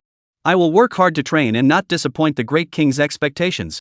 Wu Yuan ignored the wailing big black man. He grabbed little Huang by the collar and said harshly, You little brat, you're spreading rumors about me, aren't you? If I don't teach you a lesson, you won't know the difference between the big king and the small king. Xiao Huang curled up into a ball and immediately began begging for mercy. Big brother, I'm sorry. I made something delicious recently. It'll definitely help your blood circulation and energy cultivation. Wu Yuan held Xiao Huang in his claws and spun him around, asking, What is it? Spit it out. Yang Enhancing Elixir. It's made from blood jade mulberries, purple yang flowers, goji spirit fruits, and blood essence, refined into a first-grade superior quality spiritual elixir. It removes the dryness and preserves the yang energy, possessing powerful effects for enhancing qi and blood. Big brother, you deserve it. Xiao Huang hurriedly said. Wu Yuan snorted coldly, slowly set Xiao Huang down, and said, Do I need you to help me remove the dryness? But since it's a first-grade superior quality spiritual liquid, I'll reluctantly give it a try. But where did you get the formula from? Xiao Huang said excitedly. It's from the beast woman in your treasure vault. Ugh. Wu Yuan immediately covered Xiao Huang's mouth, fearing he might blurt out something shocking. Cough cough. Wu Yuan's expression turned serious as he said, Aren't we supposed to be discussing the renovation of Xiaoqing Mountain? Where have all of you gone off to? Get your minds back on track and focus on the matter at hand. Wu Yuan pointed to the highest point on the geomantic map, where a large green stone lay. This is the original point where the earth veins first emerged. All the earth veins of Xiaoqing Mountain originate from here. He then drew a dotted line on the geomantic map. Connect the mineral vein caves along this channel. Wu Yuan finally made his decision with a decisive slap on the table. Hey, men, give it your all. Dig this mountain hollow. We must work hard to contribute to the great cause of the great king. Remember, your good life is all thanks to the great king. Only the old black one was full of enthusiasm, waving his claws and directing the mouse army to dig into the mountain. Don't put that rock there. The old black rat suddenly widened his eyes, rushed into the rat demon crowd, grabbed a mouse demon by the ear with precision, shouting angrily, If you slack off like this, it might end up affecting the river's flow. The boss is planning to dig a lake nearby. We can't mess up the big plan, or I'll have a one-eared demon peel your skin off. These words sent the surrounding rat demons into a trembling fit, and they became even more diligent. Wu Yuan stood on a high vantage point, watching the old black demon below with great interest as he directed the chaos. Then turned to Bai Bo and said, I've noticed that the old black guy really knows a little bit of everything. He knows how to plant crops, and he can mine too. He can clear mountains and build roads with ease. And even architectural design looks pretty decent. Bai Bo looked at the big old black man, whose body was as round as a ball. Busy figure. And smiled as he said, Although Big Black isn't particularly gifted in cultivation, and his mind is rather single-minded, but he learns things quickly, and he has strong execution skills. As your executor, he is more than qualified. Wu Yuan nodded in agreement, and he fully agreed with this point in his heart. De Lao He, at Xiaoing Shan, actually served as the head steward. When Wu Yuan was in seclusion for cultivation, the other demons would go to De Lao He. They would go to the old black demon to make arrangements.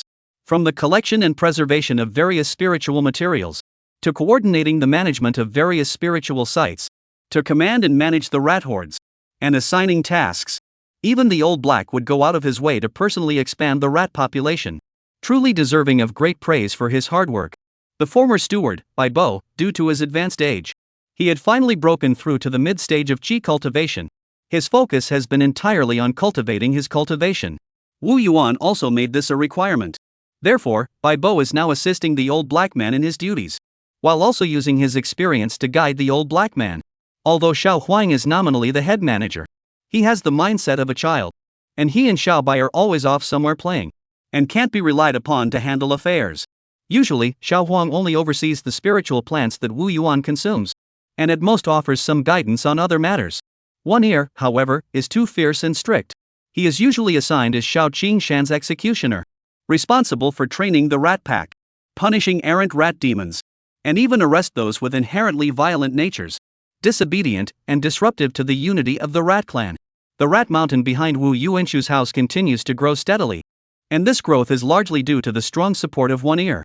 Therefore, Xiao Huang and One Ear are completely unsuitable for managing the rat clan, which is why the eldest black rat, despite having the lowest cultivation level, and his strength is also weak, yet he can still hold his ground on Xiaqing Mountain. At that moment, Wu Yuan watched as countless rats surged forward like a black river, rushing toward the main peak of Xiaqing Mountain, the Great Green Stone. Each had a clear role. Some carried away the loose rocks along the way. Some lifted larger stones, eventually constructing a shallow arc-shaped path. In fact, Wu Yuan and Bai Bo had observed carefully that there was actually a channel releasing spiritual energy from the large blue stone downward. However, the channel was blocked. Previously, the fox spirit had gathered moonlight at the large blue stone to worship the moon. Was actually achieved by harnessing the spiritual energy accumulated over the years within the large green stone.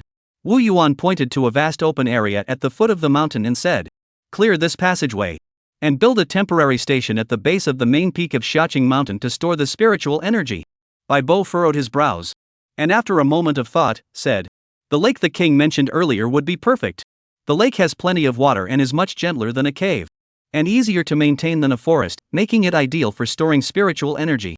Wu Yuan nodded, his gaze fixed on the distant horizon. It's a good idea to plan for the Panlong Lake to the north in the near future, preparing in advance for any future needs. Bai Bo continued, "We can divert all the rivers from our little green mountain to a central point and unify the flow of the rivers. Use the peach groves and bamboo forests as transfer points to divert the tributaries to the various spiritual fields. This way, we can also use the water as spiritual energy to nourish these spiritual lands, and ultimately converge in the treasure basin for storage. Your Majesty, Haven Tea, we always regretted that the spiritual stones from the bottom spiritual copper vein take too long to form." A hint of anticipation flashed in by Bo's eyes. "It should be much faster now. With the nourishment of this spiritual energy, the spiritual energy in the vein will also become more abundant." Wu Yuan nodded satisfactorily. "These things are all mentioned in the secret chapter of the 100 Veins of Mountains and Rivers. It seems our approach is correct." "That's excellent." The old black man received Wu Yuan's orders, and immediately sprang into action, directing the mouse-like workers to get to work. It must be said that millions of mice working together were incredibly efficient, working in perfect coordination and harmony. And in just one day, they had dug through the main tunnel. You must understand that Wu Yuan's little green mountain is a massive mountain range, and this efficiency is truly astonishing. Chapter 127, The Master of Xiaqing Mountain. Wu Yuan focused his mind and calmed his breathing, nodded slightly to the armadillo standing in a defensive stance. The pangolin understood, perked up, activated the earth movement technique, and suddenly darted his head into the winding tunnel that had already been dug out. Following Wu Yuan's instructions, it redirected the flow of the earth's veins along a brand new path. Hum! A deep, resonant hum echoed through the air, between the large blue stone and the mineral vein cave. Spiritual energy began to flow smoothly like a gentle stream. In an instant, Wu Yuan felt a tremor throughout his body, and suddenly felt that Xiaqing Mountain was vastly different from before. In his perception, Xiaqing Mountain seemed to have been imbued with life, suddenly coming to life. Every inch of land and every leaf seemed to tremble gently, as if conveying some message to him. At this special moment when destinies intertwined, Wu Yuan's consciousness seemed to be drawn by an invisible force, and for an instant, he felt as though he had become one with Xiaqing Mountain. He seemed to transform into a gentle breeze in the mountains, a stubborn rock flowing together with the spiritual energy of Xiaqing Mountain. Wu Yuan gently raised his head, and a hint of joy flickered in his eyes. "Xiaoing Shan is me. I am Xiaqing Mountain. From this day forward, this place will forever bear the imprint of my presence." At that moment, the causality pearl within Wu Yuan's body suddenly trembled violently, emitting a dazzling blue light. Immediately afterward, a piece of intelligence appeared before his eyes. Blue intelligence, connected to the fortune of Xiaoing Shan, this state is optimal for cultivating the touch of the mystic spirit, allowing the evolution of special spiritual patterns. Wu Yuan's heart stirred, and immediately thought of the spell he had created earlier, Ling Shu 5 senses penetrating the mysteries technique, touching the mysterious spiritual perception. At the time he created this spell, he had hoped it would help him better perceive the changes in the heavens and earth. Now that he was connected to the fortune of Xiaoqing Mountain, and having sensed the heavens and earth, he reasoned that it could also be used to further refine and advance this spell. At that moment, the surrounding demons also sensed the unusual atmosphere, and looked around in confusion and fear. The winged tiger widened its eyes and said in confusion, "This is so strange. I feel like the spiritual energy around us is more active." Xiao Hui's figure flickered in and out of sight, as if merging with the surrounding environment, and exclaimed in equal astonishment, "My invisibility spell is working better. Before, I could only hide for a short while. Now it feels like I can stay hidden for a really long time." Bai Bo also furrowed his brows, deep in thought. This feels so familiar. Suddenly, his eyes lit up, and he realized, it's a bit like the Dragon Palace. Bai Bo paused for a moment before continuing. "I heard that when Yuanling cultivators stay in one place for too long, their aura can even influence the environment of that place, causing the heavens and earth to converge toward them, forming a unique domain. Could it be that the Great King is beginning to influence Little Green Mountain?" Wu Yuan also felt a bit puzzled, and pondered silently. Why did Little Green Mountain suddenly exhibit such unusual activity just now? He pondered carefully, and suddenly recalled a jade tablet he had seen earlier. The jade tablet recounted the story of a great cultivator traveling through other realms of the immortal realm. It mentioned that the foundation of the immortal dynasty was established by defining the earth veins of the world, and by controlling each spiritual vein, they constructed the dragon veins. The ruler of the immortal dynasty extended his influence across the heavens and earth, gathering cosmic fortune to uphold the immortal dynasty, ensuring its prosperity and eternal existence. Wu Yuan suddenly understood. He realized that by skillfully guiding the earth veins through the mouse swarm, and had actually altered the course of the earth's veins in Xiaoqing Mountain, imposing his influence upon the heavens and earth, achieving a similar effect to the actions of the immortal dynasty. Wu Yuan scratched his head, and a smug smile appeared on his face. "I've always referred to myself as the master of Xiaoqing Mountain. Now I don't even need to call myself that anymore, I am it. From now on, I'll be invincible here at Little Green Mountain." Brilliant! Wu Yuan returned to the mine shaft, and immediately noticed something different. The spiritual energy concentration, which had already reached the upper tier of the first stage, continued to rise. Though the original concentration had already been sufficient for Wu Yuan's cultivation, but the spiritual energy was now more active, flowing in a more orderly manner. In other words, the spiritual energy was easier to absorb and convert into demonic energy, with a higher conversion rate. Additionally, the spiritual energy is more active, which greatly aids the growth of spiritual plants. Those spiritual plants that once grew slowly, now seem to have been infused with new vitality, with greener leaves and more vibrant spiritual energy. The lower grade spiritual plants on Xiaoqing Mountain, such as the moon spirit grass, show the most noticeable changes, suddenly growing several inches taller. Especially the Qingha rice has matured a full month earlier than usual, and its yield doubled. Wu Yuan inside the treehouse immediately began absorbing spiritual energy to cultivate, carefully sensing the surroundings, and silently calculated in his mind. Originally, he could cultivate 2 demonic energies in a month, but now he could cultivate 3 demonic energies. This meant that Wu Yuan's current cultivation speed was as fast as it had been during the initial stage of qi cultivation. Currently, Wu Yuan's cultivation level is 25 demonic energies, and he has already completed 1/4 of the cultivation required for the middle stage of qi cultivation. However, after completing today's cultivation tasks, he began studying the spell Touch the Mystical Spirit mentioned in the intelligence report. The intelligence says that this spell is more effective when connected to the qi fortune of Xiaoqing Mountain. But how do I actively enter that state? Wu Yuan paced back and forth in the treehouse, his brows furrowed. I do have a connection to the qi fortune now. The key is how to find that connection. Let's try the spell. Wu Yuan focused his mind, channeling his demonic energy, channeling his blood and demonic energy into his skin. He could clearly feel his skin becoming increasingly sensitive, as if covered by an invisible network of tentacles, giving him a more subtle perception of everything around him. Compared to demonic perception, it was more precise but had a smaller range. But this sensation still hasn't exceeded the scope of when I first began studying the spell. Wu Yuan did not lose heart. He continued to incorporate demonic awareness into his spell, and made efforts to disperse the demonic awareness across his skin. This time, he felt a noticeable change. His perception grew deeper, and he could even sense the fluctuations of the surrounding spiritual energy. And he could clearly detect any slight change in the spiritual energy. It was like a gentle breeze rippling across a lake. The ripples it creates are equally noticeable. He began to perceive the spiritual energy through his skin. This time he discovered that the more active spiritual energy was indeed different, often merging into Wu Yuan's skin, like a stream flowing into the sea, naturally and smoothly. Wu Yuan calmed his mind, emptied his thoughts, forgetting everything in his mind, and fully immersed himself in sensing the outside world. His breathing grew weaker and weaker, and his breath grew fainter, and from his perception, it felt as though he were about to die. But his body appeared vibrant and radiant, shrouded in a deep blue glow, which rippled like breath. Finally, the blue light on Wu Yuan's body reached its brightest, as dense as a frozen pond, but the aura around him completely vanished into the treehouse, as if he had become one with the entire world. Chapter 128, Divine Ability. At that moment, Wu Yuan's consciousness seemed to merge with Xiaoqing Mountain. He first followed the ever-present earth veins to take in the entire landscape of Xiaoqing Mountain.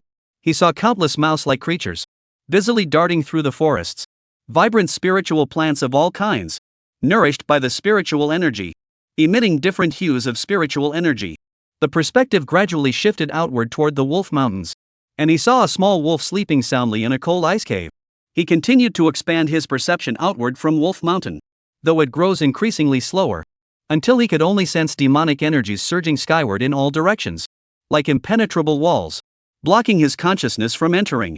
In the end, he could not see very far ahead. After an unknown amount of time, Wu Yuan's senses suddenly contracted, returning to his body. Inside the treehouse, Wu Yuan opened his dazed eyes, as if he had gone mad. His lifeless eyes darted around the treehouse, muttering to himself, but his words were inaudible. Suddenly, a thick tree root whipped out from the treehouse, struck Wu Yuan on the head, knocking him off balance and sending him crashing to the ground. Wu Yuan struggled to his feet, shaking his head, but his entire body swayed unsteadily, like a drunken man.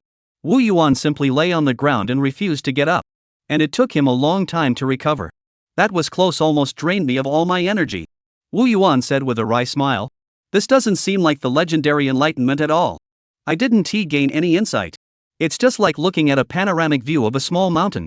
Wu Yuan shook his head again, and said breathlessly, I can't take it anymore. Let us just sleep for a while. Wu Yuan buried his head in the nest, and instantly fell into a deep sleep.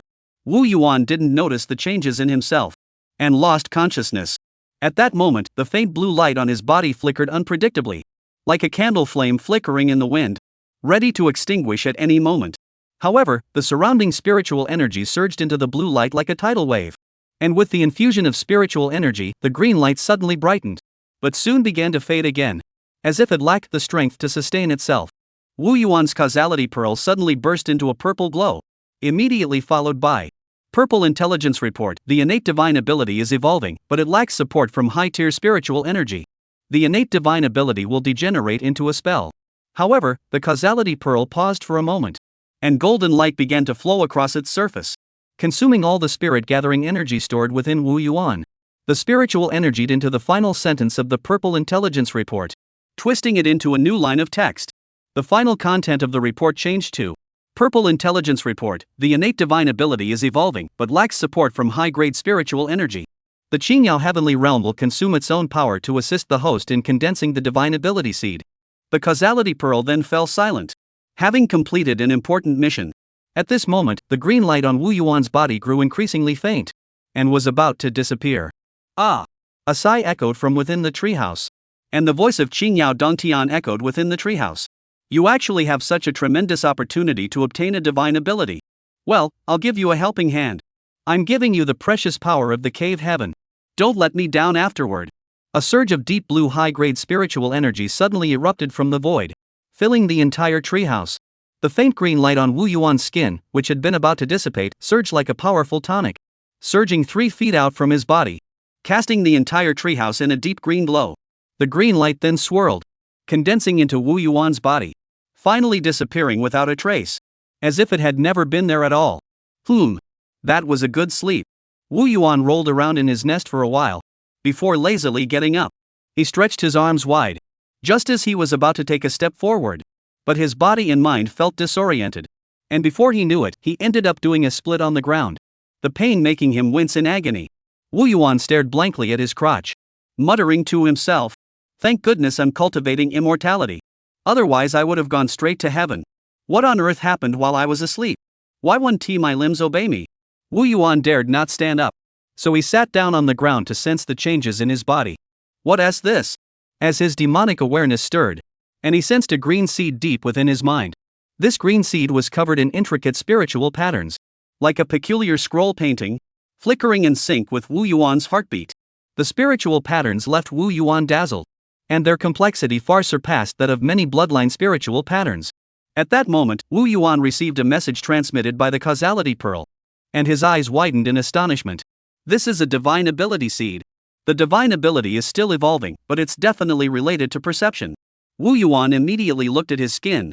Sure enough, there were faint green spiritual patterns on his skin, like a thin veil. Is this the special spiritual pattern mentioned in the intelligence report that forms when one touches the Xianling? It's part of the divine ability seed. These blue spiritual patterns were very similar to those on the divine ability seed, and their color is very close to the color of his hair, so it's not very noticeable. The blue spiritual pattern forms a net-like structure, but the grid is extremely fine, much like a spider's web, covering Wu Yuan's skin, but not on the outermost layer of the skin, but rather between the skin and the flesh. This grid-like pattern greatly enhances Wu Yuan's sense of touch, even transforming touch into a new sensory ability. Within a certain range around him, cannot escape his perception, and within that range, everything is known to him, including the composition of spiritual energy, the flow of spiritual energy, temperature, humidity, and more. Wu Yuan furrowed his brows, silently puzzled. Is that all the divine ability can do? The touching the mysterious spiritual perception from before could do something similar. Wu Yuan's mind stirred, and immediately summoned a mouse demon. As the rat demon gradually approached him, Wu Yuan narrowed his eyes, carefully sensing the aura emanating from the rat demon. It's all goodwill, Wu Yuan said to the rat demon in a serious tone. Attack me with all your strength, and do it randomly. Don't hold back. Wu Yuan immediately turned around, facing away from the rat demon, suppressing his demonic awareness, leaving his back completely exposed to the attack. Begin! Wu Yuan waved his claws, his expression calm. The rat demon hesitated for a moment, clenched its teeth, thinking to himself, the king's orders must be obeyed. If it comes to it, he'll just kill me. And immediately fired a golden needle at Wu Yuan. As soon as the golden needles appeared, before they could even be fired, Wu Yuan felt a sharp, needle-like sensation on his back, as if a tiny needle were piercing his skin. As the golden needle spell approached, the skin in that area began to tremble and contract, like a hand, enveloping the golden needle. Then the spiritual patterns flickered, causing the golden needles to disintegrate, transforming into specks of golden light that dissipated into the air. Wu Yuan stared wide-eyed. He hadn't moved a muscle. Every muscle and fiber of his body had acted on its own, as if an independent consciousness were protecting him. Mouse humbly requests book reviews from all readers, regardless of star rating or whether they are positive or negative. Please share your genuine feelings and thoughts. Mouse will take them to heart and learn from them. Chapter 129, Blood-Winged Black Mosquito. Wu Yuan immediately summoned a large group of rat demons, ordering them to attack him. This time, their actions were even more exaggerated. Wu Yuan sealed off all his senses except for touch. At the same time, he actively embraced the information conveyed by his sense of touch, facing the overwhelming attacks head-on. When bombarded by a barrage of spells, all one could see was Wu Yuan's body gently shifting, slipping through the narrow gaps between the spells, like a fish darting through water. Even if he couldn't dodge them, he could intercept the weakest spell. He could even discern which spell had been cast by which rat demon. After all, their auras are identical in his perception. As the spell approached, Wu Yuan's skin suddenly tightened, and the spiritual patterns on his body faintly glowed, and the spell dissipated silently upon contact. Wu Yuan murmured to himself, the autumn wind hasn't moved, but the cicadas sense it first? A forbidden spell? Wu Yuan tilted his head slightly, his claws clasped behind his back, his expression arrogant. Behind him stood a group of mouse demons staring blankly, their eyes filled with admiration and awe. From now on, no cultivator will be able to ambush me. There's no way I can lose in a fight against someone of the same level. The rat demons immediately shouted with fervor. The great king is mighty. The sound echoed throughout the entire mine shaft. Wu Yuan couldn't help but curve his lips upward, his face radiating with a smile. Truly deserving of the title of divine power. Even just a seed, its functions are already so powerful. Divine abilities are indeed something only cultivators at the core formation stage can access. As mentioned earlier, demon beasts possess innate magical abilities, which are innate to their bloodline, like an innate instinct. However, to pass down the innate divine ability seed, at the very least, one must possess the Yuanling bloodline, and the bloodline concentration must be high, and specific conditions are required for its emergence. In addition to bloodline inheritance, the general method of obtaining the innate divine ability seed is that only extremely powerful foundation establishment cultivators can condense it after breaking through the Dan formation stage. And only an extremely small number of cultivators can achieve this. The great demon Xingpeng has yet to form his Dan. Was because he wanted to gather all his strength to condense the divine ability seed. But he has always been missing a crucial component. Like a towering mountain that has been climbed to the summit, yet still seeing a sheer cliff that cannot be crossed. At this moment, Wu Yuan had already obtained something that other cultivators could only dream of. Wu Yuan looked at the divine ability seed with great joy. So much so that he didn't even notice that his demonic power had risen to the 33rd level. His eyes were fixed solely on the divine ability seed. He kept circling around the divine ability seed, observing it closely. However, the divine ability seed remained completely unmoved, remaining still as it glowed in Wu Yuan's mind. Wu Yuan admired them for a while longer, before finally closing his eyes and withdrawing his gaze, his heart filled with anticipation for the future. Wu Yuan stood quietly under the sacred mulberry tree, with his eyes closed and his mind focused, engaged in a silent exchange. Just moments ago, he had sighed. The kindness of Shaoqing the Great is still unreturned. Suddenly, an unusual fluctuation emanated from the spirit mulberry tree. Wu Yuan abruptly opened his eyes and looked toward the distance, a flash of sharpness darting through his eyes. Through the Ling Sang tree's senses, he detected the buzzing sound of a mosquito coming from outside Shaoqing Mountain. The flapping wings of a blood-winged black mosquito. Though faint, but it was unusually piercing. But most importantly, I've never seen a mosquito on Xiaoqiang Mountain. Xiaoing Shan doesn't even have the conditions for blood-winged black mosquitoes to live. Wu Yuan grew increasingly wary. The key is that this mosquito is heading straight for Xiaoqing Mountain. Wu Yuan muttered to himself, his unease growing stronger. Something's wrong. There's definitely something fishy going on here. Just then, a piece of intelligence appeared before Wu Yuan's eyes. Blue Intelligence, the newly hatched blood-winged black mosquito queen from the corrupted water pond, has successfully completed her 1-month larval stage, advancing to the mid-stage of Qi cultivation. She is now rapidly expanding the blood-winged black mosquito swarm in search of cultivation resources. Wu Yuan's expression turned cold. A look of gravity flashed in his eyes. The blood-winged black mosquitoes, these spiritual insects, were creatures he had heard of before, though they are commonly found in dark, damp, and spirit-rich areas. But their strength was nothing to write home about. And individually, they were even weaker than the fire ant colonies he had meticulously bred. The unique feature of the blood-winged black mosquito lies in the fact that they are all male by nature. But during the breeding season, they can transform into hermaphrodites and reproduce on their own. However, if a female blood-winged black mosquito were to be born naturally, that would be extraordinary. Wu Yuan thought to himself. Such a blood-winged black mosquito is referred to as a blood-winged black mosquito queen. It is one of the top 500 terrifying creatures on the world's most extraordinary insects list. To put it another way, in just 1 month, the queen mosquito broke through the mid-stage of Qi cultivation and cultivated a swarm of over 200,000 demon mosquitoes. The cost was that there wasn't a single living thing left around the putrid water pond. A single blood-winged black mosquito, or even a group of them, are no match for Wu Yuan. But once the mosquito queen was born, the situation would be completely different. The presence of a female mosquito would cause the entire mosquito swarm's combat effectiveness to skyrocket. They don't even need to get close to drain the enemy's vitality from a distance. Moreover, with queen mosquitoes, the mosquito swarm's numbers are endless. And once the swarm grows large enough, the queen cannot be killed. It seems the blood-winged black mosquito queen has set her sights on my mouse pack. Wu Yuan furrowed his brows and thought to himself, after all, my mouse colony is the strongest and largest in the area. Since she's determined to cultivate, she won't give up this golden opportunity. Wu Yuan felt extremely troubled. Though he was stronger, the mosquito queen would never challenge him one-on-one. But facing the massive swarm of demon mosquitoes, he couldn't carry out a decapitation strike. The ordinary rats in the rat pack were essentially suicide missions, not only unable to help, but might even aid the enemy. But how can we possibly fight against over 10,000 demon mosquitoes? Wu Yuan pondered silently. Suddenly, his eyes lit up. Wait a minute. It might actually work. He realized that he had tens of thousands of rat demons under his command. though their numbers might not match those of the mosquito swarm. But their upper-tier power was undoubtedly superior to that of the newly born mosquito swarm. Moreover, the mosquito queen had only been born for a short time. Even if her bloodline is extraordinary, and had reached the mid-stage of chi cultivation shortly after birth. But the cultivation of a demon mosquito swarm is not something that can be achieved overnight. The blood-winged black mosquitoes with any real cultivation within the swarm were already present beforehand. The newly born ones were all recently cultivated by the mosquito queen. I have the rat swarm technique, and she has the mosquito swarm technique. But counting my spirit bees and fire ant swarm, our numbers far outnumber the mosquito swarm. Wu Yuan felt a surge of confidence. I'm not afraid of him at all, let's just crush them. The advantage is ours. Xiao Huan, muster the troops. Wu Yuan gave the order. His voice echoed through the treehouse like a thunderous bell.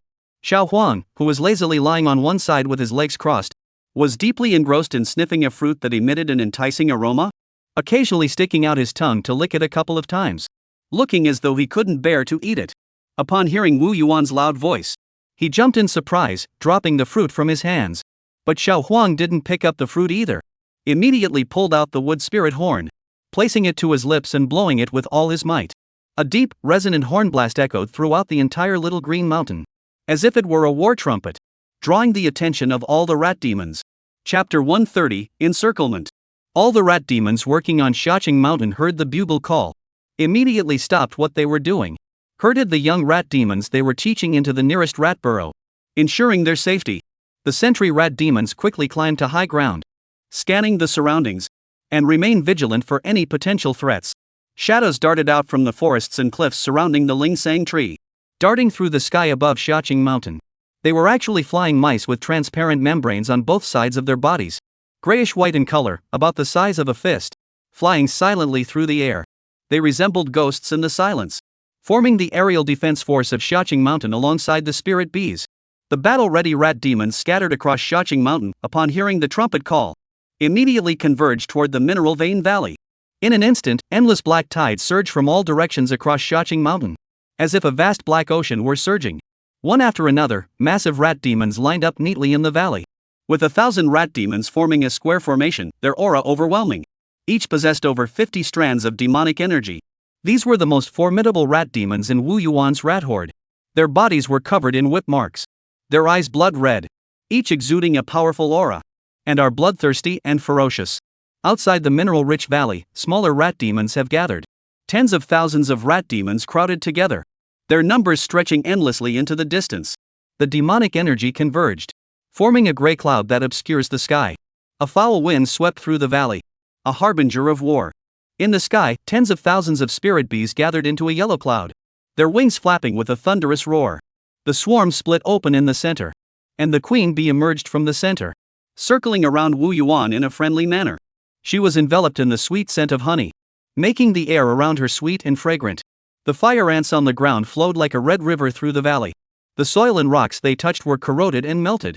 Waves of acid fumes rose and gathered in the demonic clouds, causing them to churn endlessly.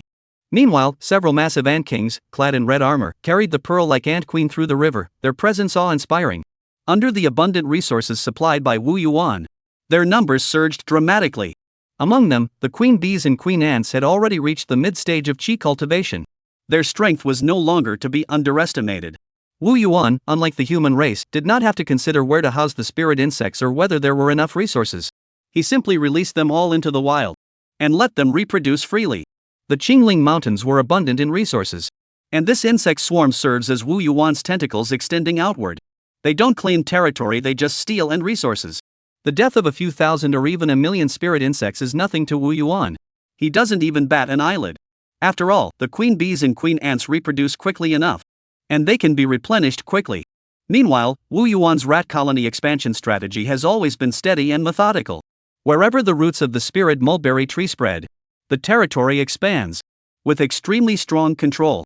Additionally, constant iteration is required to enhance the quality of the mouse colony, so their numbers remain relatively small. But this is the foundation of Wu Yuan's power.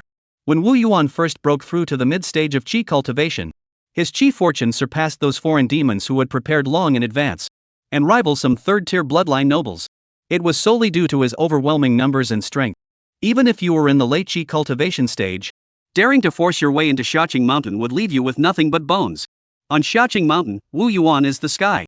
Wu Yuan now stands at the highest point of the valley, surveying the rat demons below, feeling very satisfied. After being trained by One Ear, the rat demons had regained their initial ferocity and savagery. They were the bravest warriors, the sharpest claws and fangs of Wu Yuan. The outermost rat demons had the lowest cultivation levels, but under the stimulation of the collective demonic energy, their eyes turned blood red and their rationality began to fade. These are the Suicide Squad, used as cannon fodder to deplete the enemy's forces.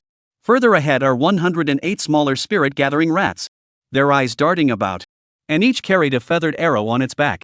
These array flag rats are used as array flags, carefully bred by Wu Yuan as his array formation assistants.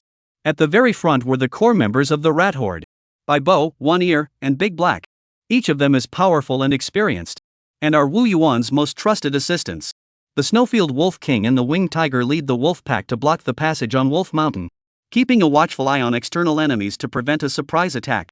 Xiao Hui and Pangolin have already gone to gather intelligence. They are expert scouts. Wu Yuan nodded at the mouse troops, already having a battle plan in mind. The battle plan is simple. By Bo, take a group of rat demons to block the rear of the corrupted water pond.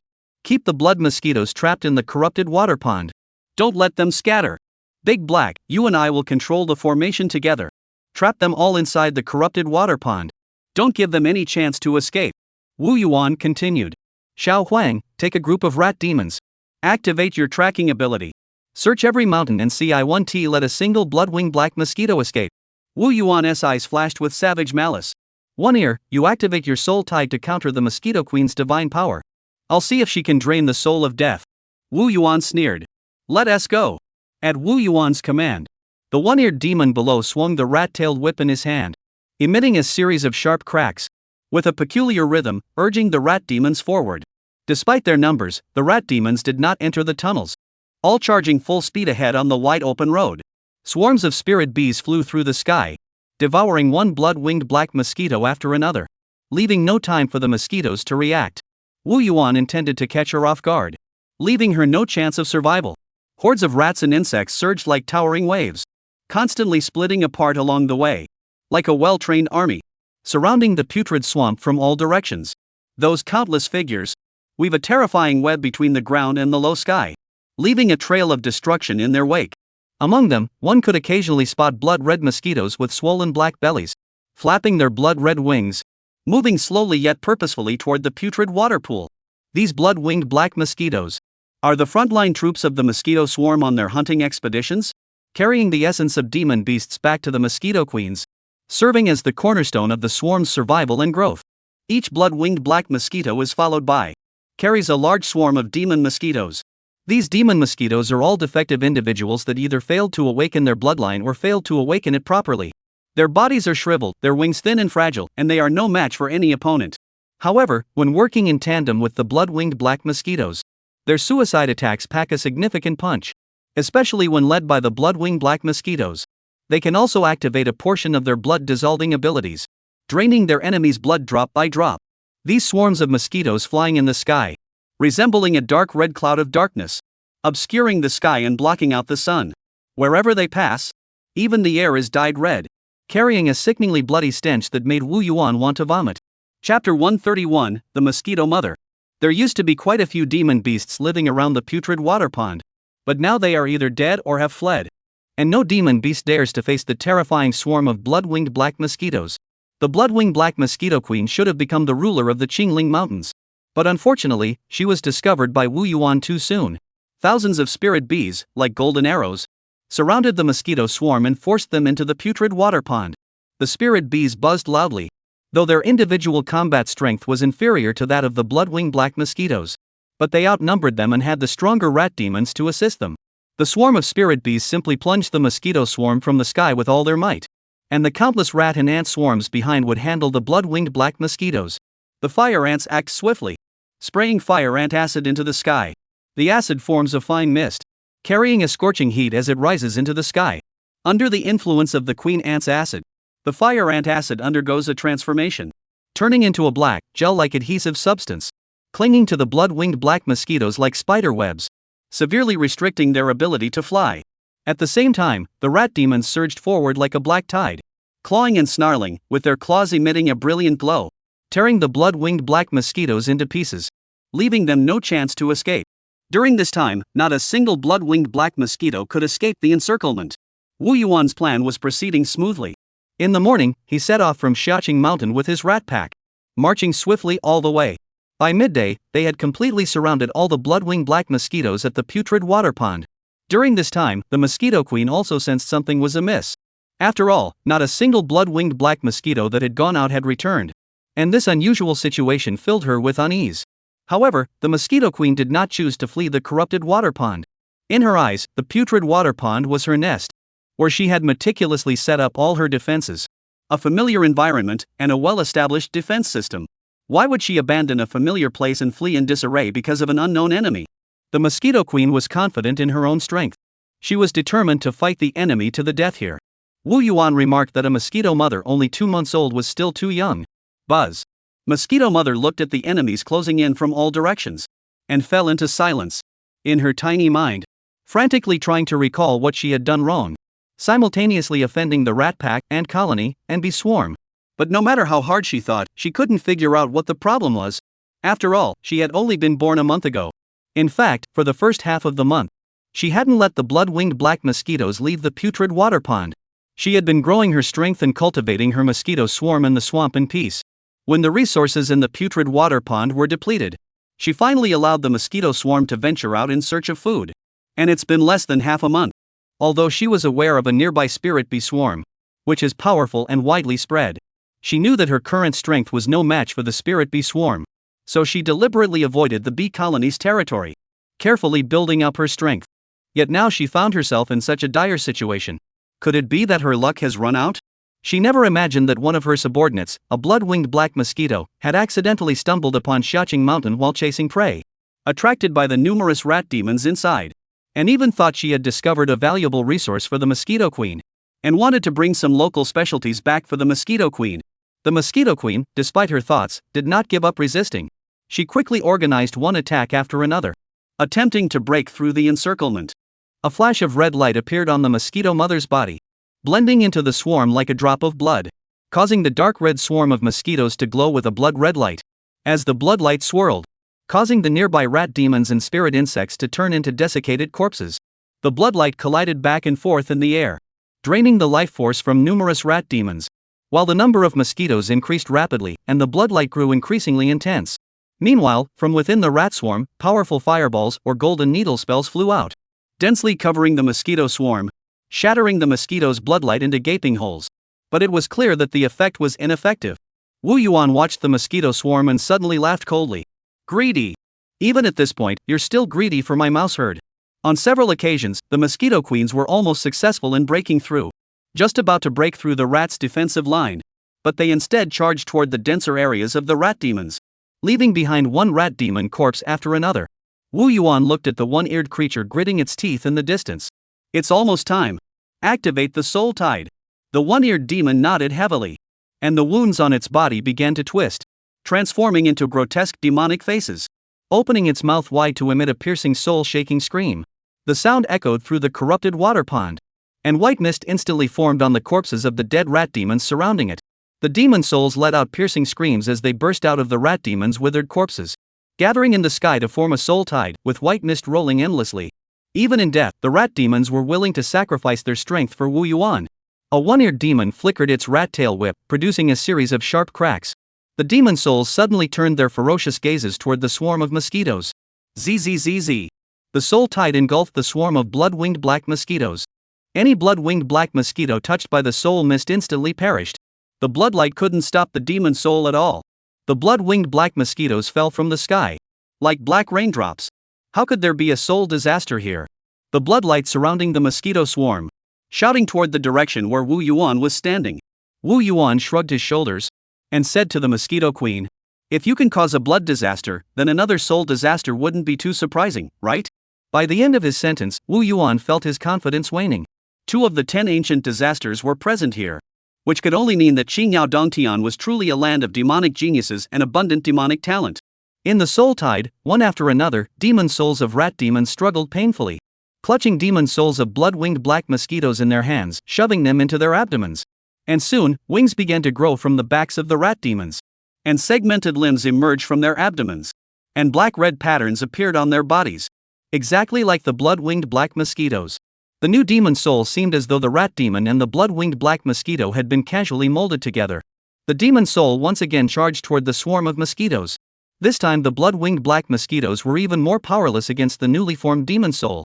A wave of souls swept through, and a large portion of the mosquito swarm vanished. The mosquito queen watched as the swarm grew smaller and smaller, growing increasingly frantic. Her wings flapping faster, emitting a sharp buzzing sound, gathering the remaining mosquitoes around her.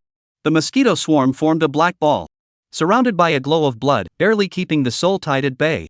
Wu Yuan watched the swarm of mosquitoes gathered into a ball, and said to One Ear with a hint of regret, "You've learned to be clever. If she attacks the rat swarm for a while longer, we'll be able to exhaust the mosquito swarm."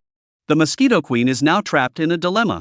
Just then, she suddenly saw the rat swarm split apart in the middle, and a massive pangolin carrying a majestic white-haired mouse emerged slowly. "Mosquito queen, come out and talk." The mosquito queen hesitated for a moment before finally breaking away from the swarm. Drops of blood began to flow from the blood-winged black mosquitoes, coalescing into the shape of a mosquito. Wu Yuan watched the blood-winged black mosquito mother coalescing from the swarm ahead, silently comparing it to the one he had seen before. Chapter 132, Ambush. Unlike queen bees and queen ants, which lay eggs, the mosquito queen is as large as a mouse, and is the largest individual in the blood-winged black mosquito swarm. Her body is a deep, ominous black, with bright red patterns on her body, which wriggle like twisted veins. Staring at it for too long gives one the sensation of blood rushing to the head. 4 pairs of blood-red wings extend from her back, indicating that she had reached the mid-stage of chi cultivation, with edges sharp as blades, like the blades of a sharp knife. The most striking feature, however, is her pair of sharp, slender white mandibles, wrapped in intricate crimson spiritual patterns, as if they could pierce through any defense with ease. Upon seeing Wu Yuan, the mosquito mother's wings fluttered rapidly, emitting a buzzing sound, blending with the flapping sounds of the swarm. The sounds intertwining to form a powerful sonic wave. Even with Wu Yuan's demonic perception, he felt a sense of chaos between red and black, as if he had been plunged into a world filled with slaughter and bloodshed. Wu Yuan snorted coldly. "Playing dirty tricks." The voice boomed like thunder, ominous and terrifying. At the same time, the rats emitted low, squeaking sounds, blending into Wu Yuan's voice, completely drowning out the flapping sounds of the blood-winged blackwing swarm. Even the mosquito queen's body, which had previously taken shape, began to dissolve back into blood. The mosquito queen immediately stabilized her body, flapped her wings, and approached Wu Yuan. "Rat King." Wu Yuan looked at the mosquito mother, who was nothing but a hideous, ferocious demonic insect. A complete killing machine. Compared to Wu Yuan's smooth, adorable, and fragrant queen bee, there was a world of difference. Wu Yuan couldn't help but marvel. No wonder it's ranked among the top 500 strange insects in the world. The queen bee nearby heard this and couldn't help but approach Wu Yuan, rubbing her large head against his body, covering his body in pollen. Wu Yuan couldn't help but touch the queen bee's head with a look of disgust. "Enough, I know you're powerful too." The mosquito mother watched as Wu Yuan played with the queen bee as if no one else was around, her wings fluttering faster and faster, her anger growing more intense. The mosquito mother took a step forward, forcing herself to speak through gritted teeth. "Mighty Rat King, why are you attacking me?" Wu Yuan heard this, his face filled with disdain, adopting a haughty demeanor. "I do as I please. What business is it of yours?" A red glow flashed across Mosquito Mother's body. "If that's your attitude, then there's no point in talking further." Wu Yuan remained unconcerned, but One Ear immediately stepped forward, whipping his mouse-tail whip, glaring intently at the mosquito mother, his eyes brimming with murderous intent. The mosquito queen immediately lowered her head, showing no trace of the pride one would expect from a demonic insect of noble blood. Her voice humble, "The mighty Rat King can do as he pleases. Our bloodwing black mosquito clan is willing to submit to you. I am undoubtedly more useful than that weak little spirit bee by your side, whether it's combat strength or resource gathering." Wu Yuan raised an eyebrow and looked at the mosquito queen directly. At the same time, he pressed back the queen bee beside him, who was about to charge forward and fight the mosquito queen. "I am well aware of your combat prowess, but what resources can you produce?" The mosquito queen ignored the queen bee's curses and condensed a crimson droplet of blood. "Mighty Rat King, I can condense blood essence, which can enhance vital energy without side effects. You may try it." The mosquito queen used her demonic power to send the blood essence in front of her to Wu Yuan. The blood essence emitted a faint, refreshing scent of blood, like an enticing wine, drawing the surrounding rat demons to look up repeatedly. Wu Yuan stared at the blood essence with a greedy gleam in his eyes. He examined the blood essence before him. About the size of a thumb, as red as a ruby, emitting a charm that captivates the souls of rats, causing the vital energy within Wu Yuan's body to stir, as if a force were drawing him toward it, urging him to devour it. Under the watchful gaze of the mosquito mother, Wu Yuan raised his claw toward the blood essence and placed it into his mouth. "Your Majesty, there is news from Lord Baibo." Just then, a rat demon rushed over, interrupting Wu Yuan's actions. Wu Yuan's claws came to a halt, and looked at the messenger rat demon. "What's going on?" "Lord Baibo says everything has been arranged."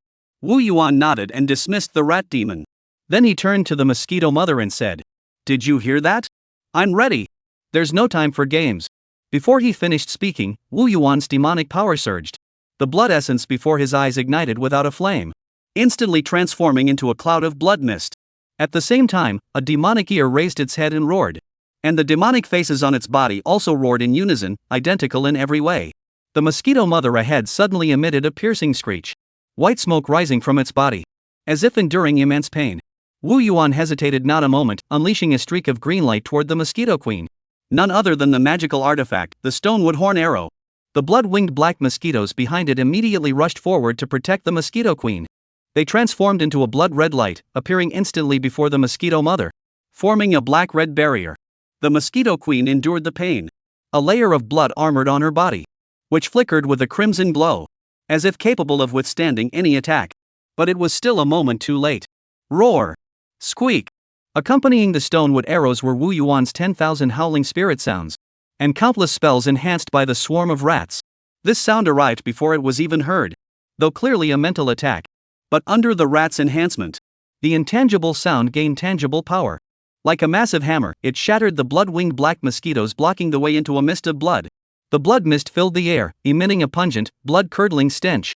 It also dealt a crushing blow to the mosquito queen, shattering their blood-soaked armor into dust. Even their wings ceased to flutter, like a falling meteorite, plummeting toward the ground.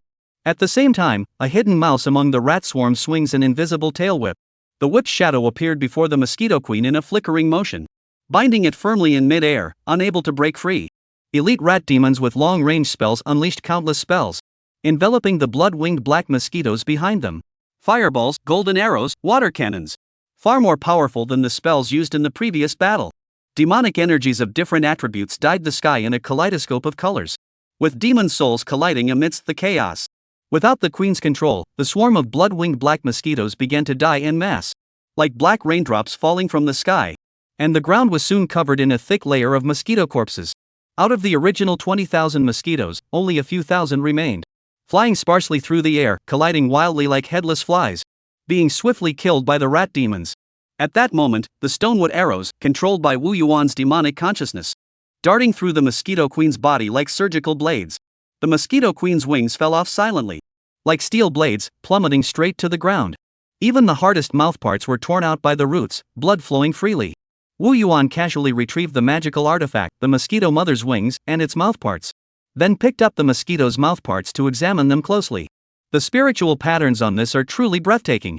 Breaking spells, piercing, and blood-sucking, these are all rare and precious spiritual patterns. Wu Yuan's eyes were mesmerized, as if he were beholding the most precious treasure in the world. Meanwhile, the mosquito mother, having caught her breath, manipulated her demonic energy to lift herself up, so enraged that her entire body trembled, her shattered form flickering with red light, as if it might explode at any moment. "How despicable! How could something like you exist?" she roared in anger, her words barely coherent. Chapter 133, The Madness of Wu Yuan. Wu Yuan clicked his tongue and retracted his mouthpiece into his storage pouch, glaring at the mosquito mother with disdain.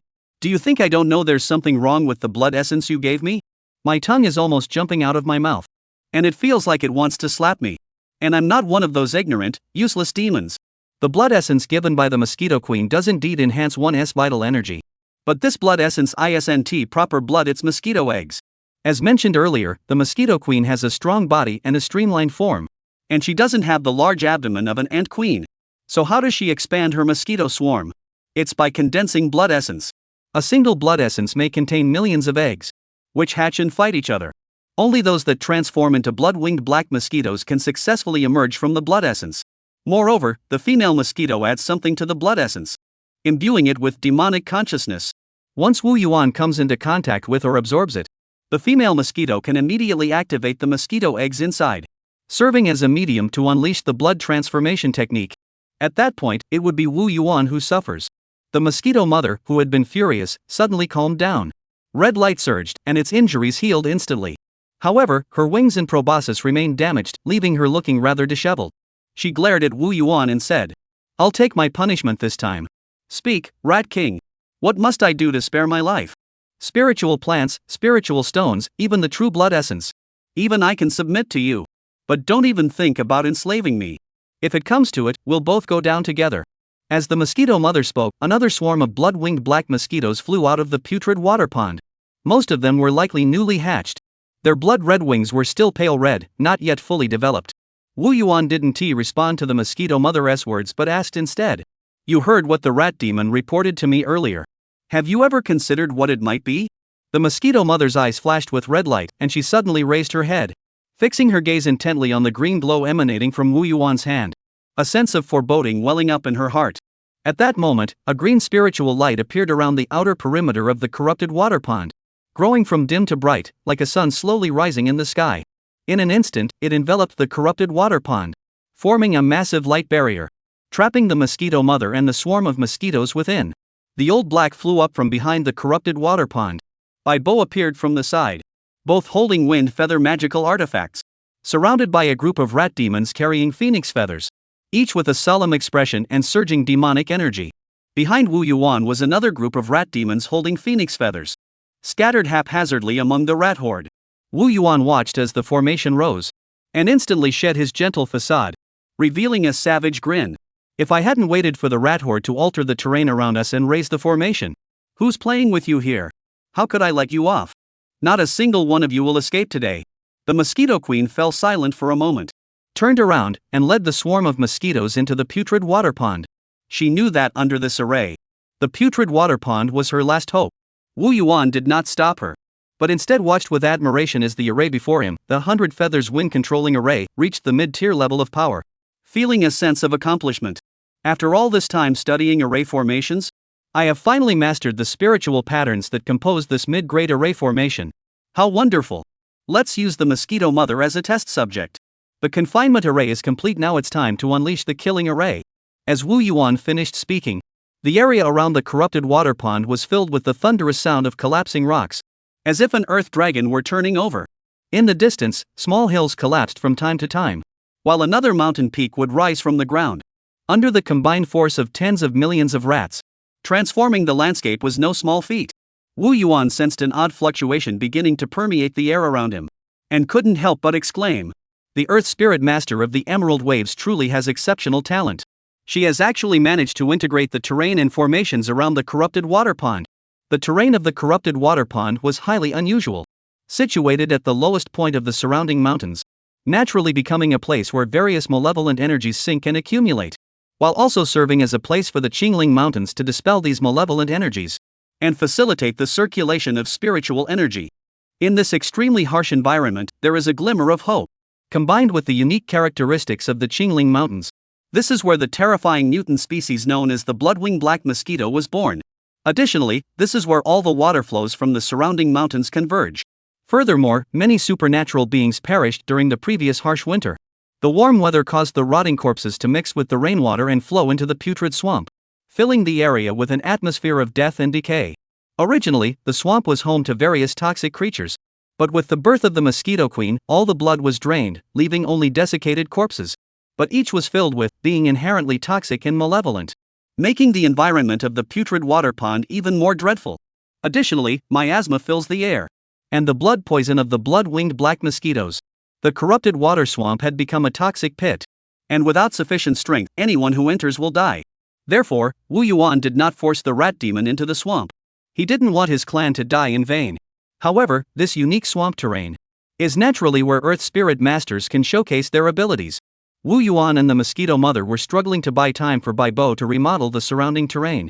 Upon learning of the mosquito mother's intelligence, he had already planned something big. He intended to refine both the corrupted water swamp and the mosquito mother. Wu Yuan suppressed the fiery glow in his eyes and waved his claws. Millions of rats surged forward like a tidal wave of black water, blocking and redirecting all waterways leading to the corrupted water pond. They dug and gnawed, reducing the surrounding mountains to 1,000 holes. Shattering mountains and severing paths, completely isolating the corrupted water pond from the outside world, transforming it into a lifeless wasteland. Meanwhile, the underground earth veins responsible for the circulation of earth energy were also unable to escape the rampage of the rodent hordes and were completely severed. Where the earth veins were severed, earth chi surged, spilling forth spiritual energy that dissipated in an instant, leaving no trace of order. Wu Yuan, how dare you sever the earth veins? You didn't say that when you asked me for the earth vein map earlier. Xingyao Dongtian suddenly shouted at Wu Yuan, his tone urgent. Wu Yuan, however, remained silent as he watched the rat swarm burrow through the ground, while the fire ant swarm worked seamlessly underground. They sprayed acetic acid, and the ant queen used her special ability to solidify the acetic acid, forming black barriers, blocking the spiritual energy, perfectly synchronized with the rat's movements. These channels and land routes were originally the key pathways connecting the putrid swamp to the outside world, and also served as vital channels for the flow of spiritual energy. It is precisely because of these channels the swamp does not completely become a lifeless wasteland, and a faint glimmer of life continues to flow. However, no one could have imagined Wu Yuan would dare to commit such an act of severing the spiritual and earth veins. Such an act would be condemned by all demons, even within the demon clan. This is no different from destroying everyone's livelihood. Originally, the corrupted water pond was the ideal place for the Qingling Mountains to process and dissipate evil qi, where venomous insects bred, both consuming the toxic qi and also produce various rare spiritual plants, making it a true treasure trove. Yet now, it has been destroyed by Wu Yuan himself. Such actions will truly diminish our fortune. Chapter 134, The Heaven and Earth Refining Array. However, Wu Yuan had already considered this carefully before taking action. He spoke slowly to the Qingyao Heavenly Realm. Blocking the passage won't last long. The Qingling Mountains will heal on their own. It will just be less effective and take longer to recover. Let some of the vital energy be lost. Extraordinary times call for extraordinary measures. Isn't this a great opportunity? This is a rare celestial creature that can only be encountered by chance, and it's something I'm capable of handling right now. Opportunities like this don't come twice. Xingyao Dongtian also calmed down at this moment. You'll regret this, Wu Yuan. Wu Yuan said firmly. I am the one who will carry it out. It's for the sake of our future. Now, within the vast Qingling Mountains, Wu Yuan had become the sole survivor of the local demon clan. Bearing the fate of Xiaoqing Mountain and Qingyao Heaven on his shoulders, Wu Yuan shouted. The weight of the entire 80,000 Li Qingling Mountains rests on my shoulders. The Qingyao Cave Heaven falls silent. However, Wu Yuan's earlier high spirits quickly faded away. In an instant, he adopted a completely different expression, his face brimming with flattery. Young Master Qing, you don't want those foreign demons to find the location of the cave heaven and have you crushed by the demon king, do you? If we can take this opportunity to refine that bloodwing black mosquito queen, the benefits would be immense. It would definitely be worth a try. And once my power increases, your plan will be easier to carry out. So, you must help me. Xingyao Dongtian remained silent for a moment, carefully considered Wu Yuan's plan, still harboring some doubts, and asked, Are you really sure you can handle Mosquito Mother's backup plan? Don't be fooled by Wu Yuan's apparent advantage earlier, forcing the Mosquito Queen into a desperate situation. But among the world's extraordinary insects, she ranks only in the top 500. But she who could unleash the 10 plagues, how could she be an ordinary creature?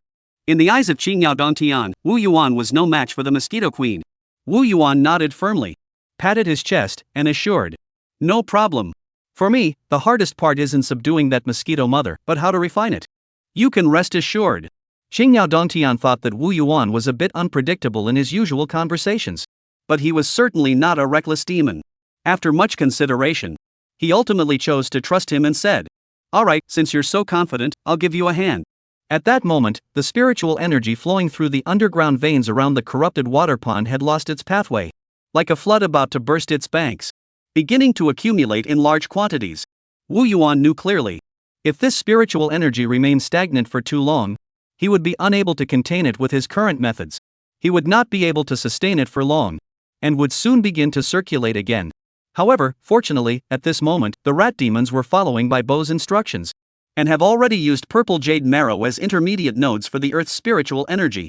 Simultaneously, they arranged pieces of purple jade emitting a purple glow into new patterns of Earth vein circulation, serving as new pathways for the flow of Earth vein spiritual energy. Upon seeing this, Xingyao Dongtian gently transmitted a thread of energy, serving as a boost for the Earth vein spiritual energy. the stagnant earth vein spiritual energy surrounding the area, as if guided by an invisible hand, slowly flowing into the new array formation. Just then, Bai Bo sent a signal, indicating that everything was ready. Wu Yuan's gaze sharpened, his expression growing incredibly serious, and activated the Earth Fiend Spirit Refining Formation. Shao Qing, help me activate the heavenly and earthly killing intent. In an instant, a dense stream of Earth Fiend energy was swiftly drawn from the surrounding area of the destroyed corrupted water pond, sweeping into the array like a black whirlwind. At the same time, dark clouds gathered in the sky, coalescing into boundless killing intent that pierced through space, targeting Wu Yuan. This was the heaven's punishment for those who dared to destroy the spiritual veins and earth veins. If it struck Wu Yuan, he would either lose his fortune or die instantly. Shao Qing, now is the time. Wu Yuan roared, and a flash of green light erupted from his body. The killing intent of heaven and earth instantly lost its target, and after lingering aimlessly in the air for a moment, and began to fade away. However, a tiny strand of the killing intent was actually intercepted by the array. After all, the Qingling Mountains had fallen from the Qingyao Heavenly Realm, and the Qingyao Heavenly Realm could still exert its influence. Once this colossal force of heaven and earth entered the array, it was like fire entering oil, instantly triggering a violent transformation in the array. The originally only first-tier middle-grade earth spirit refining array, under the influence of this force, rapidly fused with the earth's veins, drawing in the malevolent energies of heaven and earth, continuously evolving. Finally, under the eager gazes of the demons, this array unexpectedly evolved into a first-tier upper-grade array, the Heaven and Earth Demon Refining Spirit Extracting Array. However, its power rivaled that of a first-grade supreme-grade array, if not for the low-grade spiritual materials used in its construction. Entering the ranks of first-tier supreme-grade array formations would have been effortless. The surrounding second-grade arrays, the 100 Feathers Wind Control Array, were merely used as containment arrays. To buy time for Wu Yuan, the true power lies in this natural formation. The moment the array was formed, Wu Yuan finally breathed a sigh of relief. He thought to himself, "It seems that the Mosquito Queen intends to gather her strength and fight me to the death. But that suits me just fine. If she had rushed out recklessly just now, I might not have been able to set up my formation so smoothly. This Mosquito Queen has paid the price for her youth." At this moment, no matter how confident the Mosquito Queen was in her own strength, she could sense that the power of the array around her was off. Her body was enveloped in a surging red glow like raging flames, and with a ferocious aura, she emerged from the putrid swamp, accompanied by a swarm of blood-red mosquitoes with black wings. The scene was like a blood-red storm sweeping toward them.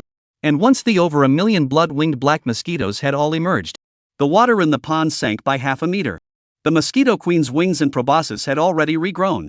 But Wu Yuan could clearly see that their spiritual blow was no longer as brilliant as before. The Mosquito Queen's face was dark and gloomy, and glared at Wu Yuan with a vicious expression. "How could the Demon Clan produce such a vile creature like you? Even the Maggot Clan knows to protect the Earth's veins." Originally, the Mosquito Mother had sensed the mid-grade confinement array surrounding them, and felt it posed no significant threat. Plus she had a backup plan. She decided to confront Wu Yuan, thinking she might be able to win, and then devour all the rat demons. She could easily break through to the late Qi cultivation stage, and then ruling the entire Qingling Mountains would be a piece of cake. But when the Earth Vein Spirit Array activated, Mosquito Mother's face turned green with fear. Wu Yuan sneered disdainfully. "You worthless creature, it's not something you can decide. If it comes to that, I'll do more good deeds for the Qingling Mountains in the future, and punish myself with 3 cups. I believe the Qingling Mountains will understand me." The Mosquito Mother looked at the shameless Wu Yuan, took a deep breath, and a red glow surged once more across her body. And the blood-winged black mosquitoes around her also emitted a vibrant red glow, forming a blood-red cloud, crashing down on Wu Yuan like a mountain collapsing from above. Wu Yuan could feel the vital energy within him involuntarily surging outward. The surrounding rat demons also stirred restlessly, appearing extremely panicked. However, as the formation activated, suppressing this abnormal phenomenon. Chapter 135, Adding Materials. Wu Yuan waved his hand, and the 100 Feathers Wind Array activated instantly. He took the main position, with the winged tiger in the secondary formation. Wu Yuan waved his hand again, and the surrounding spiritual energy surged into the winged tiger's body like a tidal wave. Among the demons present, only the winged tiger possessed wind attributes, enabling it to harness the array's power more effectively. Wu Yuan used the winged tiger as an amplifier, and in an instant, the corrupted water pond was engulfed in a howling gale. Though the gale caused little harm to the blood-winged black mosquitoes, they were blown into twisted and deformed shapes, perfectly achieving the effect of trapping them in the formation. Wu Yuan confidently handed control of the 100 feathers wind array to Xiao Hu. He focused his attention on the corrupted water pond. Wu Yuan nodded. And Bai Bo immediately activated the heaven and earth refining evil essence array. Beneath the corrupted water pond, earth energy surged like turbulent waves, violently churning up the long-settled mud at the bottom of the corrupted water pond. As the mud churned, stirring up the blood-winged black mosquitoes and various poisonous insects and toxins lurking within the corrupted water pond. At the same time, the miasma and malevolent energies began to surge and grow, soon becoming thick and dense like fog, completely enveloping the entire putrid swamp. The array summoned the chaotic destructive power of the desolate land, and the poisonous insects and toxins that had originally perished, their corpses creaking as they transformed into rotting corpses and came back to life. And the toxicity of all the poisonous insects and creatures grew increasingly fierce, and began to engage in a furious battle with the blood-winged black mosquitoes. The rotting corpses were completely unafraid of the mosquitoes' blood-dissolving ability, but their toxins inflicted severe damage on the mosquito swarm. This also had a certain effect on the mosquito swarm. However, the blood-winged black mosquitoes, restrained by the queen mosquitoes, became slightly calmer. However, as the formation continued to operate, the number of decaying corpses increases. The malevolent energy grows increasingly dense. Some weaker blood-winged black mosquitoes are unable to withstand the malevolent energy and turn into solid ice before falling to the ground. Some newly hatched blood-winged black mosquitoes have begun to panic, and the entire putrid water swamp has descended into chaos. However, these rotting corpses are ultimately limited in number, and were ultimately shattered into dust by the swarm of mosquitoes. Wu Yuan waved his hand again, unwilling to let the mosquito swarm idle. And millions of fire ants surged forward like a red torrent, spraying acid liquid inward. The antacid poured down like a torrential rain, flooding the putrid water pool into an antacid pool. Then all the ant queens sprayed formic acid, solidifying the surface of the putrid water into land. This vast pool of formic acid solidified, almost draining the ant kings dry. And in the end, what they spat out was no longer ant acid but ant blood. Then, the swarm of spirit bees and fire ants rushed in en masse, engaging in a fierce battle with the blood-winged black mosquitoes. Wu Yuan looked at the putrid pool filled with a murderous aura, nodded in satisfaction. The earth fiend is secured, the demon fiend must not be missing either. He whispered to one of his ears, add some more ingredients inside. One by one, rat demons carried spirit copper pots of various sizes, and threw them into the putrid water with all their might. The pots contained various spiritual insects and beasts, centipedes, scorpions, toads, and more, all captured by the rat clan after the emperor's blood plague from various locations, and had been kept on Xiaoqing Mountain. These spiritual insects had been raised to be bloodthirsty and ferocious, clearly bred by Wu Yuan using the method of raising poisonous insects to enhance their ferocity and toxicity. Originally intended as materials to enhance the potency of poison pills and poison-inducing techniques. However, as Wu Yuan's abilities advanced, the utility of these two items diminished. So Wu Yuan saw no point in wasting these spiritual insects. Now, he has dumped them all into the putrid water pond. At that moment, the rat swarm behind them suddenly grew restless, as if disturbed by some commotion. Soon, a path opened up in the rat swarm. One after another, the snake demons seemed to have lost their minds. Amidst the faint sound of a flute, like dumplings being dropped into boiling water, they rolled and tumbled endlessly into the putrid water pit. Soon, the crowned snake king twisted its massive body, crawling over with a fawning expression, its forked tongue flickering in and out, emitting a hissing sound, as it flattered. Great king, I have brought all the snake demons from Snake Valley over the past few years, not a single one was left behind. Please look at how efficiently I've handled this. Are you satisfied? Wu Yuan heard this and couldn't help but nod slightly, and smiled at the snake king, saying, well done, well done. You've done an excellent job this time. From now on, I'll increase your supply of snake spirit blood tenfold. The snake king heard this, his eyes instantly shining like lanterns, excitedly trembling with excitement, and hurriedly said, Your Majesty, our Snake Valley is never short of venomous snakes. If you need more, just ask. Wu Yuan shook his head gently, his expression calm. Ordinary snakes are just fodder, they're of no use. However, I do need your help with something. Wu Yuan changed the subject, his gaze fixed on the Snake King. The Snake King had been looking excited and expectant. But upon hearing this, the Snake King, who had been slightly disappointed, immediately forced a smile and hurriedly asked, Your Majesty, what is it? Just give the order. I see that the poison on your meat crown has been nurtured for quite some time. You don't need it anyway, so why not give it to me? Wu Yuan said slowly. Upon hearing Wu Yuan's words, the Snake King's expression instantly turned twisted. It scratched its head with its tail, and said with a bitter expression, This venom is something I worked hard to create using my essence. It's a crucial reliance for my cultivation progress. If I give it to you, my cultivation will slow down. I'm counting on it to break through to the mid-stage of Qi cultivation. Wu Yuan looked at the conflicted Snake King and smiled slightly, and slowly pulled out a jade bottle from his robe, gently opening the stopper. In an instant, the pale red liquid inside the bottle emitted fragments of red spiritual light, like red ribbons drifting around the area. Wu Yuan gently shook the jade bottle, and the air was instantly filled with a rich, fragrant aroma, as if it possessed magical powers, causing the Snake King to perk up upon inhaling it.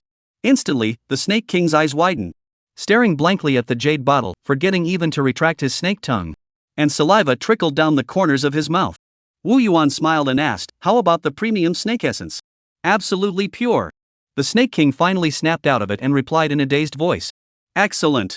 Excellent. This is truly a rare treasure in this world." Then, the Snake King turned his gaze toward the corrupted water pond, raised his head. The crown-shaped fleshy growth on his head suddenly swelled up, and then sprayed a torrent of venom. The venom fell into the corrupted water pond like black raindrops, like a trigger, causing the snake demons already engaged in fierce battle with the blood-winged black mosquitoes to grow even more. The Mosquito Queen shouted excitedly, "Foolish rats, aren't you just bringing me more food?" The mosquito swarm drained the snakes one by one. The mosquito swarm, which had been on the defensive, suddenly regained its momentum. The power of the blood transforming technique grew ever stronger, and for a time, the putrid swamp echoed with screams and blood spattered everywhere. However, the Mosquito Queen, caught up in her frenzy, failed to notice the changes occurring around her. Chapter 136, Blood Slaughter Spirit Refining Fire. As numerous high-level snake demons transformed into desiccated corpses and died, the mist formed by condensed blood energy began to seep into these corpses. The larger the corpse and the higher the demon snake's cultivation level in life, the more blood-tainted energy it absorbed.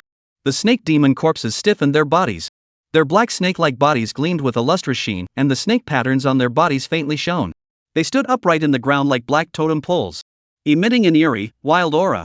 Other demon beasts in the vicinity were affected by this aura, and began to grow restless, joining the chaotic battle, and even turning on one another.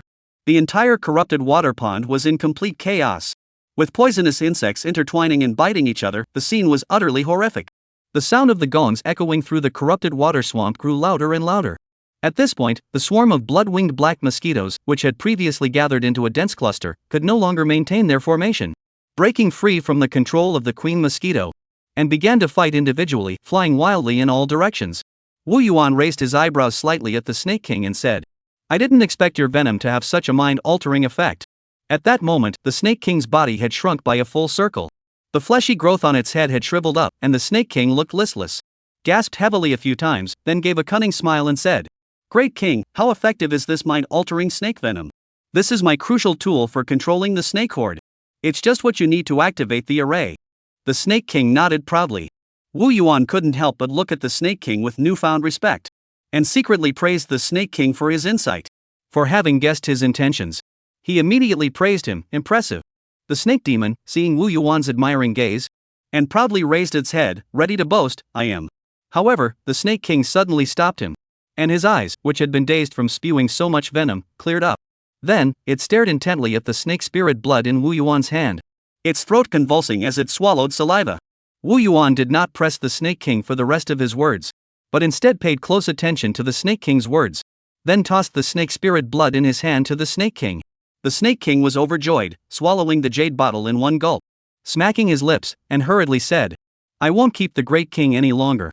If you need anything, just come find me." He then turned around and swiftly returned to the Snake Valley, moving much faster than when he had come. Wu Yuan turned to look at the corrupted water pond. At that moment, under the stimulation of the array, the malevolent energy surged skyward. Toxic fumes filled the air, forming a massive black vortex, threatening to swallow everything around it. Black totems flickered in and out of view. Everything began to converge toward the center under the array's pull. Constantly dying poisonous insects sprayed red and green liquids, transforming the entire into a meat paste-like pool, forming a self-contained entity. Not a single blood-winged black mosquito could escape this terrifying place. The Mosquito Queen now stood alone, muttering curses under her breath, but the fear in her eyes was impossible to hide. She darted left and right in the pond, her form as swift as lightning, occasionally stirring up a red glow, transforming the demons blocking her path into pools of blood. But as soon as one fell, another took its place, seemingly endless. At the center of the formation, a massive claw of malevolent energy began to take shape. amidst which countless shattered corpses and flesh were intertwined. Grabbed the mosquito mother and dragged her into the vortex. The mosquito mother could only struggle within the array's constraints, gradually being sucked into the vortex at the array's center, sinking in the pool with a sense of injustice, emitting angry screams, but unable to break free from the array's shackles. Wu Yuan couldn't help but chuckle derisively. This is the fate of demons who refuse to use their brains. Without unparalleled strength, one can only submit to the wisdom of the array. The mosquito mother, who had been watching Wu Yuan closely, saw this mocking smile, and couldn't help but feel a surge of anger, and charged toward Wu Yuan, its body shrouded in surging malevolent energy, bloodlust, and resentment. Like a burning black sun, even the whirlpool couldn't hold her back, its terrifying might causing the rat demons behind Wu Yuan to tremble in fear. But Wu Yuan merely shook his head, still disdainful. Waste of effort. No sooner had the words left his mouth than the mosquito mother, who had charged halfway forward, was caught by the massive claws formed from the malevolent energy behind her, amidst which countless corpses were entangled, their mouthparts tightly binding the mosquito mother, dragging it back into the pool of blood and flesh. The mosquito queen couldn't help but let out a piercing scream, her voice filled with anger and resentment. Damn rat, you wait! I won't die. I will kill you. I am the king of the blood-winged black mosquitoes. No one can kill me. Wu Yuan's expression grew serious. He stared intently at the putrid water pool, watching the changes within. At that moment, the putrid water pond gradually calmed down. Flesh and blood once again coalesced into the pond water, filling the dried-up pond. The constantly writhing corpses churned the water into waves, as if demonic creatures were rolling around within it. Wu Yuan turned to look at the rat demons and shouted, "It's time for you to make your contribution." Some of the rat demons in the crowd had bloodshot eyes, let out a piercing scream, and their bodies burst into flames, like so many bonfires, illuminating the dim surroundings. Fires rose from various places outside the corrupted water pond, the flames reaching the sky, casting the entire area around the corrupted water pond in a crimson glow. One ear simultaneously swung the rat tail whip in his hands, emitting crisp, loud cracks that echoed through the air. The surrounding rat demons suddenly lost their eyes, as if they had lost their souls. They mindlessly plunged into the blood-red flames, setting themselves ablaze and instantly transforming into balls of burning fire. One after another, the burning rat demons plunged into the putrid water pond. The pond immediately filled with sizzling sounds, as the blood-red flames consumed the filth within. This sound drew the ears of the surrounding area. Blood-winged black mosquitoes formed from condensed blood, constantly swarming in as if alive, covering the blood-red flames. But they only served to fuel the flames, making them burn even more fiercely. Wu Yuan, seeing this, let out a piercing scream. The sound sharp and piercing, as if it were trying to pierce the heavens. The heavens and earth are the furnace, and creation is the craftsman. Flesh and blood are the charcoal, and 10,000 demons are the copper. He then began to dance wildly, using the ancient sacrificial incantations of the demon clan to pay homage to the four directions. Black totems flickered with divine light, stirring ancient energies from the depths of the void. As the final dance came to an end, it seemed as though invisible eyes were watching Wu Yuan from all around. Wu Yuan stared fearlessly at the sky above, and bowed respectfully. Please, spirits of the demon clan, descend the blood-soaked refining fire. The area around Wu Yuan seemed to freeze in place. Suddenly, a flash of green light appeared. Blood and fire converged into a dark red sparks. Its aura fluctuated between the Qi cultivation stage and the foundation establishment stage, and occasionally even revealed the aura of a golden. The aura it emitted caused all the rat demons to tremble in fear. Wu Yuan watched the sparks and shouted excitedly, "Charge!" Around the corrupted water pond, a dark tide surged. One after another, the rats, using their own flesh and blood as fuel, igniting the blood-soaked spirit-forging flames, as if intent on setting the entire corrupted water pond ablaze. The swamp was filled with countless rats, screeching as they drew the blood-red flames to every corner of the pond. Whether in the air or underground, everything is shrouded in blood and fire. The blood fire refines flesh and blood. The two forces collide. Chapter 137, The Mosquito Queen's Ace in the Hole. Wu Yuan and the demons from all directions continued to hurl blood-burning techniques at the rat swarm. The blood-burning techniques streaking across the sky like red meteors, plunging into the rat swarm, causing the blood and fire to burn even more fiercely. The 100 Spirits wind array also stirred up fierce winds, fueling the flames. Finally, the blood-soaked mire of various insect demons and poisonous creatures could no longer hold, and was ignited by the surrounding blood and fire. Countless blood-soaked mud pits rich in spiritual energy were ignited, causing the flames in the putrid swamp to rage uncontrollably, like a volcanic eruption, shooting skyward.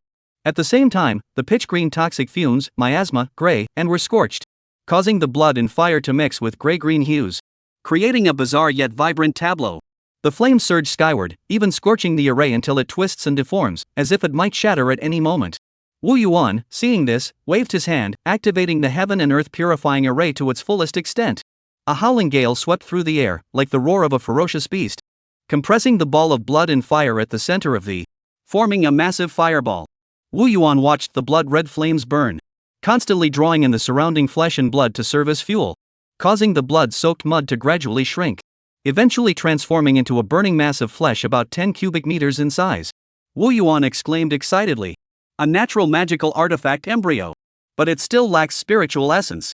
I didn't put in all this effort just to forge a mid-grade, high-grade, or even top-grade magical artifact. I must seize the essence of the mosquito mother, transform it into a spirit core, and forge a path leading directly to a treasure artifact or even a divine artifact. Mosquito mother, come quickly to assist me in refining the artifact. Wu Yuan's eyes shone with a brilliant light. Karma Pearl. Where is the Mosquito Mother's resurrection egg? The power of the causality pearl followed the intangible causal connection and discovered the Mosquito Mother's backup plan. White Intelligence Report. The Mosquito Mother's resurrection eggs are 500 miles to the west. Along with the intelligence came an image. In a small pond within the Qingling Mountains, with some small animals drinking water around it, the Mosquito Queen's eggs lay quietly buried at the bottom of the pond, resembling stones. This pond is extremely inconspicuous. Even Wu Yuan's little green mountain has at least 8,000 such ponds, let alone the entire Qingling Mountains. Using ordinary methods to find this egg would be like searching for a needle in a haystack. And over time, the mosquito mother would re-emerge from it. Pangolin, go immediately and bring back the mosquito mother's egg. Wu Yuan ordered decisively. The pangolin was swift and shared a telepathic connection with Wu Yuan, making him the best choice for Wu Yuan, who was currently occupied. The pangolin dived into the ground and rushed off. Its figure vanished into the ground in an instant, leaving only a faint trace behind. Meanwhile, Wu Yuan began to control the 100 Feathers wind array to block the surrounding vision, while his hands once again formed seals. He channeled his spirit gathering power into the blood and fire. This transformative power derived from the Imperial Elixir infused the blood and fire with vibrant spiritual energy, and began to harmonize with Wu Yuan's qi, as if merging with Wu Yuan into a single entity. At the same time, the transformative power seeped into the flesh ball. The flesh ball, which had previously ceased to change, began to transform once more, its surface constantly writhing, as if something was about to break free. At the same time, Wu Yuan raised his head and shouted toward the sky. Xingyao Heaven, grant me the favor of fortune. Ensure that the weapon forging goes smoothly. With this, I will be invincible. After speaking, Wu Yuan continued to watch the array. Though he was just trying his luck, hoping for the best.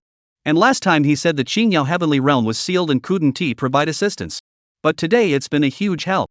It seems that celestial realms really need to be pushed to their limits. Before long, the pangolin rushed back.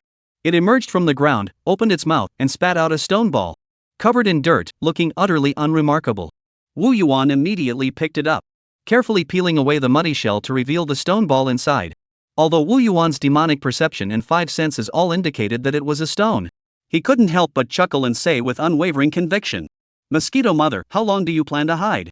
The stone egg in Wu Yuan's hand suddenly began to writhe violently, emitting a frantic scream from within. How did you know? How is that possible? This is our clan's secret you absolutely couldn't possibly know. The Qingyao Cave Heaven also emitted a shocked sound. How is that possible? Even I couldn't detect that resurrection egg. The battle just now seemed to show that the blood-winged black mosquito didn't possess overwhelming strength. So why is it ranked among the top 500? After all, among the top 500 in the world, there might be many that are more powerful than the Mosquito Queen. But only the blood disaster she caused is listed among the 10 disasters. It's precisely because of that extremely difficult to kill Mosquito Mother. The blood-winged Mosquito Queen can lay different numbers of rebirth eggs depending on her cultivation level, with 1 egg during the Qi cultivation stage. Once the Mosquito Mother dies, its consciousness transfers to the regenerative eggs. And this process is extremely swift and covert, making it impossible to detect. And upon revival, the Mosquito Queen possesses half of its original cultivation level, which is why Mosquito Queens are so difficult to eliminate. Previously, Mosquito Mothers that were killed were instantly eliminated by a powerful being who simultaneously destroyed both the Mosquito Mother's physical body and its divine soul, preventing the Mosquito Mother's consciousness from transferring. This still requires the Mosquito Mother to be at a lower cultivation level and for the Yuan infant to intervene to achieve a decisive victory. Once the Mosquito Queen's cultivation level rises, it becomes extremely difficult to achieve. However, even then, the mosquito queen's rebirth eggs would form new mosquito queens, though not as a new individual, unless one employs advanced methods like causality or destiny to investigate the rebirth eggs. If the Qingyao heavenly realm remains intact, it might be possible to discover the reborn eggs within the system itself. That's why he was so shocked that Wu Yuan knew so clearly about the mosquito queen's backup plan. In ancient times, there was once a mosquito mother at the Yuanling stage. Under the blood-transforming divine light, no one could withstand it. Only cultivators at the Huatian stage could protect themselves, forcing all the sects and clans to retreat into their celestial realms. Even the blessed lands couldn't stop it. Those without divine realms had no choice but to await their doom. After the blood disaster subsided, there was no life left outside the cultivation world. For a time, the entire cultivation world was left with only the cultivators who had escaped earlier. However, the jade slip that Wu Yuan had seen did not mention how the blood disaster had disappeared. But later, the entire cultivation world came to a consensus that once the blood-winged black mosquito queens were discovered, immediately summon a powerful cultivator to eliminate them. However, even the bloodline of the soul-shattering demon was studied by cultivators, and they even developed the bloodline inheritance of the soul-tearing demon rats. So there must be plenty of research on mosquito queens of the same level. As a result, the cultivation world suddenly began circulating 18 methods for utilizing the blood-winged black mosquito queen, including weapon forging, alchemy, spellcasting, beast taming, puppetry, and transformation techniques, everything imaginable. One of the ancient texts brought back by One-Eared previously contained a method related to weapon forging. Simple and easy to understand. Which is why Wu Yuan went to such great lengths. If this continued, the blood-winged black mosquito queens would gradually become extinct. In truth, Wu Yuan had no idea why the Qingling Mountains had given rise to such a monstrous creature. Wu Yuan was so eager to exterminate the mosquito queens because he feared that if he waited too long, it would be detected by cultivators from the outside world. And the other was that it might disrupt the careful cultivation of the demons he had been nurturing. Other demonic beings from other regions could simply return to their own domains. But Wu Yuan had nowhere to go. Moreover, this was a rare opportunity that had been hard won. Chapter 138, Stealing the Spirit and Refining the Weapon. At this moment, the mosquito mother's voice was filled with excitement. Rat King, spare me. I swear allegiance to you. Wu Yuan chuckled and teased. Just a moment ago, you said you couldn't acknowledge a master. The mosquito queen immediately replied. I'll give you my soul and my essence. With that, you can decide my life or death with a single word. I am an ancient strange insect with noble bloodlines. My blood will be of great use to your cultivation. However, Wu Yuan didn't respond. Instead, he asked. You must be a new individual formed from a reincarnation egg from long ago, right? The mosquito mother grew increasingly anxious but still replied. That is correct. My predecessor laid the egg in the Qingyao heaven, which was unclaimed at the time, and I only recently revived. The mosquito mother suddenly said, my predecessor was once at the peak of the Golden Core realm, and caused a significant bloodbath, leaving behind many treasures scattered across various locations. I also know many secrets. I also know where the Qingyao cave heaven is. Wu Yuan chuckled. At this point, the mosquito mother was still trying to deceive him. He was certain that the mosquito mother had been nothing more than a blank slate before, and there was no way she could have retained any memories. Otherwise, she wouldn't have no cultivation at all and only reached the mid-stage of qi cultivation by now. Wu Yuan shook his head. At that moment, the corrupted water pond was engulfed in raging flames of blood and fire, as if it were about to consume everything in its path. Wu Yuan immediately threw the rebirth egg into the blood-red pool. No! The mosquito mother let out a piercing scream, and the rebirth egg in Wu Yuan's hand began to change, starting as gray stone beads and gradually turning milky white, emitting a faint glow from its surface. The mosquito queen attempted to forcefully resurrect herself, but it was too late. The rebirth egg fell into the pool of blood, and instantly stained a crystal-clear red, resembling a dazzling red ruby. Through its outer shell, a blood-winged mosquito could be seen forming. But unfortunately, the mosquito was swept away by the blood and dissolved into a pool of liquid, merging with the blood. Wu Yuan shouted excitedly. Activate the array with all your strength. Extract the spirit. Extract the spirit.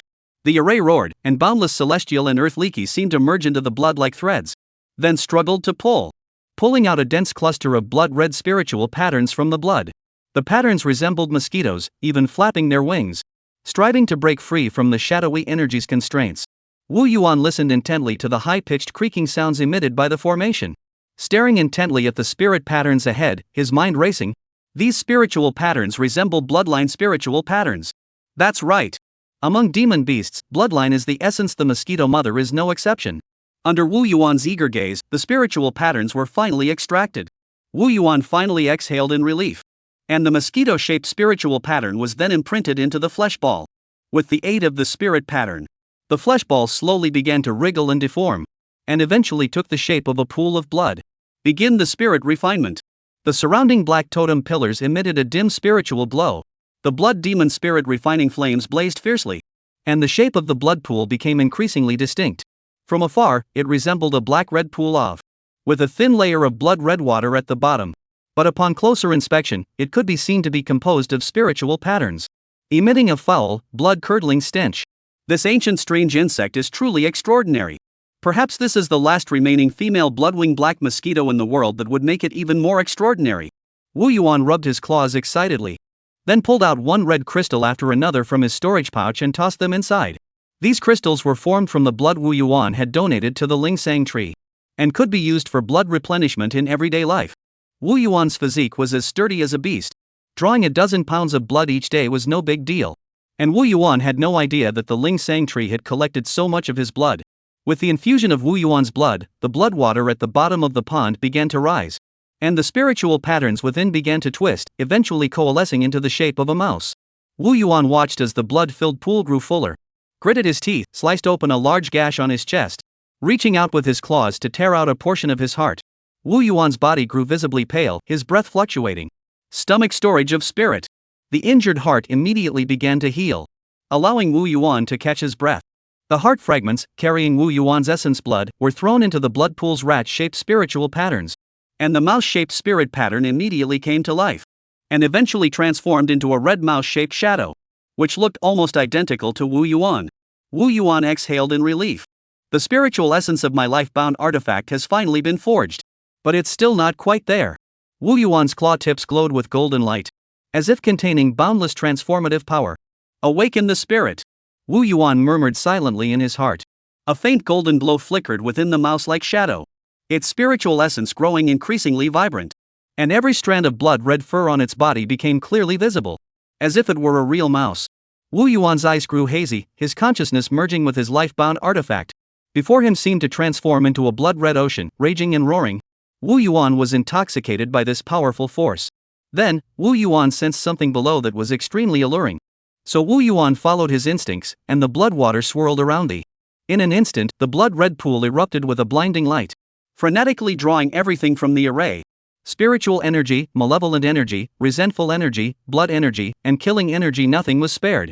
Like a greedy beast, the spiritual energy within the earth's veins was also constantly being drawn out. The area around the corrupted water pond began to collapse, cracks appeared on the ground, constantly draining the spiritual essence of the corrupted water pond. All things possess a spirit, and the spiritual essence of the corrupted water pond was originally meant to purify the impurities of the Qingling Mountains. Now, however, it is being forcibly extracted by Wu Yuan.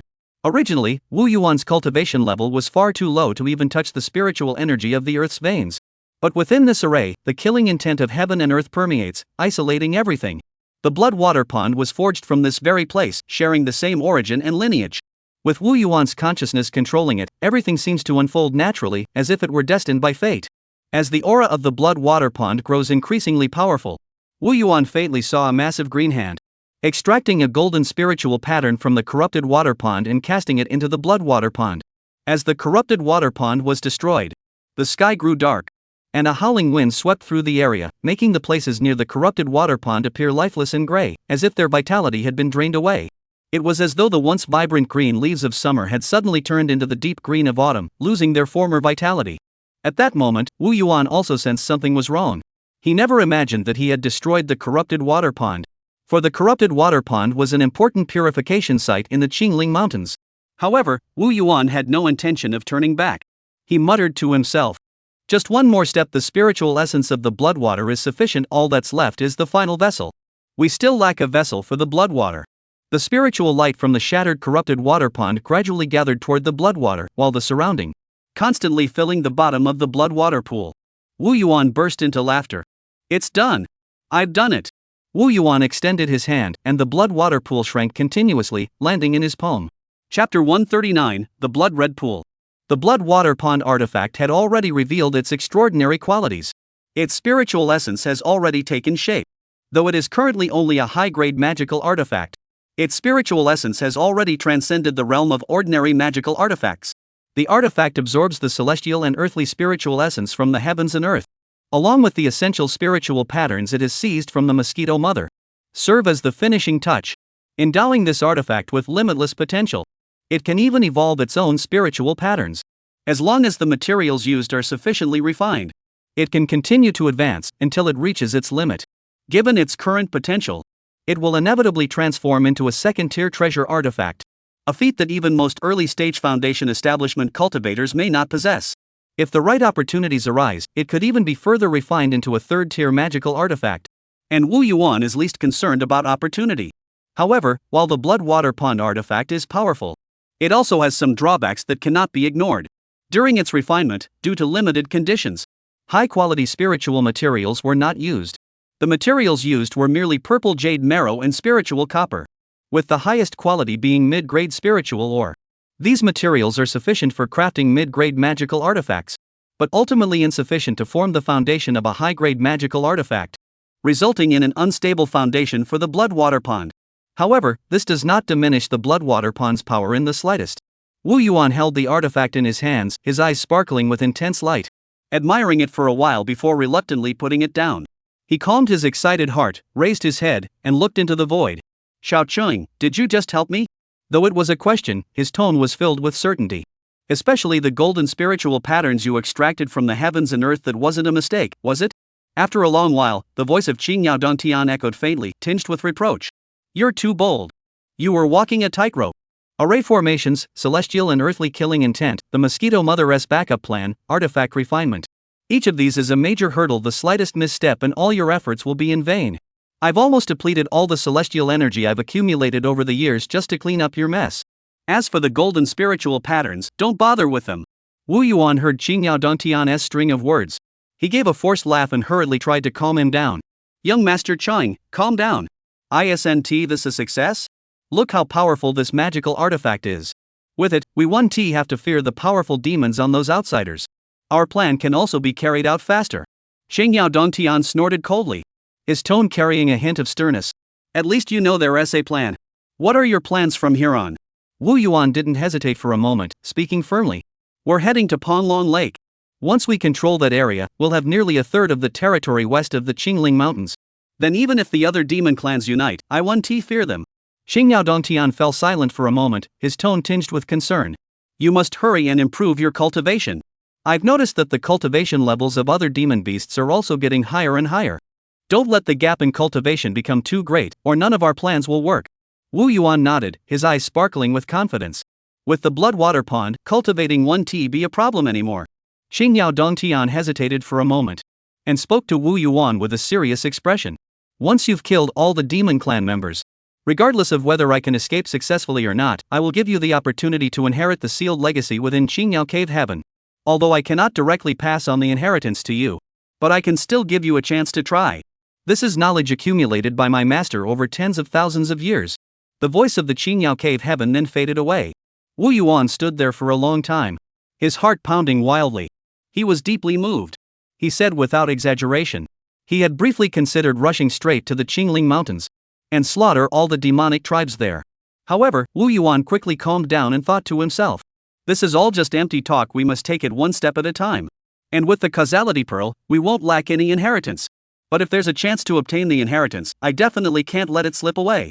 However, after this forging session, Xiaoqing clearly trusts me much more to complete the plan. After all, he curved his lips into a sly smile. He is probably still wondering how I managed to find the Mosquito Queen's rebirth eggs. With this groundwork laid, if Xiaoqing allows me, my plan might just succeed when the time comes. Wu Yuan's eyes flashed with intense flames. It was the flame of greed and ambition. His claws clenched tightly, making a cracking sound, as he muttered to himself, the inheritance, the divine realm, and the rat horde, I want it all. Then, he surveyed the loyal rat horde around him and spoke slowly. Fill this place to the brim, use magic to plow the ground. Leave no body behind. The array must be completely dismantled. As each rat leaves, drag it along to ensure no traces remain. In an open area near Xiaoqing Mountain, Xiaolang turned his head with an expectant expression, his wolf eyes sparkling with curiosity, and asked the winged tiger beside him, who looked troubled. What do you think the king sent us here to do? Could it be time for another spiritual plant distribution? The voice of the Snow Plains Wolf King was filled with excitement and anticipation. And his tail twitched involuntarily. I feel like something good is going to happen. The more it thought about it, the more certain it became, baring its sharp teeth in a wide grin, its face brimming with anticipation. The winged tiger furrowed his brows. A sense of foreboding welling up inside him. It looked at the foolish dog beside it. And the uneasy feeling in its heart grew stronger. Frustrated, it shook its tail and said impatiently, "How am I supposed to know what's going on? We'll find out when the king arrives." The winged tiger turned away impatiently, no longer bothering to look at the little wolf's silly expression.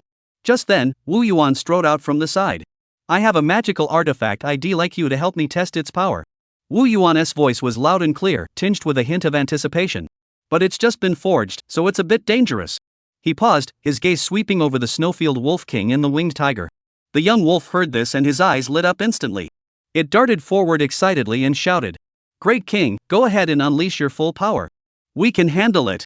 The winged tiger let out a silent cry of despair and muttered under his breath, "Don't drag me into this." Looking at Wu Yuan's satisfied expression, it thought to itself, "The great king has mobilized such a large force, this magical artifact can't be that simple."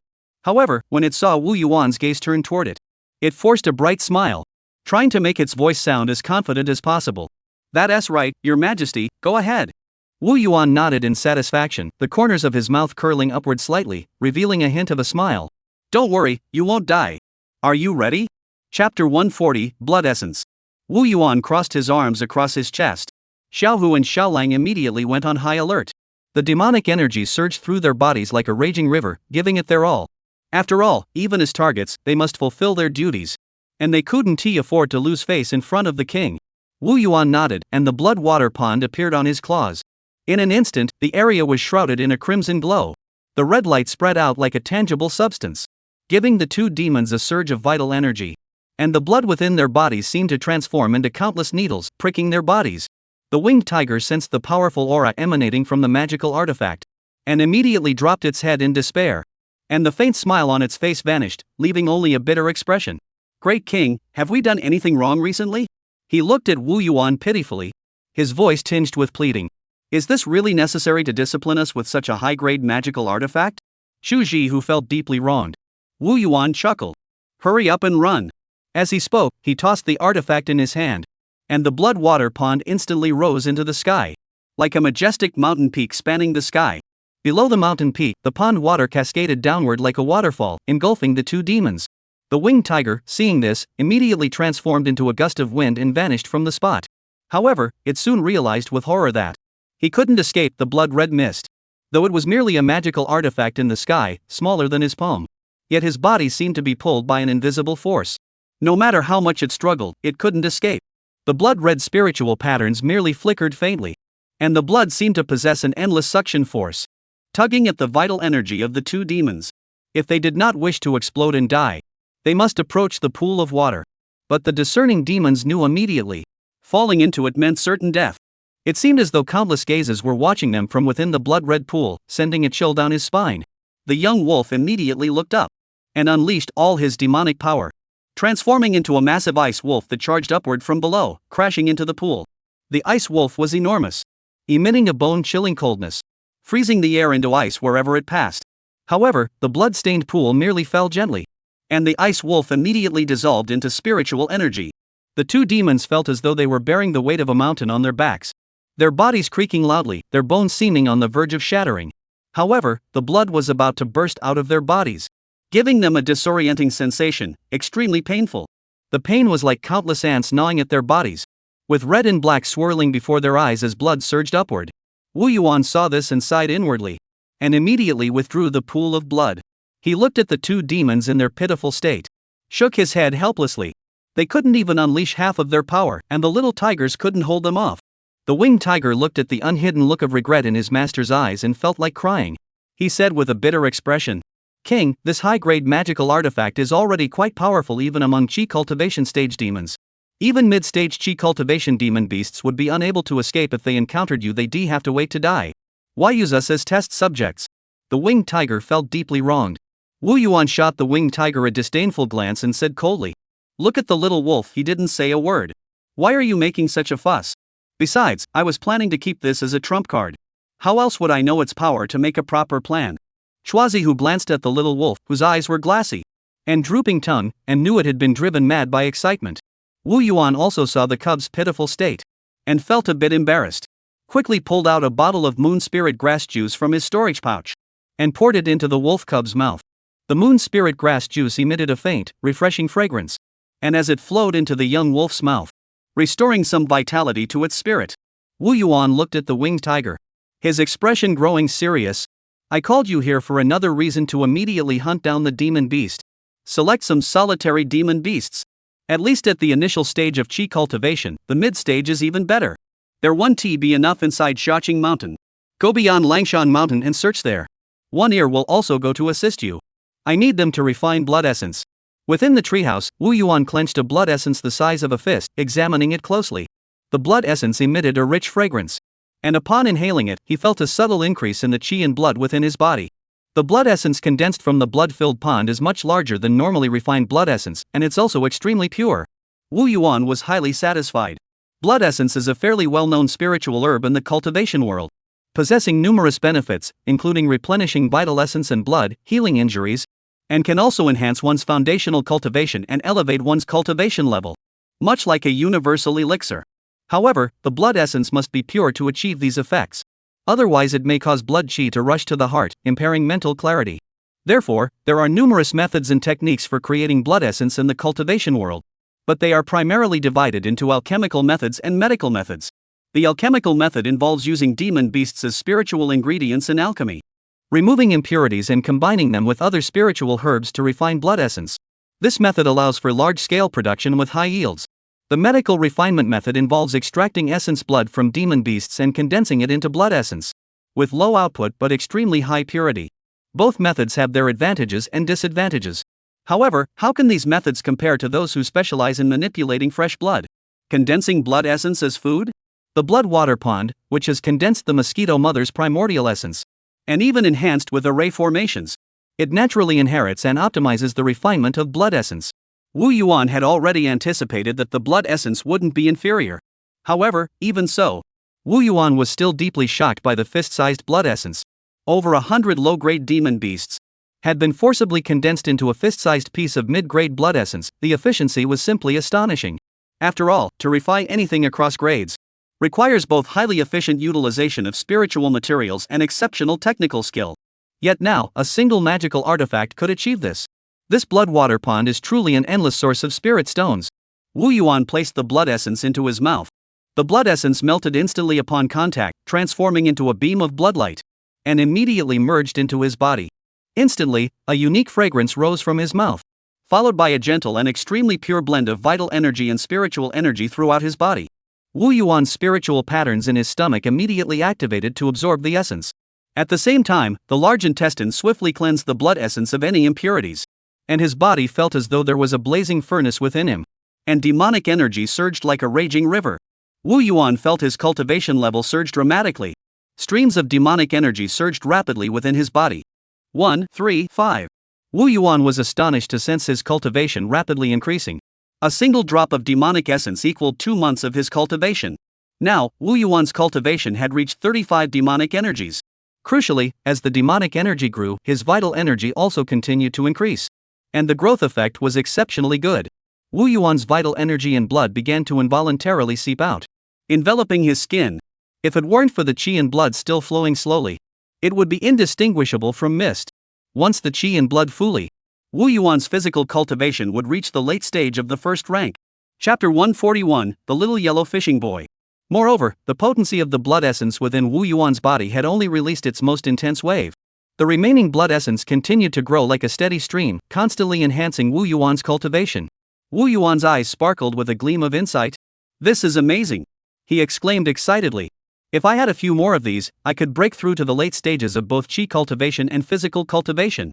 And I could even use the blood essence's nourishing effects on my body, combine it with the bloodline patterns to see if I can break through to the third stage of my bloodline." Wu Yuan thought about his bloodline grade, which had stagnated for so long, and felt a bit down. "I've learned more and more about the bloodline spirit patterns, but the threshold for third-tier bloodline is simply too high. Anything beyond the third stage is as difficult to obtain as ascending to the heavens. Wu Yuan had not slacked off in his studies of the bloodline spirit patterns during this time. And after learning array techniques, his understanding of bloodline patterns has actually become faster and faster. As a result, he successfully engraved 2 bloodline patterns, bringing the total to 4, including the 2 he had previously engraved. These bloodline spirit patterns are driving Wu Yuan's second-tier premium bloodline to continuously rise. But he still couldn't reach the 3rd stage, which left Wu Yuan deeply frustrated. However, these bloodline spirit patterns cannot increase the bloodline grade. But Wu Yuan's physical vitality and blood energy are growing increasingly formidable. His physique far surpasses that of beasts, with abundant vital energy. But in terms of total vital energy, it rivaled that of late-stage body-tempering practitioners. When his chi and blood were fully released, it resembled a towering column of smoke. Standing beside a pangolin, no one would dare say Wu Yuan wasn't a barbarian. The enhancement of his physique is certainly not limited to the total amount of vital energy, but also recovery ability, control, the 5 senses, and even the 6th sense in the depths of one's being, which is a significant enhancement to Wu Yuan's divine ability, touching the mysterious spirit perception. However, the production of blood essence consumes far too many demon beasts. Relying solely on capturing and raising them at Xiaoing Mountain is simply insufficient. It seems we'll need the Snake King to put in more effort. The Snake Valley is a good place, we can't waste it. Wu Yuan had finished his cultivation and studies. Standing on the spirit mulberry tree, he surveyed the entire Xiaoing Mountain. In the distance, a vast, boundless lake lay quietly. On the lake's surface, layers upon layers of lotus flowers bloomed freely, resembling a pink cloud, spreading out endlessly, connecting heaven and earth. These lotus flowers are all first-grade lower-tier moon reflecting lotus. And on moonlit nights, when the moonlight cascades down, the lotus flowers bloom in full splendor. The lotus pods are plump, the lotus flowers stand tall and graceful, the lotus seeds are round and smooth, and the lotus roots are tender and crisp. Everywhere is a treasure. And the moonlit lotus grows in clusters. A single root can eventually grow into a cluster of moonlit lotus. Its value far exceeds that of moon spirit grass. The streams throughout Xiaoing Mountain flow like ribbons, converging here to form a lake, which then flows slowly through the spiritual sites of Xiaoing Mountain. This lake was excavated at the foot of the Great Green Stone Mountain during the initial terrain modification, spanning over 1,000 meters in width, serving both to circulate the spiritual energy of the earth, and also for cultivating spiritual plants and fish. Indeed, Wu Yuan, after enduring countless hardships, finally found the spiritual fish. However, they were not found in the Xiaoing Mountain area, but rather in the Puleo Lake to the north. Although Puleo Lake is named a lake, it is entirely different from the small lake where Wu Yuan is located. Pulong Longhu is vast and boundless, and is even larger than the area of Xiaoing Mountain. It is important to note that the area under Wu Yuan's control at Xiaoing Mountain is approximately 200,000 square kilometers, which is equivalent to the size of an entire province. It can only be said that while the Qingling Mountains may not be rich in resources, they are vast in size. The even larger Puleo Lake has a complex water system, with whirlpools, swamps, and deep water abysses, forming a vast water labyrinth. This is also the area with the highest concentration of local water demons in the Qingling Mountains. Truly a realm of water demons. Even when the great demon Qingpeng descended, he could only capture the more powerful spirits within in a short time, while the weaker ones managed to escape unscathed. However, this place was also the area most thoroughly plundered by the phoenix birds. Any water demons with even a shred of strength or decent bloodlines were all devoured until none remained, leaving behind only weak water demons akin to shrimp soldiers and crab generals. This also limits their potential. Their combat strength is greatly reduced once they come ashore, and many were so terrified by the great phoenix demons that they lost their courage. So they dare only develop quietly within Puleo Lake, and thus did not interfere with Wu Yuan's Xiaoing Mountain. Earlier, when Xiao Hui was traveling around gathering intelligence, he discovered that many spiritual fish and plants had begun to appear in Panlong Lake. Among them, the most excited was not Wu Yuan, but Xiao Huang. Xiao Huang, seeing such a vast expanse of water for the first time, and he was overjoyed. So much so that he even forgot about the purple bamboo he had been carefully tending to, and spent every day taking Xiao Bai to explore the water, and constantly pestering Wu Yuan, trying to drag him along to play. However, Wu Yuan was fully focused on his cultivation at the time and had no time to accompany him. So he carefully crafted a fishing rod for Xiao Huang using Zizhu, and patiently taught him how to fish.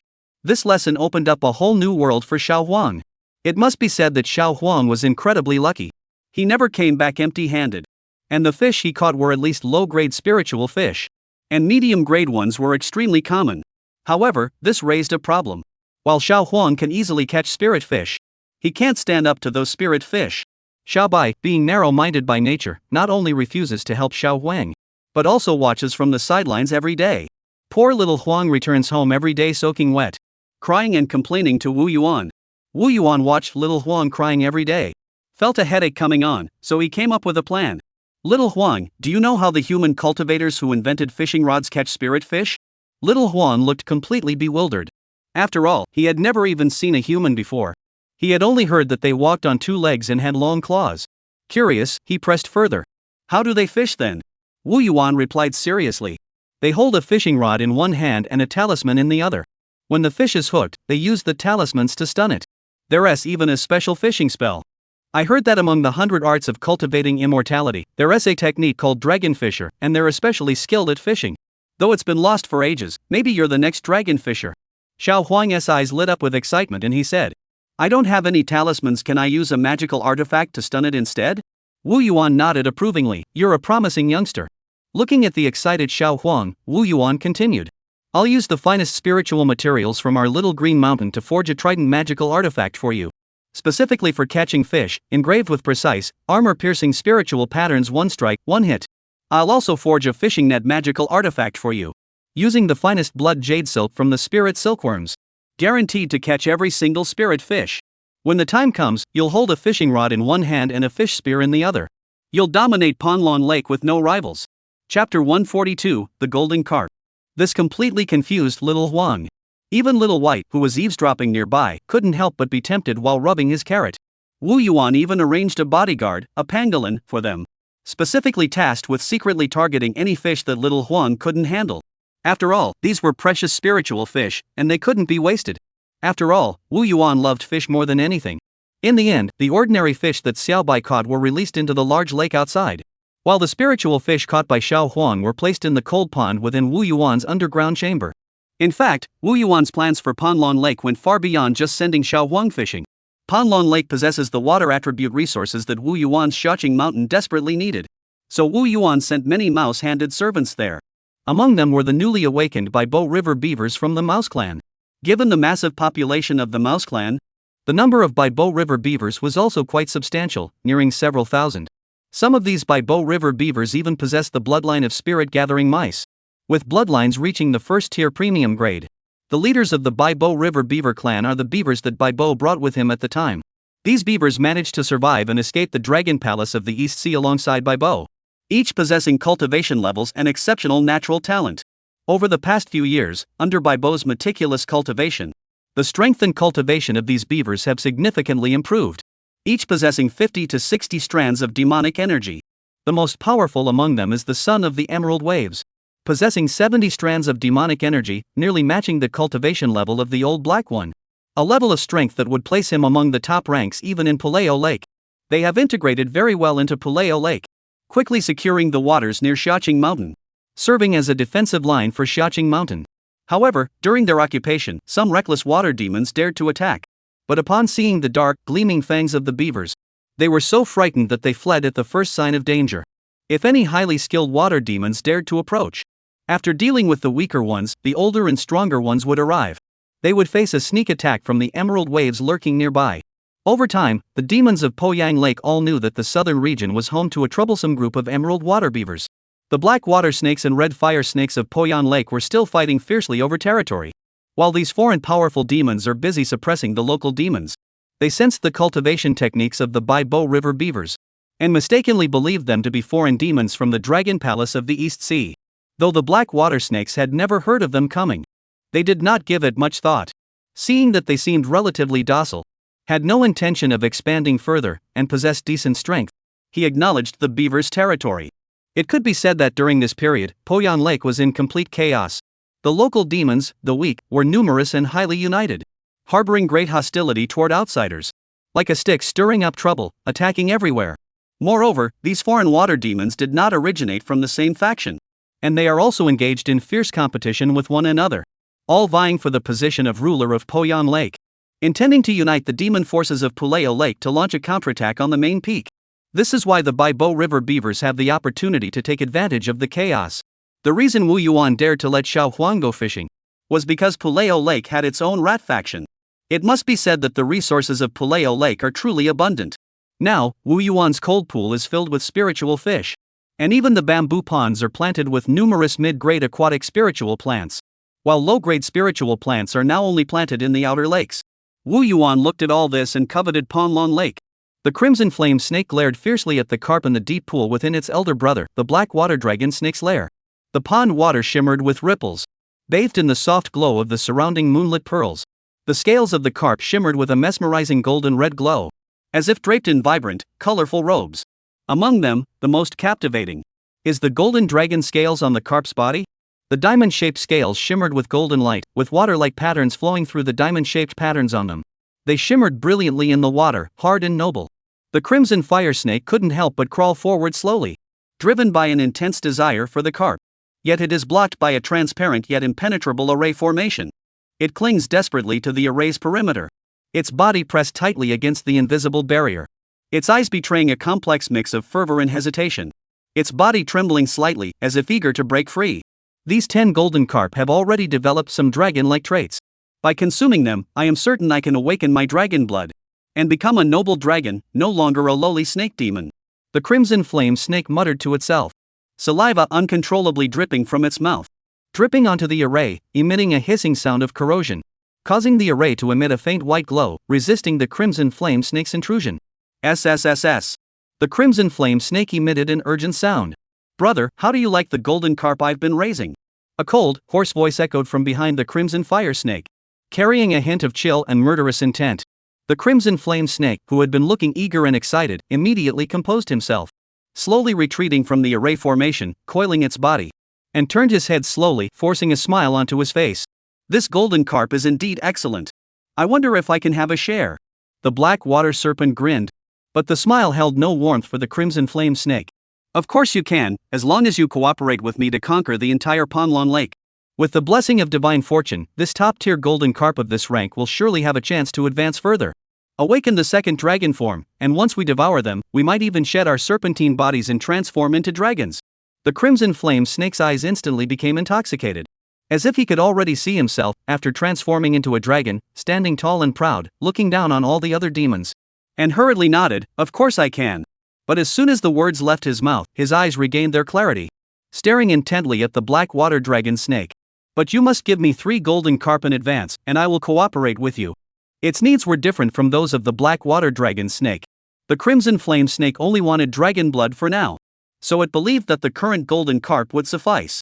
However, the black water python's goal was to transform into a python, and it needs the dragon blood from golden carp that have been upgraded to be more concentrated. In the red flame snake's view, its demands were already quite low, asking for only 3. The black water dragon snake's expression froze as it locked eyes with the crimson flame snake and spoke slowly. All the resources I've collected in Panlong Lake have been provided to them. I've invested all my years of accumulation into this. You've done nothing, yet you demand 3 of them. That's not fair, is it? Seeing the crimson flame snake remain unmoved, the black water python snake fell silent for a moment before speaking again. Brother, even if you take the golden carp, you won't be able to raise it. Why not let me raise it here first? The crimson flame snake looked impatient and shouted, I'm not going to keep it. I'll just eat it. Are you going to give it to me or not? The black water python pondered silently. The golden carp needs to obtain the second dragon form to have a 20% chance of success. What if he gets it and the remaining one also succeeds? But I can't clear out the dragon lake on my own in the short term. I must transform into a dragon as soon as possible to have a chance to compete for the title of Master of the Divine Realm. But how can I make the crimson flame snake abandon this idea? Chapter 143, Changes in Panlong Lake. The black water python snake pondered for a moment, then looked at the crimson flame snake and clenched his teeth before saying, Brother, you should know how valuable the high-grade sunken gold carp is. Why not wait until they've all advanced first? Under normal circumstances, 2 could be born, and we'd split them evenly. The crimson flame snake's expression darkened, and he opened his mouth to speak. Before the crimson flame snake could speak, he continued, I'll give you the cultivation method for the golden carp as a deposit. The crimson flame snake's furious expression slowly subsided as he fell into deep thought. His eyes darted back and forth between the golden carp and the black water python within the array. Agreed. The black water dragon snake sighed in relief, his voice growing hoarse, I will never go back on my word. Once the golden carp is fully cultivated, I will definitely share it with you. The crimson flame snake smiled faintly and nodded. Then I'll look forward to that day. The black water dragon snake then pulled out a scroll. Let's sign a spiritual contract. The Crimson Flame Snake was a bit surprised. I didn't expect you to be so well prepared. The demonic awareness scanned the information on the spirit contract and found nothing amiss, and then left its demonic energy mark on it. The black water python looked at the black and red serpentine marks on the spirit contract and nodded in satisfaction. It pulled out a jade slip and tossed it to the Crimson Flame Snake. A hint of pity flashed in its eyes. The Crimson Flame Snake sensed the jade slip in its hands and nodded with satisfaction. It's real. You even wrote your insights and reflections. The black water python snake said, I am truly sincere about collaborating with you. Then let's start the attack immediately. Let's kill those few pig-like dragons first and test our strength. This group of pig-like dragons are stinky and tough, always causing trouble for me. Their strength isn't that high, but as soon as I go near them, they run away. Let's see if your snake venom has improved. The Crimson Flame Snake put away the jade tablet. In such a hurry? Let us spare that snow wolf for now. The black water dragon snake looked astonished. You haven't killed them yet? How long has it been? Hearing this, the Crimson Flame Snake ground his teeth in anger. That dog of a creature. Ever since he left the Golden Armor Lion, he's been hiding in the cave and hasn't come out.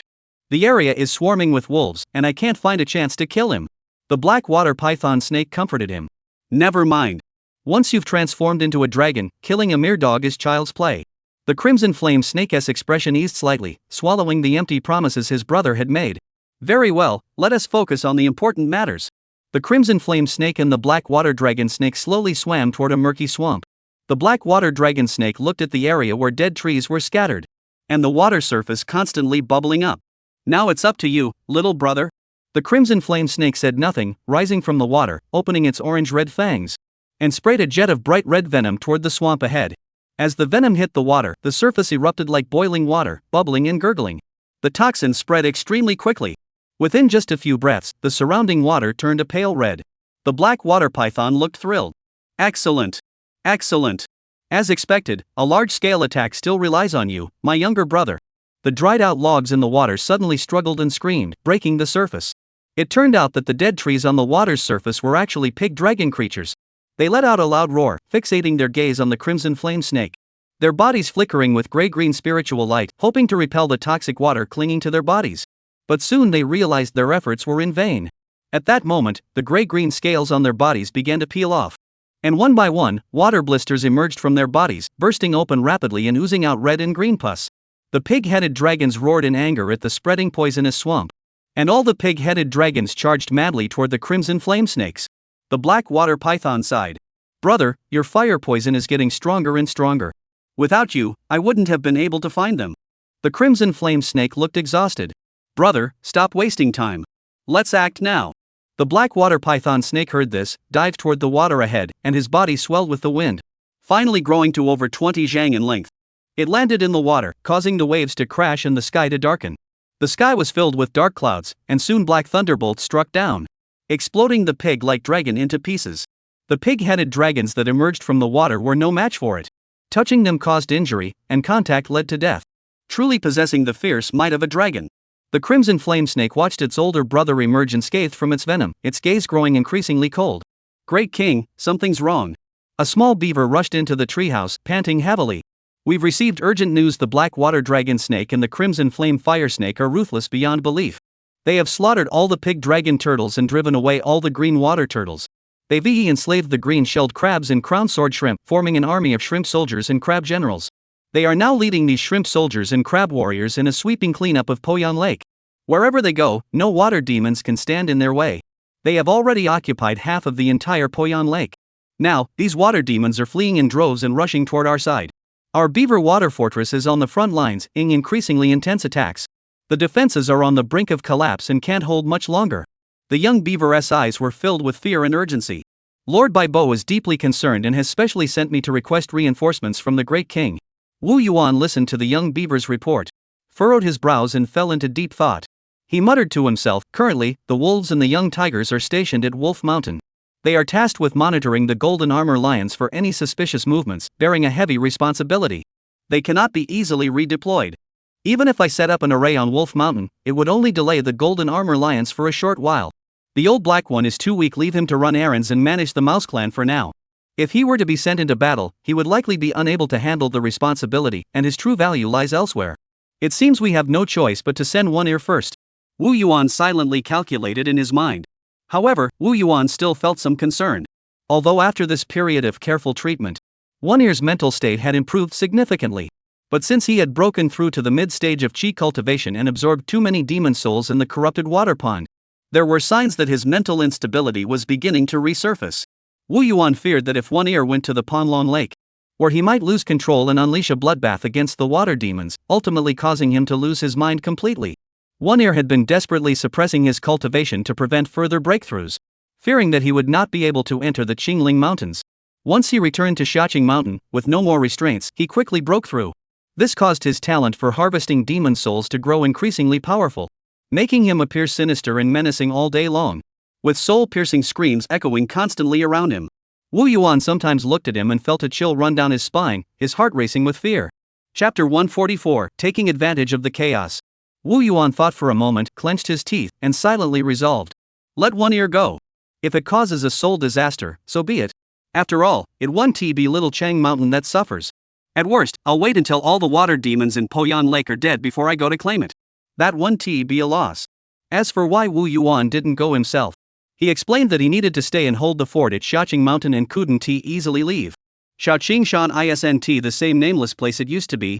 After all, destroying the corrupted water pond affected the entire Qingling mountain range, and the demon clans of the Qingling Mountains have already taken notice of them. Everyone also wants to know which idiotic demon dared to destroy the earth's veins. The Pandalin and Xiaohui were running around Xiaoqing Mountain every day, clearing out infiltrating demon beasts. However, there is also an advantage to this. There is now a much larger supply of raw materials for blood essence. After all, the demon beasts daring to enter Xiaoqing Mountain are all quite powerful. One Ear. Wu Yuan shouted loudly. Boss. As soon as Wu Yuan finished speaking, One Ear appeared like a ghost outside the treehouse. At that moment, his body was grayish-white, and the scars on his body resembled twisted beastly faces, grotesque and terrifying.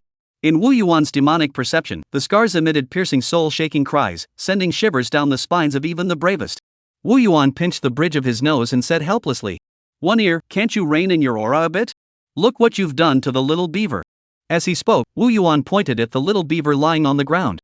Lying stiffly on the ground, One Ear began to try to rein in his aura. But his expression grew even more stern in the dimly lit treehouse, making him look even more ominous. Wu Yuan waved his hand and said, Never mind, there's something I need you to do. One Ear's expression grew serious, and he shouted, All right, boss, just give the orders. Wu Yuan said, Go help out at the beaver village in the Emerald River. He's been under a lot of pressure lately and has been having a tough time dealing with those water demons. See if there are any troublesome water demons and eliminate them all. It'll be perfect for refining blood essence. Wu Yuan paused for a moment before continuing. When the time comes, hide your identity as someone from Xiaoqing Mountain. It's best to pose as part of the Black Water Python's faction to instill fear in those water demons. Select some weaker demons to kill for their materials. Don't waste any flesh. Then we'll collaborate with Bai Bo to profit from the war. Wu Yuan's eyes grew brighter as he spoke, excitedly adding, You should create some small-scale soul tides, but be careful not to turn them into soul disasters. Target those clam demons and turtle demons that produce spiritual materials. Drive them to the brink of extinction. Then let Bai Bo go to rescue and absorb their tribes, making them grateful to Bai Bo. Wu Yuanyue grew increasingly excited, gesticulating wildly as he spoke. Then have Bai Bo establish a safe house in the beaver water village. And set up a secure marketplace to attract those small demons to trade. By then, we'll be rolling in money. One Ear scratched his head, looking confused. It's just about killing demons and exterminating their clan, right? I've got this covered, boss. You can count on me to complete the mission. Wu Yuan patted One Ear on the shoulder with satisfaction and said with a smile, Work hard, and try your best to make sure I get to eat spiritual fish every meal. Upon hearing this, the one-eared creature grew excited, grabbed the little beaver still lying on the ground, and shouted, Boss, you can count on me. I'll definitely complete the task. The little beaver was awakened by One Ear's rough movements, opened his eyes to see himself being held by the terrifying monster, and was so terrified that his eyes rolled back and he fainted again. The one-eared creature looked down, clearly displeased, and frowned. How did Bai Bo raise his juniors? How can someone so cowardly serve the boss? What a disgrace! Wu Yuan looked at the fierce one-eared beaver, wanting to say something but holding back. Swallowed the words on his lips, waved his hand, and said, Go ahead, be careful on the way. Bai Bo stood on the water fortress, looking at the shadowy figures on the water's surface, feeling a sense of worry. Since arriving at the beaver water village, he had relied on his mid-stage Qi cultivation. And with the assistance of numerous rat demons, he had developed quite well, no longer engaging in the petty skirmishes of his son's early days. Taking the beaver water fortress as his base, he had constructed several smaller water forts and had already secured the entire southern shore of Panlong Lake. Each of these water forts is equipped with some low-grade arrays. Though not particularly powerful, they are sufficient to handle ordinary water demons.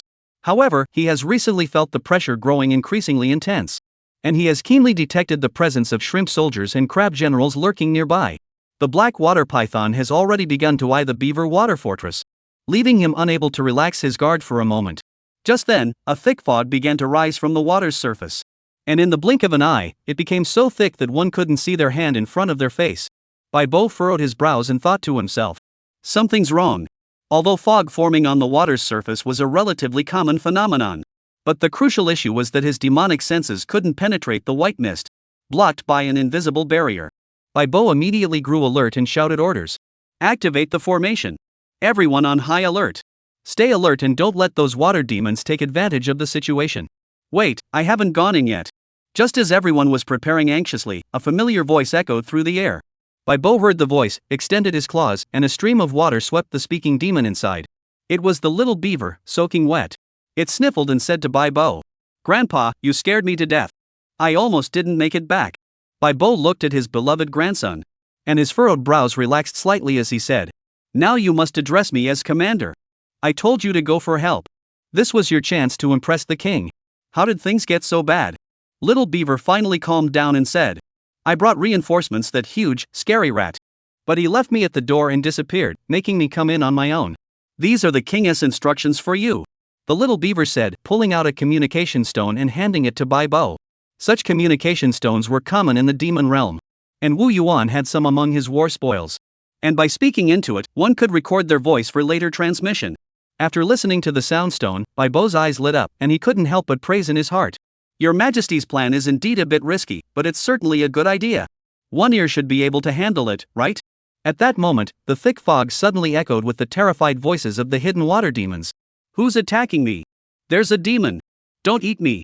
Immediately afterward, the sound of bones being crushed and chewed echoed through the white mist, accompanied by the water demons' piercing screams, as if coming from the depths of the underworld.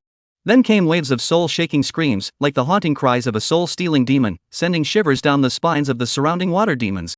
The little river otter darted forward and clung tightly to Bo's thigh, trembling uncontrollably. "That's the sound. It's so scary." Chapter 145, The Five-Spirit Clam Demon. The agonizing screams outside the beaver water village continued throughout the night. And by dawn, as the white mist dissipated, the surviving water demons who had managed to survive emerged from the water in terror to assess the situation. What they found was a scene of utter devastation, with bite marks all over them, and the corpses were pale and emaciated, drained of all blood, and bore no resemblance to freshly deceased bodies. Equally bizarre was the complete absence of any bloodlust in the water, which remained clean and pristine. A month later, Bo smiled cheerfully as he tapped the large shell of the clam demon before him and said, "Rest assured, once you join our beaver water village, you will be safe and sound. Look at those green water turtles, how comfortable they live. They eat spiritual rice and spiritual fruits, and all they do is bask in the sun every day. How wonderful! Except for occasionally shedding that useless shell. Anyway, there is no danger, so what is the point of keeping a heavy shell? It just hinders movement." The clam demon watched the smooth, shiny turtle demons on the shore, enjoying a mouse demon's massage, feeling a bit speechless. It muttered to itself, "This isn't just occasionally shedding a shell, they've completely abandoned their shells. These turtle demons are shameless, they'd even give up their faces for pleasure." Then the clam demon immediately opened its shell, spat out a pearl the size of a fist, and said respectfully, "Lord Bo, carrying this clam pearl around is a burden for us. Why don't you take the trouble to keep it for us?" Bo laughed so hard his eyes were squinted shut. He took the pearl and said, "What's there to trouble you? We're friends, helping each other is only natural." The clam demons watched as one by one, the beavers carried their clan's precious clam pearls away without looking back, growing restless. Bo clapped his hands and said, "This is the perfect opportunity to show you the wonderful place I prepared for you." The clam demons looked at the clear water surface surrounded by the spirit gathering array, where spiritual energy swirled, covered with moon-reflecting lotus flowers. A gentle breeze swept across the surface, causing the lotus flowers to sway gently and release a faint fragrance. On the water's surface, little mouse demons paddled their small boats, continuously sprinkling moonlight into the water. The moonlight like threads, blending into the water, making the spiritual energy in the water even cooler and softer. The shore was covered with moon spirit grass and green rice, thriving under the sunlight. "Stop! The leader of the clam demons hurriedly stopped the clam demons who were rushing out in a frenzy, urging them to calm down. The clam demons flapped their shells, producing a series of clicking sounds, staring intently at the clam demon leader. If he didn't provide a satisfactory reason, the clam demons wouldn't hesitate to replace their leader. For instance, the nearby Bo would do just fine. Although they didn't look alike, they were all water demons, so it could be justified. But the key was that he was so powerful. The clam demon leader asked in a hoarse voice, "Lord Bo, is this the place you've prepared for us?" Bo nodded and smiled. "Of course. How about it? Does it suit your liking?" The clam demon leader asked again, "Will we have to go to the battlefield? Is there any danger to our lives?" This was their greatest concern. If they had just escaped one danger only to face another, it would be a loss. Bo shook his head seriously and said, "Of course not. All you need to do is live here safely and comfortably. Of course. If you can provide more pearls, that would be even better. We won't treat you unfairly." The leader of the pearl demons took a deep breath, as if making a major decision, and declared loudly, "From now on, you will be our king." However, Bo sternly warned the clam demon, "Don't dare to call yourself king. I'm just a minor commander under the king's command. The true king is another demon. You'll find out in time." The leader of the clam demons was utterly shocked. He never imagined that such a powerful creature like Bo was actually under the command of another demon, and couldn't help but feel curious and awestruck toward the mysterious great king. Then he couldn't help but feel a surge of joy in his heart. Finally, this demon has found a powerful ally. The stronger, the better. Our 5-spirit clam clan has always been a noble demon clan. What's a clam pearl? We have plenty of them. The clam demon leader turned to look at the clam horde, only to find the area behind him empty. The other clam demons had already dived into the water to find a place to enjoy themselves. Enraged, the clam demon leader shouted, "Get out of the center of the formation. That's my territory." He then jumped into the water and began fighting with the other clam demons. Bo watched the clanging sounds of the colliding clam demons, nodded in satisfaction and muttered to himself, "They're full of energy. It seems we won't be short of 5-element pearl clams in the future." The 5-spirit clam clan is a rather unique species of clam demon. While ordinary clam demons produce pearls rich in water spirit energy, however, the 5-element clam produces pearls containing 5 types of spiritual energy, which are extremely rare and serve as crucial spiritual materials for weapon forging and array formations, making them highly sought after in the demon realm. This is merely a first-grade lower quality pearl, and it is said that higher-grade ones can even be used to forge treasure weapons. When Wu Yuan first learned that there were 5-element clams in Panlong Lake, he was stunned, doubting his own ears. He immediately ordered Bo to bring back every single one. Although this group of 5-element clams is also proficient in the 5-element spells and possesses considerable combat strength, however, they couldn't withstand the countless demons coveting them. They had been hiding and living in constant fear. Recently, they fled from the east to the south, where they were discovered by a one-eared demon, who immediately launched a demonic soul siege, trapping them for over half a month. These demon souls did not kill the 5-spirit clams, but instead attacked them intermittently, making their lives a living hell, as if they were seeing ghosts every day. After enduring half a month, Bo finally arrived with the river beaver divine troops, defeating the demon souls and rescuing the suffering 5-spirit clams. It was only natural to invite them to rest at the beaver water village, so staying there made perfect sense. Bo then headed toward the area where the Baishuwei turtles lived, plotting in her mind how to further expand the Great King's territory. Bo stood by the lakeshore, her gaze sweeping over the group of smooth, sleek, and contented green water turtles before her, a satisfied smile curling at the corners of his lips. He nodded slightly, his tone tinged with approval. "It seems you've been doing well lately.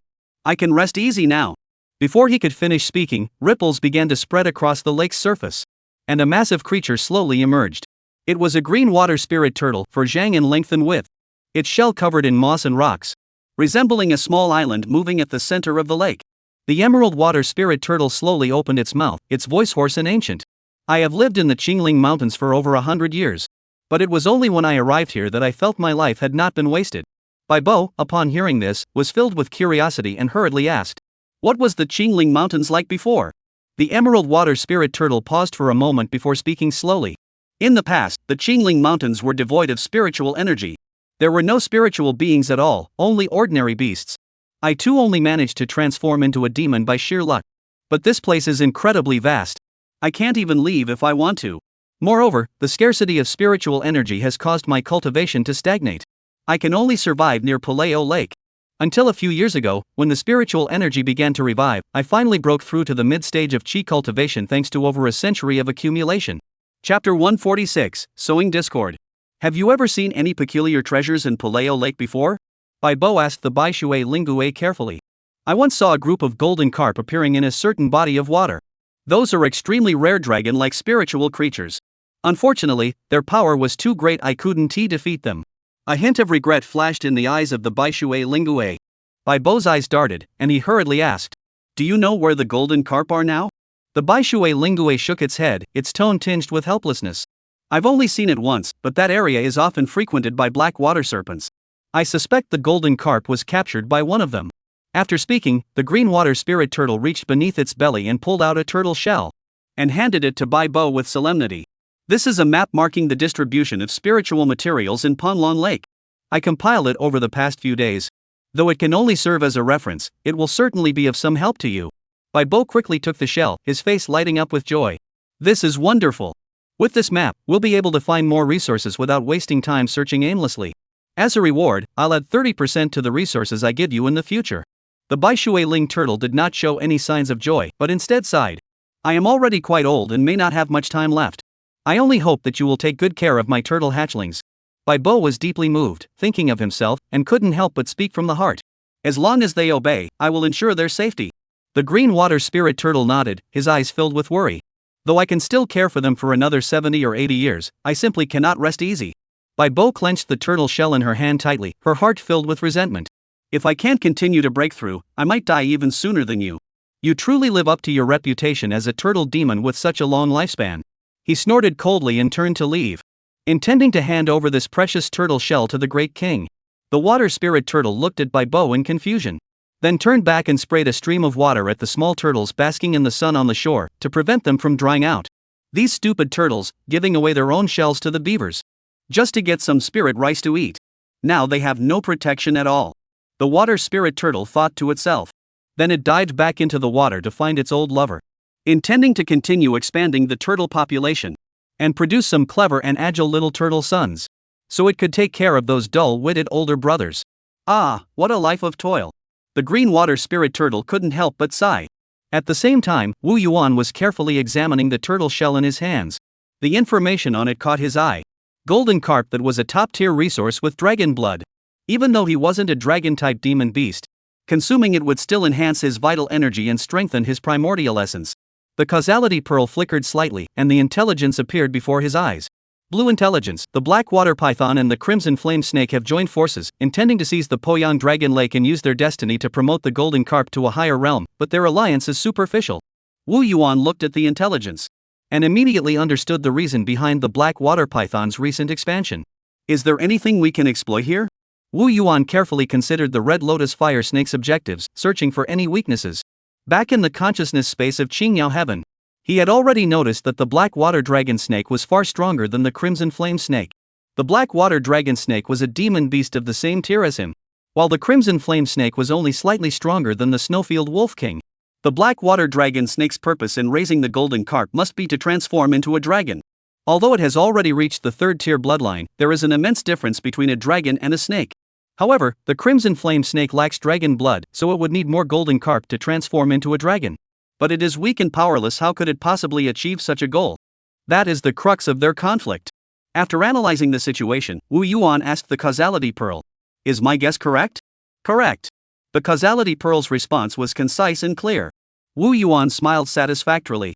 Although he could directly ask the causality pearl for relevant information, he didn't want to lose his ability to think for himself. By first thinking it through himself and then verifying it through the causality bead, would help make his thinking more thorough. Moreover, this method consumed less of his innate energy, which can be saved for future use.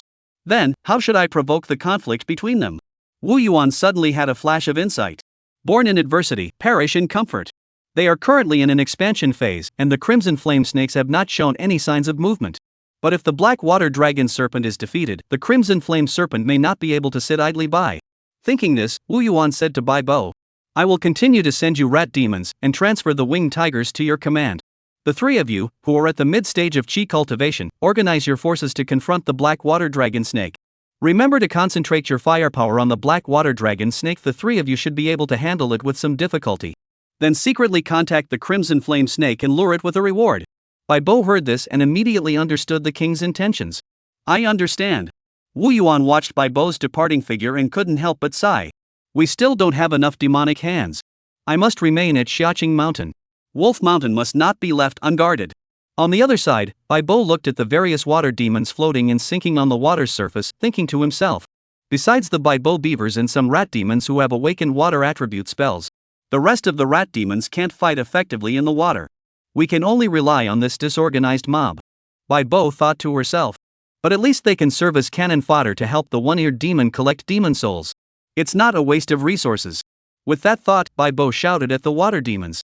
The black water serpent is fierce and brutal. At 1T, leave us any chance to survive. We VE reached the point of life and death. We beavers can't survive in the water, but if we head to the shore, our combat strength won't decrease much, and we can still live. But what about you fish demons and shrimp demons? As soon as Bai Bo spoke, the fish demons began to whisper among themselves. Bai Bo knew they needed one more spark to ignite their fighting spirit. So she continued. Today, every demon who joins the expedition will start with 1 pound of spiritual rice, and the higher your cultivation level, the greater the reward. At this, all the water demons immediately perked up. The plants Bai Bo had arranged as accomplices also took the opportunity to shout. Such a great opportunity, what are we waiting for? With so many of us, do we fear the black water dragon snake's minions? The powerful demons will be dealt with by Lord Bai Bo. Many water demons who were tempted immediately shouted, "We'll serve Lord Bai Bo." Bai Bo didn't hesitate and immediately distributed double the spiritual rice to the water demons who supported him. This immediately drew many water demons to sign up for battle. Chapter 147, Assault and Slaughter. On the water battlefield, the sounds of battle echoed across the sky. The crab demon wielded claws larger than its own body, slicing a fish demon in half. However, before it could gloat, it was struck from behind by a sword-wielding shrimp lurking in the shadows. And crab roe spilled everywhere. The black water serpent watched the chaotic battle unfolding before it, and could not distinguish who was its subordinate. The battlefield echoed with the sound of clanging weapons. The water demons had long since lost their senses in the bloodlust. Bewildered by the bloodthirsty aura and the cries of battle, having forgotten their initial intention to sneak around and get by on the battlefield, now fighting with reckless abandon. The crimson flame snake spoke with a face full of hatred. We should have just left that old beaver alone, but they actually dared to attack us first. The black water python, however, remained calm.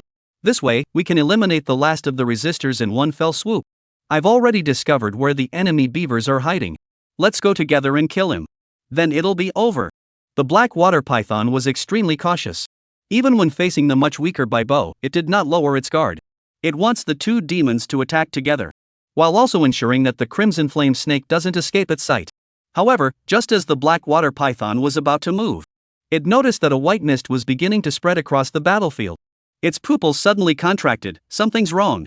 At the same time, it immediately turned and fled, paying no heed to his subordinates or the crimson flame snake.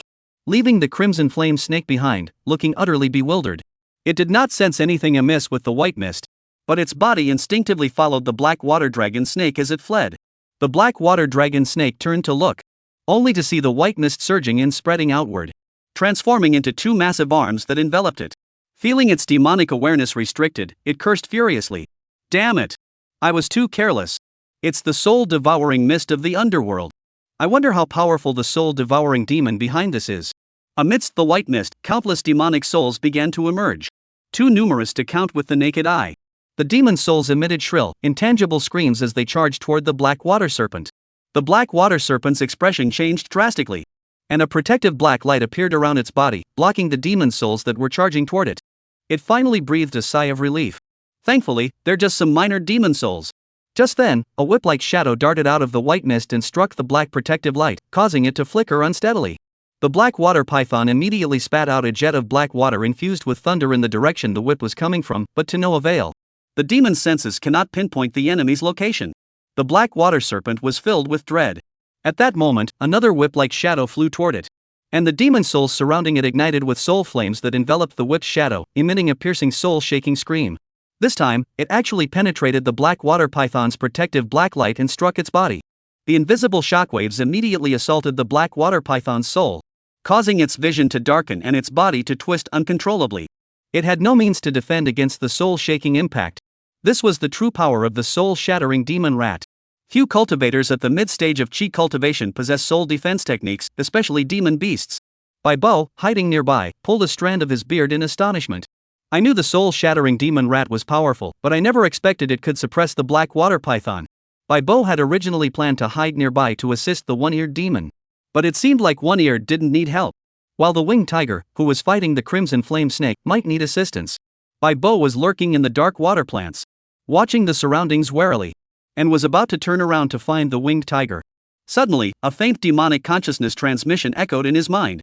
The voice of a creature. Bo, help me hold back the black water python snake. I have my own plans. Immediately afterward, the voice of the one-eared being sounded again. I've instructed the winged tiger to intentionally let the crimson flame snake escape. We'll hold off the black water python. Bo heard this and felt puzzled, unable to help but ask. I saw you fighting the black water python earlier, and you seem to have the upper hand. Can't you kill it? One-Ear shook his head helplessly, his voice tinged with gravity. It's impossible. Earlier, I only took advantage of the fact that he wasn't familiar with my abilities. Now he is already familiar with me. And he must have some life-saving techniques left by a powerful demon. I can only wound him lightly at most, unless I fight him to the death. Besides, if he is determined to escape, I can't stop him. But we can't weaken him too much, lest the golden armored lions and others covet the Panlong Lake. Our current strength is limited, and we can't defend the entire Paleo Lake. We need the black water python to keep them in check openly. We need to make him fight the crimson flame snake so we can develop our strength in secret. On the other side, the crimson flame snake watched the surrounding white mist with caution. Unlike the black water dragon snake, which had seen much of the world, and had no idea that this was the yin-yang soul mist. Though it felt a hint of unease, it relied on its own strength and wasn't overly afraid. Suddenly, its body tensed as if facing a formidable enemy. And as the mist slowly parted, a massive figure emerged. Long time no see, crimson flame snake. The voice of the winged tiger carried a hint of nostalgia. Upon recognizing the demon, the crimson flame snake sighed in relief. But its vigilance remained unchanged, and its tone was cautious. It's you, winged tiger. Your wings have shrunk so much I didn't even recognize you just now. The winged tiger's body stiffened slightly, and he snorted coldly, demanding. I'm asking you why you suddenly invaded my territory. The crimson flame snake looked surprised and explained. We didn't know the beavers were working for you. And weren't you the ones who attacked first? However, I knew that old beaver must have a demon behind him, but I never expected it to be you. The winged tiger changed the subject and said meaningfully. I know you're up to something. You're definitely not on the same side as the black water python. The black water python is so powerful, aren't you afraid he'll eat you? He has done it before. Don't tell me you don't know how your brothers met their ends. This may not be a big deal, but I know every detail. The crimson flame snake's expression changed drastically as he roared angrily. What exactly are you trying to say? Seeing this, the winged tiger no longer beat around the bush and said directly. I want to form an alliance with you to fight against the black water python. I only want the southern waters of Panlong Lake, and plan to establish a marketplace here to earn spirit stones. As long as you can stop the black water dragon snake from coming here, I'll give you a 20% share of the profits. The crimson flame snake fell into deep thought, then teased after a moment.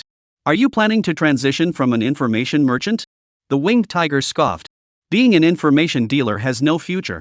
It's better to make money by taking a cut from the marketplace. The crimson flame snake asked again. Why choose this remote place on the south bank instead of the main peak? Chatsu looked at Chilian Huasha in astonishment. How long have you been here, and you're already so full of yourself? Is that even a place we can go? We'd be skinned alive by noon if we set up a market there. Chapter 148, Turning Against Each Other. The crimson flame snake slapped the water's surface, snapping out of its trance, and immediately demanded, I want 50% of the profits. The winged tiger didn't hesitate, turned, and left. If you don't want to cooperate, just say so. The crimson flame snake hurriedly blocked his path, smiling apologetically. You're asking for the moon and then haggling over the price you need to make an offer. 2%. Chatsu didn't pause for a moment, continuing to walk while speaking. If it comes to it, we'll just keep fighting. Let us see who comes out on top at 1 TBU. The crimson flame snake said anxiously, 30%. Just 2% take it or leave it. The crimson flame snake, fearing he might miss his chance, quickly agreed. 2/3 it is, but you have to help me with something else. The winged tiger turned around immediately, enthusiastically wrapping his arms around the crimson flame snake. Good brother, just name it. The crimson flame snake hurriedly said. This white mist is your doing, right? Help me hold off the black water python for a while. The winged tiger's eyes darted around, his expression troubled. That's my partner's trick, I can't control him. The crimson flame snake said anxiously. You need customers to run your marketplace. I'll drive the water demons from the east toward you when the time comes. The winged tiger's eyes lit up. Grabbed the crimson flame snake's tail. Deal. A white mist immediately parted to form an opening in front of the crimson flame snake. The crimson flame snake gave the winged tiger a meaningful glance and said solemnly, "At least the time it takes to burn a stick of incense. The longer the time, the more water demons I can drive away." Then, demonic energy surged from its body, and it charged toward the black water serpent's lair like an arrow leaving the bow. It turned out that when the winged tiger appeared, the crimson flame snake had already formed a plan. The black water dragon snake's promise of the golden carp and the winged tiger's promise of the market profits were all empty words. Only by obtaining the golden carp, which was currently unguarded by demons, would it be real. The black water dragon snake was engaged in a fierce battle with a one-eared creature. It spat out a jet of black water enveloped in thunder, shattering the newly appeared whip like shadows, and merely furrowed its brows slightly, clearly accustomed to the soul-shaking impact. He snarled, "I'll see what you can do once your demon souls are all depleted." Though demon souls continued to emerge from the white mist as water demons died, they were being consumed even faster. The black water serpent struck down with a thunderous blast, and large swaths of demon souls were reduced to ash. The thunder's suppression of demon souls was simply too powerful. One-eared demon sighed inwardly. "I thought we could severely wound it by fighting it to the death. I never expected it to possess thunder magic. There's no chance now." However, it might be because the black water python was too cautious, and did not launch an attack on the area where the one-eared demon was located, instead moving outward while shattering demon souls. However, the one-eared demon was more than happy to engage in a prolonged standoff with the black water python, making sure it didn't escape the range of the soul mist, while the frequency of demon souls appearing grew increasingly rare, and the whip shadows were primarily used to restrict the black water python's movement. The black water python even had the presence of mind to observe the changes in the white mist, constantly moving through the white mist, occasionally glancing at the corpses of the deceased water demons. "This is the first time I've ever seen a soul-shattering demon. I've heard that extracting the soul and essence of a soul-snatching demon can be used to forge an unparalleled, or refine it into a soul pill to enhance one's divine soul foundation. So where is he hiding?" The black water serpent demon's soul swept through the surroundings, desperately trying to locate the ear's position. Suddenly, it abruptly raised its head and looked toward its lair. His expression changed drastically, for he sensed that the array he had set up was under attack. Its eyes turned blood red as it roared and charged toward its lair. "How could I have forgotten that the crimson flame snake is still outside? How could I have the nerve to linger here? This white mist actually has the ability to affect one's thoughts." But before the black water python could break through the white mist, it was blocked by a dark shadow. The shadow was engulfed in gray soul flames, completely shrouded. Countless demon souls flickered across the surface of this unknown demon beast, screaming in agony from the intense heat. A one-eared figure held a long whip in its hand, continuously lashing the water's surface. "Get out of my way!" The black water serpent screamed with bloodshot eyes. Flames of crimson erupted from its body, while a black scale-like shield emerged from its body. The single horn on its head suddenly elongated, flickering with dark lightning, charging forward with overwhelming ferocity, ready to kill anyone who dared to stand in its way. At that moment, the water flowing around the black water python's body suddenly began to swirl, condensing and tightly adhering to the black water serpent's exterior, slowing its speed. At the same time, a faint emerald glow flickered within the water currents, constantly weakening the flames on the black water serpent's body. This was the emerald wave striking. One of the ears roared furiously, using all its strength to whip the rat's tail. The whip extends endlessly, suddenly appearing beside the black water dragon snake and wrapping around it. One ear extended both claws and clamped them tightly onto the black water serpent's single horn. His arms were charred black from the thunderous strikes, while his chest was pierced through by the horn. Even with such severe injuries, One Ear refused to release his claws. The scars on One Ear's body, obscured by demonic souls, began to twist, gradually transforming into grotesque demonic faces. They opened their mouths and sucked in the surrounding demonic souls. Finally, these demonic faces broke free from his body, charging toward the black water python and relentlessly tearing into it. And with each bite, they tore out illusory snake shadows from the black water python's body. The black water python felt as though it were enduring the legendary torment of being devoured by 10,000 demons. In the blink of an eye, its soul was weakened by a quarter. It glared in agony, glaring at its opponent, whose body was nearly sliced open by its own horn, and roared, "Madman! Madman!" while simultaneously sensing the array's furious rage, which was on the verge of shattering. Then, clenching his teeth, a palm-sized patch of blue dragon scales emerged on his body, and a terrifying demonic aura instantly dispersed the yin-yang soul mist. The green light from the dragon scales shimmered, enveloping the black water serpent, and he immediately sensed his weakened soul beginning to recover. The black water serpent watched as one of its ears, which had not yet manifested scales, dissolved into a wisp of soul mist and vanished. clenched its teeth tightly, and did not pursue, but instead instantly transformed into a streak of green light and vanished from the spot. Ha ha ha. The crimson flame snake shattered the protective array with a look of madness. His features stained red with snake blood left behind by the contract's backlash. But he didn't bother to wipe it off. He stared at the terrified golden carp fleeing before him, opening its massive jaws, intent on devouring them all. But he immediately stopped his actions, a hint of hesitation flashing in his eyes. I have a method to cultivate the golden carp. Wouldn't it be a waste to eat them now?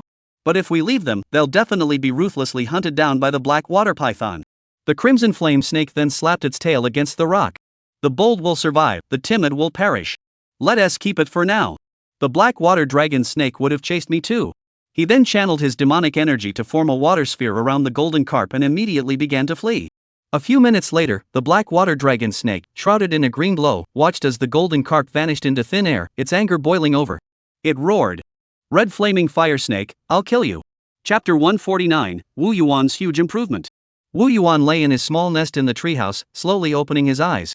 Having concluded a day of leisurely cultivation. All around him, his immense demonic energy surged like a tidal wave, echoing through the treehouse, even creating visible ripples in the air, before slowly retreating into his body, creating ripples that resembled a whirlpool. Since the blood water pond artifact was forged 2 months ago and he began refining blood essence, Wu Yuan's cultivation journey had become increasingly easier.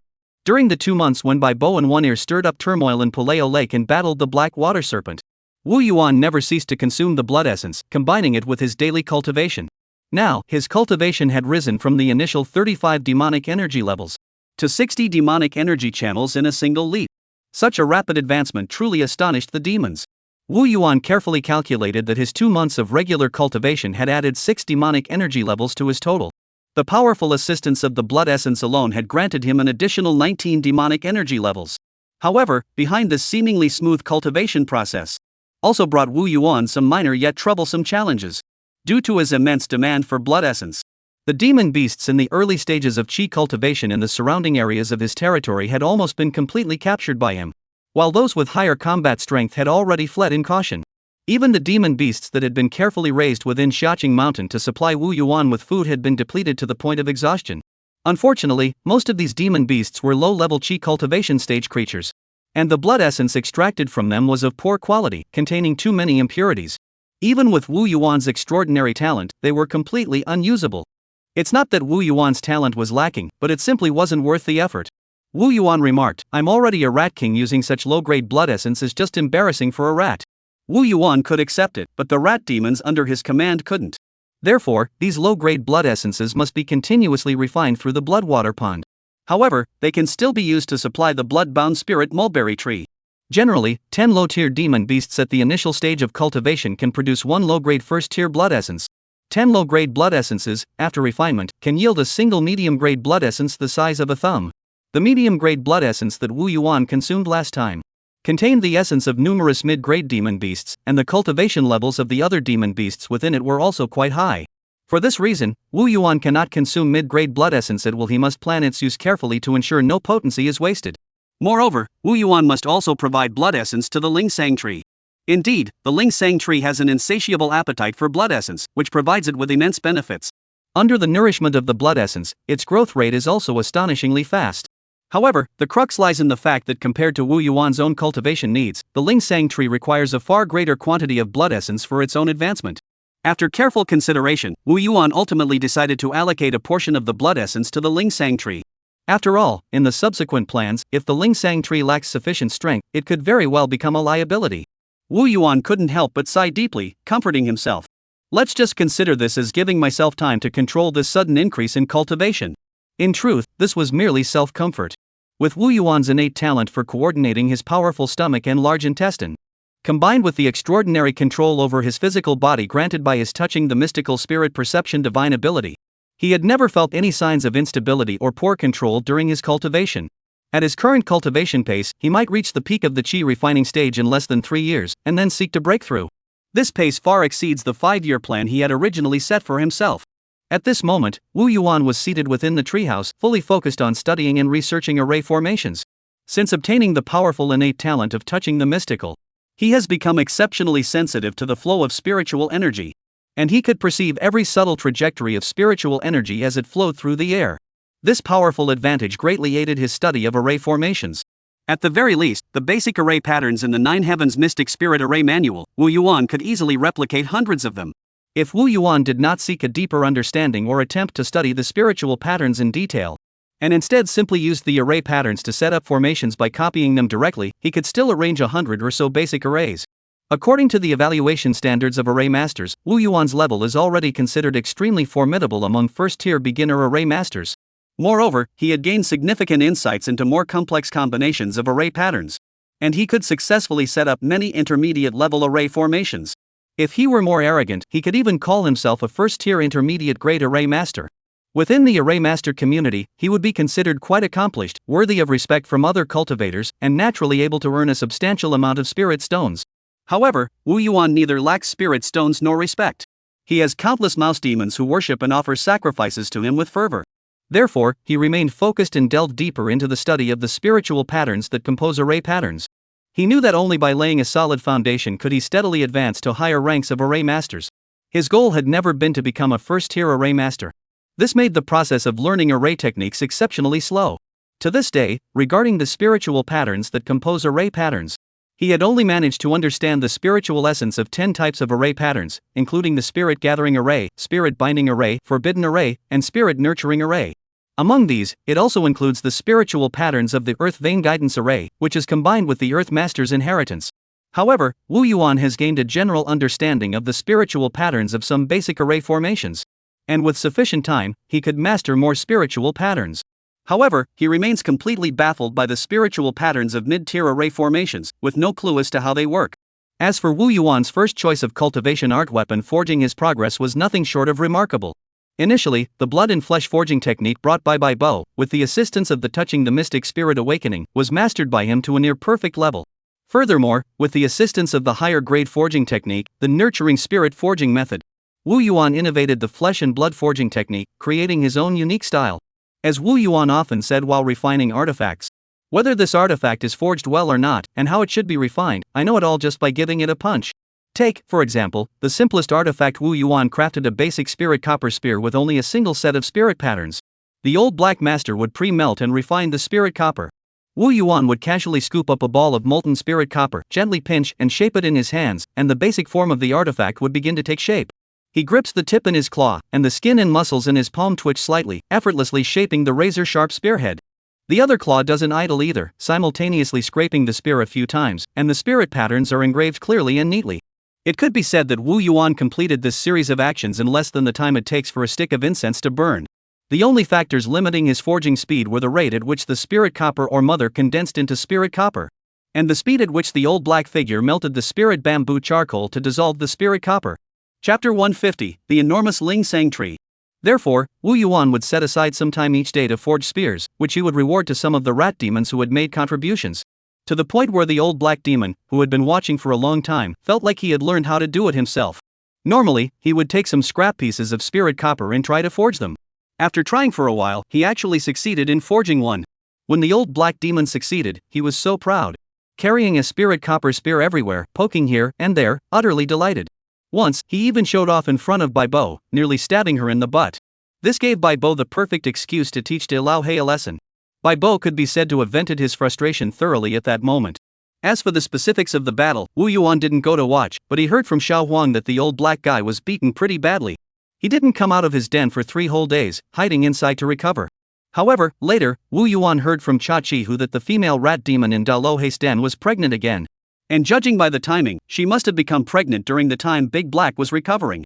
Wu Yuan's consciousness was closely connected to the blood-bound Ling Sang tree. He quietly sensed the current state of the Ling Sang tree. Over the years, the roots and stems of the spirit mulberry tree had spread like a vast, intricate net across the entire Xiaoqing mountain. Just growing these roots and stems had cost Wu Yuan an enormous amount of resources. The Ling Sang tree was reverently worshipped by all the rat demons. And whenever Wu Yuan obtained anything valuable, he always ensured the spirit mulberry tree received its share. Even when he was altering the earth veins, Wu Yuan specifically allowed the spirit mulberry tree to use its roots to touch the earth veins and take root on their outer layer. It is important to note that the earth veins form the very foundation of Xiaoqing Mountain. And any disturbance to it could result in a decline in spiritual energy, or even catastrophic consequences like the sky collapsing and the earth splitting apart. Therefore, under such favorable conditions, the changes in the Ling Sang tree were also immense. Back when Wu Yuan was still in the developmental phase, he carefully controlled the Ling Sang tree, preventing it from growing too tall or too conspicuous, to avoid attracting the attention of other demon beasts and causing unnecessary trouble. Once, the Ling Sang tree wanted to grow taller, but Wu Yuan refused. As a result, the Ling Sang tree felt wronged for a long time and ignored Wu Yuan for quite some time. However, Wu Yuan is no longer the same person he once was. In the Qingling Mountains, he fears no one. Therefore, he allowed the Ling Sang tree to grow freely at an early stage. The Ling Sang tree grew wildly, like a wild horse set free. Today, it stands 100 feet tall, with a trunk over 30 feet in circumference, its sturdy trunk seeming capable of supporting the sky. The mulberry leaves are lush and dense, with a canopy spanning over 300 miles, resembling a vast green ocean. The branches are thick and sturdy, hanging down from the canopy to the ground, where they grow into new Ling Sang trees, supporting the massive canopy. Truly, it connects heaven and earth, forming a forest of a single tree, a sight of unparalleled grandeur. However, Wu Yuan's treasure basin formation has become somewhat unreasonable as a result. Originally, the valley within the treasure basin formation should have been empty, but now it is occupied by such a massive mulberry tree. Fortunately, Wu Yuan did not notice any adverse changes in the spiritual energy of the mineral vein and underground cavern. So he simply treated the mulberry tree as a money-drawing tree in the treasure basin, finding it quite fitting. Wu Yuan was a very busy rat demon with many demands. He felt that having such a large spiritual mulberry tree growing in the mine vein valley was taking up too much space. Therefore, he demanded that the spiritual mulberry tree not block his sunlight. And also demanded that the sunlight be gentle rather than intense. And further demanded that the surrounding air not be stuffy and damp, but instead have a gentle breeze blowing through. This left the spirit mulberry tree, which already had little consciousness, silent for a long time. Finally, after remaining silent for a long time, the sacred mulberry tree left Wu Yuan a message about its intention to go into seclusion before disappearing. During that time, Wu Yuan had to personally control the growth of the sacred mulberry tree, which exhausted him greatly. When the Ling Sang tree's consciousness reappeared, Wu Yuan could clearly sense that it had grown significantly stronger. Its original level of sentience was like that of an insect, but now it had reached the level of a small mouse. As soon as the Ling Sang tree's consciousness awoke, it immediately put its wisdom to use, using its thick roots to support itself, clearing the valley below. When the sun and moon rose, its branches and leaves would quietly close, allowing light to pass through, ensuring it was neither too sunny nor deprived of sunlight. When the air grows stagnant, it has the blood jade silkworms shake the mulberry leaves to create a breeze, refreshing the surrounding air to make it pleasant for mice. The Ling Sang tree is not incapable of moving on its own, it simply has the Ling silkworms perform these tasks, which are easier and less taxing for it. After all, it also felt that the blood jade spirit silkworms' daily task of collecting morning dew and spinning silk threads was still insufficient, and they needed to continue their efforts. In this way, the Ling Sang tree perfectly fulfilled Wu Yuan's request. Wu Yuan did not interfere in this process, allowing the Ling Sang tree to operate on its own. After all, children need to try things out and make mistakes to learn and grow wiser. And even if any issues arise later, Wu Yuan can address them promptly. Moreover, Wu Yuan was deeply gratified that the Ling Sang tree had learned by analogy and even figured out how to utilize the Ling silkworms. In reality, for a bloodbound Ling Sang tree of the first tier middle grade to grow to this scale was nothing short of a fairy tale. Its roots and stems spread across Xiaoing Mountain, and its trunk is so massive. This growth pattern is simply too wasteful of spiritual energy and resources. The key issue is that despite its size, the overall quality is not high. Normal spiritual wood would never grow this long. It typically stops growing once it reaches a certain size and then advances in grade. Even larger tree demons of the same species wouldn't grow like this, it's too attention-grabbing. A spirit mulberry tree this large yet so weak is simply too conspicuous. It's only because Wu Yuan is in the Qingling Mountains, Xiaoing Mountain, that it can be protected. In the outside world, cultivators would have already come to cut it down long ago.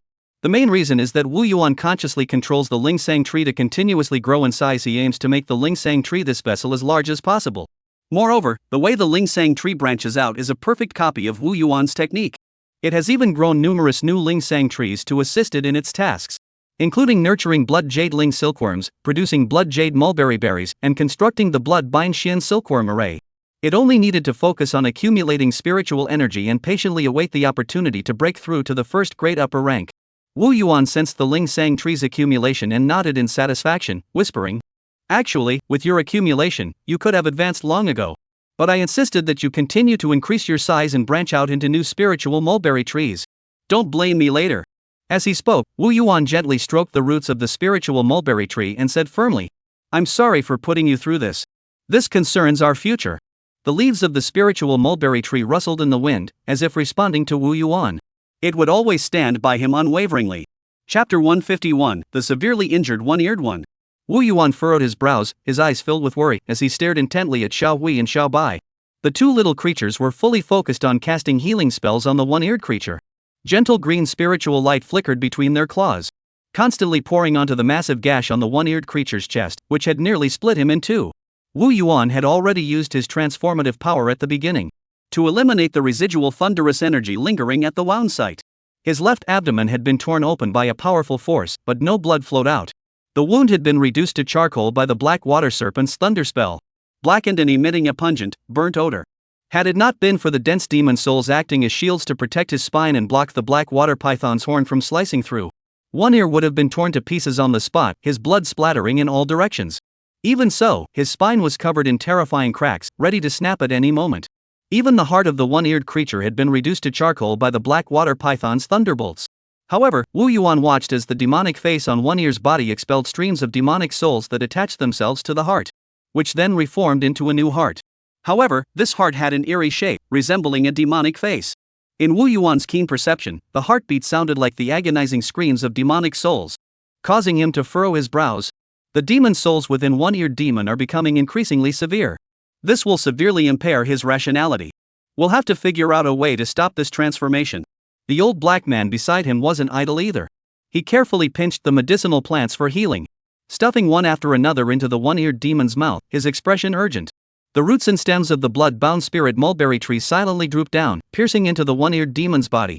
Threads of blood and flesh essence slowly seeping into the ear's body, simultaneously infusing the vital energy left behind by the ear in the spirit mulberry tree. Wu Yuan retained a portion of the demonic energy from the group of demons, and each demon was given a branch of the blood-bound spirit mulberry tree to store and cultivate this vital energy. This was done to prepare for such an emergency. The treatment proved highly effective, and with the united efforts of all the demons, One Ear's injuries began to heal at a visible pace. Although One Ear remained unconscious, the faint vital energy that had been as fragile as a candle in the wind began to improve noticeably. Wu Yuan finally breathed a sigh of relief. However, his brows remained furrowed, and his voice carried a hint of anger. How did it come to this? Wasn't it supposed to just distract the crimson flame snake? How could it be so severely injured? Bai Bo stood beside him, his face filled with worry, his eyes brimming with guilt.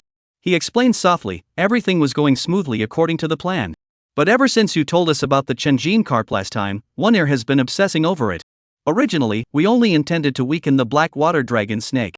But after trapping the black water dragon snake and the crimson flame snake, he immediately changed his mind. He risked his life to drag the black water dragon snake, giving the crimson flame snake the opportunity to betray us. At that moment, One Ear slowly opened his lifeless eyes. His voice was hoarse, and this is an excellent opportunity to deplete the black water dragon snake's trump cards. Only in such a critical moment would it lose its senses and use its own trump card. Without the great demon's trump card, it will be much easier for us to kill it afterward. Wu Yuan heard this and sighed. The black water python will be my responsibility. Why are you risking your life like this and injuring yourself so severely? One Ear merely shook his head silently, his eyes betraying a hint of resolve, showing no regret for his decision. Wu Yuan sighed helplessly and said, then take some time to recover first. Don't worry about anything else for now. Then, he turned to Bai Bo and said, Panlong Lake still needs your watchful eye. Now that the crimson flame snakes and black water dragon snakes have turned against each other, this is a golden opportunity for us to expand. Remember to consolidate your forces, strengthen patrols, and under no circumstances let the crimson flame snake slip near the water fortress, or it will cause us unnecessary trouble. The winged tiger chuckled beside him, his eyes betraying a hint of smugness. The crimson flame snake probably won't dare to come near. It's carrying the black water dragon snake's treasure. Fearing we'll turn on them, they'll definitely stay far away. Wu Yuan continued speaking to Bai Bo. If the crimson flame snake needs any help, do your best to provide it. Let him keep the golden carp for now, it might not end up in anyone's hands in the end. Wu Yuan wasn't the least bit worried that the crimson flame snake would hide the golden carp. After all, he had the causality pearl in his possession, allowing him to check the golden carp's status at any time. As long as the crimson flame snake doesn't directly devour the golden carp. The most critical task now is to stir up the waters of Panlong Lake and let them turn on each other. After learning about the golden carp from the green water turtle, he had already used the causality pearl to investigate, and had even uncovered some surprises. Blue intelligence, the golden carp is currently being cultivated by the black water dragon snake, which is using the golden carp as a sacrifice to bribe the crimson flame snake. However, the black water dragon snake plans to betray the crimson flame snake, and the latter is unwilling to accept this. At the time, Wu Yuan considered that he couldn't influence the black water dragon snake or the crimson flame snake, and since he couldn't go to Panlong Lake, he simply relayed the intelligence to Yi Ji and Bai Bo, instructing them to act according to the situation. However, he didn't expect Yi Ji to pull a major move. The black water python glared around with a dark expression, muttering to himself. The crimson flame snake was just here in this area. If he wants to cultivate the golden carp, he can't escape Puleo Lake. Only here do we have the resources suitable for the golden carp to grow. I can't push him too hard, I must follow him secretly to avoid him devouring them. The black water python grew increasingly furious, its tail slapping the water surface repeatedly, sending up massive waves. Damn it! When did Qilian's thoughts become so deep? He must have been planning to betray me all along. What did he promise that made that soul-devouring demon fight so fiercely for him? The black water python now believed that everything was part of the crimson flame python's plan. After all, he was the one who stood to gain the most. Qilian fire snake frantically looked back in the water, his body trembling slightly from the rapid flow of demonic energy. The black water dragon snake's presence, which he had occasionally sensed earlier, felt like a sharp blade hanging over its head, filling it with terror. The black water python's ferocity and power were something he had experienced firsthand during this time. During this time, it had engaged in battle with the black water dragon snake on multiple occasions, but each time it had been soundly defeated. And its most powerful fire poison had no effect on the black water dragon snake. Even his last resort had already been exhausted. Just now, he had another clash with the black water python, and his injuries were severe. Chapter 152, The Enraged Crimson Flame Snake. If the crimson flame snake is caught again, given its current battered condition and nearly depleted demonic energy, it can be said that it is doomed to certain death, with no chance of escaping the black water python's grasp. The crimson flame snake struggled to stay alive, constantly sensing the surrounding aura. Time seemed to drag on endlessly. Finally, after sensing for some time, its taut nerves relaxed slightly, and it exhaled deeply. Muttering to itself, thank goodness they didn't catch up. But before it could fully exhale, waves of excruciating pain surged through its body like a tidal wave. It looked down at its body, covered in countless wounds, as if pierced by countless needles. And the wounds still carried faint traces of thunderous energy, sizzling softly, constantly disrupting the healing process and causing it unbearable agony. Most critically, the demonic artifact it carried on its body, though it could help it escape danger in critical moments, had no healing properties whatsoever. This left the crimson flame snake, with its body covered in injuries, with no way to recover quickly, forced to endure the pain. Unless it was willing to eat some Chenjin carp, but it refused to do so. He has invested everything into the golden carp, including all the resources in his storage pouch, and he risks his life every day to collect more resources. It could be said that he had nothing left except the golden carp and his own life. The crimson flame snake pondered silently. I can't return to the location of the golden carp now. The black water python is extremely cunning. If it traces the trail back to the golden carp, that would be disastrous. The golden carp is my last line of defense. No other demon can find them except me. I must protect them at all costs. The crimson flame snake panted heavily as it surveyed its surroundings, confirming it was safe. Trembling, it pulled out the spirit-enhancing herb it had risked its life to pick earlier. Damn black water python snake. It was hiding nearby and ambushed me. He had been ambushed by the black water dragon snake while picking this spiritual plant, leaving him severely injured. The spirit-enhancing grass emitted a faint glow, carrying a strong aura of spiritual energy. But the crimson flame snake had no time to spare. He stuffed the zangling grass into his mouth and chewed it vigorously. As the spirit-enhancing grass entered his stomach, it immediately transformed into a powerful yet gentle spiritual energy, barely healing part of its wounds. However, the pain from the wounds remained sharp and clear. The crimson flame snake furrowed its brows and muttered under its breath. The spirit-enhancing grass is a spiritual plant for cultivating one's cultivation, not suitable for healing. These injuries are still too severe. I must find other spiritual materials to recover. The golden carp also needs to be fed continuously. I hope the next resource point hasn't been discovered by the black water python. With that, the crimson flame snake dived into the water and swam vigorously toward the resource points it had previously identified. Even with severe injuries, it couldn't stop its quest to collect resources. Qilian, where are you? I'm bringing you something. The winged tiger paced back and forth in a stretch of water, his face betraying his anxiety as he shouted loudly. This was the meeting spot they had previously agreed upon. And the water rippled slightly as his wings flapped. The crimson flame snake, hidden in the shadows, carefully surveyed the area. Confirmed there were no ambushes, hesitated for a moment, then slowly emerged. It glared at the winged tiger and demanded urgently, "Winged tiger, where is it?" The winged tiger was about to speak, but sensed something was wrong. The crimson flame snake appeared normal on the surface, but its aura betrayed a hint of weakness. The winged tiger's eyes darted around, and he immediately had a plan. The great king was indeed correct. The crimson flame snake must have been suffering lately. It seems we need to adjust our plan slightly. He pretended to be helpless as he landed on the water, slapped his thigh, and sighed. Red flame brother, you don't know. You've been out of sight lately, and those beavers don't take me seriously at all. They're paying lip service while secretly disobeying me, and the resources they've allocated to me have been significantly reduced. I simply can't spare any more for you. I came here just to let you know. Upon hearing this, the crimson flame snake's chest rose and fell rapidly, his anger boiling over as he shouted. Are you trying to fool a newborn snake? Do you think I'm stupid? But seeing the strange, smirking expression on the winged tiger's face, it eventually forced itself to remain calm, glaring intently at the winged tiger. Gritting its teeth and said, then what exactly do you want? Don't give me anything I want to agree to that. I've traded so many resources with you before. Provided you with so much intelligence, and supplied the marketplace with so many demons. Not a single thing of mine can be taken away. As it spoke, its demonic energy surged, a powerful aura spreading out, fixating on the winged tiger. As if it would strike the winged tiger the moment it dared to refuse. The crimson flame snake knew full well that this was its only remaining channel for obtaining large quantities of resources. Without this channel, the cultivation of the golden carp and its own recovery would be severely delayed. And facing the black water python would be utterly hopeless.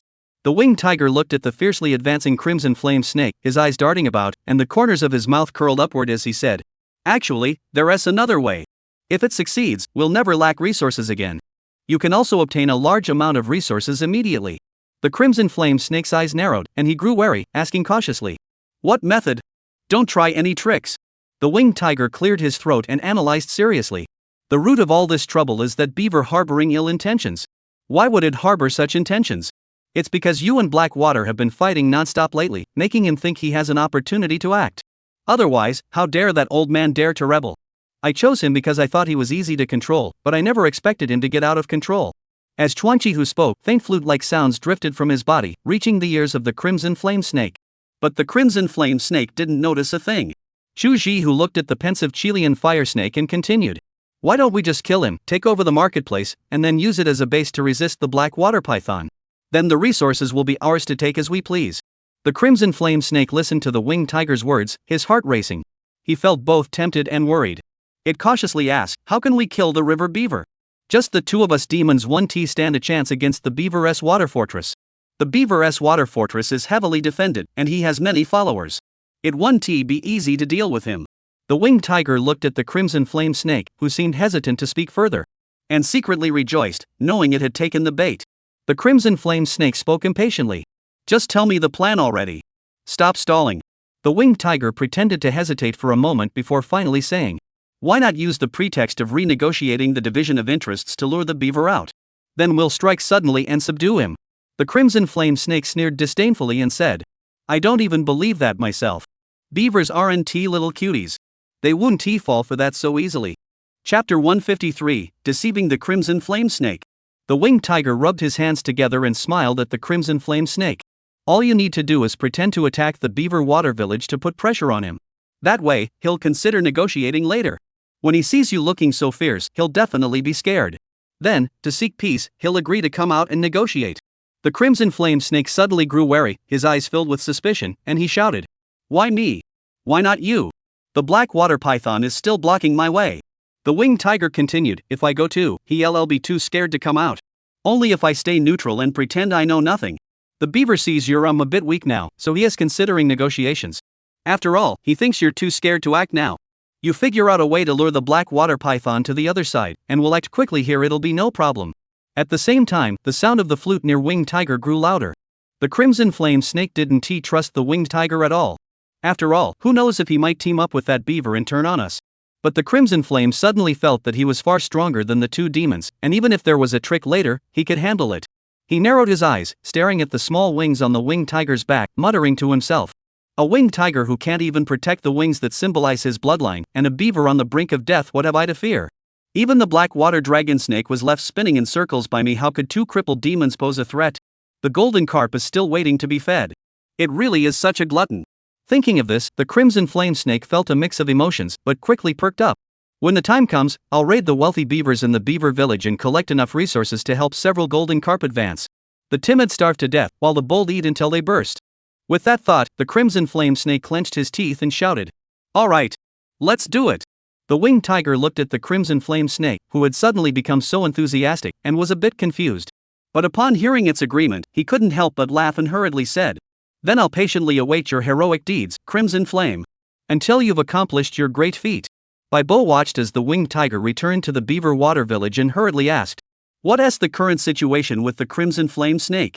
The winged tiger told Bo everything that had just happened, then chuckled triumphantly and pulled out the ancient flute artifact. The great king's magical instrument is truly amazing. It completely stunned the Crimson Flame snake. He actually believed what I said just now. Its brain must be a bit off. But this also means the Crimson Flame snake is probably on the verge of being cornered. Bo nodded, a flash of cruelty in his eyes, and said, "Who cares if his brain works or not? As long as he comes, that's all that matters. He has been hiding all over the place, making him hard to find. Our focus has been on establishing the marketplace. We don't have time to keep tabs on him constantly. Now that the marketplace is established, it's about time to eliminate the Crimson Flame snake and plan for the black water python. Without a peaceful environment, the marketplace won't thrive. If the market town doesn't develop, the great king's cultivation will slow down, and that's absolutely out of the question. I'll go inform the great king and have him come to oversee things." Although Wu Yuan hadn't been at Panlong Lake recently, Bo had been relaying all the information to him. Additionally, Wu Yuan frequently used the causality pearl to monitor the conditions of the black water python, the crimson flame snake, and the golden carp. And he is fully aware of their conditions. He would pass all the intelligence to Bo and the others, allowing them to act freely. "Your Majesty, can we take this opportunity to eliminate the black water python and the crimson flame snake together?" Wu Yuan looked at Bo, who was full of excitement, shook his head, and said helplessly, "If I could crush both of them, why bother wasting so much effort? Just wipe them all out at once." Wu Yuan had never fought a demon of the same level in his cultivation. And the crimson flame snake was nothing more than a minor challenge in his eyes. However, this black water dragon snake was ranked in the Qingyao Cave Heavens assessment. It was on the same level as him, and Wu Yuan wasn't sure what tricks it had up its sleeve, so he remained cautious. Moreover, once Wu Yuan killed the black water dragon snake, he would no longer be able to remain low-key. After all, there are only a few top-tier demon beasts in the Qingling Mountains. And while killing the black water dragon snake would inevitably draw the vigilance of the other demons, even leading to a joint attack. However, as long as he could seize the Palong Lake, gather fortune, and collect resources, he could at least ensure his own survival. Therefore, the black water dragon snake must die. Wu Yuan made up his mind silently. Previously, Wu Yuan had not actively attacked Panlong Lake. On one hand, he was stretched too thin and simply couldn't spare the time. On the other hand, he feared that a reckless intrusion would make him a target for both the black water dragon snake and the crimson flame snake. After all, Podong Lake had long been regarded as their territory by the black water python and the crimson flame snake. During this period, despite the intense fighting, the golden armor lions had not attempted an attack. Because the territories had already been divided among them before they arrived. The Baibo River beavers are still developing in Poyang Lake and won't attract much hostility yet. But Wu Yuan, this rat crossing the river, would certainly provoke the black water dragon snake's intense hostility once he entered Paleo Lake. This time, Wu Yuan felt the timing was perfect. To both eliminate the crimson flame snake, weaken the enemy's forces, and establish our authority. Bo excels in water battles, moving through the water as easily as a fish. Xiaolang's spells also counter the crimson flame snakes. With their assistance, this battle is certain to be won. Wu Yuan has always been cautious and never advocates one-on-one combat unless he is certain of victory. Why risk a bloody battle when a group fight could resolve the matter? There is a reason why Wu Yuan is so determined to capture Panlong Lake. The location of the Gangjin mine on the eastern side of Xiaoqing Mountain is extremely unique. The Gangjin mine where Qingpeng died was merely the tip of the Gangjin vein. Behind the mine lay an endless range of towering Gangjin mountains. Moreover, due to the high concentration of Gangjin within the mountain range, the Gangjin energy surges skyward, gathering in the sky above the mountain range to form a Gangjin. Within the array, the Gangjin energy roars, and any demon beasts that enter are instantly reduced to a pile of flesh and bone. It could be described as being sliced and diced by invisible Gangjin energy, akin to the most brutal torture in the cultivation world. Therefore, this naturally formed defensive formation, completely eliminating the need for Wu Yuan to worry about potential enemies approaching from the east. Thus, the small Chang Mountain where Wu Yuan was located had Lang Mountain as a forward defensive outpost. This is used to vigilantly defend against the territory of the Golden Armor Lions. Even if enemy forces were to attack, the small wolves could rely on the advantageous terrain of Wolf Mountain as a buffer zone to buy Wu Yuan valuable time to respond. Behind Xiaoqing Mountain lies the barren spiritual energy zone, so there is no need for concern. Therefore, only the northern Panlong Lake remains unconquered. Once Paleo Lake is secured, Wu Yuan's Xiaoqing Mountain will no longer have to worry about surprise attacks. And the territory can be connected into a single entity, greatly expanding its development potential. Chapter 154, The Crimson Flame Snake Attacks the Marketplace. Since arriving at Panlong Lake, has fully utilized the traditional craftsmanship of the beaver clan in construction. On the southern shore of Paleo Lake, she meticulously constructed a massive trading market for resource exchange between Paleo Lake and Xiaoqing Mountain. This marketplace is no ordinary place. Wu Yuan even personally set up a first-tier mid-grade spirit trapping array. Though it is only a first-tier mid-grade array, its effects are significant. It can suppress 80% of the demonic energy of early Qi cultivation stage cultivators and 40% of those in the mid-stage. It is perfectly suited for this location to prevent demon beasts from causing trouble and also showcases the deep-rooted heritage of the river beaver market. Of course, this array is mainly for the demons from other regions to see. After all, these local water demons of Panlong Lake have never seen an array before. They don't even possess a single simple magical artifact at most. They can refine spiritual materials. Wu Yuan set up this array to send a clear message to these powerful demons from other regions. That this is no place to mess with, and to keep them from causing trouble. Moreover, since this formation has no offensive capabilities and won't provoke much hostility, so the overt defensive forces of the marketplace are the beavers and the rat demons hiding in the shadows. Wu Yuan's marketplace welcomes all comers as long as they pay a drop of spiritual water. They can enter the free trade zone. Here, vendors can set up stalls freely, and the crowd is a mix of all kinds of people. You could say you can do anything here. Even scamming or cheating is tolerated as long as you don't get caught. If a fight breaks out and disrupts the order, that's when you're in trouble. If any foolish demons dare to cause trouble, the guards surrounding the area are no pushovers. They'll be arrested and detained for a few months. After that, these water demons are never seen again in Panlong Lake. Of course, if a demon is in trouble, they can pay for protection from guards. The core trading area requires a spirit stone to enter. As for the Qingling Mountains, where no spirit stone mines have been seen, where do the spirit stones come from? They occasionally form in areas with high spiritual energy concentration, though in very small quantities. Wu Yuan also uses spirit stones to purchase high-value spiritual items, and the rare spiritual items he sells are priced in spirit stones. So whether it's buying or selling, he sets the price. The margin for negotiation is enormous. The core area is heavily guarded, with sentries every 5 steps and watchtowers every 10 steps. Any demons causing trouble are to be killed on sight. Within the core trading zone, Wu Yuan's Xiaoqing Mountain sells a variety of items, including spirit rice, spirit copper, purple jade marrow, and purple jade, all scarce resources from Paleo Lake. If there are enough spirit stones, Wu Yuan can even help refine magical artifacts. This caused a huge stir in the marketplace at the time. For these local water demons, even a low-grade magical artifact with just one set of spiritual patterns was a rare find. For Wu Yuan, crafting magical artifacts like staffs or spears was child's play, which also helped establish the marketplace's reputation. Moreover, the Panlong Lake area was rich in water-attributed resources, with plenty of water and wood-attributed spiritual herbs. But there was a shortage of everyday edible spiritual grains. After all, one can't use spiritual herbs as food, that would be too wasteful. Or eat demon beast meat, but hunting other demon beasts carries a high risk of injury. Moreover, the area lacks resources like spiritual copper, and crucially, certain shelled water demons have a high demand for it. Wu Yuan can provide large quantities of spiritual rice and spiritual copper. He lacks everything else, but not spiritual rice. For these low-grade spiritual items, Wu Yuan does not insist on spiritual stone transactions. Bartering is acceptable. Exchanging spiritual rice for various spiritual items at high prices ensures that the water demons don't lose out. Wu Yuan is selling at a discount, gaining fame instead of profit. If he obtains new types of spiritual items that Wu Yuan does not have, there will be generous rewards. Such rare spiritual items also grant prior access to premium transactions, thereby becoming VIPs in the marketplace. Spells, magical artifacts, cultivation techniques, and high-grade spiritual beings are all made available to you. Additionally, we accept all resources sent from Panlong Lake without exception. Even if the water demons have nothing to offer, a piece of meat or a drop of blood can be exchanged for a large amount of spiritual rice, ensuring that no water demon leaves empty-handed. If there's truly nothing left to sell, there's always labor in themselves. After all, as water demons, who doesn't know how to condense spiritual water? And if they could gather some rare spiritual water, they could live a life of luxury. If all else fails, sell oneself to Wu Yuan and live a life of luxury, eating well and enjoying oneself every day, without worrying about enemies. If you have some skills and can produce rare resources, Wu Yuan would even help you cultivate your resources to the max. Every day in the marketplace, you can see a group of naked green turtle demons wandering around, eating whatever they want without paying a dime. The beavers following behind them settle the bill. It's all because these turtle demons can condense a type of emerald clear spiritual water. which the Bai Bo Lord of the marketplace greatly appreciates, so the turtle demons are treated exceptionally well. These are living advertisements.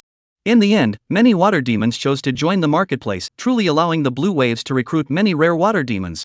Even water demons without any special abilities don't need to worry about being accepted. Wu Yuan's dining table always has a place for them in the Bloodwater Pond. Of course, Wu Yuan knew nothing about the market's price manipulation, indentured contracts, and other tactics. That's right, Wu Yuan knows nothing about it. Wu! A loud trumpet blast echoed from the distance. It immediately alerted all the demons. One by one, the beavers stood on guard, staring intently at the distant water. Bai Bo stood on a high platform, his eyes narrowed, gazing at the mist-shrouded water in the distance. They're coming! Amidst the bubbling sounds of the churning water, a snake demon with an orange-red body and crimson patterns emerged from the water. The snake demon was only as thick as a palm, 2 meters long, with a pair of sharp fangs. The patterns on its body continued to ripple, giving it the appearance of a flame burning. However, the numerous wounds of various sizes on its body made the snake demon look rather disheveled. And some of the wounds were still bleeding, greatly weakening its might. The crimson flame snake gazed greedily at the distant marketplace. That beaver really has some skills. If he really manages to establish the marketplace, I should have negotiated a better deal with the winged tiger back then. Fortunately, there's still the array defense. Once I take control, I'll rely on the array to block the black water serpent, cultivate the golden carp, and eventually shed my serpent form to become a dragon, making the title of Lord of the Divine Realm within my grasp. The crimson flame snake turned its head and glared angrily at Bai Bo. You damned water rat, how dare you betray me? Seizing the items meant for your red flame elder is a capital offense. Open the array formation immediately and present the blood offerings and all spiritual treasures. I will spare your life. Its tail slapped the water surface violently, and the blood flowing from its wounds into the water erupted like hot oil being poured onto water, making constant cracking sounds. Bai Bo watched the crimson flame snake, who didn't seem to be acting, and couldn't help but mutter to himself. Could it be that this crimson flame snake really has a problem? Or is it the ancient flute artifact of the great king that's too powerful, damaging its mind? Chapter 155, Clawing at the Crimson Flame Snake. Bai Bo sneered disdainfully, you're not very big, but you sure talk big. So, all you have to do is say the word, and everyone here will obey your commands? You've drunk too much water and are drunk. Go back to the mountains and eat some dirt to sober up. Bai Bo's words prompted the surrounding water demons peeking nearby to cheer in agreement. After all, the crimson flame snake was simply too aggressive. Especially lately, acting like bandits who claim everything they see as their own. Even a grain of spirit stone wasn't he spared. And after stealing the items, they didn't stop there, they even attacked other demons. Selecting some water demons to satisfy their hunger, and driving the rest to the southern shore. The water demons lurking around secretly are mostly from this group. Weak water demons dare not speak out of fear of their strength, but Bai Bo isn't afraid. Bai Bo continued, were you driven out by the black water python to beg for food? Call me Big Brother Bai Bo, and I'll give you a bite to eat. Wu Yuan, hiding in the water, nodded repeatedly, unable to help but marvel. Spending time with Bai Bo and the winged tiger has made their language sharper. But is the crimson flame snake really that stupid? It seems a bit slow. Is that how you apply pressure? Upon hearing Bai Bo's words, the crimson flame snake flew into a rage. The enraged crimson flame snake opened its mouth and spat a stream of venom at Bai Bo. The venom burned like flames, warping the surrounding air. Bai Bo dared not touch the spell, which was clearly filled with fire and poison. After all, he was all too familiar with this thing. Bai Bo raised his hand and waved it, causing a wall of water to rise from the surface, blocking the flames. However, it only held for a moment. In the end, Bai Bo released his tooth-shaped magical artifact to slice through the flames. But Wu Yuan could still see the surface of the artifact being scorched and corroded, its spiritual light dimming significantly, which pained Bai Bo deeply. However, even after this brief exchange, it was clear that the Crimson Serpent's fire was overwhelming, and Bai Bo couldn't hold out much longer. Wu Yuan muttered to himself while his demonic senses scanned the area. Crimson Lotus Fire Snake, Fire Attribute, Mid-Stage Chi Cultivation with around 20 demonic energies, average physical strength, but its fire poison is extremely terrifying. At that moment, the little wolf also approached. This Crimson Flame Snake is still too weak. It used to be much stronger than me, but now that I have the Great King's help, my cultivation has caught up to his. Now I'm even less afraid of his fire poison. Great King, watch my performance later. My spells completely counter his fire poison. Let's pin him to the ground and beat him. Wu Yuan nodded, staring intently at the battlefield on the water's surface. At that moment, the Crimson Flame Snake had already pinned Bai Bo down tightly. And if it weren't for the many beavers surrounding it to rescue Bai Bo, the battle might have already ended. The Crimson Flame Snake looked at the battered Bai Bo, its eyes flashing with red light. It soared into the sky, diving straight toward Bai Bo, simultaneously opening its massive jaws and spewing a faint beam of icy light. Wu Yuan clearly saw the red lotus fire snake's venomous fangs transform into a poisonous needle-like weapon, shooting toward Bai Bo. It flashed by in an instant. Bai Bo couldn't react in time. A good opportunity. However, Wu Yuan had already anticipated the crimson flame snake's sudden attack. The little wolf released the frosty cold energy it had been building up, and this spell completely drained all of the little wolf's demonic power. A wolf-shaped ice crystal shot up from beneath the water's surface, lunging toward the crimson lotus fire snake. It opened its jaws and lunged at the enemy. The surrounding area was shrouded in biting cold, and the cold air alone froze the water within dozens of feet into solid ice. Even before the frost wolf ice crystal reached its target, it had already suppressed the fiery and poisonous light surrounding the crimson flame snake. "No, you bastard, how dare you be here?" The crimson flame snake hurriedly withdrew its poisonous needle weapon and stabbed at the ice wolf, but it only managed to slightly hinder it, allowing it just enough time to shift its body slightly to avoid having its head frozen. However, its body was still seized by the ice wolf, which began tearing at it viciously. At this point, the lower half of the crimson flame snake was already wrapped in ice crystals, and the once scarlet patterns on its body had turned white, as if the flames were about to extinguish. The head of the crimson flame snake was also covered in frost. Just as it tried to turn its head to bite the ice crystals, a green light flashed, piercing the red-veined fire snake's head. This was Bai Bo's tooth-shaped magical weapon attacking. The crimson flame snake had no time to dodge, its eyes filled with fury as it opened its mouth and spat out a sheet of dark red talismans. As soon as the talismans appeared, the ice surrounding the crimson flame snake instantly vaporized, simultaneously blocking Bai Bo's attack. Although the ice wolf continued to tear at it, leaving deep, gruesome gashes on the crimson flame snake's body. But it no longer had to endure being frozen in place and beaten.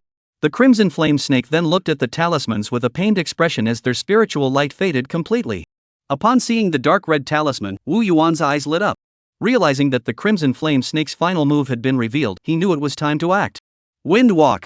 Wu Yuan silently transformed into a gust of wind and vanished into the water. In the next instant, he appeared beside the crimson flame snake. If the winged tiger had witnessed this scene, he would have doubted his own existence. Compared to Wu Yuan's mastery of the wind travel technique, he was like an unripe melon. However, despite his mastery of the wind walking technique, Wu Yuan still relied on the assistance of a spiritual plant. The wind-attributed spiritual plant, the three-leaf green root, obtained from the goat demon earlier had provided Wu Yuan with significant assistance.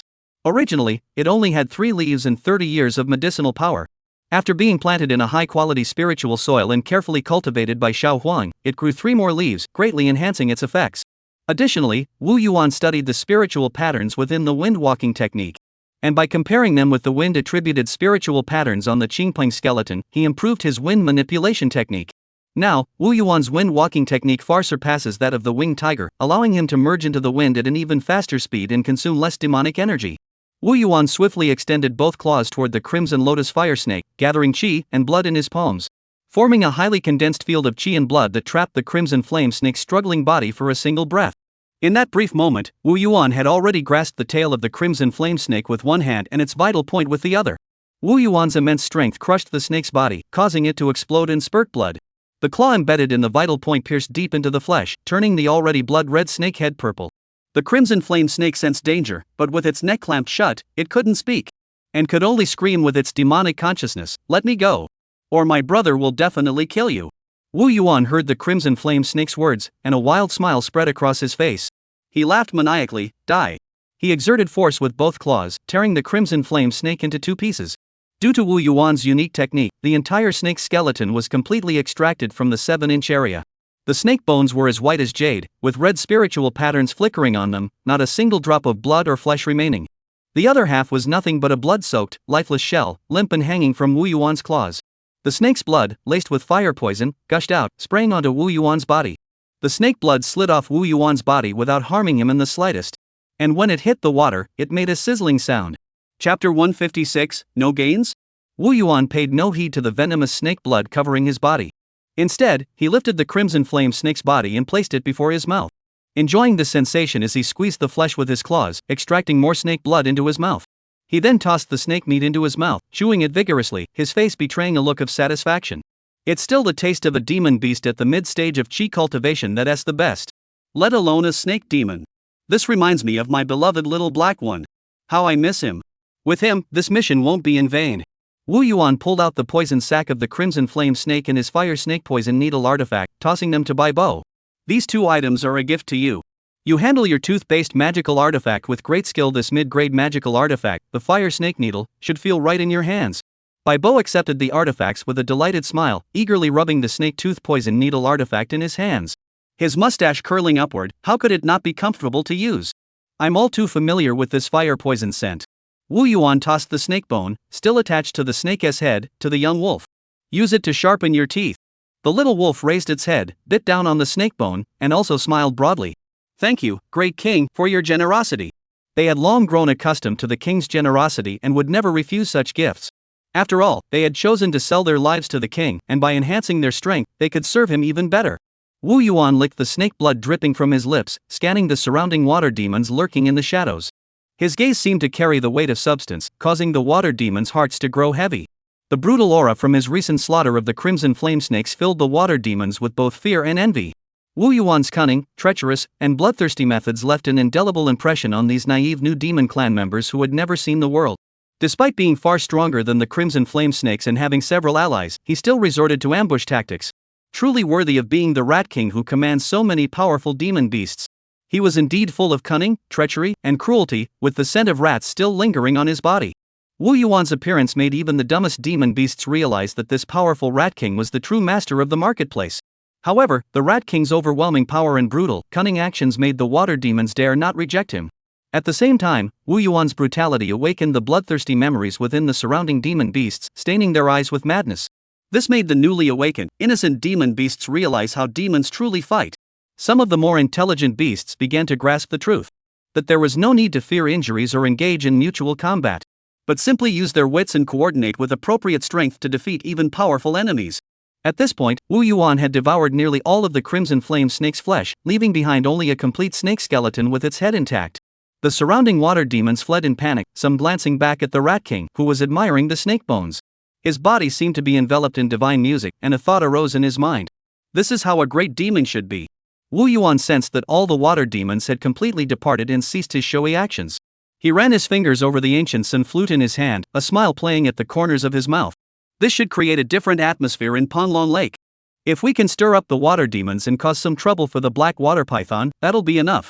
Baibo also stepped forward. How have these water demons ever seen the Great King in such majestic form? I bet the Great King's fame will soon spread throughout Poyan Lake, and the markets will gradually become more bustling. Wu Yuan laughed heartily. The most crucial part is that I just used the musical instrument to confuse their minds. Soon they won't be able to hide their violent nature, that's the true nature of demons. Soon, a war will break out, and that'll cause some trouble for the black water serpent.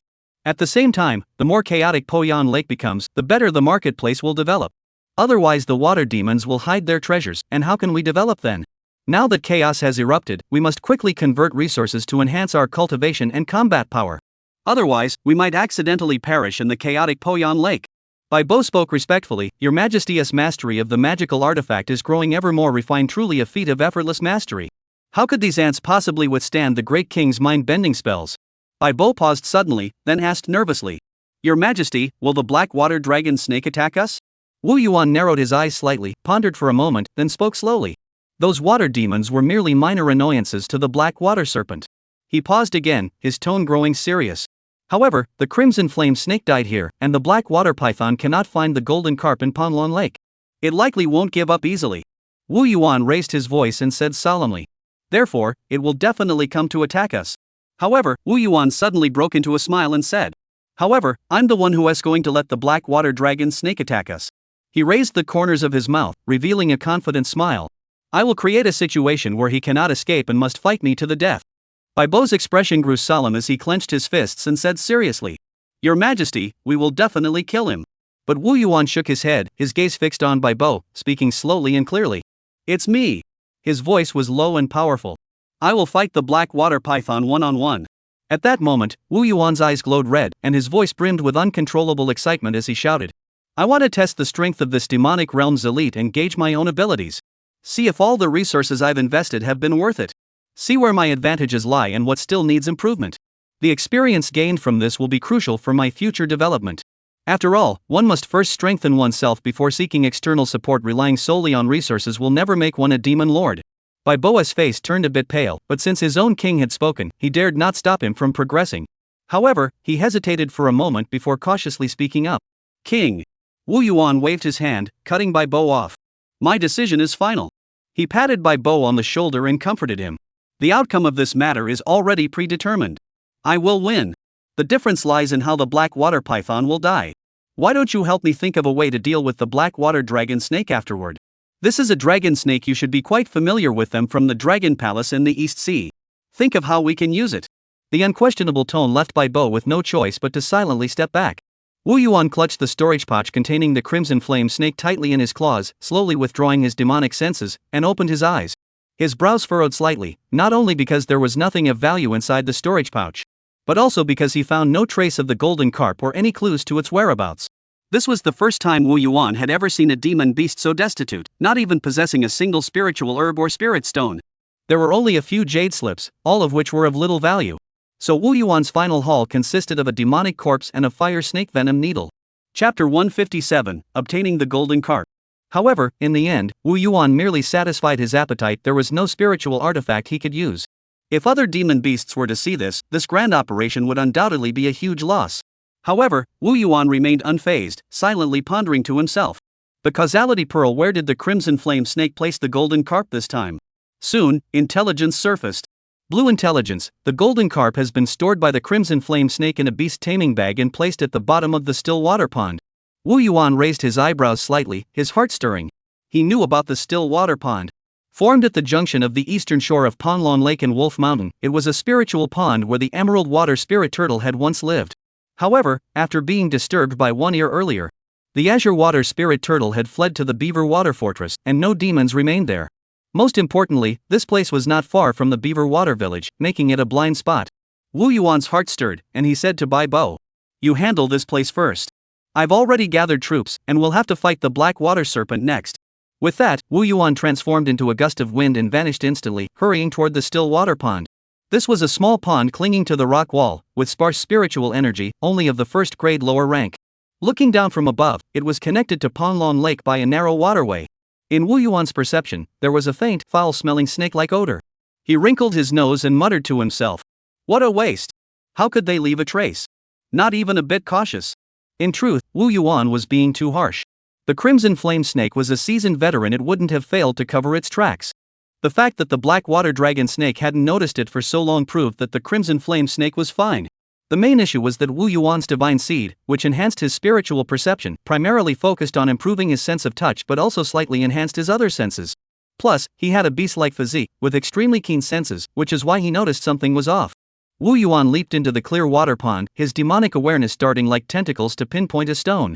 He swam over, used his claws to forcefully pry open the stone, revealing an underground passage. Wu Yuan hesitated not a moment, slipping into the tunnel with ease. After swimming for about 10 minutes, he entered an underground water pool. As soon as Wu Yuan appeared, golden lights flickered and vanished into the water. This was where the crimson flame snake had hidden the golden carp. Wu Yuan channeled his demonic energy and pulled 2 dusty little bags out of the water. He probed his demonic awareness into one of the beast-controlling pouches, sighed in relief, and muttered to himself, "These are both beast-taming pouches containing the golden carp." However, the pouch without demonic energy seals only holds weak golden carp. The crimson flame snake deliberately released them to live in the pond as a cover for the other one. How cautious. If I hadn't had the intelligence, I might have been deceived as well. The other sealed storage bag was the part the crimson flame snake considered to have the highest potential for advancement. He had concentrated all his resources here, so the other group of golden carp were kept extremely weak. Wu Yuan's demonic awareness swept through the underground pond once more, and dug out a jade slip from the depths of the pond. Wu Yuan's demonic sense swept over it and discovered it was a secret technique for cultivating golden carp. This crimson flame snake actually has such a valuable item? There are even notes and insights on it. Perfect for little Huang to study. After confirming there were no abnormalities in the surrounding area, Wu Yuan quickly returned to the earth vein mine of Xiaoing Mountain with the golden carp. Wu Yuan stood before the icy pond and carefully placed the golden carp inside. As he watched the once sluggish golden carp gradually become more active, he finally exhaled in relief. Immediately, he activated the spirit gathering array, and the spiritual energy in the cold pond began to rise steadily. Wu Yuan continued to feed the golden carp various spiritual plants. Wu Yuan watched the lively golden carp and fell into deep thought, muttering to himself, "Cultivating these golden carp is no easy task. How can I make use of them? If we just eat them, although it would increase the chi and blood content, I don't lack that. It would waste the efficacy of dragon blood. After all, I don't have dragon blood, and I don't want to transform into a dragon-type demon beast. As for using the golden carp to cultivate other demon beasts into dragons, Wu Yuan simply ignored that idea. I wonder if Xiao Huang has any ideas? At that moment, Xiao Huang emerged from the side, its round eyes wide open, staring at the golden carp in awe. Big brother, this fish is the same color as my fur. Wu Yuan sighed and ruffled Xiao Huang's head, smiling and saying, Are you two the same color? Don't try to take credit for something you didn't do. This is gold, you're yellow, how can they be the same? Xiao Huang, feeling upset, crossed his arms and shouted. Big brother, weren't you trying to figure out how to activate the dragon blood of the golden carp to make its dragon's lair concentration strong enough to support the second dragon form? I was actually going to help the boss figure it out, but you're talking to me like that. I'm not helping you anymore. Wu Yuan paused for a moment, then quickly adopted a dejected expression and exaggeratedly said, What's wrong with my mouth? I can't control it. How dare you speak ill of Xiao Huang? This one do. I need to teach myself a lesson. As he spoke, he raised his paw as if to hit his face. Of course, very slowly, while one eye sneakily glanced at Xiao Huang. Sure enough, when Xiao Huang heard the beginning of Wu Yuan's words, he immediately broke into a smile.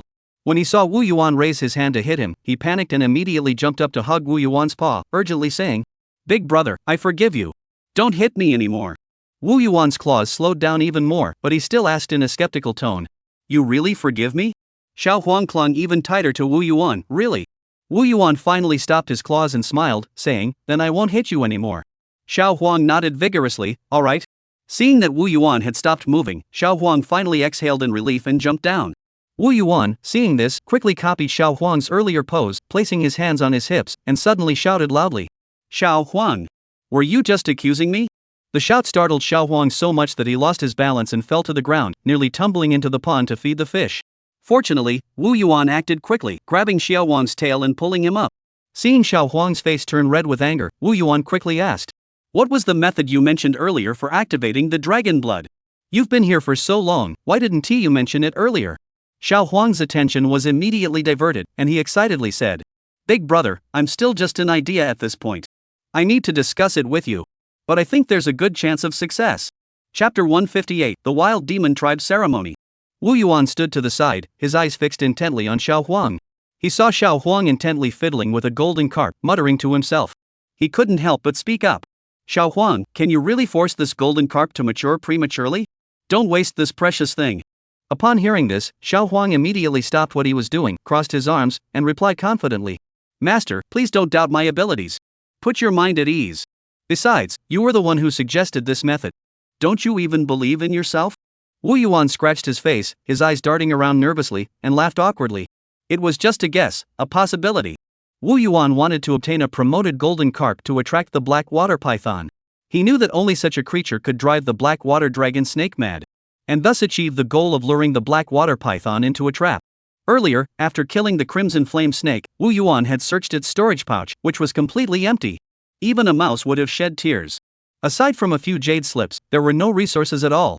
All the spiritual plants had been fed to the golden carp by that fellow, and the golden carp he had raised were nothing to write home about. Wu Yuan had to care for the golden carp for some time before it recovered. However, in the golden carp's hiding place, Wu Yuan found a pleasant surprise. Dragon Snake Daoist Secret Record of Dragon Raising. This jade tablet was a newly copied version, though the content was incomplete. It only contains a cultivation plan for the golden carp, including a diet plan, cultivation environment, and methods to enhance dragon blood activity. Wu Yuan immediately recognized the effectiveness of the method, but it took too long to take effect. Therefore, Wu Yuan proposed some hypotheses based on the methods for stimulating dragon blood in the text, such as whether it was possible to forcibly consume the golden carp's vital energy and convert it into dragon blood, or provide a large amount of spiritual energy to stimulate the dragon blood, the goal being to make the black water python snake perceive that the golden carp had successfully advanced. Although Wu Yuan believed his approach was feasible, and confirmed it through the causality pearl, but he realized that it would take a long time to accomplish on his own, so he entrusted the task to Xiao Huang.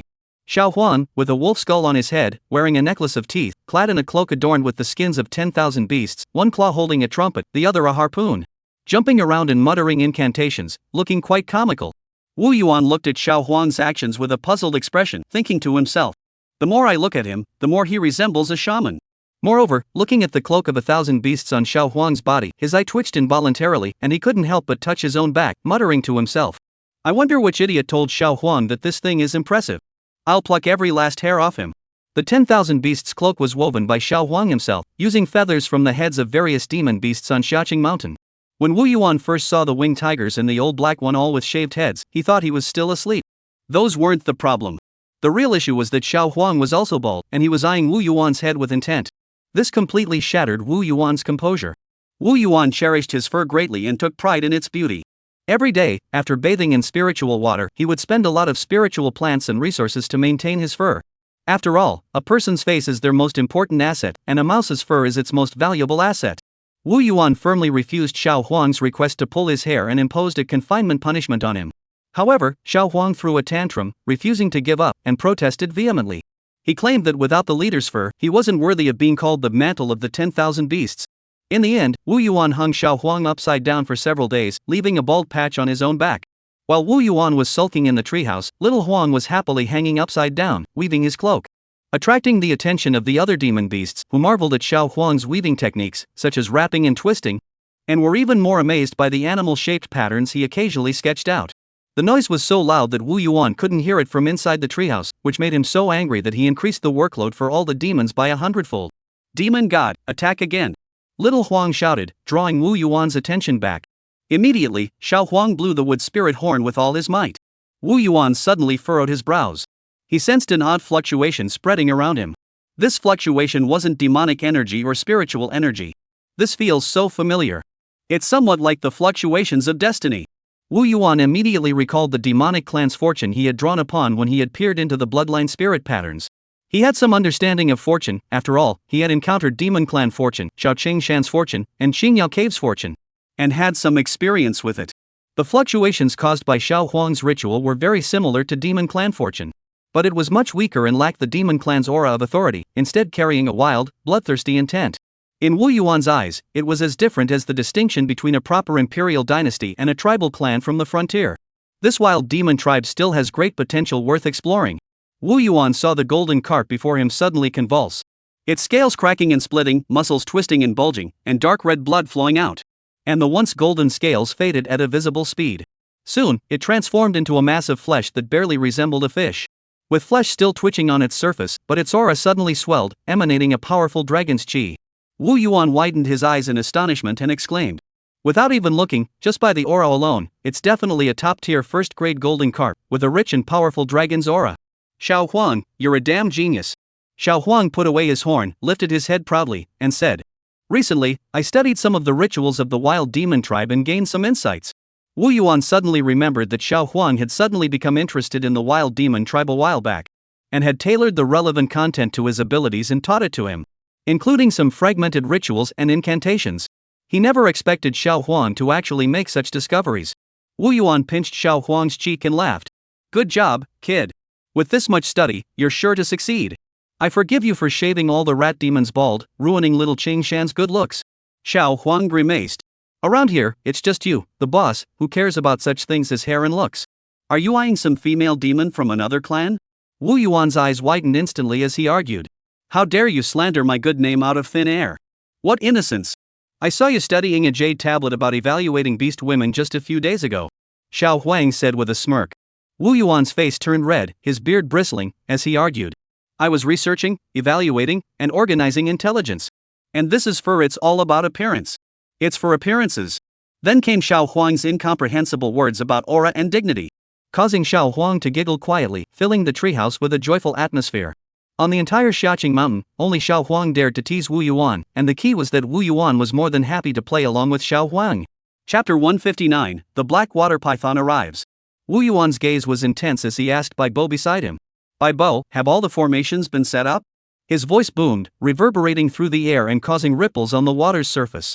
Bai Bo, upon hearing this, gently twirled his snow-white beard, his face brimming with pride, and responded loudly. Your Majesty, I have studied the Earth Spirit Master's inheritance you bestowed upon me with great care. As you can see, the terrain along the southern shore of Panlong Lake is extremely unique. The elevation of the shore is much higher than the water level, resembling the earth and lake water reversing their positions. The shore is layered with rocks, shaped like waves crashing against the shore, surging toward the surface of Poyan Lake. Bai Bo continued. Based on this unique terrain, I have precisely identified several key spiritual energy convergence points and established beaver water forts and markets as the array's focal points. These arrangements cleverly form the Earthwave Water Control Formation, perfectly matching your Majesty's array. This is the first-tier superior grade array formation, the Earthwave Water Suppressing Array. When the array is activated, it will use the dense Earth spiritual energy on the shore to strongly suppress the vast water spiritual energy of Puleo Lake. At that point, the black water python snake will be unable to use its water-based escape techniques or flight abilities once it enters the array, rendering them completely ineffective. Moreover, the formation can solidify the water's surface, allowing you to walk on it as if it were solid ground. At that point, you will be able to engage in a fierce battle with the black water python snake to your heart's content. Wu Yuan narrowed his eyes slightly, carefully observing the array's layout on the southern shore. After a moment, he couldn't help but nod in satisfaction and praised. "You've done your research well. No wonder you asked me to forge the array discs for the spirit-repelling array and spirit-suppressing array earlier," Wu Yuan exclaimed in realization. Bai Bo smiled and explained, "I originally just wanted to use them in the marketplace, but I didn't expect they could be so perfectly integrated with the terrain." Wu Yuan nodded again and encouraged him, "You can continue to refine it further. Who knows, this might just be the key to your next breakthrough. With more territory, one's fortune will grow stronger. When the time comes to gather spiritual energy and use the power of heaven and earth to aid in breakthroughs, that will be truly remarkable." Bai Bo heard this and became so excited that his face turned red. He hurriedly said, "Thank you, Your Majesty." After speaking, he eagerly continued reviewing the array formations, not missing a single detail that might cause issues. Wu Yuan stood quietly by the edge of Panlong Lake, his gaze fixed on the calm, mirror-like surface of the lake. Then he slowly pulled out the golden carp meatball carefully crafted by Xiao Huang. Muttering to himself, "Black water python, I await your arrival." With that, Wu Yuan crushed it in his hand, and the scattered flesh and blood instantly fell into the lake. In an instant, a peculiar, fragrant, and bloody scent spread rapidly throughout the water. This strange scent attracted the surrounding fish and shrimp, which became excited and gathered in a group, devouring the flesh. However, due to the overwhelming power of the dragon's blood, these weak fish and shrimp could not withstand it and exploded into a mass of flesh. Nevertheless, amidst the overwhelming number of fish and shrimp, a few managed to survive. These surviving fish and shrimp began to transform into demons, and some even began to show dragon-like features on their bodies. Wu Yuan watched the changes in the water with great interest, quietly waiting for the arrival of the black water python. Ever since learning of the death of the crimson flame snake at the beaver water village, the black water python had fallen into a state of frenzy. Enraged, it mobilized all its subordinates, turning the Panlong Lake upside down in search of the golden carp, but found nothing. In desperation, it placed its last hope on the beaver water village. He even hoped that the beaver water village had already obtained the golden carp.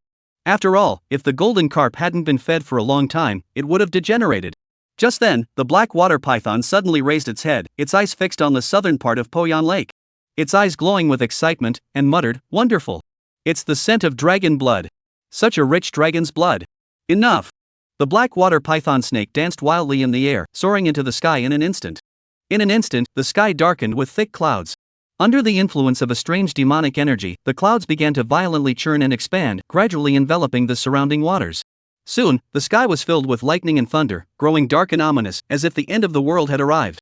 The black water dragon snake flickered in and out of the clouds, wildly stirring up the winds and clouds. On the water's surface, countless water demons were being driven southward by shrimp soldiers and crab generals. The black water python emerged from the clouds, coldly observing the chaos below. Occasionally, it unleashed a bolt of lightning, reducing the rebellious water demons to charred remains. It intended to use these water demons to breach the southern shore's defenses and force the beavers into a decisive battle. Even with the soul-snatching demon to harvest souls, that would take time. In its eyes, with so many water demons charging forward, it would only take a few minutes to wipe out the southern shore. Bai Bo looked out at the endless sea of water demons and couldn't help but sigh. The black water serpent is truly draining the pond to catch fish. It seems it has abandoned its chance to vie for the title of Master of the Divine Realm. The winged tiger nodded in agreement beside him. It seems like it's ready to throw caution to the wind. Even if they breach our water fortress, these water demons will be slaughtered by the one-eared demon. Without these water demons in Poyan Lake, it'll be a lone commander and basically out of the game. At that moment, Wu Yuan stood beside Bai Bo and the winged tiger, analyzing calmly. This black water python isn't stupid. As long as it manages to seize the golden carp and successfully transform into a dragon, it won't be at a loss. And after growing stronger, it can become a guest of honor for other factions and won't lack for good things. Wu Yuan then asked, "Are you all ready? The battle is about to begin." No sooner had the words left his mouth than the water demons under the black water python's command surged like a tidal wave into the defensive area of the beaver water village. Wu Yuan no longer held back, as one after another, rat demons floated in the lake. Some riding fish demons, others riding crab demons, wielding spirit copper spears, engaging in fierce combat with the enemy. The massive turtle demon's shells were also crowded with rat demons, who continuously cast various spells, dyeing the lake's surface in a kaleidoscope of colors.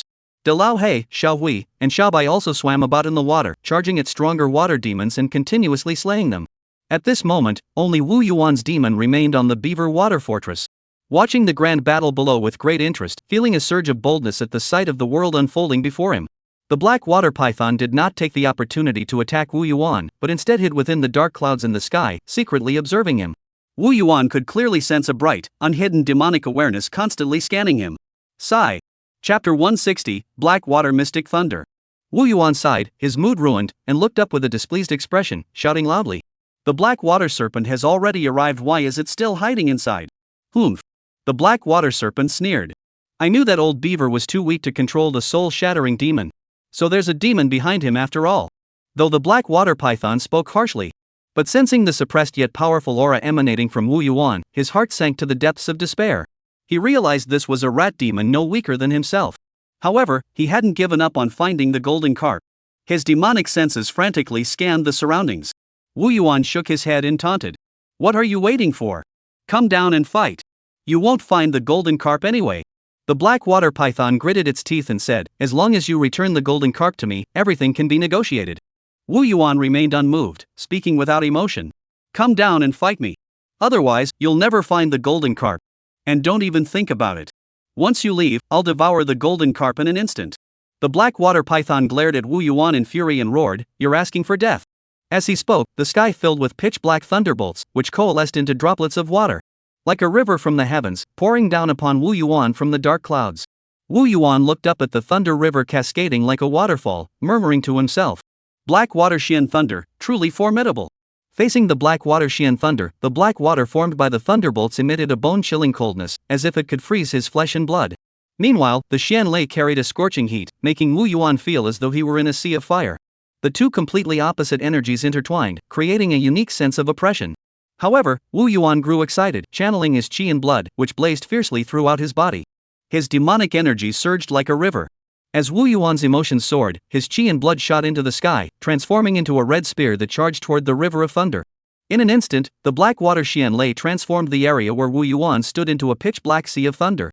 Wu Yuan fell into the thunder river, his vision filled with intertwining black and white thunder shadows. The thunder continuously assaulted Wu Yuan's qi and blood barrier. Even with a physique rivaling that of a beast in qi and blood that seemed endless, he couldn't completely resist it. The black water serpent's spell had been carefully cultivated for a long time, even drawing upon the power of heaven and earth. So its range was vast and its power sufficient to obliterate most of the demon beasts present, except for Wu Yuan. Although Wu Yuan could have easily dodged it in advance, the hidden arrays surrounding him required demons to maintain them. If exposed, they would alert the black water python. Moreover, none of Wu Yuan's other subordinates would survive. Therefore, Wu Yuan stood there to attract the black water python's attention, taking the full brunt of the spell's power alone. Additionally, Wu Yuan wanted to test the spell's power and see what unique qualities the black water python's spell possessed. Soon, the qi and blood on Wu Yuan's body were scattered, and the lightning struck his skin. However, strangely, Wu Yuan's skin flowed like water, occasionally, or swelling. As demonic energy fluctuations rippled through, they either pulled the thunder away or scattered it into oblivion. And even a massive indentation appeared on Wu Yuan's chest, accumulating a large amount of thunder into black water like lightning liquid. Even when Wu Yuan's body was frozen or blown open by the black water thunder, the thunder tried to penetrate the flesh. But golden light would flash repeatedly around his abdomen, causing the demonic energy to dissipate swiftly. Wu Yuan scooped up the thunder liquid and splashed it onto the water's surface. The water first turned into black ice crystals, but immediately exploded apart. In any case, the black water serpent's carefully prepared spell did not inflict serious injuries on Wu Yuan. Moreover, thanks to his powerful healing ability, the wounds healed instantly, leaving him unharmed. This was thanks to Wu Yuan's previous development of the divine ability seed touching the mystic spirit, which had been continuously refined and optimized until it was fully formed. Whenever lightning of varying intensity approached his skin, Wu Yuan could sense it in advance. If the power is strong, he feels a stinging pain, and the surrounding skin automatically contracts, gathering demonic energy and vital energy to resist the lightning. If the power is weak, it causes an itching and numbing sensation, and the skin softens and twists to disperse the lightning. Originally, to train the sensitivity of his skin, Wu Yuan had thousands of rat demons continuously cast spells on him. and Wu Yuan would shut off his demonic awareness, seal off the other 4 senses, leaving only touch, using his physical body to perceive the sensations of different spells approaching. Wu Yuan was bombarded for over a month, constantly immersed in a sense of impending danger. His body was missing pieces here and there, layers peeling off in places. Had it not been for Wu Yuan's immense strength and powerful healing abilities, he would have been reduced to dust long ago. In the end, even without using his demonic perception, Wu Yuan could anticipate any attack from the rat demons in advance. The black water python, panting heavily, poked its head out to look down at the beaver water village below. Hoping that the black water Shan it had been brewing for so long would severely wound its enemy.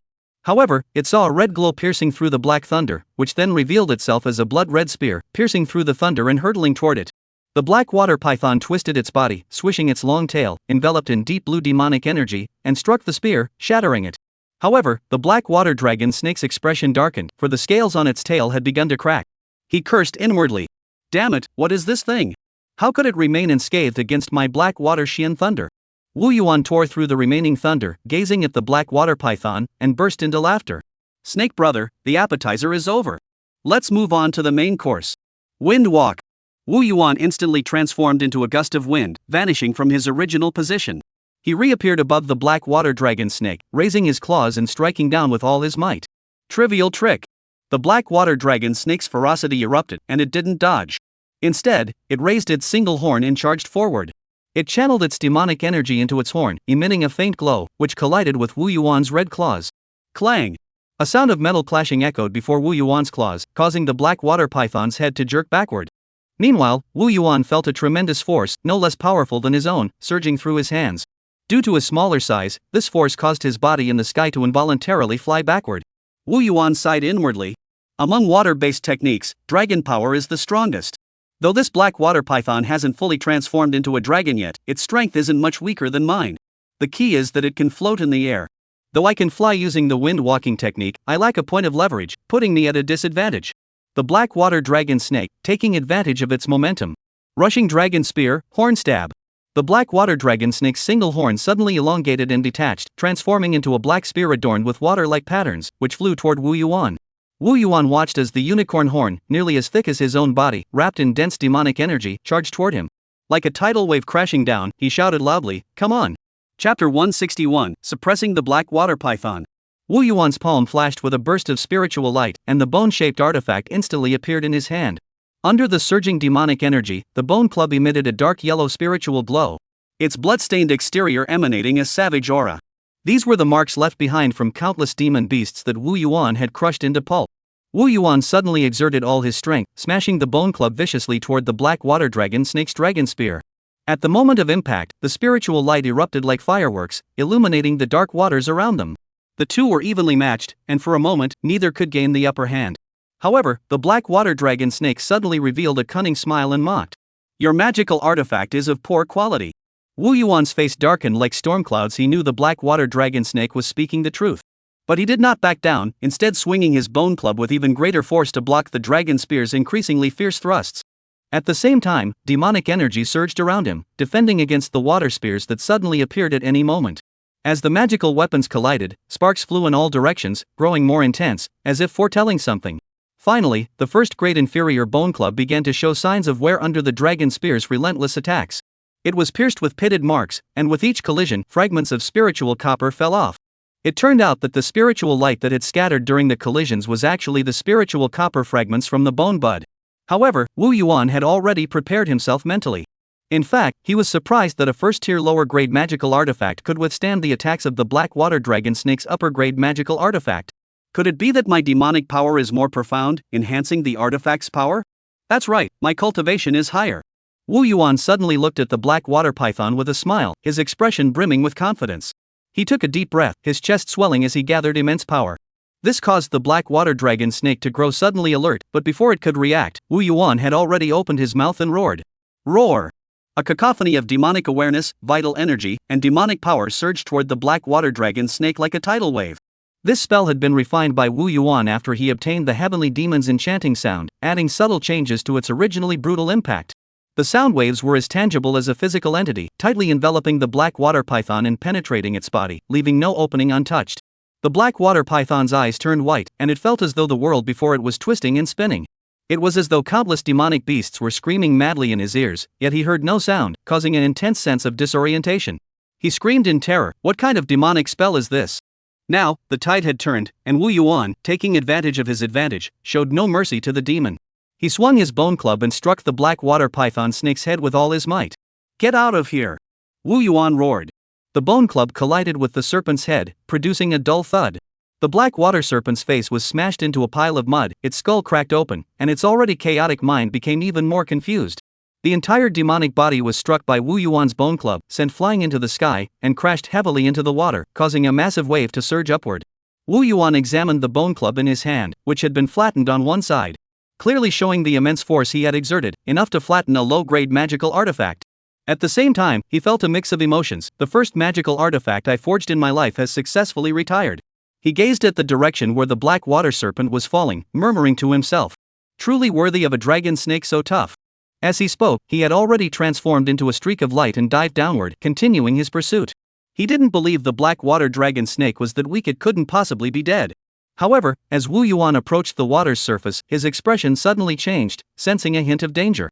He immediately halted his body, preparing to transform into a breeze and flee.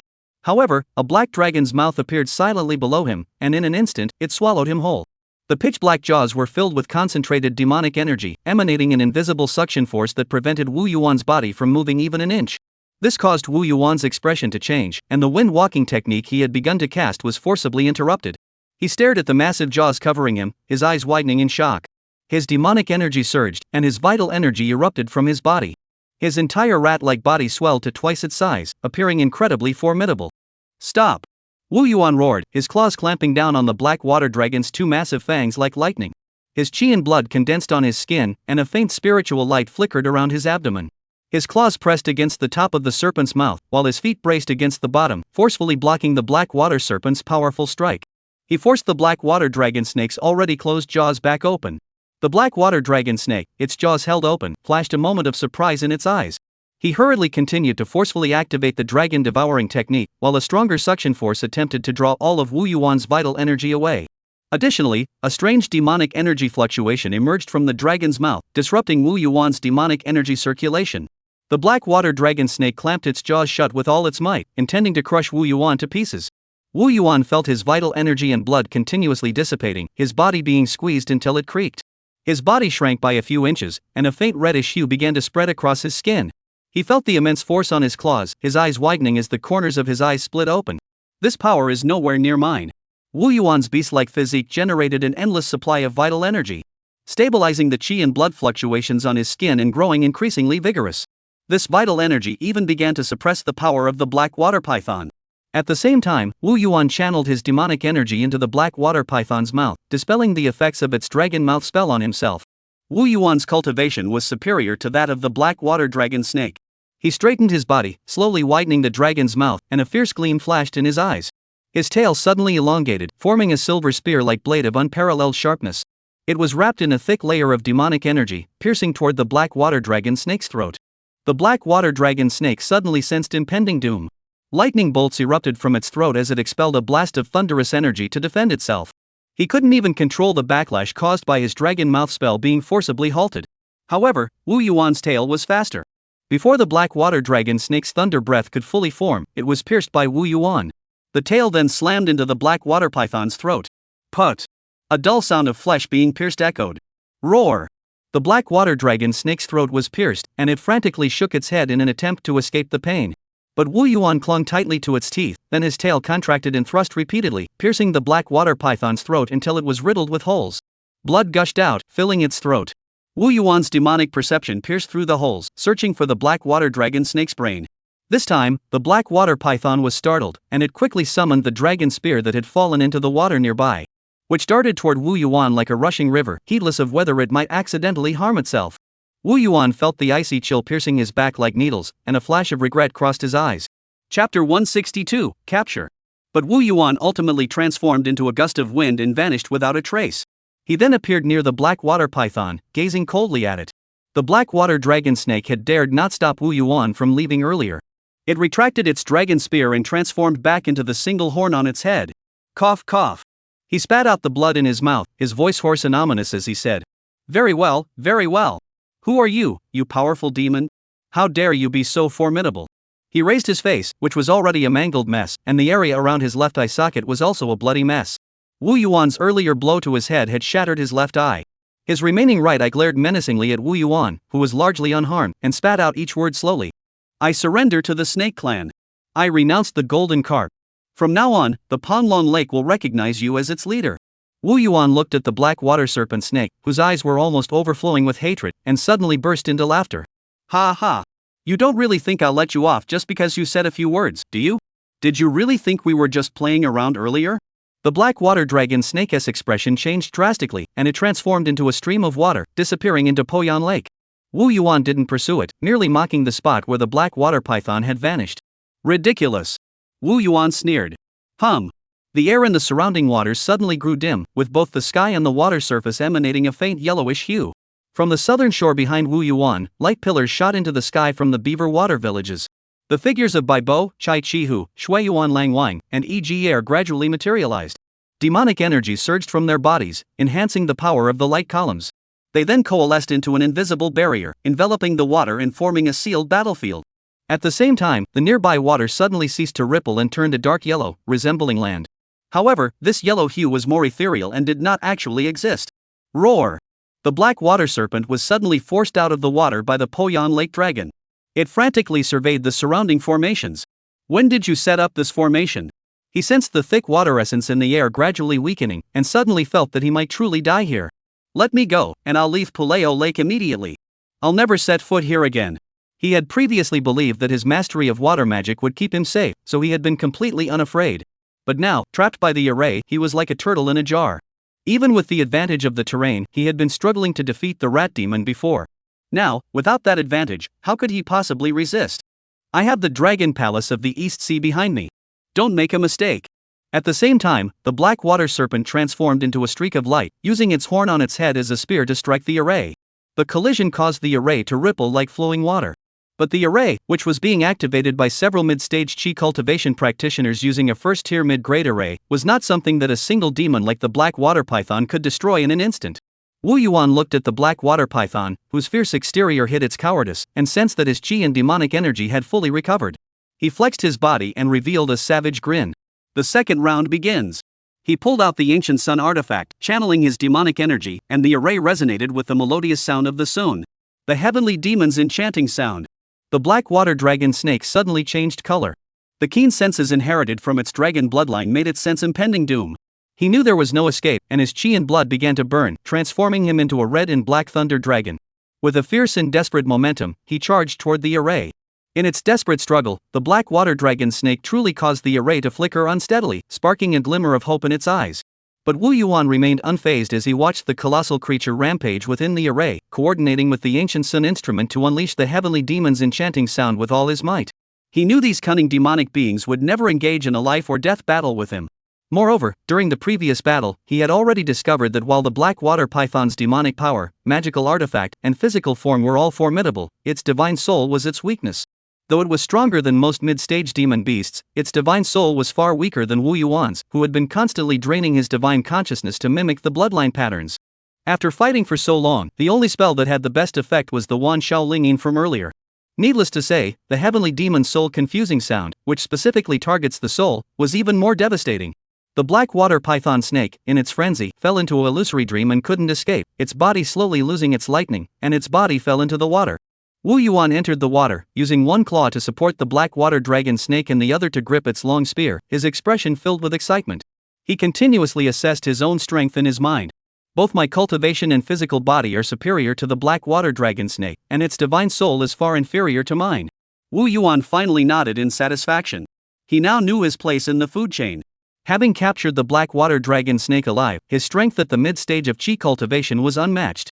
Wu Yuan excitedly watched the silent black water dragon snake, rubbing his hands in anticipation. Constantly circling his body, his eyes fixated on it, murmuring to himself.